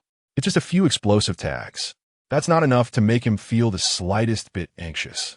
He murmured softly, "Golden bell cover." The next second, a golden light shone from his body, and all the butterflies crashing towards him exploded in front of him. Yet he remained unbothered, leisurely flying towards the mountain peak. "This won't do. I'll print more." Xiao Nan's mind went blank, and her voice became much more agitated. At this moment, she had given up on thinking. Her only thought was to print explosive tags and blow Woody up.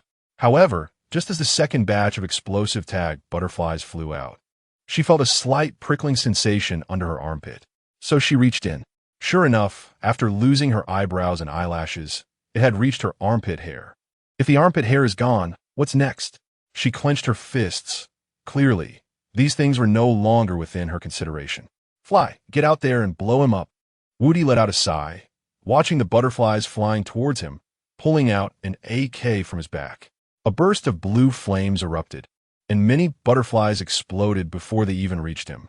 The shock waves from the explosions caused even more butterflies to explode in succession. Xiaonan grew angrier, but she had no way out. Besides the explosive tags, she couldn't think of a better solution. Just then, a mechanical voice came from the printer. "Master, all the hair you can lose on your body has fallen out. There's no way to continue producing explosive tags." Xiaonan was instantly speechless. In a sense, she felt as if her life had come to an end.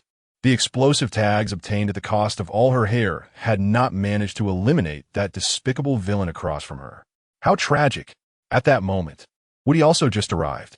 Looking at Xiaonan's completely bald head, he couldn't help but laugh. Xiaonan immediately felt a wave of shame and muttered, "What are you laughing at?"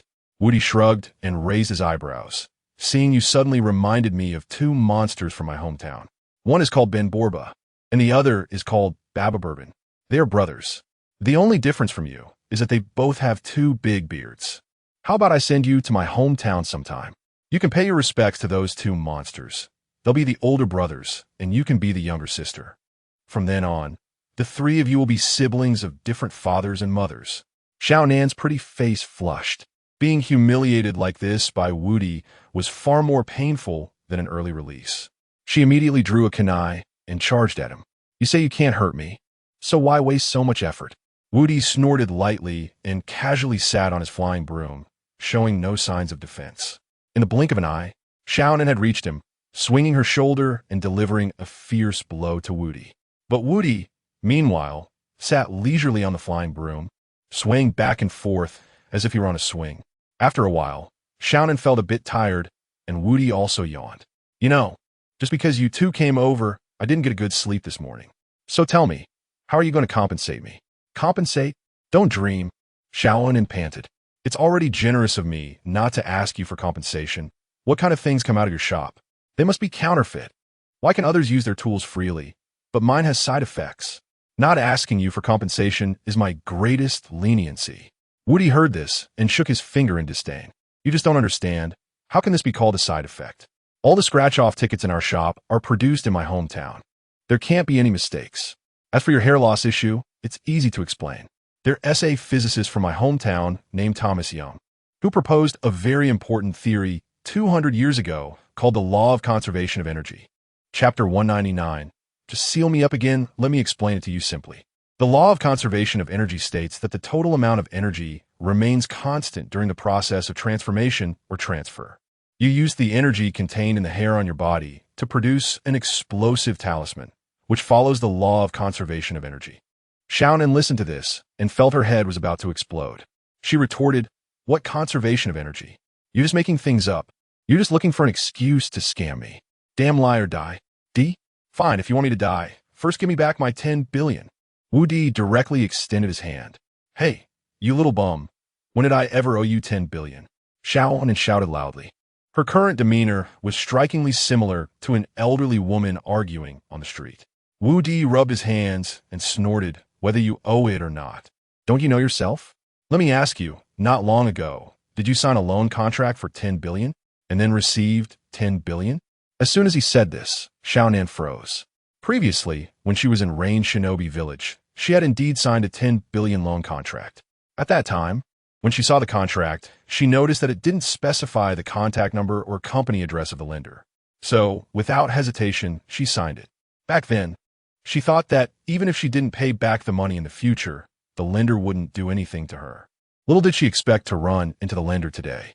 If she had known this would happen, she wouldn't have wasted so much hair printing explosive talismans.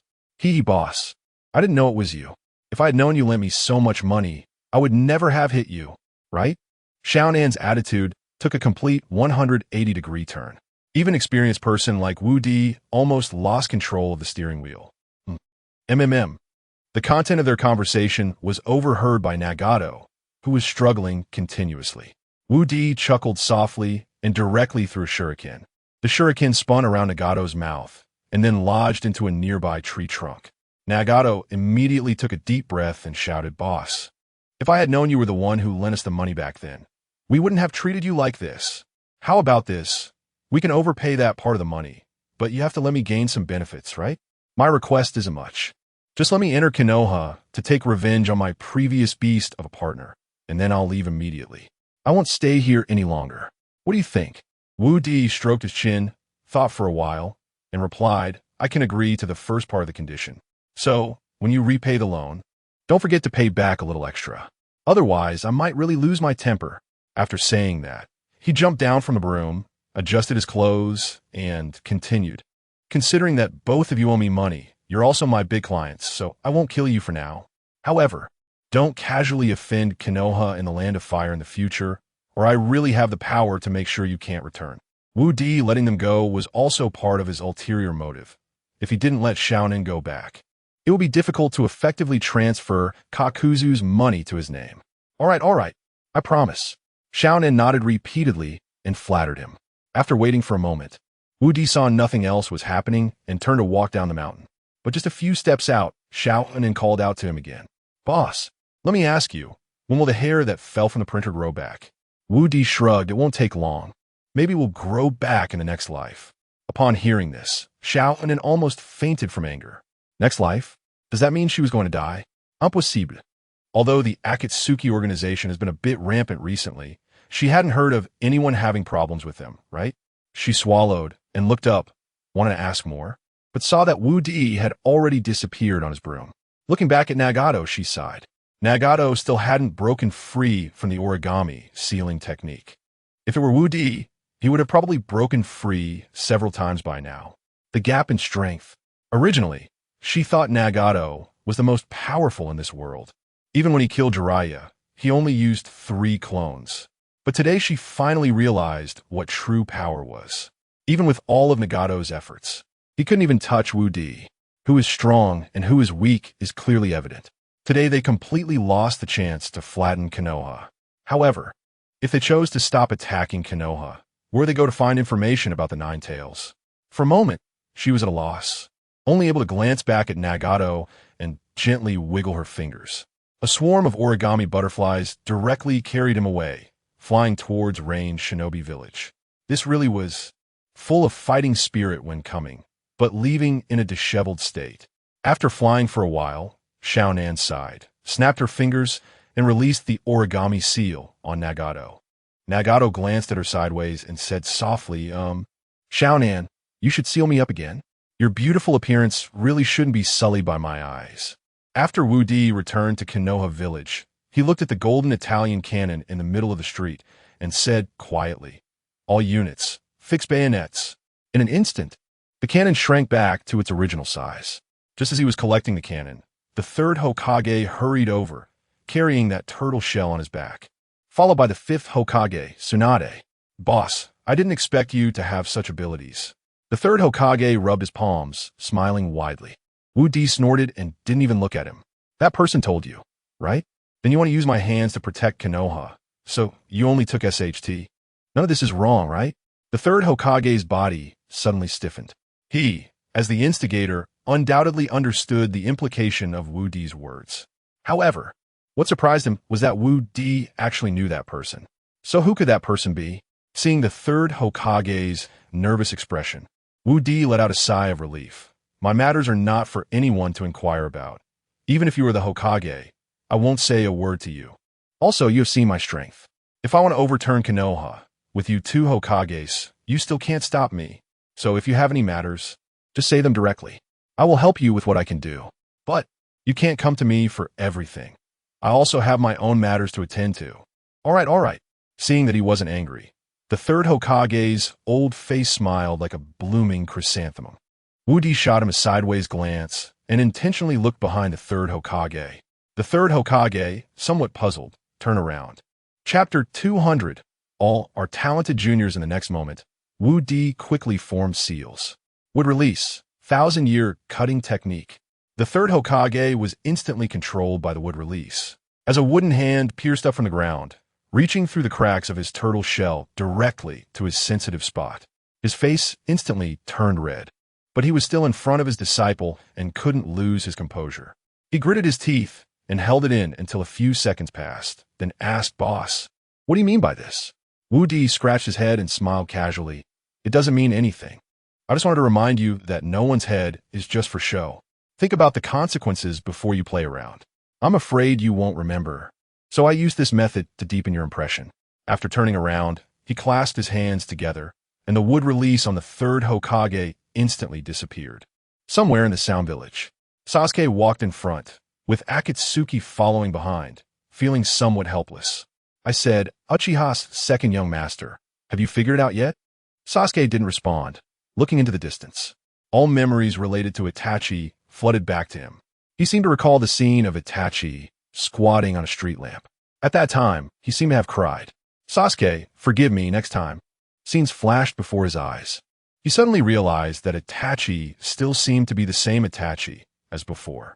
Even after he became a genin and had been brutally beaten by him, in the end, he was still the same, tapping his forehead. He suddenly stopped and said softly, "I want to destroy Konoha, destroy the village that made my brother suffer all his life. The pain they gave my brother will all be returned to me." Upon hearing this, Akatsuki's face lit up with joy. Recently, Akatsuki's strength had diminished somewhat, and if Sasuke could join, their strength would undoubtedly increase again. Of course, the most important thing was that Sasuke was a member of the Uchiha clan. I want to join the Akatsuki organization, but at the same time, I hope to bring a few more companions with me. Akatsuki chuckled, of course. As long as they're willing to join the Akatsuki and have some ability, we welcome them all.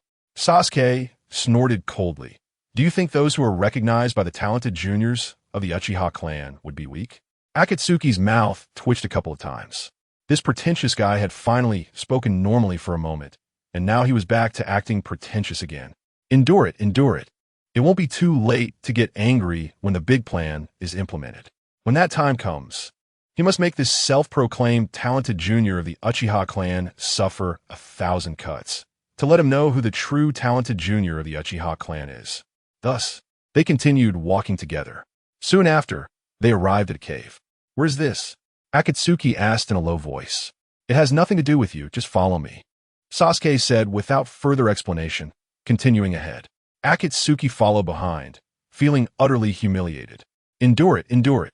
These two words were what he reminded himself the most along the way. He couldn't explode just yet, just as the real Uchiha Madara had told him back then. To achieve great things, one must first learn to endure. He let out a breath and caught up with Sasuke's pace. After walking for a while, they reached a laboratory, where there was a huge water tank in the middle that seemed to be empty. Sasuke smirked, drew the blade from his back, and directly slashed a cut on the water tank. Instantly, the tank shattered and a large amount of water gushed out. Akatsuki was somewhat puzzled, but not long after, he saw a figure suddenly emerge from the water stains on the ground. "This is the secret technique of the Hozuki clan?" "Oh, you actually figured it out." "Since that's the case, I won't pretend anymore. I am a talented junior of the Hozuki clan. Hozuki Suigetsu." Akatsuki's expression darkened even more. The old saying is really true. Those who get too close to pigs get fat, and those who get too close to urine get stinky. Those who walked closely with this idiot had also learned a miraculous pretentious technique. No hope left. Hozuki Suigetsu stretched lazily. Being trapped in a water tank for so long made him almost forget what the outside air smelled like. He asked in a low voice, "Why did you rescue me?" Sasuke's expression didn't change at all. "Stop talking nonsense. Just follow me." After saying that, he turned and walked outside. Suigetsu shrugged. "Hey, I don't care what you do. If I follow you, it can only have one purpose: to get my hands on the beheading sword. Hey, are you even listening?" Sasuke's footsteps suddenly stopped, and he drew his blade, slashing it fiercely at Suigetsu's neck. However, he didn't bleed at all, and the wounds on him were quickly filled with water, returning to normal. Akatsuki beside him was somewhat amazed. Although he had long known about the secret technique of the Hozuki clan, it was indeed rare to apply it in such a way. It showed that Hozuki Suigetsu had some strength. They walked a little further and turned around the end of the corridor, arriving at a place that looked like a prison. There were many of Orochimaru's test subjects locked up here. They first found a woman with red hair and glasses. Upon seeing the color of her hair, Akatsuki frowned. Vortex clan? It wasn't surprising to think so, because the most recognizable feature of the Vortex clan was their beautiful red hair. Sasuke smirked, and with a swift motion, the knife fell. The prison door slowly opened. The moment the woman inside saw Sasuke, her heart instantly blossomed with joy. "Oh, my Sasuke, you finally came to save me." Without thinking, she rushed up and grabbed Sasuke's arm. Her tender face rubbed against his arm like a kitten. "Sasuke, is this your second partner?" Akatsuki asked softly from the side. The red-haired woman's expression suddenly darkened. She decisively turned to Akatsuki and said, "Who are you to call Sasuke by his name? Remember, only I can call him that. You all must call him the talented junior of the Uchiha clan." Akatsuki's face turned somewhat grim. Then he heard Suigetsu snort lightly. "Karen, when will you change your dog-licking habit?" Karen's gaze shifted, and her previously drooping hair stood up. Then there was a loud bang. She jumped up and pounced on Suigetsu. "I've told you countless times, don't call me Karen. Call me the talented junior of the Vortex clan. Will you remember that? Besides, how I want to lick is my business. When did it become your turn to say anything?" With a flurry of punches, a puddle of water was left on the ground. Akatsuki swallowed hard. Indeed, once a woman wants to turn against you, it's faster than flipping a book. Chapter 201. The Robbery Under the Power Struggle. "All right, stop it," Sasuke whispered. In an instant, he saw Karen turn around, grabbing Sasuke's arm and shaking it continuously. "Okay, I want to be a good baby for Sasuke." Sasuke snorted coldly. "You should learn how to be a good lackey first." After saying that, he didn't linger and walked deeper into the prison. The further he went inside, the darker it became. He only stopped when he could no longer see any light. On his right, there was a special cell, and the material of this cage was clearly different. Inside the cell sat a strong man who was silent. Afe smiled bitterly. "Which clan's genius descendant is it this time?" Sasuke tilted his head. "If you don't speak, no one will think you're mute." Then, he raised his knife and struck the chains on the cell. Beside him, Afe twitched his lips, anger flashing in his eyes. As he got to know Sasuke better, he found that Sasuke seemed to be good at nothing but pretending to be a beta. With such elite combat power, would there be any problems in recruiting him into the Akatsuki? Just as he hesitated, Sasuke patted his shoulder. He turned suddenly to see Sasuke's face, which lacked a father, showing a hint of embarrassment. Let me see your skills. I can't open this cell." Afe stumbled, almost falling out. Looking at Sasuke, who still seemed indifferent, he shrugged lightly. "Hurry up. I've been waiting so long that the flowers have wilted." Afe sighed softly and took a few steps to the cell door. Looking at the chains on the cage, he whispered to himself, "I'm holding back. I'm holding back all of it. Just wait until I feel happy." Then, he took a deep breath, and his eyes changed under the mask, instantly creating a vortex in the space. The chains locking the cell door vanished without a trace. When the cell door opened, the restrained Go slowly walked out, draped in a gray cloak. He didn't say a word. He glanced at Sasuke and said softly, "Kimimaro values you very much, so I'll stick with you from now on." Sasuke nodded and turned to walk out the door. Afe chuckled softly. "My goodness, finally met someone normal." Saying this, he followed Sasuke. Behind them, Go frowned slightly, feeling that Afe's words were somewhat strange. After thinking carefully, he suddenly transformed, with his arms morphing and several jet nozzles appearing at the elbows. Sasuke is someone Kimimaro appreciates. How dare you say Sasuke isn't normal? Take a punch from me. Boom! His elbow suddenly shot out a burst of blue flames, and he flew out instantly. Afe hadn't turned around yet, and had no idea what had happened behind him. Just as he wanted to turn, he felt a large hand gripping his head tightly. Then, as his gaze lowered, he found himself being dragged along the ground. Jago's rocket launcher kept spewing flames, and countless sparks flowed across the ground. It was somewhat coincidental that one of Jago's fingers happened to pass through the hole in Afe's mask, pressing against his eyelid. He couldn't open his eyes, so he couldn't activate the Sharingan, nor could he unleash Kimui. He could only let Jago press him down and drag him along. Clang! After running for dozens of meters, only when his head hit the door of a cell did he finally stop. His head buzzed, feeling as if the entire world was shaking. However, before he could rejoice at the miserable end, he felt his whole body being lifted again. Then, he was pressed back down. Scrape, scrape, scrape. Another row of sparks. Sasuke and the others didn't say a word the entire time, just watching Jago rub Afe against the ground. After several back and forths, it seemed that Jago's chakra was running low, and he finally threw Afe down. Looking at Afe, the mask made by white Zetsu, which was comparable in strength to vibranium, had already been worn down to a hole. He stood up, shook off the dirt on his body, and was just about to explode when he heard Sasuke say, "Let us go. This is Orochimaru's territory. If we don't hurry, he might come back." Afe clenched his fist. His anger level had reached 99%. At this moment, if anyone provoked him again, he would definitely explode without regard for the consequences.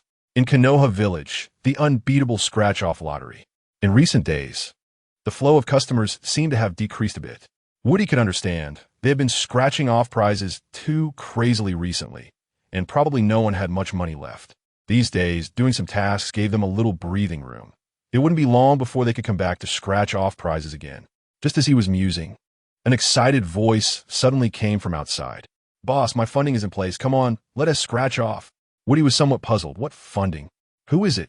In the next moment, a wind-like man with a cigarette in his mouth rushed in, his face filled with excitement. "Asuma? What funding? I don't quite understand." Asuma smirked. "I've been trying to get my dad to fund me for the lottery, and he cruelly said I was someone else's child for that little money. Today, I don't know why, but he suddenly gave me 200,000 to come scratch off, and by the way, he wanted to thank you for your contributions to Konoha."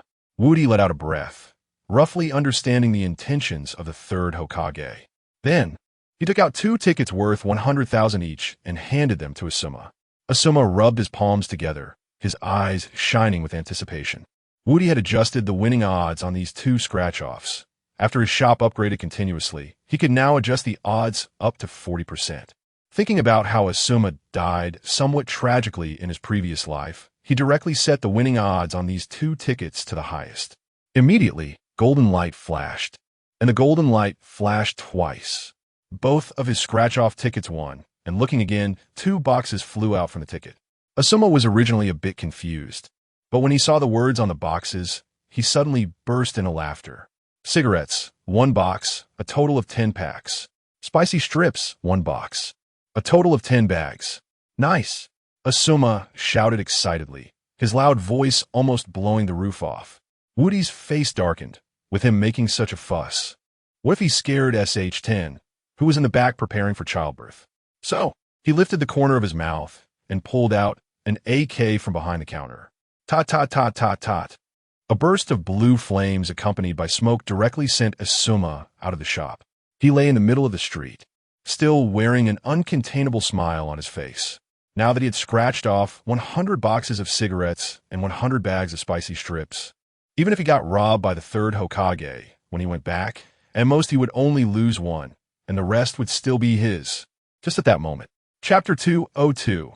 Soup Dumpling Asuma. According to our previous agreement, if you scratch out Hua Zi and spicy strips, they need to be turned in. The face of the third Hokage suddenly appeared in Asuma's eyes, the green forgiveness hat shining brilliantly under the sunlight. Asuma's expression gradually froze, and his heart began to race violently. What to do? What to do? If he finds out that I also scratched out a whole box? Won't it all be taken away? This situation absolutely cannot happen. Got it. Let's first play a deceptive card. He glared at the third Hokage. My dear father, do you have no trust in me at all? Didn't we agree that you would wait at home? Why did you come out? I scratched out a bag of spicy strips and a box of wazi, and I'll bring them to you when I get home. Okay? The third Hokage chuckled, took off his hat, and whispered, Asuma, let me correct 2 of your mistakes. The first mistake is, I'm not your dear father. Your father is Old Wong next door. You must remember this, understand? The second mistake is he smacked his lips and sighed. You grew up beside me. But I never taught you to lie. Ever since you left home, I've been following you. I know exactly what you scratched out. 1 box of wazi and 1 box of spicy strips, both 100 each. Now you tell me 1 of each. Doesn't that seem a bit? He elongated his voice, and Asuma's face suddenly froze, the corners of his mouth twitching slightly. Meanwhile, the third Hokage leaned down and whispered in his ear, be careful, don't get separated. There are too many people here, and my ninjutsu isn't convenient to expose. But as your adoptive father, I bear an inescapable responsibility if you go astray.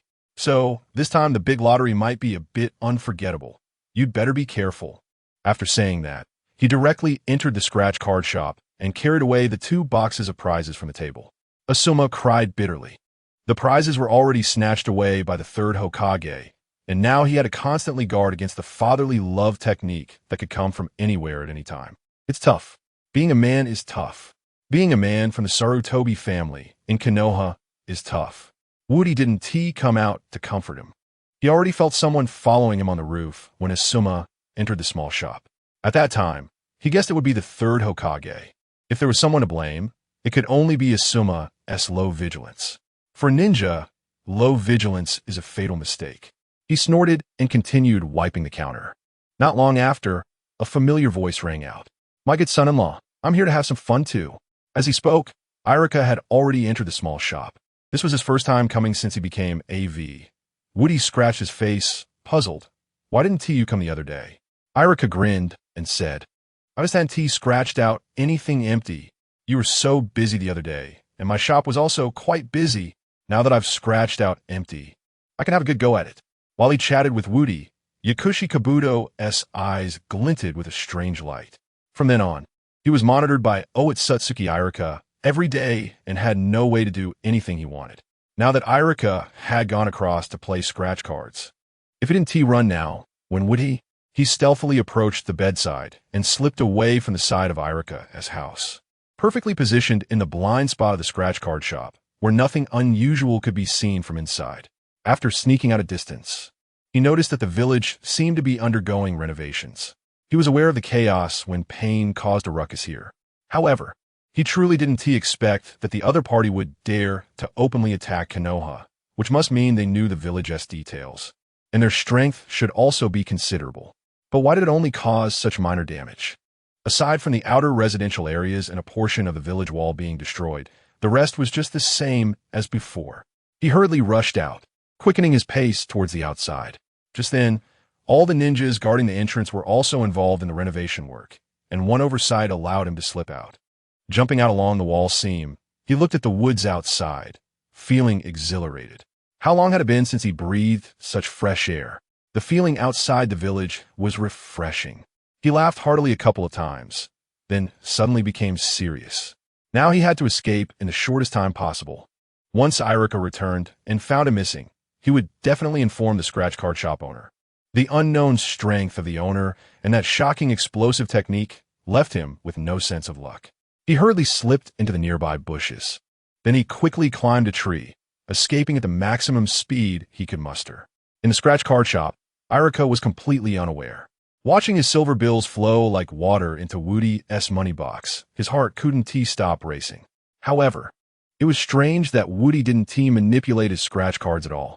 He neither increased his winning rate nor decreased it. Yet his frequency of winning was obviously much lower than others. So far, the only one who could surpass Irika might be the legendary cash cow, Lady Tsunade. Irika scratched for a long time, and in the end, out of 100 scratch cards, he only revealed one item. The item was called a soup dumpling, a seasoning from Woody's hometown. Son-in-law, how do you use this? Woody softly replied, This thing is what you put in when making noodle soup. Your noodle soup will become incredibly delicious. It's not very useful, Irika frowned, his expression clearly not as good as when he first came in. Then he saw Woody shake his finger and say softly, "Don't underestimate this soup dumpling.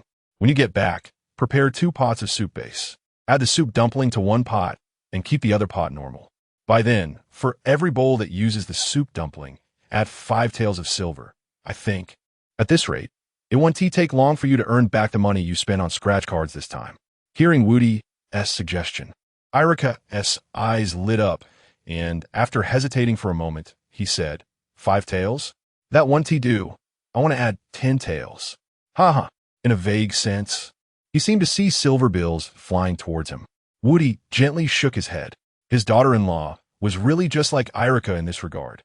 Both loved money so much. Irika happily returned to the ramen shop, but less than half a minute later, he ran back.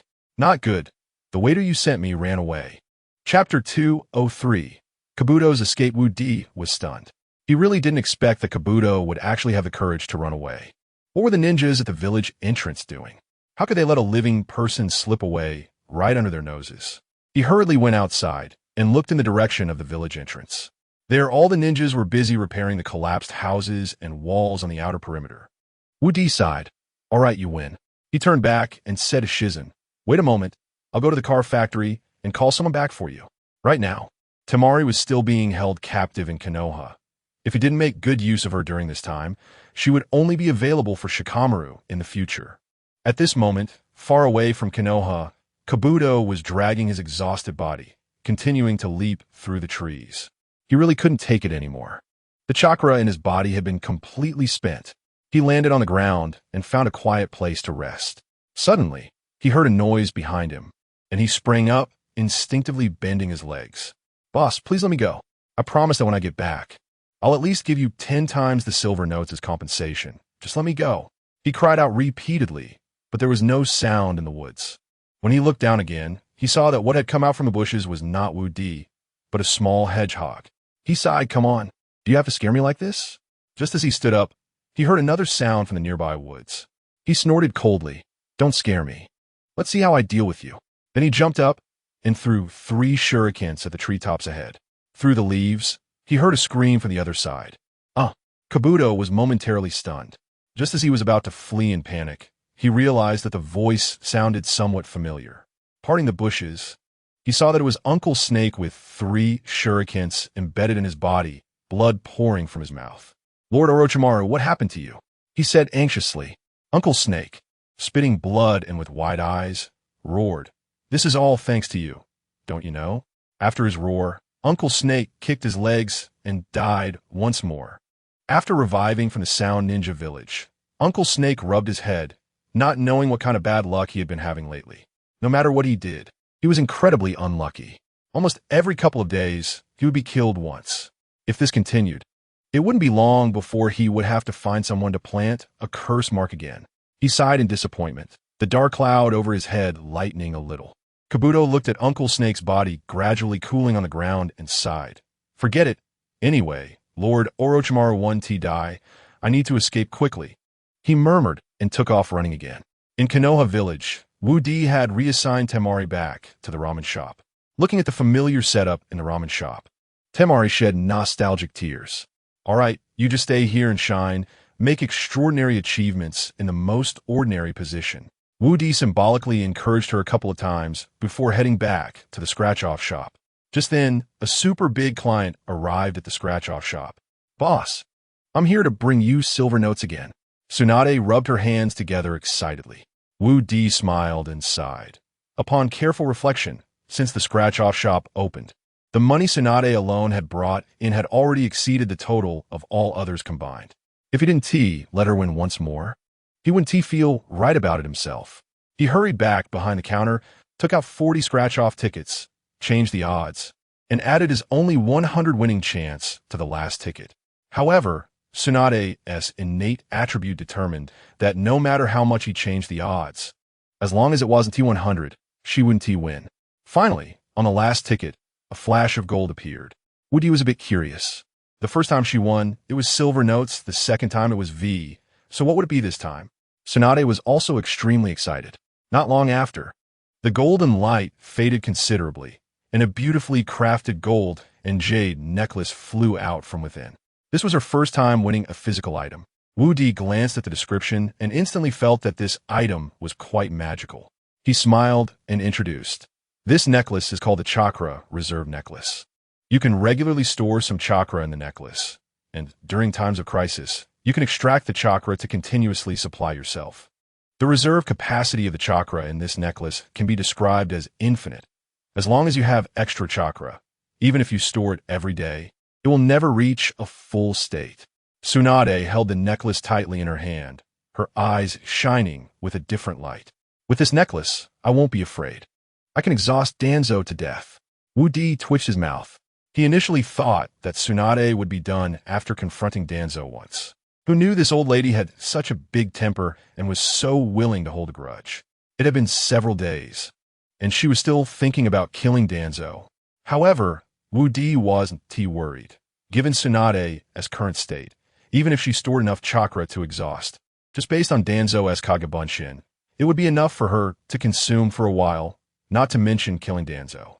That guy was like a cockroach that wouldn't die even when facing an Italian cannon. Wu Di stretched his neck and was just about to send Tsunade off when, at that moment, a pink figure entered through the door. "Boss, don't shoot, it's me." Danzo held up the silver notes with both hands, shielding his face, and walked in slowly. Upon seeing him, Tsunade's attitude instantly underwent a 180-degree change. Just a second ago, she was calm and collected, and now she was furious. "Danzo, how dare you show up here?" she shouted, raising her fist to smash into Danzo's face. Danzo quickly shrank back and took a few steps back, and when she saw that it was Tsunade, her expression darkened considerably. "So it's you, Tsunade. I thought it was someone else. But since you're already here, don't blame me for being ruthless." After murmuring, she pulled out 2 silver needles from her waist. Seeing this, Wu Di immediately said, "Stop. Don't fight in my shop. If you want to fight, go outside. My wife is pregnant and can't take the fright." Danzo retracted the silver needles and sneered. "All right, since that's the case, I respect the boss's decision." Saying this, she turned around, and just as she stepped out the door, Tsunade shot forward and threw a punch at her back. Chapter 204. Arrival at Rain Ninja Village. Looking at Danzo again. He had already flown into the sky. "Tsunade, you sneak up from behind. No martial ethics." The voice grew fainter, soon becoming a star, shimmering with light in the azure sky. Tsunade snorted softly. "This time I wasn't prepared, so I'll let you off the hook. Next time, I will definitely kill you myself." Just as she was speaking, an Umbu member rushed in from outside.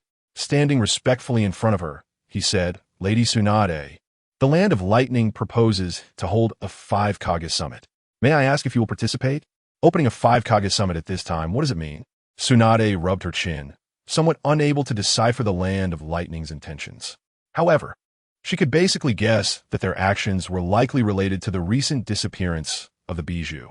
After all, not long ago they lost the 2 tails, and since then, several other ninja villages had also lost their tailed beasts. Now, the only village that had not lost a tailed beast was their Konoha. "All right, you go back and inform the Land of Lightning to notify me of the time and place one by one." "Yes," the Umbu member replied softly. At the edge of the Land of Fire, Akatsuki's leader, Obito, was cautiously leading Sasuke and 3 others. The journey from the Sound Ninja Village to the Rain Ninja Village necessarily passed through the Land of Fire. As they were walking, they heard someone shouting from above. "Get out of the way, move aside." Sasuke and the others slowly looked up, only to see a pink figure rapidly descending. Seeing this, Obito immediately shielded Sasuke behind him and unleashed Kimui, causing the figure in the sky to vanish in an instant. "Who is she?" Sasuke whispered. Obito shook his head. "I don't know, but right now she's trapped in my space-time and won't come out anytime soon. Let's focus on what we need to do." Sasuke nodded and took determined steps forward. After walking for several hours, they entered the range of Rain Ninja Village.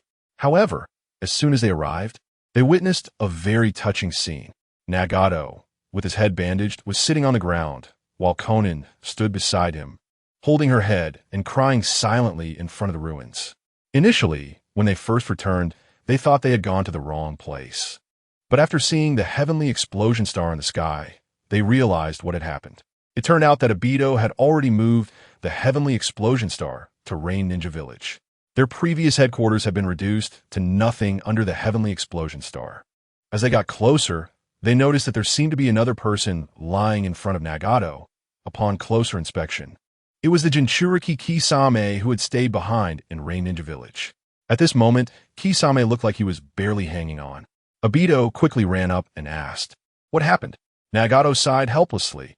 "I thought with our strength, attacking Konoha would be easy. But who knew the owner of the scratch-off ticket store was so strong that he directly repelled both me and Conan. The big gift I left for Konoha was also sent directly to Rain Ninja Village, and that's how it ended up like this." Obito scratched his head, looking slightly more serious. Konoha was truly becoming more and more troublesome, and they even had the Nine Tails in their hands. If they didn't find a way to deal with it, it would eventually become a serious problem. He sighed heavily and glanced at Kisame, who was about to pass out, feeling a headache coming on. After a while, he called Sasuke and the others over and said softly, "Let me introduce you. This is our Akatsuki organization's leader, Nagato." Nagato turned around in response, only to find Sasuke and the others proudly holding their heads high. "Hey, that guy called Nagato. I'm a most talented descendant of the Uchiha clan, Uchiha Sasuke. Do you recognize me?" As soon as he finished speaking, Suigetsu snorted. "I'm a most talented descendant of the Hozuki clan, Hozuki Suigetsu. Do you recognize me?" Nagato frowned slightly, feeling uncomfortable listening to them speak like this. However, before he could respond, Karen also stepped forward. "I am also from the Uzumaki clan, the talented descendant of the Uzumaki clan, Uzumaki Karen." Nagato clicked his tongue, thinking that something was wrong with their heads. Then he looked at the last one. "Jugo, what about you? Which clan's most talented descendant are you from? Go ahead and introduce yourself." Jugo remained silent for a moment before saying, "I'm not a talented descendant of any clan. I'm just following Sasuke." "All right." Nagato nodded, slowly turning around and sighing. After a while, Jugo suddenly changed his demeanor. Obito, being next to Nagato, didn't notice at all. Jugo's elbow transformed again into 4 launch tubes. Then he leaped into the air. "I won't forgive you for underestimating Sasuke." Ah, Nagato was still a bit dazed, just as he turned half of his face. He suddenly felt a large black hand grabbing his head. He then experienced the same feeling that Obito had in the Sound Ninja Village dungeon. Sparks flew everywhere, continuously clashing on the open ground. Ever since Nagato's heavenly explosion star descended upon Rain Ninja Village, it hadn't rained a single drop since. The surrounding grass had already withered, and with the falling sparks, a raging fire ignited. Seeing this, Obito initially thought to rush forward to stop it, but upon seeing Jugo's ferocity, he quickly used Kamui to dodge. Half a minute later, Nagato was finally released, and on his already pale face were traces of blood, which against the surrounding flames made him appear somewhat rosier. "Hee such eyeballs," he muttered. If it weren't for the excessive chakra he had wasted earlier, could someone like Jugo have gotten close to him? Not to mention that he had been injured to this extent. He had already marked Jugo as a key target for rewards in his mind. The surroundings fell silent for a moment. Just then, before he could sit down, he heard another roar from behind. "Dare to call Sasuke an oddball? I'll kill you." He raised his lips in despair. Then, Jugo, having at least studied symmetrical art for a couple of days, had previously rubbed against Nagato's right face, and this time he rubbed against his left face. Nagato watched the sparks slowly drift away from him and coughed twice. He really didn't know how to express his feelings at that moment. After this round of rubbing, Nagato directly slumped into the chair, looking no better than Kisame. Just then, Kakuzu and Haiden returned. Seeing the current state of Rain Ninja Village, their eyes were filled with anger. Kakuzu's gaze shifted and landed on Sasuke and the others, whispering, "Who are those little brats over there?" Obito did not speak immediately, only watching as Jugo transformed again. "If you dare to call Sasuke a little brat, I'll kill you." Chapter 205, Friction. Friction, rubbing on the smooth ground. However, this time he was not facing the unguarded Ah Fei and Nagato. Seeing Zhongwu approaching, Jiao Du snorted coldly, and when he raised his wrist, half of his arm had already shot out. Bang! With a dull sound, Zhongwu's steps halted, and then 2 lines of blood emerged from his nose. Nagato, who was sitting nearby, barely alive, exerted great effort to raise his hand and said with a smile, "Good. Jiaodu, waste him." Hearing this, Jiaodu turned his head and noticed Nagato's miserable state, remembering how he had instructed Conan to blow up his own bank. Jiaodu laughed heartily. "I didn't expect our Akatsuki's boss to also." He originally wanted to say that Nagato had fallen to such a state and take the opportunity to mock him. However, before he could finish speaking, Zhongwu had already grabbed Nagato first. Having finished rubbing on both sides, it was time to rub the back. He pressed Nagato's head down, the back of his head directly on the ground, and rubbed again. While rubbing, he shouted, "Aren't you their boss? If I can't beat them, I can only vent my anger on you. Don't worry, as long as anyone dares to hit me, I'll rub you on the ground." After several rounds of rubbing, looking in Nagato's head, there were chunks of hair missing. It was even less presentable than Jiaodu and Conan, who were completely bald. Jiaodu was laughing uncontrollably, seeing Nagato being thrown back on a chair, preparing to hit Zhongwu again. Haydn, standing behind, whispered, "Dad, isn't it bad to harm the boss like this?" Jiaodu was taken aback. It wasn't because he paused due to Haydn's suggestion, but because he suddenly remembered the two children he had left in the tower before he left. He was anxious, disregarding the person he was carrying, and rushed into the pile of ruins. "Corner window, corner bed, corner window, corner bed," he shouted repeatedly. Behind, Kyuka's face flushed, mumbling softly. It was clear he was an old pervert, still thinking about such things. "Look at the people here. Only me and Conan know. If you like, you can find a deserted place to train." Originally, Sasuke and the others were a bit puzzled. It was obvious that they could hear it was all about the Jiao surname, so it must be his children. However, after listening carefully to the names of his two children, they realized it was a play on words, and Sasuke whispered. At this moment, Haydn slowly approached and said softly, "Boss, when I came back, I heard a piece of news. The 5 great nations are going to hold a 5 Kage summit." Nagato's expression changed, suddenly becoming much more tense. The convening of the 5 Kage summit was definitely not a good thing. They were probably starting to be wary of them. After a moment of contemplation, he quietly asked Ah-Fei, "How are the few you brought back today?" Ah-Fei stroked his chin. "They can be used, but the effect, I can't guarantee. We can throw them out to try, and if it doesn't work, we can just say we never recruited them." Nagato nodded, then looked at Sasuke and said, "Sasuke, I order you 4 to immediately head to the Land of Lightning, to the Cloud Village, to organize the 5 Kage summit." Sasuke was taken aback, and then ecstatic. He didn't expect that right after arriving at Akatsuki, he would get such a big job. It was much more enjoyable than staying in Konoha and with Orochimaru. He nodded vigorously. Turning around, he was about to give a passionate speech, but saw that only Suigetsu was left behind. "You dare to call Sasuke by his name? I'll kill you." Kyuka jumped up, her fist falling down from the air. Nagato instantly flew out, and Zhongwu appeared right where he was about to land, grabbing his head and rubbing him fiercely again. "From now on, you are not allowed to call him Sasuke directly. You must call him the most outstanding descendant of the Uchiha clan." Sasuke helplessly scratched his head. When Zhongwu threw Nagato back on a chair again, he softly said, "All right, let's go." Then he saw Zhongwu and Kyuka standing respectfully behind him. As for Suigetsu, although he seemed indifferent, it could also be felt that he had a certain degree of respect for Sasuke. Sasuke glanced at Nagato and said, "From today on, the 4 of us will be called Team Hawk. The captain is naturally me, the most outstanding descendant of the Uchiha clan, and as for the vice captains," he scratched his head, "the 3 of them are all vice captains." Kyuka's eyes sparkled. "I didn't expect that as soon as Team Hawk was established, Sasuke made me the vice captain. Does he like me?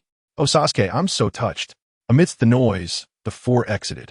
Looking at Nagato, there was no longer a good spot on his entire head. At this moment, he wished that he had not scratched that item from the scratch card store back then. If it weren't for that damned card, he could have fainted directly after the first round of rubbing, without having to endure the following 3 rounds of inhuman torture. "Scratch card, I have no grievances with you. Why do you want to pit me?" He sighed deeply and then lay back on the chair as if he had lost all strength. Team Hawk had already set off, and along the way, they kept their heads held high, striding forward with an unrecognizable gait. Just as they were about to enter the Land of Lightning, a messenger eagle descended from the sky. On the eagle's leg, there was a small bamboo tube tied. Sasuke opened it and saw Nagato's orders inside. Turning to look at the others and said, "The boss commands us to first find the whereabouts of the Eight Tails. After finding the Eight Tails, we will disrupt the 5 Kage summit." Suigetsu shrugged. "I don't care." Kyuka's eyes sparkled with excitement. Her cheeks flushed as she said, "Wherever Sasuke goes, I will go." As for Zhongwu, needless to say, as long as Sasuke spoke, he would follow him to the death. "All right, since that's the case, let's go find the Eight Tails." He raised his hand and shouted confidently. After shouting, he stood there without moving. The others successively asked, "What's wrong? Why aren't you leaving?" Sasuke cleared his throat and said somewhat seriously, "I want to ask, where's the Eight Tails? Do you three know?" Zhongwu shook his head. Kyuka said dejectedly, "I don't know either, Sasuke." At this moment, Suigetsu suddenly laughed. Sasuke's eyes lit up, and he turned to excitedly ask, "Do you know?" Suigetsu showed a victorious smile and pointed with his finger. "What else is there to say?" "Of course I don't know." Sasuke stumbled and directly drew out the short knife at his waist, slashing down hard. Suigetsu instantly turned into a puddle of clear water spreading out on the ground. The more Sasuke thought about it, the angrier he got, and he stepped into the puddle, hopping around. "I'll make you not know, let you gasp for breath. I'll stomp you to death." Chapter 206, Golden Scales and Bamboo Dragonfly. After watching for a long time, Xianglin and Zhongwu couldn't stand it anymore and quickly pulled Sasuke away. In this situation, they had no other options. After thinking for a while, Sasuke decided that since they couldn't find the location of the Eight Tails, it would be good to check out the 5 Kage summit first.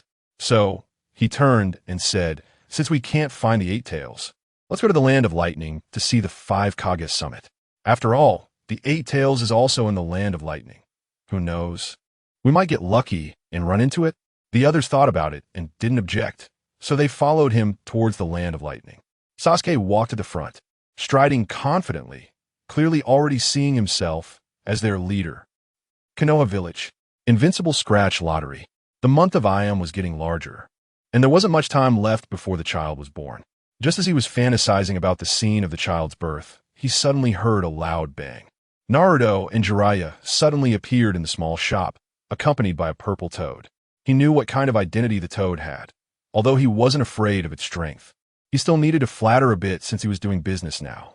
Looking at Jiraiya, he had already rubbed his palms together, looking impatient. Jima turned to ask, "Little Jiraiya, is this the scratch lottery store you mentioned?" "It's nothing special." Jiraiya chuckled. "Lord Jima, you're joking. This little shop is quite magical." As he spoke, he pulled out 2 crumpled bills from his pocket. These bills were what he and Naruto had left before leaving the village. After spending time living on Myobuka Mountain, they hadn't incurred much extra expense. Now that they were back, he quickly took them out to buy a scratch lottery ticket to have some fun. Woody took the bills and wrinkled his nose at the smell of dung beetle coming from bills. Then, he pulled out a bill and handed it to Jiraiya. Seeing that Jiraiya had already started scratching, Naruto couldn't hold back and quickly pulled out 2 bills. "Give me one too. I want one worth 10,000. Compared to the bills Jiraiya handed him, Naruto's 2 bills were obviously much more normal, with just a little yellow stain and some creases. Woody sighed and didn't say anything, directly putting the bills away. After all, these were genuine bills, and even if they had been used for something else before, their purchasing power was still undeniable. He then handed Naruto a scratch lottery ticket. Jima watched in surprise, increasingly puzzled about what kind of enchantment these two had fallen under. Previously, when he and Shinzo wanted to teach Naruto sage arts, Naruto hadn't been this happy.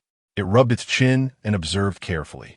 After a moment, Jima noticed that Jiraiya's ticket had flashed with golden light. Since Jima was a bit close, it felt a little dazzling at first glance. It slightly covered its eyes, and before long, it saw the golden light dissipate, revealing a book with a white cover floating out. It was a bit confused, but Jiraiya was no longer calm. What was this book? Even if he didn't know the content inside, he could roughly guess.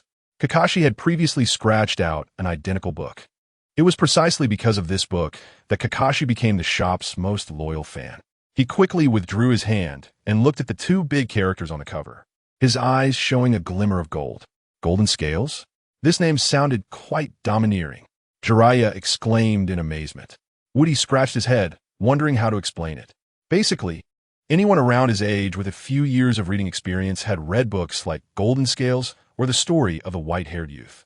Of course, some more cultured and historically knowledgeable people liked to read The Golden Lotus. He took a deep breath and explained, "This book is from my hometown. It's a romance action novel. As the best-selling author in the Naruto world, if you can grasp the content inside, it should provide you with a lot of inspiration." Jiraiya nodded in satisfaction. He still remembered what Kakashi was like after getting this book. It was a state that made him willing to abandon his own works and life just to keep reading. Just as he was putting it away, Naruto's ticket also flashed with golden light. He quickened his pace, and soon a bamboo dragonfly floated out from inside. Woody was taken aback and wanted to complain about the scratch lottery. These scratch tickets were a bit too generous to Naruto. Previously, he had received a magical flying broom, which was later burned by Sasuke, and now he got a bamboo dragonfly. Was this intended to make him stay airborne indefinitely? He quietly introduced the use of the bamboo dragonfly. This bamboo dragonfly was similar to the previous flying broom.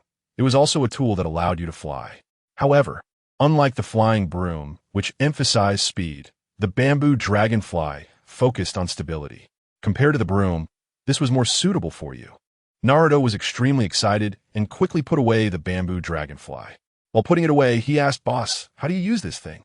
Woody smiled and said, "As long as you press it on your head before flying, the propeller will start spinning on its own and take you wherever you want to go." "Got it, thanks, boss." Naruto happily bounced out. Now, he had a flying tool again and wouldn't have to run on the ground all day. As he stepped out, he placed the bamboo dragonfly on his head, slightly closed his eyes, and imagined the scene at home. The bamboo dragonfly indeed started to spin. In the next second, he felt his feet leave the ground and slowly ascend into the air. Jima, watching this scene from inside the house, felt a ripple in its usually calm heart. It rummaged through the vegetable basket and pulled out a 10,000 bill, saying, "Boss, give me one to try." Woody handed her another one.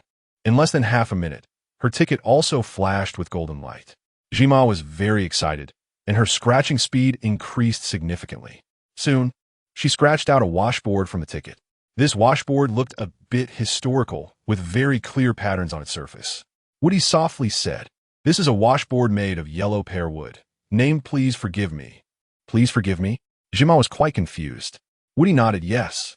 The main function of this washboard is not for washing clothes, but for punishing your other half.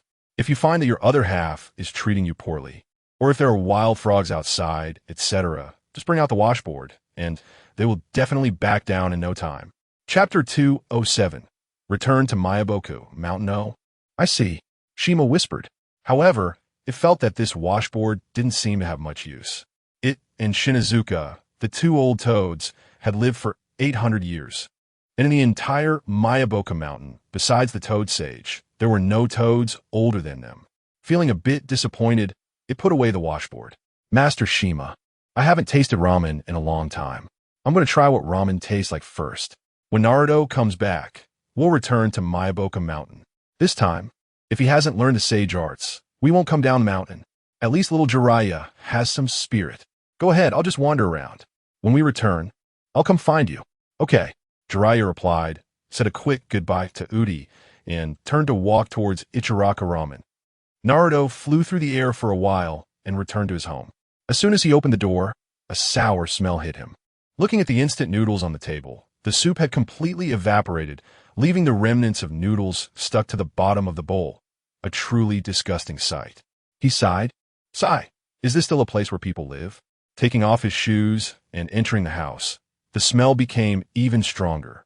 Looking at the scattered socks inside, mushrooms had already started to grow on them. The corners of the bed and walls were covered in spider webs, some of which even had small insects stuck to them. His face darkened. "I wonder if these mushrooms are poisonous. Seriously, that old pervert Jiraiya. Why did he call me to Mayaboku Mountain? My house is such a mess. Walking in feels like entering a zoo." He sighed again, looking at the messy scene in front of him, and for a moment, he had no mood to clean up. He simply lay down on the bed and pulled out all the tools he had scraped from his ninja tool pouch, admiring them one by one. Then, he unknowingly fell asleep. Perhaps it had been too long since he had slept in a bed. He fell into slumber unusually quickly. He didn't know how long he slept, but he soon heard someone calling him from outside. Naruto, it's time to go back to Mayaboka Mountain. Come out. Naruto rubbed his eyes, groggy, and put away all the scrape tools again. He sighed, all right, I know, just wait for me. Then, he reluctantly got off the bed and looked at the pink door placed at the entrance. He scratched his face. I'll bring the random door this time, that way. If I want to come back, I can return any time. He carried the random door and followed Jiraiya out. Do we really have to go back? He asked somewhat reluctantly. Jiraiya nodded seriously. Master Shima said that this time, we must teach you how to use the sage arts, so let's hurry. Master Shima? Naruto looked behind Jiraiya. I don't see it. Where did it go? Jiraiya shrugged. I don't know either. It should be back at the scratch-off shop looking for us soon. All right. Naruto lowered his head, carrying the random door as he followed Jiraiya to the scratch-off shop. After waiting in the small shop for a while, he lost his patience and directly propped the door aside, saying, You wait here, I'm going to grab some ramen. When it comes back, just remember to call me.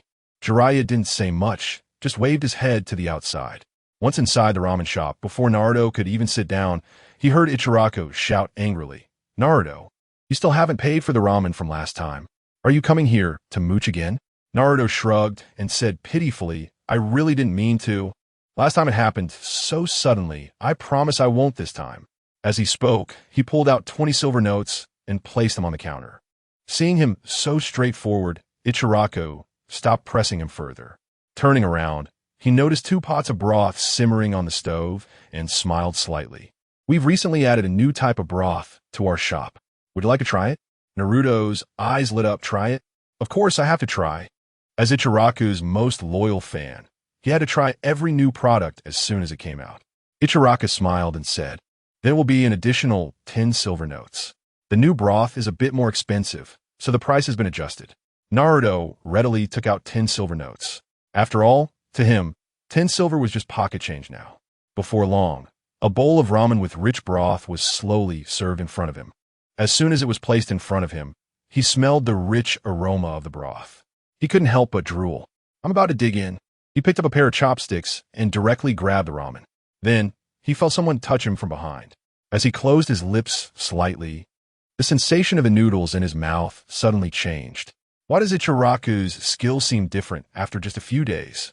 It doesn't have that chewiness anymore, he muttered, slowly opening his eyes, only to find a bowl full of bugs in front of him. Shima and Jiraiya were standing behind him, and he twitched the corners of his mouth before shouting hysterically, Didn't I say I'd come back after I finished eating? Why are you giving me no chance to eat ramen again? Ichiraku's new ramen just came out, and I've never tried it before. My 20 silver notes are worth more than that old pervert's life. Originally, Jiraiya had a bit of a smile, but upon hearing this, his expression suddenly changed. You little brat, who are you talking about? He swung his arm and aimed to hit him. Naruto dodged and fled from Shima's house.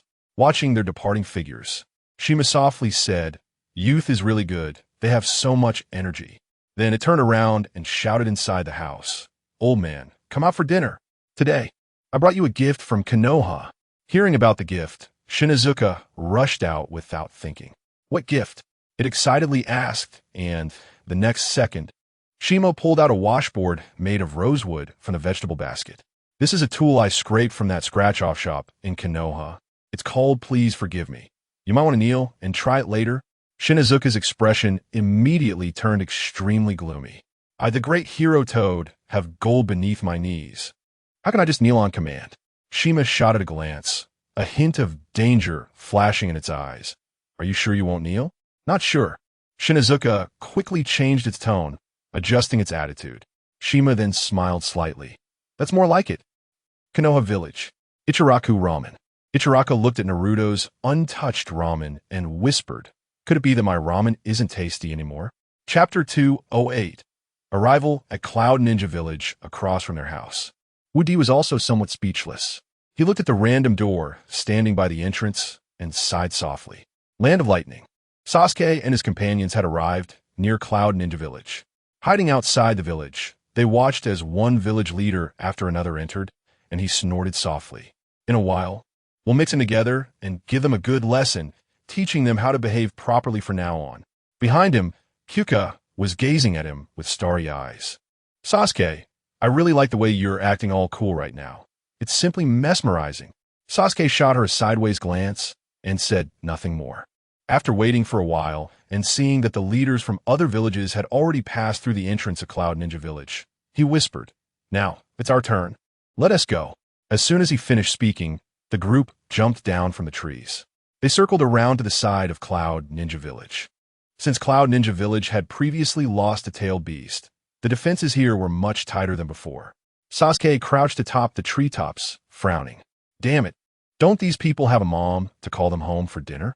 With such strict vigilance, how am I supposed to make a move? Behind him, Kyuko was still gazing at him with sparkling eyes, unable to hide her infatuation. Sasuke, if you're willing to have a child and call him home for dinner every day, I wouldn't mind. Before she could finish, Sasuke suddenly swung his fist, his knuckles striking Kyuka's face. She froze momentarily, her entire body leaning back and falling from the tree. I'm a genius descendant of the Uchiha clan. Even when looking for a wife, I can't just settle for anyone. After waiting a little while, he turned to look at Mizuki. You, go in and take care of them. Mizuki smiled awkwardly. Big brother, if I just stroll in like this, won't I get caught? Don't forget, the 5 Kages are here now. If I'm not prepared, Sasuke immediately activated his Sharingan, giving Mizuki no chance to argue. If you don't want to get burned to a crisp by me, hurry up and go in. Mizuki was somewhat speechless. How did he end up with such an unfortunate partner, wanting to be the leader, but risking their lives in the process? What bad luck. He sighed softly and flew over to the outer wall of Cloud Ninja Village. At that moment, a ninja was cautiously looking out from a lookout on top of the wall. Mizuki quickly formed hand seals. The next second, his body liquefied and turned into a stream of clear water. Then, the stream climbed up the wall and successfully entered the lookout. Following that, there was a soft thud as the ninja in the lookout was silently taken out. Sasuke jumped down to the ground, watching the Cloud Ninja lying down slowly, a sly smile creeping onto his lips. He glanced at Kyuka, who was sprawled out on the ground, and coldly chuckled, "Stop pretending to be dead. If you keep it up, we'll leave you behind." In an instant, Kyuka sprang up like a carp. Who said I was pretending to be dead? I just happened to wake up right after you finished speaking. Sasuke said softly, "Since you're awake, then come with us into the village." After speaking, he dashed out quickly. On the top of the wall of Cloud Ninja Village, the nearby lookouts had not yet noticed any abnormalities. Mizuki changed into Cloud Ninja attire and came out from the lookout, walking away from the adjacent lookout. To ensure that Sasuke and the others could successfully enter Cloud Ninja Village, they needed to eliminate at least 2 ninjas from the lookouts. Otherwise, it would be too easy to get exposed. As he walked backward, a ninja from the lookout called out, "Yoshida Jinta, what are you doing?" Mizuki remained silent and continued to approach. "Hey, Jinta, are you feeling unwell?" When the ninja spoke again, Mizuki had already gotten close. Taking advantage of the moment when the ninja relaxed his guard, he suddenly turned around. A kunai was swiftly plunged into the ninja's chest. The ninja never expected that his brother Yoshida Jinta had already left it behind. After slowly laying him down, Mizuki waved to the others below. "Hurry up. If we take too long, we'll be discovered." Sasuke and the others quickly entered Cloud Ninja Village along the wall. Walking on the streets of Cloud Ninja Village, they were extra cautious. Are we really going to disrupt the meeting of the 5 Kages directly? Isn't that a bit too reckless? Mizuki shrugged. If we withdraw now, we can still make it. If we wait any longer, we won't have any options left. Sasuke shot him a glance and lifted his proud chin. As a genius youth of the Uchiha clan, when have I ever feared such things? If you're scared, you can leave first. Just so, my eyes have been feeling a bit uncomfortable lately. I don't know if I might accidentally use Amaterasu on you. Mizuki swallowed hard, his mouth twitching. Can you really threaten people so openly now? He sighed heavily. He could only silently follow behind Sasuke. Before long, they arrived at the shadow department of Cloud Ninja Village. At the entrance, Chuji was guarding with a dozen elite Cloud Ninja. Sasuke let out a breath of relief and turned to Mizuki. However, when he turned back, Mizuki had already vanished. Damn, can we still be considered brothers like this? He glanced at Ju. Is there any way to sneak in? Ju had always been slow to react, previously following Kimamaro's orders. Later, before Kimamaro cooled down, he advised him to follow Sasuke Uchiha. That's when he started to obey Sasuke's commands more readily. If it were someone else, he might have gone mad being used as mere muscle. As soon as Sasuke's words fell, he rolled up his sleeves and was about to charge forward. Seeing this, Sasuke quickly stopped him. What are you doing? Are you crazy? Can you take on so many by yourself? I can't take them on, Ju said matter-of-factly. Then why are you rushing in? The key is, I can't think of any other way. I can only hold them off for a bit and see if you have a chance to sneak in. Looking at his dazed expression, Sasuke slapped his forehead. He couldn't help but sigh in his heart about how unfair the world was. Some people were given brains, but no guts, while others had plenty of guts, but were a bit lacking in brain capacity. Their IQ was clearly insufficient. Ugh, it's tough having to lead this group of handicapped individuals on a mission. Damn, you really came up with this. If heaven could speak, it would probably be scolding Sasuke right now.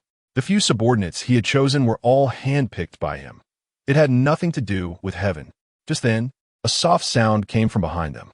Chapter 209 Hostage. Taking a few people turned their heads at the sound and saw Shueiwa revealing half of her face in front of cave.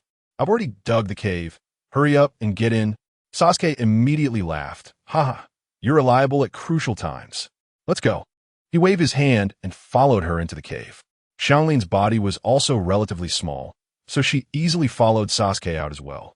However, Zhongwu, his size was clearly exceeding the limit. He was stuck tightly at the entrance of the cave. Being obviously clumsy, he kept pushing forward despite being stuck. Hey, Zhongwu, you go out first, and I'll widen the entrance for you, Shueiwa said, staring at his forehead in a low voice. Zhongwu shook his head vigorously. No way.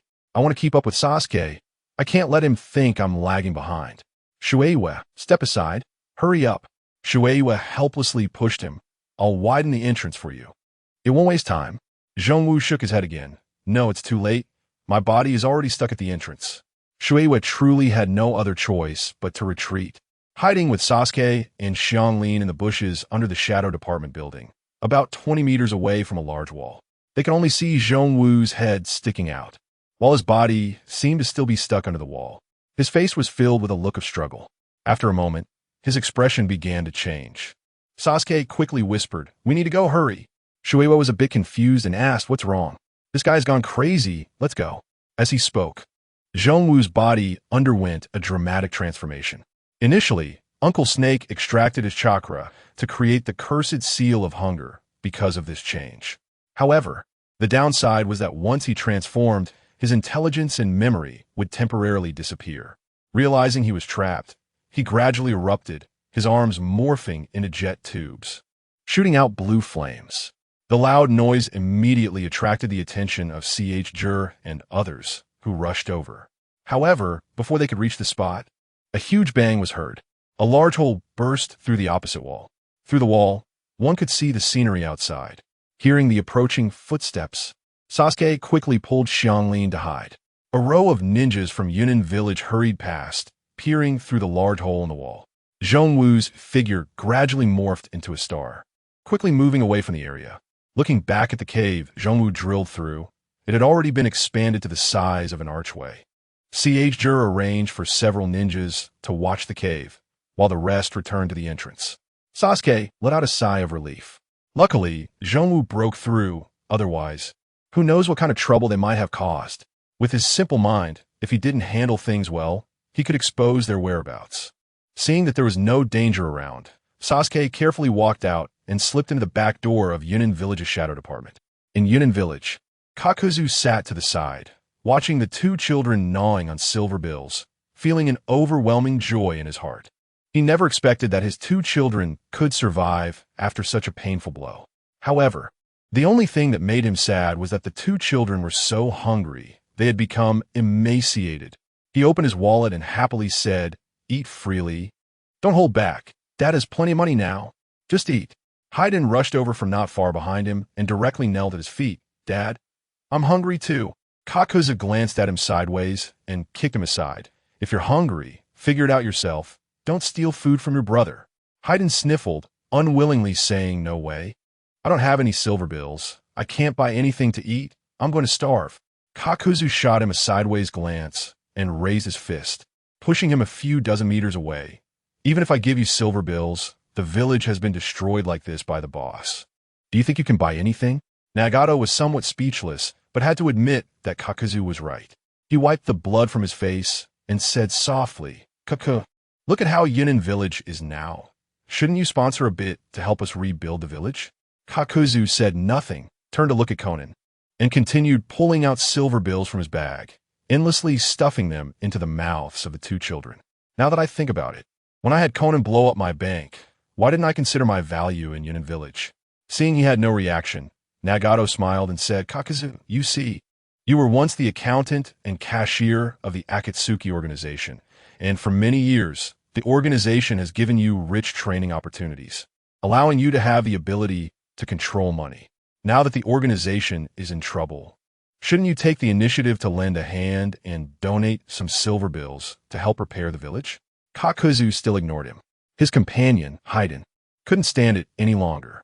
Although Nagato was indeed a bit shameless, he was still the boss they had promoted to the surface. If the boss was ignored, how could he manage the organization in the future without imposing some punishment? He sneered, since Kakuzu's entire energy was focused on these two children. He would temporarily let these two children rest in the time-space until Kakuzu brought out the money. Then he would release the children. With that thought, he directed his Sharingan at the two children. In an instant, the bodies of the two children twisted and were directly absorbed. Seeing the scene, Kakuzu immediately flew into a rage, rushing over recklessly.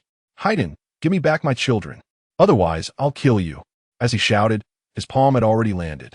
However, he knew Haiden's abilities.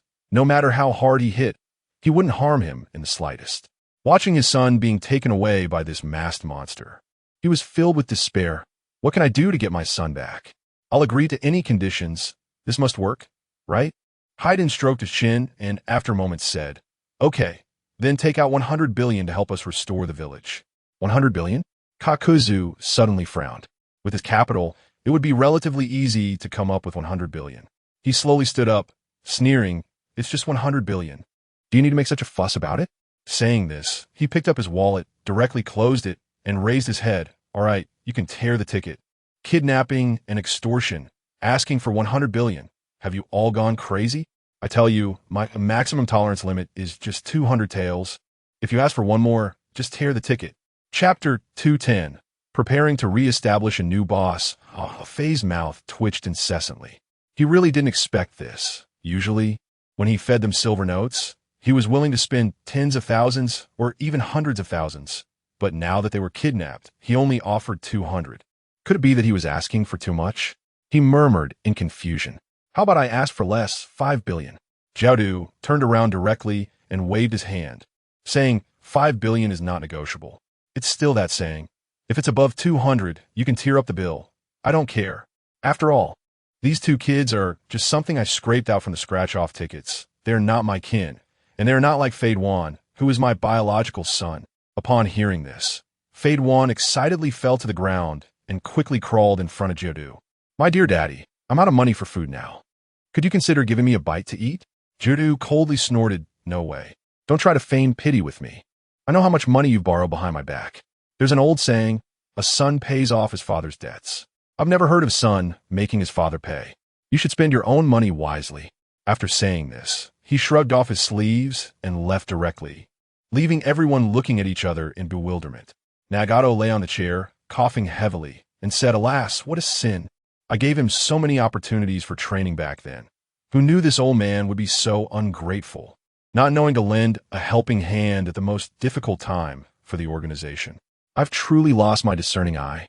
Konan snorted lightly. "Boss, recognizing the right person is called having a discerning eye. Recognizing the wrong person is called having dog eyes. Don't forget, you even expelled me." After this reminder from Konan, Nagato suddenly remembered that he had heard before that Konan had also borrowed a large sum of money. He turned his head and said, "Sister Nan, I was wrong. How about you contribute a little to the organization? We really can't make ends meet." Konan laughed again. "Now you realize it's too late?" After saying that, she also turned and left. Fei Wan assessed the situation and noticed that Jiaodu's wealthy father and Konan's godmother were clearly in the dominant position.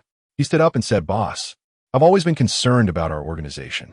However, Due to my father's reasons, I will temporarily withdraw. After saying this, he also strode away. Nagato helplessly turned to Ah-Fei. Ah-Fei lightly coughed, his face slightly serious. This. Nagato, I know the contributions you've made for the organization over the years. However, you can see the current situation. If it really comes to it, I might choose to support a new boss for the organization. Please bear with it. As he spoke, his figure also disappeared, quickly pursuing Jiaodu and the others. Ah-Fei increasingly realized that no matter the time, silver notes were the hard truth. Even if Nagato had sufficient military power, in today's situation, he could still be rebelled against by those below him. Only someone as rich as Jiaodu would not face rebellion. Not recognizing the right people. Ah-Fei sighed softly. Meanwhile, inside the space-time dimension, not long ago, Ah-Fei had just locked Tuanzong in. After Tuanzong entered, she searched for a long time but couldn't find the exit. She was jumping around in frustration. After a short while, 2 children fell from the sky. She was even more confused. If people could come in from outside, why couldn't she get out inside? So, she walked over to the 2 children and smiled, asking, "Little friends, do you know how to get out of here? If you tell Grandma, I'll buy you some candy." But the 2 children had no idea what candy was, and they retorted, "Is it better than silver notes?" That one sentence left Tuanzong stunned. At her age, it was the first time she learned that silver notes could be eaten. So, she rummaged through her ninja tool pouch for a long time and finally found 2 pieces of candy. These 2 pieces of candy were quite historical. She vaguely remembered that they were given to her by the second Hokage when she had just become a ninja. Unexpectedly, decades later, her candy finally came in handy again. She took out the candy and handed it to the boy. "Here, try it." The boy took it with skepticism, stuffing it into his mouth along with the wrapper. After chewing a couple of times, he spat it out, saying, "It doesn't taste good at all. You old hag tricked me. Kong Zhuang, let's kill her together. Look at how she's dressed. She must have a lot of silver notes on her." Kong Zhuang slowly walked over, licking his lips, and said, "Sure, I love doing burglaries." On the other side, Tuanzang's face turned dark. The cloud that had gathered on her head began to darken gradually. She said gloomily, "2 kids already thinking about robbery. Don't you weigh your own worth?" However, considering their youth, she decided to let them have 3 moves each. As soon as she finished speaking, she saw Kong Zhuang take a horse stance, his hands clasped together in front of him. Tuanzong was somewhat puzzled. "What are you 2 planning to do?" Kong Zhuang instantly jumped up, stepping on Kong Zhuang's hands, and in the next moment, Kong Zhuang exerted force, propelling Kong Zhuang at an astonishing speed towards Tuanzong. Bang! A muffled sound echoed, and Tuanzong was knocked back a few steps. Coming back to her senses, she felt countless little stars floating before her eyes. She waved her hand, trying to clear her vision. "I was careless. I didn't T-dodge. But since I said I let you have 3 moves, there are still." Bang! Before she could finish her sentence, Kong Zhuang's fist approached again, directly knocking out her wisdom tooth, spitting out a mouthful of blood along with that tooth. She instantly became furious. "You little brats, you didn't even give me a chance to defend." Bang! A third muffled sound came, and blood gushed out from her nose. She stepped back again, but this time there was no longer a grimace on her face. Instead, a look of excitement replaced it. Now she had let the 2 children have 3 moves each, and it was time for her to fight back. She drew out 2 silver needles and was about to throw them when suddenly, crack. In an instant, she froze. She felt as if her waist had twisted, and it was quite severe. Wait, you little ones, let me, a 69-year-old senior, catch my breath before you make your move." However, Kong Zhuang and Kong Zhuang were simply products scraped from scratch-off tickets, and their adherence to the world's rules was practically zero. What did it mean to respect the elderly and love the young? They had no concept of that at all. Moreover, their father had once said that he was already 300 years old, far surpassing this 69-year-old grandma in age. Kong Zhuang coldly snorted, "Pink girl, you think too much." Chapter 211. Jiao Window and Jiao Bed attacked. Tuanzong was a bit confused about what these 2 kids were saying, frowning slightly. In the next moment, he saw Jiao Window suddenly shooting out, directly rushing in front of him and raising a hand to deliver a palm strike. This palm landed squarely on his chin, causing him to fly backward, spitting out saliva. Since his waist had not yet recovered to its best state, he had no ability to move properly. Therefore, after being thrown out, he could only maintain the most basic balance. After retreating several dozen meters, he finally stopped and looked down at his shoulder, only to find that it had also dislocated. What is going on here? He gritted his teeth and crouched down, placing his hand on the ground to push himself up. With a crack, his shoulder returned to its original position. Then, he slowly stood up, the pain in his waist still quite unbearable. However, even if he couldn't endure it any longer, he had to hold on. These two kids were nothing like the usual ones he encountered. They wouldn't show him any mercy just because he was an old man. He pinched a silver needle between his fingers, his face darkening to the extreme. Then, he raised his arm, and a silver needle glinting with cold light flew out. Due to a slight discomfort in his waist, the speed of the silver needle was significantly reduced. Jiao Window and Jiao Bed chuckled and swiftly dodged to the sides, completely avoiding the silver needle. Tuanzong frowned, his face looking exceptionally grim. Following that, Jiao Window and Jiao Bed rushed over. Their feet traced curves, and in just a few seconds, they were in front of him. He sighed deeply, his eyes filled with weariness. He then reached out to press on a large bracelet. Below the bracelet was the Sharingan that he had previously entrusted Orochimaru to implant for him. If he released the Sharingan, perhaps with the power of the eye technique, he might have a chance to defeat these two kids. He took a deep breath. This trump card was something he had not intended to use. But considering the current situation, it seemed he had no choice. Click, click. 2 locks were released in succession. He was just 1 lock away from the final one. Suddenly, a vortex appeared above his head. The 2 kids were instantly sucked into it. However, Tuanzong, who was only a few meters away from them, felt not the slightest bit of pulling force. Watching the figures of the 2 kids rising upward, he hurriedly jumped up. Only, his waist had already been twisted, and after this sudden movement, it worsened considerably. He clutched his old waist, sitting on the ground, continuously groaning, while the 2 kids were nowhere to be seen. And the vortex above also disappeared. My life, why is it so miserable? My old waist, it usually doesn't give me trouble. Why is it suddenly acting up now? He pounded the ground with his hands, his eyes filled with extreme resentment. Looking at his forehead, the dark clouds had already dimmed considerably.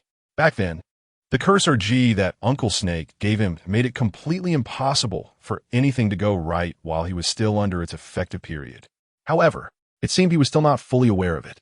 On the other side, Jiao Bed and Jiao Window, who were originally fiercely attacking Tuanzong, suddenly found the scenery around them changing dramatically. They had already appeared in the outside world. However, since they had built up enough momentum to burst out, it was also extremely difficult to come to a stop. Opposite them, Xiaonan was facing away from everyone, looking at the ruins in the distance. Suddenly hearing a noise behind her, she turned around to see Jiao Window and Jiao Bed already pressed against her face. She hurriedly raised her hand, but it was a beat too late. Jiao Window had already grabbed her headscarf, and Jiao Bed had slapped her on the chest. With a whoosh, her headscarf was torn off. In an instant, the brightness in this space surged significantly. Xiaonan's head was shining with brilliant light. The others were taken aback, shocked at how Xiaonan had turned into this appearance. As Jiao Window flew out, Jiao Bed's movements came to a halt. Feeling the softness return to his palm, he deliberately curled his fingers and laughed, so soft. As soon as he said this, he immediately felt a number of unfriendly gazes gathering around him, including that of their father. Jiao do little brat, let go of me. Xiaonan roared in anger, lifting her leg to kick. Jiao Bed, light and agile, flipped over to dodge it. After a backflip, he landed smoothly. Xiaonan gritted her teeth, her fists cracking ominously. Meanwhile, Jiao Bed was quite pleased, wearing a lewd smile on his face. Hee, the feel is quite nice, but what a pity, she's a big bald head. As soon as he said this, he felt something behind him. Turning around abruptly, he saw Jiao Du had already raised his fist, not even giving him time to dodge. Bang! A large bump appeared on Jiao Bed's head in response. You think you can just casually talk about your Aunt Xiaonan? He shouted angrily, then slowly walked over. Standing in front of Xiaonan, bowing slightly, I truly apologize, I didn't expect these 2 kids to be so unruly. Xiaonan's face turned red with shame as she shouted, Get lost! All of you get lost! Tears were already welling up in the corners of her eyes. For a woman who loved beauty, facing everyone in such a manner was truly unacceptable, especially in front of those friends she had once fought alongside for a long time. Xiao rubbed his hands, speaking softly. Don't be like this. In the past, I was all about making money now. Look, we're both big bald heads. How about we deal with this together? Xiaonan's gaze instantly became extremely sharp. Although all the hair on her body had fallen out, her spirit had not diminished in the slightest. Xiaodu's appearance was utterly disgusting. If she were to live with him, she would definitely go insane, even if she didn't commit suicide. But Xiaodu seemed to have no intention of giving up and stepped forward a couple of steps. You better disappear right now. I don't want to see you. Xiaonan nearly screamed in frustration. Xiaodu sighed, turned around, and left with Xiao bed and Xiao window. Xiaonan picked up the headscarf that had fallen on the ground, slowly wrapping it around her head. At this moment, a Fei walked over. Xiao! Before he could finish, Xiaonan turned around and threw several explosive tags. A Fei was stunned, and then saw the white light on the explosive tags light up. Boom! Boom! Boom! Several explosions sent him flying into a nearby puddle. Looking at his smoking figure, Xiaonan said, I told you all to stay away from me. I'm not in a good mood. After saying that, she turned around and disappeared into the rain. A face slowly got up, the eyes beneath his mask gradually dimming. Chapter 212.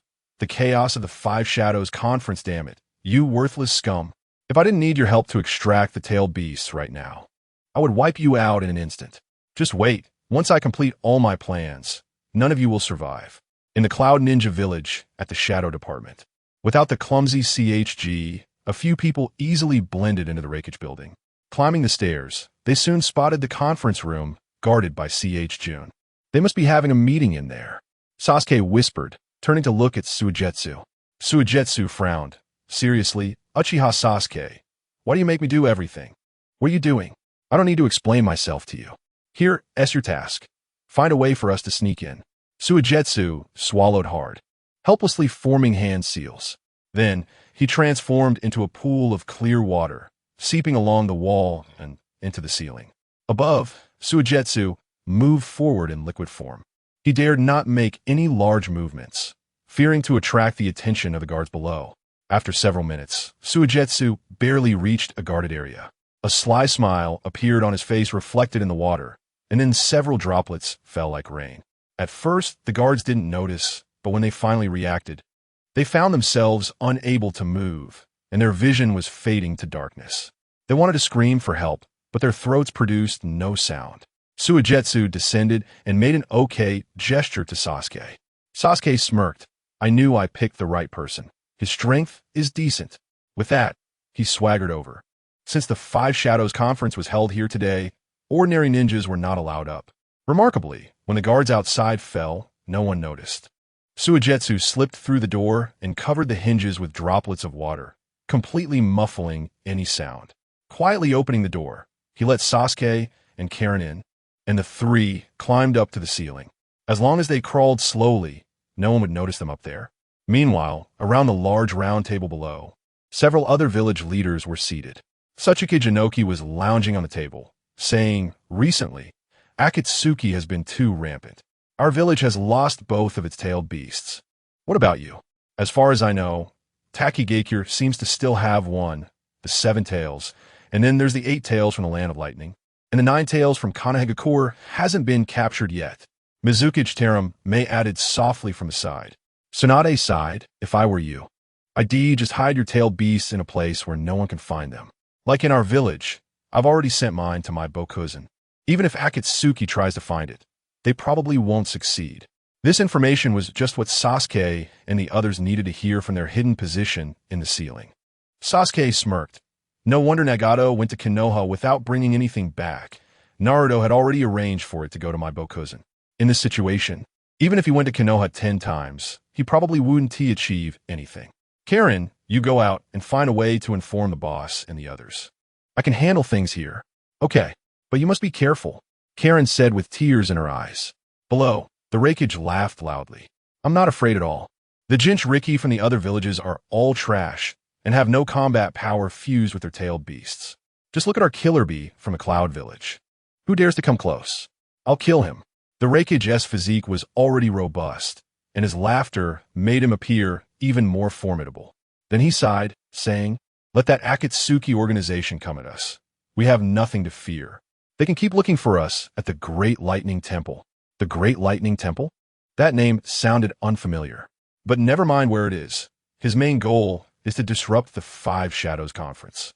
He took a deep breath and punched the ceiling. Boom! He landed right in the middle of the round table. Tsunade was slightly taken aback. "Sasuke?" Then she noticed he was wearing a black robe with red clouds and had a scratched Konoha forehead protector, whispering, "You've joined Akatsuki too?" The other village leaders tensed up. He tapped his ear, a look of disdain on his face, and coldly said, "Come on. I'm here to challenge all 5 of you. If you have the guts, kill me." In an instant, his ring shone brightly. The brilliance was significantly more dazzling than before. The Raikage gritted his teeth. "So you are with Akatsuki. I was just looking for you. You little brat. You stole our village's 2 tails, Jinchuriki, and I haven't settled the score with you yet. You've come looking for death." As he spoke, the Raikage leaped into action. Sasuke smirked, revealing a sinister smile. Then his Sharingan changed, quickly focusing on the Raikage's arm. A wave of scorching black flames instantly engulfed the Raikage's arm. The Raikage frowned. He could feel the destructive energy contained within the black flames. Gritting his teeth, he immediately severed his own arm. At that moment, the Mizukage also stood up, quickly forming hand seals, liquid release. Before her jutsu could be unleashed, Suigetsu rushed in with incredible speed, delivering a heavy punch toward Terame. Having once been a ninja from the Mist Village, he was well aware of the Mizukage's abilities, as it was said that her liquid release could easily dissolve anything in this world. Now that he had joined Akatsuki with Sasuke, despite his disdain for Sasuke's act, he had no choice but to stand on the same front. Seeing that she couldn't release her jutsu, Terame instead unleashed layers of mist. Within the mist, her sensory abilities were far superior to those of others. "Sasuke, pick the weakest one and take them out quickly," Suigetsu urged nervously. Sasuke coldly snorted. "I think they're all weak." This was pure provocation. His ring, which was already shining brilliantly, became even more radiant with his continuous display of bravado. He lifted his head and formed hand seals toward the ceiling. Fire release. Great fireball technique. Instantly, a fireball over a meter in diameter burst through the ceiling, revealing the blue sky. The falling debris crashed toward Inoki. Inoki placed his hands in front of him. Dust release. A beam of white light shot out, and the falling debris was instantly turned to dust. The other village leaders looked on in shock. They had heard that dust release was a powerful bloodline limit, and seeing it in action today was indeed impressive. Chapter 213. Lightning strikes the 5 Kage. Inoki snorted lightly. "This is all child's play. Since this young man can act so tough, I'll let him do it a bit more smoothly." Sasuke instantly felt much more nervous. Before coming here, he had not investigated the true strength of the 5 Kage at all. He thought everyone was like Tsunade, who only possessed a bit of great strength, while the rest were just average. But as soon as he arrived, he ran into the Raikage in his lightning-fast state. If it weren't for the inherent advantage of his ocular technique, dealing with just the Raikage would have been enough trouble for him. Then another Mizukage appeared, but fortunately, Suigetsu managed to hold him off for a while. However, looking at Suigetsu's current state, it seemed he couldn't hold on much longer. Now, the most troublesome presence for Sasuke was Inoki, the Tsuchikage. The dust release technique he unleashed was clearly faster than the Raikage speed, and anything it touched would turn to dust. Just as his name suggested, Inoki slowly floated up, looking at Sasuke with a slight smile. Sasuke brushed his hair back and said softly, "Do you think this is enough?" "Old man." Inoki frowned. He was the Tsuchikage, holding a very high status in the land of Earth. Insulting words like old man were only used by him against others. No one had ever dared to say that to him. Unexpectedly, during a 5 Kage summit today, he was humiliated in front of the other Kage.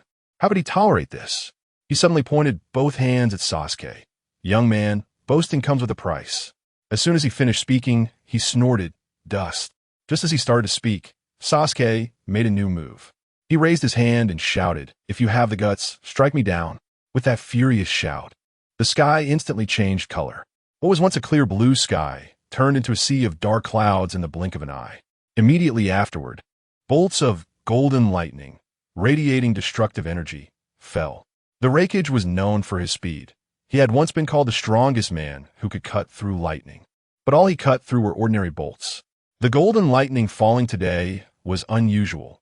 Both in its ferocity and speed, it far surpassed ordinary lightning. The first bolt struck the Raikage directly. He was charred all over, spitting white smoke, and fell straight down. Sasuke turned his head and lightly snorted. That saying is true. When the sky falls, there's someone tall to hold it up. You're the tallest, so you're first. Another bolt of lightning descended, striking Sujetsu, who was entangled with Meiterumi. His whole body stiffened, and he fell down just like the Raikage. What? This lightning doesn't distinguish between friend and foe. Boom! The third bolt struck Meiterumi, who was lamenting her survival. Meiterumi turned her eyes to Tsunade and spat out white smoke, saying, "Damn it, I won't wear high heels again." She also fell down. From the beginning until now, Gaara, who had been quite inconspicuous, finally moved. Smiling, he said, "I don't believe lightning can kill me." Nine Sun's divine skill, tortoise breath. As soon as he finished speaking, he lay still on the ground like a dead man, as if his breathing and pulse had disappeared. Tsunade was slightly taken aback. Crack! She felt currents of electricity coursing through her body, her whole body tingling, and then she uncontrollably fell down. Inoki chuckled softly. Farewell. After saying that, he flew straight out through a hole in the ceiling. Sasuke couldn't help but mock. With allies like this, what's the point of holding a 5-Kage summit? Let's disperse quickly. As soon as he finished speaking, he heard the voice of the Tsuchikage outside, followed by the roar of a falling aircraft. Sasuke laughed 3 times. Ha! I Uchiha Sasuke really am a genius. Ha! Boom! Finally, his arrogance couldn't be tolerated even by the heavens, and a bolt of lightning struck him, knocking him unconscious on the ground. Konoha Village. The invincible scratch lottery. Since Tsunade went to the land of lightning, his little shop had obviously been a bit quieter these past 2 days. He rested his chin on his hand, sighing, "My lady Tsunade, when will you come back?" Looking at the flow of people outside, he couldn't help but feel a headache. Suddenly, he remembered something. It had been a long time since he had taken care of the 10 billion he had lent out. It was time to collect some interest. He hurried to the back hall, peeking through the bedroom window to see SHBU resting inside. He deliberately moved quietly. After taking out 2 safes and all the contracts, he gently closed the door. Looking at the red handprints one by one on the safes, a grin spread across his face. Not bad, not bad. Half of the guarantors are Kakuzu, so I shouldn't lose much. While speaking, he put Conan's contract into the safe. Looking at the red button on the safe, he smiled and pressed it. "Conan, it's time to pay back the money." The red button lit up. In an instant, the safe shook twice, and Wu Di took a deep breath and opened the cabinet door. The next second, stacks of white banknotes burst out with a loud bang, and the feeling was like watching homemade popcorn explode in the countryside. Watching the scattered banknotes on the ground, Wu Di's face showed a proud smile. He turned to look at the accounting book, and the numbers had already changed.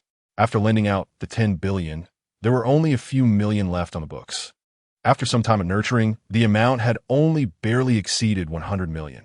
As a result, just by opening the box just now, the number instantly doubled. Wu Di fumbled under the counter and somehow found an abacus, holding it in his hand and counting the beads. Oh, not bad. This time's returns are enough. Just the interest alone brought in more than 200 million, plus the principal, turning 100 million into 380 million. Very good, very good. He clapped his hands, trying not to put the next contract into the safe. Boom!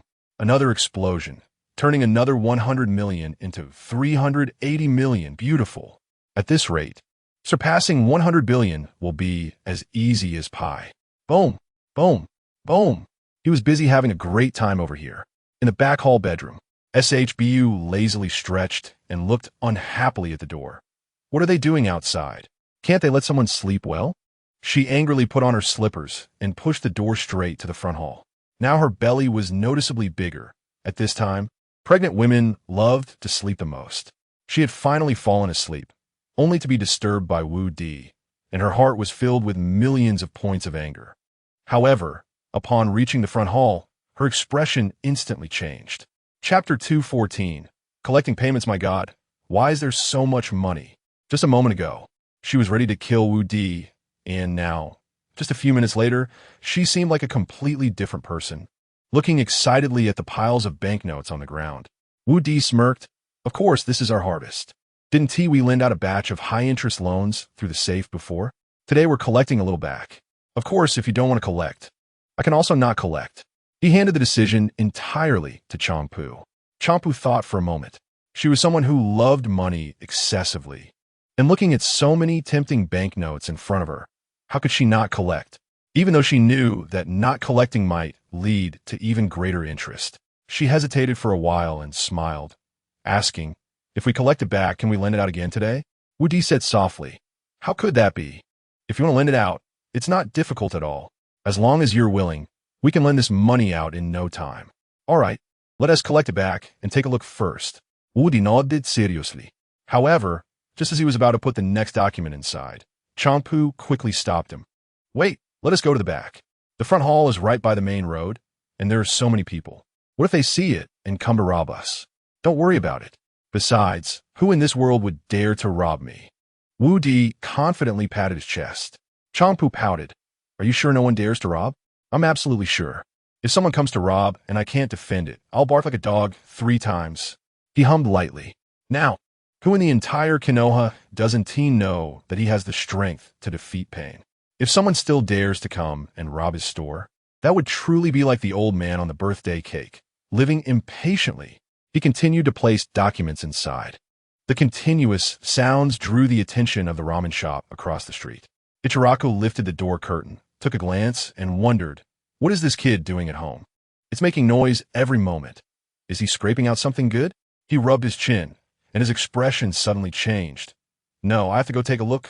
Otherwise, my daughter won't rest well, and how will she give me a healthy grandson? He turned back to Ri and said loudly, girl, keep an eye on the shop for a bit. I'm going across the street. Remember, don't run away. If you dare to run, I'll have my son-in-law go to your Sand Ninja village to get people. Okay. Ri nodded sadly. Originally, she had the same idea as Yakushi Kabuto, but since she entered the shop, she hadn't been able to escape Ichiraku's sight. In the blink of an eye, so many days had passed, and the repairs at the village entrance had all been completed. Even if she wanted to run, she probably wouldn't have the chance. What she got blocked at the front checkpoint? The consequences would be more than just being a waitress here. Ichiraku crossed the street and plunged into the scratch-off shop. Seeing Changpu seriously organizing the banknotes, his eyes lit up. Behind Wu Di, the stack of banknotes had already reached a height that was almost surpassing the scratch-off tickets. He whispered, where did these banknotes come from? Wu Di didn't look up and continued pressing the buttons in his hand. Oh, this is from the scratch-off tickets. He had only spoken halfway when he suddenly stopped. He felt that this voice seemed a bit familiar. When he looked up, his hot heart instantly turned icy cold. Father-in-law, why are you here? Ichiraku adjusted his hat and smiled. I just came to take a look. I heard all this clanging from across the street, and I thought something happened. While speaking, he had not looked at Wu Di at all. His gaze locked on the piles of banknotes behind. Wu Di scratched his head, his face full of embarrassment. His greedy father-in-law was standing across from him. If he wanted to rob him later, should he cry or laugh while giving it up? He finally understood the implication in Changpu's words and turned around with tears in his eyes. Why didn't you just say it was your dad? Changpu shrugged nonchalantly. I told you before to be careful, but you told me that no one in the whole Konoha dared to rob you, so I felt at ease. But, Wu Di still wanted to argue, but after thinking about it, he swallowed it back. Sigh, one can be forgiven for heavenly sins, but one cannot live after committing self-inflicted sins. After saying this, he put away the contract, clearly not wanting to continue. If Ichiraku found out the purpose of his safe, the ensuing problems would probably be beyond his control. He chuckled and directly put the safe away. However, sometimes, when you least want something to happen, it happens anyway. Ichiraku asked with a smile, what is this safe for? Why does it make noise every moment? Also, what is going on with those banknotes behind you? When did you get so many banknotes? Wu Di swallowed hard. It seemed he couldn't escape this robbery. He thought hard and explained. This safe is a prop from the scratch-off tickets that can give out high-interest loans. Hearing the words high-interest loans, Ichiraku's eyes lit up. He was quite wealthy and had thought about lending out money in the past, but due to his lack of strength and fear of not getting it back, he never did. He quickly asked, "Is this high-interest loan?" "No, is this safe allowed to give out high-interest loans?" Wu Di scratched his head, a bit troubled. "Not necessarily. If the other party can't pay back, there might be bad debts." "Oh, I see. Then keep operating it." "Let me see." Ichiraku raised his hand, showing no intention of letting Wu Di put it away. Wu Di sighed again. If it were someone else, he might have kicked him out directly, but now Ichiraku was his father-in-law. How could he kick him out? Could he treat him like Danzo and just send him away with a single shot? That was evidently unrealistic. He could only grit his teeth and take the safe out again. "Watch carefully. This is the contract from when we lent them money. When you want to collect payments, just put this contract inside, close the door, and press this red button on top," he said as he demonstrated. After pressing the red button, the whole safe shook violently. Ichiraku became a bit worried and stepped back a few paces. After a while, the safe stopped shaking, and Wu Di wiped the sweat from his palms and opened the safe door. Bang! Another 300 million in banknotes flew out. Seeing so many banknotes, Ichiraku's eyes nearly popped out. He hurriedly asked, "What's the principal amount for this?" "Principal?" To be honest, Wu Di really didn't want to tell him the principal was 100 million. But after thinking it over, since his safe couldn't be taken away, he decided to just be straightforward. The principal is 100 million. Chapter 215. Eli's concern in an instant. Eli was shocked, staring wide-eyed at the banknotes on the ground. 100 million can be exchanged for this much? Wu Di nodded, "Yes. Hurry, keep opening, don't stop." At that moment, Wu Di had the illusion that these banknotes belonged to Eli. He slapped his forehead and continued to put the contracts inside. On the other side, in Rain Shinobi Village, after a heartfelt persuasion from Faye, Kakuzu finally agreed to take out some money to help build Rain Shinobi Village. However, he also put forward a condition. He wanted to open a larger bank under the office building of Rain Shinobi Village, and all members of the Akatsuki organization would have to work for him for free to repay the debts owed previously. Faye didn't think twice and readily agreed. After all, for him, what he wanted was only the tailed beasts. He wasn't very interested in other things. Seeing Faye agree so readily, Kakuzu didn't think too much and directly entered the ruins to dig out his big box for storing money.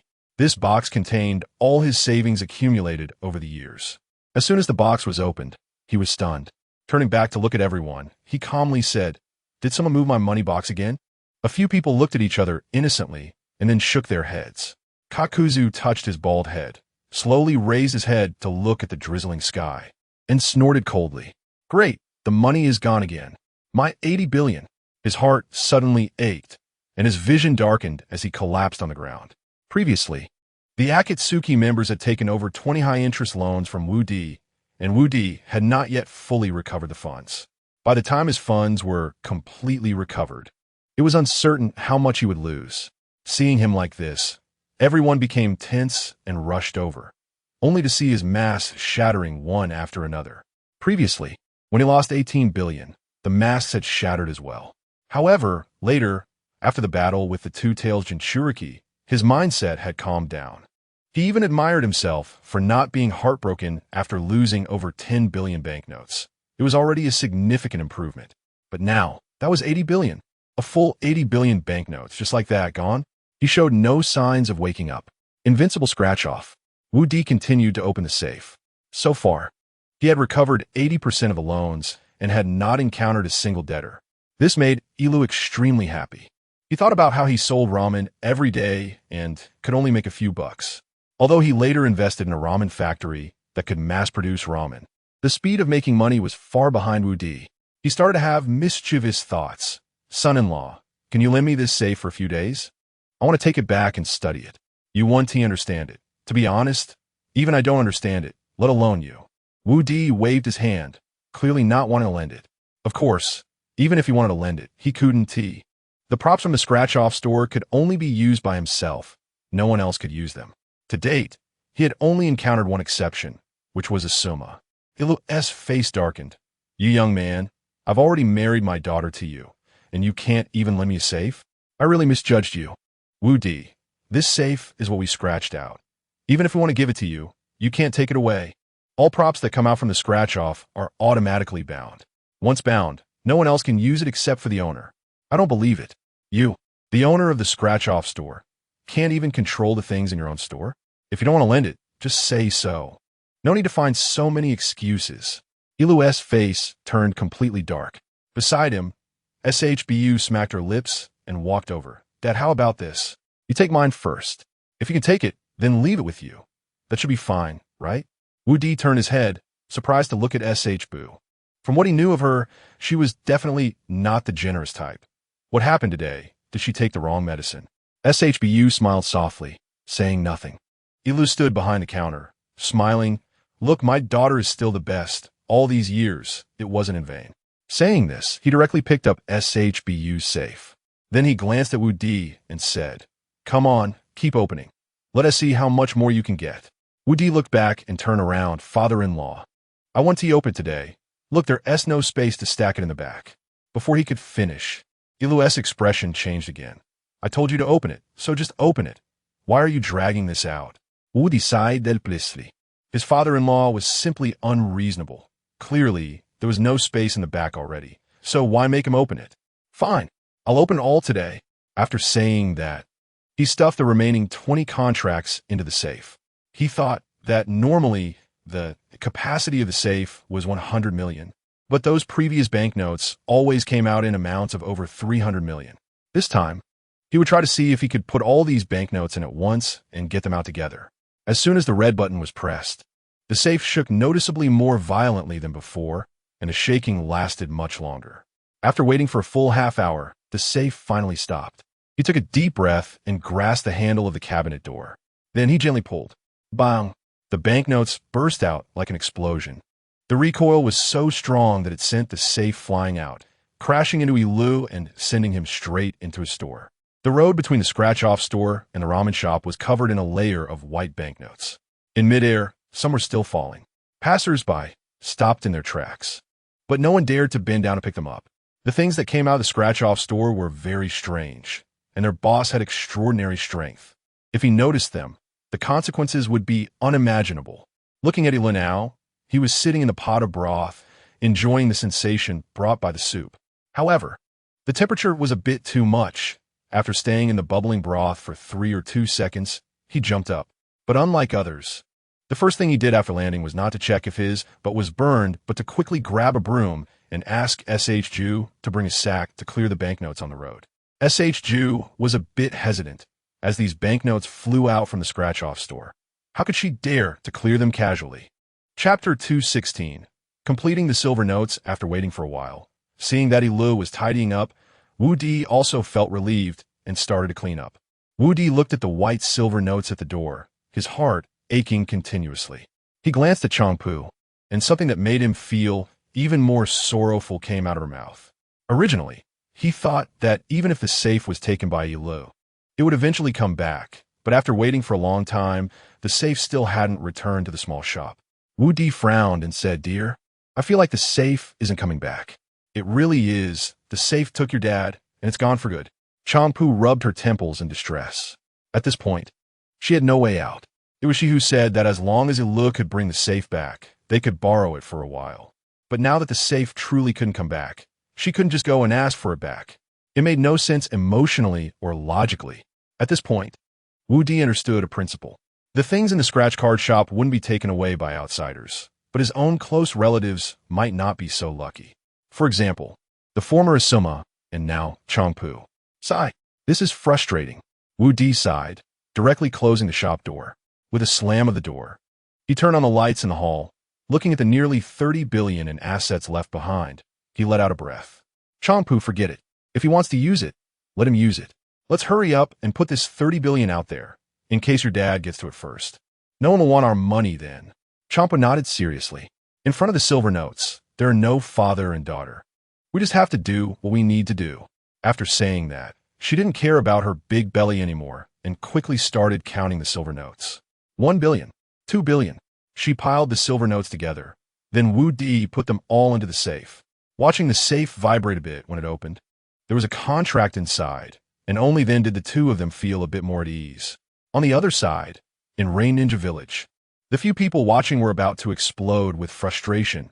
unable to find a way to save Kakuzu. Due to Nagato's earlier destruction, almost everyone imprisoned in Rain Ninja Village had died, and even ordinary people were nowhere to be found in the village. Now Kakuzu's life was hanging by a thread, and Faye was pulling his hair. Everyone, think of a way. If he dies like this, how are we going to rebuild the Akatsuki organization later? Nearby, two children pulled out 2 strips of white cloth, directly tying them around their waists, their eyes already starting to turn red. The others were puzzled where these children's filial ribbons came from. The place was destroyed like this. How could there be such clean white cloth? In confusion, Faye turned his head, only to feel a glint of light reflecting in front of him. After squinting his eyes, he pointed at Conan. Conan, what about the cloth on your head? Conan was stunned and quickly raised her hand to touch her head. At this moment, there was no longer any wrapping on her head. The white cloth she had used to wrap her head had somehow ended up in the hands of these 2 little ghosts. Give me back my headscarf. Conan gritted her teeth, but the 2 children knelt down in succession, sobbing as they said, Aunt Conan, Dad is about to kick the bucket. Can we borrow your headscarf for a while? Once we inherit Dad's estate, we'll use silver notes to make you a new headscarf. Conan snorted and said sternly, If it weren't for you 2 little ones being so filial, I absolutely wouldn't let you off today. She said this, but inside she was already overjoyed. These 2 children didn't have a very deep understanding of silver notes. If she were to choose the highest denomination of silver notes, the price of a headscarf could be an extremely frightening number. After thinking it over, she decided to go along with the 2 children's wishes. Just then, a black hole suddenly appeared in the sky. A contract fell from the hole. Looking at the familiar text layout, Conan happily said, We have a way. Faye turned to look at her and asked, What way do you have? Conan grinned. Isn't it just 80 billion in silver notes? Look at this. She took the contract and handed it to Faye. This isn't the Scratch Card Loan Company? They're starting to lend again? Faye asked softly.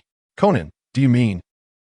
Conan shot him a glance, directly took the contract, and filled in her name, with Kakuzu still as the guarantor. Now we can take out a large loan and fill up this hole with Kakuzu, right? That way, we can ensure he stays alive and can use his money with peace of mind. Faye listened and thought it was a good idea, so he rubbed his hands, waiting for the next contract to arrive. A few seconds later, another black hole appeared and a contract fell out. Before Faye could take it, Conan hurriedly jumped out and snatched the contract. In just a short while, there were already piles of silver notes in front of Conan and the others, amounting to over 100 billion. And the black hole didn't continue to drop contracts. After waiting for a long time, seeing that the black hole disappeared and didn't appear again, Faye felt a bit disappointed. Just now he thought the black hole could keep appearing, so he didn't bother to compete with Conan for it, who knew that now that Conan had stopped taking loans, the black hole also stopped appearing. Faye knocked on his mask and sighed. Conan turned to look at him and casually tossed him and hiding each a billion silver notes, whispering later, I'm returning 80 billion to Kakuzu, but none of you are allowed to say that I earned this money this way. Looking at the silver notes in hand, they both nodded repeatedly. What could be more pleasing than silver notes? In front of silver notes, all so-called integrity and loyalty could go to hell. They put away the silver notes and saw that Conan had already opened Kakuzu's money box. After putting the 80 billion in, she patted the barely alive Kakuzu and said, Kakuzu, I filled up your money. You can. Before she could finish her sentence, Kakuzu's body suddenly emitted a golden light, and he sprang up like a carp.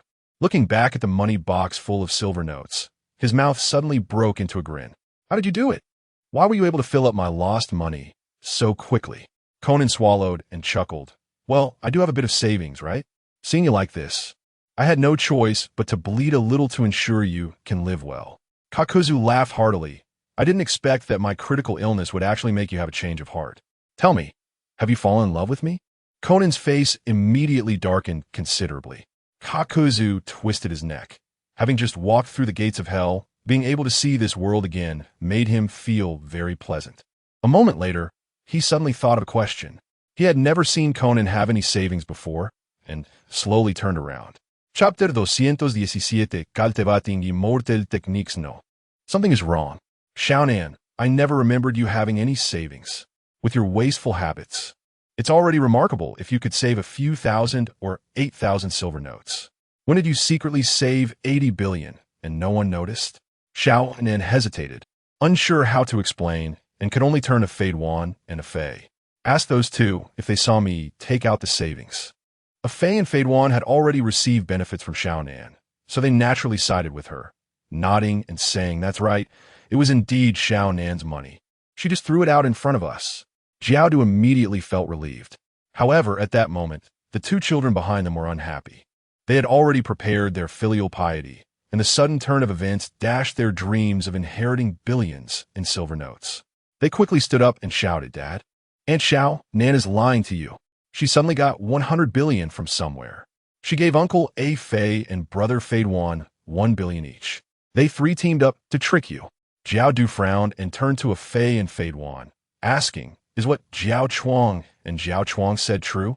Fei solemnly replied, "Absolutely not. These two kids are lying to you." Jiaodu turned back, his eyes wide, saying, "I worked hard to bring you both back from Konoha to give you a good learning environment. And this is how you repay me? You've learned to lie. Just wait until I deal with you two. Don't run." Seeing things were going south, Jiao Chuang and Jiao Chuang hurriedly ran away, shouting as they ran, "Aunt Xiao Nan, with you like this, don't think about the silver note headscarf anymore." Xiao Nan was stunned and slowly realized the problem. Just now, they were all worried about how to save Jiaodu, and they actually forgot about the inheritance issue of the two children. If those two children inherited, wouldn't it be easier to trick for money? She hurriedly chased after them, shouting behind Jiaodu, "Wait. That money is high-interest debt from scratch-off loan. The kids didn't lie. Please don't hit them." Jiaodu kept running ahead, shouting back, "I know you care about the two kids, but you can't care this much." Xiao Nan stomped her feet anxiously. "This is true. It was indeed a scheme between me, Jiaodu, and Fade Wan." Jiaodu didn't look back. "I know you care about the two kids, but I trust my brother." With that, his speed suddenly increased, leaving Xiao Nan far behind. Watching Jiaodu's retreating figure, Xiao Nan felt helpless.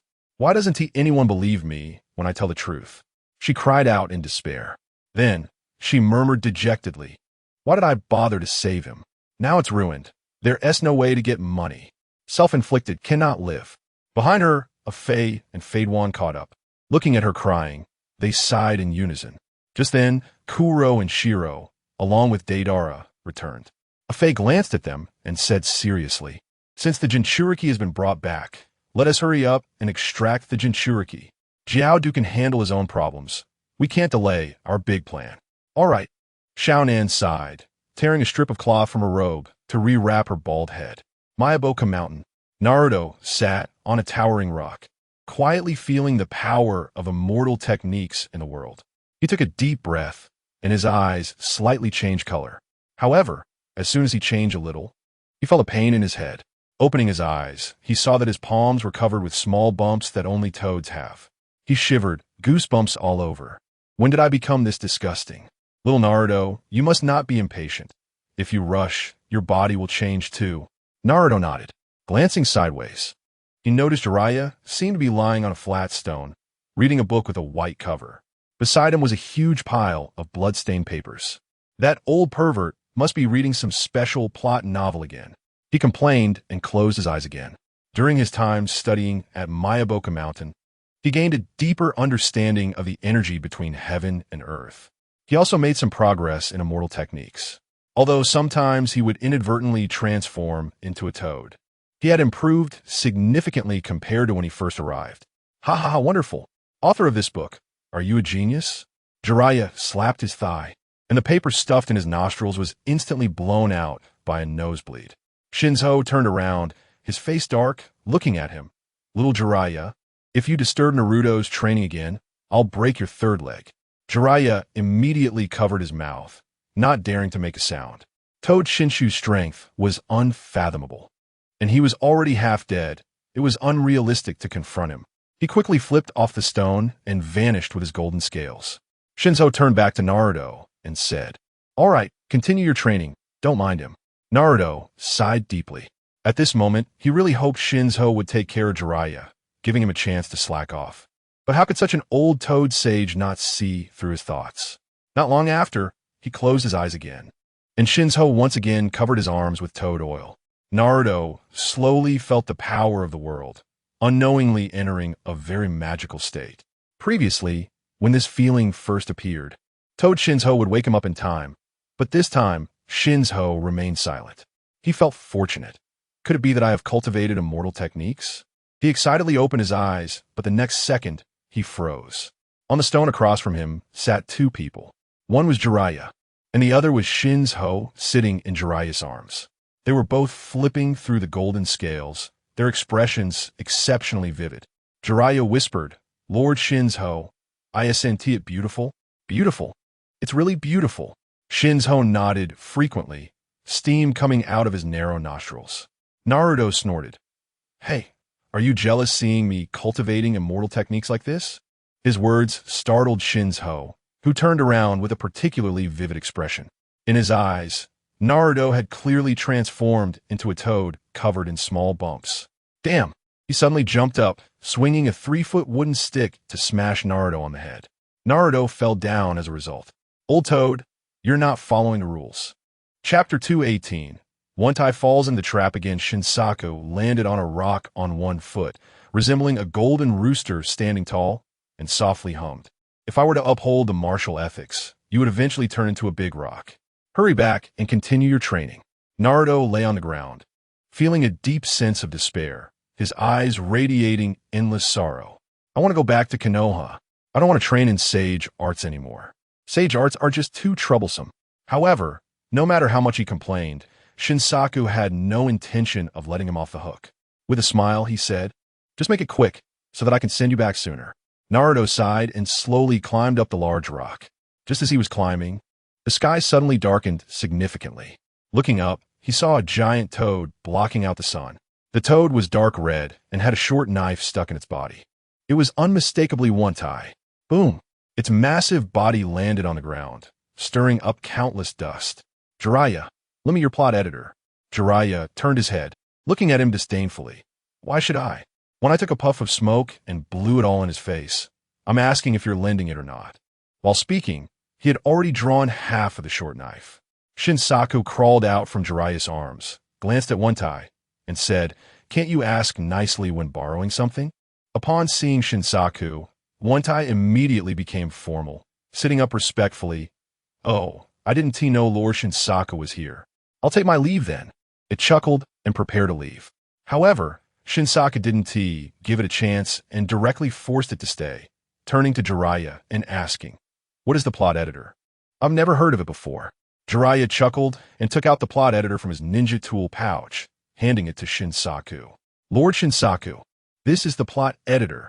Then he slightly closed his eyes, and immediately a documentary-style movie featuring a toad hugging another toad appeared on the editor.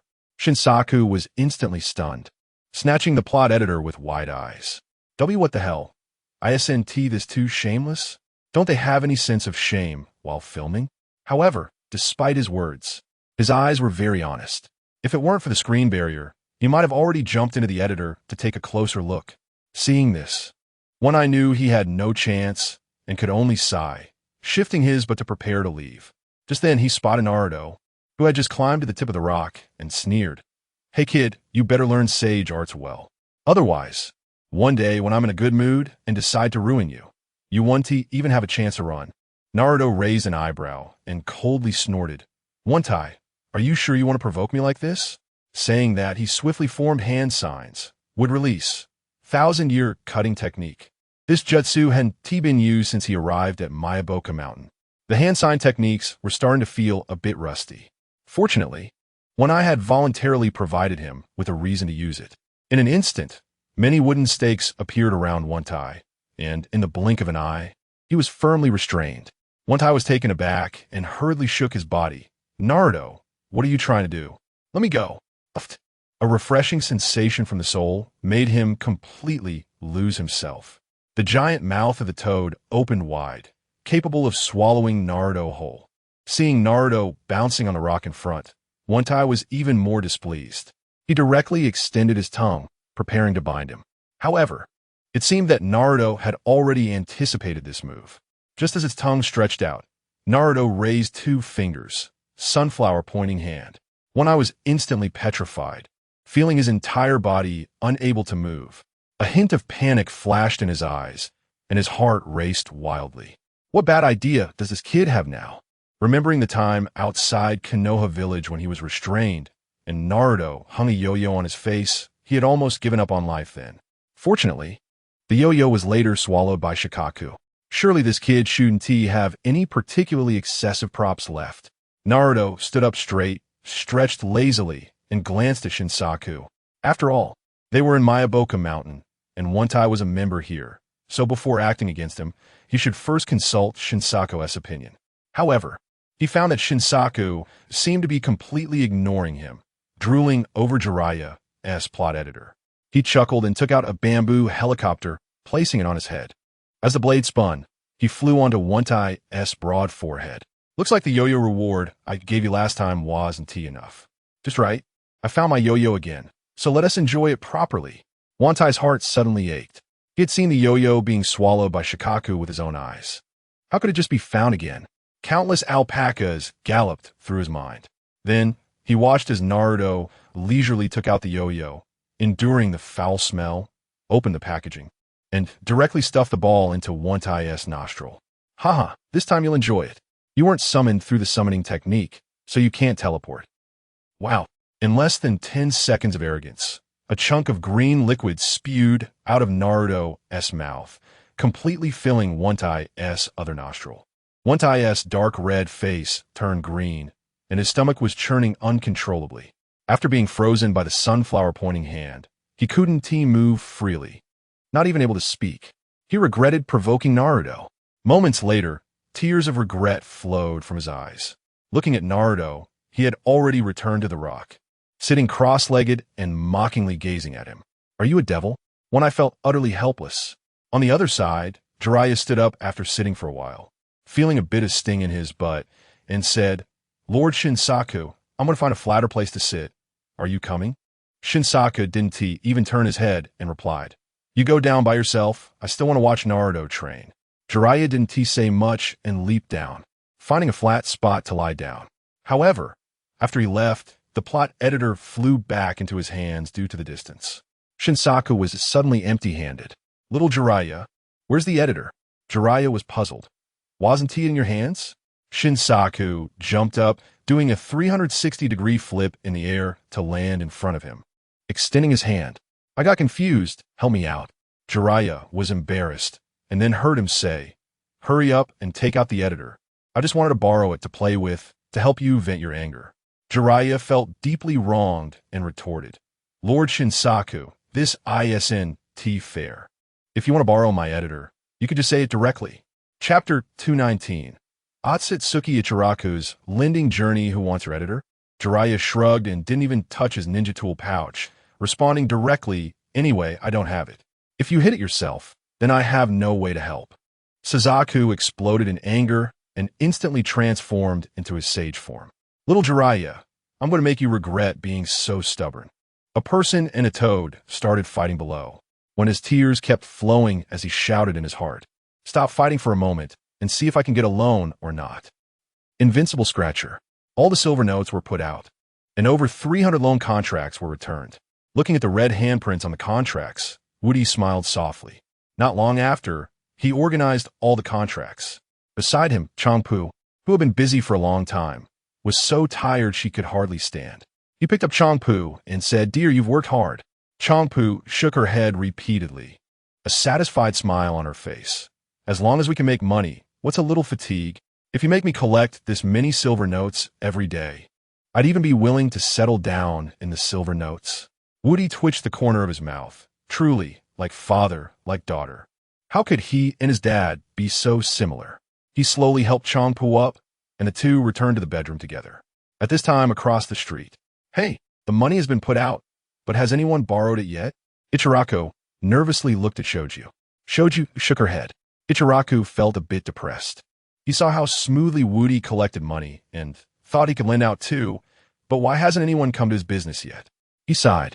Shoju whispered beside him, Boss, why don't we raise it a little? Let's lend out 100 taels at a time. To be honest, anyone could use that amount. If we raise it to 1 million taels, maybe someone will borrow it? As far as I know, Asuma is currently borrowing money everywhere to play the scratch card. and he borrowed 1,000,000 taels.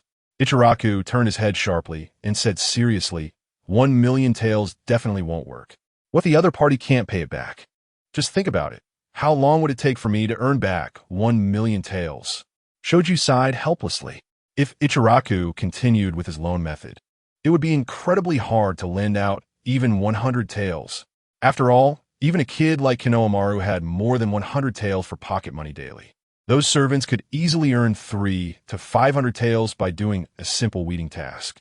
Who would lack his 100 taels? After waiting for a long time, the moon was already high in the sky.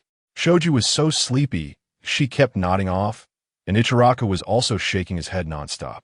No, we can't wait any longer. Shoju, add some more in, he whispered, a resolute expression appearing on his face. Shoju sighed, boss, if you had listened to me earlier, we might have already lent out all these silver notes. Boss, how much are we lending this time? 1,000,000 taels or 10,000,000 taels? Ichiraku didn't respond, stroking his chin thoughtfully. After a while, he seemed to make a difficult decision and said solemnly, add 100 taels. Shoju stumbled, almost falling over. It's just 100 taels, do you have to be so cautious? She sighed and put it in. Before long, the safe indeed shook a little. A sly glint flashed in Ichiraku's eyes. See, I told you, adding 100 taels can also be lent out. Hurry, let us see who borrowed it. Shoju was also extremely surprised. She really couldn't understand who would still lack these 200 taels of silver notes. When they opened the cabinet, they saw the client's name written in a crooked manner. Jiao Chuang. Loan reason, to buy a coffin for my father. At a glance, it was clear that this handwriting was by a child. Holding the contract, Ichiraku's eyes filled with tears. Such a small child, and he has already lost his father. This is truly tragic. Hurry, Shoju, add another 200 taels. I think they will definitely need it. Shoju sighed helplessly. Behind her were billions of silver notes. If they kept lending out 200 at a time, they might not finish until the day he was buried. She really didn't understand what Ichiraku was thinking. With so much money sitting there, even if they occasionally encountered a few deadbeats, they wouldn't be afraid. She truly couldn't comprehend how Ichiraku's mind worked. This time, after putting in the 200 taels, no one took it away. Ichiraku looked at the safe in frustration and muttered, it must be that the people across the street stole my business. No, I have to go settle accounts with them. Shoju had a few dark lines on her face and said softly, boss, it seems you haven't understood something. The opposite side is lending out 100 million at a time.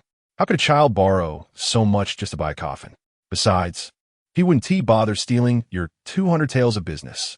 Ichiraku was silent for a moment and nodded. Your analysis makes sense. In that case, I'll wait a bit longer. This wait was significant. They waited until dawn, and his 200 taels still hadn't been lent out. He clenched the only contract in his hand, feeling anxious. Shoju, do you think it would be a bit unethical for me to ask for it back now? Shoju opened her sleepy eyes and muttered softly, boss, you haven't slept all night. Aren't you tired? Also, since you know it's unethical to ask for money now, why do you still want to ask for it back? Ichiraku sighed. It's mainly because I'm not sure if I can get it back. Saying this, he placed the contract back in the safe. Before long, the safe shook twice, and he excitedly opened the cabinet door. However, when he saw what was inside, he clearly lost his composure. Inside was a piece of white paper with writing on it. He took it out and read. The borrower refuses to repay. As the amount is too small, no further action will be taken. The corners of his mouth twitched, and his face turned significantly ugly. This isn't fair. I stayed up all night for nothing. He shouted, and then fainted. Shoju, seeing this, had a smile on her face and then fell into a deep sleep. After a night of hard work, there was no corresponding reward. But she didn't feel sad or troubled. Instead, she felt very fortunate. If Ichiraku had seen this, he would have exploded on the spot. It was already close to noon. The streets were gradually filling with people. They were somewhat puzzled. Ichiraku had never not opened for business by this time since he started. This was completely inconsistent with his reputation as a miser. So, someone went to Woody's store to inquire. Woody smiled and said, it's nothing. We'll open in the afternoon. You should be too tired to wake up right now. Chapter 220. Arrival at the Great Thunder Sound Temple, Cloud Ninja Village. After much effort, Sasuke and his group finally found the so-called Great Thunder Sound Temple. It's actually just a small island in the sea, with only a somewhat retro building on it. The people of Cloud Ninja Village really know how to brag. It's clearly just a small, broken island, yet they gave it such an impressive name. Sasuke led the three towards the island. Earlier, CHG had crashed into a mountain far from the Shadow Department due to overexertion. When Sasuke came out of the Shadow Department, he found him alongside Suigetsu and Karen. When they found him, this kid was still spewing blue flames from his arms. If Sasuke hadn't extinguished them with a stream of urine, he would have surely died from running out of chakra. On the surface of the sea, Suigetsu floated in the water and said softly, "Sasuke, can we discuss something? When there is no special situation, can we not use that ring?" If Karen hadn't gone in early yesterday at the Shadow Department, we both would have been done for. Sasuke snorted coldly. I just didn't control the pace well at that time. Don't worry, that kind of thing won't happen again.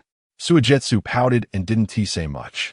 He now had significant doubts about Sasuke's strength. This kid, since he met him, had seemingly only used the ring and hadn't shown any other abilities. This genius of the Uchiha clan was turning into a waste. The group continued on silently. Soon, they arrived at the place where the Eight-Tails Jinchuriki Killer Bee lived. Before they even reached the island, they could hear Killer Bee shouting loudly, "My passion, my. The vast horizon is my love. Flowers bloom at the foot of the rolling hills. But want to be tough, better do what we can. So beat T." Oh, Sasuke and the others covered their ears, feeling like a heavy rock had smashed down on their heads. After finally reaching the island, the atmosphere suddenly changed. You roll up the scraps. Scraps. Scraps. Scraps. Scraps, and pay me back. Sasuke, are you sure we have to face such a soul singer? Suigetsu shrank his neck. Sasuke also had a dark expression. He had heard before coming here that the Eight-Tails Jinchuriki Killer Bee was a music fanatic, but he never expected him to be this crazy. He sang completely out of tune, yet remained self-absorbed. Truly a peculiarity of the Hokage world. He sighed.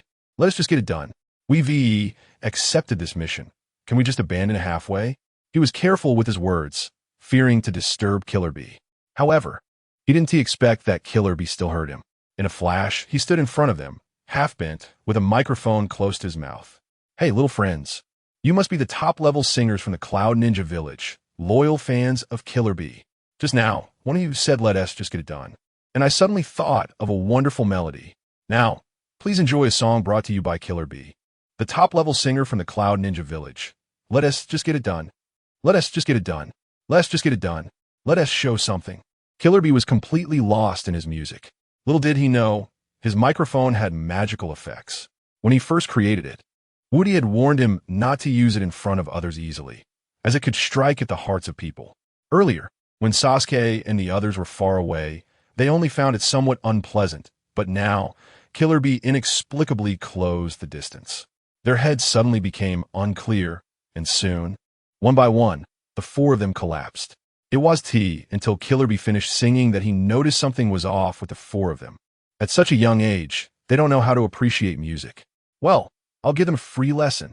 With that, he stretched out his four tails, binding Sasuke and the others, and dragged them up the mountain. At the top of the mountain, in front of his residence, there were a dozen wooden stakes. Many years ago, he had heard an elder say that when he could gather this many listeners, he would have succeeded. The first three stakes were tied up with three people: Killer Bee's disciples Karui, Omoi, and Darui. Ever since they returned to Cloud Ninja Village, they had been tied to the stakes by Killer Bee. Aside from eating on schedule, they spent their time enjoying various motivating songs. Seeing Sasuke and the others brought back, Omoi's eyes became moist. "Teacher, you brought back new listeners. Does that mean we can be released?" Killer Bee chuckled. "I found that you're thinking too much." With that, he directly pressed Sasuke and the others onto the stakes. Then he raised his microphone again and continued singing, grilled gluten, my grilled gluten, let you enjoy real benefits." Compared to the first time hearing Killer Bee's singing, Sasuke and his group were different. Darui and the others had developed some resistance. Although they felt like their heads were splitting, they still endured to listen to the end. She turned to look at the unconscious four, sighing, "Alas, what a tragic fate. Rain Ninja Village." Everything was ready. The 30 billion obtained from Kakuzu had been fully distributed. Many workers from outside were busy in the village. Not long after, a majestic eagle flew in the sky. Afe stretched out his arm, watching the eagle descend. He then took the letter off the eagle's leg, frowning. Naruto was currently training at Miyaboka Mountain. The sender was the most talented descendant of the Uchiha clan, Uchiha Sasuke. Afe curled his lip, looking at the long title before Sasuke's name, feeling quite annoyed. He muttered under his breath, "Clearly, I am the most talented descendant of the Uchiha clan. Trash. Once I've used you, I'll take care of all of you." After saying that, he turned and walked toward the village exit. Outside the village, Nagato's spirit had improved significantly after a whole night of soothing. Afe handed him the note and said, "Tomorrow, you and Conan will go to Miyaboka Mountain. You must bring Naruto back. Also, it's time to arrange for someone to catch the Seven Tails." Nagato nodded. "I understand. I'll arrange that shortly." Then, he turned to look at the 6 pain bodies lying on the ground, his heart bleeding. Now, aside from the Deva Path pain made by Yahiko, the others had become unrecognizable. But right now, he didn't have time to search slowly. He could only think of a way to repair them himself. He scratched his head, and just then, Conan walked over and quietly asked, "What does Afe want with you?" Nagato sighed. "We found the location of a Nine Tails. Let us go capture it. After all, among the tailed beasts, the Nine Tails is the strongest. I don't trust anyone else to go." Chapter 221. The rap master and the dance fan. The two had a secret conversation for a while and had already made a decision. Soon after, they quietly left Rain Ninja Village. On the other side, in Cloud Ninja Village at the Great Thunder Sound Temple, Sasuke and the others woke up from their stupor. Looking at the big man with bronze skin in front of them, they were completely panicked. He held a microphone as if he were a fierce warrior on the battlefield about to collect heads. Every move he made tugged at their hearts. Killer Bee let out a breath, looked at the four in panic, and laughed. To have the honor of hearing the rap master Killer Bee perform is the greatest blessing of your lives.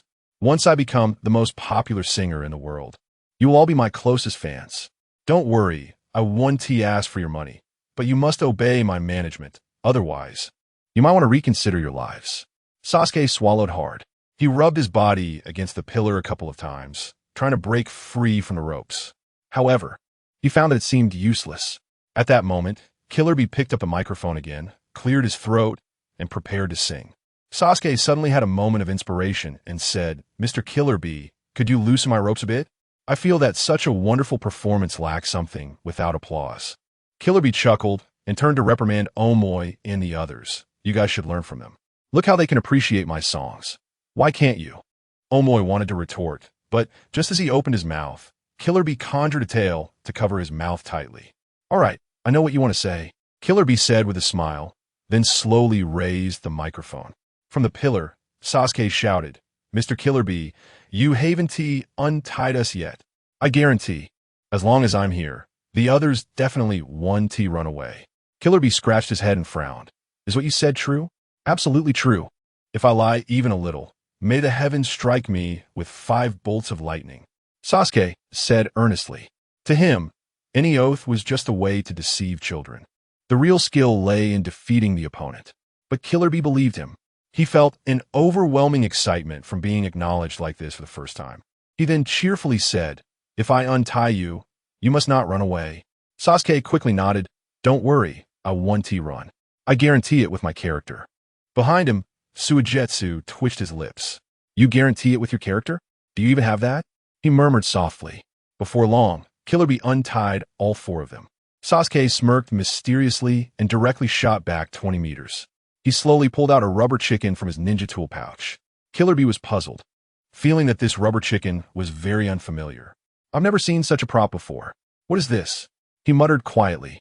Then suddenly, a chicken sound echoed from the opposite side. "Oh, oh, oh."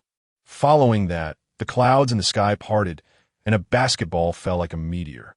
Immediately, a faint glow emitted from Sasuke, and a mop head and overalls appeared on him. A sly smile crept onto his face.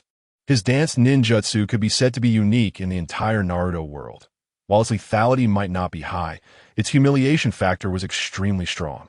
Most who witnessed his dance ninjutsu would faint and vomit from the overwhelming embarrassment. Your beauty is too striking. Your beauty is really too striking.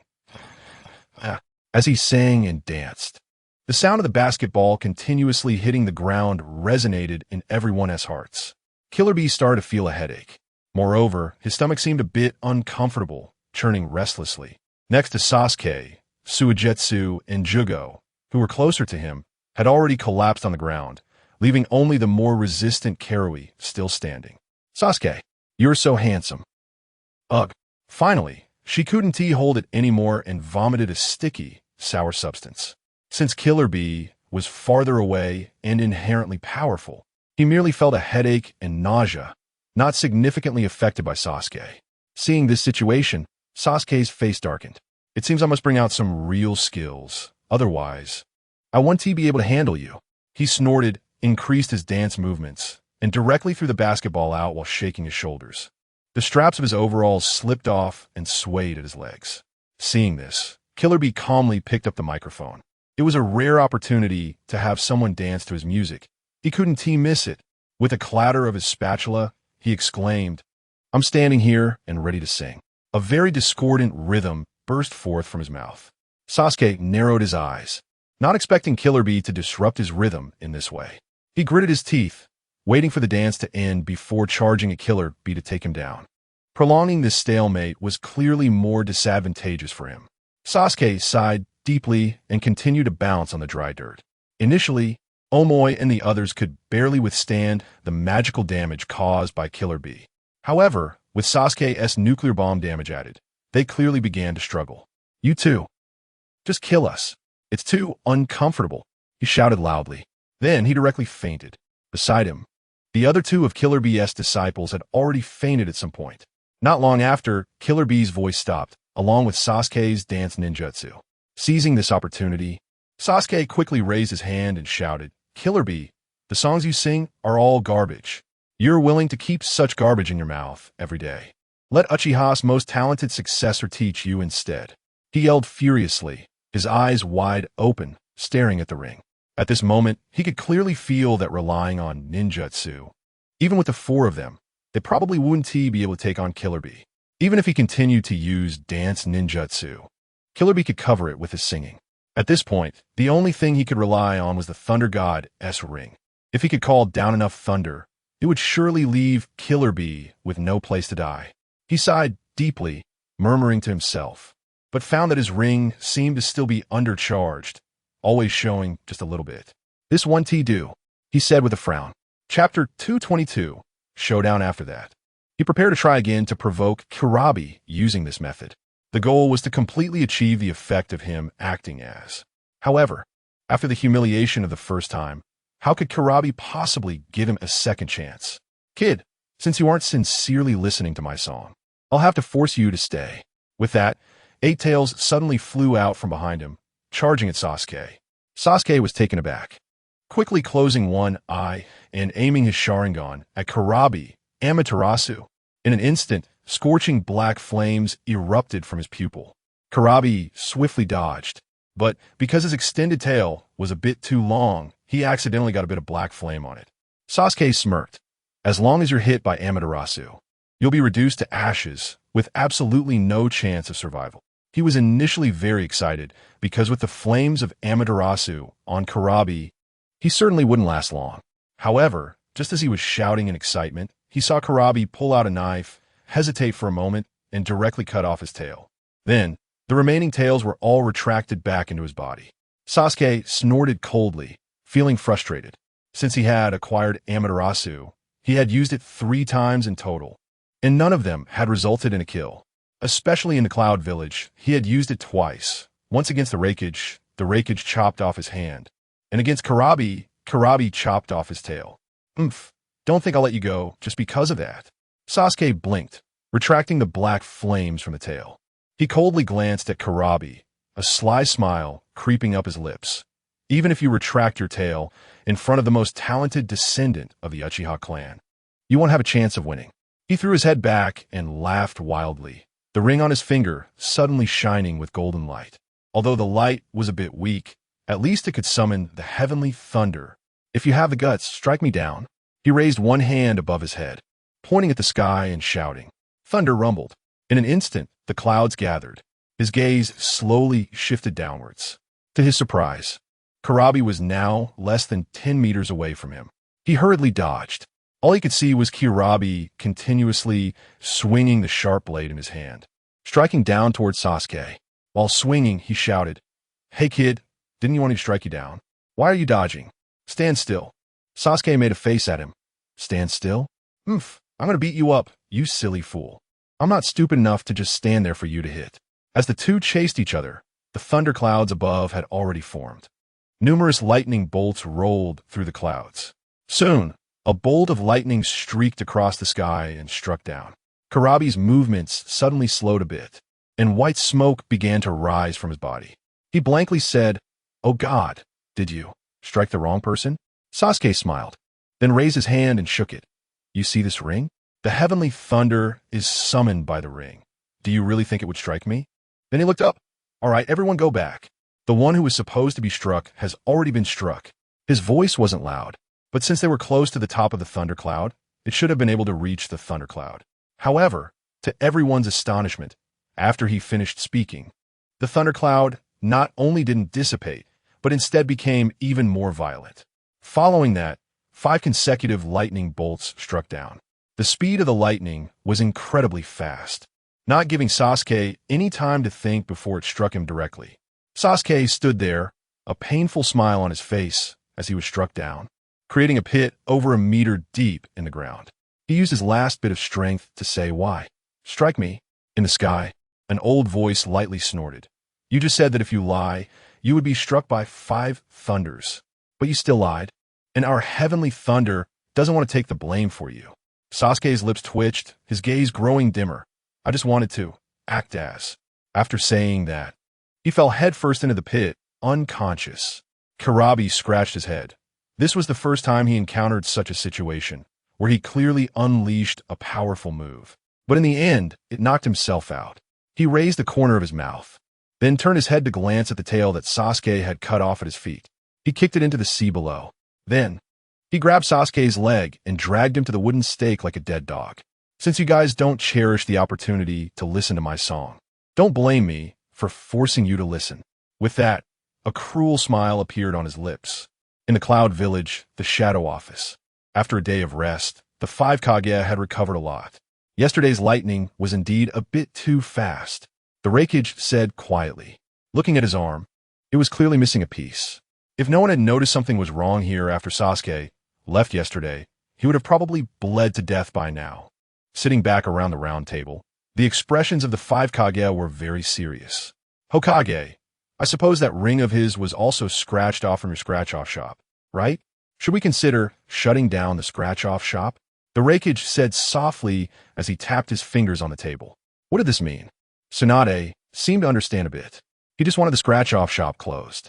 Previously, when the scratch-off activities were held, almost everyone had bought them. Among the 5 great ninja villages, except for Konoha, it seemed that the Land of Lightning had the most consumption. Now the strength of the Land of Lightning had evidently reached a point where it could surpass Konoha. Originally, among the great nations, the Land of Lightning ranked first, and the great ninja villages were led by the Cloud Village. After the introduction of scratch-offs, Konoha's strength had visibly increased. Gradually, it reached a level comparable to that of the Cloud Village. Now that the Raikage suddenly emphasized shutting down the scratch-off shop, could there be some other motive behind it? Tsunade didn't immediately refuse, turning to look at the others. Sachikage, what do you think? She asked softly. Inoki floated in the air, thought for a long time, then said softly, Let it be, I don't care. You all can decide however you want. I abstain. With that, he directly turned away, not looking at either the Raikage or the Hokage. Tsunade gritted her teeth. That damned Inoki. What was he pretending to be nice for at this time? Previously, their ninja villages had also spent a lot in Konoha, and their current strength was quite sufficient. Inoki was doing this simply to avoid offending either side. No matter what happened in the end, whether the scratch-off shop was closed or not, it had nothing to do with him.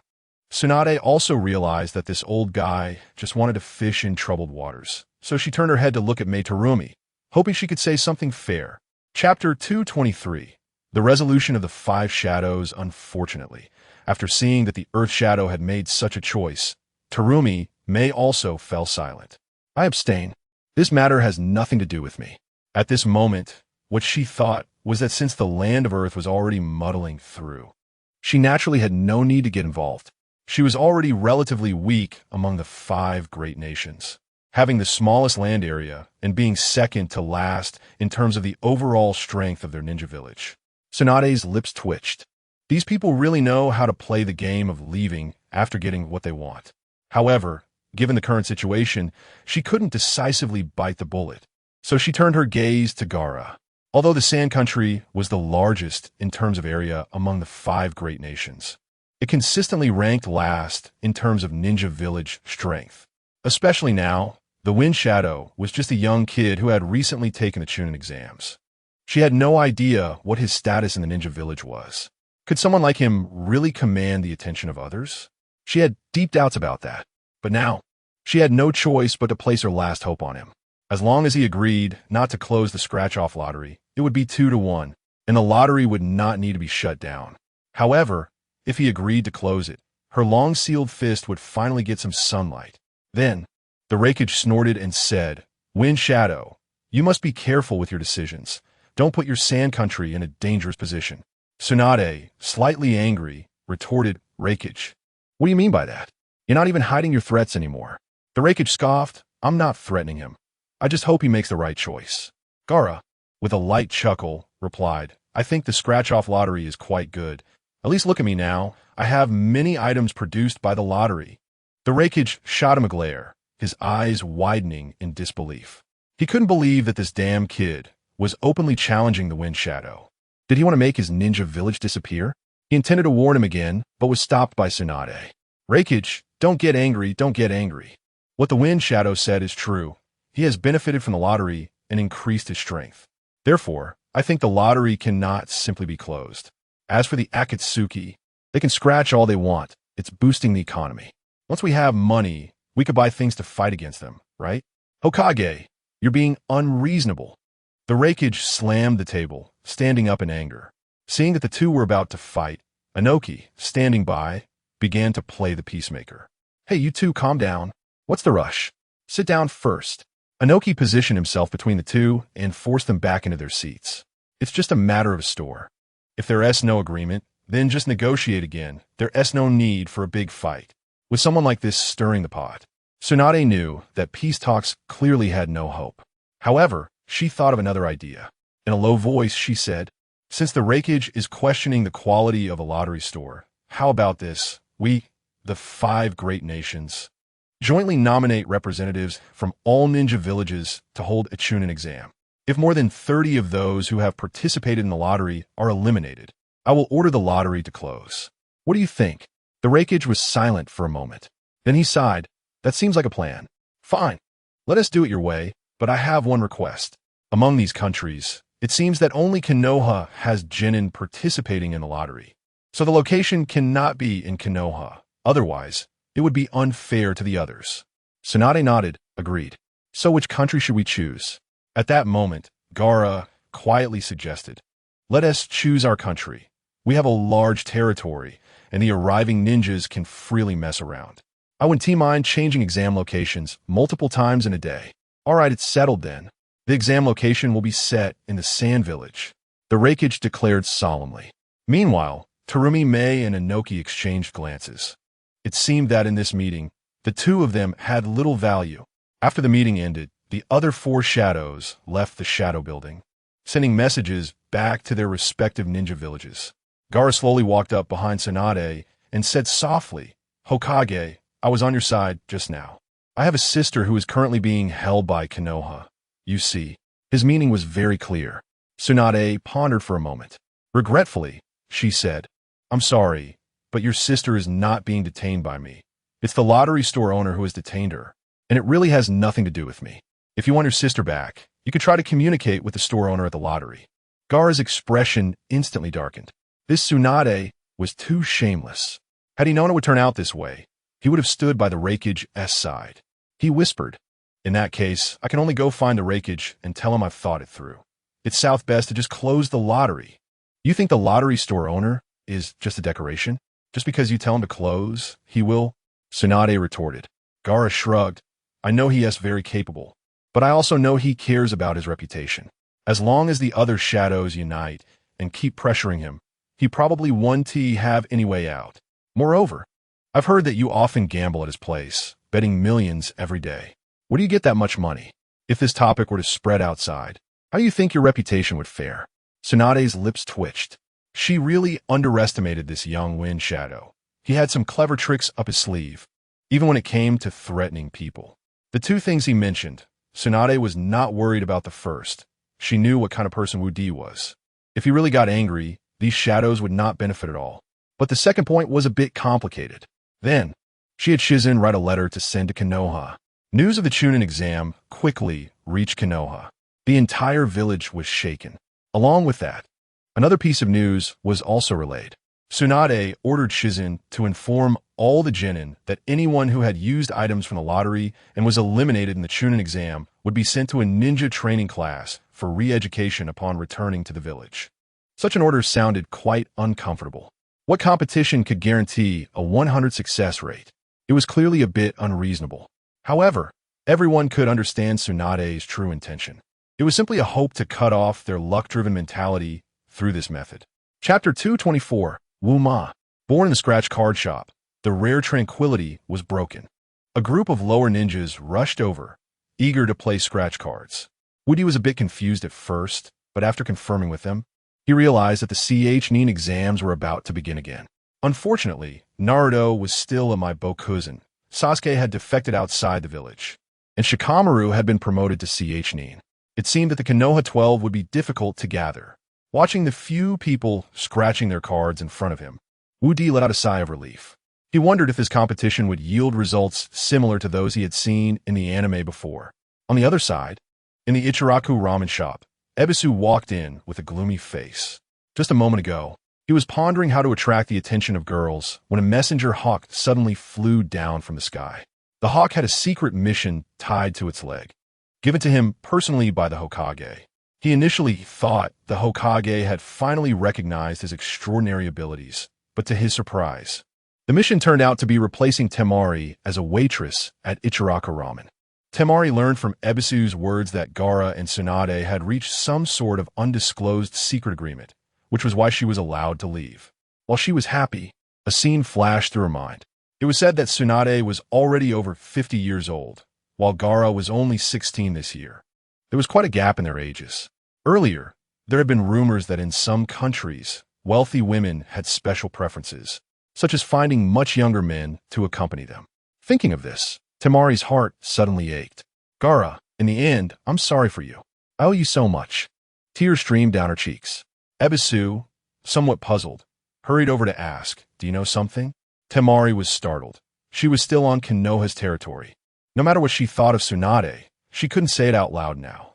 She quickly shook her head and said, no, how could I know anything? I just feel so happy to be leaving here. I can finally return to my own ninja village. Ebisu sighed deeply and fell silent. She was free, but he would soon be mired in trouble. He still hadn't completed the mission given to him by the third Hokage. Watching Temari's figure grow distant, he could only sigh in despair. Back in the scratch card shop, Wu Di handed the scratch cards to the lower ninjas who were about to take the Nin exams. Seeing them scratch out props, he felt quite gratified himself. Just then, a painful scream came from the bedroom behind him. It hurts so much, I think I'm going to give birth. Wu Di hurriedly set aside what he was doing and ran to the back bedroom. There he saw SHBU drenched in sweat, her lips pale. With his Byakugan, he could clearly see the fetal movements. At this rate, it wouldn't be long before she gave birth. He felt anxious. The most knowledgeable medical ninja in the village, Tsunade, hadn't returned yet, and Shizen was also not around. He needed to find a competent medical ninja. Just as he was feeling anxious, he suddenly thought of Sakura. He grabbed a towel to wipe SHBU's sweat, then turned and ran out the door. Coincidentally, he ran into Sakura, who had come to the scratch card shop to scratch for prizes. Sakura, now also a lower ninja, would participate in the upcoming Nin exams. So she had come to scratch for a prop to prepare for the exams. When she bumped into Wu Di, She asked in surprise. Boss, what are you going to do? Wu Di was instantly overjoyed. You're here just in time. How has your medical ninjutsu been lately? Sakura nodded. I can only say it's okay. I should be able to handle minor things. Wu Di didn't have time to think about anything else and directly pulled her into the bedroom. Once inside, she struggled to break free, saying, Boss, don't do this. I have someone I like. Even though you're strong, I really don't like you, so I can't do those kinds of things with you. Boss, as the saying goes, a forced melon isn't sweet. At this moment, Wu Di felt deeply speechless. This Sakura was sharp-witted. She even thought of such things. He frowned and said, I'm not interested in flat chests. Sakura frowned. Flat chest? What is that? Wu Di then realized that there were no airplanes in the Naruto world, so she naturally wouldn't know what an airport was. He sighed. If you don't understand about airports, you must know about telephone poles, right? Telephone poles? Sakura scratched her head. She looked down at her figure and seemed to understand something. Isn't that saying I have no chest or butt? Her face suddenly turned red. Boss, how can you be such a pervert, looking at a girl's parts? Stop pretending. I've never seen you as a woman, bro. Wu Di snorted and turned to enter the bedroom. Originally, Sakura was a bit angry for being called bro, but when she saw SHBU, she instantly understood Wu Di's intentions. She quickly approached SHBU, placing her hands on SHBU's belly. In the next second, her hands were covered in a layer of light green glow. With Sakura's arrival, SHBU's pain seemed to lessen significantly, and she could now exert some strength. Wu Di turned and exited the bedroom. According to customs from his hometown, when a woman was giving birth, he needed to stay outside. He paced back and forth at the door, feeling extremely anxious. But what could he do? After a while, he suddenly heard the cry of a baby. He hurriedly pushed the door open and entered. On the bed, SHBU was already slumped over, her pale face looking particularly pitiful. However, she was smiling all the while. You've worked hard. Wu Di came to her side, wiping the sweat from her forehead and covering her with a blanket. Bring the child to me. Let me see, she said weakly. Wu Di turned to Sakura, personally taking the child and placing him in her arms. Before he set the baby down, he checked the baby's gender. It was a boy. According to the ancestral instructions, if it was a boy, he should be named Wu-Ma. He sighed helplessly. He had to follow the ancestral teachings. But such a beautiful name was hard for him to say out loud. What should we name our child? Have you thought of anything? Seibu Asket softly. Chapter 225. Departure to my Boku Mountain. Wu Di shook his head and said casually, I haven't thought this through yet. Let's wait a couple of days. It's not urgent anyway. All right, then a couple of days is fine. Changpu chuckled, then hugged the baby and slowly closed her eyes. Wu Di glanced back at Sakura and noticed she was cleaning the blood off her hands. He said softly, Thanks for your help this time. Sakura didn't respond, just looked at him coldly. The incident had happened so suddenly that she hadn't even had time to be angry with Wu Di. Why should he call her brother? She dried her hands and turned to walk outside. Seeing this, Wu Di hurriedly chased after her. Wait a minute. I'm not waiting. I have things to do. I'm leaving. She initially wanted to scratch a ticket herself, but now her mood to scratch was ruined by him. Looking at her angry back, Wu Di chuckled softly. Hey, if you walk away like this, you might miss a chance to hit it big. Miss it? I know I can't beat you, so why not just avoid you? Sakura huffed and continued walking. Wu Di laughed softly. I was actually planning to give you $1 million scratch ticket, but now I can't do anything about it. Upon hearing this, her footsteps suddenly slowed down. $1 million scratch ticket was the most expensive in the scratch ticket shop, and it was said that the items there were particularly good, though she had never seen many people scratch them. She felt a bit tempted, but she didn't want to let go of the humiliation from earlier so easily. For a moment, she was caught in a dilemma. After taking a deep breath and weighing things for a while, she suddenly realized something. Is face important or is money important? This was something easily distinguishable. She quickly turned around, smiled, and said, All right, seeing your sincerity, I'll let it go this time. Let us go. Wu Di shook his head helplessly. This woman really has a tough mouth. On the other side, Conan and Nagato had already set off for my Boku Mountain. Before departing, Nagato specifically called out the Hell Path and repaired all the pain bodies. At this moment, he was in the same posture as when he had just headed to Konoha. Nagato, the old sage, boundless power. The six pains were continuously shouting slogans. If this had happened before, Konan wouldn't have felt any aversion. After all, every enemy they encountered had been easily eliminated by Nagato. However, ever since the Konoha incident, her view of Nagato had greatly diminished. There truly was no shortage of strong figures in this world.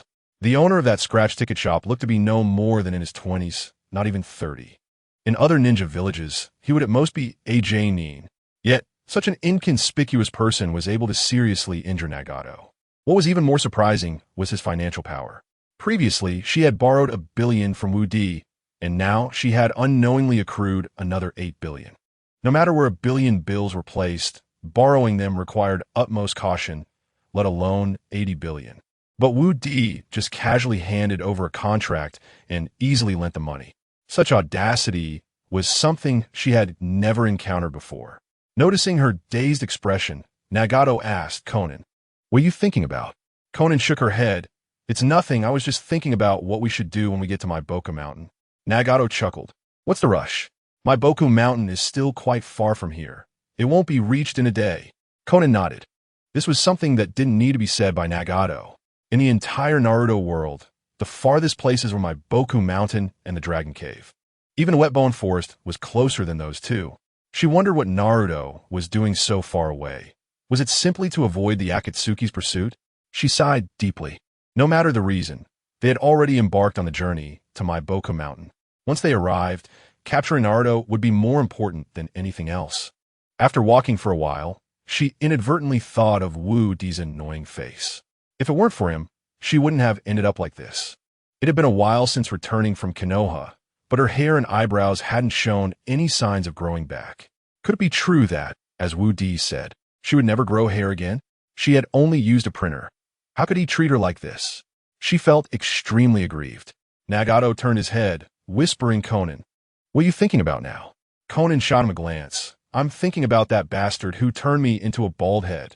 Nagato raised an eyebrow and quietly replied, "Oh," and he didn't say anything more.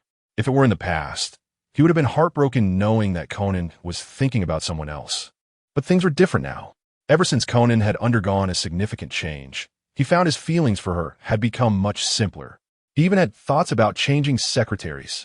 Looking at Konan, who was clenching her fist, she thought, "That damn thing. One day I will have strength that surpasses his, and then I will completely eliminate him." She gritted her teeth, and the anger in her heart kept rising. "Hey, just you? I can't even beat him. What can you do?" Nagato chuckled to himself. Over the years, he had considered himself the strongest in the ninja world, until he met Wu Di, and he felt like he had fallen back a rank. At least he could consider himself second in the ninja world. How could Konan surpass a legend that even a second in the ninja world couldn't? Konan suddenly turned her head, her eyes radiating a fierce light. Nagato swallowed hard, as if he realized he had said something wrong. He laughed nervously. "It's a misunderstanding. Purely a misunderstanding." "Misunderstanding? Then I'll let you misunderstand properly."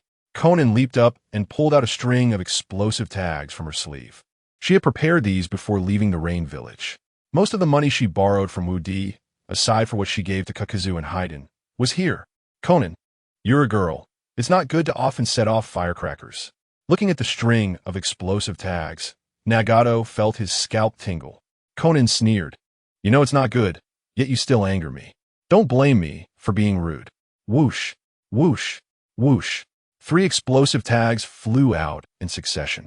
Following closely, 5 more explosive tags were launched. Nagato quickly controlled Yahiko to stand in front of him. He knew that Konan had always liked Yahiko. If Yahiko acted as a shield, she would basically hold back. Chapter 226, Self-Service Scratch Card. Indeed, at the moment Xiaonan saw it, her actions came to a halt, and the previous flicker of affection made her hesitate for a moment. She also knew that Yahiko had passed away many years ago, and one of the main reasons Nagato turned him into pain was because of her. She sighed deeply, and a faint smile appeared at the corner of her mouth. Although she was moved by many past events, that did not erase the anger deep within her heart. She raised her hand, and a glint of cunning light flashed in her eyes.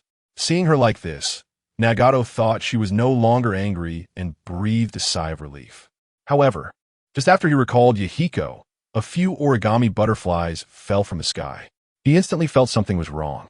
Just as he was about to dodge, A bright light flashed among the butterflies. Immediately afterward, a scorching wave of heat rushed toward him. Boom! A loud explosion sounded, and a mushroom cloud rose from the spot. Originally, Nagato's hair had been messed up by Go, but after the explosion, it stood up, and surprisingly didn't he look so bad. Seeing him like this, Xiaonan's face darkened considerably. The thing she hated the most was seeing others with thick hair on their heads. She immediately clenched her fists, her eyes filled with fury. Nagato, your hair is a bit annoying. She snorted coldly and rushed up quickly. Konoha Village. After Tsunade returned, she gathered all the genin who participated in the exam. You must have heard that soon there will be a joint exam among multiple countries. You must showcase the strength of Konoha Village. If anyone is eliminated during the exam, be prepared to return to the ninja school and relearn. Below, all the genin felt a tightness in their hearts. Everyone knew that most students in the ninja school were between 4 to 10 years old. Generally, they could become genin by the age of 12 or 13. Once sent back, it would be better if they were sent to higher grades. But if they were sent to lower grades and had to study with a bunch of 4 to 5-year-olds, it would be quite embarrassing. Especially those who prided themselves on soon becoming nin. If they were sent back to ninja school, it would be more merciful to kill them. Seeing their exchanged glances, Tsunade raised an eyebrow. You have the rest of the time to train on your own. If you have any problems, figure it out yourself. Yes. A chorus of murmurs arose below. In the past, they had only co-hosted the nin exam with Sunagakure. If the entire ninja world participated, they had never really tried it properly. Watching Tsunade turn to leave, there were waves of murmurs below. Hinata glanced at Niji, then thought about herself. During the first nin exam, she had encountered Niji. With Niji's current abilities, passing the nin exam was not difficult. But what about her? She didn't have any notable skills to speak of, even though she had won a taijutsu and an item at the scratch card shop. She had never used them herself, so she had no confidence in their specific effects. Moreover, she had long heard that the genin from the land of lightning and the land of water were generally stronger. If her hidden cards weren't strong enough, it would be embarrassing if she failed to pass the exam. As the direct descendant of a Hyuga clan, if she couldn't even pass the nin exam and was sent back to the ninja school, with her personality, she would probably never go out again. She wouldn't have the face to be a descendant of the clan. With this thought, she decided to go to the scratch card shop. If she could win 1 or 2 more magical items, it might ensure her steady passage through the nin exam. Without further thought, she headed straight for the scratch card shop. Sakura saw her leave in a hurry and smiled slightly. As they grew older, they all entered puberty. However, compared to Hinata, Sakura's development seemed to be stagnant. Aside from a slight increase in height, nothing else had changed. She vaguely remembered a time when the 4 girls among the 12 small strong went to take a bath together. Hinata had been squatting in the bath, with her hands resting on the water's surface, looking quite odd. At that time, she had even asked why she was doing that. And Hinata's answer had embarrassed all the girls present. Because if I don't hold on, I will float up, float up, float up. These 3 words have been imprinted deep in Sakura's soul. Looking at herself now, compared to Hinata, she was obviously much flatter. Out of jealousy, she often harbored a slight hostility towards Hinata, and now, seeing her start to feel anxious, her mood naturally improved a lot. Especially since she was currently holding an item worth 1,000,000 Ryo, which was many times better than the few thousand or 10,000 Ryo that ordinary people scratched up. She licked her lips and turned to walk away. Invincible scratch card. Ever since Tsunade attended the 5 Kage Summit and brought back the news, this place had been bustling with activity. Now, Woody had a son, and SHBU was still in confinement, so he naturally had no time to manage the store. He could only leave a box on the counter, turning the place into a self-service market. Now, everyone in Konoha Village knew of his extraordinary strength, and for a time, no one dared to cause trouble in the scratch card shop, allowing him to relax quite a bit. Turning his head to look at the beautiful weather outside, he glanced back at the baby in his arms and smiled softly, saying, "Since today, I ascend T2 busy. I might as well take the child to register for household registration. Such matters should be handled early, if delayed." And one day, SHBU asks about it and opposes him using the name Woody, wouldn't he that betray their ancestors? Moreover, there are certain differences between the world of Naruto and the real world. Once the household registration is done, changing names at will is prohibited unless there is a task assignment from the ninja village. Woody looked at the young people scratching cards inside the house and said softly, "You all keep scratching. However much you scratch, just put the Rio in the money box. I have some matters to attend to outside." The Genin nodded in response. He felt reassured and left. The household registration office in Konoha Village is located next to the Umbu in a small room. Inside sat an old man over 50, with a yellowed notebook spread out in front of him, recording all the births in Konoha Village's history. Woody placed the child down and said softly, "This child is named Woody. I am the child's father. Can we register for household registration?" The old man glanced at Woody and did not examine too closely before directly recording it in the notebook. Woody was taken aback. "Old man, is it really that simple to register for household registration?" Chapter 227, Wu-Ma's Settlement. What do you think? All right, let's go. With that, the slightly older ninja directly kicked Woody out. He snorted lightly. "So this thing is that simple? It's not at all as rigorous as my previous world. What if I mistakenly took the wrong child, or if it was abducted?" But these things no longer mattered to him. As long as he could confirm that Wu-Ma was his biological child, that was enough. As soon as he stepped out of the Shadow Department building, he saw a young ninja rushing over from a distance. He had some impression of this ninja. When he was leaving, this ninja was playing scratch card in the store. Seeing him panting, Woody sensed something was wrong and quietly asked, "What's going on?" The young ninja replied, "Boss, hurry back. Some ninjas from the Cloud Ninja Village are causing trouble." Causing trouble? He frowned. Those two words were the most amusing he'd heard since coming to the Naruto world. Back then, even someone as strong as Danzo was kicked out of his shop after causing trouble and suffered a big loss. And now it was just a few ninjas from the Cloud Ninja Village. He asked calmly, "Has the Konoha guard gone over?" The young ninja said, "They started causing trouble after the guard had left, and now no one knows where the guard is patrolling." Woody nodded and quickly headed back. There were just a few lower ninjas, so he wasn't overly worried. Even if they caused a ruckus, as long as he showed up, they wouldn't be able to stir up any trouble. He was just a bit concerned about SH Boo. After all, she had just given birth a few days ago and needed a rest. If those lower ninjas disturbed her, Woody could never forgive them. Half a minute later, he returned to the shop and saw Hinata standing in the middle of the street, surrounded by several lower ninjas from the Cloud Ninja Village. Outside that circle, it seemed some had already passed out. The person who had brought the Cloud Ninjas looked somewhat displeased. Their lower ninjas were known for being tough in the entire world. Why had they become so easy to defeat here? He had heard that Konoha scratch cards were quite magical. And this time, even the Raikage personally instructed him to bring people to Konoha to try their luck. It was also to lay the groundwork for the upcoming Chunin exams. Earlier, when he brought his people to the scratch card shop, he noticed the boss wasn't inside, which sparked the idea of robbing the scratch cards. His subordinates, seeing Konoha ninjas, were eager to test the waters. As a result, after just a few exchanges, 4 or 5 of his subordinates had already passed out. Meanwhile, on Konoha's side, there had only been one ninja fighting the entire time, Hinata Hyuga. He couldn't understand how a single Hinata could break his elite team apart. What about the other lower ninjas in Konoha? Had the overall strength of Konoha increased so much after getting scratch cards? Seeing Woody return, he snorted and called the lower ninjas back to him. Then he walked a few steps to Woody and asked softly, "You're the boss of the invincible scratch cards, right?"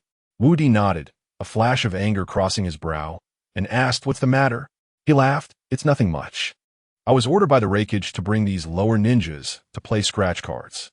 They might have caused a bit of a mess in your shop due to their youthful exuberance, so please don't take it to heart." This person spoke with a contemptuous smirk, looking as if he had no sense of guilt at all. Woody didn't mind and turned to look inside the shop. He saw the money box on the counter had fallen to the ground, with white bills scattered all over the floor, some even bearing footprints. The stack of scratch cards behind the counter was in disarray, with many scratch cards torn apart before they were even scratched. Woody chuckled softly. "It seems my place has been well visited by your people. I'm a straightforward person. I'll have the lower ninjas you brought help clean up, and then you'll compensate me for the torn scratch cards at 100-fold price, and I'll let you go." The man scratched his nose and sneered. "Boss, you really know how to joke. If we clean up, don't you have cleaning staff? Also, if we did ruin your scratch cards, compensating at the original price would suffice." Asking for 100-fold is a bit excessive, isn't it? You can't just take advantage of having so many customers in Konoha to set arbitrary prices here. Wu Di shot him a sidelong glance and snorted. What are you? This is my territory. Everything is determined by me. Just tell me straight. Are you going to pay or not? The man scratched his head, gazing into the distance, and arrogantly said, We won't pay. Not now or ever. We ninjas from a cloud village have our pride and will never yield to any threats. As soon as he finished speaking, the surrounding lower ninjas were stirred up, each clenching their fists and glaring angrily at Wu Di. Wu Di let out a breath. He really didn't know how to describe this mountain of goods. This was Konoha, on Konoha's turf, and yet they weren't being honest and were threatening the people of Konoha. Was he out his mind? After seeing the reaction of the lower ninjas behind him, he suddenly felt an infinite confidence swell within him, puffing out his chest and declaring, We people from the Cloud Village never bow to any evil forces, nor will we allow any evil forces to grow unchecked. If you're not afraid of provoking a war between the Cloud Village and Konoha, then we're not afraid either. Good, well said, what spirit? Wu Di clapped in approval. If he weren't carrying a child right now, he would have wanted to applaud this person immediately. Then he turned to the lower ninjas beside him and said, You should learn from the Cloud Ninjas. Look how upright and spirited they are, coming to another village and not holding back at all, instead gathering to cause trouble. They've truly disgraced the Cloud Village. The man gritted his teeth, a flash of anger in his eyes. Since that's the case, I want to teach you a lesson. Wu Di waved his hand. Don't talk about teaching. It sounds like you're insulting me. Teaching someone as brainless as you is inviting divine retribution. He said this while walking back into the shop. As he passed by the man's expression changed, and he suddenly made a hand sign. However, before he could complete the seal, Wu Di had already extended 2 fingers and pressed them against his arm. He instantly felt paralyzed all over. Chapter 228. The struggle with Karabi. He wanted to speak, but found that he couldn't make a sound. His entire body was immobilized, with not a single joint able to move. He was astonished, and countless possibilities flashed through his mind in an instant. You're not the first to come to my shop to cause trouble, to demonstrate fairness and justice. I will give you everything I should have given you. While speaking, he handed the Wu code to Hinata, instructing her to take the child to SH Bu. Coming back to his senses, he quickly formed hand seals. Would release. 1,000-year cutting technique. Puff. The man immediately felt an immense relief, even tears streaming down his face. The nearby lower ninjas couldn't bear to watch. A grown man, a dignified jonin from the Cloud Village, was actually attacked from behind. It was truly a great humiliation. A great humiliation. They all covered their eyes, unable to look. Wu Di snorted lightly. Now, does anyone still think I should hire a cleaner to tidy up? The lower ninjas fell silent. Since no one is speaking, hurry up and clean my shop. Remember, it has to be spotless. If I find it unsatisfactory, I will make things difficult for you. After all, I am older. But the one who came with you might just face a disaster. The lower ninjas shivered. They were still just lower ninjas, and if the leading jonin suffered a loss because of them, they would definitely not have a good time when they returned. As such, they had no more words, rushing into the small shop. Wu Di stood at the door, looking at the bound man and said, Just now, I took a look. You tore up 10 of my scratch cards, totaling 10 million. Given that there have been friendly exchanges between the Cloud Village and the Leaf Village, I'll round it down for you. Let us say 1 million. Adding the previous 100-fold compensation, that's 100 million. Once you can move again, I'll bring you paper and pen. You need to notify your rakeage to prepare 100 million for me immediately. Otherwise, your Cloud Village might miss the Chunin exams. The man was stunned, astonished. Everyone knows Rakeage's temperament.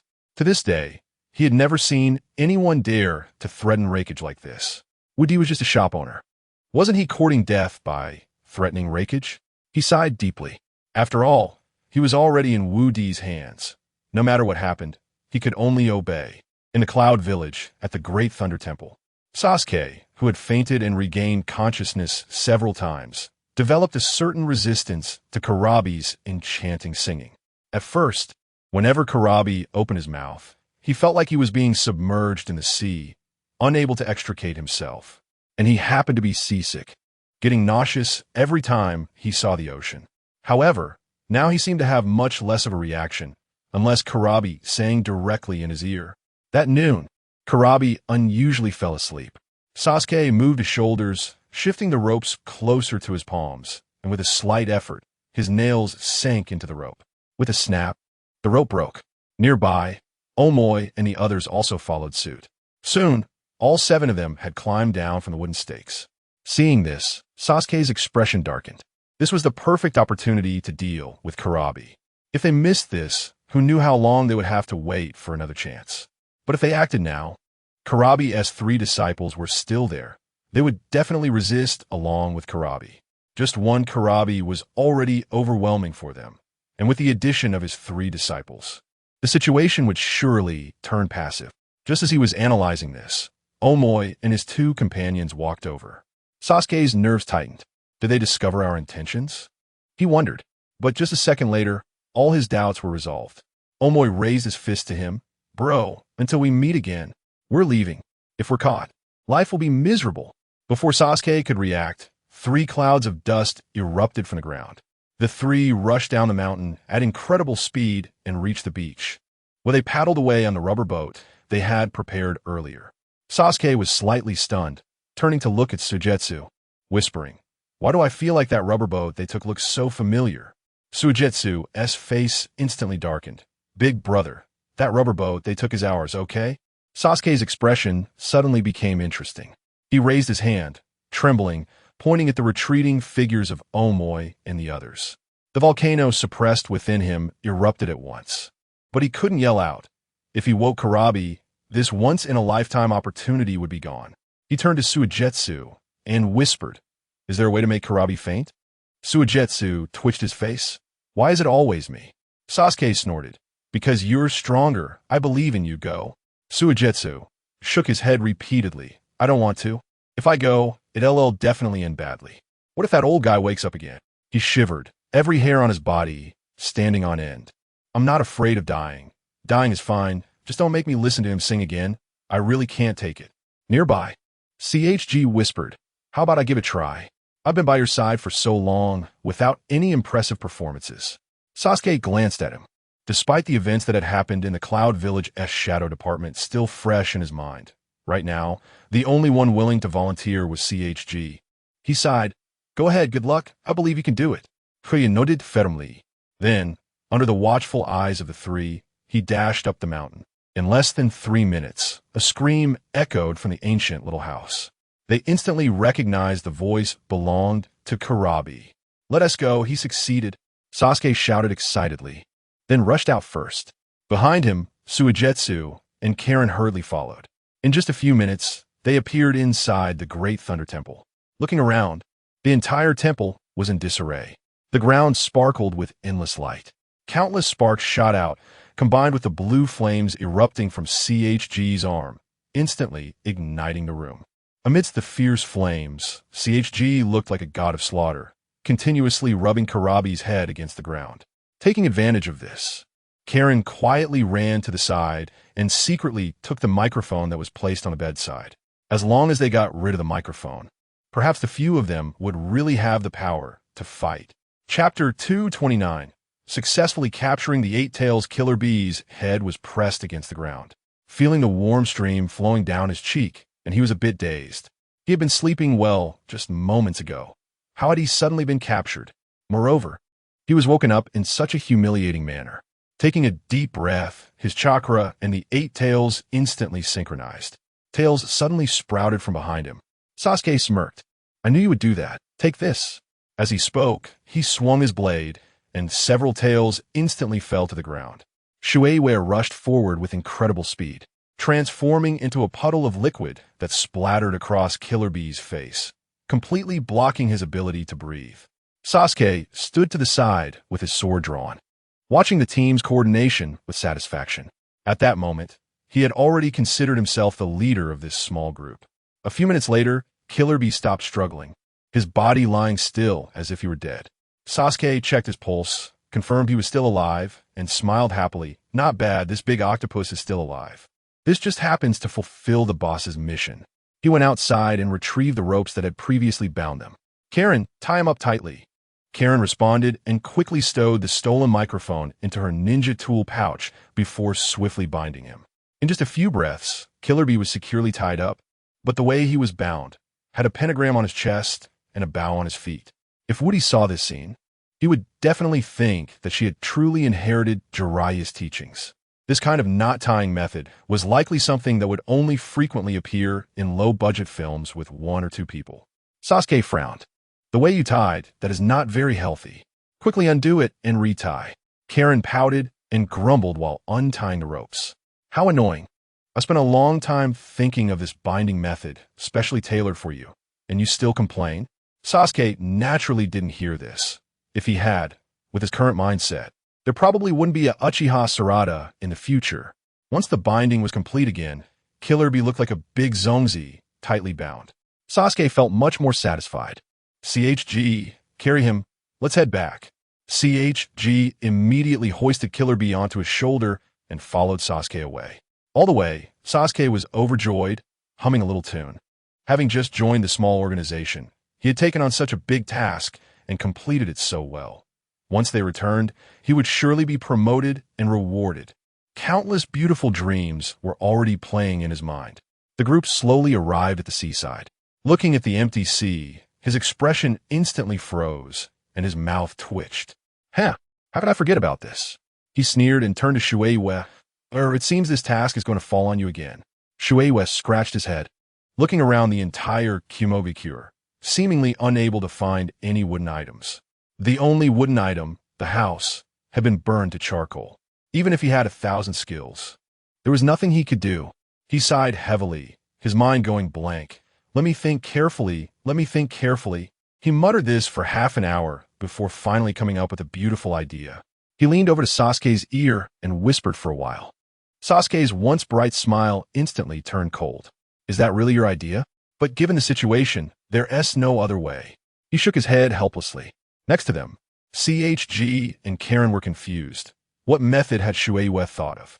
However, just by looking at Sasuke's expression, it was clear that it wasn't a good plan. 5 minutes later, on the calm sea, Sasuke's cheerful laughter could be heard. As the view zoomed in, it showed Karen and Sasuke in front and behind, with Killer Bee and CHG tied together as a makeshift boat. Poor CHG had already been ridden, and he had to transform into Sage mode, constantly spewing out blue flames. In Konoha Village, the unbeatable scratch-off tickets. The ninjas from Kumogakure had finished cleaning up the house. Woody looked at the spotless room, extremely satisfied, and happily sent the servants to the vehicle factory. At that moment, Hinata came out holding a child in one hand and supporting SHBU with the other. SHBU's complexion had improved greatly compared to a few days ago. Seeing her like this, Woody felt much more at ease. Why aren't you resting properly in the room? What if you hurt yourself running around? Woody gently reprimanded. SHBU smiled softly, glancing at the child in Hinata's arms, and said quietly, We've been together for a year now, and there are some things you still don't know. What things? Woody scratched his head, a bit confused. In his memory, it seemed there was nothing he didn't know. SHBU pouted and huffed. Let me ask you, do you know what day my birthday is? Woody was instantly taken aback. With a hint of guilt, he smiled. I seem to not know, but I promise to find out your birthday in the shortest time possible. Hearing him say this, SHBU couldn't help but laugh. What is the shortest time? Woody became serious. Of course, it's you telling me directly. I guarantee I'll remember it immediately. Say softly. She was still in her confinement period, and her body was a bit weak, making it inconvenient to laugh out loud. Then she looked at Woody earnestly and said softly, So remember, today is my birthday, and from now on, every year on this day, you have to celebrate my birthday well. Do you remember? Woody's eyes widened instantly. Reflecting on a year ago, it seemed she hadn't even come to scratch off the second ticket yet. But in just 1 year's time, they already had a child. The speed of this development would surely make their friends from the old world envious. With this thought in mind, Woody directly took $1 million scratch-off ticket, rubbed his hands together, and muttered, I must get a birthday gift. I must scratch off a decent birthday gift. Ancestors bless me. After praying, he scratched off the coating. In an instant, golden light flashed, and he quickened his pace. When the golden light dissipated, a pink box flew out from the ticket tied with a bow on top. Woody looked down and was instantly overjoyed. A birthday gift box. It contained a birthday cake and a set of fireworks. Chapter 230. Birthday gift. The item had no attributes. It was simply a set of birthday gifts. Woody burst into laughter. He never expected that his wish would actually come true. He didn't know what kind of attributes this scratch card had or what kind of calculation method it used, why he could always scratch off things he liked. Could this be the legendary protagonist, Halo? Perhaps. He let out a sigh of relief. Just then, the Jonin from Yunrin village released his immobilization state. He looked at Wu Di in fear, his eyes no longer holding the initial mockery. Let me go, and I promise I won't cause trouble again. The reason for his drastic change was actually another one. Now, he was the only one here. The subordinates he brought along had been sent to the car factory. No one could see him begging for mercy. Wu Di was simply terrifying. Just 2 casual moves could control him completely. Thankfully, he hadn't killed him. If he had the intent to kill, he didn't know how many times he would have died in that short period. Woody chuckled. You don't need to beg for mercy. It's just that you can regain your freedom now. In a bit, write a letter to the Raikage for me and tell him exactly what I said. Just say that someone from Yunrin village caused trouble, destroyed my shop, and now I demand 100 million Rio. Otherwise, these people will have to permanently reside in Konoha. The man looked troubled and pleaded in a low voice. Can we change the terms? That's 100 million. He was genuinely scared. He knew the Raikage's temper. If he found out that it was him who instigated the trouble, he would surely be punished severely upon his return. Moreover, he really didn't dare to gamble. If the Raikage abandoned them all for that 100 million, it would be quite embarrassing.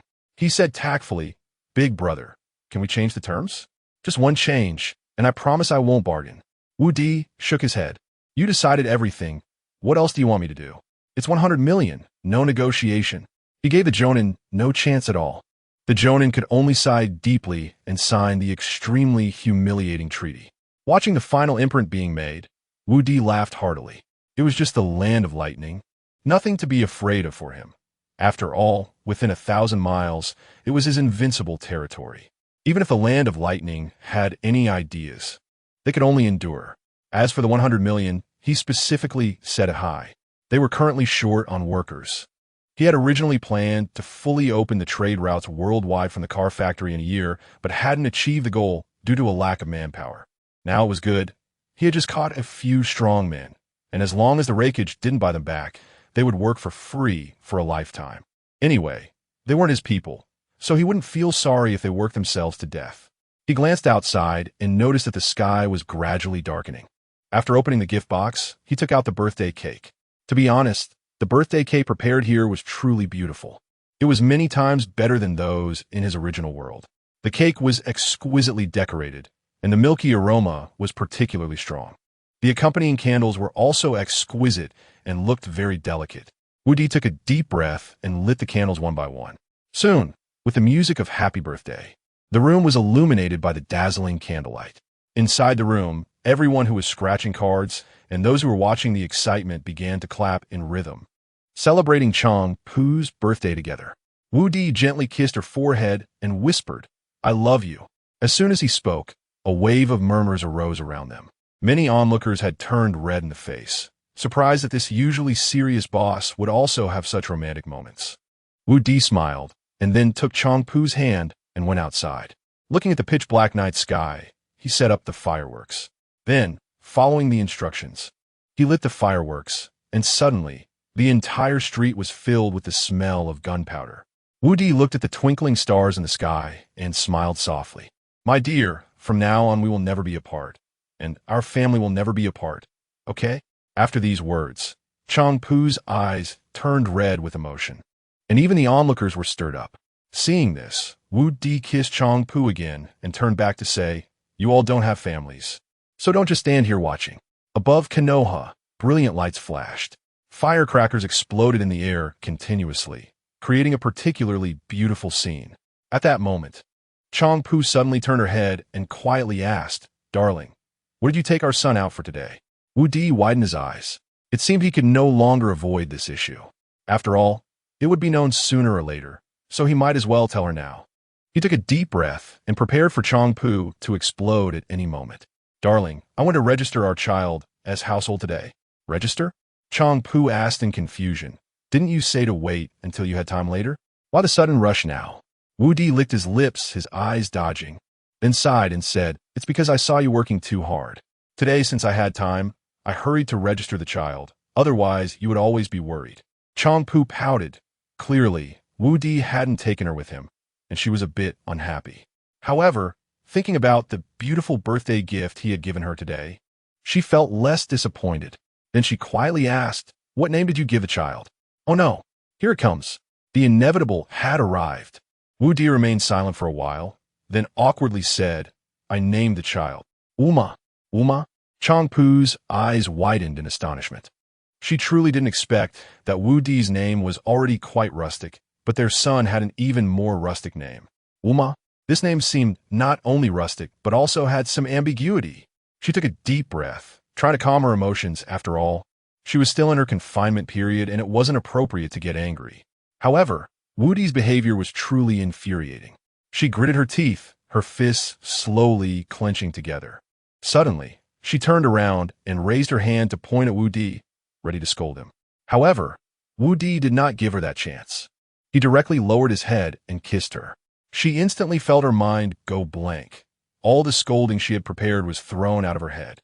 Amidst the colorful glow in the sky, the street echoed with the sounds of true dog food. Chapter 231. The Attack on Miyaboku Mountain. Miyaboku Mountain. Naruto has been practicing Sage Mode for some time now. He can now fully use Sage Mode, and unlike before, he doesn't turn into a toad every time he uses it. One noon, he returned from his training spot and, thinking he had nothing else to do, headed straight to the Great Toad Bathhouse. It had been a whole month since he arrived at Miyaboku Mountain, and he hadn't taken a proper bath the entire time. As soon as he entered the bath, he spotted a huge figure leaning against the low wall outside the pool. The skin, red with a hint of purple, was glistening with beads of sweat. Hey, isn't that boss Toad? Naruto exclaimed. Upon hearing his voice, Fukasaku tensed up. To be honest, ever since he met Naruto, there had always been a strange sense of danger lurking in his heart. He had never felt this tense even when battling the Nine Tails. He asked in a low voice, What are you doing here? Naruto waved his hand dismissively. I just came to take a bath. Is there any need for you to be this scared? That's a bit of an overreaction. Fukasaku quickly shook his head. I'm not overreacting. You're just too strange, so let us do this. You wash here, and I'll leave. Saying this, he hurriedly exited the pool and walked away. Naruto shrugged and quickly stripped off his clothes, jumping straight into the water. However, once he submerged, he realized something was off. The usual pool was only about half a meter deep, but this one seemed to give him no sense of standing on the bottom. In the blink of an eye, he was thrown into the pool. He struggled continuously, and upon feeling the scorching hot water, he was instantly alarmed. He quickly floated to the surface, shouting toward the outside, Boss Toad, you didn't mention the water was this deep. And are you toads really that resistant to heat? This water is way too hot. By this time, Boss Toad had already run far away, and upon hearing Naruto's shouts from behind the courtyard, he said softly, You'll get used to it. I'll take my leave now. Immediately following, there was a series of thunderous booms. Naruto quickly shook off the water and charged out after Fukasaku. I'll make you pay for running. He slightly closed his eyes, and his eye sockets quickly turned orange.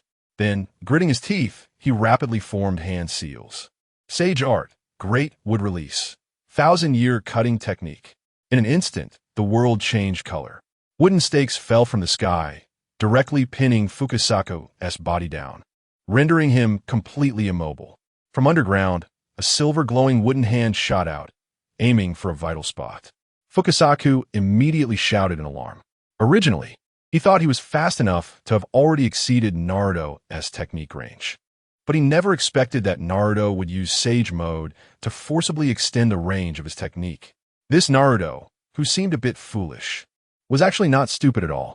You little brat, let me go. I never thought you wouldn't know how deep this pool is. If I had known, I would have told you before you jumped in. Naruto snorted coldly and quickened his pace. Do you think I would believe you? You lying toad. Are you ready to face the consequences? He sneered, then raised his hands above his head, pulling out something very familiar from his waist pouch. No matter what you say, it won't change the fact that I got burned. so get ready to face the consequences. He then opened the bag of the yo-yo, slowly raised 2 fingers, and pointed them at Fukasaku's head. Fukasaku's body was instantly immobilized, unable to move.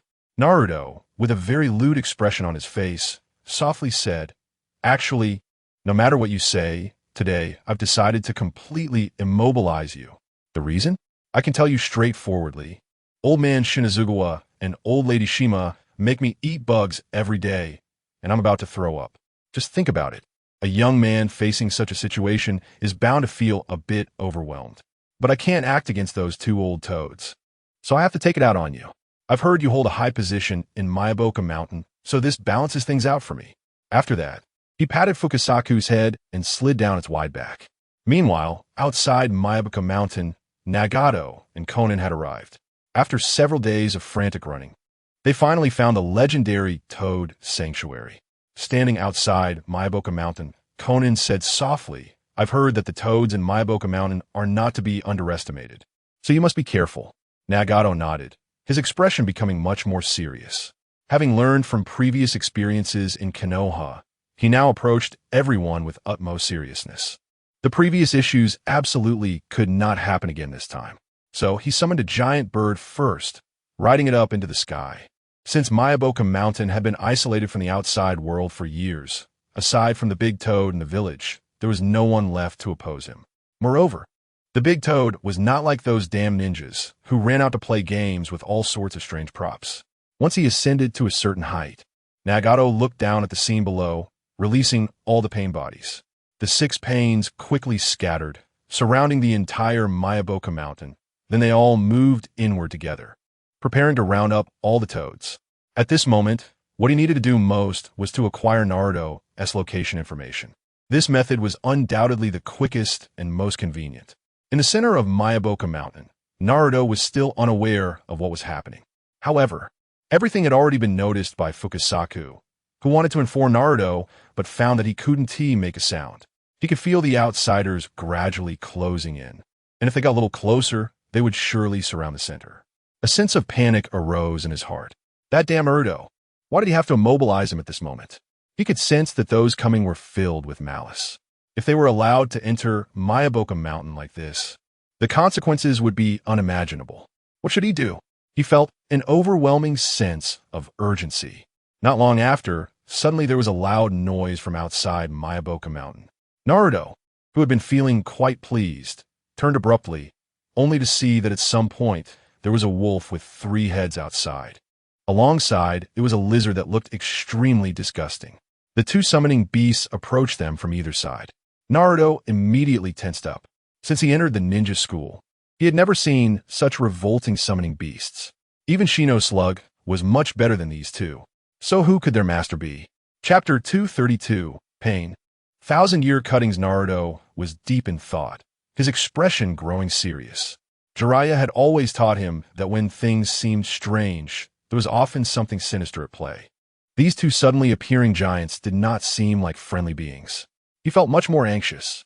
After a deep breath, he thought, no matter what these 2 were up to, even if they were just here from Myaboka Mountain, he would never stand idly by. After all, the sages of Myaboka Mountain had personally taught him how to use sage techniques. He clenched his fists. Just then, Jiraiya emerged from the nearby Toad Hospital, holding a blood bag and looking pale as he asked Naruto what's wrong. 3 black lines appeared on Naruto's face. What was wrong? Even if he told Jiraiya what was happening now, he probably wouldn't be able to help. Naruto raised his hand and pointed at the 3-headed dog and the giant lizard, saying, "Just take a look." Jiraiya slowly turned his head, and when he saw the 2 summoned beasts, his expression changed dramatically. How could it be them?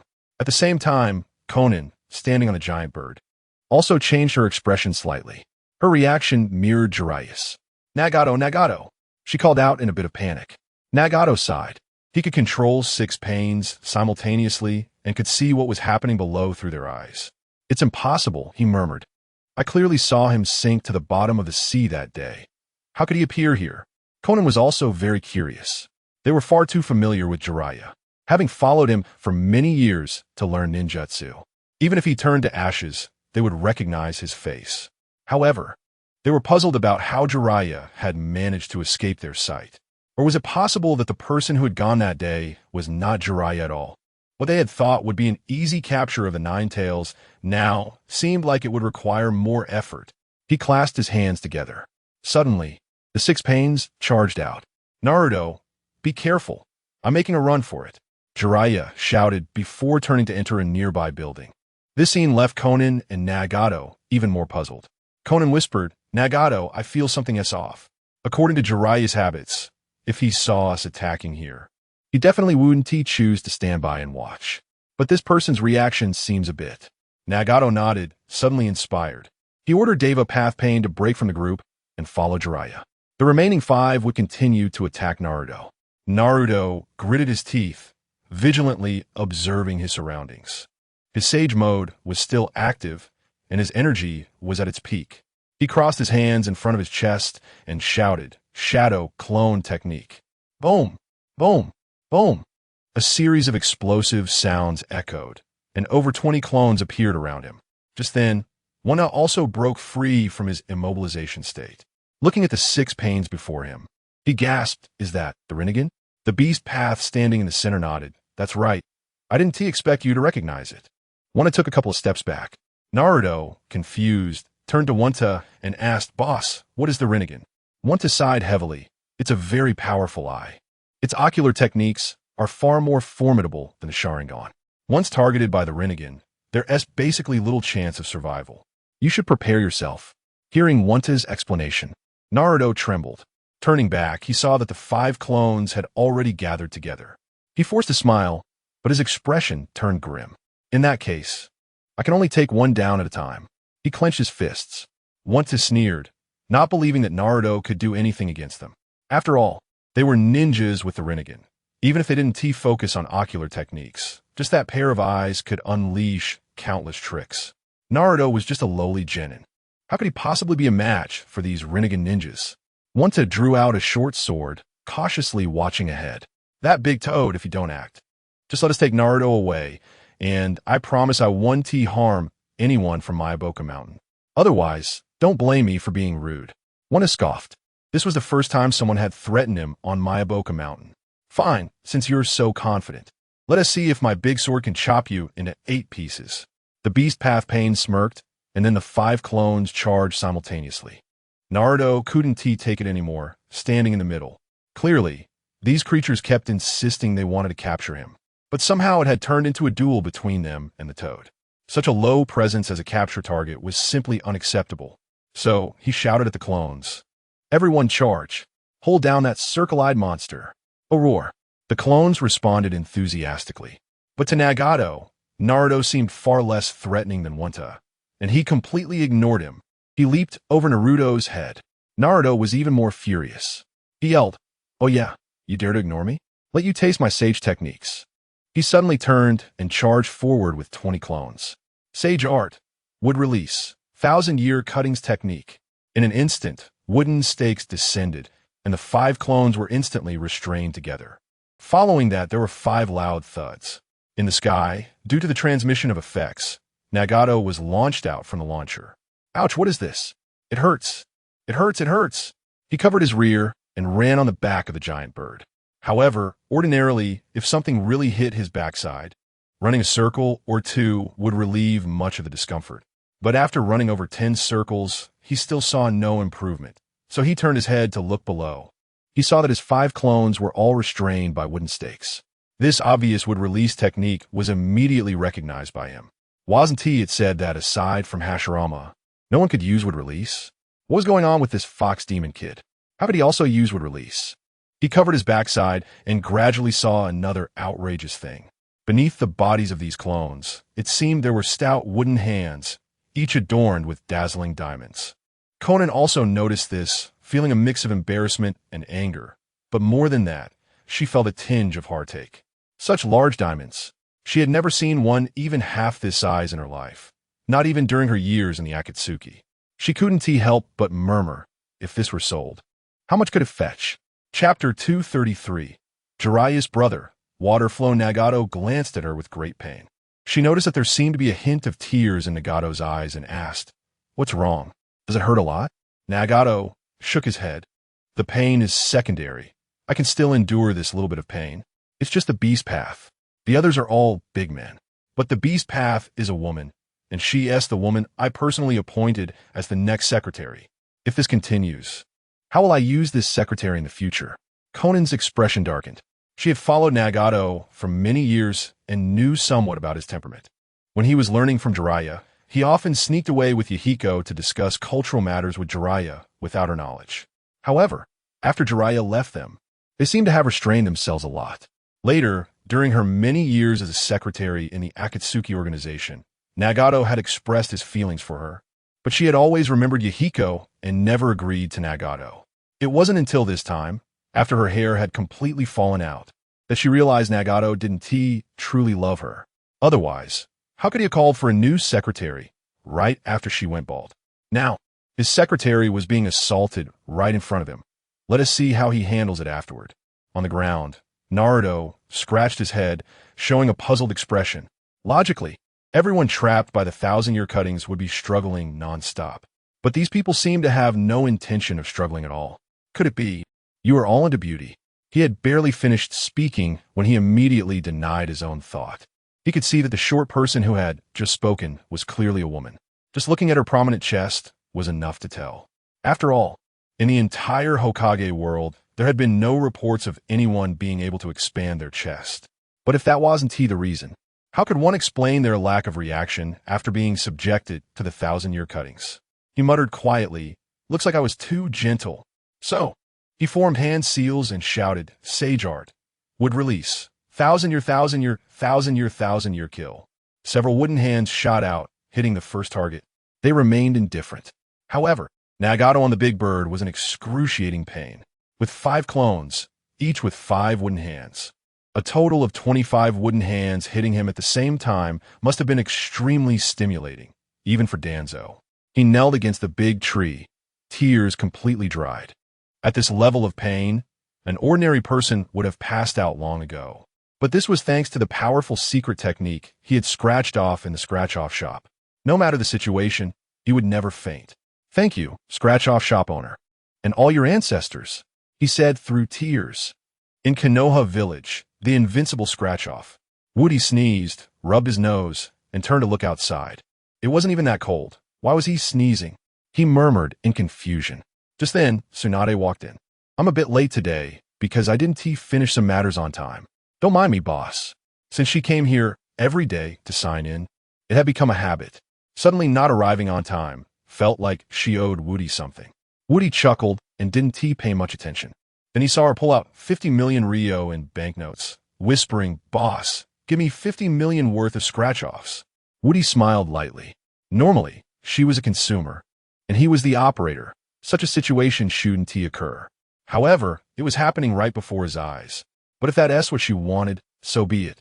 After all, scratching more or less didn't require her to spend her own money. Woody handed her 100 scratch-off tickets. While she was scratching, Woody quietly asked, "Why do I feel like the village has been exceptionally peaceful lately? It seems like it's been a long time since I've seen Danzo around." Tsunade sighed. "Yeah, don't think you're the only one confused. I'm just as puzzled. That old guy hasn't shown up since I discovered he had transplanted my grandfather's cells. I've gone to his office many times, but I haven't seen him at all. Could it be that he has a guilty conscience and committed suicide?" Woody shook his head. "Suicide? What could possibly make him commit suicide? With his thick skin, even throwing a big Ivan at him will be hard to break through. I think he might be in some trouble. For someone like him, making him commit suicide is harder than killing him." Tsunade clicked her tongue and nodded in agreement. However, turning back, she was also very puzzled about where that old dog Danzo had gone. The scene returned to Mayaboka Mountain. Devapath Pain had caught up with Jiraiya. Jiraiya had already have his own strength. Now, due to reading, his body was even weaker, and after running for a short while, he was caught. He was stopped by Devapath Pain, forcing a bitter smile. "What do you want?" As soon as he finished speaking, he saw Devapath Pain's face twisted in pain. He and Nagato were one body, and Nagato's suffering naturally affected him as well. "How did you survive?" Jiraiya rolled his eyes. In fact, he had already analyzed everything about pain when he was heading to the Rain Village, including the person controlling this body. Then he heard him whisper, "What do you mean survive? I never died, all right?" It's just that my older brother died some time ago, and only the high-ranking officials of Konoha and I know about it. How'd you find out? Pain's face twisted further as he continued to question. Who is your older brother? My older brother? You'd be scared to death if I told you. Jiraiya raised his thumb. He was known in the underworld as the mountain-crushing, earth-shaking, ghost-seeing, water-flowing, people-loving, flower-blooming toad sage, Jiraiya.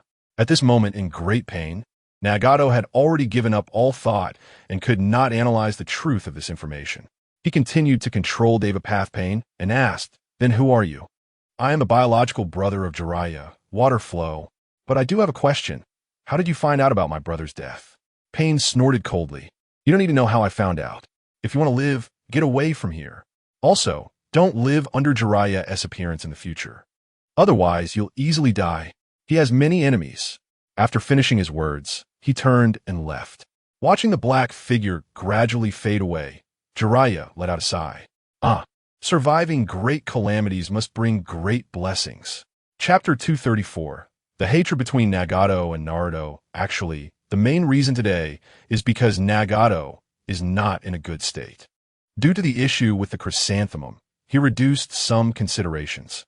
Otherwise, with such a crude excuse from Jiraiya, it would be hard to fool his discerning eyes. Who in the world doesn't he know that the only one who can summon the giant toad is the Sage of Toads, Jiraiya? Moreover, they had followed Jiraiya for so many years and had never heard of a brother named Jiraiya Water. It wasn't until Pain had walked quite far that Nagato seemed to react. Just as he was about to turn around to capture Jiraiya, he found that Jiraiya had already disappeared. He sighed, All right, I'll capture the Ninetales first, and after that, I'll look for you properly. As soon as he finished speaking, Pain flew towards Naruto and the others. After a few breaths, Pain had arrived in front of Naruto and his companions. Looking at the people pinned down in front of him, he immediately exploded in anger. Slowly raising his hand, he gathered chakra in his palm. Shinra Tensei, before he could finish, he felt something poke him in the lower back. At the same time, Naruto's shadow appeared behind several other pain bodies. Naruto raised 2 fingers and said softly, Sage Art, Aki Flower Pressure Point Technique. The effect of the pressure point technique was instantly transmitted to Nagato. Nagato, with his butt sticking up, remained motionless. The pains below, having lost the signal released by Nagato, all slumped down. Seeing this scene, Naruto was shocked. My god, the Aki Flower Pressure Point technique can actually kill people? This is too amazing. He quietly approached to test again, and sure enough, those who had been hit had already lost their breath.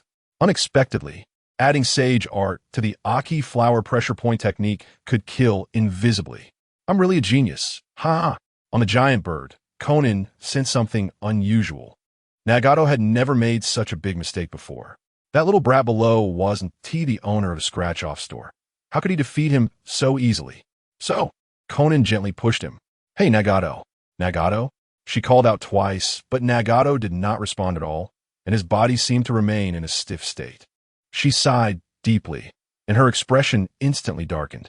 Ever since they went to Konoha last time, she had felt unprecedented humiliation.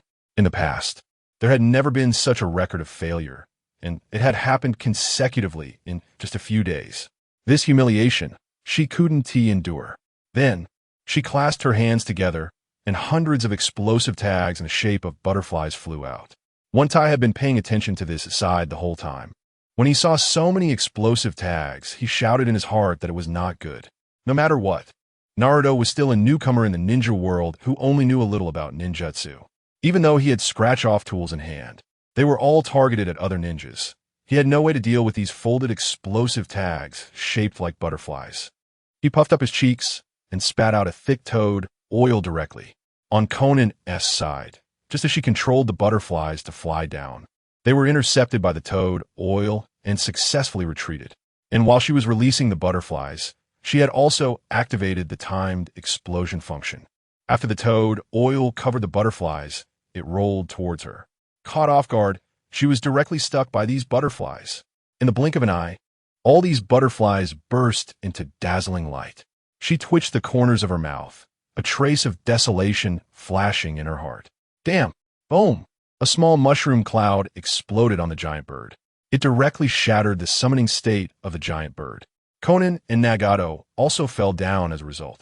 In midair, Konan flipped her body, wanting to release some ordinary folded paper butterflies again, but found that the butterflies she released were all covered in toad oil. Without flapping twice, they all fell to the ground. Next to her, Nagato was even more miserable. He was already in a fixed state, knowing that he was falling, yet there was no way to stop it. Moreover, when the giant bird disappeared just now, a slight tremor occurred, directly causing him to spin around. As the speed of his descent increased, his spinning speed also became much faster. He really wanted to quickly return to normal and use the power of Deva Path to slow down his fall. But all of this was obviously just wishful thinking. On the ground, Naruto frowned as he watched the scene in front of him. "Boss, what is that?" One Tai said softly.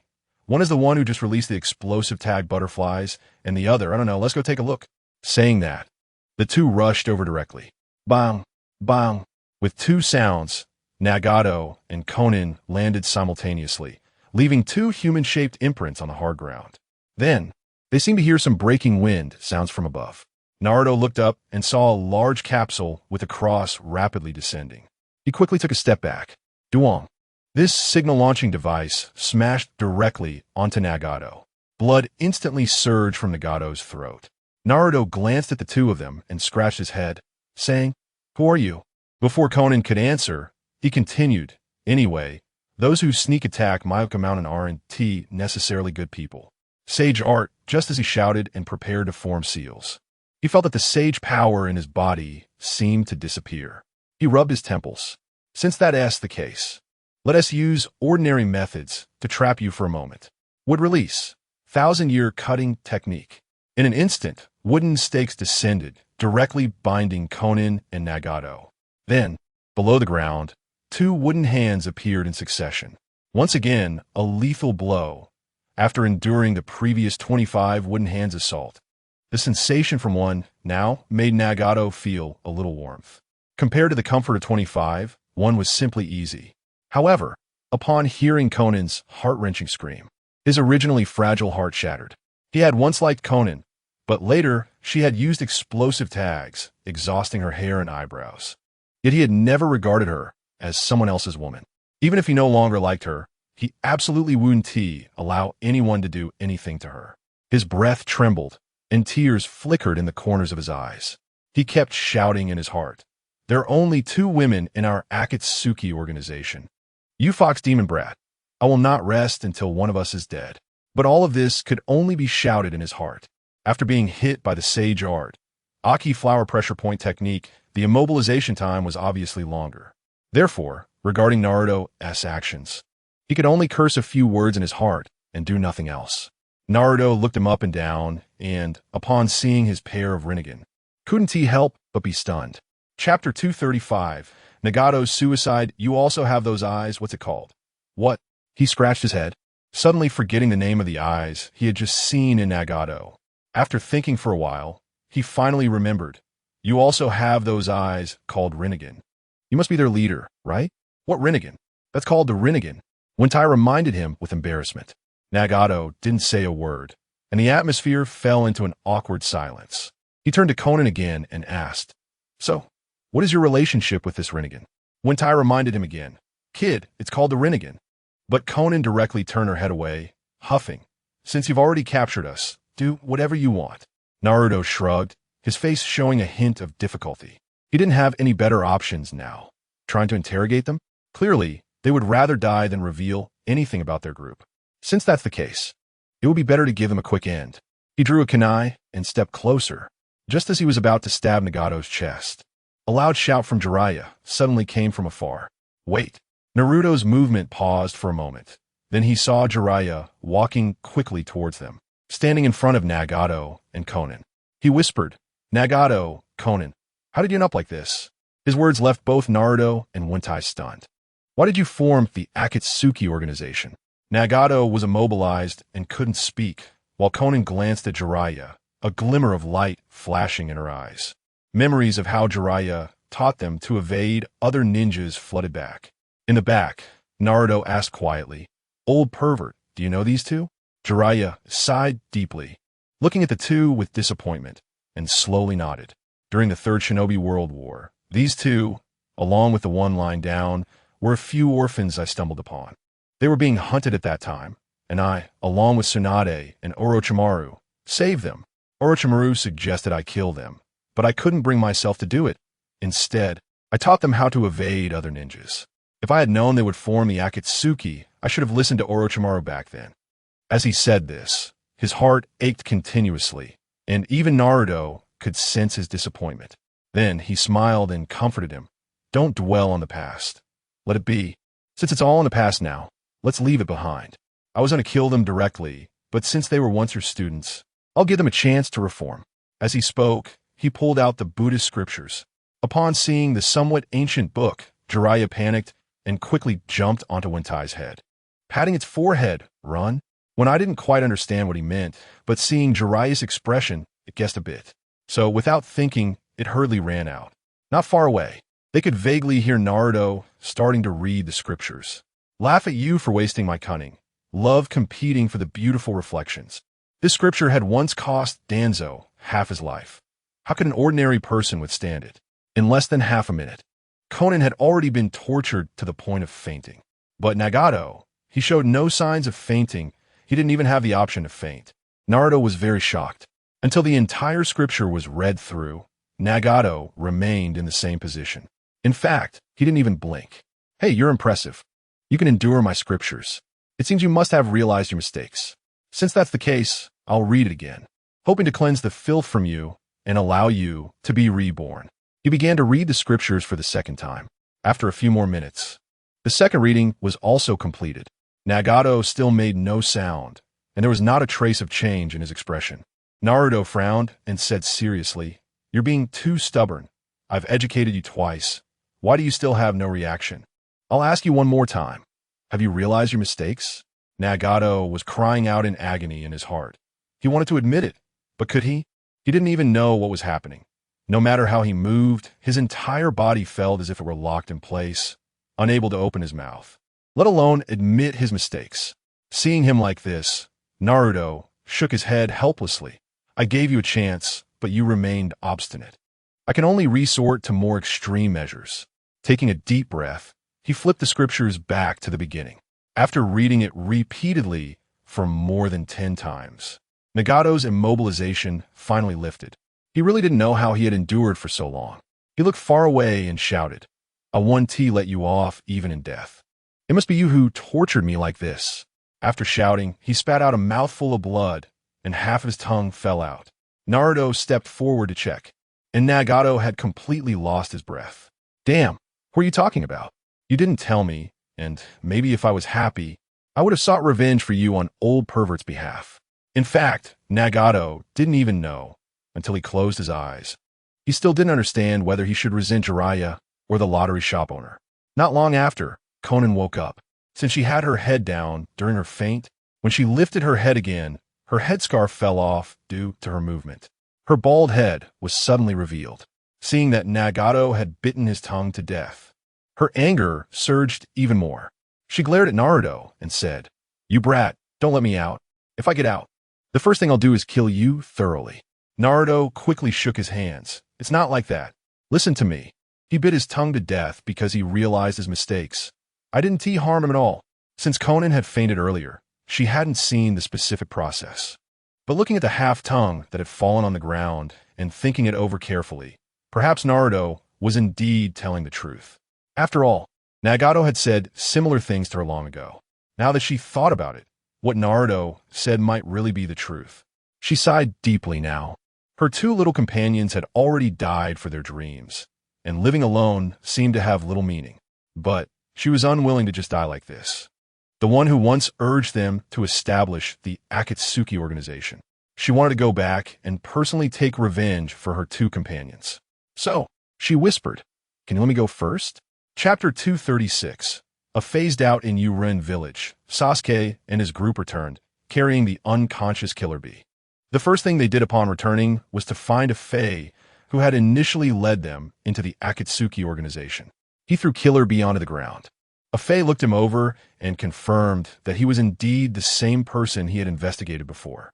However, he felt an inexplicable sense of unease, as if Sasuke and the others had been a bit too successful.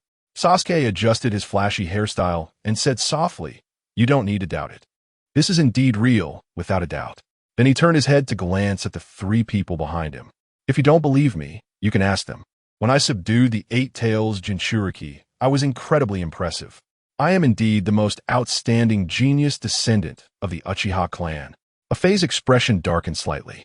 He was tired of hearing that line. However, for the sake of the upcoming plan, he had to endure it for now. He forced a smile and said, "All right, you really work hard.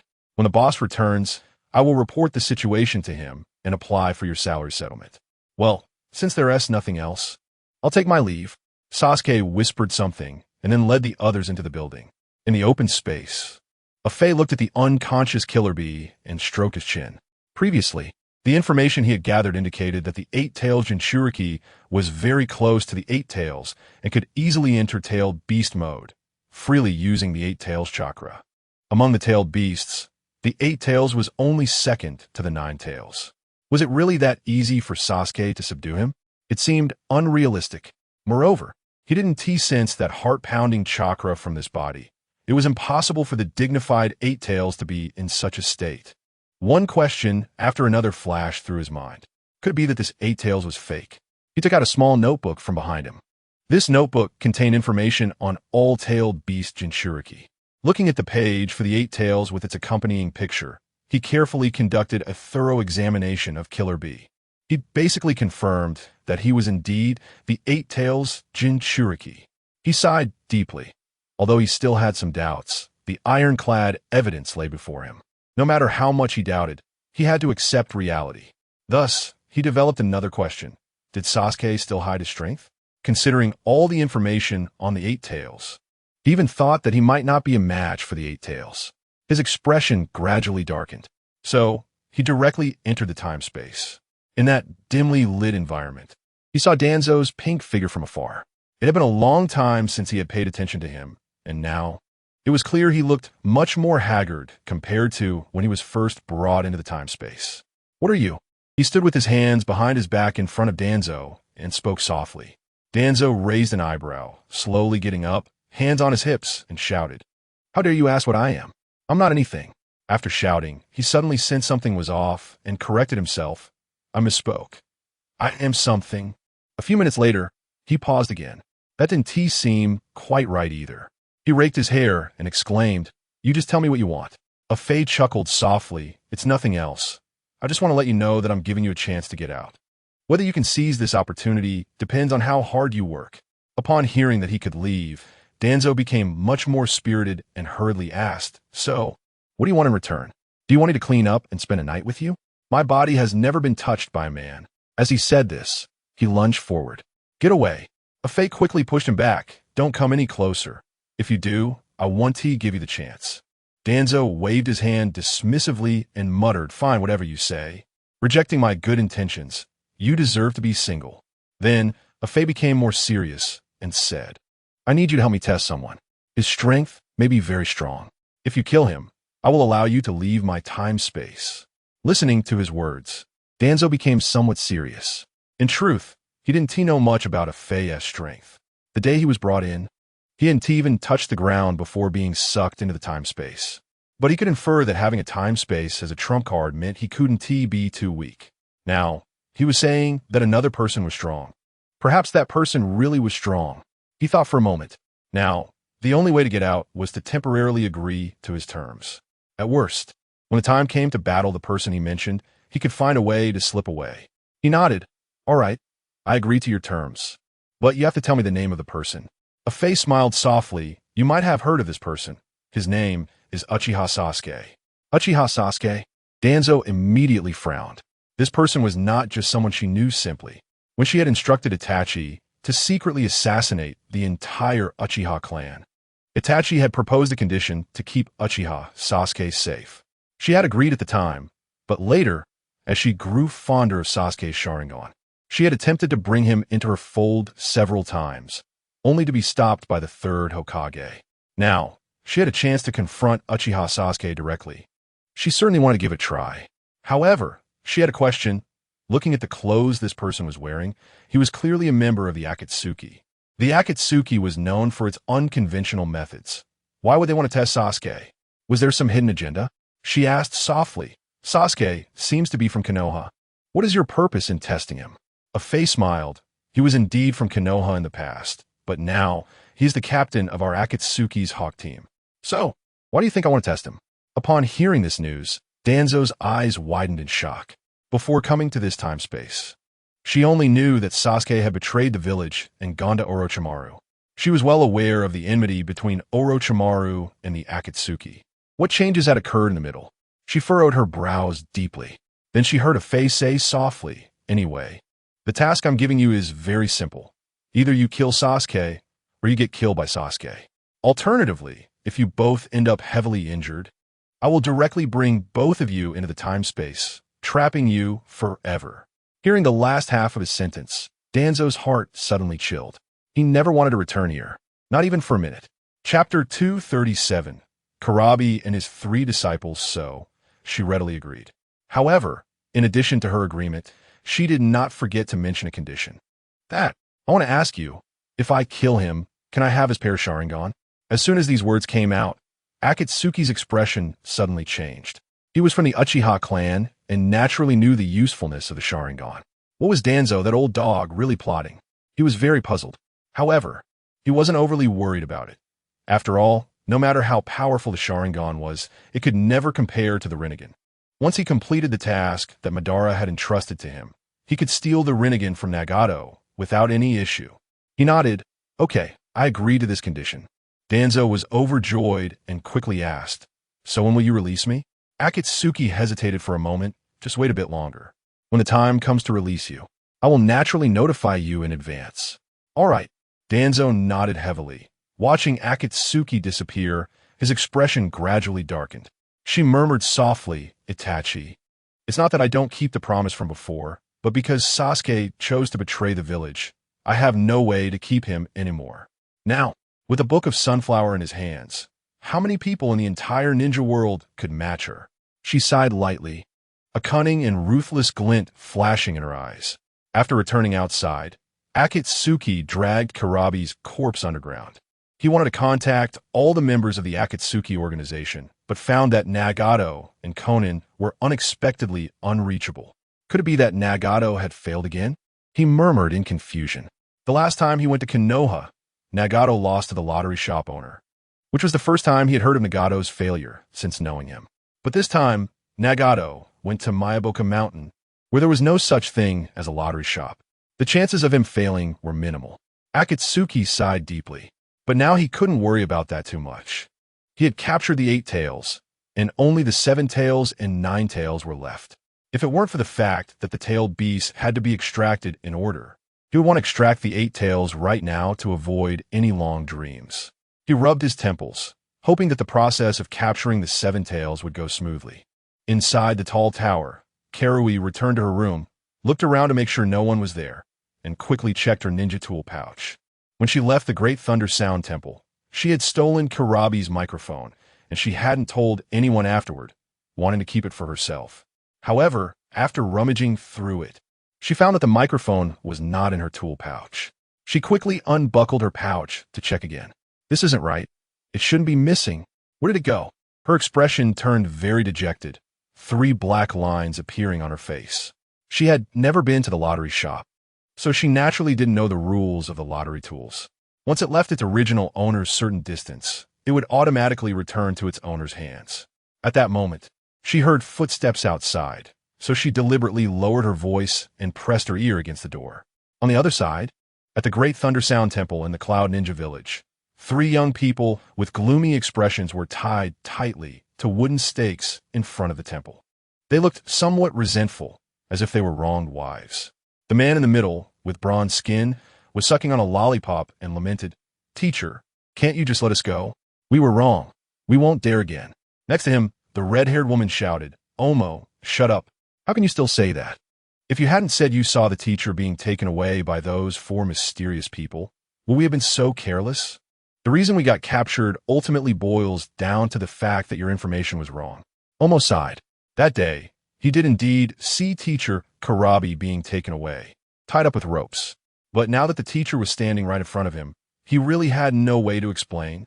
Could it be that for their sake, the teacher had the heart to deceive them in collusion with outsiders? Such a teacher was a bit too unreasonable.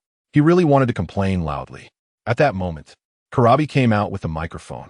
When he was first attacked by Sasuke and the others and had his tail cut off, his main body had already entered the tail. At that time, he saw the battle above was still fierce, so he just took a nap underwater. Who knew that he would sleep too long and end up sleeping for 3 days? When he finally woke up, he saw Sasuke and the others dragging his clone away. Not long after, the microphone inexplicably appeared in his hands. Then, he returned to the Cloud Ninja Village. Just after coming ashore, he saw a delighted Omo excitedly recounting the story of his capture. Seeing his 3 students so excited, he felt a bit pained. He had devoted his life to teaching them ninjutsu.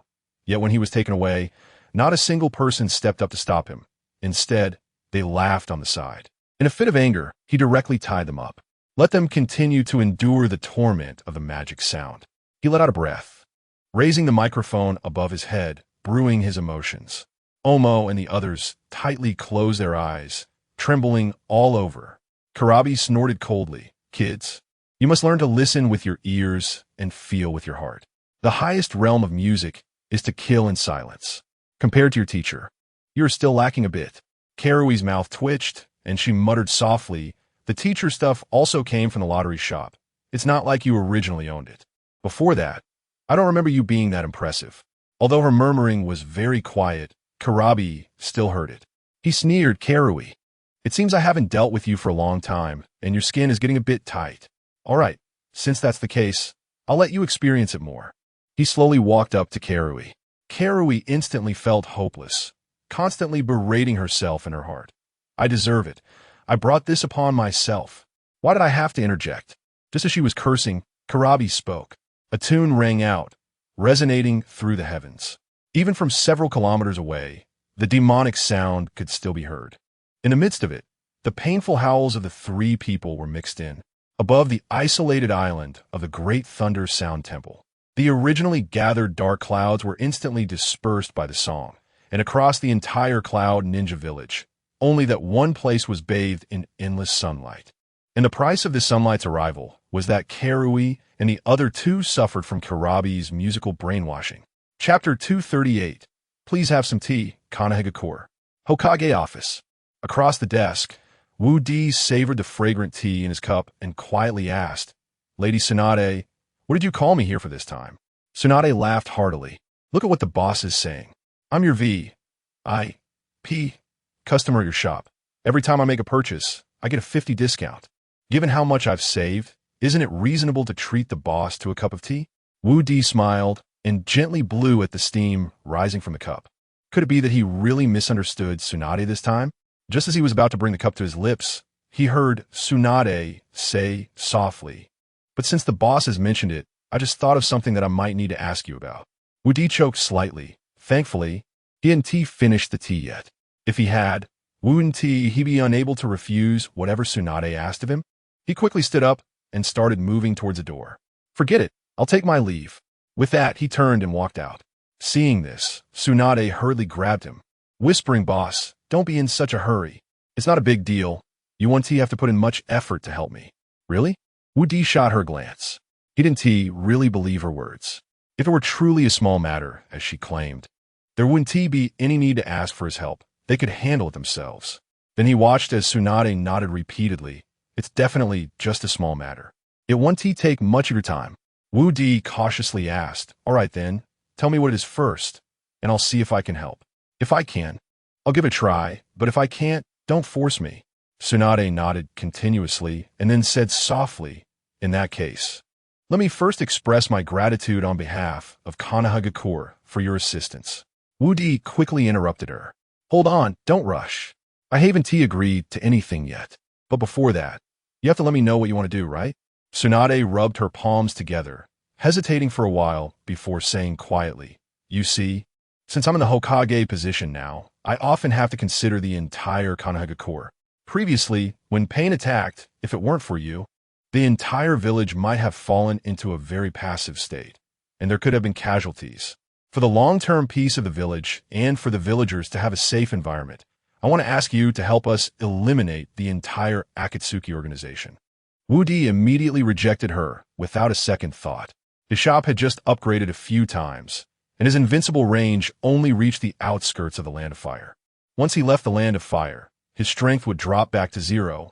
However, facing a quality client like Tsunade, he couldn't outright refuse her, as he didn't know what the conditions for future upgrades would be. After thinking it over, on one hand, he couldn't offend Tsunade, and on the other hand, he couldn't go out. After pondering for a while, a spark of inspiration flashed in his mind. Got it, he said with a smirk. I thought it was something serious. Isn't it just about wiping out the Akatsuki? In fact, I had already started planning for this before you even mentioned it. Tsunade's eyes suddenly lit up as she asked, "What have you arranged?" Wu Di shook his finger. "I can't tell you just yet. This plan requires absolute secrecy, so don't think you can get any useful information from me. Just wait until the day the Akatsuki is destroyed, and you'll understand my good intentions." Hearing him speak so cryptically, Tsunade scratched her head. "Can I even know this news?" Wu Di shook his head. "Absolutely not. If you trust me, just wait for the day the Akatsuki falls. If you don't believe me, then I can't help that." Seeing Wu Di's attitude, Tsunade chose not to press further and could only sigh in disappointment. However, she had come to trust Wu Di greatly since he helped Kanehagakure deal with Pain's troubles. The people of the village had all placed their trust in him. What she didn't know was that Wu Di hadn't taken any measures against the Akatsuki at all. The reason he said that was simply to buy time. After that, she arranged for Shizen to escort Wu Di out. As he walked down the street, Wu Di sighed deeply. The troubles he had brought upon himself would eventually have to be dealt with. Sooner or later, he would have to confront the Akatsuki. Rubbing the back of his head, he thought to himself, ever since he was a child, he had never liked violence, and now being asked to do such things made him instinctively repulsed. But what could he do? He walked back and forth on the street with a gloomy face. Suddenly, he thought of another method. To take down the Akatsuki, he could do it without using force. It was well known that the economic lifeline of the Akatsuki was in the hands of Kakuzu. As long as he found a way to turn his money into his own, wouldn't that work? An evil thought suddenly crossed his mind. It seemed that I really need to speed up the development of automobiles. Conveniently, I'm currently lacking partners, and once I team up with Kakuzu, my ability to make money will surely increase significantly. He clapped his hands. Haha, I'm really quite the talent. After he left, Tsunade rested her chin in her hand, sitting in her chair and shaking her head. "Shizen, how is the arrangement for the Chunin exams going?" Shizen took out a small notebook and read through the names on the list from top to bottom. She nodded slowly and then asked in surprise, "Did everyone on the list visit the scratch-off shop?" Shizen flipped through it again and replied seriously, "Everyone has been. Basically, each person has some scratch-off tickets. I've already recorded it all." Tsunade responded and then slowly stood up, walking to the window to overlook Kanehagakure. She whispered, "In that case, you can set off with these people, and don't forget to arrange for a few jonin to go along." "Yes," Shizen replied seriously and then continued to ask, "Lady Tsunade, I've already chosen, sending Might Guy and Kakashi Hitaki together. What do you think? Go ahead. Their strength is sufficient to protect the villagers. However, before they set off, don't forget to tell them one thing. All those who are eliminated will be allowed to return to the ninja school when they come back." Chapter 239. Danzo, Sasuke. Shizen curled her lips slightly. "Tsunade-sama, are you really going to do this?" Tsunade laughed and sighed, "Of course not. How could I break the rules of the village? Once you become a genin and have a certain amount of chakra in your body, the Ninja Academy will not accept you. As the Hokage, I should set an example in this matter. However, if I don't put some pressure on them, I'm afraid they will choose to back down when faced with difficulties. Tsunade-sama is really thinking long-term." Shizen smiled slightly and appropriately flattered her, making Tsunade very happy. "You should hurry. Don't come back too late." "Yes." Rain Village. Afei found Sasuke and brought him to the meeting room. The two looked outside the village. Watching the continuous light rain, Afei spoke softly. "Do you remember I told you about your brother's tragedy?" Sasuke glanced at him sideways. "What do you want to say?" "Just say it." Afei chuckled. "You don't need to be hostile towards me. I just want to tell you that there were two people responsible for your brother's tragedy at that time. One was the third Hokage, Hiruzen Sarutobi, and the other was Danzo from the root. Danzo? Sasuke frowned immediately. He actually didn't know this name at first. But ever since Danzo won the Book of the Sunflower and the Magic Fairy Stick in the scratch-off store, the name Danzo spread throughout Konoha.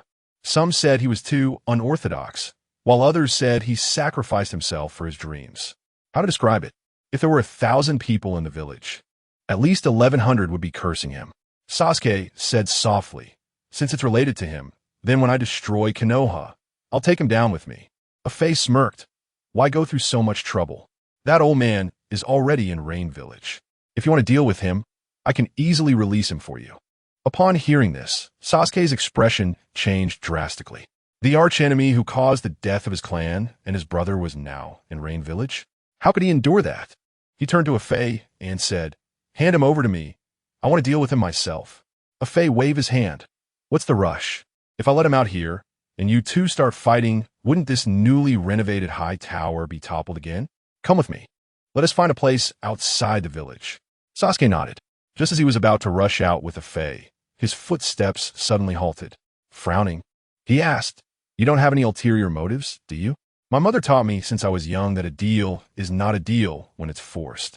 Offering unsolicited kindness is either a con or a thief." Seeing his nervousness, Afei waved his hand and chuckled. "Who says I'm doing this out of ulterior motives? You are now a member of the Akatsuki, and within our organization, we want to take care of the new young powers. Helping you with these things is merely to hope you can find a sense of belonging in the Akatsuki and then wholeheartedly follow the organization's steps." Afei spoke a lot of official jargon, leaving Sasuke dumbfounded. Sasuke felt an immense warmth and said with a smile, "I feel very warm right now. Don't worry, I will contribute well to the Akatsuki in the future. Can we go now?" Afei laughed, a glint of barely noticeable demonic light flashing in his eyes. This Sasuke.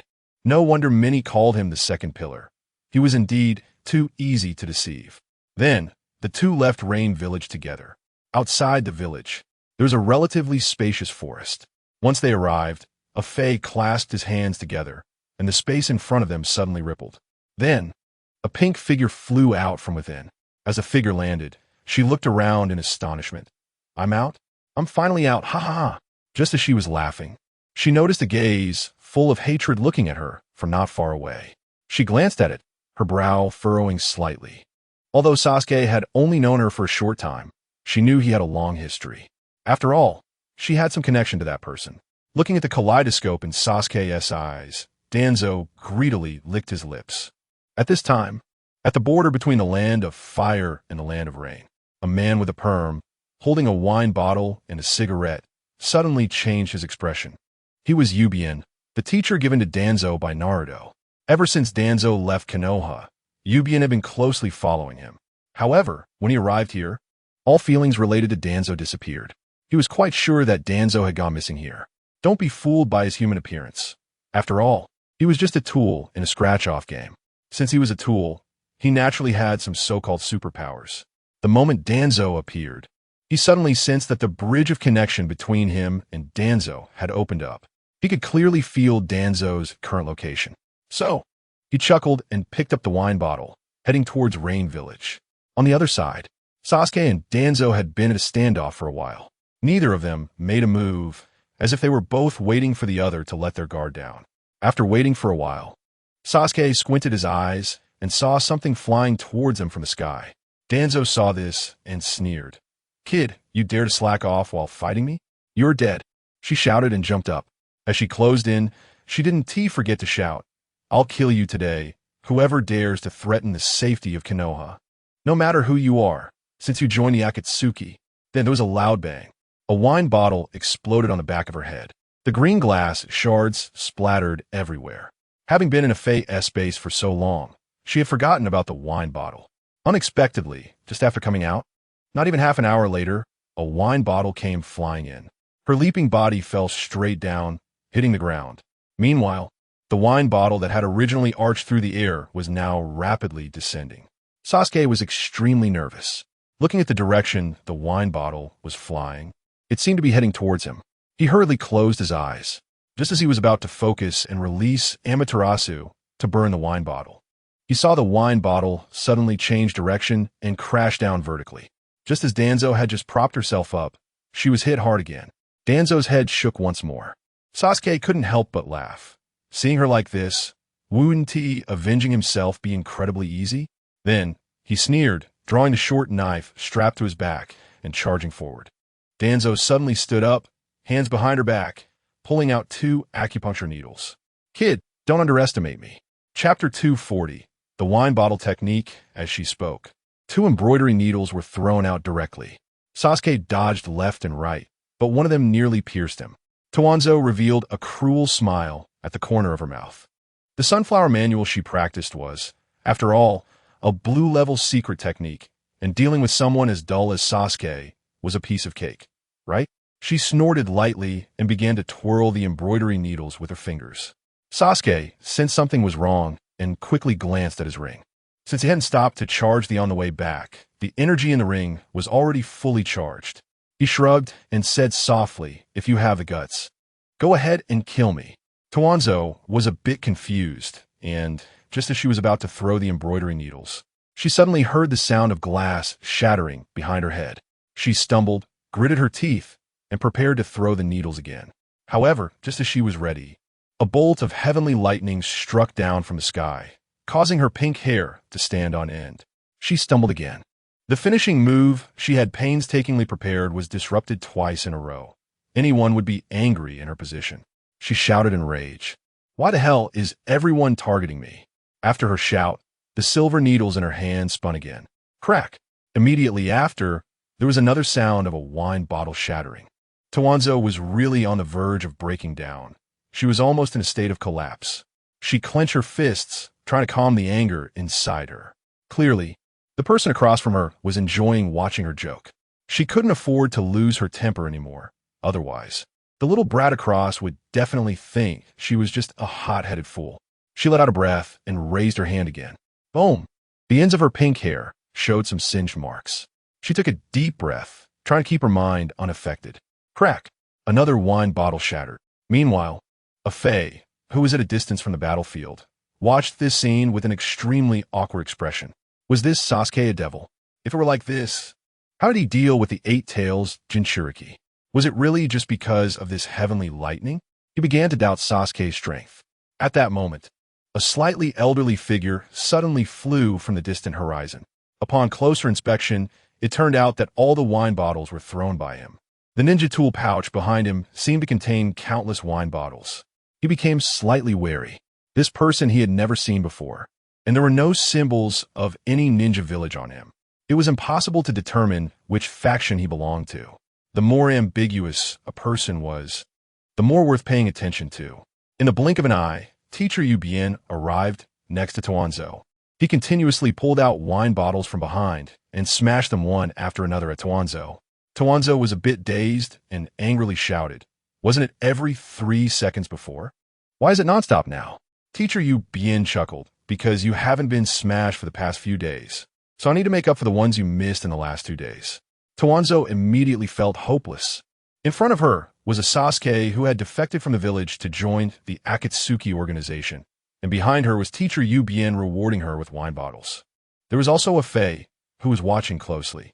Although a Fae claimed he wouldn't participate in this battle and that he could win Sasuke's Sharingan. Just based on his identity as a member of the Akatsuki organization, he should still be cautious. Tawanzo took a deep breath, and her gaze at Sasuke became much more serious. Little brat, di. She only said 5 words, and in this brief sentence, she was smashed by 3 wine bottles. On the other side, Sasuke seemed completely unconcerned, arrogantly picking his ears. She became serious and was about to charge forward. However, just as she lifted her leg, she felt some resistance under her feet. Looking down, she saw that the shards of the wine bottles had buried her knees. She pleaded with Teacher Yubien, "Can we negotiate? Can you let me off a bit? Even if you just give me an hour? I'll let you smash me for 3 extra hours later, okay?" Teacher Yubien chuckled and noticeably slowed his movements. Then, he made a serious face and said, "No way. Not only no, but I will also punish you even more for daring to try to make a deal with me. Have you thought about who I am?" After saying that, the speed of Teacher Yubien's movements increased even more. In just a blink, Tawanzo was buried with only her neck exposed. Tawanzo was furious, and all her anger erupted. As she roared, she released a large amount of chakra, trying to use this method to push back Ubien for a moment. However, no matter what, Ubien was a product of a scratch-off ticket. How could he let her succeed so easily? He quickly tossed the cigarette he was pinching with his left hand into his mouth and grabbed Tawanzo by the collar, shaking her back and forth. What are you shouting about? Keep shouting. Weren't you pretty fierce just now? While shaking her, the wine bottle in his hand kept smashing down on Tawanzo's head.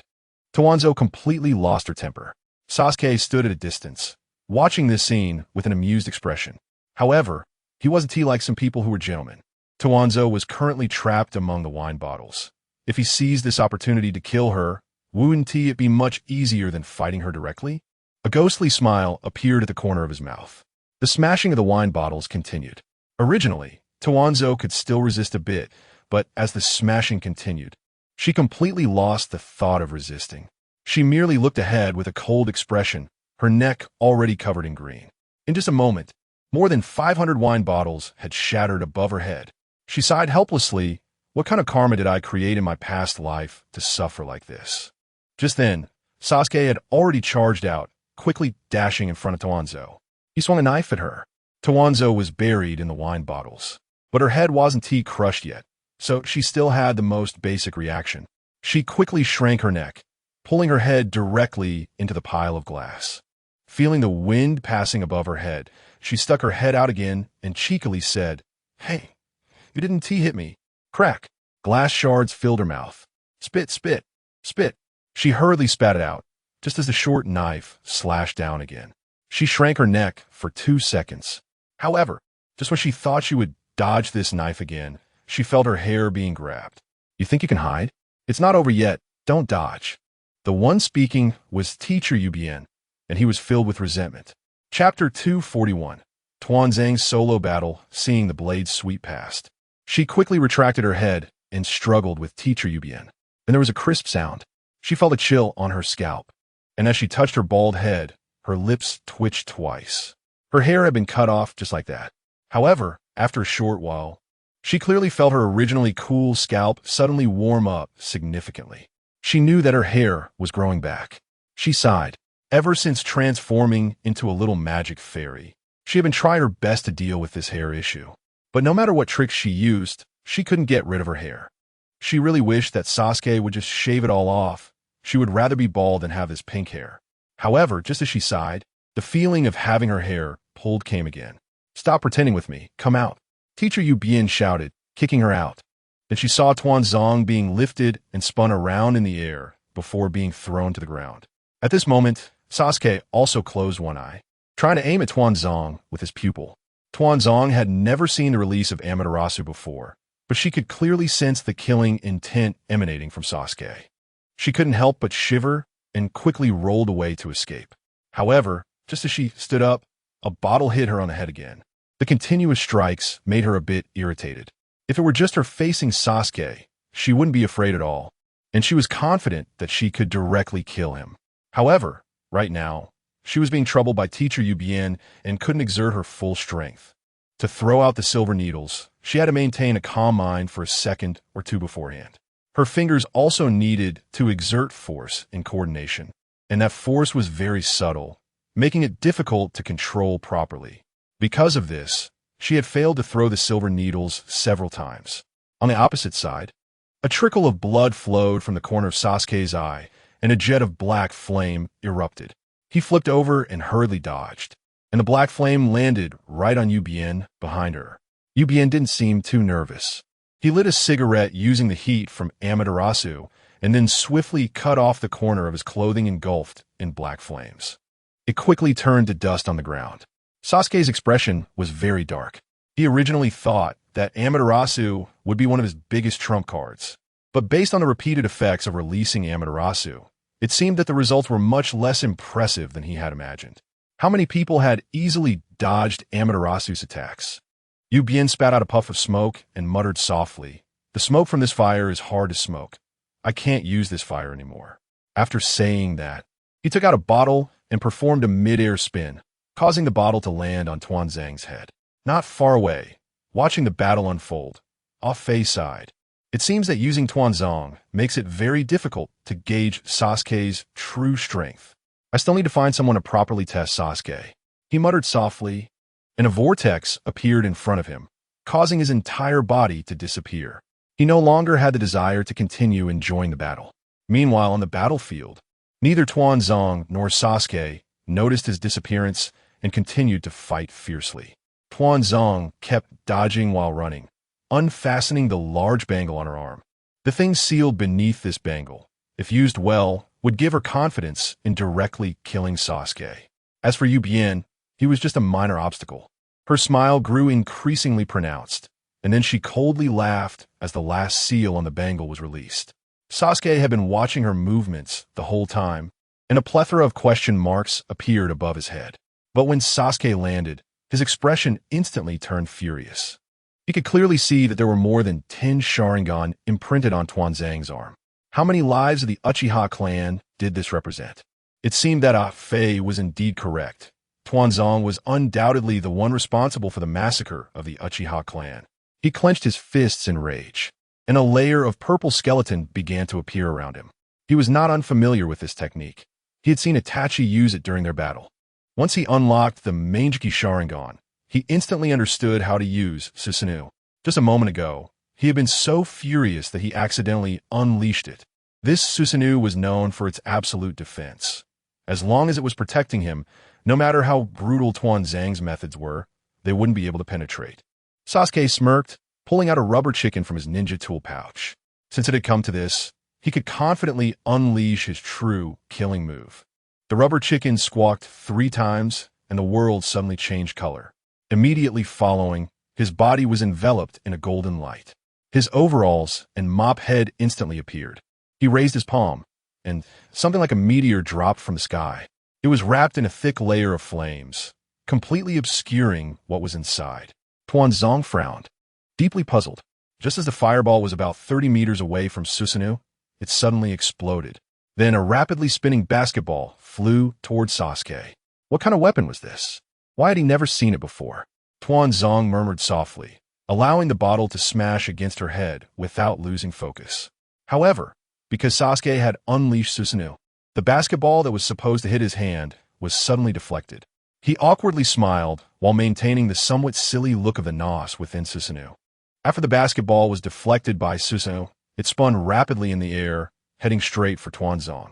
Tuanzang blinked twice, turning to the right to dodge. However, her movement was completely captured by teacher Yu Bian, who immediately launched a bottle attack back at her. Just then, the rapidly spinning basketball was already in front of her. Looking back, she realized it was too late to dodge. Bang! The basketball hit her squarely in the face, and there was a crisp sound. Tears immediately filled her eyes, and her entire nose felt like it was going to collapse. Then, a rush of heat erupted from her nose.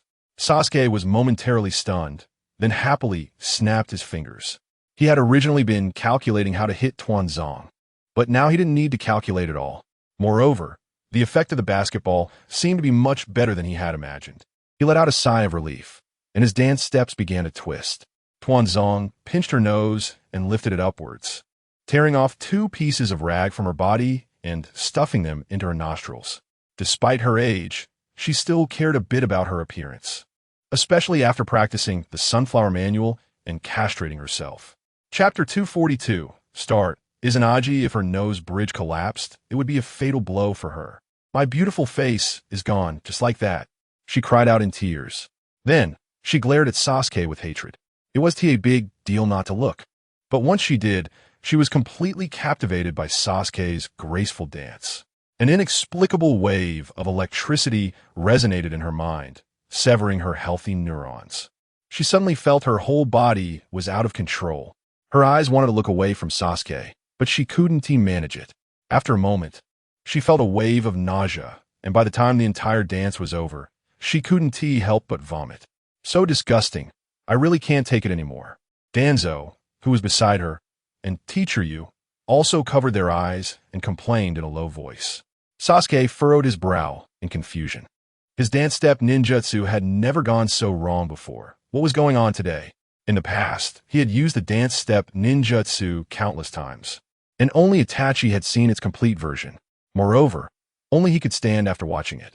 But each time he watched, his body would enter an abnormal state, looking quite uncomfortable, and even his combat power would be greatly reduced. As for Danzo, it seemed she only vomited a couple of times and then had no further abnormalities. Could it be that my dance step ninjutsu has lost its effect? Or is it that the Susanoo is reducing the damage of the dance step ninjutsu? He murmured to himself, gripping the rubber chicken tightly 3 times. With the chickens wailing, a flaming basketball fell from the sky again. Seeing this scene, Danzo snorted coldly. How could the same attack hit twice in a row? This time, let us see how I dodge it. She twisted her neck. Sasuke, standing inside Susanoo, had his hands ready to catch the basketball in the same position as before. He thought that if it was like this, the basketball should bounce off the original path when it fell. So he shouted, "Old dog Danzo, dare you not move?" "Not move?" Danzo snorted. "Standing still is for turtles." Saying that, she turned to run. Although she encountered teacher use obstruction while running, she gritted her teeth and endured it, thinking that as long as she ran away, the basketball wouldn't be able to do anything to her. Inside Susanoo, Sasuke sighed. It seemed this basketball attack was going to miss. Just as he was thinking this, a very small winged insect flew past him, perfectly timed as he inhaled and was sucked into his nostrils. In an instant, Sasuke's nose began to twitch, and his nasal cavity was unbearably itchy. He couldn't help but sneeze. At that moment, the basketball also fell, because he bent down slightly inside Susanoo. The outer layer of Susanoo also bent down. Before the ball could bounce off Susanoo, it was knocked away first. Not far away, hearing the sound of the basketball hitting, Danzo slowly stopped.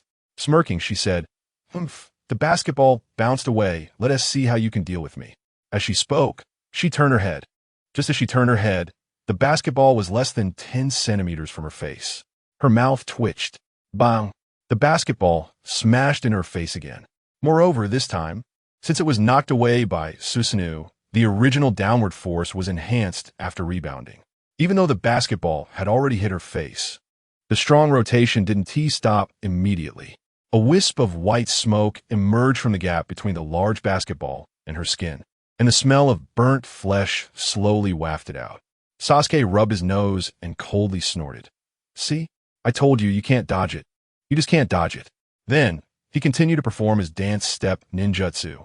Opposite him, Danzo touched her cheeks and couldn't help but gasp. She could feel that her cheekbones had completely deformed, and the muscles on her face had all shifted to one side.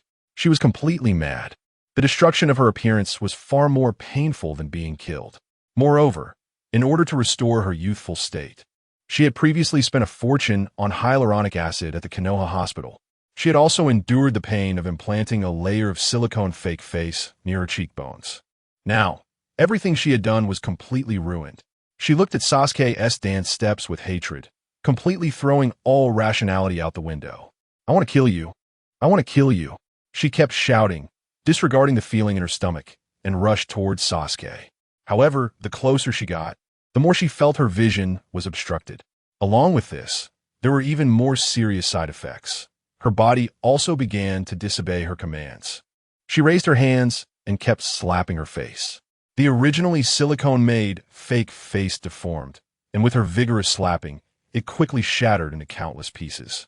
Her appearance became even more bizarre, uneven, and distorted, as if it had been bombed. Gritting her teeth, she thought of the Uchiha clan's secret technique, Izanagi. However, this technique would cause one Sharingan to completely lose its effectiveness each time it was used. Counting the Sharingan on her arms, there were more than 10. With a dozen chances, she should have the ability to kill Sasuke completely. Then, she suddenly leaped out. Izanagi had already been activated. But, whoosh, bang, a completely green wine bottle flew over, shattering as it hit, and her heart shattered along with it. During the process of casting Izanagi, one could not endure any physical attacks. If interrupted, the Sharingan would be wasted. Sure enough, when she opened her eyes again, she had returned to the place where she had just activated Izanagi. Sasuke was somewhat confused. He had been staring at Danzo all along and hadn't seen her form any hand seals. So how did she return to her original position? While he was hesitating, Danzo charged out again. However, bang! On her way forward, Teacher Yu instinctively pulled out the wine bottle and hit Danzo on the head again. Danzo completely collapsed. Her body returned to its original position once more. She stomped her foot in despair and shouted, "This isn't how you play. Can we not play like this? It's really hurting my eyes." After complaining, she changed her route and prepared to attack Sasuke from the side. Teacher Yu, standing between her and Sasuke, had his perception mostly sealed off and found it very difficult to control Danzo's movements. However, he knew that if Danzo returned to her starting point, she would definitely charge again, so he reached into his ninja tool pouch again. Chapter 243. For Symbol Seal this time, he directly took out a wine bottle and threw it forcefully into the sky. This wine bottle was also a magical artifact with tracking attributes, which had already captured Danzo's figure during its descent. Bang! Danzo returned to position. He rushed out again. He returned to position again. After more than 10 times, the eyes on her arm had all closed. Originally, he thought that this time would be enough for her to rush to Sasuke's side. But the reality was that no matter how hard she tried, she couldn't escape the sudden strike of the wine bottle. She glanced back in frustration, a faint pale arc appearing at the corners of her mouth. If this continued, she wouldn't even be able to maintain her basic dignity, let alone meet Sasuke. She took out a lipstick from her ninja tool pouch, applied it to her full lips, and then looked in the mirror. When she saw her face's uneven appearance, her mindset suddenly shattered. I've worked so hard every day to look good, trying to regain my youth, only to suffer 1,000 cuts. All my previous efforts have been in vain. Oh my God! She threw her head back and howled, tears streaming from the corners of her eyes. In the sky, for some unknown reason, it suddenly became gloomy, accompanied by gusts of humid wind, further highlighting Danzo's deep sadness. Even the heavens feel sorry for me? He sighed softly, then took a deep breath and slowly raised his hands. Without my beautiful appearance, what use is this Sharingan? What use is this life? Then, he suddenly formed a hand seal. Sasuke, let my blood completely seal you. For Symbol Seal. Bang! Just at that moment, Teacher Yubian suddenly appeared, and a wine bottle smashed onto his head. He was startled. Originally, he wanted to use the Symbol Seal to take Sasuke away. But who knew that at this moment, Yubian appeared and just happened to be in between him and Sasuke. As a result, the one being sealed was just Teacher Yubian. Yubian was also a bit dazed. He had just been in a closed perception state. After finally enduring until the closure was lifted, he saw Danzo shouting loudly. In the spirit of always wanting to hit Danzo, no matter when, he gave Danzo a hit and then felt as if his body was being pulled by something. Danzo shouted again. "Damn it, are you trying to kill me?" His words echoed in the valley. Then he saw himself turn into a blob of black ink, and his entire body vanished without a trace. Of course, along with him, Teacher Yubian also disappeared. Sasuke stood in Susanoo, staring blankly at the vanished Danzo, and couldn't help but shrug. "You died a bit too easily." He snorted and turned to look for Akatsuki's whereabouts. Being able to witness Danzo's death with his own eyes was an incredibly happy thing for him. His revenge was considered 20 settled. There were still several high-ranking Konoha officials left, and as long as he slaughtered them all and conveniently took Konoha village, his revenge plan would be complete. But when he turned around, he found that Akatsuki was already nowhere to be seen. Rain Shinobi Village. Tall Tower. Deidara and Black Zetsu and White Zetsu returned from mission. Seeing Deidara's nonchalant appearance, Akatsuki suddenly had an idea. Compared to the other members of the Akatsuki organization, Deidara's abilities weren't at the top, just middle to lower tier. Testing Sasuke with him would be just right. Akatsuki made up his mind and slowly walked up to Deidara, whispering, "I have a job for you, will you do it?" Deidara shrugged, looking indifferent. "I just caught a tail beast. I'm too tired. I don't want to do it." "What if I said, if you finish, I'll give you a 50 million bonus, would you do it?" Deidara sighed, turned around, and said somewhat seriously, "I already said I'm very tired. But since it's work for the organization, no matter how tired I am, I will complete it." Akatsuki smiled softly, then leaned close to his ear and whispered a few words. After he finished speaking, Deidara made a face and said, "No way, he's already joined the Akatsuki. Is it still interesting to test him like this?" Akatsuki glanced at him. "Of course it's interesting. I want to know this kid's true strength, don't worry. I won't let you down. After this matter, I'll give you 50 million for your labor, plus an extra 10 million for scratch-off lottery tickets. So you can scratch off more good stuff." As soon as he finished speaking, Deidara suddenly sprinted out the door, leaving behind a retreating figure and a gradually fading voice. "Wait for me. I'll be back soon." Akatsuki's mouth curled up into a smile. In this battle, if Sasuke wins, he would only lose a Deidara. But what he would gain in return would be 4 individuals with various abilities, led by Sasuke, who was much stronger than Deidara. However, if Deidara won, it wouldn't mean much for their organization. After all, useless people would eventually be eliminated by the world. Having one less person to share the meal was also quite good. From any perspective, it seemed that Akatsuki was the ultimate beneficiary. Konoha Village. Invincible Scratch-Off. Wu Di was sitting on the pile of scratch-offs with Wu Ma. As soon as the people who took the Chunin exam left, his store instantly became deserted. And most of the other villagers had also exhausted their savings due to frequent visits to scratch-offs. Wu Di looked at the child's rosy cheeks and thought he looked good. "Our family is different from others." He chuckled softly. Then he continued to wave his arms, making the child happy. Just then, 2 figures entered from outside the door. It was Asuma and Konohamaru, the uncle and nephew. As they entered, Asuma was still laughing. "Konohamaru, thanks to you. Otherwise I wouldn't know how to get money from my dad. You're amazing." Konohamaru raised his neck. "Don't you see who I am? The new generation of ninjutsu professor in Konoha. Let me tell you, I understand a part of all ninjutsu now, whether it's wind, thunder, water, fire, or earth. Among my peers, if I say my knowledge reserve ranks second, I don't believe anyone dares to say they're first." The 2 of them entered the store, laughing and joking. Wu Di jumped down from the pile of scratch-offs. He asked, "How much are we scratching this time?" Asuma thought for a moment and said softly, "Let's scratch 2 worth 100,000, 1 for each of us. I'll pay." Wu Di's eyes widened. It seems Konohamaru helped Asuma quite a bit this time. "Here you go, 200,000 scratch-offs." Asuma's eyes lit up, but because he was caught by the 3rd Hokage during the last scratch. He had learned his lesson this time and first went outside to check around the street before scratching. Chapter 244. Huanggang exam papers and super delicious crab roe burger. After confirming that the 3rd Hokage did not follow him, he quickly took out a coin to scratch. At that moment, the ticket of Konohamaru next to him lit up with golden light. His eyes sparkled with intense excitement. As long as it wasn't the 3-year college entrance examination and 5-year simulation, anything would be fine. "Come out," he shouted. Then, the golden light slowly faded, and a stack of green papers floated out. The cover of the papers was printed with 4 big characters: Huanggang exam papers. Upon seeing the shape of the item that had emerged, Konohamaru's expression instantly froze. It took him an entire year to finish the 3-year college entrance examination and 5-year simulation, and he thought he could scratch out a decent item this time. Who would have thought it was another set of exam papers? "Boss, are you deliberately messing with me?" Konohamaru snorted coldly, his face devoid of color.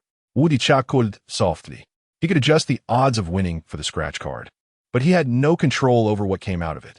God knows how he managed to strike such luck this time and ended up with a set of exam papers. "Well, this isn't something I can control. The reason you got exam papers should be that the scratch card thinks you need to study more." Konohamaru shouted in despair, "I don't want to study. My current knowledge is already enough." After yelling, he turned and walked out of the scratch card shop. Wu Di sighed in relief and called him back. "Konohamaru, this is where you're wrong. As a positive ninja, you should treat exam papers like your own children. Your behavior is akin to abandoning them. It's irresponsible for both you and the papers. If you continue like this, you will be punished." "Punished? Bring it on. Who's afraid of who?" Konohamaru shouted. After enduring a year of torment from the 3-year college entrance examination and 5-year simulation, his body had become as hard as rock. Even if he received 2 slaps, he wouldn't feel a thing. Therefore, he was determined not to accept these exam papers this time. He gritted his teeth and turned to leave. But just a short distance away, he felt as if he was being pulled back by some force, and the next second, he found himself back near the exam papers. He was somewhat surprised. In the past, The items he scratched out always followed their owner, right? Why was this item so magical that it could summon its owner back? Moreover, the moment he returned, Konohamaru found that, apart from his eyes, he couldn't move any part of his body. It was as if he had been immobilized by a pressure point. He cried out in despair in his heart. What is going on? But before he could finish his thought, he saw several feathers suddenly appearing in the air, flying towards the softest parts of his body. Oh no! In an instant, he felt unbearable itching all over. Huanggang exam papers. If you have the ability, just kill me. Otherwise, once I regain my ability to move, I will completely tear you apart and burn you in the stove. This was the most genuine thought in his heart. The feathers seemed to hear his thoughts. After he finished cursing, they became even more lively. He instantly felt hopeless. Just then, Asuma's scratch card emitted a flash of light. A huge hamburger flew out. Wu Di narrowed his eyes and then snorted. This thing is one of the most popular specialty foods in our world. The legendary giant delicious crab roe burger. Its popularity is far greater than spicy strips. Upon hearing Wu Di's explanation, Asuma's eyes sparkled with fiery light. He had never imagined that his luck would be this good. He smiled and said, Great, great. This time I will definitely treasure it. Saying this, he quickly hid the crab roe burger. At this moment, the suffering Konohamaru seemed to have discovered the characteristics of the Huanggang exam papers. He sighed and thought, if I say something good about the Huanggang exam papers now, will I escape a calamity? So, he silently recited in his heart, I was wrong. You are the best exam paper in the world.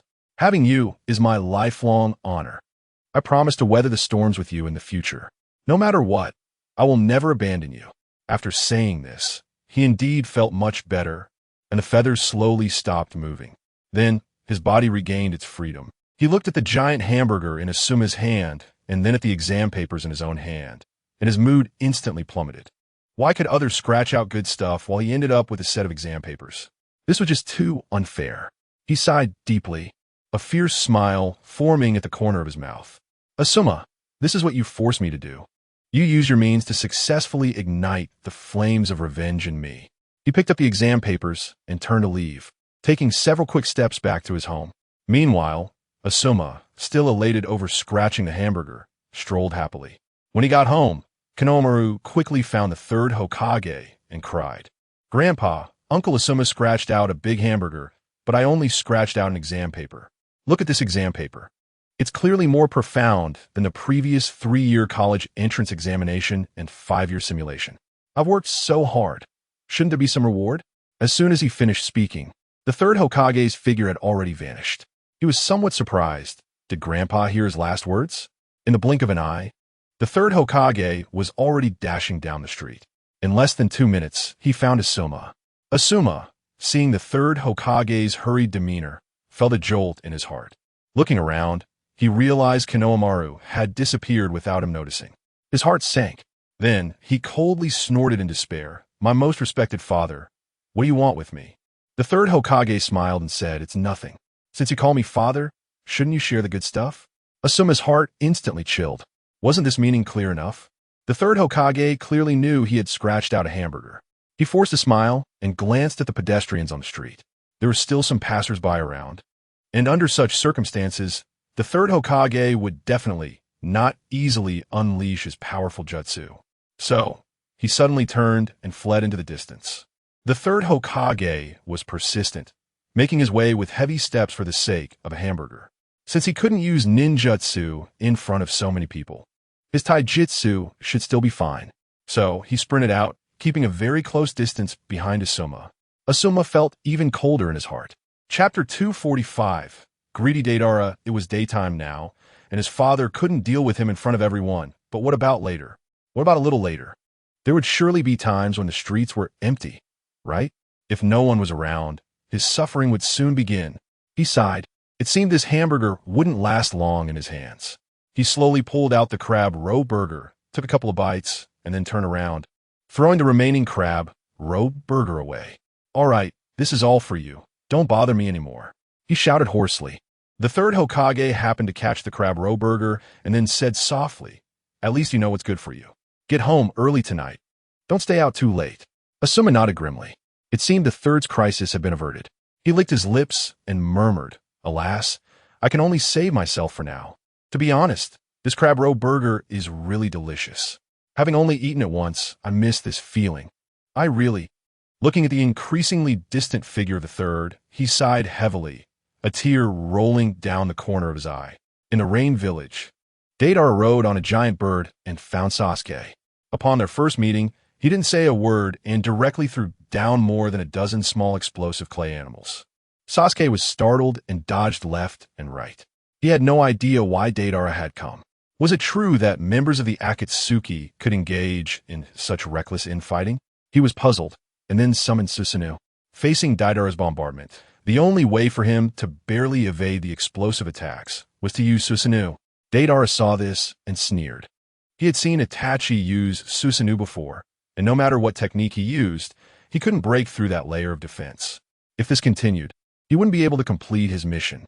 He thought for a moment, gathered all the explosive clay into a ball, and smashed it down heavily, surrounding the entire Susanoo. A massive mushroom cloud instantly rose in the small area. The strong smell of gunpowder filled the mountains and forests, destroying all the surrounding trees. However, when Deidara stopped, he found that Sasuke in the open area seemed to be completely unharmed. The Susanoo only had a few tiny cracks. He was stunned and speechless. This Susanoo was so strong that it could withstand such a large amount of explosive clay bombardment. He gritted his teeth and reached into his ninja tool pouch. At the very bottom of his pouch, he found a special clay that he had scraped from a scratch-off ticket. At this point, he could only use his final trump card. In the open area, Sasuke hid inside Susanoo. Although the earlier earth-shattering explosion hadn't directly hit him, the shockwave from the explosion made him feel extremely uncomfortable, especially since he was so close to the epicenter. At this moment, he was breathing heavily, his mind blank. Even though he had no visible injuries on the surface, his internal organs felt as if they had shifted. Gritting his teeth, he shouted to the sky, "Deidara, why are you attacking me? Why?" Deidara sneered, raising the corner of his mouth arrogantly. "Blame yourself for being so valuable. As long as I kill you, I can immediately have 6 million Ryo." 6 million Ryo?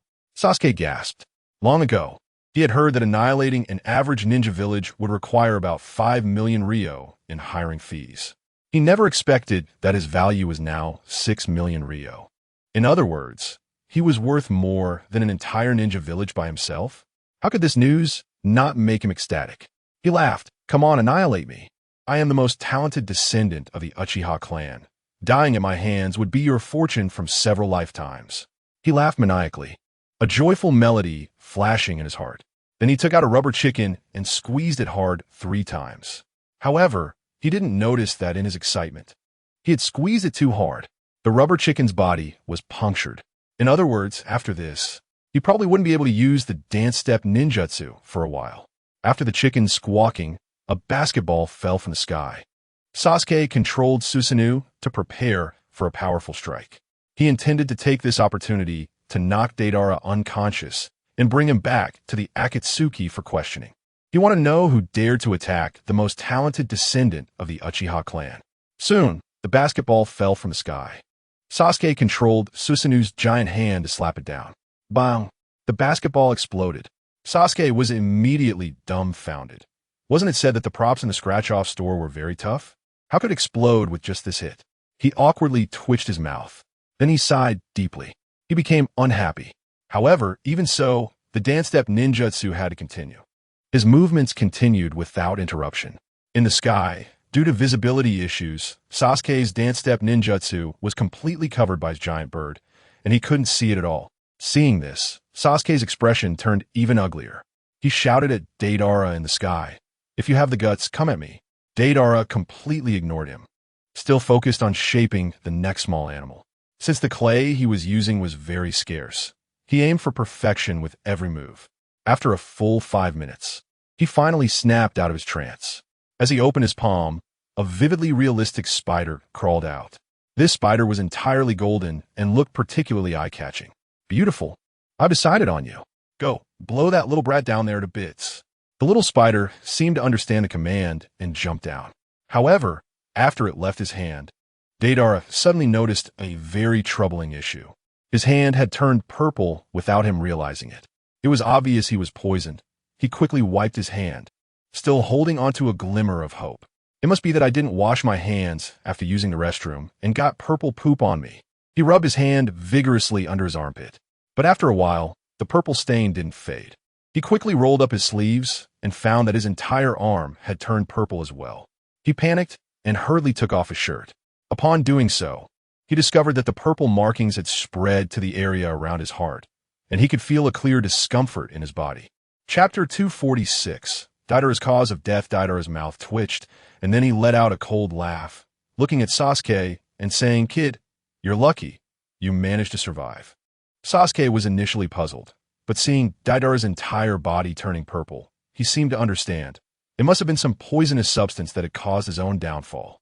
Then, he watched as Deidara foamed at the mouth, shook violently a couple of times, and then stiffened, falling backward. The little spider in front of Sasuke also vanished as Deidara breathed his last. Sasuke brushed back some dry hair from his forehead and sneered, "TCH, in this state, you still dare to challenge the most talented descendant of the Uchiha clan. This death is simply too merciful for you." After saying a couple of things, he directly retracted his Susanoo and walked out, holding his sword. When he returned to the tall tower of the Rain Ninja village, Akatsuki was stunned to see him. The reason was quite simple. He had just sent Deidara out. Although Deidara's combat power in the Akatsuki organization wasn't the highest, it was still quite impressive compared to ordinary people. Take Gaara, for example. He couldn't withstand Deidara's bombardment. The fact that a little Uchiha brat could kill him and bring him back alive was enough to prove that Sasuke's ability was certainly above Deidara's. However, he was puzzled. Just a moment ago, he had been watching Sasuke battle Danzo. At that time, Sasuke had shown no combat power whatsoever. Relying entirely on the props from the scratch-off and a bit of luck, there was no sign of real strength. He had thought that Deidara would easily defeat Sasuke, and thus didn't follow him. But to his surprise, the one who returned was Sasuke. He found it hard to believe his eyes. He then asked, "Sasuke, it's so good to see you back." Sasuke looked puzzled and directly asked Akatsuki, "What do you mean by that?" Akatsuki's eyes twitched, realizing he had spoken incorrectly. He hurriedly tried to smooth things over, saying, "Just now, Deidara said someone had hired him with a large sum to kill you, and I tried to stop him, but couldn't. Now that I see you back, you must have defeated Deidara, right?" Sasuke raised his neck proudly and said, "Of course, it's just Deidara. I have plenty of ways to defeat him." Akatsuki's heart skipped a beat. It seemed that Sasuke really had defeated Deidara. However, he was curious. Deidara had many tricks. How exactly did he lose? He asked quietly, "How did you defeat Deidara?" Sasuke frowned, his eyes darting around. In fact, he hadn't really fought Deidara. It was entirely Deidara who had played himself to death. But at this moment, with Akatsuki pressing for answers, he couldn't reveal the truth and could only vaguely say, "It was just a little thing. Don't worry too much about the details.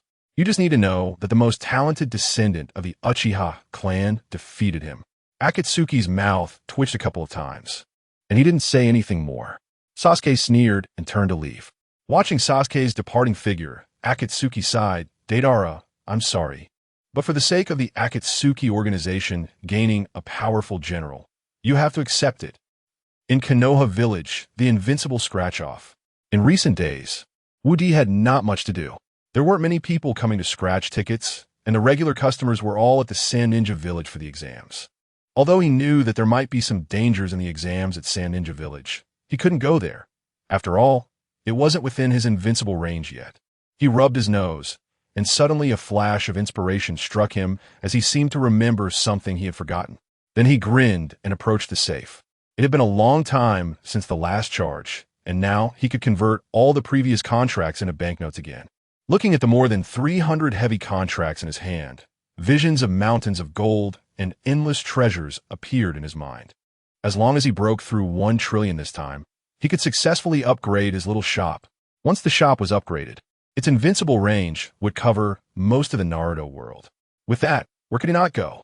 He let out a sigh of relief, opened the safe, and put more than 10 contracts in one go, then closed the safe and pressed the red button. Immediately, the safe trembled, and after a few seconds, it gradually stabilized. He grinned widely as he grasped the handle of the safe. Hiss! He took a deep breath, his heart racing, and his blood pressure rising. Would it burst out like the previous time with banknotes flooding out? He mentally drew a big question mark. Then he swallowed hard and directly opened the safe. Bang! With a loud crash, banknotes indeed burst out just like before. The spacious little shop was instantly filled with scattered banknotes. This loud noise also woke Wu-Ma, who had been resting in the bedroom, causing him to cry out loudly. Changpu stormed out angrily. She wanted to see what Wu Di was busy with that it scared her son awake just after he had fallen asleep. Her son was a little rascal. It was harder than climbing to the sky to get him to sleep, and now that she had finally managed to get him to sleep, he was woken up by Wu Di. Her anger was like a raging flood, ready to erupt at any moment. But as she reached the front and saw the scattered banknotes in the room, a smile instantly appeared on her face, and her eyes sparkled with excitement. At that moment, she seemed to have completely ignored her child's cries, looking at the piles of banknotes and cheerfully saying, "Darling, are these the banknotes we recovered this time?" Wu Di snapped his fingers and replied, "That's right, we made a huge profit again this time." The couple began to gather the banknotes in the shop, neglecting their child in the process. They seemed to have forgotten all about it. Not long after, they sorted out all the banknotes, and from the 10 contracts they had previously placed inside, they generated a total of 3 billion banknotes. Compared to their earlier investment, this was a threefold increase. With such high-interest loans, Wu Di wished he could keep putting them in every day, endlessly cycling. Once, he may have really been short on money, but now, seeing all this money, he found himself unable to move his feet. Changpu urged him repeatedly, "Keep going, we still have so many contracts." Wu Di licked his lips, pulled out another 10 contracts, and stuffed them into the safe. Chapter 247, Contract Recovery with a press of a button.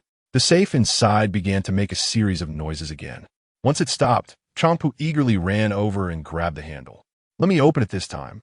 I want to experience this feeling too." Seeing her excited expression, Wu Di did not stop her, but quietly stepped back. In front of her, Changpu's eyes sparkled, and her arms trembled slightly. She had never opened a safe before, and this time she finally got to operate it herself, and with such a large amount. She took a deep breath and slightly raised her arms. Bang! With another loud noise, the banknotes flew out instantly. If it were someone else, their mother would definitely think of their child crying in the back and left unattended after hearing that loud noise. But Changpu was different. Seeing the banknotes flying out of the safe, she laughed joyfully, completely unaware of any consequences. Wu Di glanced at the scattered banknotes, then turned to look at Changpu. She looked like a wolf seeing meat, her eyes shining. I'm rich.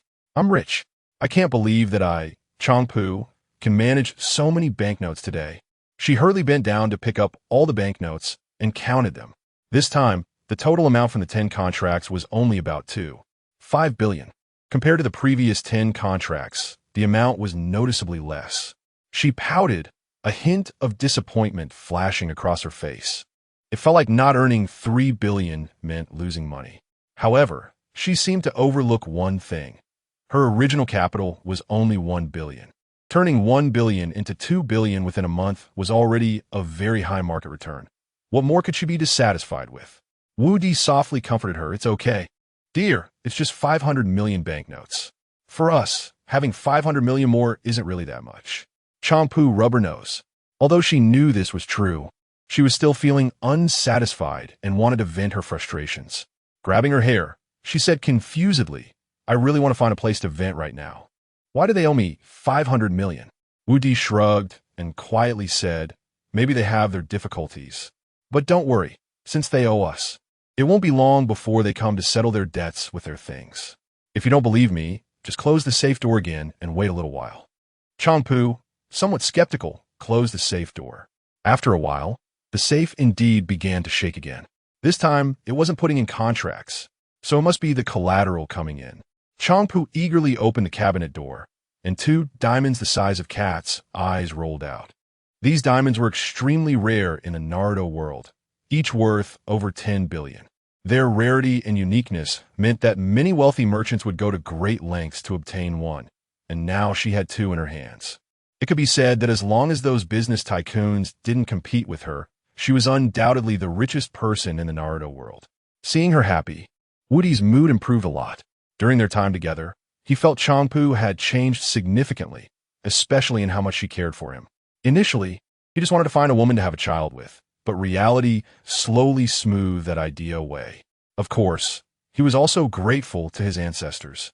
If it weren't for them sending him to the Naruto world, he wouldn't have met Changpu and wouldn't have the child he had now. Child? Wu Di suddenly remembered something and turned to Changpu, asking loudly, "Dear, why did you suddenly run out?" Changpu was jolted awake as she remembered her purpose for coming out. She slapped her thigh, her expression tense, and shouted, "Oh no, how could I forget about the child?" After saying that, she turned around and ran back into the room. Seeing this, Wu Di quickly followed, leaving the scattered banknotes in the hall untouched. When they returned to the bedroom and saw what was happening inside, Wu Di's eyes widened in shock. He saw Wu Ma was tipping over the cabinet where he stored the props. At that moment, she was shaking a broom non-stop. Wu Di cautiously approached, waving his hands in front of him. "Baby, put that down. That thing is very dangerous." But Wu Ma seemed to hear nothing and continued to wave it around. Wu Di was about to forcefully snatch the broom away when he suddenly heard a whoosh as the broom, dragging Wu Ma along, flew out of the room. This frightened Wu Di, who hurriedly ran forward, only to find the broom flying outside the window, with Wu Ma's little hands tightly gripping it. This scene shattered his understanding. Usually newborns didn't have much strength, right? Why was Wu Ma's grip so strong that she could hold onto the broom? This was something that ordinary children couldn't achieve. He quickly jumped out the window, chasing after the broom, thinking that if Wu Ma fell off, he could catch her in time. But the child seemed to have incredible arm strength. No matter how the broom swung, it couldn't throw her off, instead taking her in big loops in the sky, making her laugh heartily. Wu Di looked back at Changpu and shouted, "Dear, go find a bamboo dragonfly in a prop box for me. I need to go up and bring Wu Ma down." Without a second thought, Changpu quickly turned around and rummaged through the prop box. After a moment, she found the bamboo dragonfly and tossed it to Wu Di. Wu Di took a deep breath and pressed the bamboo dragonfly onto his head. In an instant, his toes left the ground, and he flew out following the broom. However, the speed of the bamboo dragonfly was naturally much slower than that of the flying broom, and even with all his effort, he couldn't catch up to Wu Ma's figure. On the ground, Changpu nervously crossed her arms over her chest, watching the father and son chase each other in the sky. She gently shook her head and turned to walk towards the small store. Once back inside, she looked at the thick stack of contracts on the counter and felt a strong itch in her heart. Then she whispered to herself, "Anyway, I can't help much right now, so I might as well recover the banknotes first. My dear will surely understand my good intentions and won't blame me." After justifying herself and seeking psychological comfort, she looked at the contracts on the table with sparkling eyes and smiled, her eyes shining with brilliance. Chapter 248. The hatred of Jiao Du. Immediately, she opened the safe and put in 10 contracts in a row. Then with a bang, 1 billion in banknotes flew out of the safe. This time, the amount was a full 6 billion more than the last time, and she felt much better. Would it always be like this? It was definitely better. Let me see what the next 10 contracts will be like. She happily collected the banknotes in the room, completely ignoring Wu Di and Wu Ma. Outside in the half-air, the father and son were chasing each other incessantly. However, every time Wu Di was about to catch up, Wu Ma would suddenly accelerate, pulling him even further away. His anxiety grew. After all, a child's stamina is limited. No matter how strong he was, over time, he would exhaust himself at such a high altitude, and if he fell, he would definitely get hurt. He only had this one biological son, and he wasn't the kind of person who could casually sacrifice his son. If his son went astray, he would be heartbroken. On the other side, in the Rain Ninja village, Jiao Du was amusing 2 children happily when he suddenly felt something was off. He suddenly remembered that Xiao Nin had never paid back the money she owed before, so why had she suddenly returned him 80 billion? There must be something fishy about this. As the saying goes, unusual occurrences must have a reason. He decided to quickly check the big box where the money was hidden. Upon opening the box, he discovered that a lot of banknotes seemed to have mysteriously disappeared. After a rough count, a total of 240 billion, 540 million, 703. 200 taels had vanished. He didn't know where the money had gone, but he had a rough idea. It must be from the scratch-off lottery. It must be from the scratch-off lottery. He rubbed his bald head and shouted loudly. Afterward, the 2 children slowly approached and whispered, "Daddy, what's wrong?" Xiao du siged deeply, said nothing, and leaned back stiffly, causing the masks on his face to shatter one by one. Interestingly, some people he clearly should have died also wanted to die, but they just couldn't. As his mask shattered, Fei Duan happened to pass by. Seeing his state, he rushed over. "Daddy, you mustn't die. Even if you want to die, can you at least ride a wolf first? I don't want much. I just want 999 of the inheritance." Seeing that Xiao Du still showed no signs of recovery, he hurriedly ran out, heading straight for the basement of the tall tower. In the basement, the batch of ninjas that had previously been captured had all died with Nagato's Shinra Tensei, and now they had captured another batch. The purpose of this new batch of ninjas was to provide hearts for Xiao Du, as what they were about to do might consume a lot of banknotes. And they were afraid Xiao Du couldn't handle it. Fei Duan swiftly collected a dozen hearts and brought them up. When he reached Xiao Du, he didn't think twice and began stuffing them into his chest one by one, causing the mass that had just formed to shatter in succession. It wasn't until the 10th heart was added that Xiao Du barely managed to survive. He pinched his philtrum and glared at Fei Duan, cursing loudly. "Why don't you let me die, you unfilial son? That's over 240 billion. Do you know what money represents to me? It's something more important than life." Fei Duan said with a smile, "My most respected father, can you please finish riding your wolf first, and then I can grant you a peaceful death? I'm very skilled at killing my father, just a gentle cut, and I guarantee you will feel no pain and can leave this world peacefully. But the premise is that you must let me see a beautiful will." Xiao Du's eyes darkened. He really didn't know how to describe Fei Duan anymore. Coincidentally, at that moment, Fei also came over. Seeing Xiao Du's condition, he asked with concern, "Xiao Du, what's wrong with you?" Xiao Du sighed deeply, turned to look at him, his eyes filled with anger. "Was it you and Xiao Nan who colluded to trick me out of my money back then?" Fei nodded without hesitation. "Yes, I told you that when you were chasing the child, but you didn't believe me at that time. You always thought we were protecting the child, which is why we said that to you. But the fact is, Xiaonan borrowed high-interest loans for the scratch-off lottery and then returned a portion to you, leaving 1 billion each for me and Fei Duan. Later, I felt that as a brother, I shouldn't deceive you, so I told you the truth, but you just wouldn't believe me. What could I do?" Xiao Du is fast darkened. If he had believed Fei's words back then, he wouldn't be in this situation today. He hated Xiao Nan for kicking him when he was down, knowing that he cared most about money, yet still borrowing even higher interest loans to gamble on his own pit, with himself as the guarantor. This way, as long as Xiaonan couldn't pay back the money, he would naturally have to follow behind and pay even more. If he had known earlier, he would have rather paid a day's or two's interest than take on this high-interest loan. But now it seemed impossible to cut it off.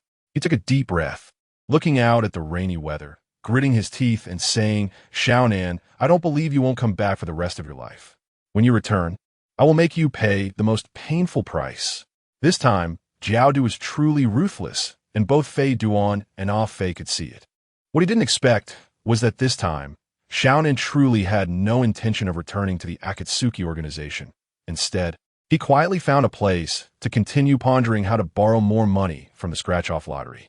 Xiaonan's biggest goal now was to personally destroy the Akatsuki organization, the place that had brought him endless suffering. Ultimately, Xiao Du would become a worthless pauper because of Xiaonan's actions. In Mayaboka Mountain, Naruto's training in sage arts had come to an end. Seeing his successful mastery of sage arts, the two giant toad sages were very pleased. Then, after a series of reverse summoning techniques, Naruto returned to Konohagakure.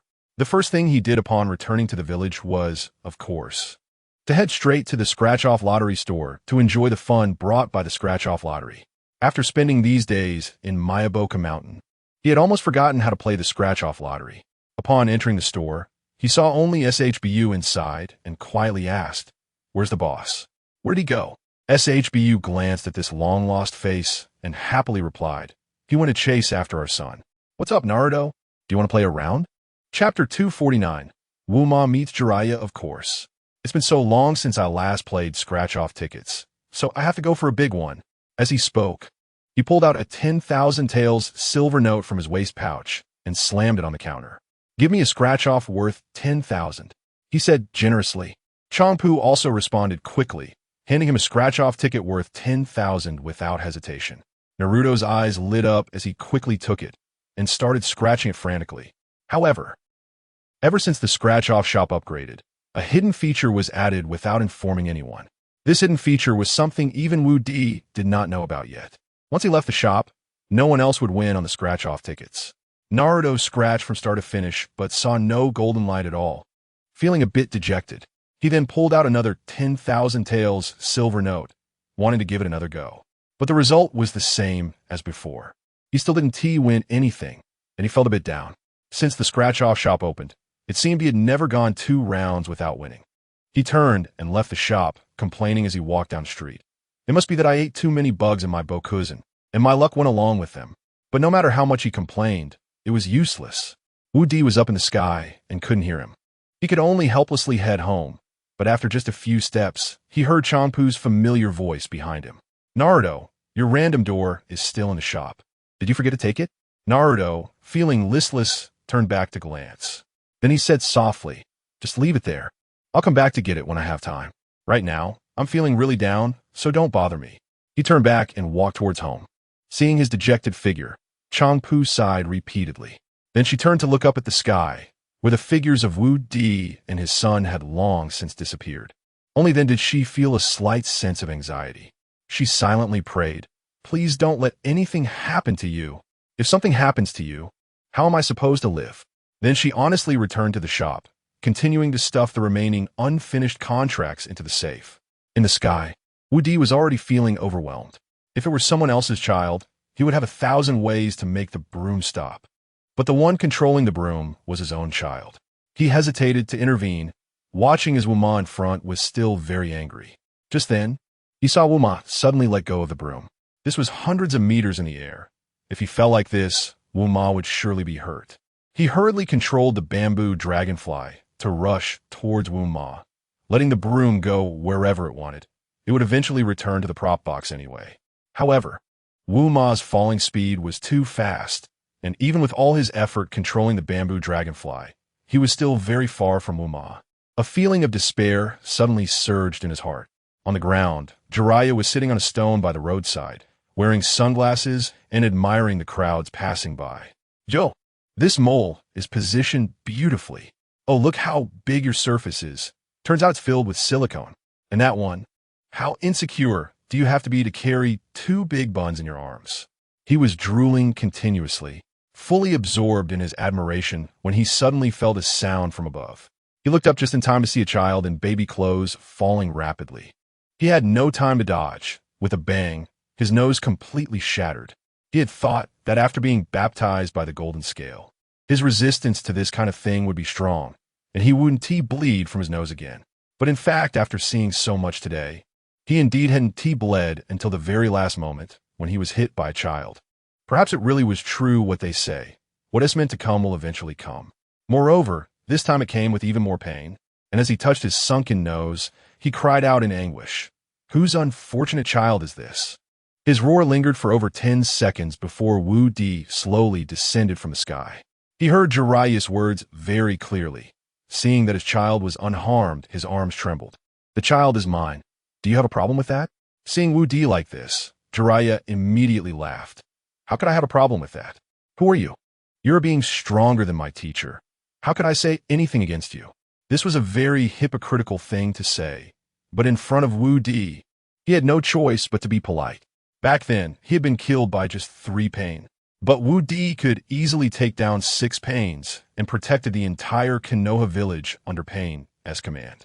For no other reason than that Konoha village could still develop healthily and stably today. He wouldn't argue with Wu Di, as he was also a grateful person. He then turned to look at Wu-Ma. Although his nose was smashed by Wu-Ma, he still wanted to show some kindness to the child for Wu Di's sake. So he stretched out his arms and held the child in front of him. Looking at the child's joyful expression, he softly asked, "What's this cute child's name?"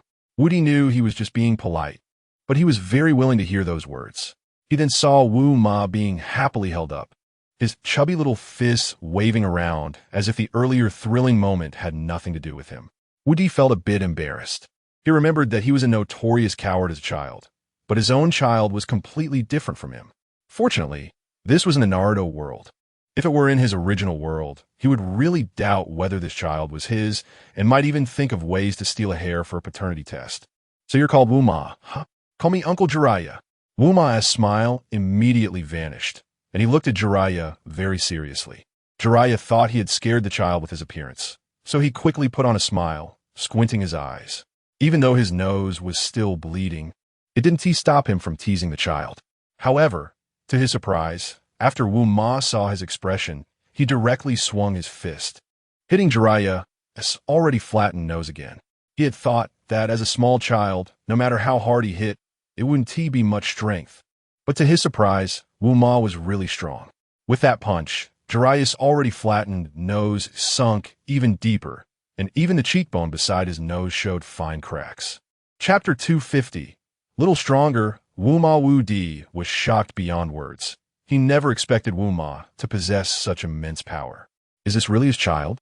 It seems that there isn't even a baby with such strength in the entire Naruto world. He couldn't help but raise the corner of his mouth as a thought crossed his mind.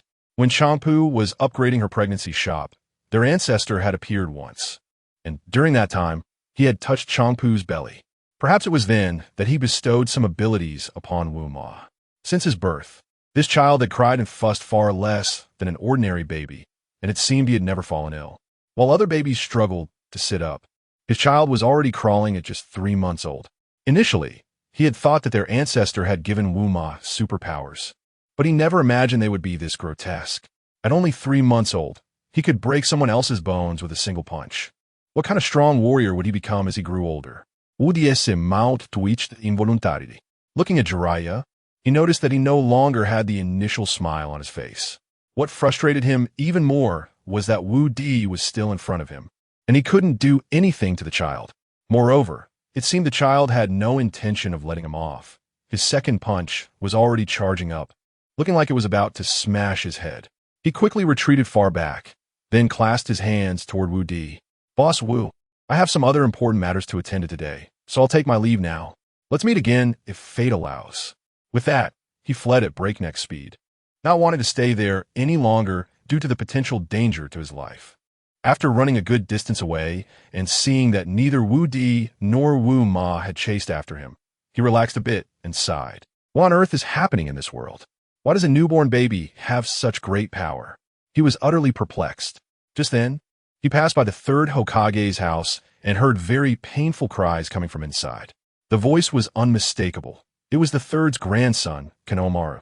He leaned against the wall, listening for a while, recalling that Konohamaru had once gifted him a set of simulated exams for the college entrance exam. He wondered how well he was doing now. Mommy, damn scratch-off lottery. Why did it have to give me the Hwanggang exam paper? It's even more twisted than the 3-year college entrance exam simulation. Did Boss D bear such a deep grudge against me? Did I dig up your ancestral grave or beat up your dead relatives? Why treat me so cruelly? I will never play scratch-off lottery there again. Hearing Konohamaru's cries, Jiraiya felt an inexplicable excitement. He wasn't sure what he was feeling. Perhaps it was just the nostalgia for modern education that Konohamaru's gift brought back. The little brat must be enjoying the taste of education. Study hard and strive to become a professor in a ninja world like your grandfather. Goodbye. He turned around with a smile, whistling as he left. Outside the village of Konoha, at the Valley of the End, the waterfall flowed vigorously, creating a mist and forming a rainbow. Beneath the waterfall stood a tall figure wearing a damaged Konoha headband. That person was Itachi Uchiha. Ever since he was resurrected and returned to Konoha, he had not gone out, nor had he shown his face in the village. Following the plan provided by the third Hokage, he chose to hide in the Valley of the End, the very place where the ancestors of the Uchiha clan and the Senju clan had battled. During his time here, he felt a calmness in his heart. Moreover, he sensed some improvement in his ninjutsu skills, constantly throwing shuriken to enhance his proficiency. Not far away, an old man wearing a turtle shell, leaning on a cane, and wearing a green hat approached slowly. That man was the third Hokage, who had suggested to Itachi to come here to hide. Third Hokage. Itachi stood up solemnly. The third Hokage walked over leisurely, puffing out smoke rings, looking very satisfied with Itachi. When he reached Itachi, Itachi quietly asked, "Third Hokage, You must have come for something this time, right? The third Hokage exhaled a puff of smoke. Nothing, just taking a stroll. In an instant, Itachi felt a surge of confidence, as if every pore in his body was radiating self-assurance. Seeing his intoxicated expression, Itachi couldn't help but ask, "Third Hokage, have never seen this smoke you're smoking." The third Hokage chuckled, pulling out a pack of cigarettes from his bag and shaking it in front of Itachi. "Of course you haven't seen this. It's from the scratch-off lottery shop. You can't buy it in ordinary places." Itachi nodded slightly, and his gaze towards the third Hokage changed a bit. Indeed, being among Konoha's upper echelons, one must enjoy such unique luxuries. Even the smoke must be from a scratch-off lottery product. Then, the third Hokage turned his head and looked at Itachi with a slightly more serious expression. "Itachi, I want to know what pain's true strength is like." Itachi's expression changed, and his pupils showed a hint of panic. Not long ago, before Pain arrived, he had hurried back to Konoha to inform the higher-ups about Pain's impending visit. At that time, he had conveyed Pain's actual combat power, but in the end, not only did Pain fail to destroy Konoha, but he also ended up fleeing in embarrassment. And the third Hokage, being a shrewd character, would definitely have some doubts about him. He said solemnly, "Third Hokage, what I told you about Pain's actual combat power that day was no exaggeration. He is indeed someone who can annihilate an entire village by himself." The third Hokage nodded. In fact, he still had a fair amount of trust in Itachi. After all, he had been an undercover agent for so many years, and the information he relayed had never been wrong. Since that was the case, it could only indicate one thing. The scratch-off lottery shop owner, Wu Di, possessed extremely high combat power. Perhaps, in the entire human realm, no one could surpass him.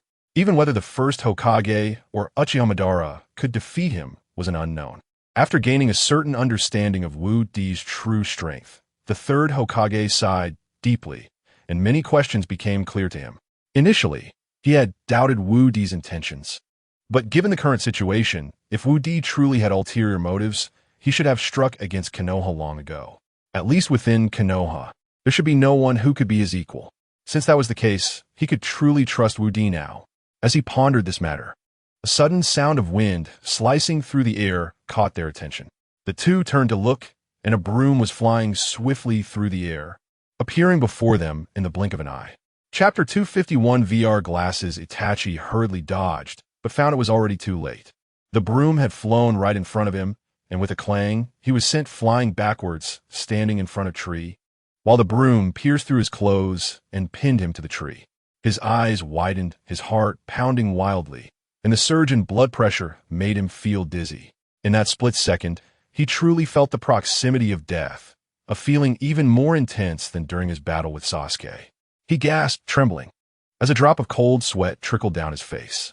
The third Hokage blinked repeatedly, looking at the broom, and sighed. "Well, Itachi, you should practice your ninjutsu properly. I'll head back now." The third Hokage hurriedly left a remark and rushed back, feeling that staying any longer could expose him to danger. At his age, he didn't want to endure that kind of heart-pounding experience again. So, he adjusted his turtle shell and quickened his pace. Itachi watched his departing figure and subtly raised the corner of his mouth. This third Hokage seemed a bit different from the one he once knew. Could it be that age had made him so timid? Clearly, that wouldn't be the main reason. After thinking it over, Itachi could only conclude that the third Hokage wanted to see the village in harmony and didn't want to be caught in the middle of any conflict. Finding such an excuse, he continued his training.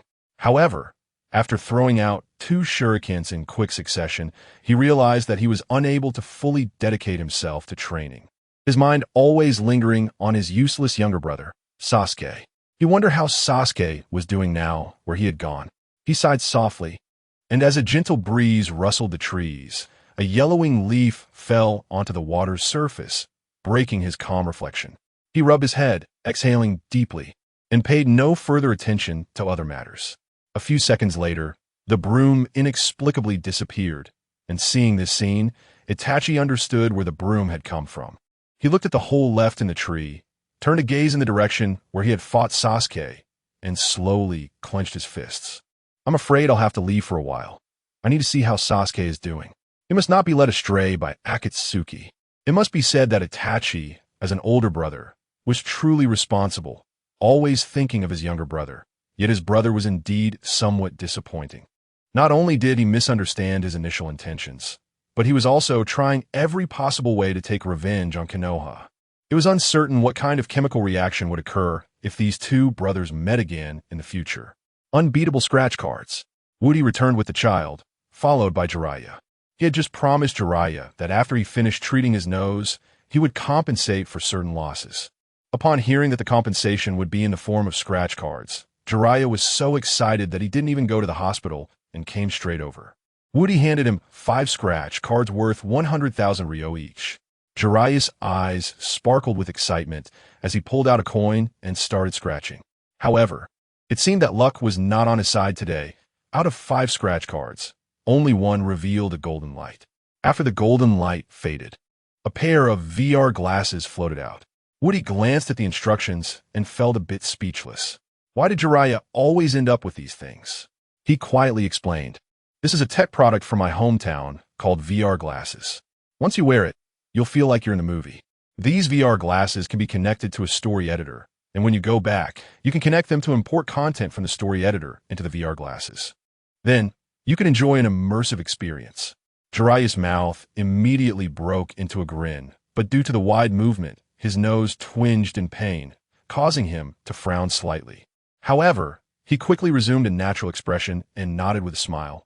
"Boss, the things you produce here are really amazing. I love them." Woody helplessly waved his hand. "I advise you to watch less of this stuff. You're not young anymore. If you keep this up, the day you end up in a coffin might not be far off." Woody's warning seemed to make no impact on Jiraiya. He merely smirked and teased, "Boss, you really don't understand me. I'm at least a pure-hearted man, in great shape and full of vitality. I want to easily get into trouble."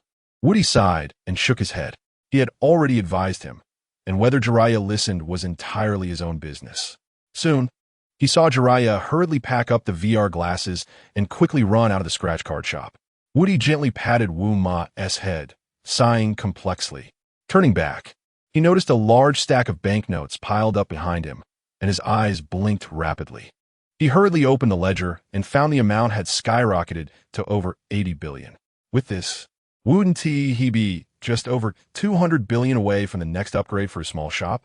He quickly returned to his bedroom, handed the number to SHBU, and then went back to continue stuffing banknotes into the safe. Sound Ninja Village. In a dim cave, Orochimaru rubbed his head, his brow tightly furrowed. After a long while, he finally spoke in a low voice. "Are you sure you didn't find Uchiha Itachi's body?" In front of him, Kabuto stood cautiously, trembling as he replied, "Lord Orochimaru, I really searched carefully, but I didn't find Uchiha Itachi's body." Orochimaru clicked his tongue and let out a sigh. "Well, it's just one Itachi. We've found plenty of strong ones already. If all goes well, we should achieve victory in the upcoming grand plan." Just as he was speaking, a dark light suddenly appeared above his head. Then, with a loud boom, the ceiling of the cave collapsed, and a meteorite fell from above, obliterating Orochimaru's body. The size of the meteorite seemed custom-made for Orochimaru. After crushing him, it turned to ash and vanished, leaving only Kabuto standing amidst the chaotic winds caused by the meteorite's impact. He muttered in disbelief, "Lord Orochimaru, are you cold again? Why have you been so cold lately? What exactly happened?" He sighed deeply, turned to look at some of Orochimaru's research results beside him, feeling somewhat tempted. Chapter 252. The appearance of the monk Fae. If he were to receive these results, would he become the second Orochimaru? He couldn't help but feel a surge of greed, packing up all the research nearby and transporting it out of the cave. In contrast, Orochimaru, having exhausted all the curse marks he had planted earlier, could only rely on Mitarashi Anko to resurrect himself. At this moment, Anko was in Konoha village, which had strict precautions against him, making it unsuitable for him to be reborn there. Moreover, he learned that the third Hokage was not dead. As long as the third was alive, he would never dare to show his face in Konoha again. Thus, he could only hide in the darkness, waiting for the next opportunity to revive. The scene shifted to the venue of the Chunin exams. In the first round, everyone from Konoha village passed successfully. With the experience from the previous written test, Many were too lazy to cheat when they didn't know the answers and simply turned in blank papers. After all, this exam tested their ability to gather information. Not obtaining any information and not using any detectable cheating methods at least proved that they wouldn't expose themselves during formal missions, naturally qualifying them. After the first round, the number of remaining participants was less than half. The next second examination would gather them together. Following the old rule, the first group to collect 2 scrolls and reach the center of the venue wins. Due to the previous attack on Konoha during the Chunin exams by Orochimaru, many genin who were clearly capable of becoming Chunin also participated in this assessment. Thus, Konoha's strength was already greater than that of the other villages. Moreover, almost everyone in Konoha had 1 or 2 scratch-off lottery tools, further enhancing their overall strength. Speaking of this, one must mention another somewhat tragic ninja village, Kumogakure. Previously, to ensure a smoother Chunin exam, Kumogakure specially dispatched a jonin with all the genin participating in the exam to Konoha, intending to win some scratch-off lottery prizes. However, that person happened to get caught up in a confrontation at Woody's shop, where Woody easily overwhelmed him, and all the genin were taken to the vehicle manufacturing facility, with none escaping. Later, the Raikage formally protested to Konoha, demanding the release of all the detained genin from Kumogakure. However, Tsunade rebutted Raikage's proposal, claiming ignorance of the situation. At that time, there were small-scale skirmishes at the border between the Land of Lightning and the Land of Fire for several consecutive days. Yet, the Land of Lightning did not gain any advantage as it usually would. Instead, under the pressure of the ninjas from the Land of Fire, they had to retreat to their base. If it weren't for the impending Chunin exams, the Raikage, worried about the safety of the genin in Konoha, would have undoubtedly sparked a war among the ninja world. Tsunade seized this point. No matter what he said or did, she would just put her old face in front of him, refusing to release anyone or negotiate, and wouldn't allow him to invade the Land of Fire, exuding an air of an old rogue. Of course, this was also something she learned from the third Hokage. The third had said that since they held the initiative, why should they lower themselves to beg for peace?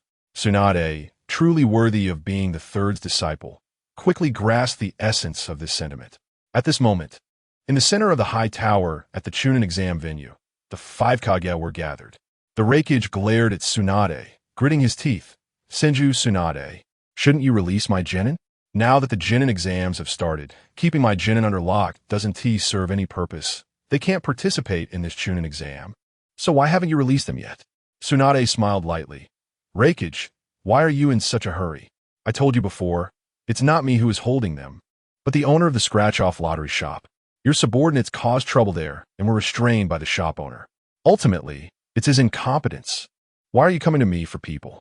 If you truly want them back, wait until the Chunin exam is over, and then you can return to Konoha with me and ask him yourself. If he is willing to release them, you can take them.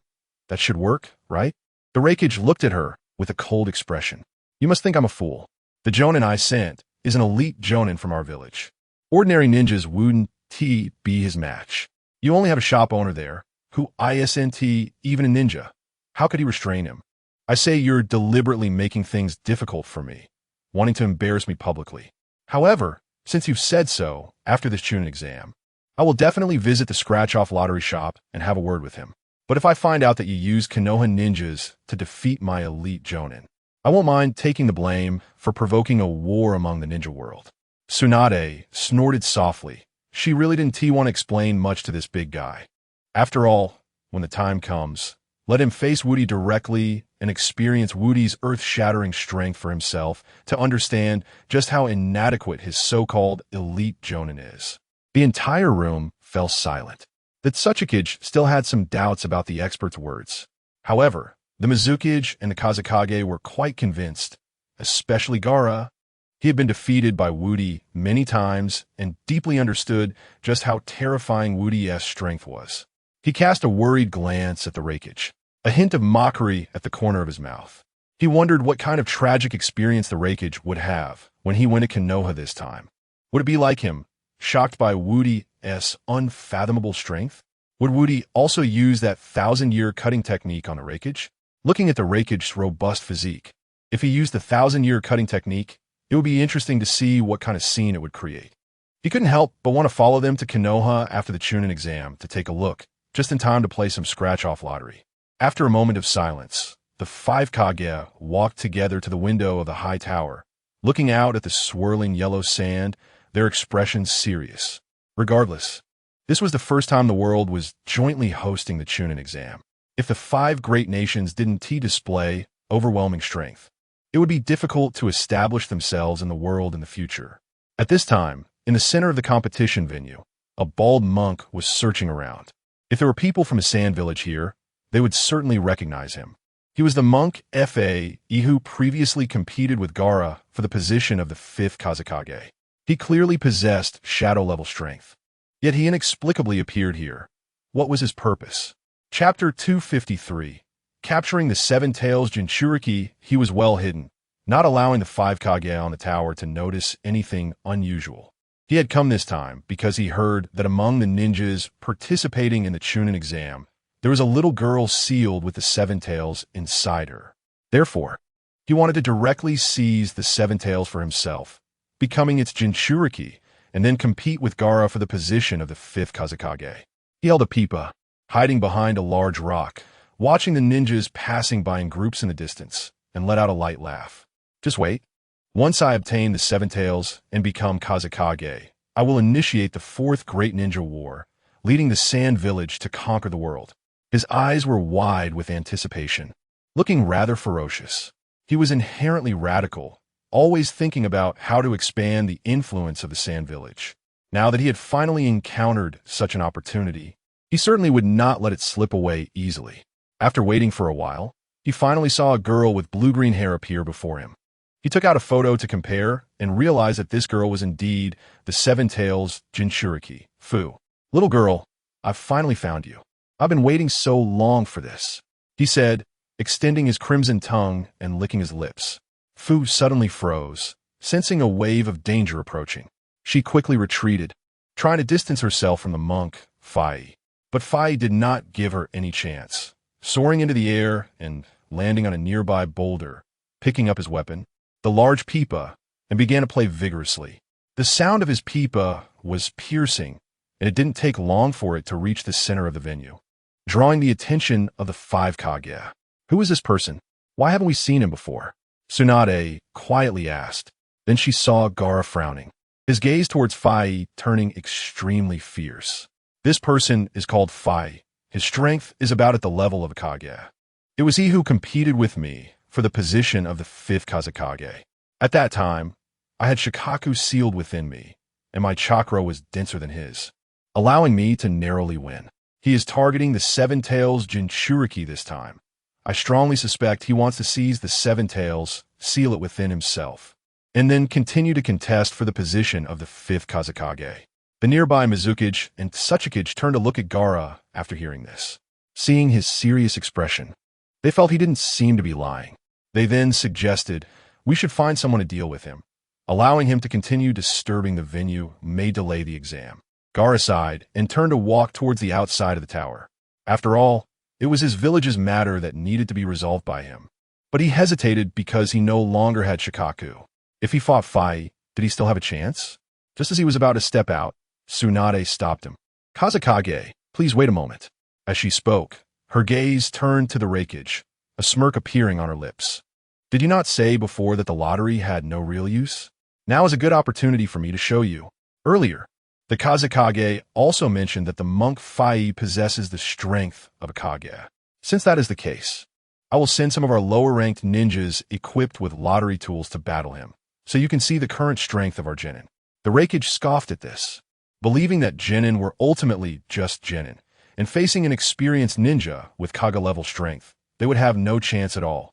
Meanwhile, the expert showed no signs of worry on her face, appearing confident to others. She then called for Might Guy. Might Guy, inform your team to handle Fai. Might Guy nodded solemnly and sprinted out. On the exam grounds, Fu was very nervous as she looked at the monk Fai across from her. She could feel that his strength was extremely formidable, and the 2 lower-ranked ninjas from her team had already been killed by Fai at their first encounter. She kept retreating, nervously asking, "What do you want?" The monk smiled lightly, a sinister expression appearing on his face. I heard that there's something with 7 tails sealed inside you. I want to borrow it. Fu instantly understood what he meant, her heart beginning to panic. She was just a lower-ranked ninja, and her strength was not much different from that of her 2 former teammates. If they could be killed by this man, what chance did she have to escape? But there was no time for her to think too much now. She turned and fled. Fai chuckled softly and struck his peepa forcefully. In an instant, an iron chain shot out from his body, piercing Fu. She felt her strength drained, her body going limp. However, she knew that if she didn't escape, not only would she lose the 7 tails, but her life would also be in jeopardy. She struggled desperately to break free. At that moment, 2 wings suddenly sprouted from her back.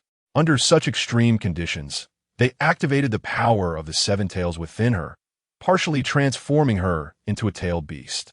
She then soared into the air, her wings flapping and leaving a trail of glowing phosphorescent powder behind. Wherever the powder fell, the ground glimmered white. Fai frowned slightly, sensing that this was not ordinary, and quickened the rhythm of his playing, while the iron chains tightened significantly. Fu's body gradually shrank back, and as she saw the distance between them closing, she panicked even more. At that moment, Fai suddenly tensed up. Without understanding the situation, he quickly leaped away. Suddenly, the ground cracked open, and Niji emerged from it. As a ninja with Kaga-level strength, his alertness was quite high. A normal person would not have detected Niji hiding beneath the soil. After Niji popped up, he lunged forward, feeling a bit surprised himself. He initially thought he could take care of Fai alone, but it seemed he would still need the help of Lee and Tenten. Fai had just leaped into the air, not having had time to retract the chains, when he saw a green figure with a slight golden glow crashing towards him. The newcomer was none other than Lee. Upon seeing Lee, Fai couldn't help but laugh. Just a lower-ranked ninja dares to provoke me. Chapter 254. The 3 heroes battle. Fa, you probably don't even know how to die. Fa, the monk shouted and directly threw a punch at Shaoli. However, Shaoli didn't even dodge, clearly charging forward. On the tower above, Lei Ying, Tu Ying, and Shui Ying were all sweating for him, especially Bai Ying, who felt that he was just walking to his death. After all, his opponent was a ninja with shadow-level strength, while he was merely a genin. With such a disparity in strength, how could he withstand a punch from the other side? He could even envision Xiao Li's death. But at that moment, only Hokage and Wind Shadow showed no surprise. Gaara even laughed out loud. He had seen this move from Xiao Li before, and back then, even his full power strike had failed to hurt Xiao Li, let alone this ordinary punch. Beside him, Lei Ying thought that Wind Shadow was mocking Xiao Li and asked with a laugh, "Do you think he is trying to hit a stone with an egg?" Wind Shadow shook his head and remained silent. This left Lei Ying a bit confused, so he turned back to watch the battle. In the blink of an eye, the two collided. To the surprise of the 3 of them, Xiao Li didn't budge an inch, but Fa, the monk quickly withdrew his hand, a look of pain appearing on his face. In the arena, Fa gritted his teeth and looked at Xiao Li, saying, "What kind of technique is that?" Xiao Li gave a thumbs up, revealing his perfect teeth, the sunlight glinting off them. "Hee, you don't know this, do you? This is our exclusive secret technique from Konoha Village, the scratch technique. Next, I'm going to show you something even more beautiful." As he spoke, Xiao Li pulled out a golden belt and leisurely tied it around his waist. Then, his expression changed, and his eyes glimmered with a hint of crimson. "That monk's head is too round. Smash it." With a loud shout, he suddenly charged forward, raising his fist, aiming for Fae's head. Fae's face twitched, and he sneered. Even though this kid had strong defensive capabilities, he was still just a genin. What could he do, no matter how tough he was? He didn't even dodge, standing still and sticking out his head, ready for Xiao Li's punch. Seeing this, Xiao Li, who had already lost some rationality, exerted even more force. Then there was a loud bang, and Fae was sent flying, landing hard on the ground and creating a deep pit. He couldn't believe it, lying in the pit and looking up at Xiao Li, panicking and desperately trying to escape. After climbing out of the pit, he found a glaring bump on his forehead. Xiao Li's speed was also incredibly fast. As soon as his foot stepped out of the pit, Xiao Li's fist was already descending. However, facing a ninja with shadow-level strength, his speed was still somewhat lacking. After Fa, he escaped. Panting heavily as he looked at the deep pit before him, he was shaken. Before he could react, 2 chakra bullets flew toward him. He jumped up, only to find that the bullets seemed endless, with one after another, each aimed at his head. He dodged left and right, vaguely seeing the ninja standing across from him. It was just a little girl carrying something that looked like a cannon on her shoulder, continuously firing chakra bullets. After dodging for a while, the enemy's fire gradually slowed down. Panting heavily, Fa realized that he couldn't sustain the enormous chakra consumption of the chakra bullets for long. Just then, Ning Si approached and said softly, "You should rest for a moment. Leave the rest to me." After saying that, he directly picked up an AK and gently squeezed the trigger. In an instant, blue flames erupted from the muzzle, along with bursts of smoke. This sound off rápido gunfire ishwed, da da da da da. After a frenzied barrage, every part of Fa's body was in pain.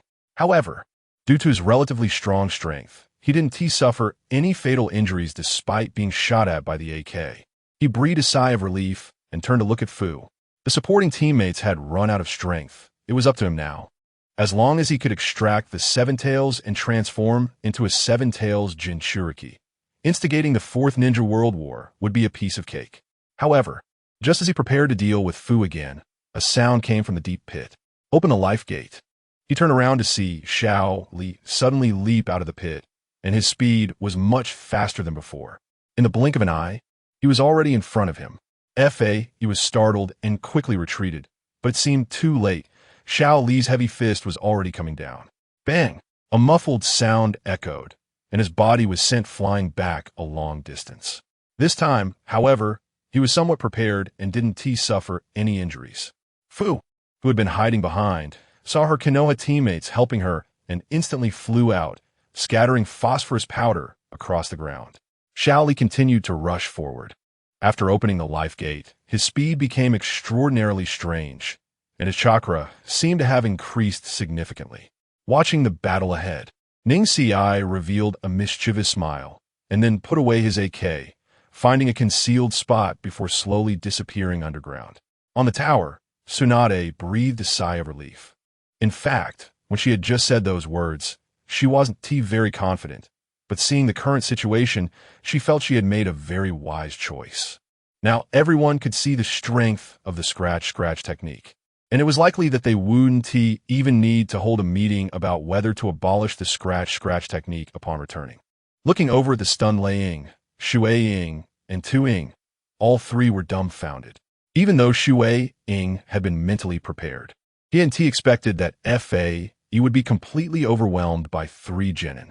At this moment, everyone had to admit that the scratch-scratch technique was indeed very powerful. Outside, Xiao Li charged forward repeatedly, continuously colliding with Fa.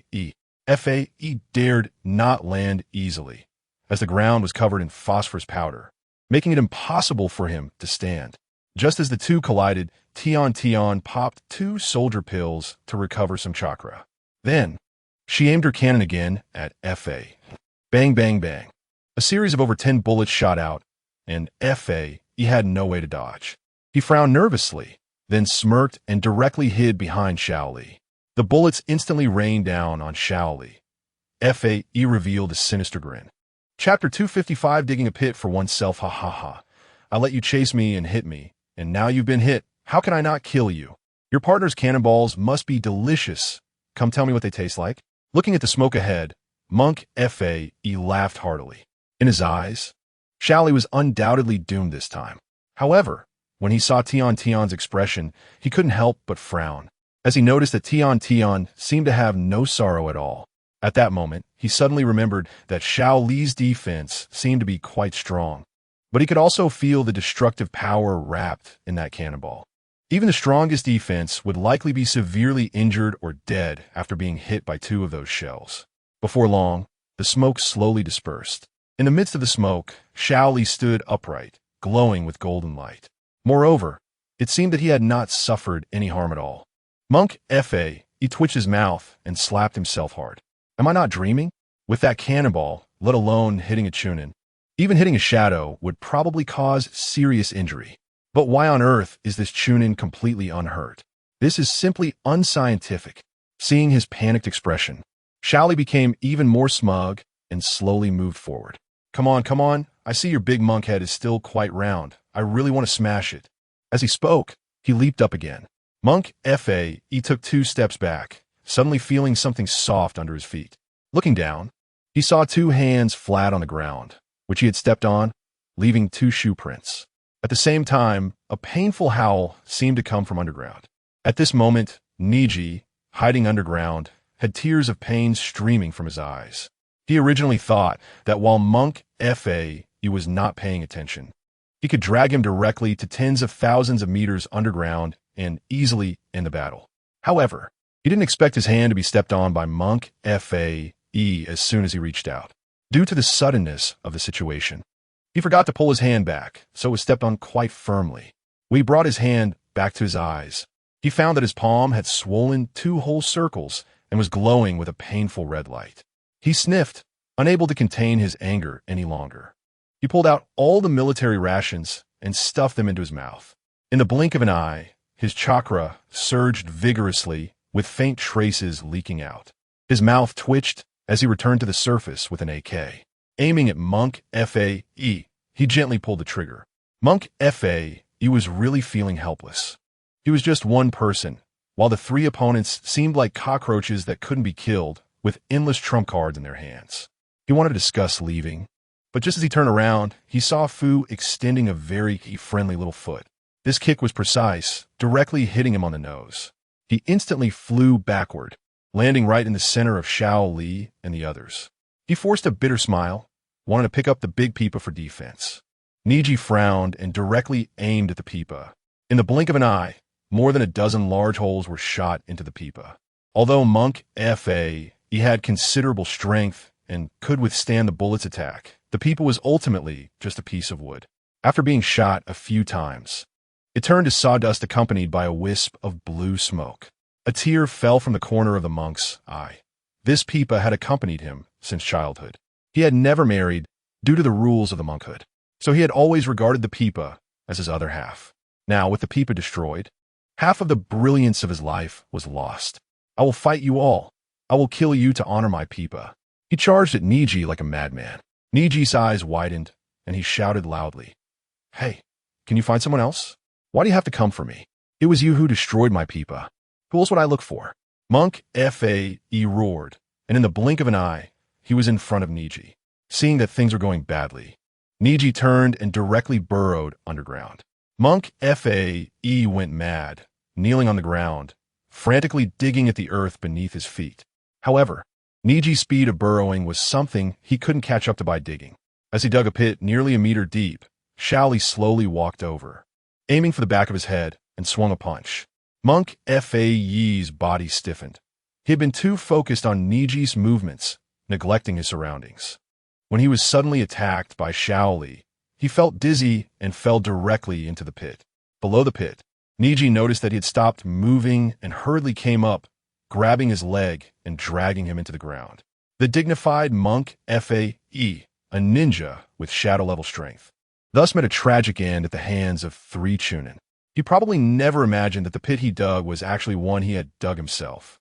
Meanwhile, atop the tall tower, seeing Monk Fa dealt with, Gaara also revealed a relaxed smile. Now, no one would threaten his position as Kazekage. After watching the commotion, Tsunade turned back to the large round table, sat down directly, and took a sip of tea, saying, "So, everyone, do you think our Konoha ninjas are quite strong?" The other 4 Kages fell silent. Is there even a need to say? Originally, Niji and the others had the strength of Chunin, even Jonin, and now, with the lottery tools in hand, they were definitely much stronger than ordinary ninjas. If all the people from Konoha were like this, why even have a Chunin exam? Just print out the documents for them to save time. Reikage sighed deeply, feeling even more resentment towards the elite Jonin he had dispatched to Konoha to lead the team.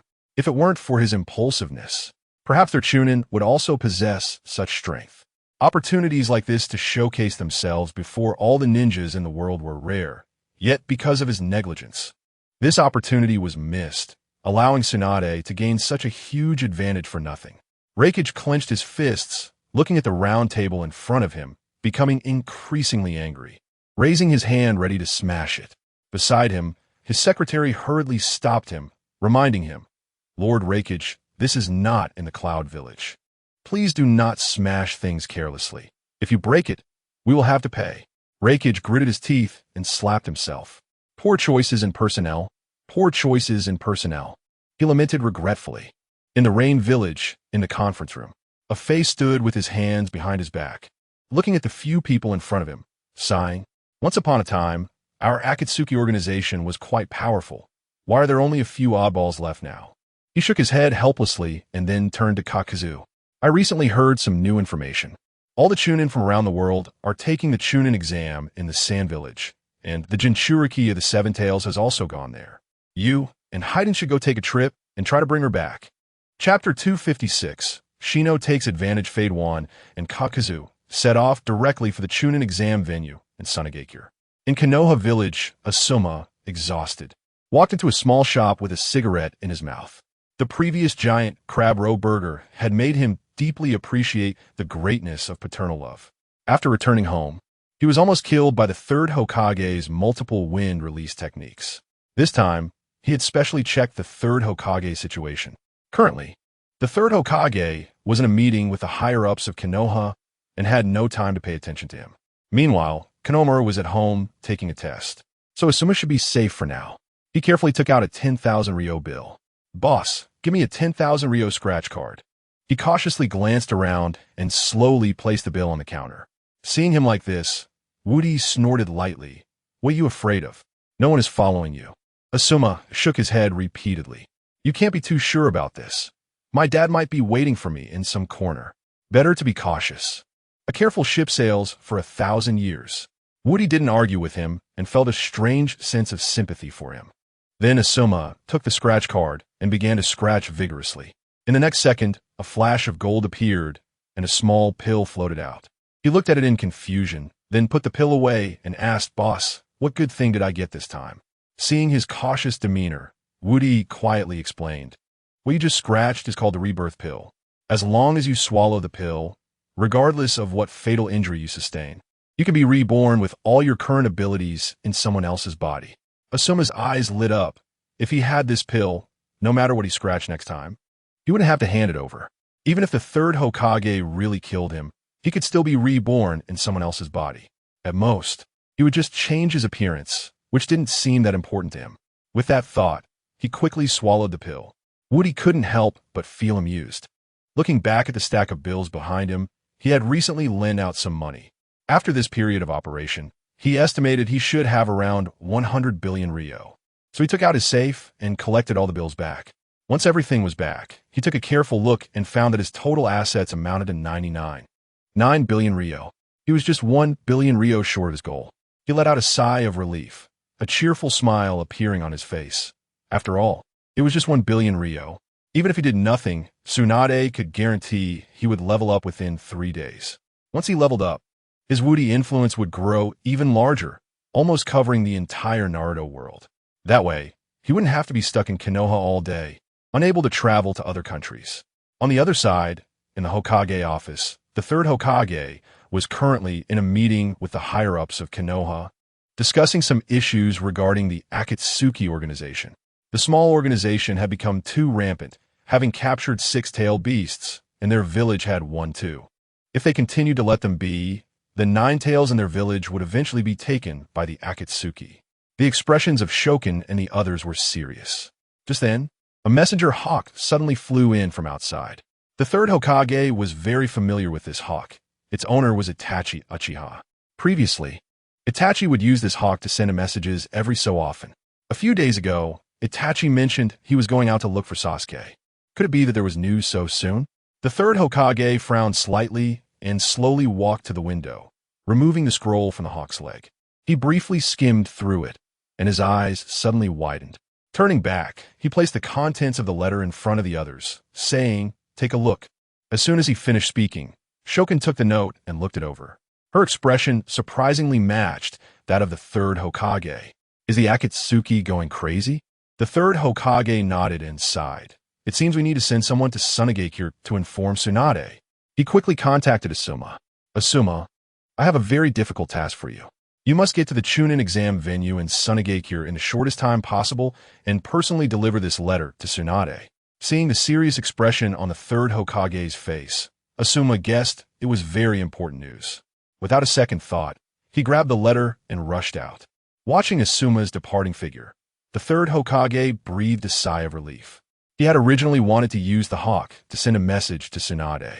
But after thinking it over, he feared the hawk might be intercepted by the Akatsuki along the way. If they saw this letter, they would know that Itachi Uchiha was not dead, putting Itachi in danger. In Sunagakure, during the second round of the Chunin exam, at the central tower of the exam venue, the ninjas holding scrolls gradually returned. More than half had already come back. Tsunade frowned slightly as she looked at the few people before her. Konoha's strength should be the strongest. They should have returned long ago. Why was there still no news from Kiba and his group? She couldn't help but frown and turned to the window of the tower to look outside. After searching for a while, she finally spotted Kiba and his group in the distance. At that moment, the three of them were surrounded by a group of somewhat eccentric-looking ninjas. One of them, a chubby guy, was holding a flag and swaying it in front of Kiba and the others. His huge belly jiggled as he walked. You guys are way too confident to dare challenge the ninjas of Konoha. Didn't your mom teach you that Konoha ninjas cannot be challenged at will? Kiba said, hand behind his back, pulling a clown nose from his ninja tool pouch and lightly placing it on his face. However, before he could make any move, Hinata suddenly reached out and stopped him. He looked at Hinata with confusion. Why are you stopping me? Wouldn't it be better for me to take care of them? Hinata chuckled. Leave these guys to me. I just scratched a really powerful skill of the scratch-off shop that I haven't used yet. As the two exchanged words, a shout came from behind them. Snotworm, you're the one. In the next second, a black hole suddenly appeared in the sky, and a fist-sized snotworm fell out. Within seconds, the snotworm split into 500 or 600 smaller ones, all of them throwing pink projectiles at the three of them. The three ninjas on the opposite side were taken aback, wanting to release ninjutsu to eliminate the snotworms, only to find that as soon as they made hand signs, their faces were covered in pink projectiles. Chapter 257. Asuma's death. In just a moment, the three of them were out of breath, feeling dizzy and wanting to leave. The snail's droppings were incredibly foul, with a strong stench that seemed to fill the air within 100 meters. Shino covered his nose and turned to look.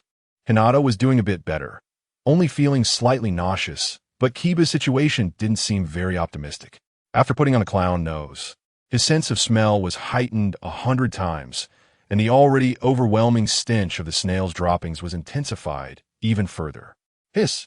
Shino gasped and hurriedly carried Kiba towards the center of the tower. Hinata, you take care of finding the scrolls. I'll go ahead. Before he finished speaking, he noticed that over 500 snails were following closely behind him, all rushing towards the central tower. Tsunade stood atop the tower, watching the approaching figures. Her old face flushed. Winning in such a way was somewhat hard to put into words. However, the Mizukage beside her was astonished. I've heard of those 3 genin before. They are much stronger than ordinary genin. I never expected them to be so easily defeated by your Konoha ninjas. It seems I really need to send Jur to take another group to try their luck at the scratch cards. Hearing his exclamation, Raikage's expression darkened significantly. Since arriving here, he had lost count of how many times he had cursed the Jonin who led the team. If it weren't for him, how could Cloud Village have suffered such a major setback? He gritted his teeth in anger. Damn it, when I get back to Cloud Village, I'm going to have you torn apart. He kept cursing in his heart, but he couldn't show any signs of discontent on his face. After all, there were other Kages present. If he revealed his dissatisfaction, wouldn't that just give them something to laugh about? As the leader of Cloud Village, and once the strongest among the 5 Kages, he had to maintain the calm demeanor of a strong man. Tsunade glanced at him and found his expression increasingly amusing. She even began to mock him inwardly. How's it going, big guy? Our Konoha ninjas are strong, right? You've been acting like your village is the strongest in the ninja world, but now I want to see what you can do. About 20 minutes later, all the ninjas capable of movement had returned to the top of the tower. After taking a look around, it was clear that the other ninja villages had barely any members left, while Konoha seemed to have lost not a single person. Tsunade laughed heartily. So, Does this mean the title of the strongest ninja village should now go to Konoha? Although the other Kages were reluctant to admit it, the facts were right in front of them. Even if they didn't acknowledge it, the other ninja villages had already come to this conclusion. Then Tsunade lightly coughed and turned to the other ninjas. As you can see, none of our Konoha ninjas have been lost. I also want to share a little secret with everyone. Our Konoha has a magical scratch card shop. Other major countries have investigated it before, and now we're giving all the small countries a chance to check it out. You're welcome to come and try your luck anytime. Hearing this, everyone couldn't help but get excited, especially those ninjas who had never been to Konoha. They were eager to fly to Konoha and try their luck. More than 100 kilometers away from the Chunin exam venue. Are you sure that person from Takigakure is going to take this route? Haiden asked, somewhat puzzled. Then he saw Kakuzu smirk slightly, glancing at him with disdain. I was once a ninja from Takigakure. This route is the only way from Takigakure to Sunagakure. I don't believe those people would choose to take a longer detour. While speaking, the two of them found a hidden spot to hide, just after they concealed themselves. They heard some noises outside the forest. Turning to look, they saw Asuma hurriedly running over. He seemed to be in a rush about something. Kakuzu shot a sideways glance at Haiden and whispered, "Let us go and see what he is up to. I have a feeling something is going on with him." Haiden shrugged helplessly. All right, old man. You're such a bother, but I'll go with you to check it out." As soon as he finished speaking, the two of them jumped out from their hiding spot and blocked Asuma's path. Asuma paused, noticing their clothing and the tattered forehead protectors on their heads. He immediately recognized them as members of the Akatsuki organization. "What do you want?" he asked a bit nervously. Haiden raised his scythe and without further ado, flew at him directly. "Konoha-S ninja, you look so rushed. What's the matter? Hurry up and tell me." Asuma dodged to the side. Although he hadn't opened the letter he was holding, he knew he couldn't let these people get their hands on it. With a grim expression, he said, "Konoha-S matters are not for you to question. You'd better get out of my way, or we will definitely flatten your Akatsuki organization." Haiden licked his crimson lips, a sinister glint appearing in his eyes. "Not for us to question. We're going to question it. Now, tell me, what are you here for?" Asuma didn't say much more, quickly forming hand seals. Seeing this, Haiden threw his scythe, which accidentally cut Asuma's shoulder. Asuma didn't pay it much mind and stepped back a few paces. However, he noticed that Haiden was already wearing a triumphant smile, and his face suddenly darkened, with several white lines appearing on it. Asuma frowned in tension, feeling as if he was being set up. In the next moment, Haiden suddenly drew a bloody circle on the ground, with a triangular symbol inside. Asuma had never seen such a fighting style before. To be cautious, he decided to retreat even further. However, Haiden didn't pursue him. Instead, he licked the blood from Asuma's shoulder blade and swiftly stabbed his own chest. Asuma was shocked, and then he felt as if his own chest had been pierced. In an instant, his breathing became difficult and his vision started to darken. What kind of jutsu is this? He managed to gasp out a breath, then shakily took out the letter given to him by the third Hokage and stuffed it into his mouth. "This secret thing, even if I die, you can't have it." As his words fell, he collapsed to the ground, lifeless, without any breath remaining. Chapter 258. Asuma's Rebirth, the flower season girl 1,000 miles away. In a strange little village, on the lonely mountain behind the car, there's a newly covered grave. Suddenly, a faint light shines down, directly hitting the tip of the grave. Then the soil on the grave head shifts a few times, and suddenly a hand rises from inside. The person buried here is none other than Asuma, reborn. A few seconds later, a flower season girl emerges, looking cute and charming. However, the soul within her body is that of a very masculine man. He touches his face, then sees the towering peaks in front of his chest, and exclaims in surprise, "Mom, did I just get reborn? And I'm reborn as a woman." He raises a hand to look at the smooth skin, increasingly unable to believe his eyes. Then he unbuckles his belt and looks down, panicking as he shouts, "It's gone, my precious thing is gone. What am I going to do?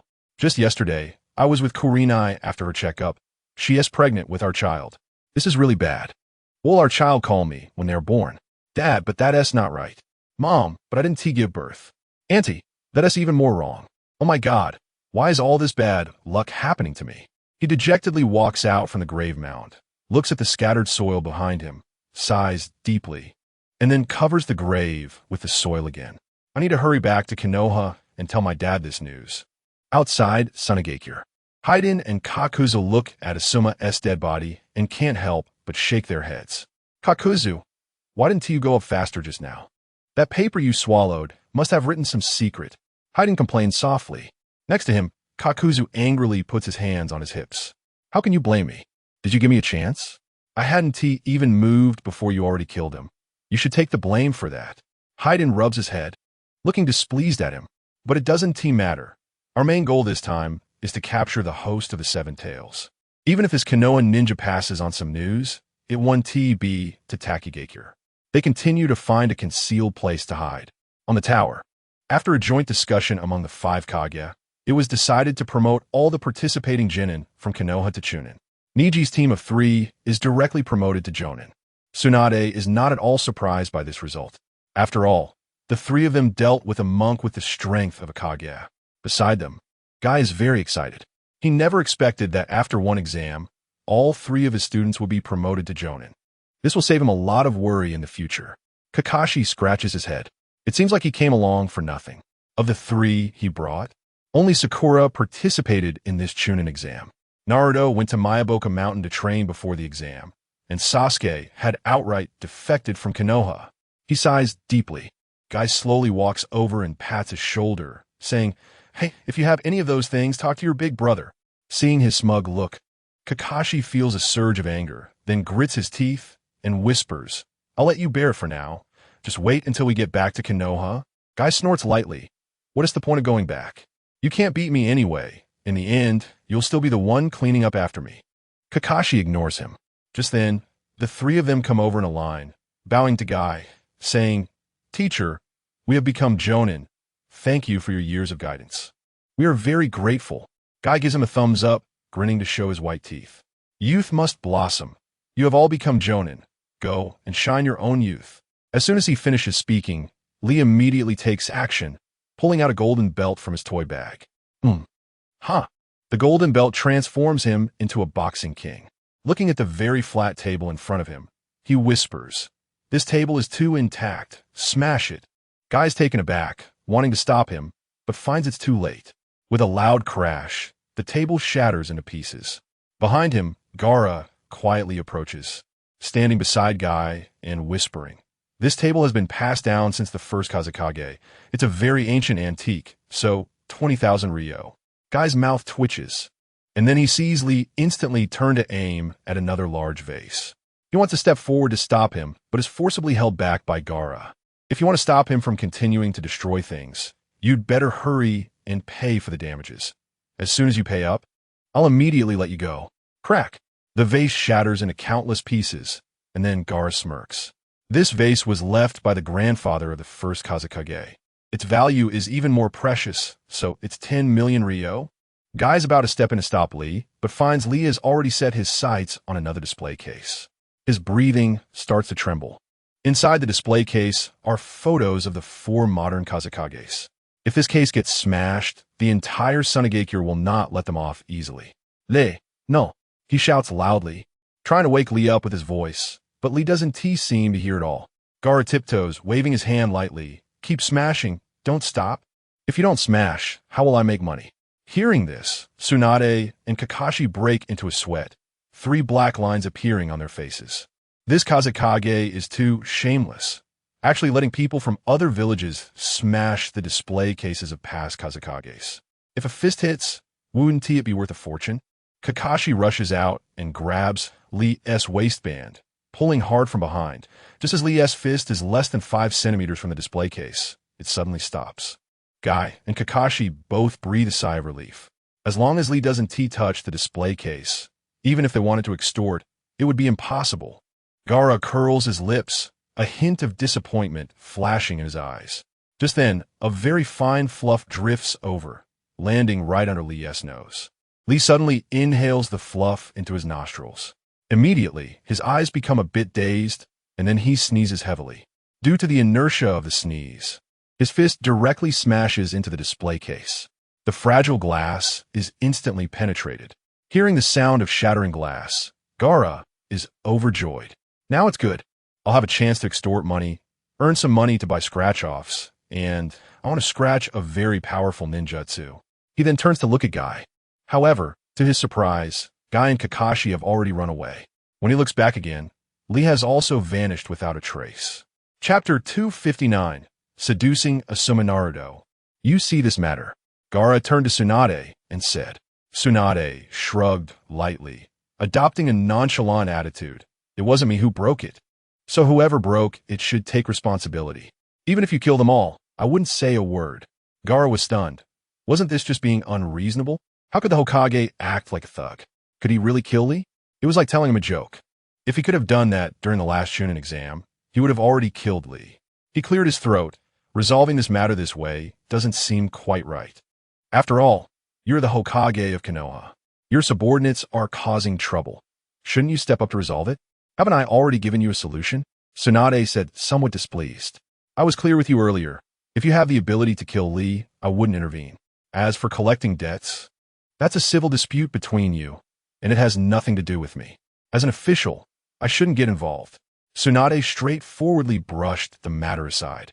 Then she turned and walked out with the other lower-ranked ninjas. Gaara looked helplessly at the other 3 Kages. They all shrugged. Who told you to try to take his money? Just endure it. If you go and kill him, I'll support you in spirit. Gaara was at a loss for words and turned to look at his own Jonin. They all sighed. They had seen the strength of Lee's team. To be fair, they believed that if they faced Lee's team, they had no chance of winning. Moreover, they still had 2 elite Jonin who hadn't made a move yet. And what kind of tools those 2 elite Jonin had was also unknown. To start a war between their 2 nations over such a trivial matter was clearly not worth it. Besides, Sunagakure had already allied with Konohagakure. If they turned against each other now, they would surely become a laughingstock worldwide. Next to Gaara, a masked high-ranking sand ninja approached, Kazekage-sama. As the old saying goes, endure for a moment and the wind will calm. Take a step back and the sea is vast. I support you in killing him. Gaara's expression became more interesting. What kind of subordinates had he raised? If he could beat Lee, would he still seek help from the other 3 Kages? It seemed he would ultimately have to bear all the burden alone. Outside Sunagakure, ninjas from various villages returned to their respective villages. Hidden along the path to Takigakure were Kakuzu and Haiden, anxiously watching the passing ninjas. When would that little girl show up? Haiden kept pacing and muttering. Kakuzu sat nearby, chewing on a blade of grass, looking calm and relaxed. Why are you so anxious? I'm not in a hurry. This is their necessary route. Don't worry. They will definitely pass by. Just then, a little girl with bluish-green hair came into view. Haiden pulled out a photo to compare and found that the little girl was indeed the Jinchuriki of the 7 tails they were looking for. He hurried over to Kakuzu's side and whispered, Hey Dad, they're here. Great. Go ahead, son. It's up to you. Haiden's face darkened as he pulled at his sleeve. This is clearly a job for both of us. Why should I go alone? Kakuzu raised an eyebrow and pulled out a silver bill from his pocket. Are you going or not? Haiden squinted at the bill and immediately gasped. 1 million. Dad, when did you become so rich? Kakuzu snorted lightly. Just tell me if you're going or not. Haiden snatched the silver bill and cheerfully bounced off. How could such dirty work be left for you, Dad? Wait for me to come back soon. Watching Haiden's departing figure, Kakuzu crossed his arms and lay back. Recently, he increasingly felt that the silver bills in his pocket were shrinking every moment. Instead of letting them disappear mysteriously, it was better to give it to Haiden, which would also save him some effort. Then he heard some chaotic noises coming from the opposite side. In just a few minutes, Haiden returned, carrying Fu. He laughed at Kakuzu. Dad, it worked. We should head back. Good. Kakuzu stretched and set off with Haiden towards Amigakure. On the edge of the land of fire, Asuma, reborn, slowly walked across the continent. Since this body had died of starvation before, he had no strength at all. Halfway, an old man blocking the road smiled at him.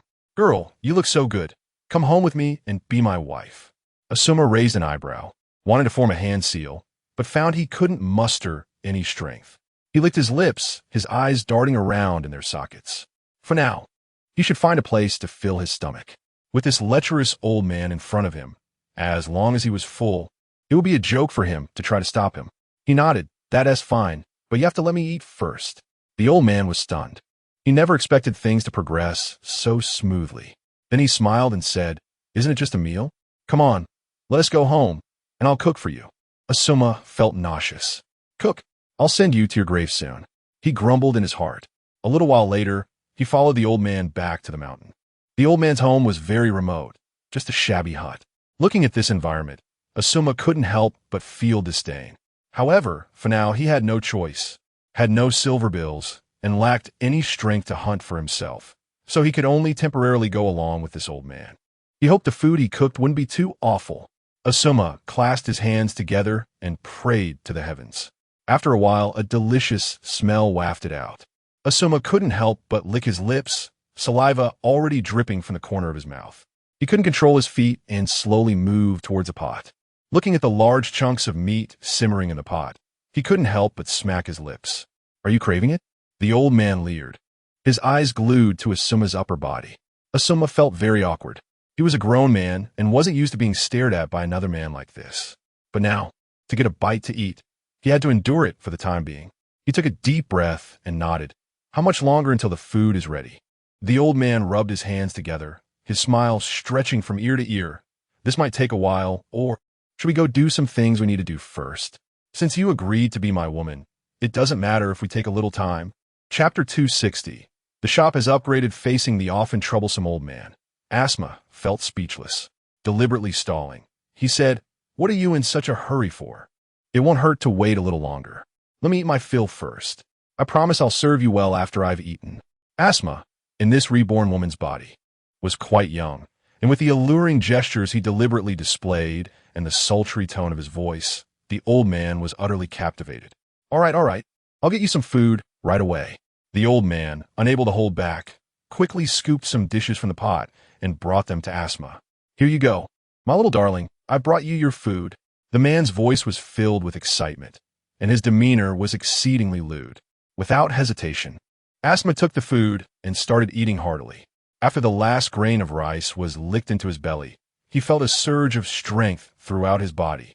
The old man stood to the side, hurriedly unbuckling his belt, excitedly saying, "Come on, serve me well." Asuma chuckled, suddenly forming hand seals. Ash pile burn. The next moment, he spewed out a cloud of black smoke, then bit down hard, causing the smoke to explode instantly. The released heat turned the old man into a hairless monkey. The old man was taken aback. "You're a ninja? You're actually a ninja." Then he fainted in a state of panic. Asuma laughed triumphantly, found some clean water in the courtyard to wash his face, and turned to leave. In Konoha Village, the invincible scratch card. After Tsunade returned to Konoha with the ninjas, those who had tasted the sweetness rushed over, eager to scratch some cards. Even Tsunade was no exception, slamming down 80 million Ryo at the counter. "Catch me up on all the ones I miss these days." Woody happily accepted the bills and handed Tsunade a thick stack of scratch cards, then went on to deal with others. Time passed, and suddenly a familiar voice rang in his mind. "Congratulations, your target of 100 billion has been achieved, and the shop is upgraded." Woody was very excited. He listened as the voice continued. "Reward. Your range has increased tenfold. The scratch card winning rate can be controlled to increase by 10, and you can grant 100 winning chances 2 times. The next upgrade target is 1 trillion. Reward. All of Woody within the Naruto world map. 100 controllable winning rate for scratch cards, and the ability to open branch stores with a reward for renovation once." Woody couldn't help but laugh heartily. He had already made a fortune just by opening a shop in Konoha, and if he could open branches in other countries, he would make an even bigger profit. Moreover, the first batch of cars from his car factory had already rolled off the production line and could be sold to other countries at any time. For him, 1 trillion might not be too difficult. Noticing Woody's unusual state, Tsunade asked with a smile, "Boss, what's wrong with you?" Woody quickly waved his hand and said softly, "It's nothing, just that it's been a while since I've seen so many people come scratch cards. I'm just a bit happy." Tsunade glanced around and saw that indeed many people had flooded into the shop, so she didn't suspect anything further. After leaving the scratch card shop, Tsunade went straight back to her office. As soon as she opened the door, she saw the third Hokage and Konohamaru sitting across from each other, looking very worried. She was slightly taken aback and quickly asked, "Is there something wrong, Sensei?" Hearing this question, the third Hokage looked puzzled. Did Asuma not send you a message? Where do I start with that? I've never even seen Asuma. The third Hokage slammed the table and suddenly felt a wave of sadness. Oh no. Perhaps Asuma has encountered those Akatsuki members. Afterwards, his aging face suddenly turned much paler. Tsunade, still somewhat confused, quickly pressed. What exactly happened, sensei? Beside the third Hokage, Konohamaru softly said, "We received news earlier that Akatsuki sent 2 people to Sunagakure to capture the Seven Tails Jinchuriki. Now Asuma was supposed to send you a message, asking for your help to prevent Akatsuki from succeeding. But that message never reached you. So we suspect Asuma might have been intercepted by Akatsuki." Upon hearing this news, Tsunade's body trembled. On the way back, they had not encountered any Akatsuki members at all. Moreover, they had left earlier than the ninjas from Takigakure, so they had no idea what had happened. She quickly looked at Shizen behind her and said sternly, "Go and immediately notify Kakashi and Yuhi Kurenai to come to the office." Yes. Shizen turned and left. The third Hokage let out a sigh, his eyes already starting to glisten with moisture. Now he only had this one son left. If anything happened to him, even if he were to die, he would have no face to meet his wife. Tsunade sighed. Should we go look for the scratch car shop owner? His strength is so great. Why not we directly confront Akatsuki? The third Hokage was somewhat tempted by this idea, but attacking Akatsuki was no small matter. If they only let their ninja village act, what if other ninja villages took the opportunity to attack Konoha? They would have nowhere to regret their decision. What was just said wasn't without merit. So he ordered the Umbu beside him to go to the scratch card shop and invite the owner over. Before long, Woody and 3 other Jonin arrived. Upon entering the office, Woody directly sat down on a chair as if he were in his own office. No one expressed any opinion about this, as they all knew Woody's strength justified his arrogance. The third Hokage recounted the matter of Asuma sending the message to Woody in a low voice, saying, "I didn't expect to send a white-haired person to deliver a message to a black-haired person at my old age." Hearing this, Woody suddenly laughed. The third Hokage, somewhat confused, asked, "What does the boss's laughter mean? Is it not tragic enough for me to lose a child in my old age?" Woody waved his hand, explaining, No. Third Hokage, you misunderstood. What I mean is simple. Asuma is definitely not going to die because he previously scratched a resurrection pill in our shop. In other words, even if he dies, his soul will enter another body and come back to life. So you just need to wait. It won't be long before he returns. Now the third Hokage was filled with hope, feeling as if he had suddenly become young again. A huge weight in his heart suddenly lifted, and he was unable to contain his excitement. After being happy for a while, he regained his composure and asked quietly again, "Boss, with your strength, are you interested in annihilating Akatsuki?" Woody frowned, thinking it might be a bit too early to talk about annihilating Akatsuki. Chapter 261, Creating Illusions then. He smiled and looked at the third Hokage, saying, "There's no need to rush this matter. Eradicating them now won't bring us much benefit. Don't worry, it won't be long before they force themselves into a dead end. At that time, we could take them down easily, which will not only earn us enough reputation in the ninja world, but also intimidate other ninjas who harbor ill intentions against Konoha." The third Hokage felt that his words made a lot of sense. However, how long was this wait supposed to last? He felt a bit puzzled and asked softly, "So, how long do you think we should wait?" Woody pondered for a while, then slowly stood up and said, "You don't need to worry about this. It won't take long." Everyone looked at him with some surprise. How could he be so sure that the Akatsuki organization would push themselves into a dead end in such a short time? Did he have some connection with the Akatsuki? He scratched his ear, knowing that some people were starting to doubt him, and smiled lightly. "Can't you analyze the current situation? If I'm not mistaken, the Akatsuki already has 7-tailed beasts in their hands, right? Even if our village chooses to endure, do you think other ninja villages will let them off the hook?" Woody's words were quite persuasive, and the people present fell silent. However, thinking about it, other ninja villages had not made any moves, so why should they expose themselves? Just wait quietly for this matter. I assure you that within half a year, they will provoke public outrage across the world. Seeing Woody's confidence, the senior officials felt somewhat relieved. After all, with Woody's strong abilities, it would be relatively easy for him to protect Konoha. Then Woody leisurely walked out of the office. Just as he reached the door, he suddenly thought of something and turned back, looking at the others. What if we publicly declare that Asuma is dead? This way, we can have a legitimate excuse when we attack the Akatsuki in the future. The third Hokage's only surviving son being killed by the Akatsuki would provoke the anger of Konoha's villagers, and just thinking about that reason felt very sympathetic. The third Hokage nodded and turned to the others in the room. From today on, Asuma is dead. We must handle the publicity well. As for the real body of Asuma, let Team 10 go find it. Only when they all believe it can we convince others. Woody curled up the corner of his mouth and turned to leave. The third Hokage was indeed an old hand at this. He understood people's hearts so well. It was just a bit hard on Shikamaru and the others, those sentimental kids.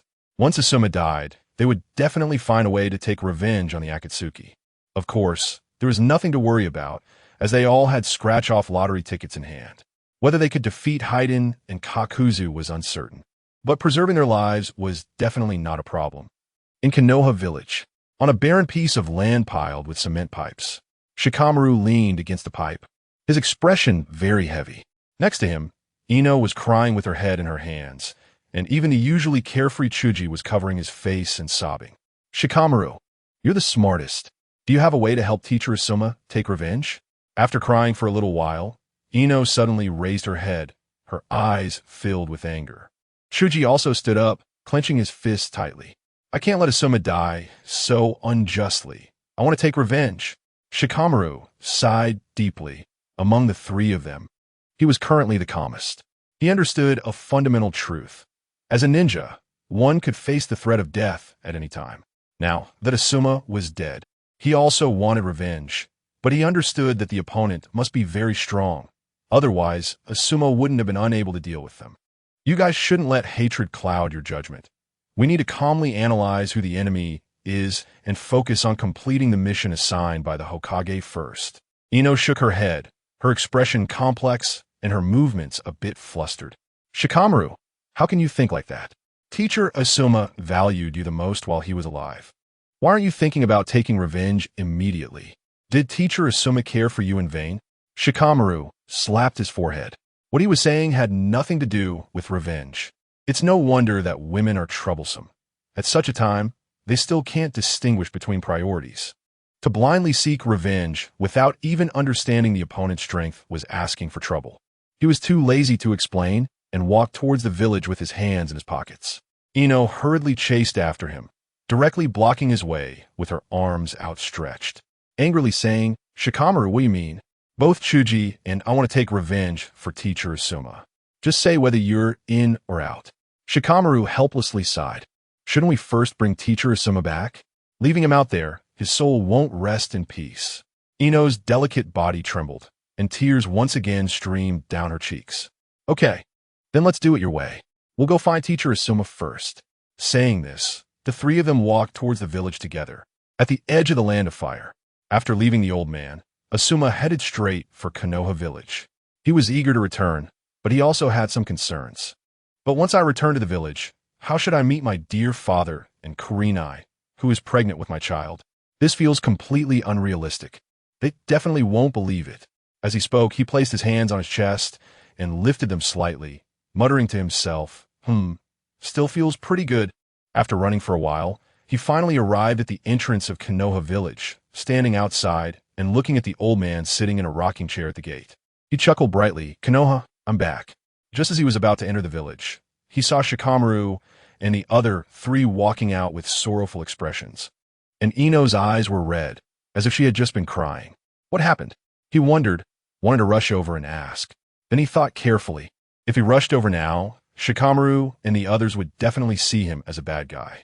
After considering it, he decided to sneak into the village first and find a reasonable opportunity to explain to Shikamaru and the others later.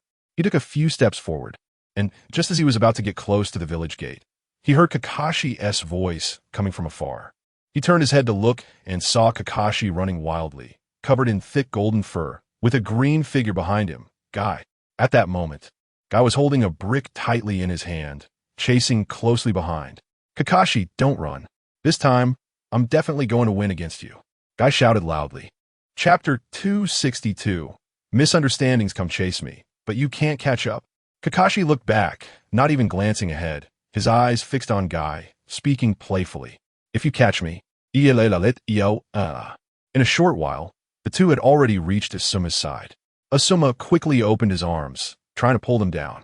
Kakashi felt someone in front of him, and when he turned back, he saw that the distance between him and Asuma was less than half a foot. There was no time to dodge, so he could only crash into him. A muffled sound of impact echoed at the entrance of Konoha. Kakashi and Asuma were entangled together, rolling out for several meters. Kakashi rubbed his head as he sat up and saw a beautiful woman he didn't recognize in front of him. Stuttering, he said, "Hey, where did this fairy come from? How dare you block my path?" Asuma was speechless, noticing that Kakashi indeed resembled a monkey in this state, and sighed. "Kakashi, I am Asuma." Kakashi became much more cautious. When he was looking for Woody to hold a meeting, he, Guy, and Kurenai were all present. Only they knew that Asuma was still alive, just in another body. Now this woman claimed to be Asuma. Could it be that Asuma had been reborn in a woman's body? He cautiously asked, "You say you're Asuma, but do you have any proof?" Asuma sighed, pinching his temples. "I was intercepted and killed by members of the Akatsuki while delivering a letter. Because of a scratch-off ticket, I was reborn in this woman's body." Hearing this, Kakashi suddenly laughed. The higher-ups in Konoha had not leaked any news about this incident. The only ones who knew the ins and outs, besides them, were Asuma himself. So he was quite certain that the person in front of him was indeed Asuma. However, Asuma's current state was really hard for him to accept. He stood up, his eyes shining with a strange light, scanning Asuma from head to toe. "Hey, I remember you said that if you transformed into a woman, you would let the brothers." Before he could finish his sentence, a strong gust of wind came from behind. Whoosh! Bam! A rectangular object with a character printed on it hit the back of Kakashi's head. Bold Kakashi, daring to engage in improper conduct in broad daylight. "Let's see how I, the Azure Beast, deal with you." With Guy's shout, Kakashi fell flat on his back. When Guy landed, Asuma laughed heartily. As expected of Guy, that's quite something. "And who are you, you demon?" Guy shot him a cold glance and raised a brick. A glowing character appeared on Asuma's face. After knocking them both unconscious, Guy picked one up in each hand and carried them into Konoha. After being taken down by his moral superiority, it usually took a long time for them to wake up. When Asuma woke up again, he found himself in a very dim space. As he moved his hand slightly, he realized it was fixed. Looking down, he saw his arms handcuffed to an iron chair. Hey, what are you doing?" "I am Asuma." Across from him, Marino Ibiki wore a sinister smile, chewing on a toothpick and spitting it out. You say you're Asuma? I could say I'm Asuma too, but you really know how to imitate." Asuma was killed by members of the Akatsuki not long ago. The whole village knows this. Just now, the third Hokage dispatched Team 10 to look for Asuma's body. Asuma shook his head desperately, a helpless look on his face. "I really am Asuma. Truly, no fakes. After I was killed by the Akatsuki, I was reborn in a girl's body. You can ask the scratch-off ticket shop owner." Marino Ibiki laughed again. "You've got quite the imagination. Why not become an author? Reborn in a woman's body? How ridiculous. I really am Asuma. If you don't believe me, call the third Hokage. I can tell you his 10 secrets." Marino Ibiki raised an eyebrow, not believing a word. Then he turned to his assistant and said, "Go. Let him experience the harshness of society. We need to make sure he enjoys the highest level of hospitality in Konoha for pretending to be someone else." "Yes." The subordinate nodded heavily, then walked over with a fierce smile. Seeing his expression, Asuma's hair stood on end and cold sweat trickled down his forehead. "What are you going to do? What are you going to do?" He shook his head repeatedly, panic evident on his face. The person opposite him, however, smiled even more, pulling out a feather from his pocket and swiftly removing Asuma's shoe. The moment the shoe was taken off, a puff of green smoke shot up into the air. The subordinate immediately teared up, gagging repeatedly. Finally, he pinched his nose and glared at Asuma. "Sister, how long has it been since you washed your feet? This smell is too strong." Asuma curled his toes, revealing a toe covered in black dirt from a hole in his sock. Seeing such feet, even he felt a bit disgusted. The subordinate quickly stepped back, retreating into a dark room. When he came out again, He wore a gas mask and held a pair of tongs used for handling charcoal. The tongs moved forward slightly, grabbing one end of the sock and yanking it down. The two socks were instantly pulled off and tossed aside. Surprisingly, the two socks stood upright. That's right, they stood up. The mocking voice from beneath the gas mask said, "Sister, you haven't changed your socks since you put them on, have you?" Asuma twitched his lips, and under his gaze, the feather slowly brushed against his soul. However, the intense itching he imagined did not occur. Instead, the feather was quickly corroded. If Naruto had seen this scene, he would definitely have exclaimed that it was professional. Seeing that this trick had no effect on Asuma, the subordinate became furious, his eyes turning to another very cruel punishment. "I won't let you speak. Today, I'll make you shed a layer of skin."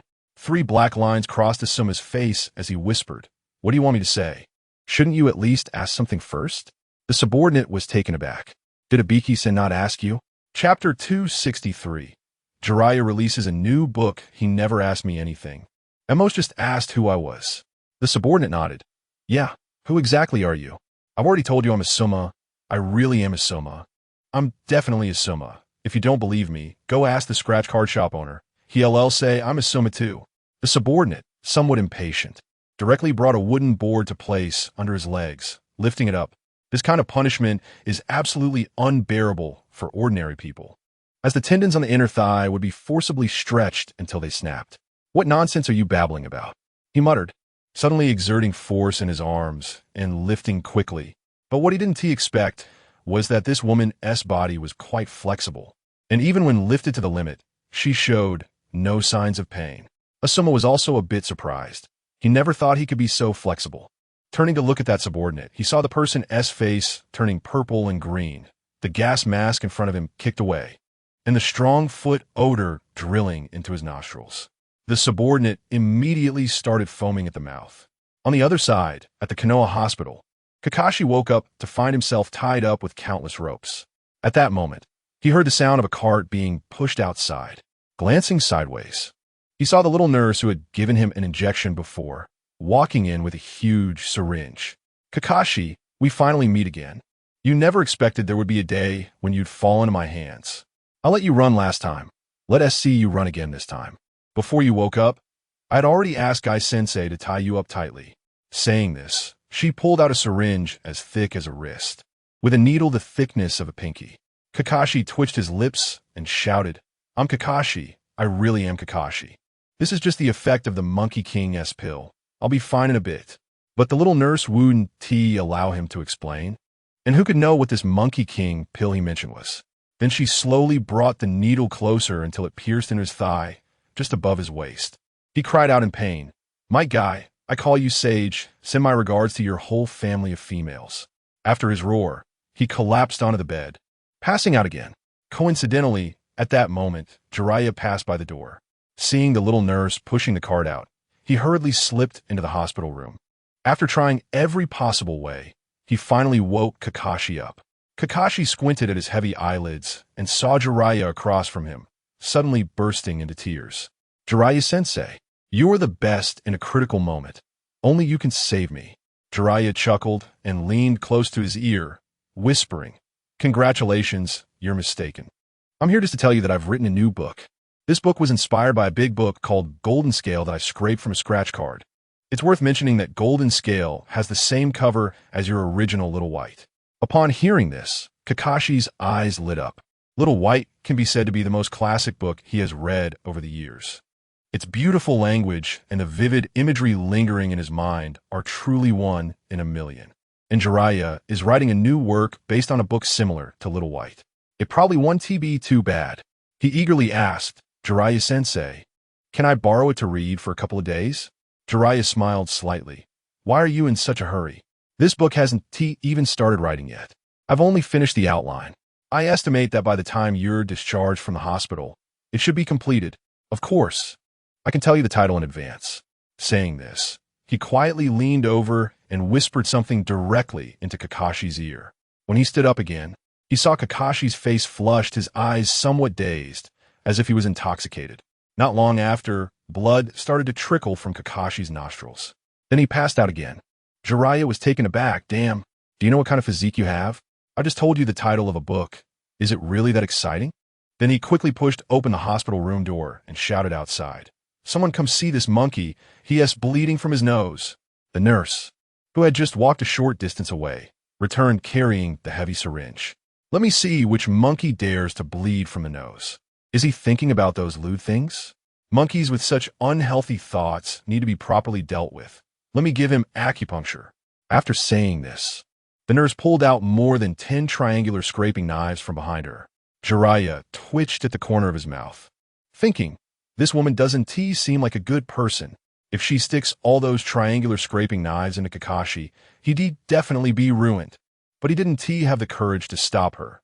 What if this little nurse, not having satisfied her urges, turned around and stuck them into him instead? That would be a bit too costly. He hurriedly disappeared from the hospital, planning to find a nearby coffin shop to prepare for Kakashi. Just as he exited the hospital door, he heard a heart-wrenching scream from inside. Just kill me. Looking back at Guy. After sending Kakashi and Asuma to their respective places, he smugly went to the Hokage office. As soon as he entered, he approached Tsunade's desk, eager to take credit. Fifth Hokage, today I caught a female spy. She claimed to be Sarutobi Asuma, and I sent her directly to the prison for interrogation by Marino Ibiki. Tsunade frowned slightly. She remembered that Woody had mentioned Asuma would be reborn in someone else's body. Could it be that he was reborn in that woman's body? She asked in a low voice. That person named Asuma was so easily captured by you? Guy shook his head, raising his thumb. Of course not. I used my ultimate move on him. Saying this, he directly pulled out the virtue overcomes force and swung it. Tsunade scoffed. She had seen this move before, so she quickly raised her arm to block Guy's arm. However, due to her excessive force, she knocked the brick out of Guy's hand. Due to inertia, the brick still landed on her cheek. She twitched her mouth and fell back. Guy looked a bit embarrassed. He had only used virtue overcomes force twice in front of the fifth Hokage, and both times he successfully knocked her down. He still wanted to live well in Konoha, but having inadvertently offended the Hokage twice, how could he survive? He quickly knelt down, clasped his hands together towards the sky, and kept shaking. Jade Emperor Buddha, please bless me. The fifth Hokage definitely remember today's incident, right? Chapter 264. The astonishing secret of the third generation after quite some time. Tsunade finally woke up and shook Akai's shoulder, asking, is what you said true? What true or not? Akai asked, somewhat confused. Tsunade frowned and looked at him seriously, stating, you captured a woman who claims to be Asuma. Akai nodded earnestly. Yes, that's right. I did capture a woman who claims to be Asuma. She's definitely a spy. She doesn't even know that Asuma is a man. Tsunade slapped her forehead, thinking to herself, this fool has probably forgotten everything he said during the meeting here. The scratch-off lottery owner had already mentioned that Asuma had scratched off a pill that allows for rebirth. He must have been reincarnated into another body. While such occurrences are rare in the ninja world, they're not unheard of.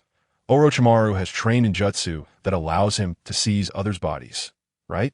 She then pushed Akai away and walked towards the door, saying, you wait here for me. I have to go handle something. I'll talk to you when I get back. Akai scratched his forehead, not refuting her, but his expression was full of suspicion as he put away his brick of morality.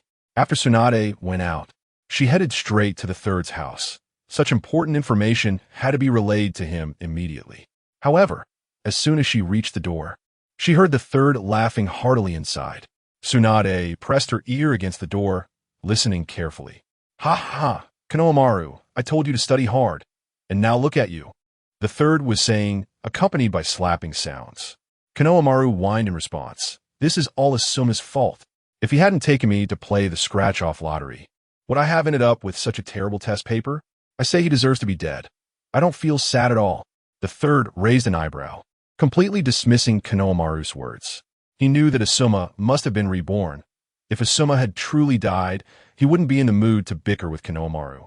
With his hands behind his back, he slowly walked to the table and sat down. Not long after, Tsunade knocked on the door from outside, saying, Teacher, I need to talk to you about something. The third, puffing on his pipe, said softly to Konohamaru, All right, you focus on your test for now. I'll step out for a moment. Don't come back. You make me angry. Konohamaru said tearfully. As soon as the third stepped out, he noticed Tsunade looking somewhat excited and whispered, "What's wrong? Why are you in such a hurry?" Tsunade laughed heartily. "Teacher, Asuma has come back." "Really?" The third was somewhat skeptical. Wasn't it said to be rebirth? If he had been reborn, how could he come back so soon? Just as he was pondering, he saw Tsunade laughing again, this time not bothering to hide it and directly clutching her stomach. Seeing her like this, the third was even more puzzled. What on earth is going on that has you laughing like this? Tsunade forced herself to stand straight and waved her hand, struggling to suppress her laughter. "Teacher, you don't know. When Akai told me today, I was shocked too. Asuma has actually been reborn as a woman." "What?" The third's eyes widened, and his pupils radiated shock. "Is this some kind of joke? A man from Konoha has been reborn as a woman? This is an international joke." "Are you sure?" he asked hesitantly. Tsunade nodded. "It's basically confirmed, and it seems Akai has mistaken her for a spy and sent her to Marino Ibiki." "Teacher, what should we do next? Shouldn't we go to Marino Ibiki and get her released?" Before she finished speaking, the third suddenly raised his hand. "No, this matter must not be publicized. If we go to retrieve her now, everyone will definitely know that Asuma is not dead. There's no wall that doesn't let the wind through. Once this matter reaches the ears of the Akatsuki organization, they will undoubtedly tighten their defenses against us. What should we do then? We can't just watch Asuma die in there. Marino Ibiki is notorious for being iron-fisted, and countless ninjas have died from his torture." Tsunade said worriedly. The third remained silent for a moment, then slowly raised his head, his gaze very firm as he said, "Let us go take a look. At that time, we just need to remind Marino Ibiki not to harm her life." "Yes." Tsunade nodded vigorously and followed behind the third. On the way, the third's mood was extremely tense. He could faintly hear his heart pounding. For the sake of the village, he couldn't immediately acknowledge Asuma. Even knowing that she was suffering innocent torment, he couldn't act recklessly. Perhaps this is the difficulty of being Hokage. Everything must prioritize the village. The two were silent as they arrived at Marino Ibiki's interrogation room. As soon as they pushed the door open, they heard a woman's voice inside. "I am indeed Sarutobi Asuma. If you don't believe me, go back and ask the third. I am the only one who knows the 10 great secrets about him." Marino Ibiki stood coldly beside her and asked softly, "Then tell me what they are. I will go verify with the third. If it checks out, I will believe you are Sarutobi Asuma." Asuma didn't think twice and hurriedly spoke. "The first secret is that he hasn't changed his underwear in years. There's a hole in the back of his pants from where he sat down. Aside from his son, only my late mother, Sarutobi Bawako, knew this, hiding in the shadows." The third, who hadn't entered the interrogation room yet, suddenly turned red, contrasting with the green hat on his head, making it quite vivid. Tsunade slowly turned her head and quietly asked, "Teacher, is this true?"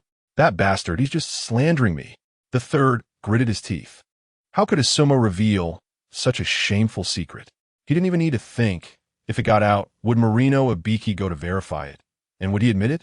Once admitted, it would tarnish the great man's glory. Inside the interrogation room, Marino Ibiki laughed heartily after hearing this. "You little brat, what do you think the third is? He would never do something so absurd." Asuma raised her lips disdainfully. "The third isn't here. You can flatter him all you want, and he won't hear a thing. It's useless. I don't care if it's useless. I just don't believe you. But I'll give you a chance. What's the second secret?" Marino Ibiki's expression suddenly became serious. Seeing his appearance, Asuma shivered.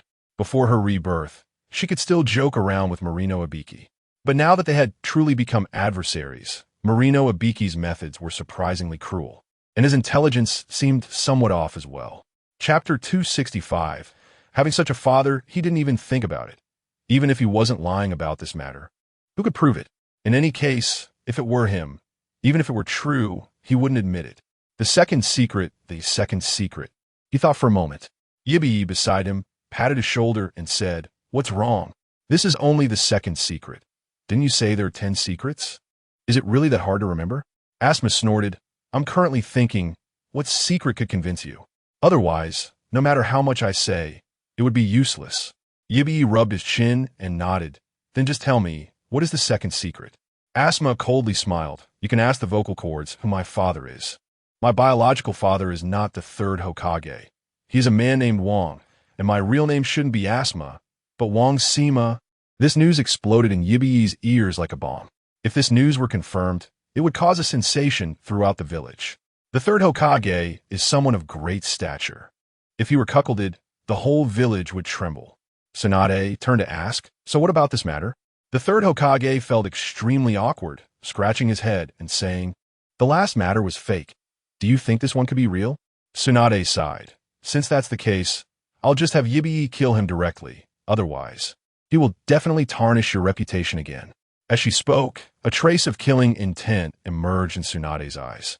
The third Hokage quickly stopped her. He actually knew that the person speaking was undoubtedly Asma. "But, Sai, forget it. Don't let Yibi kill him for now. I always feel that this woman has a purpose for entering our village. We must interrogate Yibi strictly.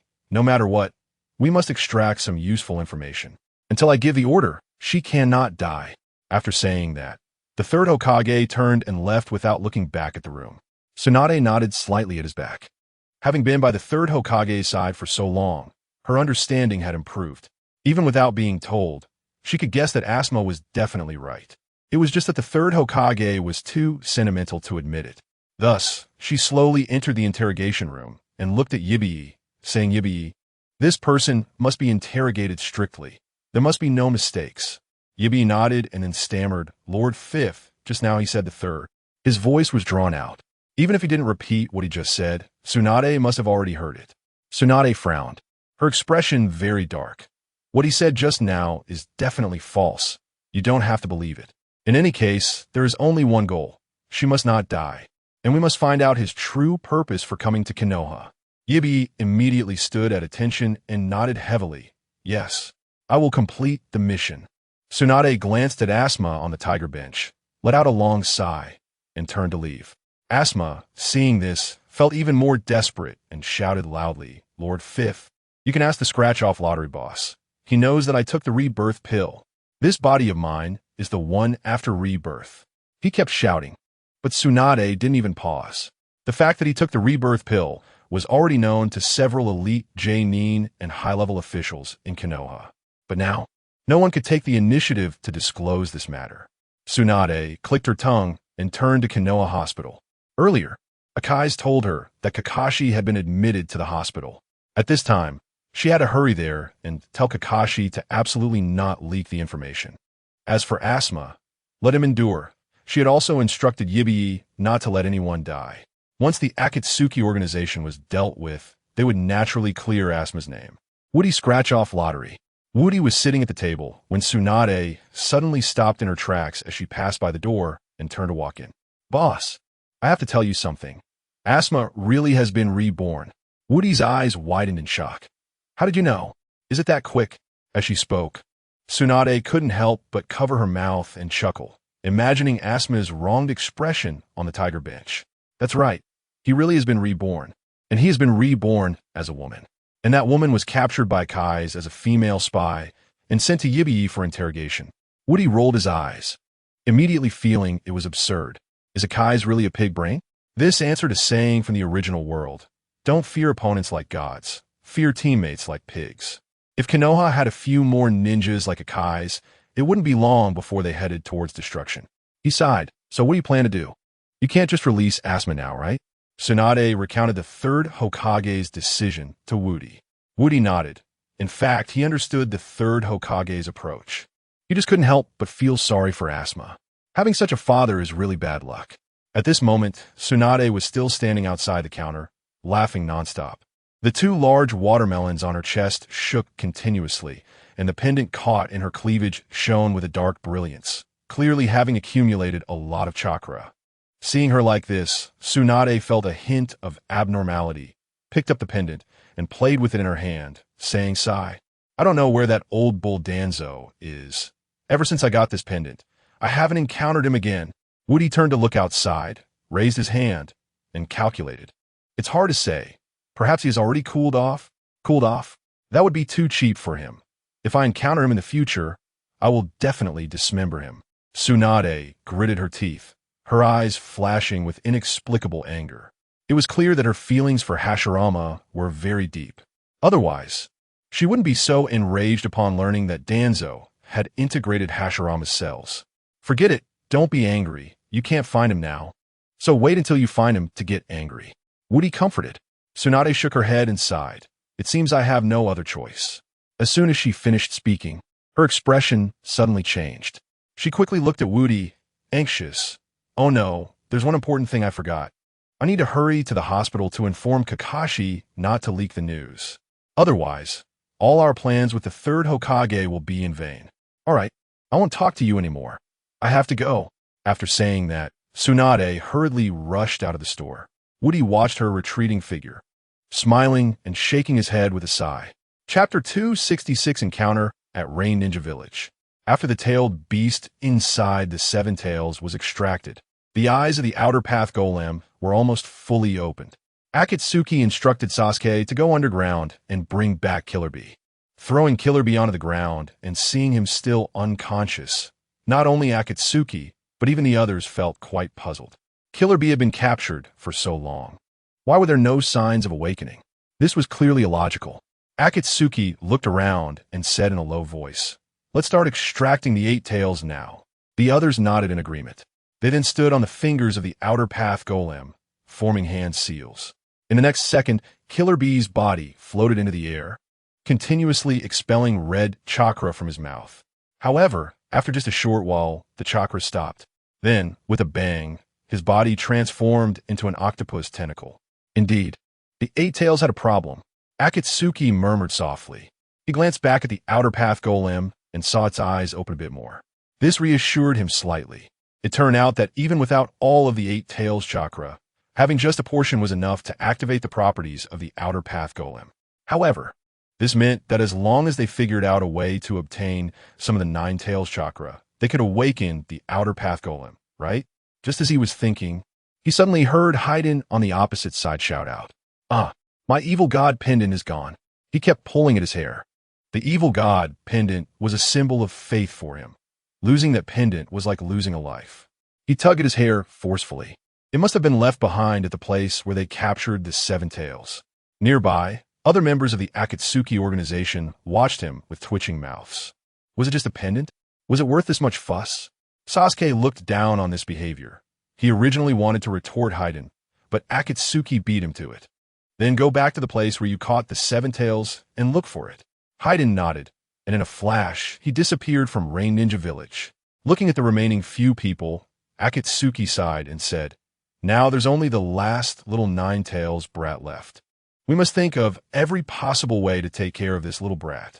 Outside Sand Ninja Village, on the necessary route to Waterfall Ninja Village, Shikamaru and his 2 companions had arrived nearby. It had been 2 days since they left Konoha. Earlier, they had searched the necessary route back to Konoha, but found nothing. The closest place to that was here. Although they didn't think Asuma would appear here, they still searched seriously. After searching around, they finally found Asuma's corpse in a patch of grass. Aside from a small wound left by a scythe, there were no visible signs of injury on Asuma's body.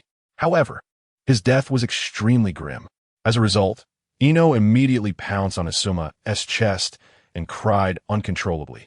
Choji also started tearing up beside her. "Asuma-sensei, why did you have to leave us like this? You still owe me 2 barbecues." Their cries echoed through the forest. Shikamaru frowned at Asuma's corpse, feeling that something was amiss. With such a brutal death, there should have been a clear wound, but there were no visible injuries on Asuma's body. That was strange. At that moment, a sudden noise came from outside the woods. Shikamaru quickly glanced and pulled Ino and Choji into the nearby bushes. Moments later, Haiden suddenly appeared in the clearing. He looked around and spotted the chain of the pendant on Asuma's body. With a sinister smile, he kicked Asuma's corpse aside and carefully picked up the pendant. "My little treasure, I've finally found you. I missed you so much."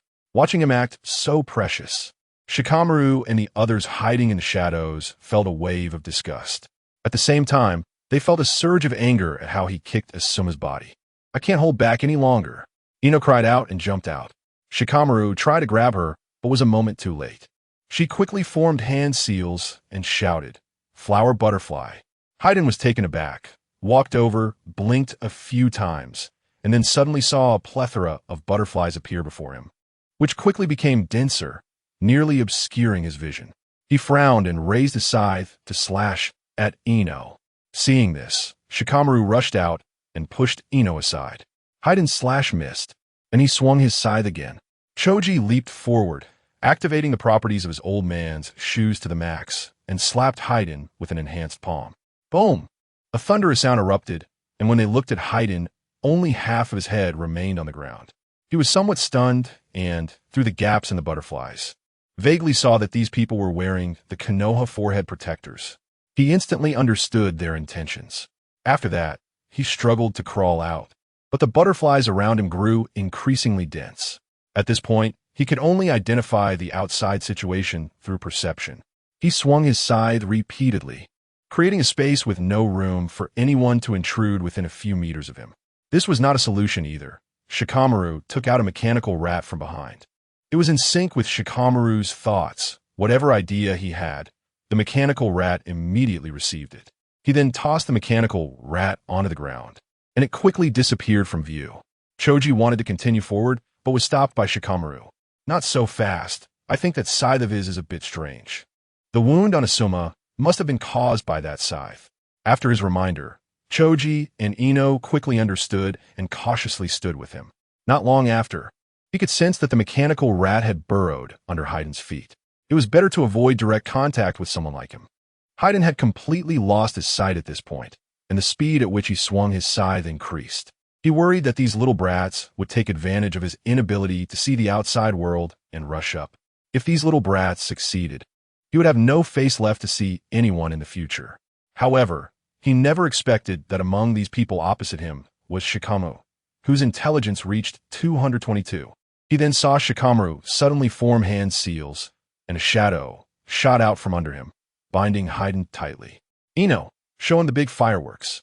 Ino nodded, then rummaged through the ninja tool bags of the three and directly threw out all the explosive tags. In the next second, Haiden looked like a mummy, his whole body wrapped in explosive tags. Chapter 267. Conan's returned suddenly, with a loud bang.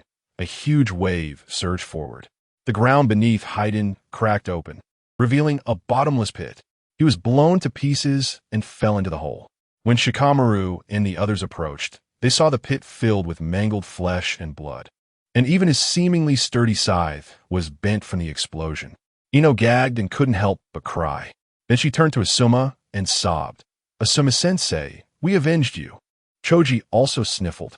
The group then lifted Asuma's body and headed back to Konoha. In the Rain Village, Kakuzu couldn't help but worry.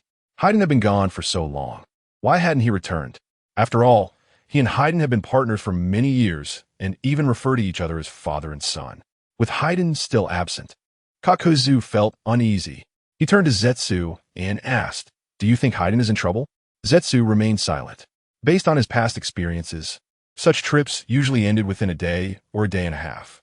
However, Haiden had been gone for 2 days now, and the likelihood of something going wrong was very high. He whispered, "But whether Haiden is in trouble or not, we shouldn't go out for now. I just feel like the atmosphere in the ninja world is a bit off." "What do you mean by off?" Kakuzu asked. Zetsu sighed deeply. "I'm not sure. It's just a feeling.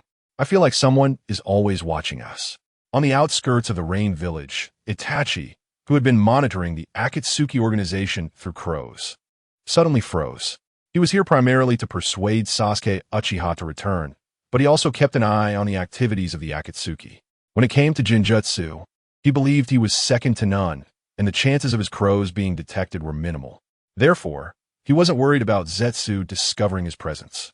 As expected, Zetsu only felt like he was being watched, but found no useful clues. He concluded that it was merely intuition. "I don't sense anything unusual," Itachi thought as he directed the crow toward Sasuke's room. At that moment, Sasuke was sitting at a table, fiddling with a ring. Itachi recognized the ring. It seemed that raising a hand could summon lightning. Moreover, the summoned lightning was quite powerful. He had suffered from it before.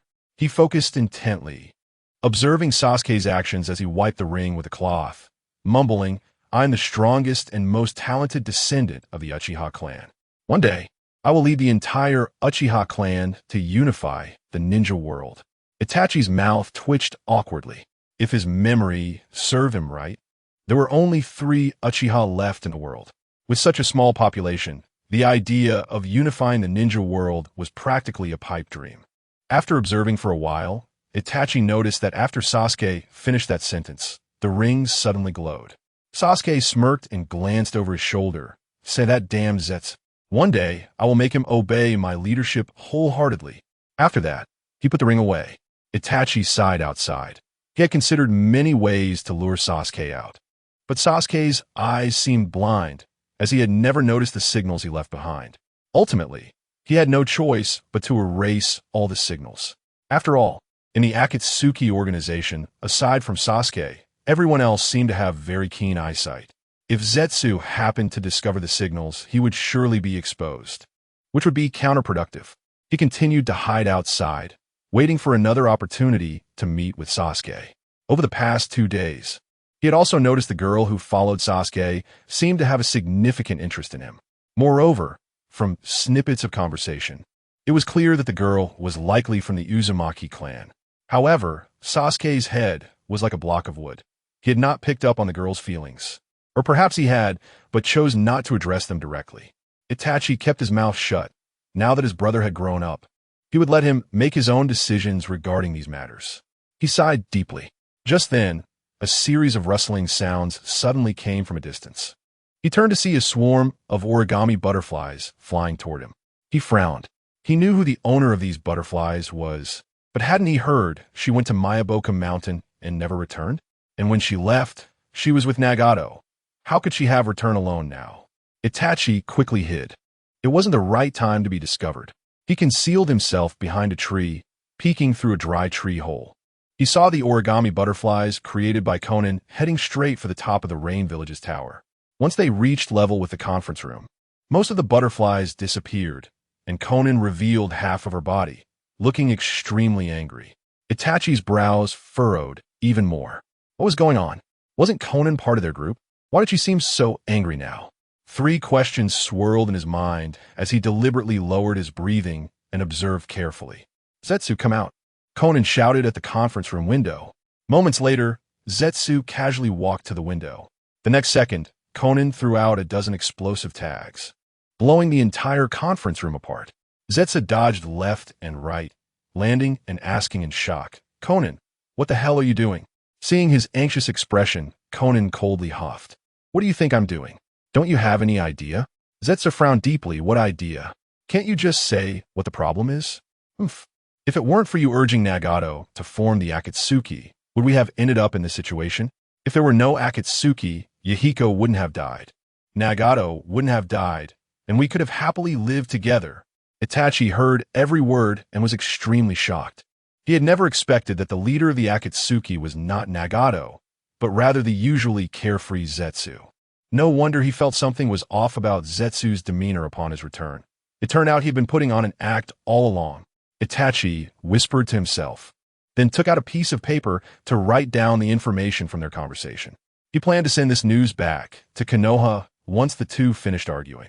The revelation that the leader of the Akatsuki was someone else was undoubtedly big news.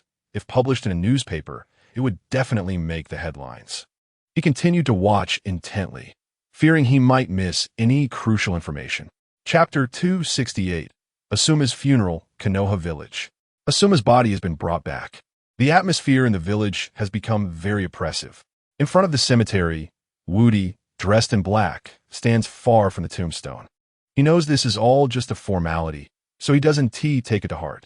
At this moment, the 3rd Hokage stands before the tombstone, tears streaming down his face. The green turtle shell he carries shakes continuously, and the green hat on his head falls off. Asuma, how could you be gone? Your father is still alive. Why did you leave first? Who will take care of me now? Hearing his sorrowful cries, many people also shed tears. Woody admires the 3rd Hokage a bit. He initially thought he was a person with a broader perspective, but unexpectedly, he is also a very good actor. If this acting were in the real world, he would definitely win an Oscar. Behind the 3rd Hokage, Tsunade, Kakashi, and Yuhi Kurenai sit in a row. Tsunade's mark of virtue on her face has faded slightly, but it is still somewhat visible. Kakashi has bandages wrapped around his backside, remnants of that day's little nurse. Guy is worse off. Both of his arms were ruthlessly broken by Tsunade and are now in plaster. hanging around his neck. The only one who seems somewhat normal is Yuhi Kurenai, but unfortunately, she is visibly pregnant. Most people here know that the child in her belly is Asuma's. Seeing that the child has not yet been born, while the father has already passed, everyone feels a wave of sympathy for the child. As for Asuma's students, they wear white armbands, their faces filled with deep sorrow. The entire cemetery atmosphere is heavy, and a light rain begins to fall on the streets. Next to Woody, Seihe Businizis. He quickly puts his coat over SH Boo. Dear, be careful not to catch a cold. You should go back first. Sebushakis Hadid. Looking at the tombstone and sighs, let us wait a bit longer, I'll go back with everyone. Asuma was a regular at the ramen shop, and after I moved to the scratch-off lottery shop, I saw him even more often. He contributed so much to us, but has now left. I should send him off properly. Seeing SHBU's reddened eyes and serious expression, Woody can't help but feel a bit amused. If one day SHBU finds out that Asuma is not dead and has turned into a woman's body, I wonder how she would feel. Would she laugh at him or get angry and beat him up? But these are not things Woody should be thinking about. His biggest goal now is to upgrade the little shop as soon as possible. Just yesterday, he had already put out all the funds he could, and the other side responded quickly. He even suspected who was borrowing his money. How could someone spend 100 billion so quickly? He sighed, looking at the backs of the others. Hundreds of meters away from the cemetery, Asuma, tied to a chair, keeps lamenting, I am Asuma. I survived. You don't need to hold a funeral for me. Just let me go. I want to be angry, and I want to complain about you. Hey, is anyone listening? If you can hear me, can you bring me a bowl of water? I'm dying of thirst. His voice reaches outside the interrogation room, but there is no response. Everyone has gone to his funeral. Who would stay behind? He shakes his head continuously. What kind of world is this?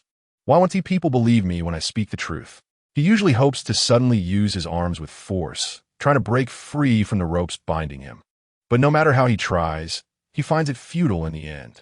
The rope binding him has been sealed, and it seems that only the caster can undo it. What should I do? I don't want to be wrongfully killed. Asuma sighs helplessly, but he can only resign himself to fate. After 2 or 3 hours, voices gradually return outside. He suddenly raises his head, filled with anticipation, and shouts loudly, You're finally back. Hurry and bring me some water. I'm dying of thirst. Marino Ibiki frowns at him, coldly raising an eyebrow, then suddenly forms hand seals. Water release. Great waterfall technique. Immediately, a large wave pours out of Ibiki's mouth. Within that wave, a few vegetable leaves are mixed in, all landing squarely on Asuma's face. Asuma disdainfully swallows. Boss, you had lunch at Ichiraku Ramen, didn't you? The leaves smell like Ichiraku's stinginess. Ibiki glances at him without acknowledging his words, then turns to the ninja beside him.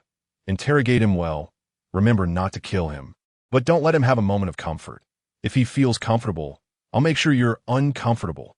The nearby ninja breaks out in a cold sweat, quickly turns around, and grabs a whip from the torture rack behind him. The whip cracks in his hand. Asuma swallows hard, awkwardly saying, Bro, I was just asking what you had for lunch. Is this really necessary? That is a bit too cruel. But Ibiki has already left the room. In a large interrogation room, only Asuma and the ninja interrogating him remain. Crack! The whip strikes Asuma, tearing a gash in her clothing. A blood mark is left on the girl's fair skin. Asuma cries out in pain. The people in Kanoa's interrogation team are all perverts. Hearing Asuma scream, the ninja not only shows no mercy, but becomes even more excited.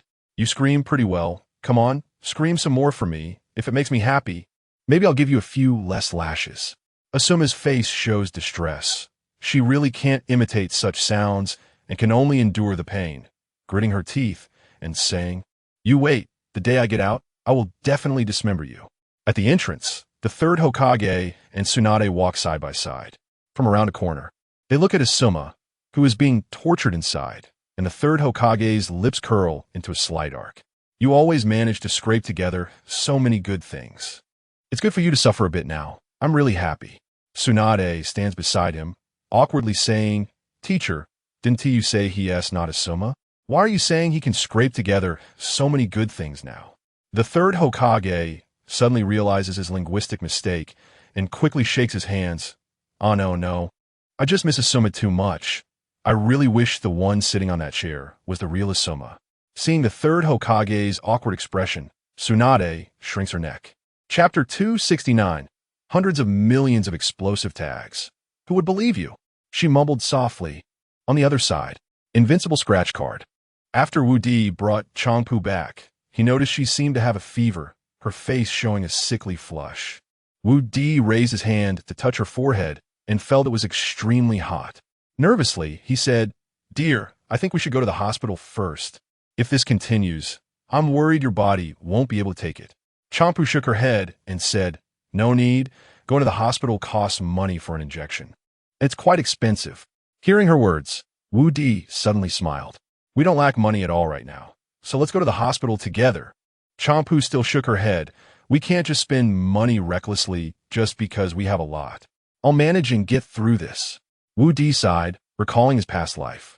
He had experienced times like this when he was sick but refused to see a doctor due to not having enough money. However, after arriving in the Naruto world, the money he had seemed to multiply like it was in a printer day by day. Now, going to see a doctor didn't carry the same psychological burden for him. Ignoring how much Changpu opposed, he picked her up and headed towards the Konoha Hospital. Rain Ninja Village.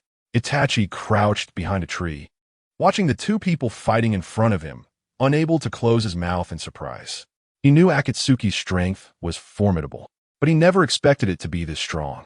Conan continuously released paper butterflies, but they seemed to have no effect on him. After some time of fighting, Conan was out of breath. Akatsuki, seeing her like this, relaxed his guard a bit and walked in front of her. "Conan, we are no longer who we used to be. You have scratch card tools, and so do I, but mine seems to be a bit stronger than yours. Listen to me, give up all thoughts of resistance, and stay obediently in the Akatsuki, and I promise not to kill you."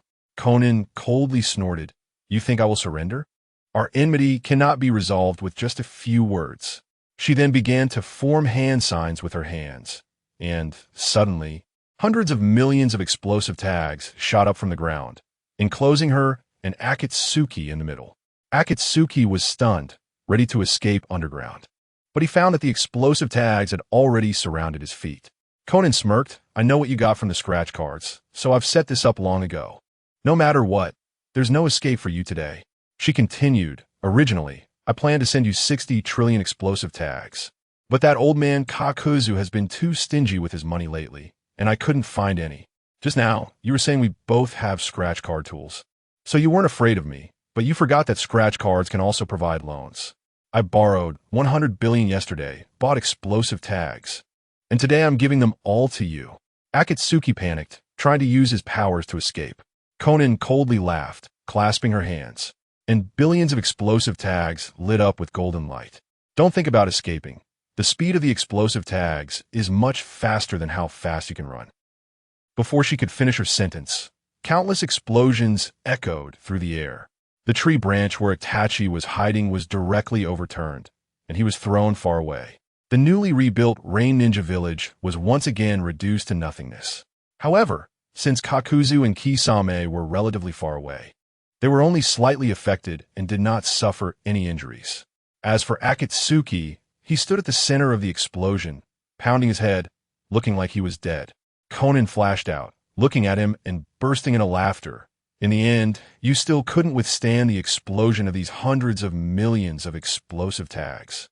Just as her laughter faded, she suddenly felt a sharp pain from behind. Looking down, she saw half a black rod piercing through her chest, blood gushing out. She turned back in disbelief. Underneath the shattered mask of Akatsuki, another Sharingan was gradually losing its color. "What is happening?" Before she could finish her sentence, Akatsuki violently pulled out the black rod. She spat out a mouthful of blood, her eyes slowly closing. She leaned against a broken tree, looking towards the battlefield, feeling a sense of shock. She never expected the battle here to be so terrifying. "I need to hurry and escape. If I delay, and they discover me, I might not even be able to keep my whole body intact. As for Sasuke, I'll find him slowly when I have time." Saying this, he used the body flicker technique to flee. Under the rubble of the shattered buildings in Rain Ninja Village, Sasuke suddenly shouted, "Who dares to attack the most talented descendant of the Uchiha clan?" Then he pushed aside the rubble and stood up, scanning the surroundings, his gaze locking onto Akatsuki. "So it's you, are you jealous of me?" Akatsuki was stunned, about to explain, but saw Sasuke had already raised his hand. "If you have the guts, then strike me down." With a shout, dark clouds gathered in the sky.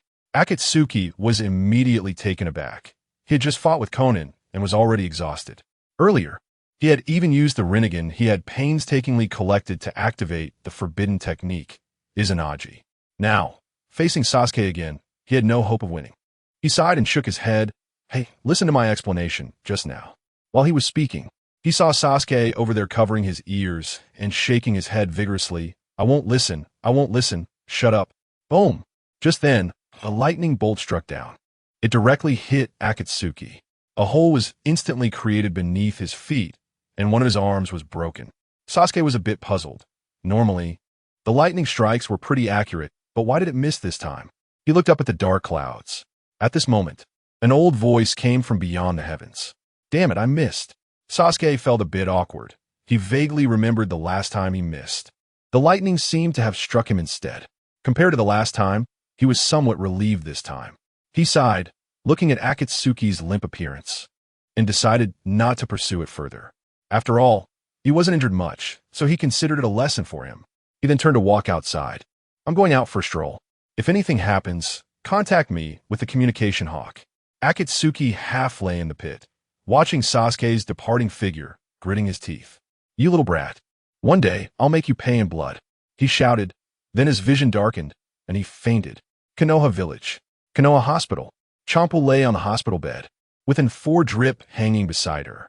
Watching the medication dripping down the infusion tube, she sighed deeply. Chapter 270. Serious shrinkage of numbers on the other side. In the Sound Ninja Village. Since Uncle Snake's death, Kabuto has been studying the ninja texts he left behind. He conducted in-depth research, especially on the reanimation jutsu.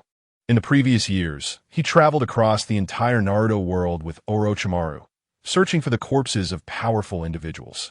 Almost all the deceased supreme beings could be summoned, except for a few whose bodies could not be found or were sealed in a special way.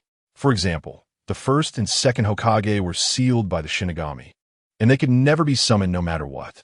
Additionally, he meticulously studied the sage techniques left by Orochimaru. Slowly, he discovered many peculiarities after practicing the sage techniques. His physical appearance changed significantly. His perception of the energy of the world also became much stronger. He increasingly enjoyed the feeling he had now, and in a vague way, he developed an illusion that the entire world seemed to have surrendered at his feet. One day, while organizing Orochimaru's notes, he suddenly discovered a diary in a hidden corner. He had no prior impression of this diary, but from its pristine condition, he was certain that it was frequently used by Uncle Snake. Perhaps it recorded many unknown secrets. So he carefully opened it to read. Most of the entries were about events in Konoha before he defected. However, as he flipped further, he felt increasingly shocked. He finally learned the true reason why Orochimaru had escaped from Konoha. It turned out he had researched a person he absolutely should not have studied. This person's name was Uchiha Madara. He flipped a few more pages, and one piece of information caught his attention. After Orochimaru left the village, he was targeted by an organization called Akatsuki, which expended a lot of effort to win him over. There was a man there who called himself Uchiha Madara, hoping to leverage many of Orochimaru's research findings. At that time, Uncle Snake was puzzled. The real Uchiha Madara had already been contained by him. So why was there someone else claiming to be Uchiha Madara? Was the person he had contained a fake? To verify this, he specifically sought confirmation, only to find out that the man claiming to be Uchiha Madara was merely a rogue Uchiha clan member who had defected from the village. Later, to uncover the man's background, Uncle Snake approached him but was discovered early. As a result, that person arranged for Itachi to assassinate Uncle Snake. After seeing this, Kabuto suddenly chuckled. Recently, the ninja world had not been peaceful. Akatsuki frequently launched surprise attacks on Jinchuriki across various ninja villages, causing quite a stir. What was their ultimate goal? Kabuto felt a surge of curiosity. Finally, he gathered all the pieces that could be reanimated and swaggered out. He planned to go to the Rain Ninja Village to directly confront the Akatsuki headquarters and uncover the truth behind the matter. The reason he dared to be so bold was simply because he held a trump card. Emerging from the underground, he licked his lips, a wicked smile crossing his face. It was time to clarify some issues. Afterwards, he adjusted his glasses, his eyes shining with brilliance. In Konoha Village, after a long period of persuasion, SHBU finally completed the injection steadily. Touching his now cooled forehead, Woody smiled with relief. Just then, Itachi suddenly rushed in. Although he had changed his appearance, Woody recognized him at a glance. Gasping for breath, he said, "Boss, I finally found you." Seeing his breathless state, Woody turned to ask, "What happened? Take your time and tell me what is going on." Itachi leaned against his knees, frowning as he replied, "This is a long story. Didn't I go out of the village to look for Sasuke? By the way, I squatted outside the Akatsuki organization for a few days, and now I know that the founders of Akatsuki are actually not Nagato and Konan, but a masked man named Toby." Woody was not surprised by this news at all. After all, he considered himself a Naruto fan and was aware of many secrets from the series. He nodded and said, "I know about this. Is there anything else?" Itachi was taken aback. He hadn't expected Woody to know about this matter. He twitched his mouth and said, "You know such a secret thing. What else do you not know?" Woody shrugged. "There shouldn't be anything I don't know. By the way, after squatting for so long, did you see Konan?" "What?" Itachi exclaimed, his face filled with disbelief. "You even know about this? How did you do it?" Woody offered no further explanation and simply asked with a smile, "How many explosive tags did Konan take to blow up Toby?" This question was quite normal. Without his intervention, Konan would surely have obtained all of Kakuzu's wealth. However, ever since the scratch-off lottery store opened, Kakuzu's money seemed to be continuously flowing to the lottery store. Moreover, he had heard that Kakuzu's control over cash had become much more stringent than before. Thus, Konan would definitely not be able to take out all the cash directly. Looking at Uchiha Itachi, who was now completely stunned into silence, he whispered, "You really know about this too?" After saying this, Itachi bent his legs and knelt down. "Master, you truly are a master. You even know about things from such a distance. Accept me as your disciple, and I will be your shoe shiner for life." Woody shook his head with a smile. This was no divine being. He simply already knew the plot. He helped Itachi up and continued to ask, "You should tell me what happened." Itachi hurriedly got up and recounted everything about the battle between Konan and Toby. Woody sighed, his mouth curling in a smirk. "I didn't expect the number of explosive tags to shrink so severely. But this is good. This way, all of Kakuzu's money will remain intact. After some time, I can harvest him heavily, and will my goal of 1 trillion become much easier to achieve?" He turned to Itachi and calmly said, "You should report this matter to the third Hokage and let him make preparations early." "Okay." Itachi nodded and turned to leave. But just as he reached the door, he turned back and looked at the remaining medicine in SHBU's vial, smiling. "Let's wait a little longer. After I finish the injection, I'll go scratch off a ticket first, then report to the third Hokage." Woody glanced at the medicine bottle and softly said, "It's fine. After all, it won't matter if we wait a little longer." Chapter 271. Encouraging kindness after waiting for about 5 minutes. Chongpu's 4 drip finally finished. Once they left the hospital, the 3 of them headed straight back to the scratch-off ticket shop. As soon as they entered, Itachi rummaged around and pulled out 100,000 taels in silver notes, placing them on the counter. "God, give me a scratch-off ticket worth 100,000. Woody felt a bit awkward, unsure how to explain to Itachi that he wasn't really a god at all. However, seeing his eagerness, he figured an explanation might not help much anyway. Woody handed him a scratch-off ticket worth 100,000. Itachi swiftly waved his arm, scratching the coating with excitement. In just a blink, a flash of gold appeared, and a blue scroll flew out from the ticket. Woody's eyes widened in shock, a glimmer of astonishment flowing in his gaze. The scroll contained a very powerful illusion technique called encouraging kindness. How could he explain it? Woody rubbed his chin, thought for a moment, then gently said, "Let me put it this way. If you use this illusion on someone, no matter how wicked they are, they will instantly become kind. During the effect of the illusion, they will feel remorse for all the wrongs they've done in the past. If the caster has a silver tongue, there is a high chance that the subject will be so ashamed that they might even commit suicide. This illusion is somewhat similar to Naruto's verbal jutsu. The difference is that Naruto's method relies solely on his own tongue, and it requires the target to have at least a shred of kindness in their heart. For someone like Danzo, who is stubborn and set in his ways, even 10 Narutos using their verbal jutsu wouldn't be able to change him. But this illusion is different. It grants a person infinite kindness from start. As long as the target feels remorse for their past actions and has a smooth talker assisting them, achieving unexpected results becomes quite easy. After somewhat understanding the principle of this illusion, Itachi happily stored away. Thank you, God. I will take my leave now to report to the third Hokage. I'll come back to find you after I'm done. Itachi clasped his fists and turned to leave. Watching his back, Wu Di smiled and said, "You don't need to come back.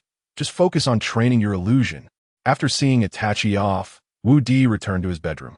On the big bed, Changpu and Wu Ma were playing happily. Seeing their joyful expressions, a sweet feeling flowed through Wu Di's heart.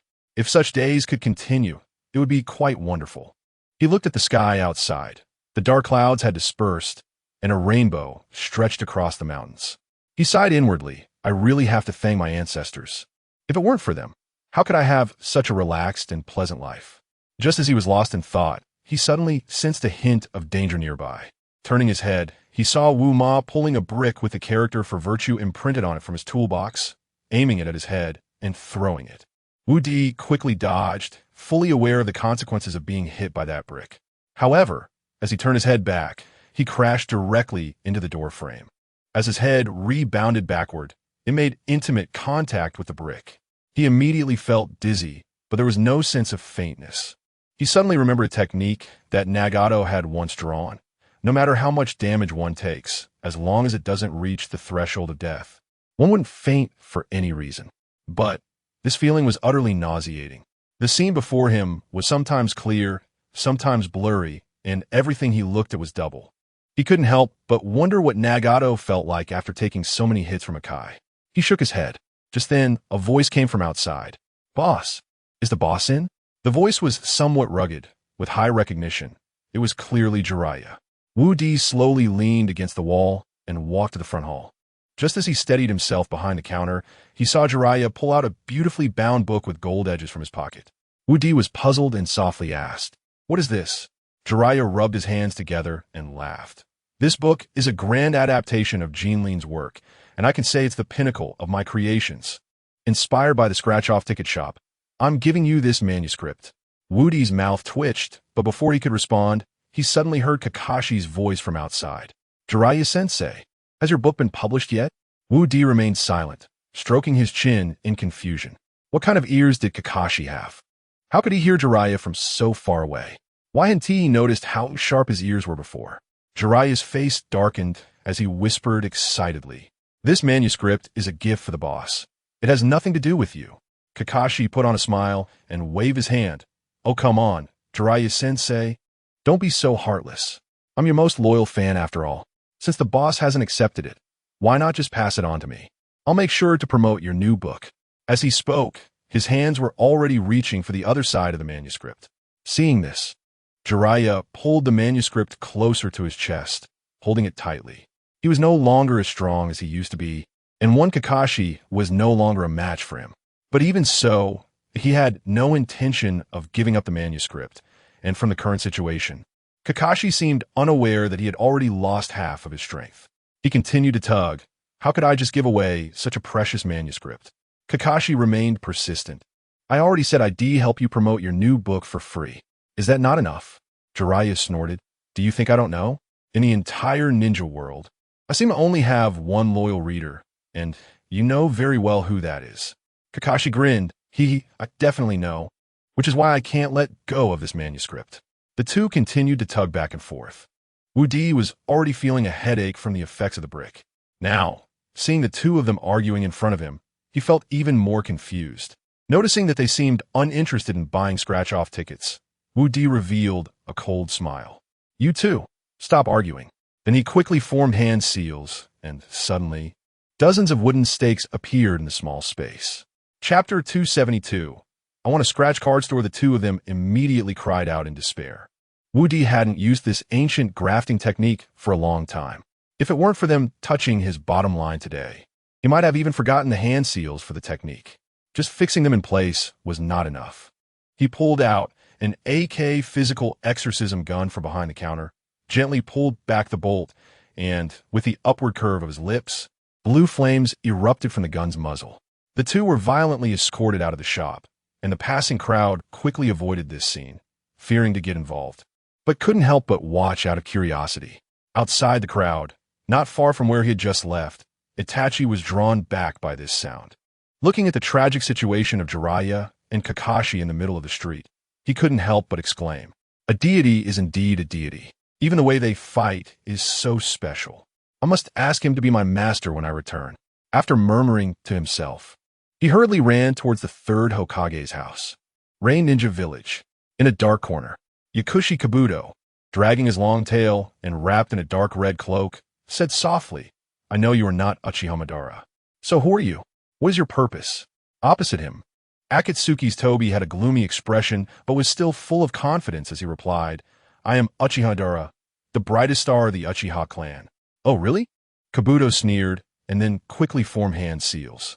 A coffin appeared in front of him, and, as the lid of the coffin fell down, a person in red armor suddenly appeared. This. Looking at the person in front of him, Tobi suddenly panicked. The person from the coffin took a couple of steps outside, slowly opened his eyes, revealing a pair of 3-tomo Sharingan that exuded a chilling aura. On that dim face, there was a hint of regal dominance, radiating a proud momentum. Even without saying, Tobi clearly understood the identity of this person. Uchiha Madara. He was momentarily speechless, unable to comprehend why this bespectacled person possessed the flesh and blood of Uchiha Madara. Moreover, it seemed that he could manipulate Madara as well. Even you admit that this is Uchiha Madara. Then let me ask you, who are you? What is your purpose? Kabuto continued to press. Tobi sighed.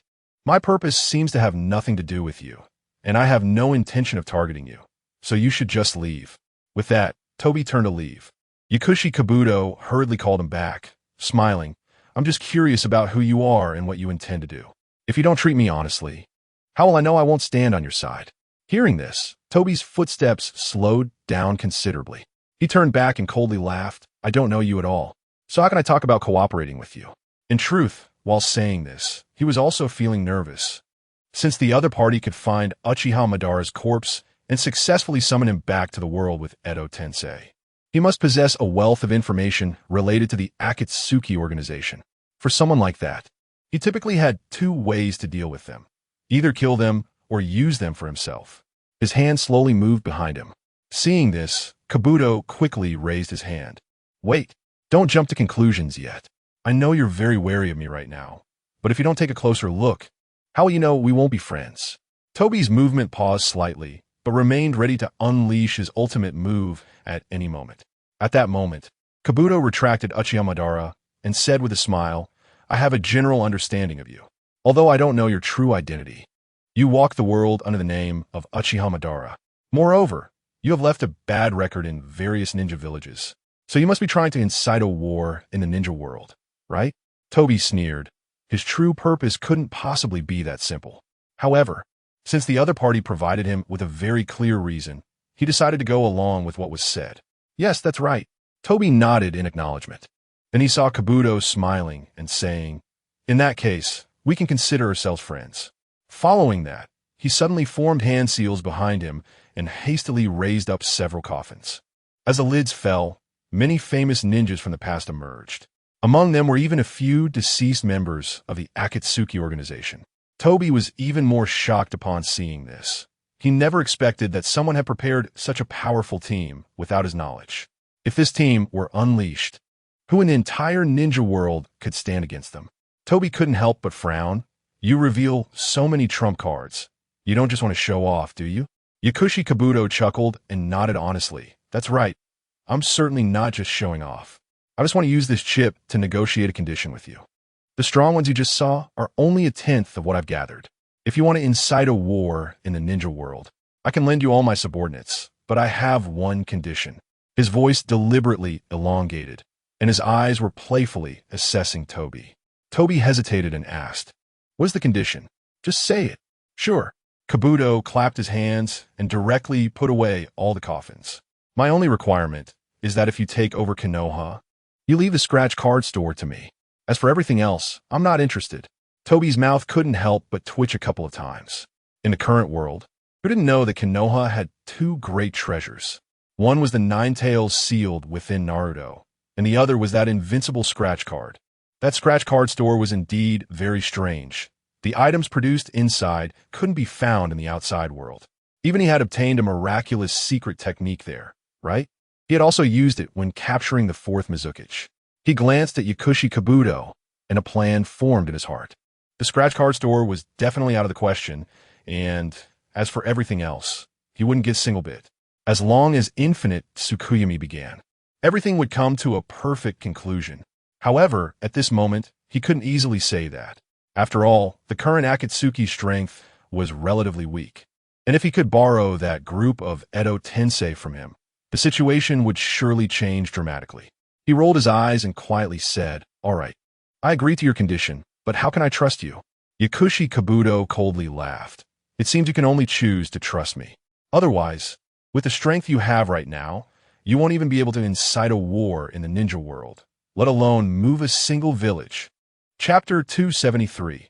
Reclaiming the silver notes under the pressure from Yakushi Kabuto, Afe could only nod in acceptance. Yakushi Kabuto was right, relying solely on his own strength. He really couldn't stir up any trouble right now. He sighed deeply, already placing Yakushi Kabuto on his kill list. After a moment, he said, "However, this matter might have to wait a while. I still have some unfinished business, so for now, I might not need your team. Yakushi Kabuto Chaked Sofri, Norus. Whenever you need us, just contact me. I think with our current strength, if we join forces, there are probably very few in the entire ninja world who can match us. Once we achieve unification, you could be your great world king, and I'll take all the scratch cards and disappear. From then on, we won't interfere with each other. Just thinking about it feels wonderful." Afe smirked, but didn't he continue the conversation? He still didn't he have the complete 8 tails and 9 tails. If he rashly awakened the 10 tails, he would only end up with a weakened version. By then, even if he exerted all his mental energy to cast infinite Tsukuyomi, it probably wouldn't he achieve the best effect. So before that, he had to meet the 8 tails and 9 tails. Time passed, and over a month went by. During this time, the entire ninja world seemed to have calmed down. Wu Di spent his days guarding his scratch card shop, watching the crowds on the street, gently fanning himself. The atmosphere was indeed strange. Ever since he arrived in the Hokage world, everything he previously understood seemed to have changed. The Akatsuki's actions had advanced by a whole year and a half, and Itachi Uchiha's death had occurred 2 years earlier. By the normal timeline, the Shippuden arc hadn't even started yet. He sighed, turning to look at the clouds in the sky. He didn't know how much longer this peaceful life would continue. After sitting for a while, he turned back into the shop, glancing at the safe on the counter, and his lips curled up slightly. Right, since he was free anyway, he might as well have some fun with Kakuzu. Thus, he dug up all the contracts worth over 1 trillion that he had previously lent to Conan. He leisurely stuffed them into the safe. Before long, a mountain of thick silver notes piled up on the other side of the counter. This entire process was witnessed by S.H. Boo. She was a natural money lover, and upon seeing so many silver notes rolling out, her eyes were glued to the sight. "Come on, let me enjoy for a while too." She rolled up her sleeves and quickly walked over. Wu Di frowned slightly.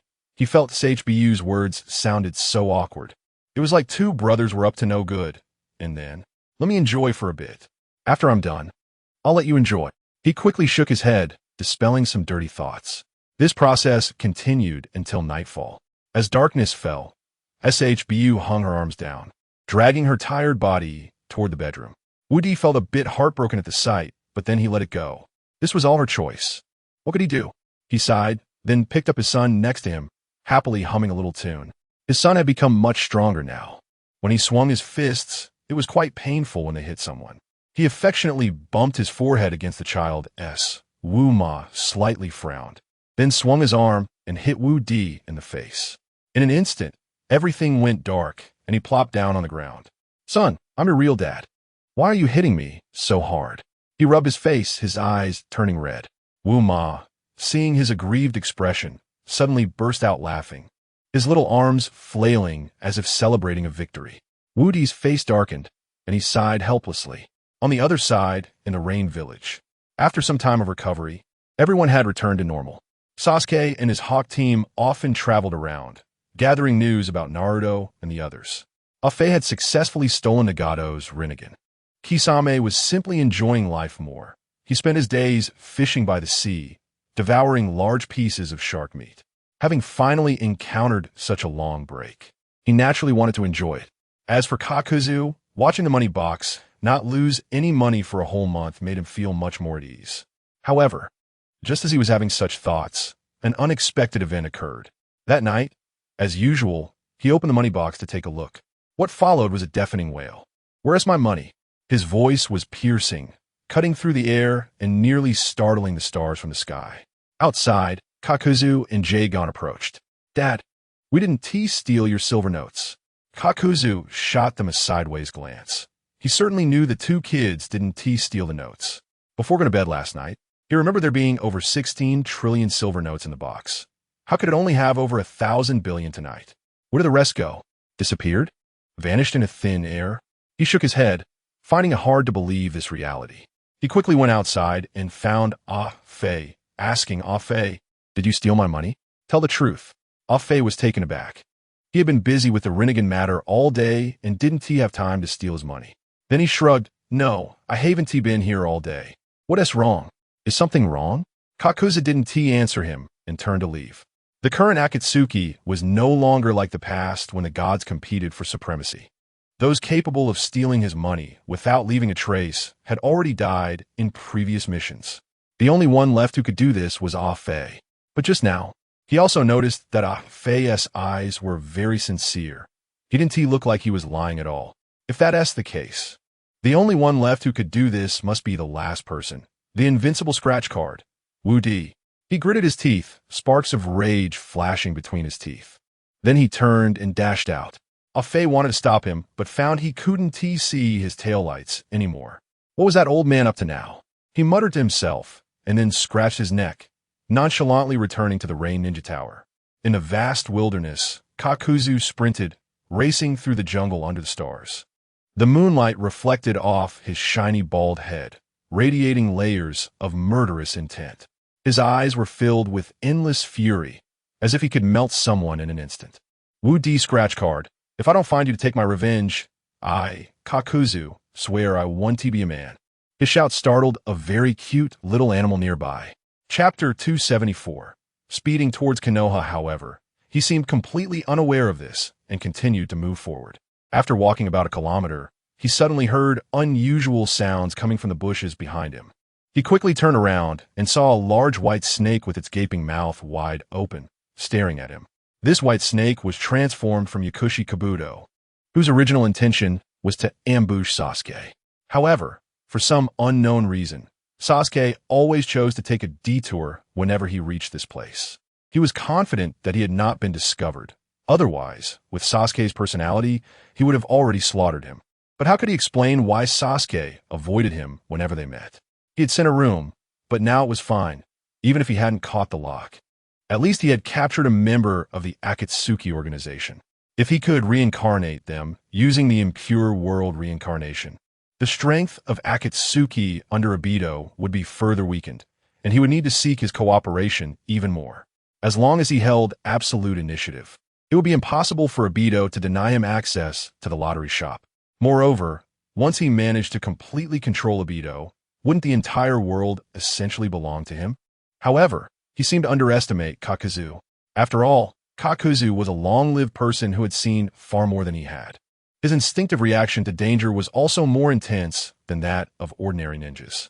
Suddenly, he jumped back, his body flying several dozen meters away, just escaping from the mouth of the large white snake.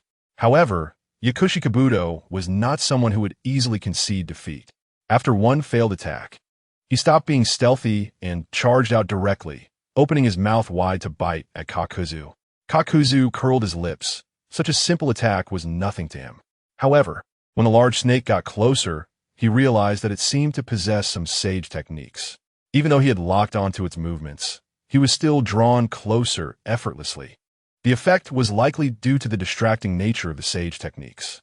He slapped himself hard, quickly regaining his focus, and then flew forward again, tightening his fist to strike at the center of the snake's head. Yakushi Kabuto swung his tail, and just as he was about to bind Kakuzu's hands, Kakuzu's forearm suddenly shot out, pulling some black threads that wrapped around the large white snake instead. Upon closer inspection, the binding was precisely at the 7 inches mark. Yakushi Kabuto's heart sank. Sure enough, less than a second later, he felt his whole body tighten, and then he heard a cracking sound as the soft bones at the 7 inches snapped. This was bad. Serpentine creatures were most afraid of their 7 inches being broken, and with that, he lost his ability to move. If Kakuzu turned around and attacked him at this moment, he would undoubtedly be defeated.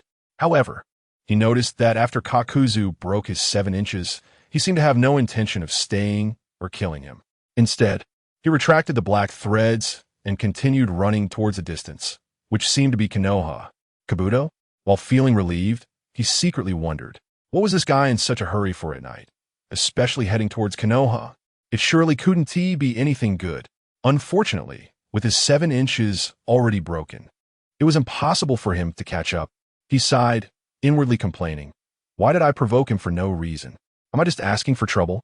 If it were Sasuke, he definitely wouldn't have as much battle experience as I do. By then, Sasuke's body would be mine, and I could naturally obtain a Sharingan. He shook his head, blaming himself for being too impulsive and wanting to try against everyone. Looking at Kakuzu again, after a simple comparison with Yakushi Kabuto, it seemed he had used very little chakra and was still maintaining a high-speed walking state. At this rate, as soon as dawn broke, he would be able to reach Konoha. He wanted to ask Woody why he had to torment the silver bills in his pocket. Originally, he had already been pitifully tormented by Conan, and now Woody was adding insult to injury. No one would do something so dog-like. Perhaps he had been too kind in his thoughts about Woody. After all, Woody was not a good person, especially when it came to making money. He always adhered to the belief illegal gains should be shared by those who witnessed them.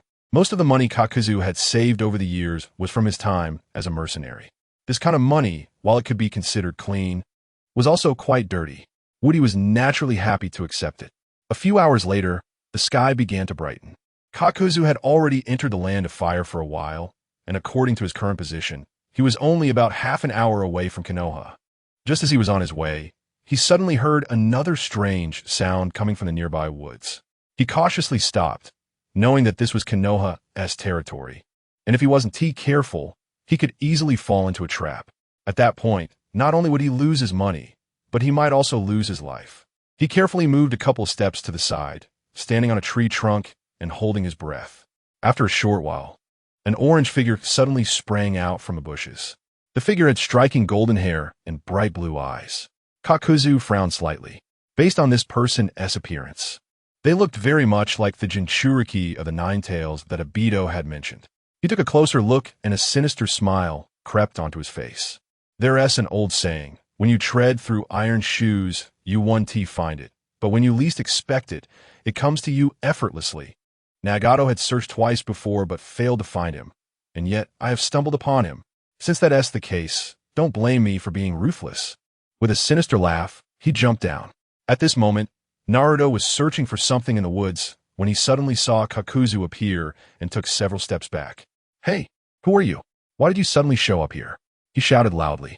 Kakuzu rubbed his wrist and said softly, don't worry about who I am.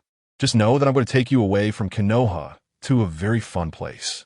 Naruto's brows furrowed sharply as he noticed that Kakuzu's clothing resembled that of Nagato's. Suddenly realizing, he exclaimed, You're from the Akatsuki organization, aren't you? Kakuzu smiled slightly. I didn't expect you to recognize someone from the Akatsuki. Let us go. Since you know my identity, don't resist anymore. It won't do you any good. Naruto laughed. Are you kidding me, old man? It's just the Akatsuki. I don't take them seriously. Summary. I made a wish to my great-great-great-grandfather to live a long life in the world of Naruto, and my great-great-great-grandfather was quite generous, giving me an unbeatable lottery shop.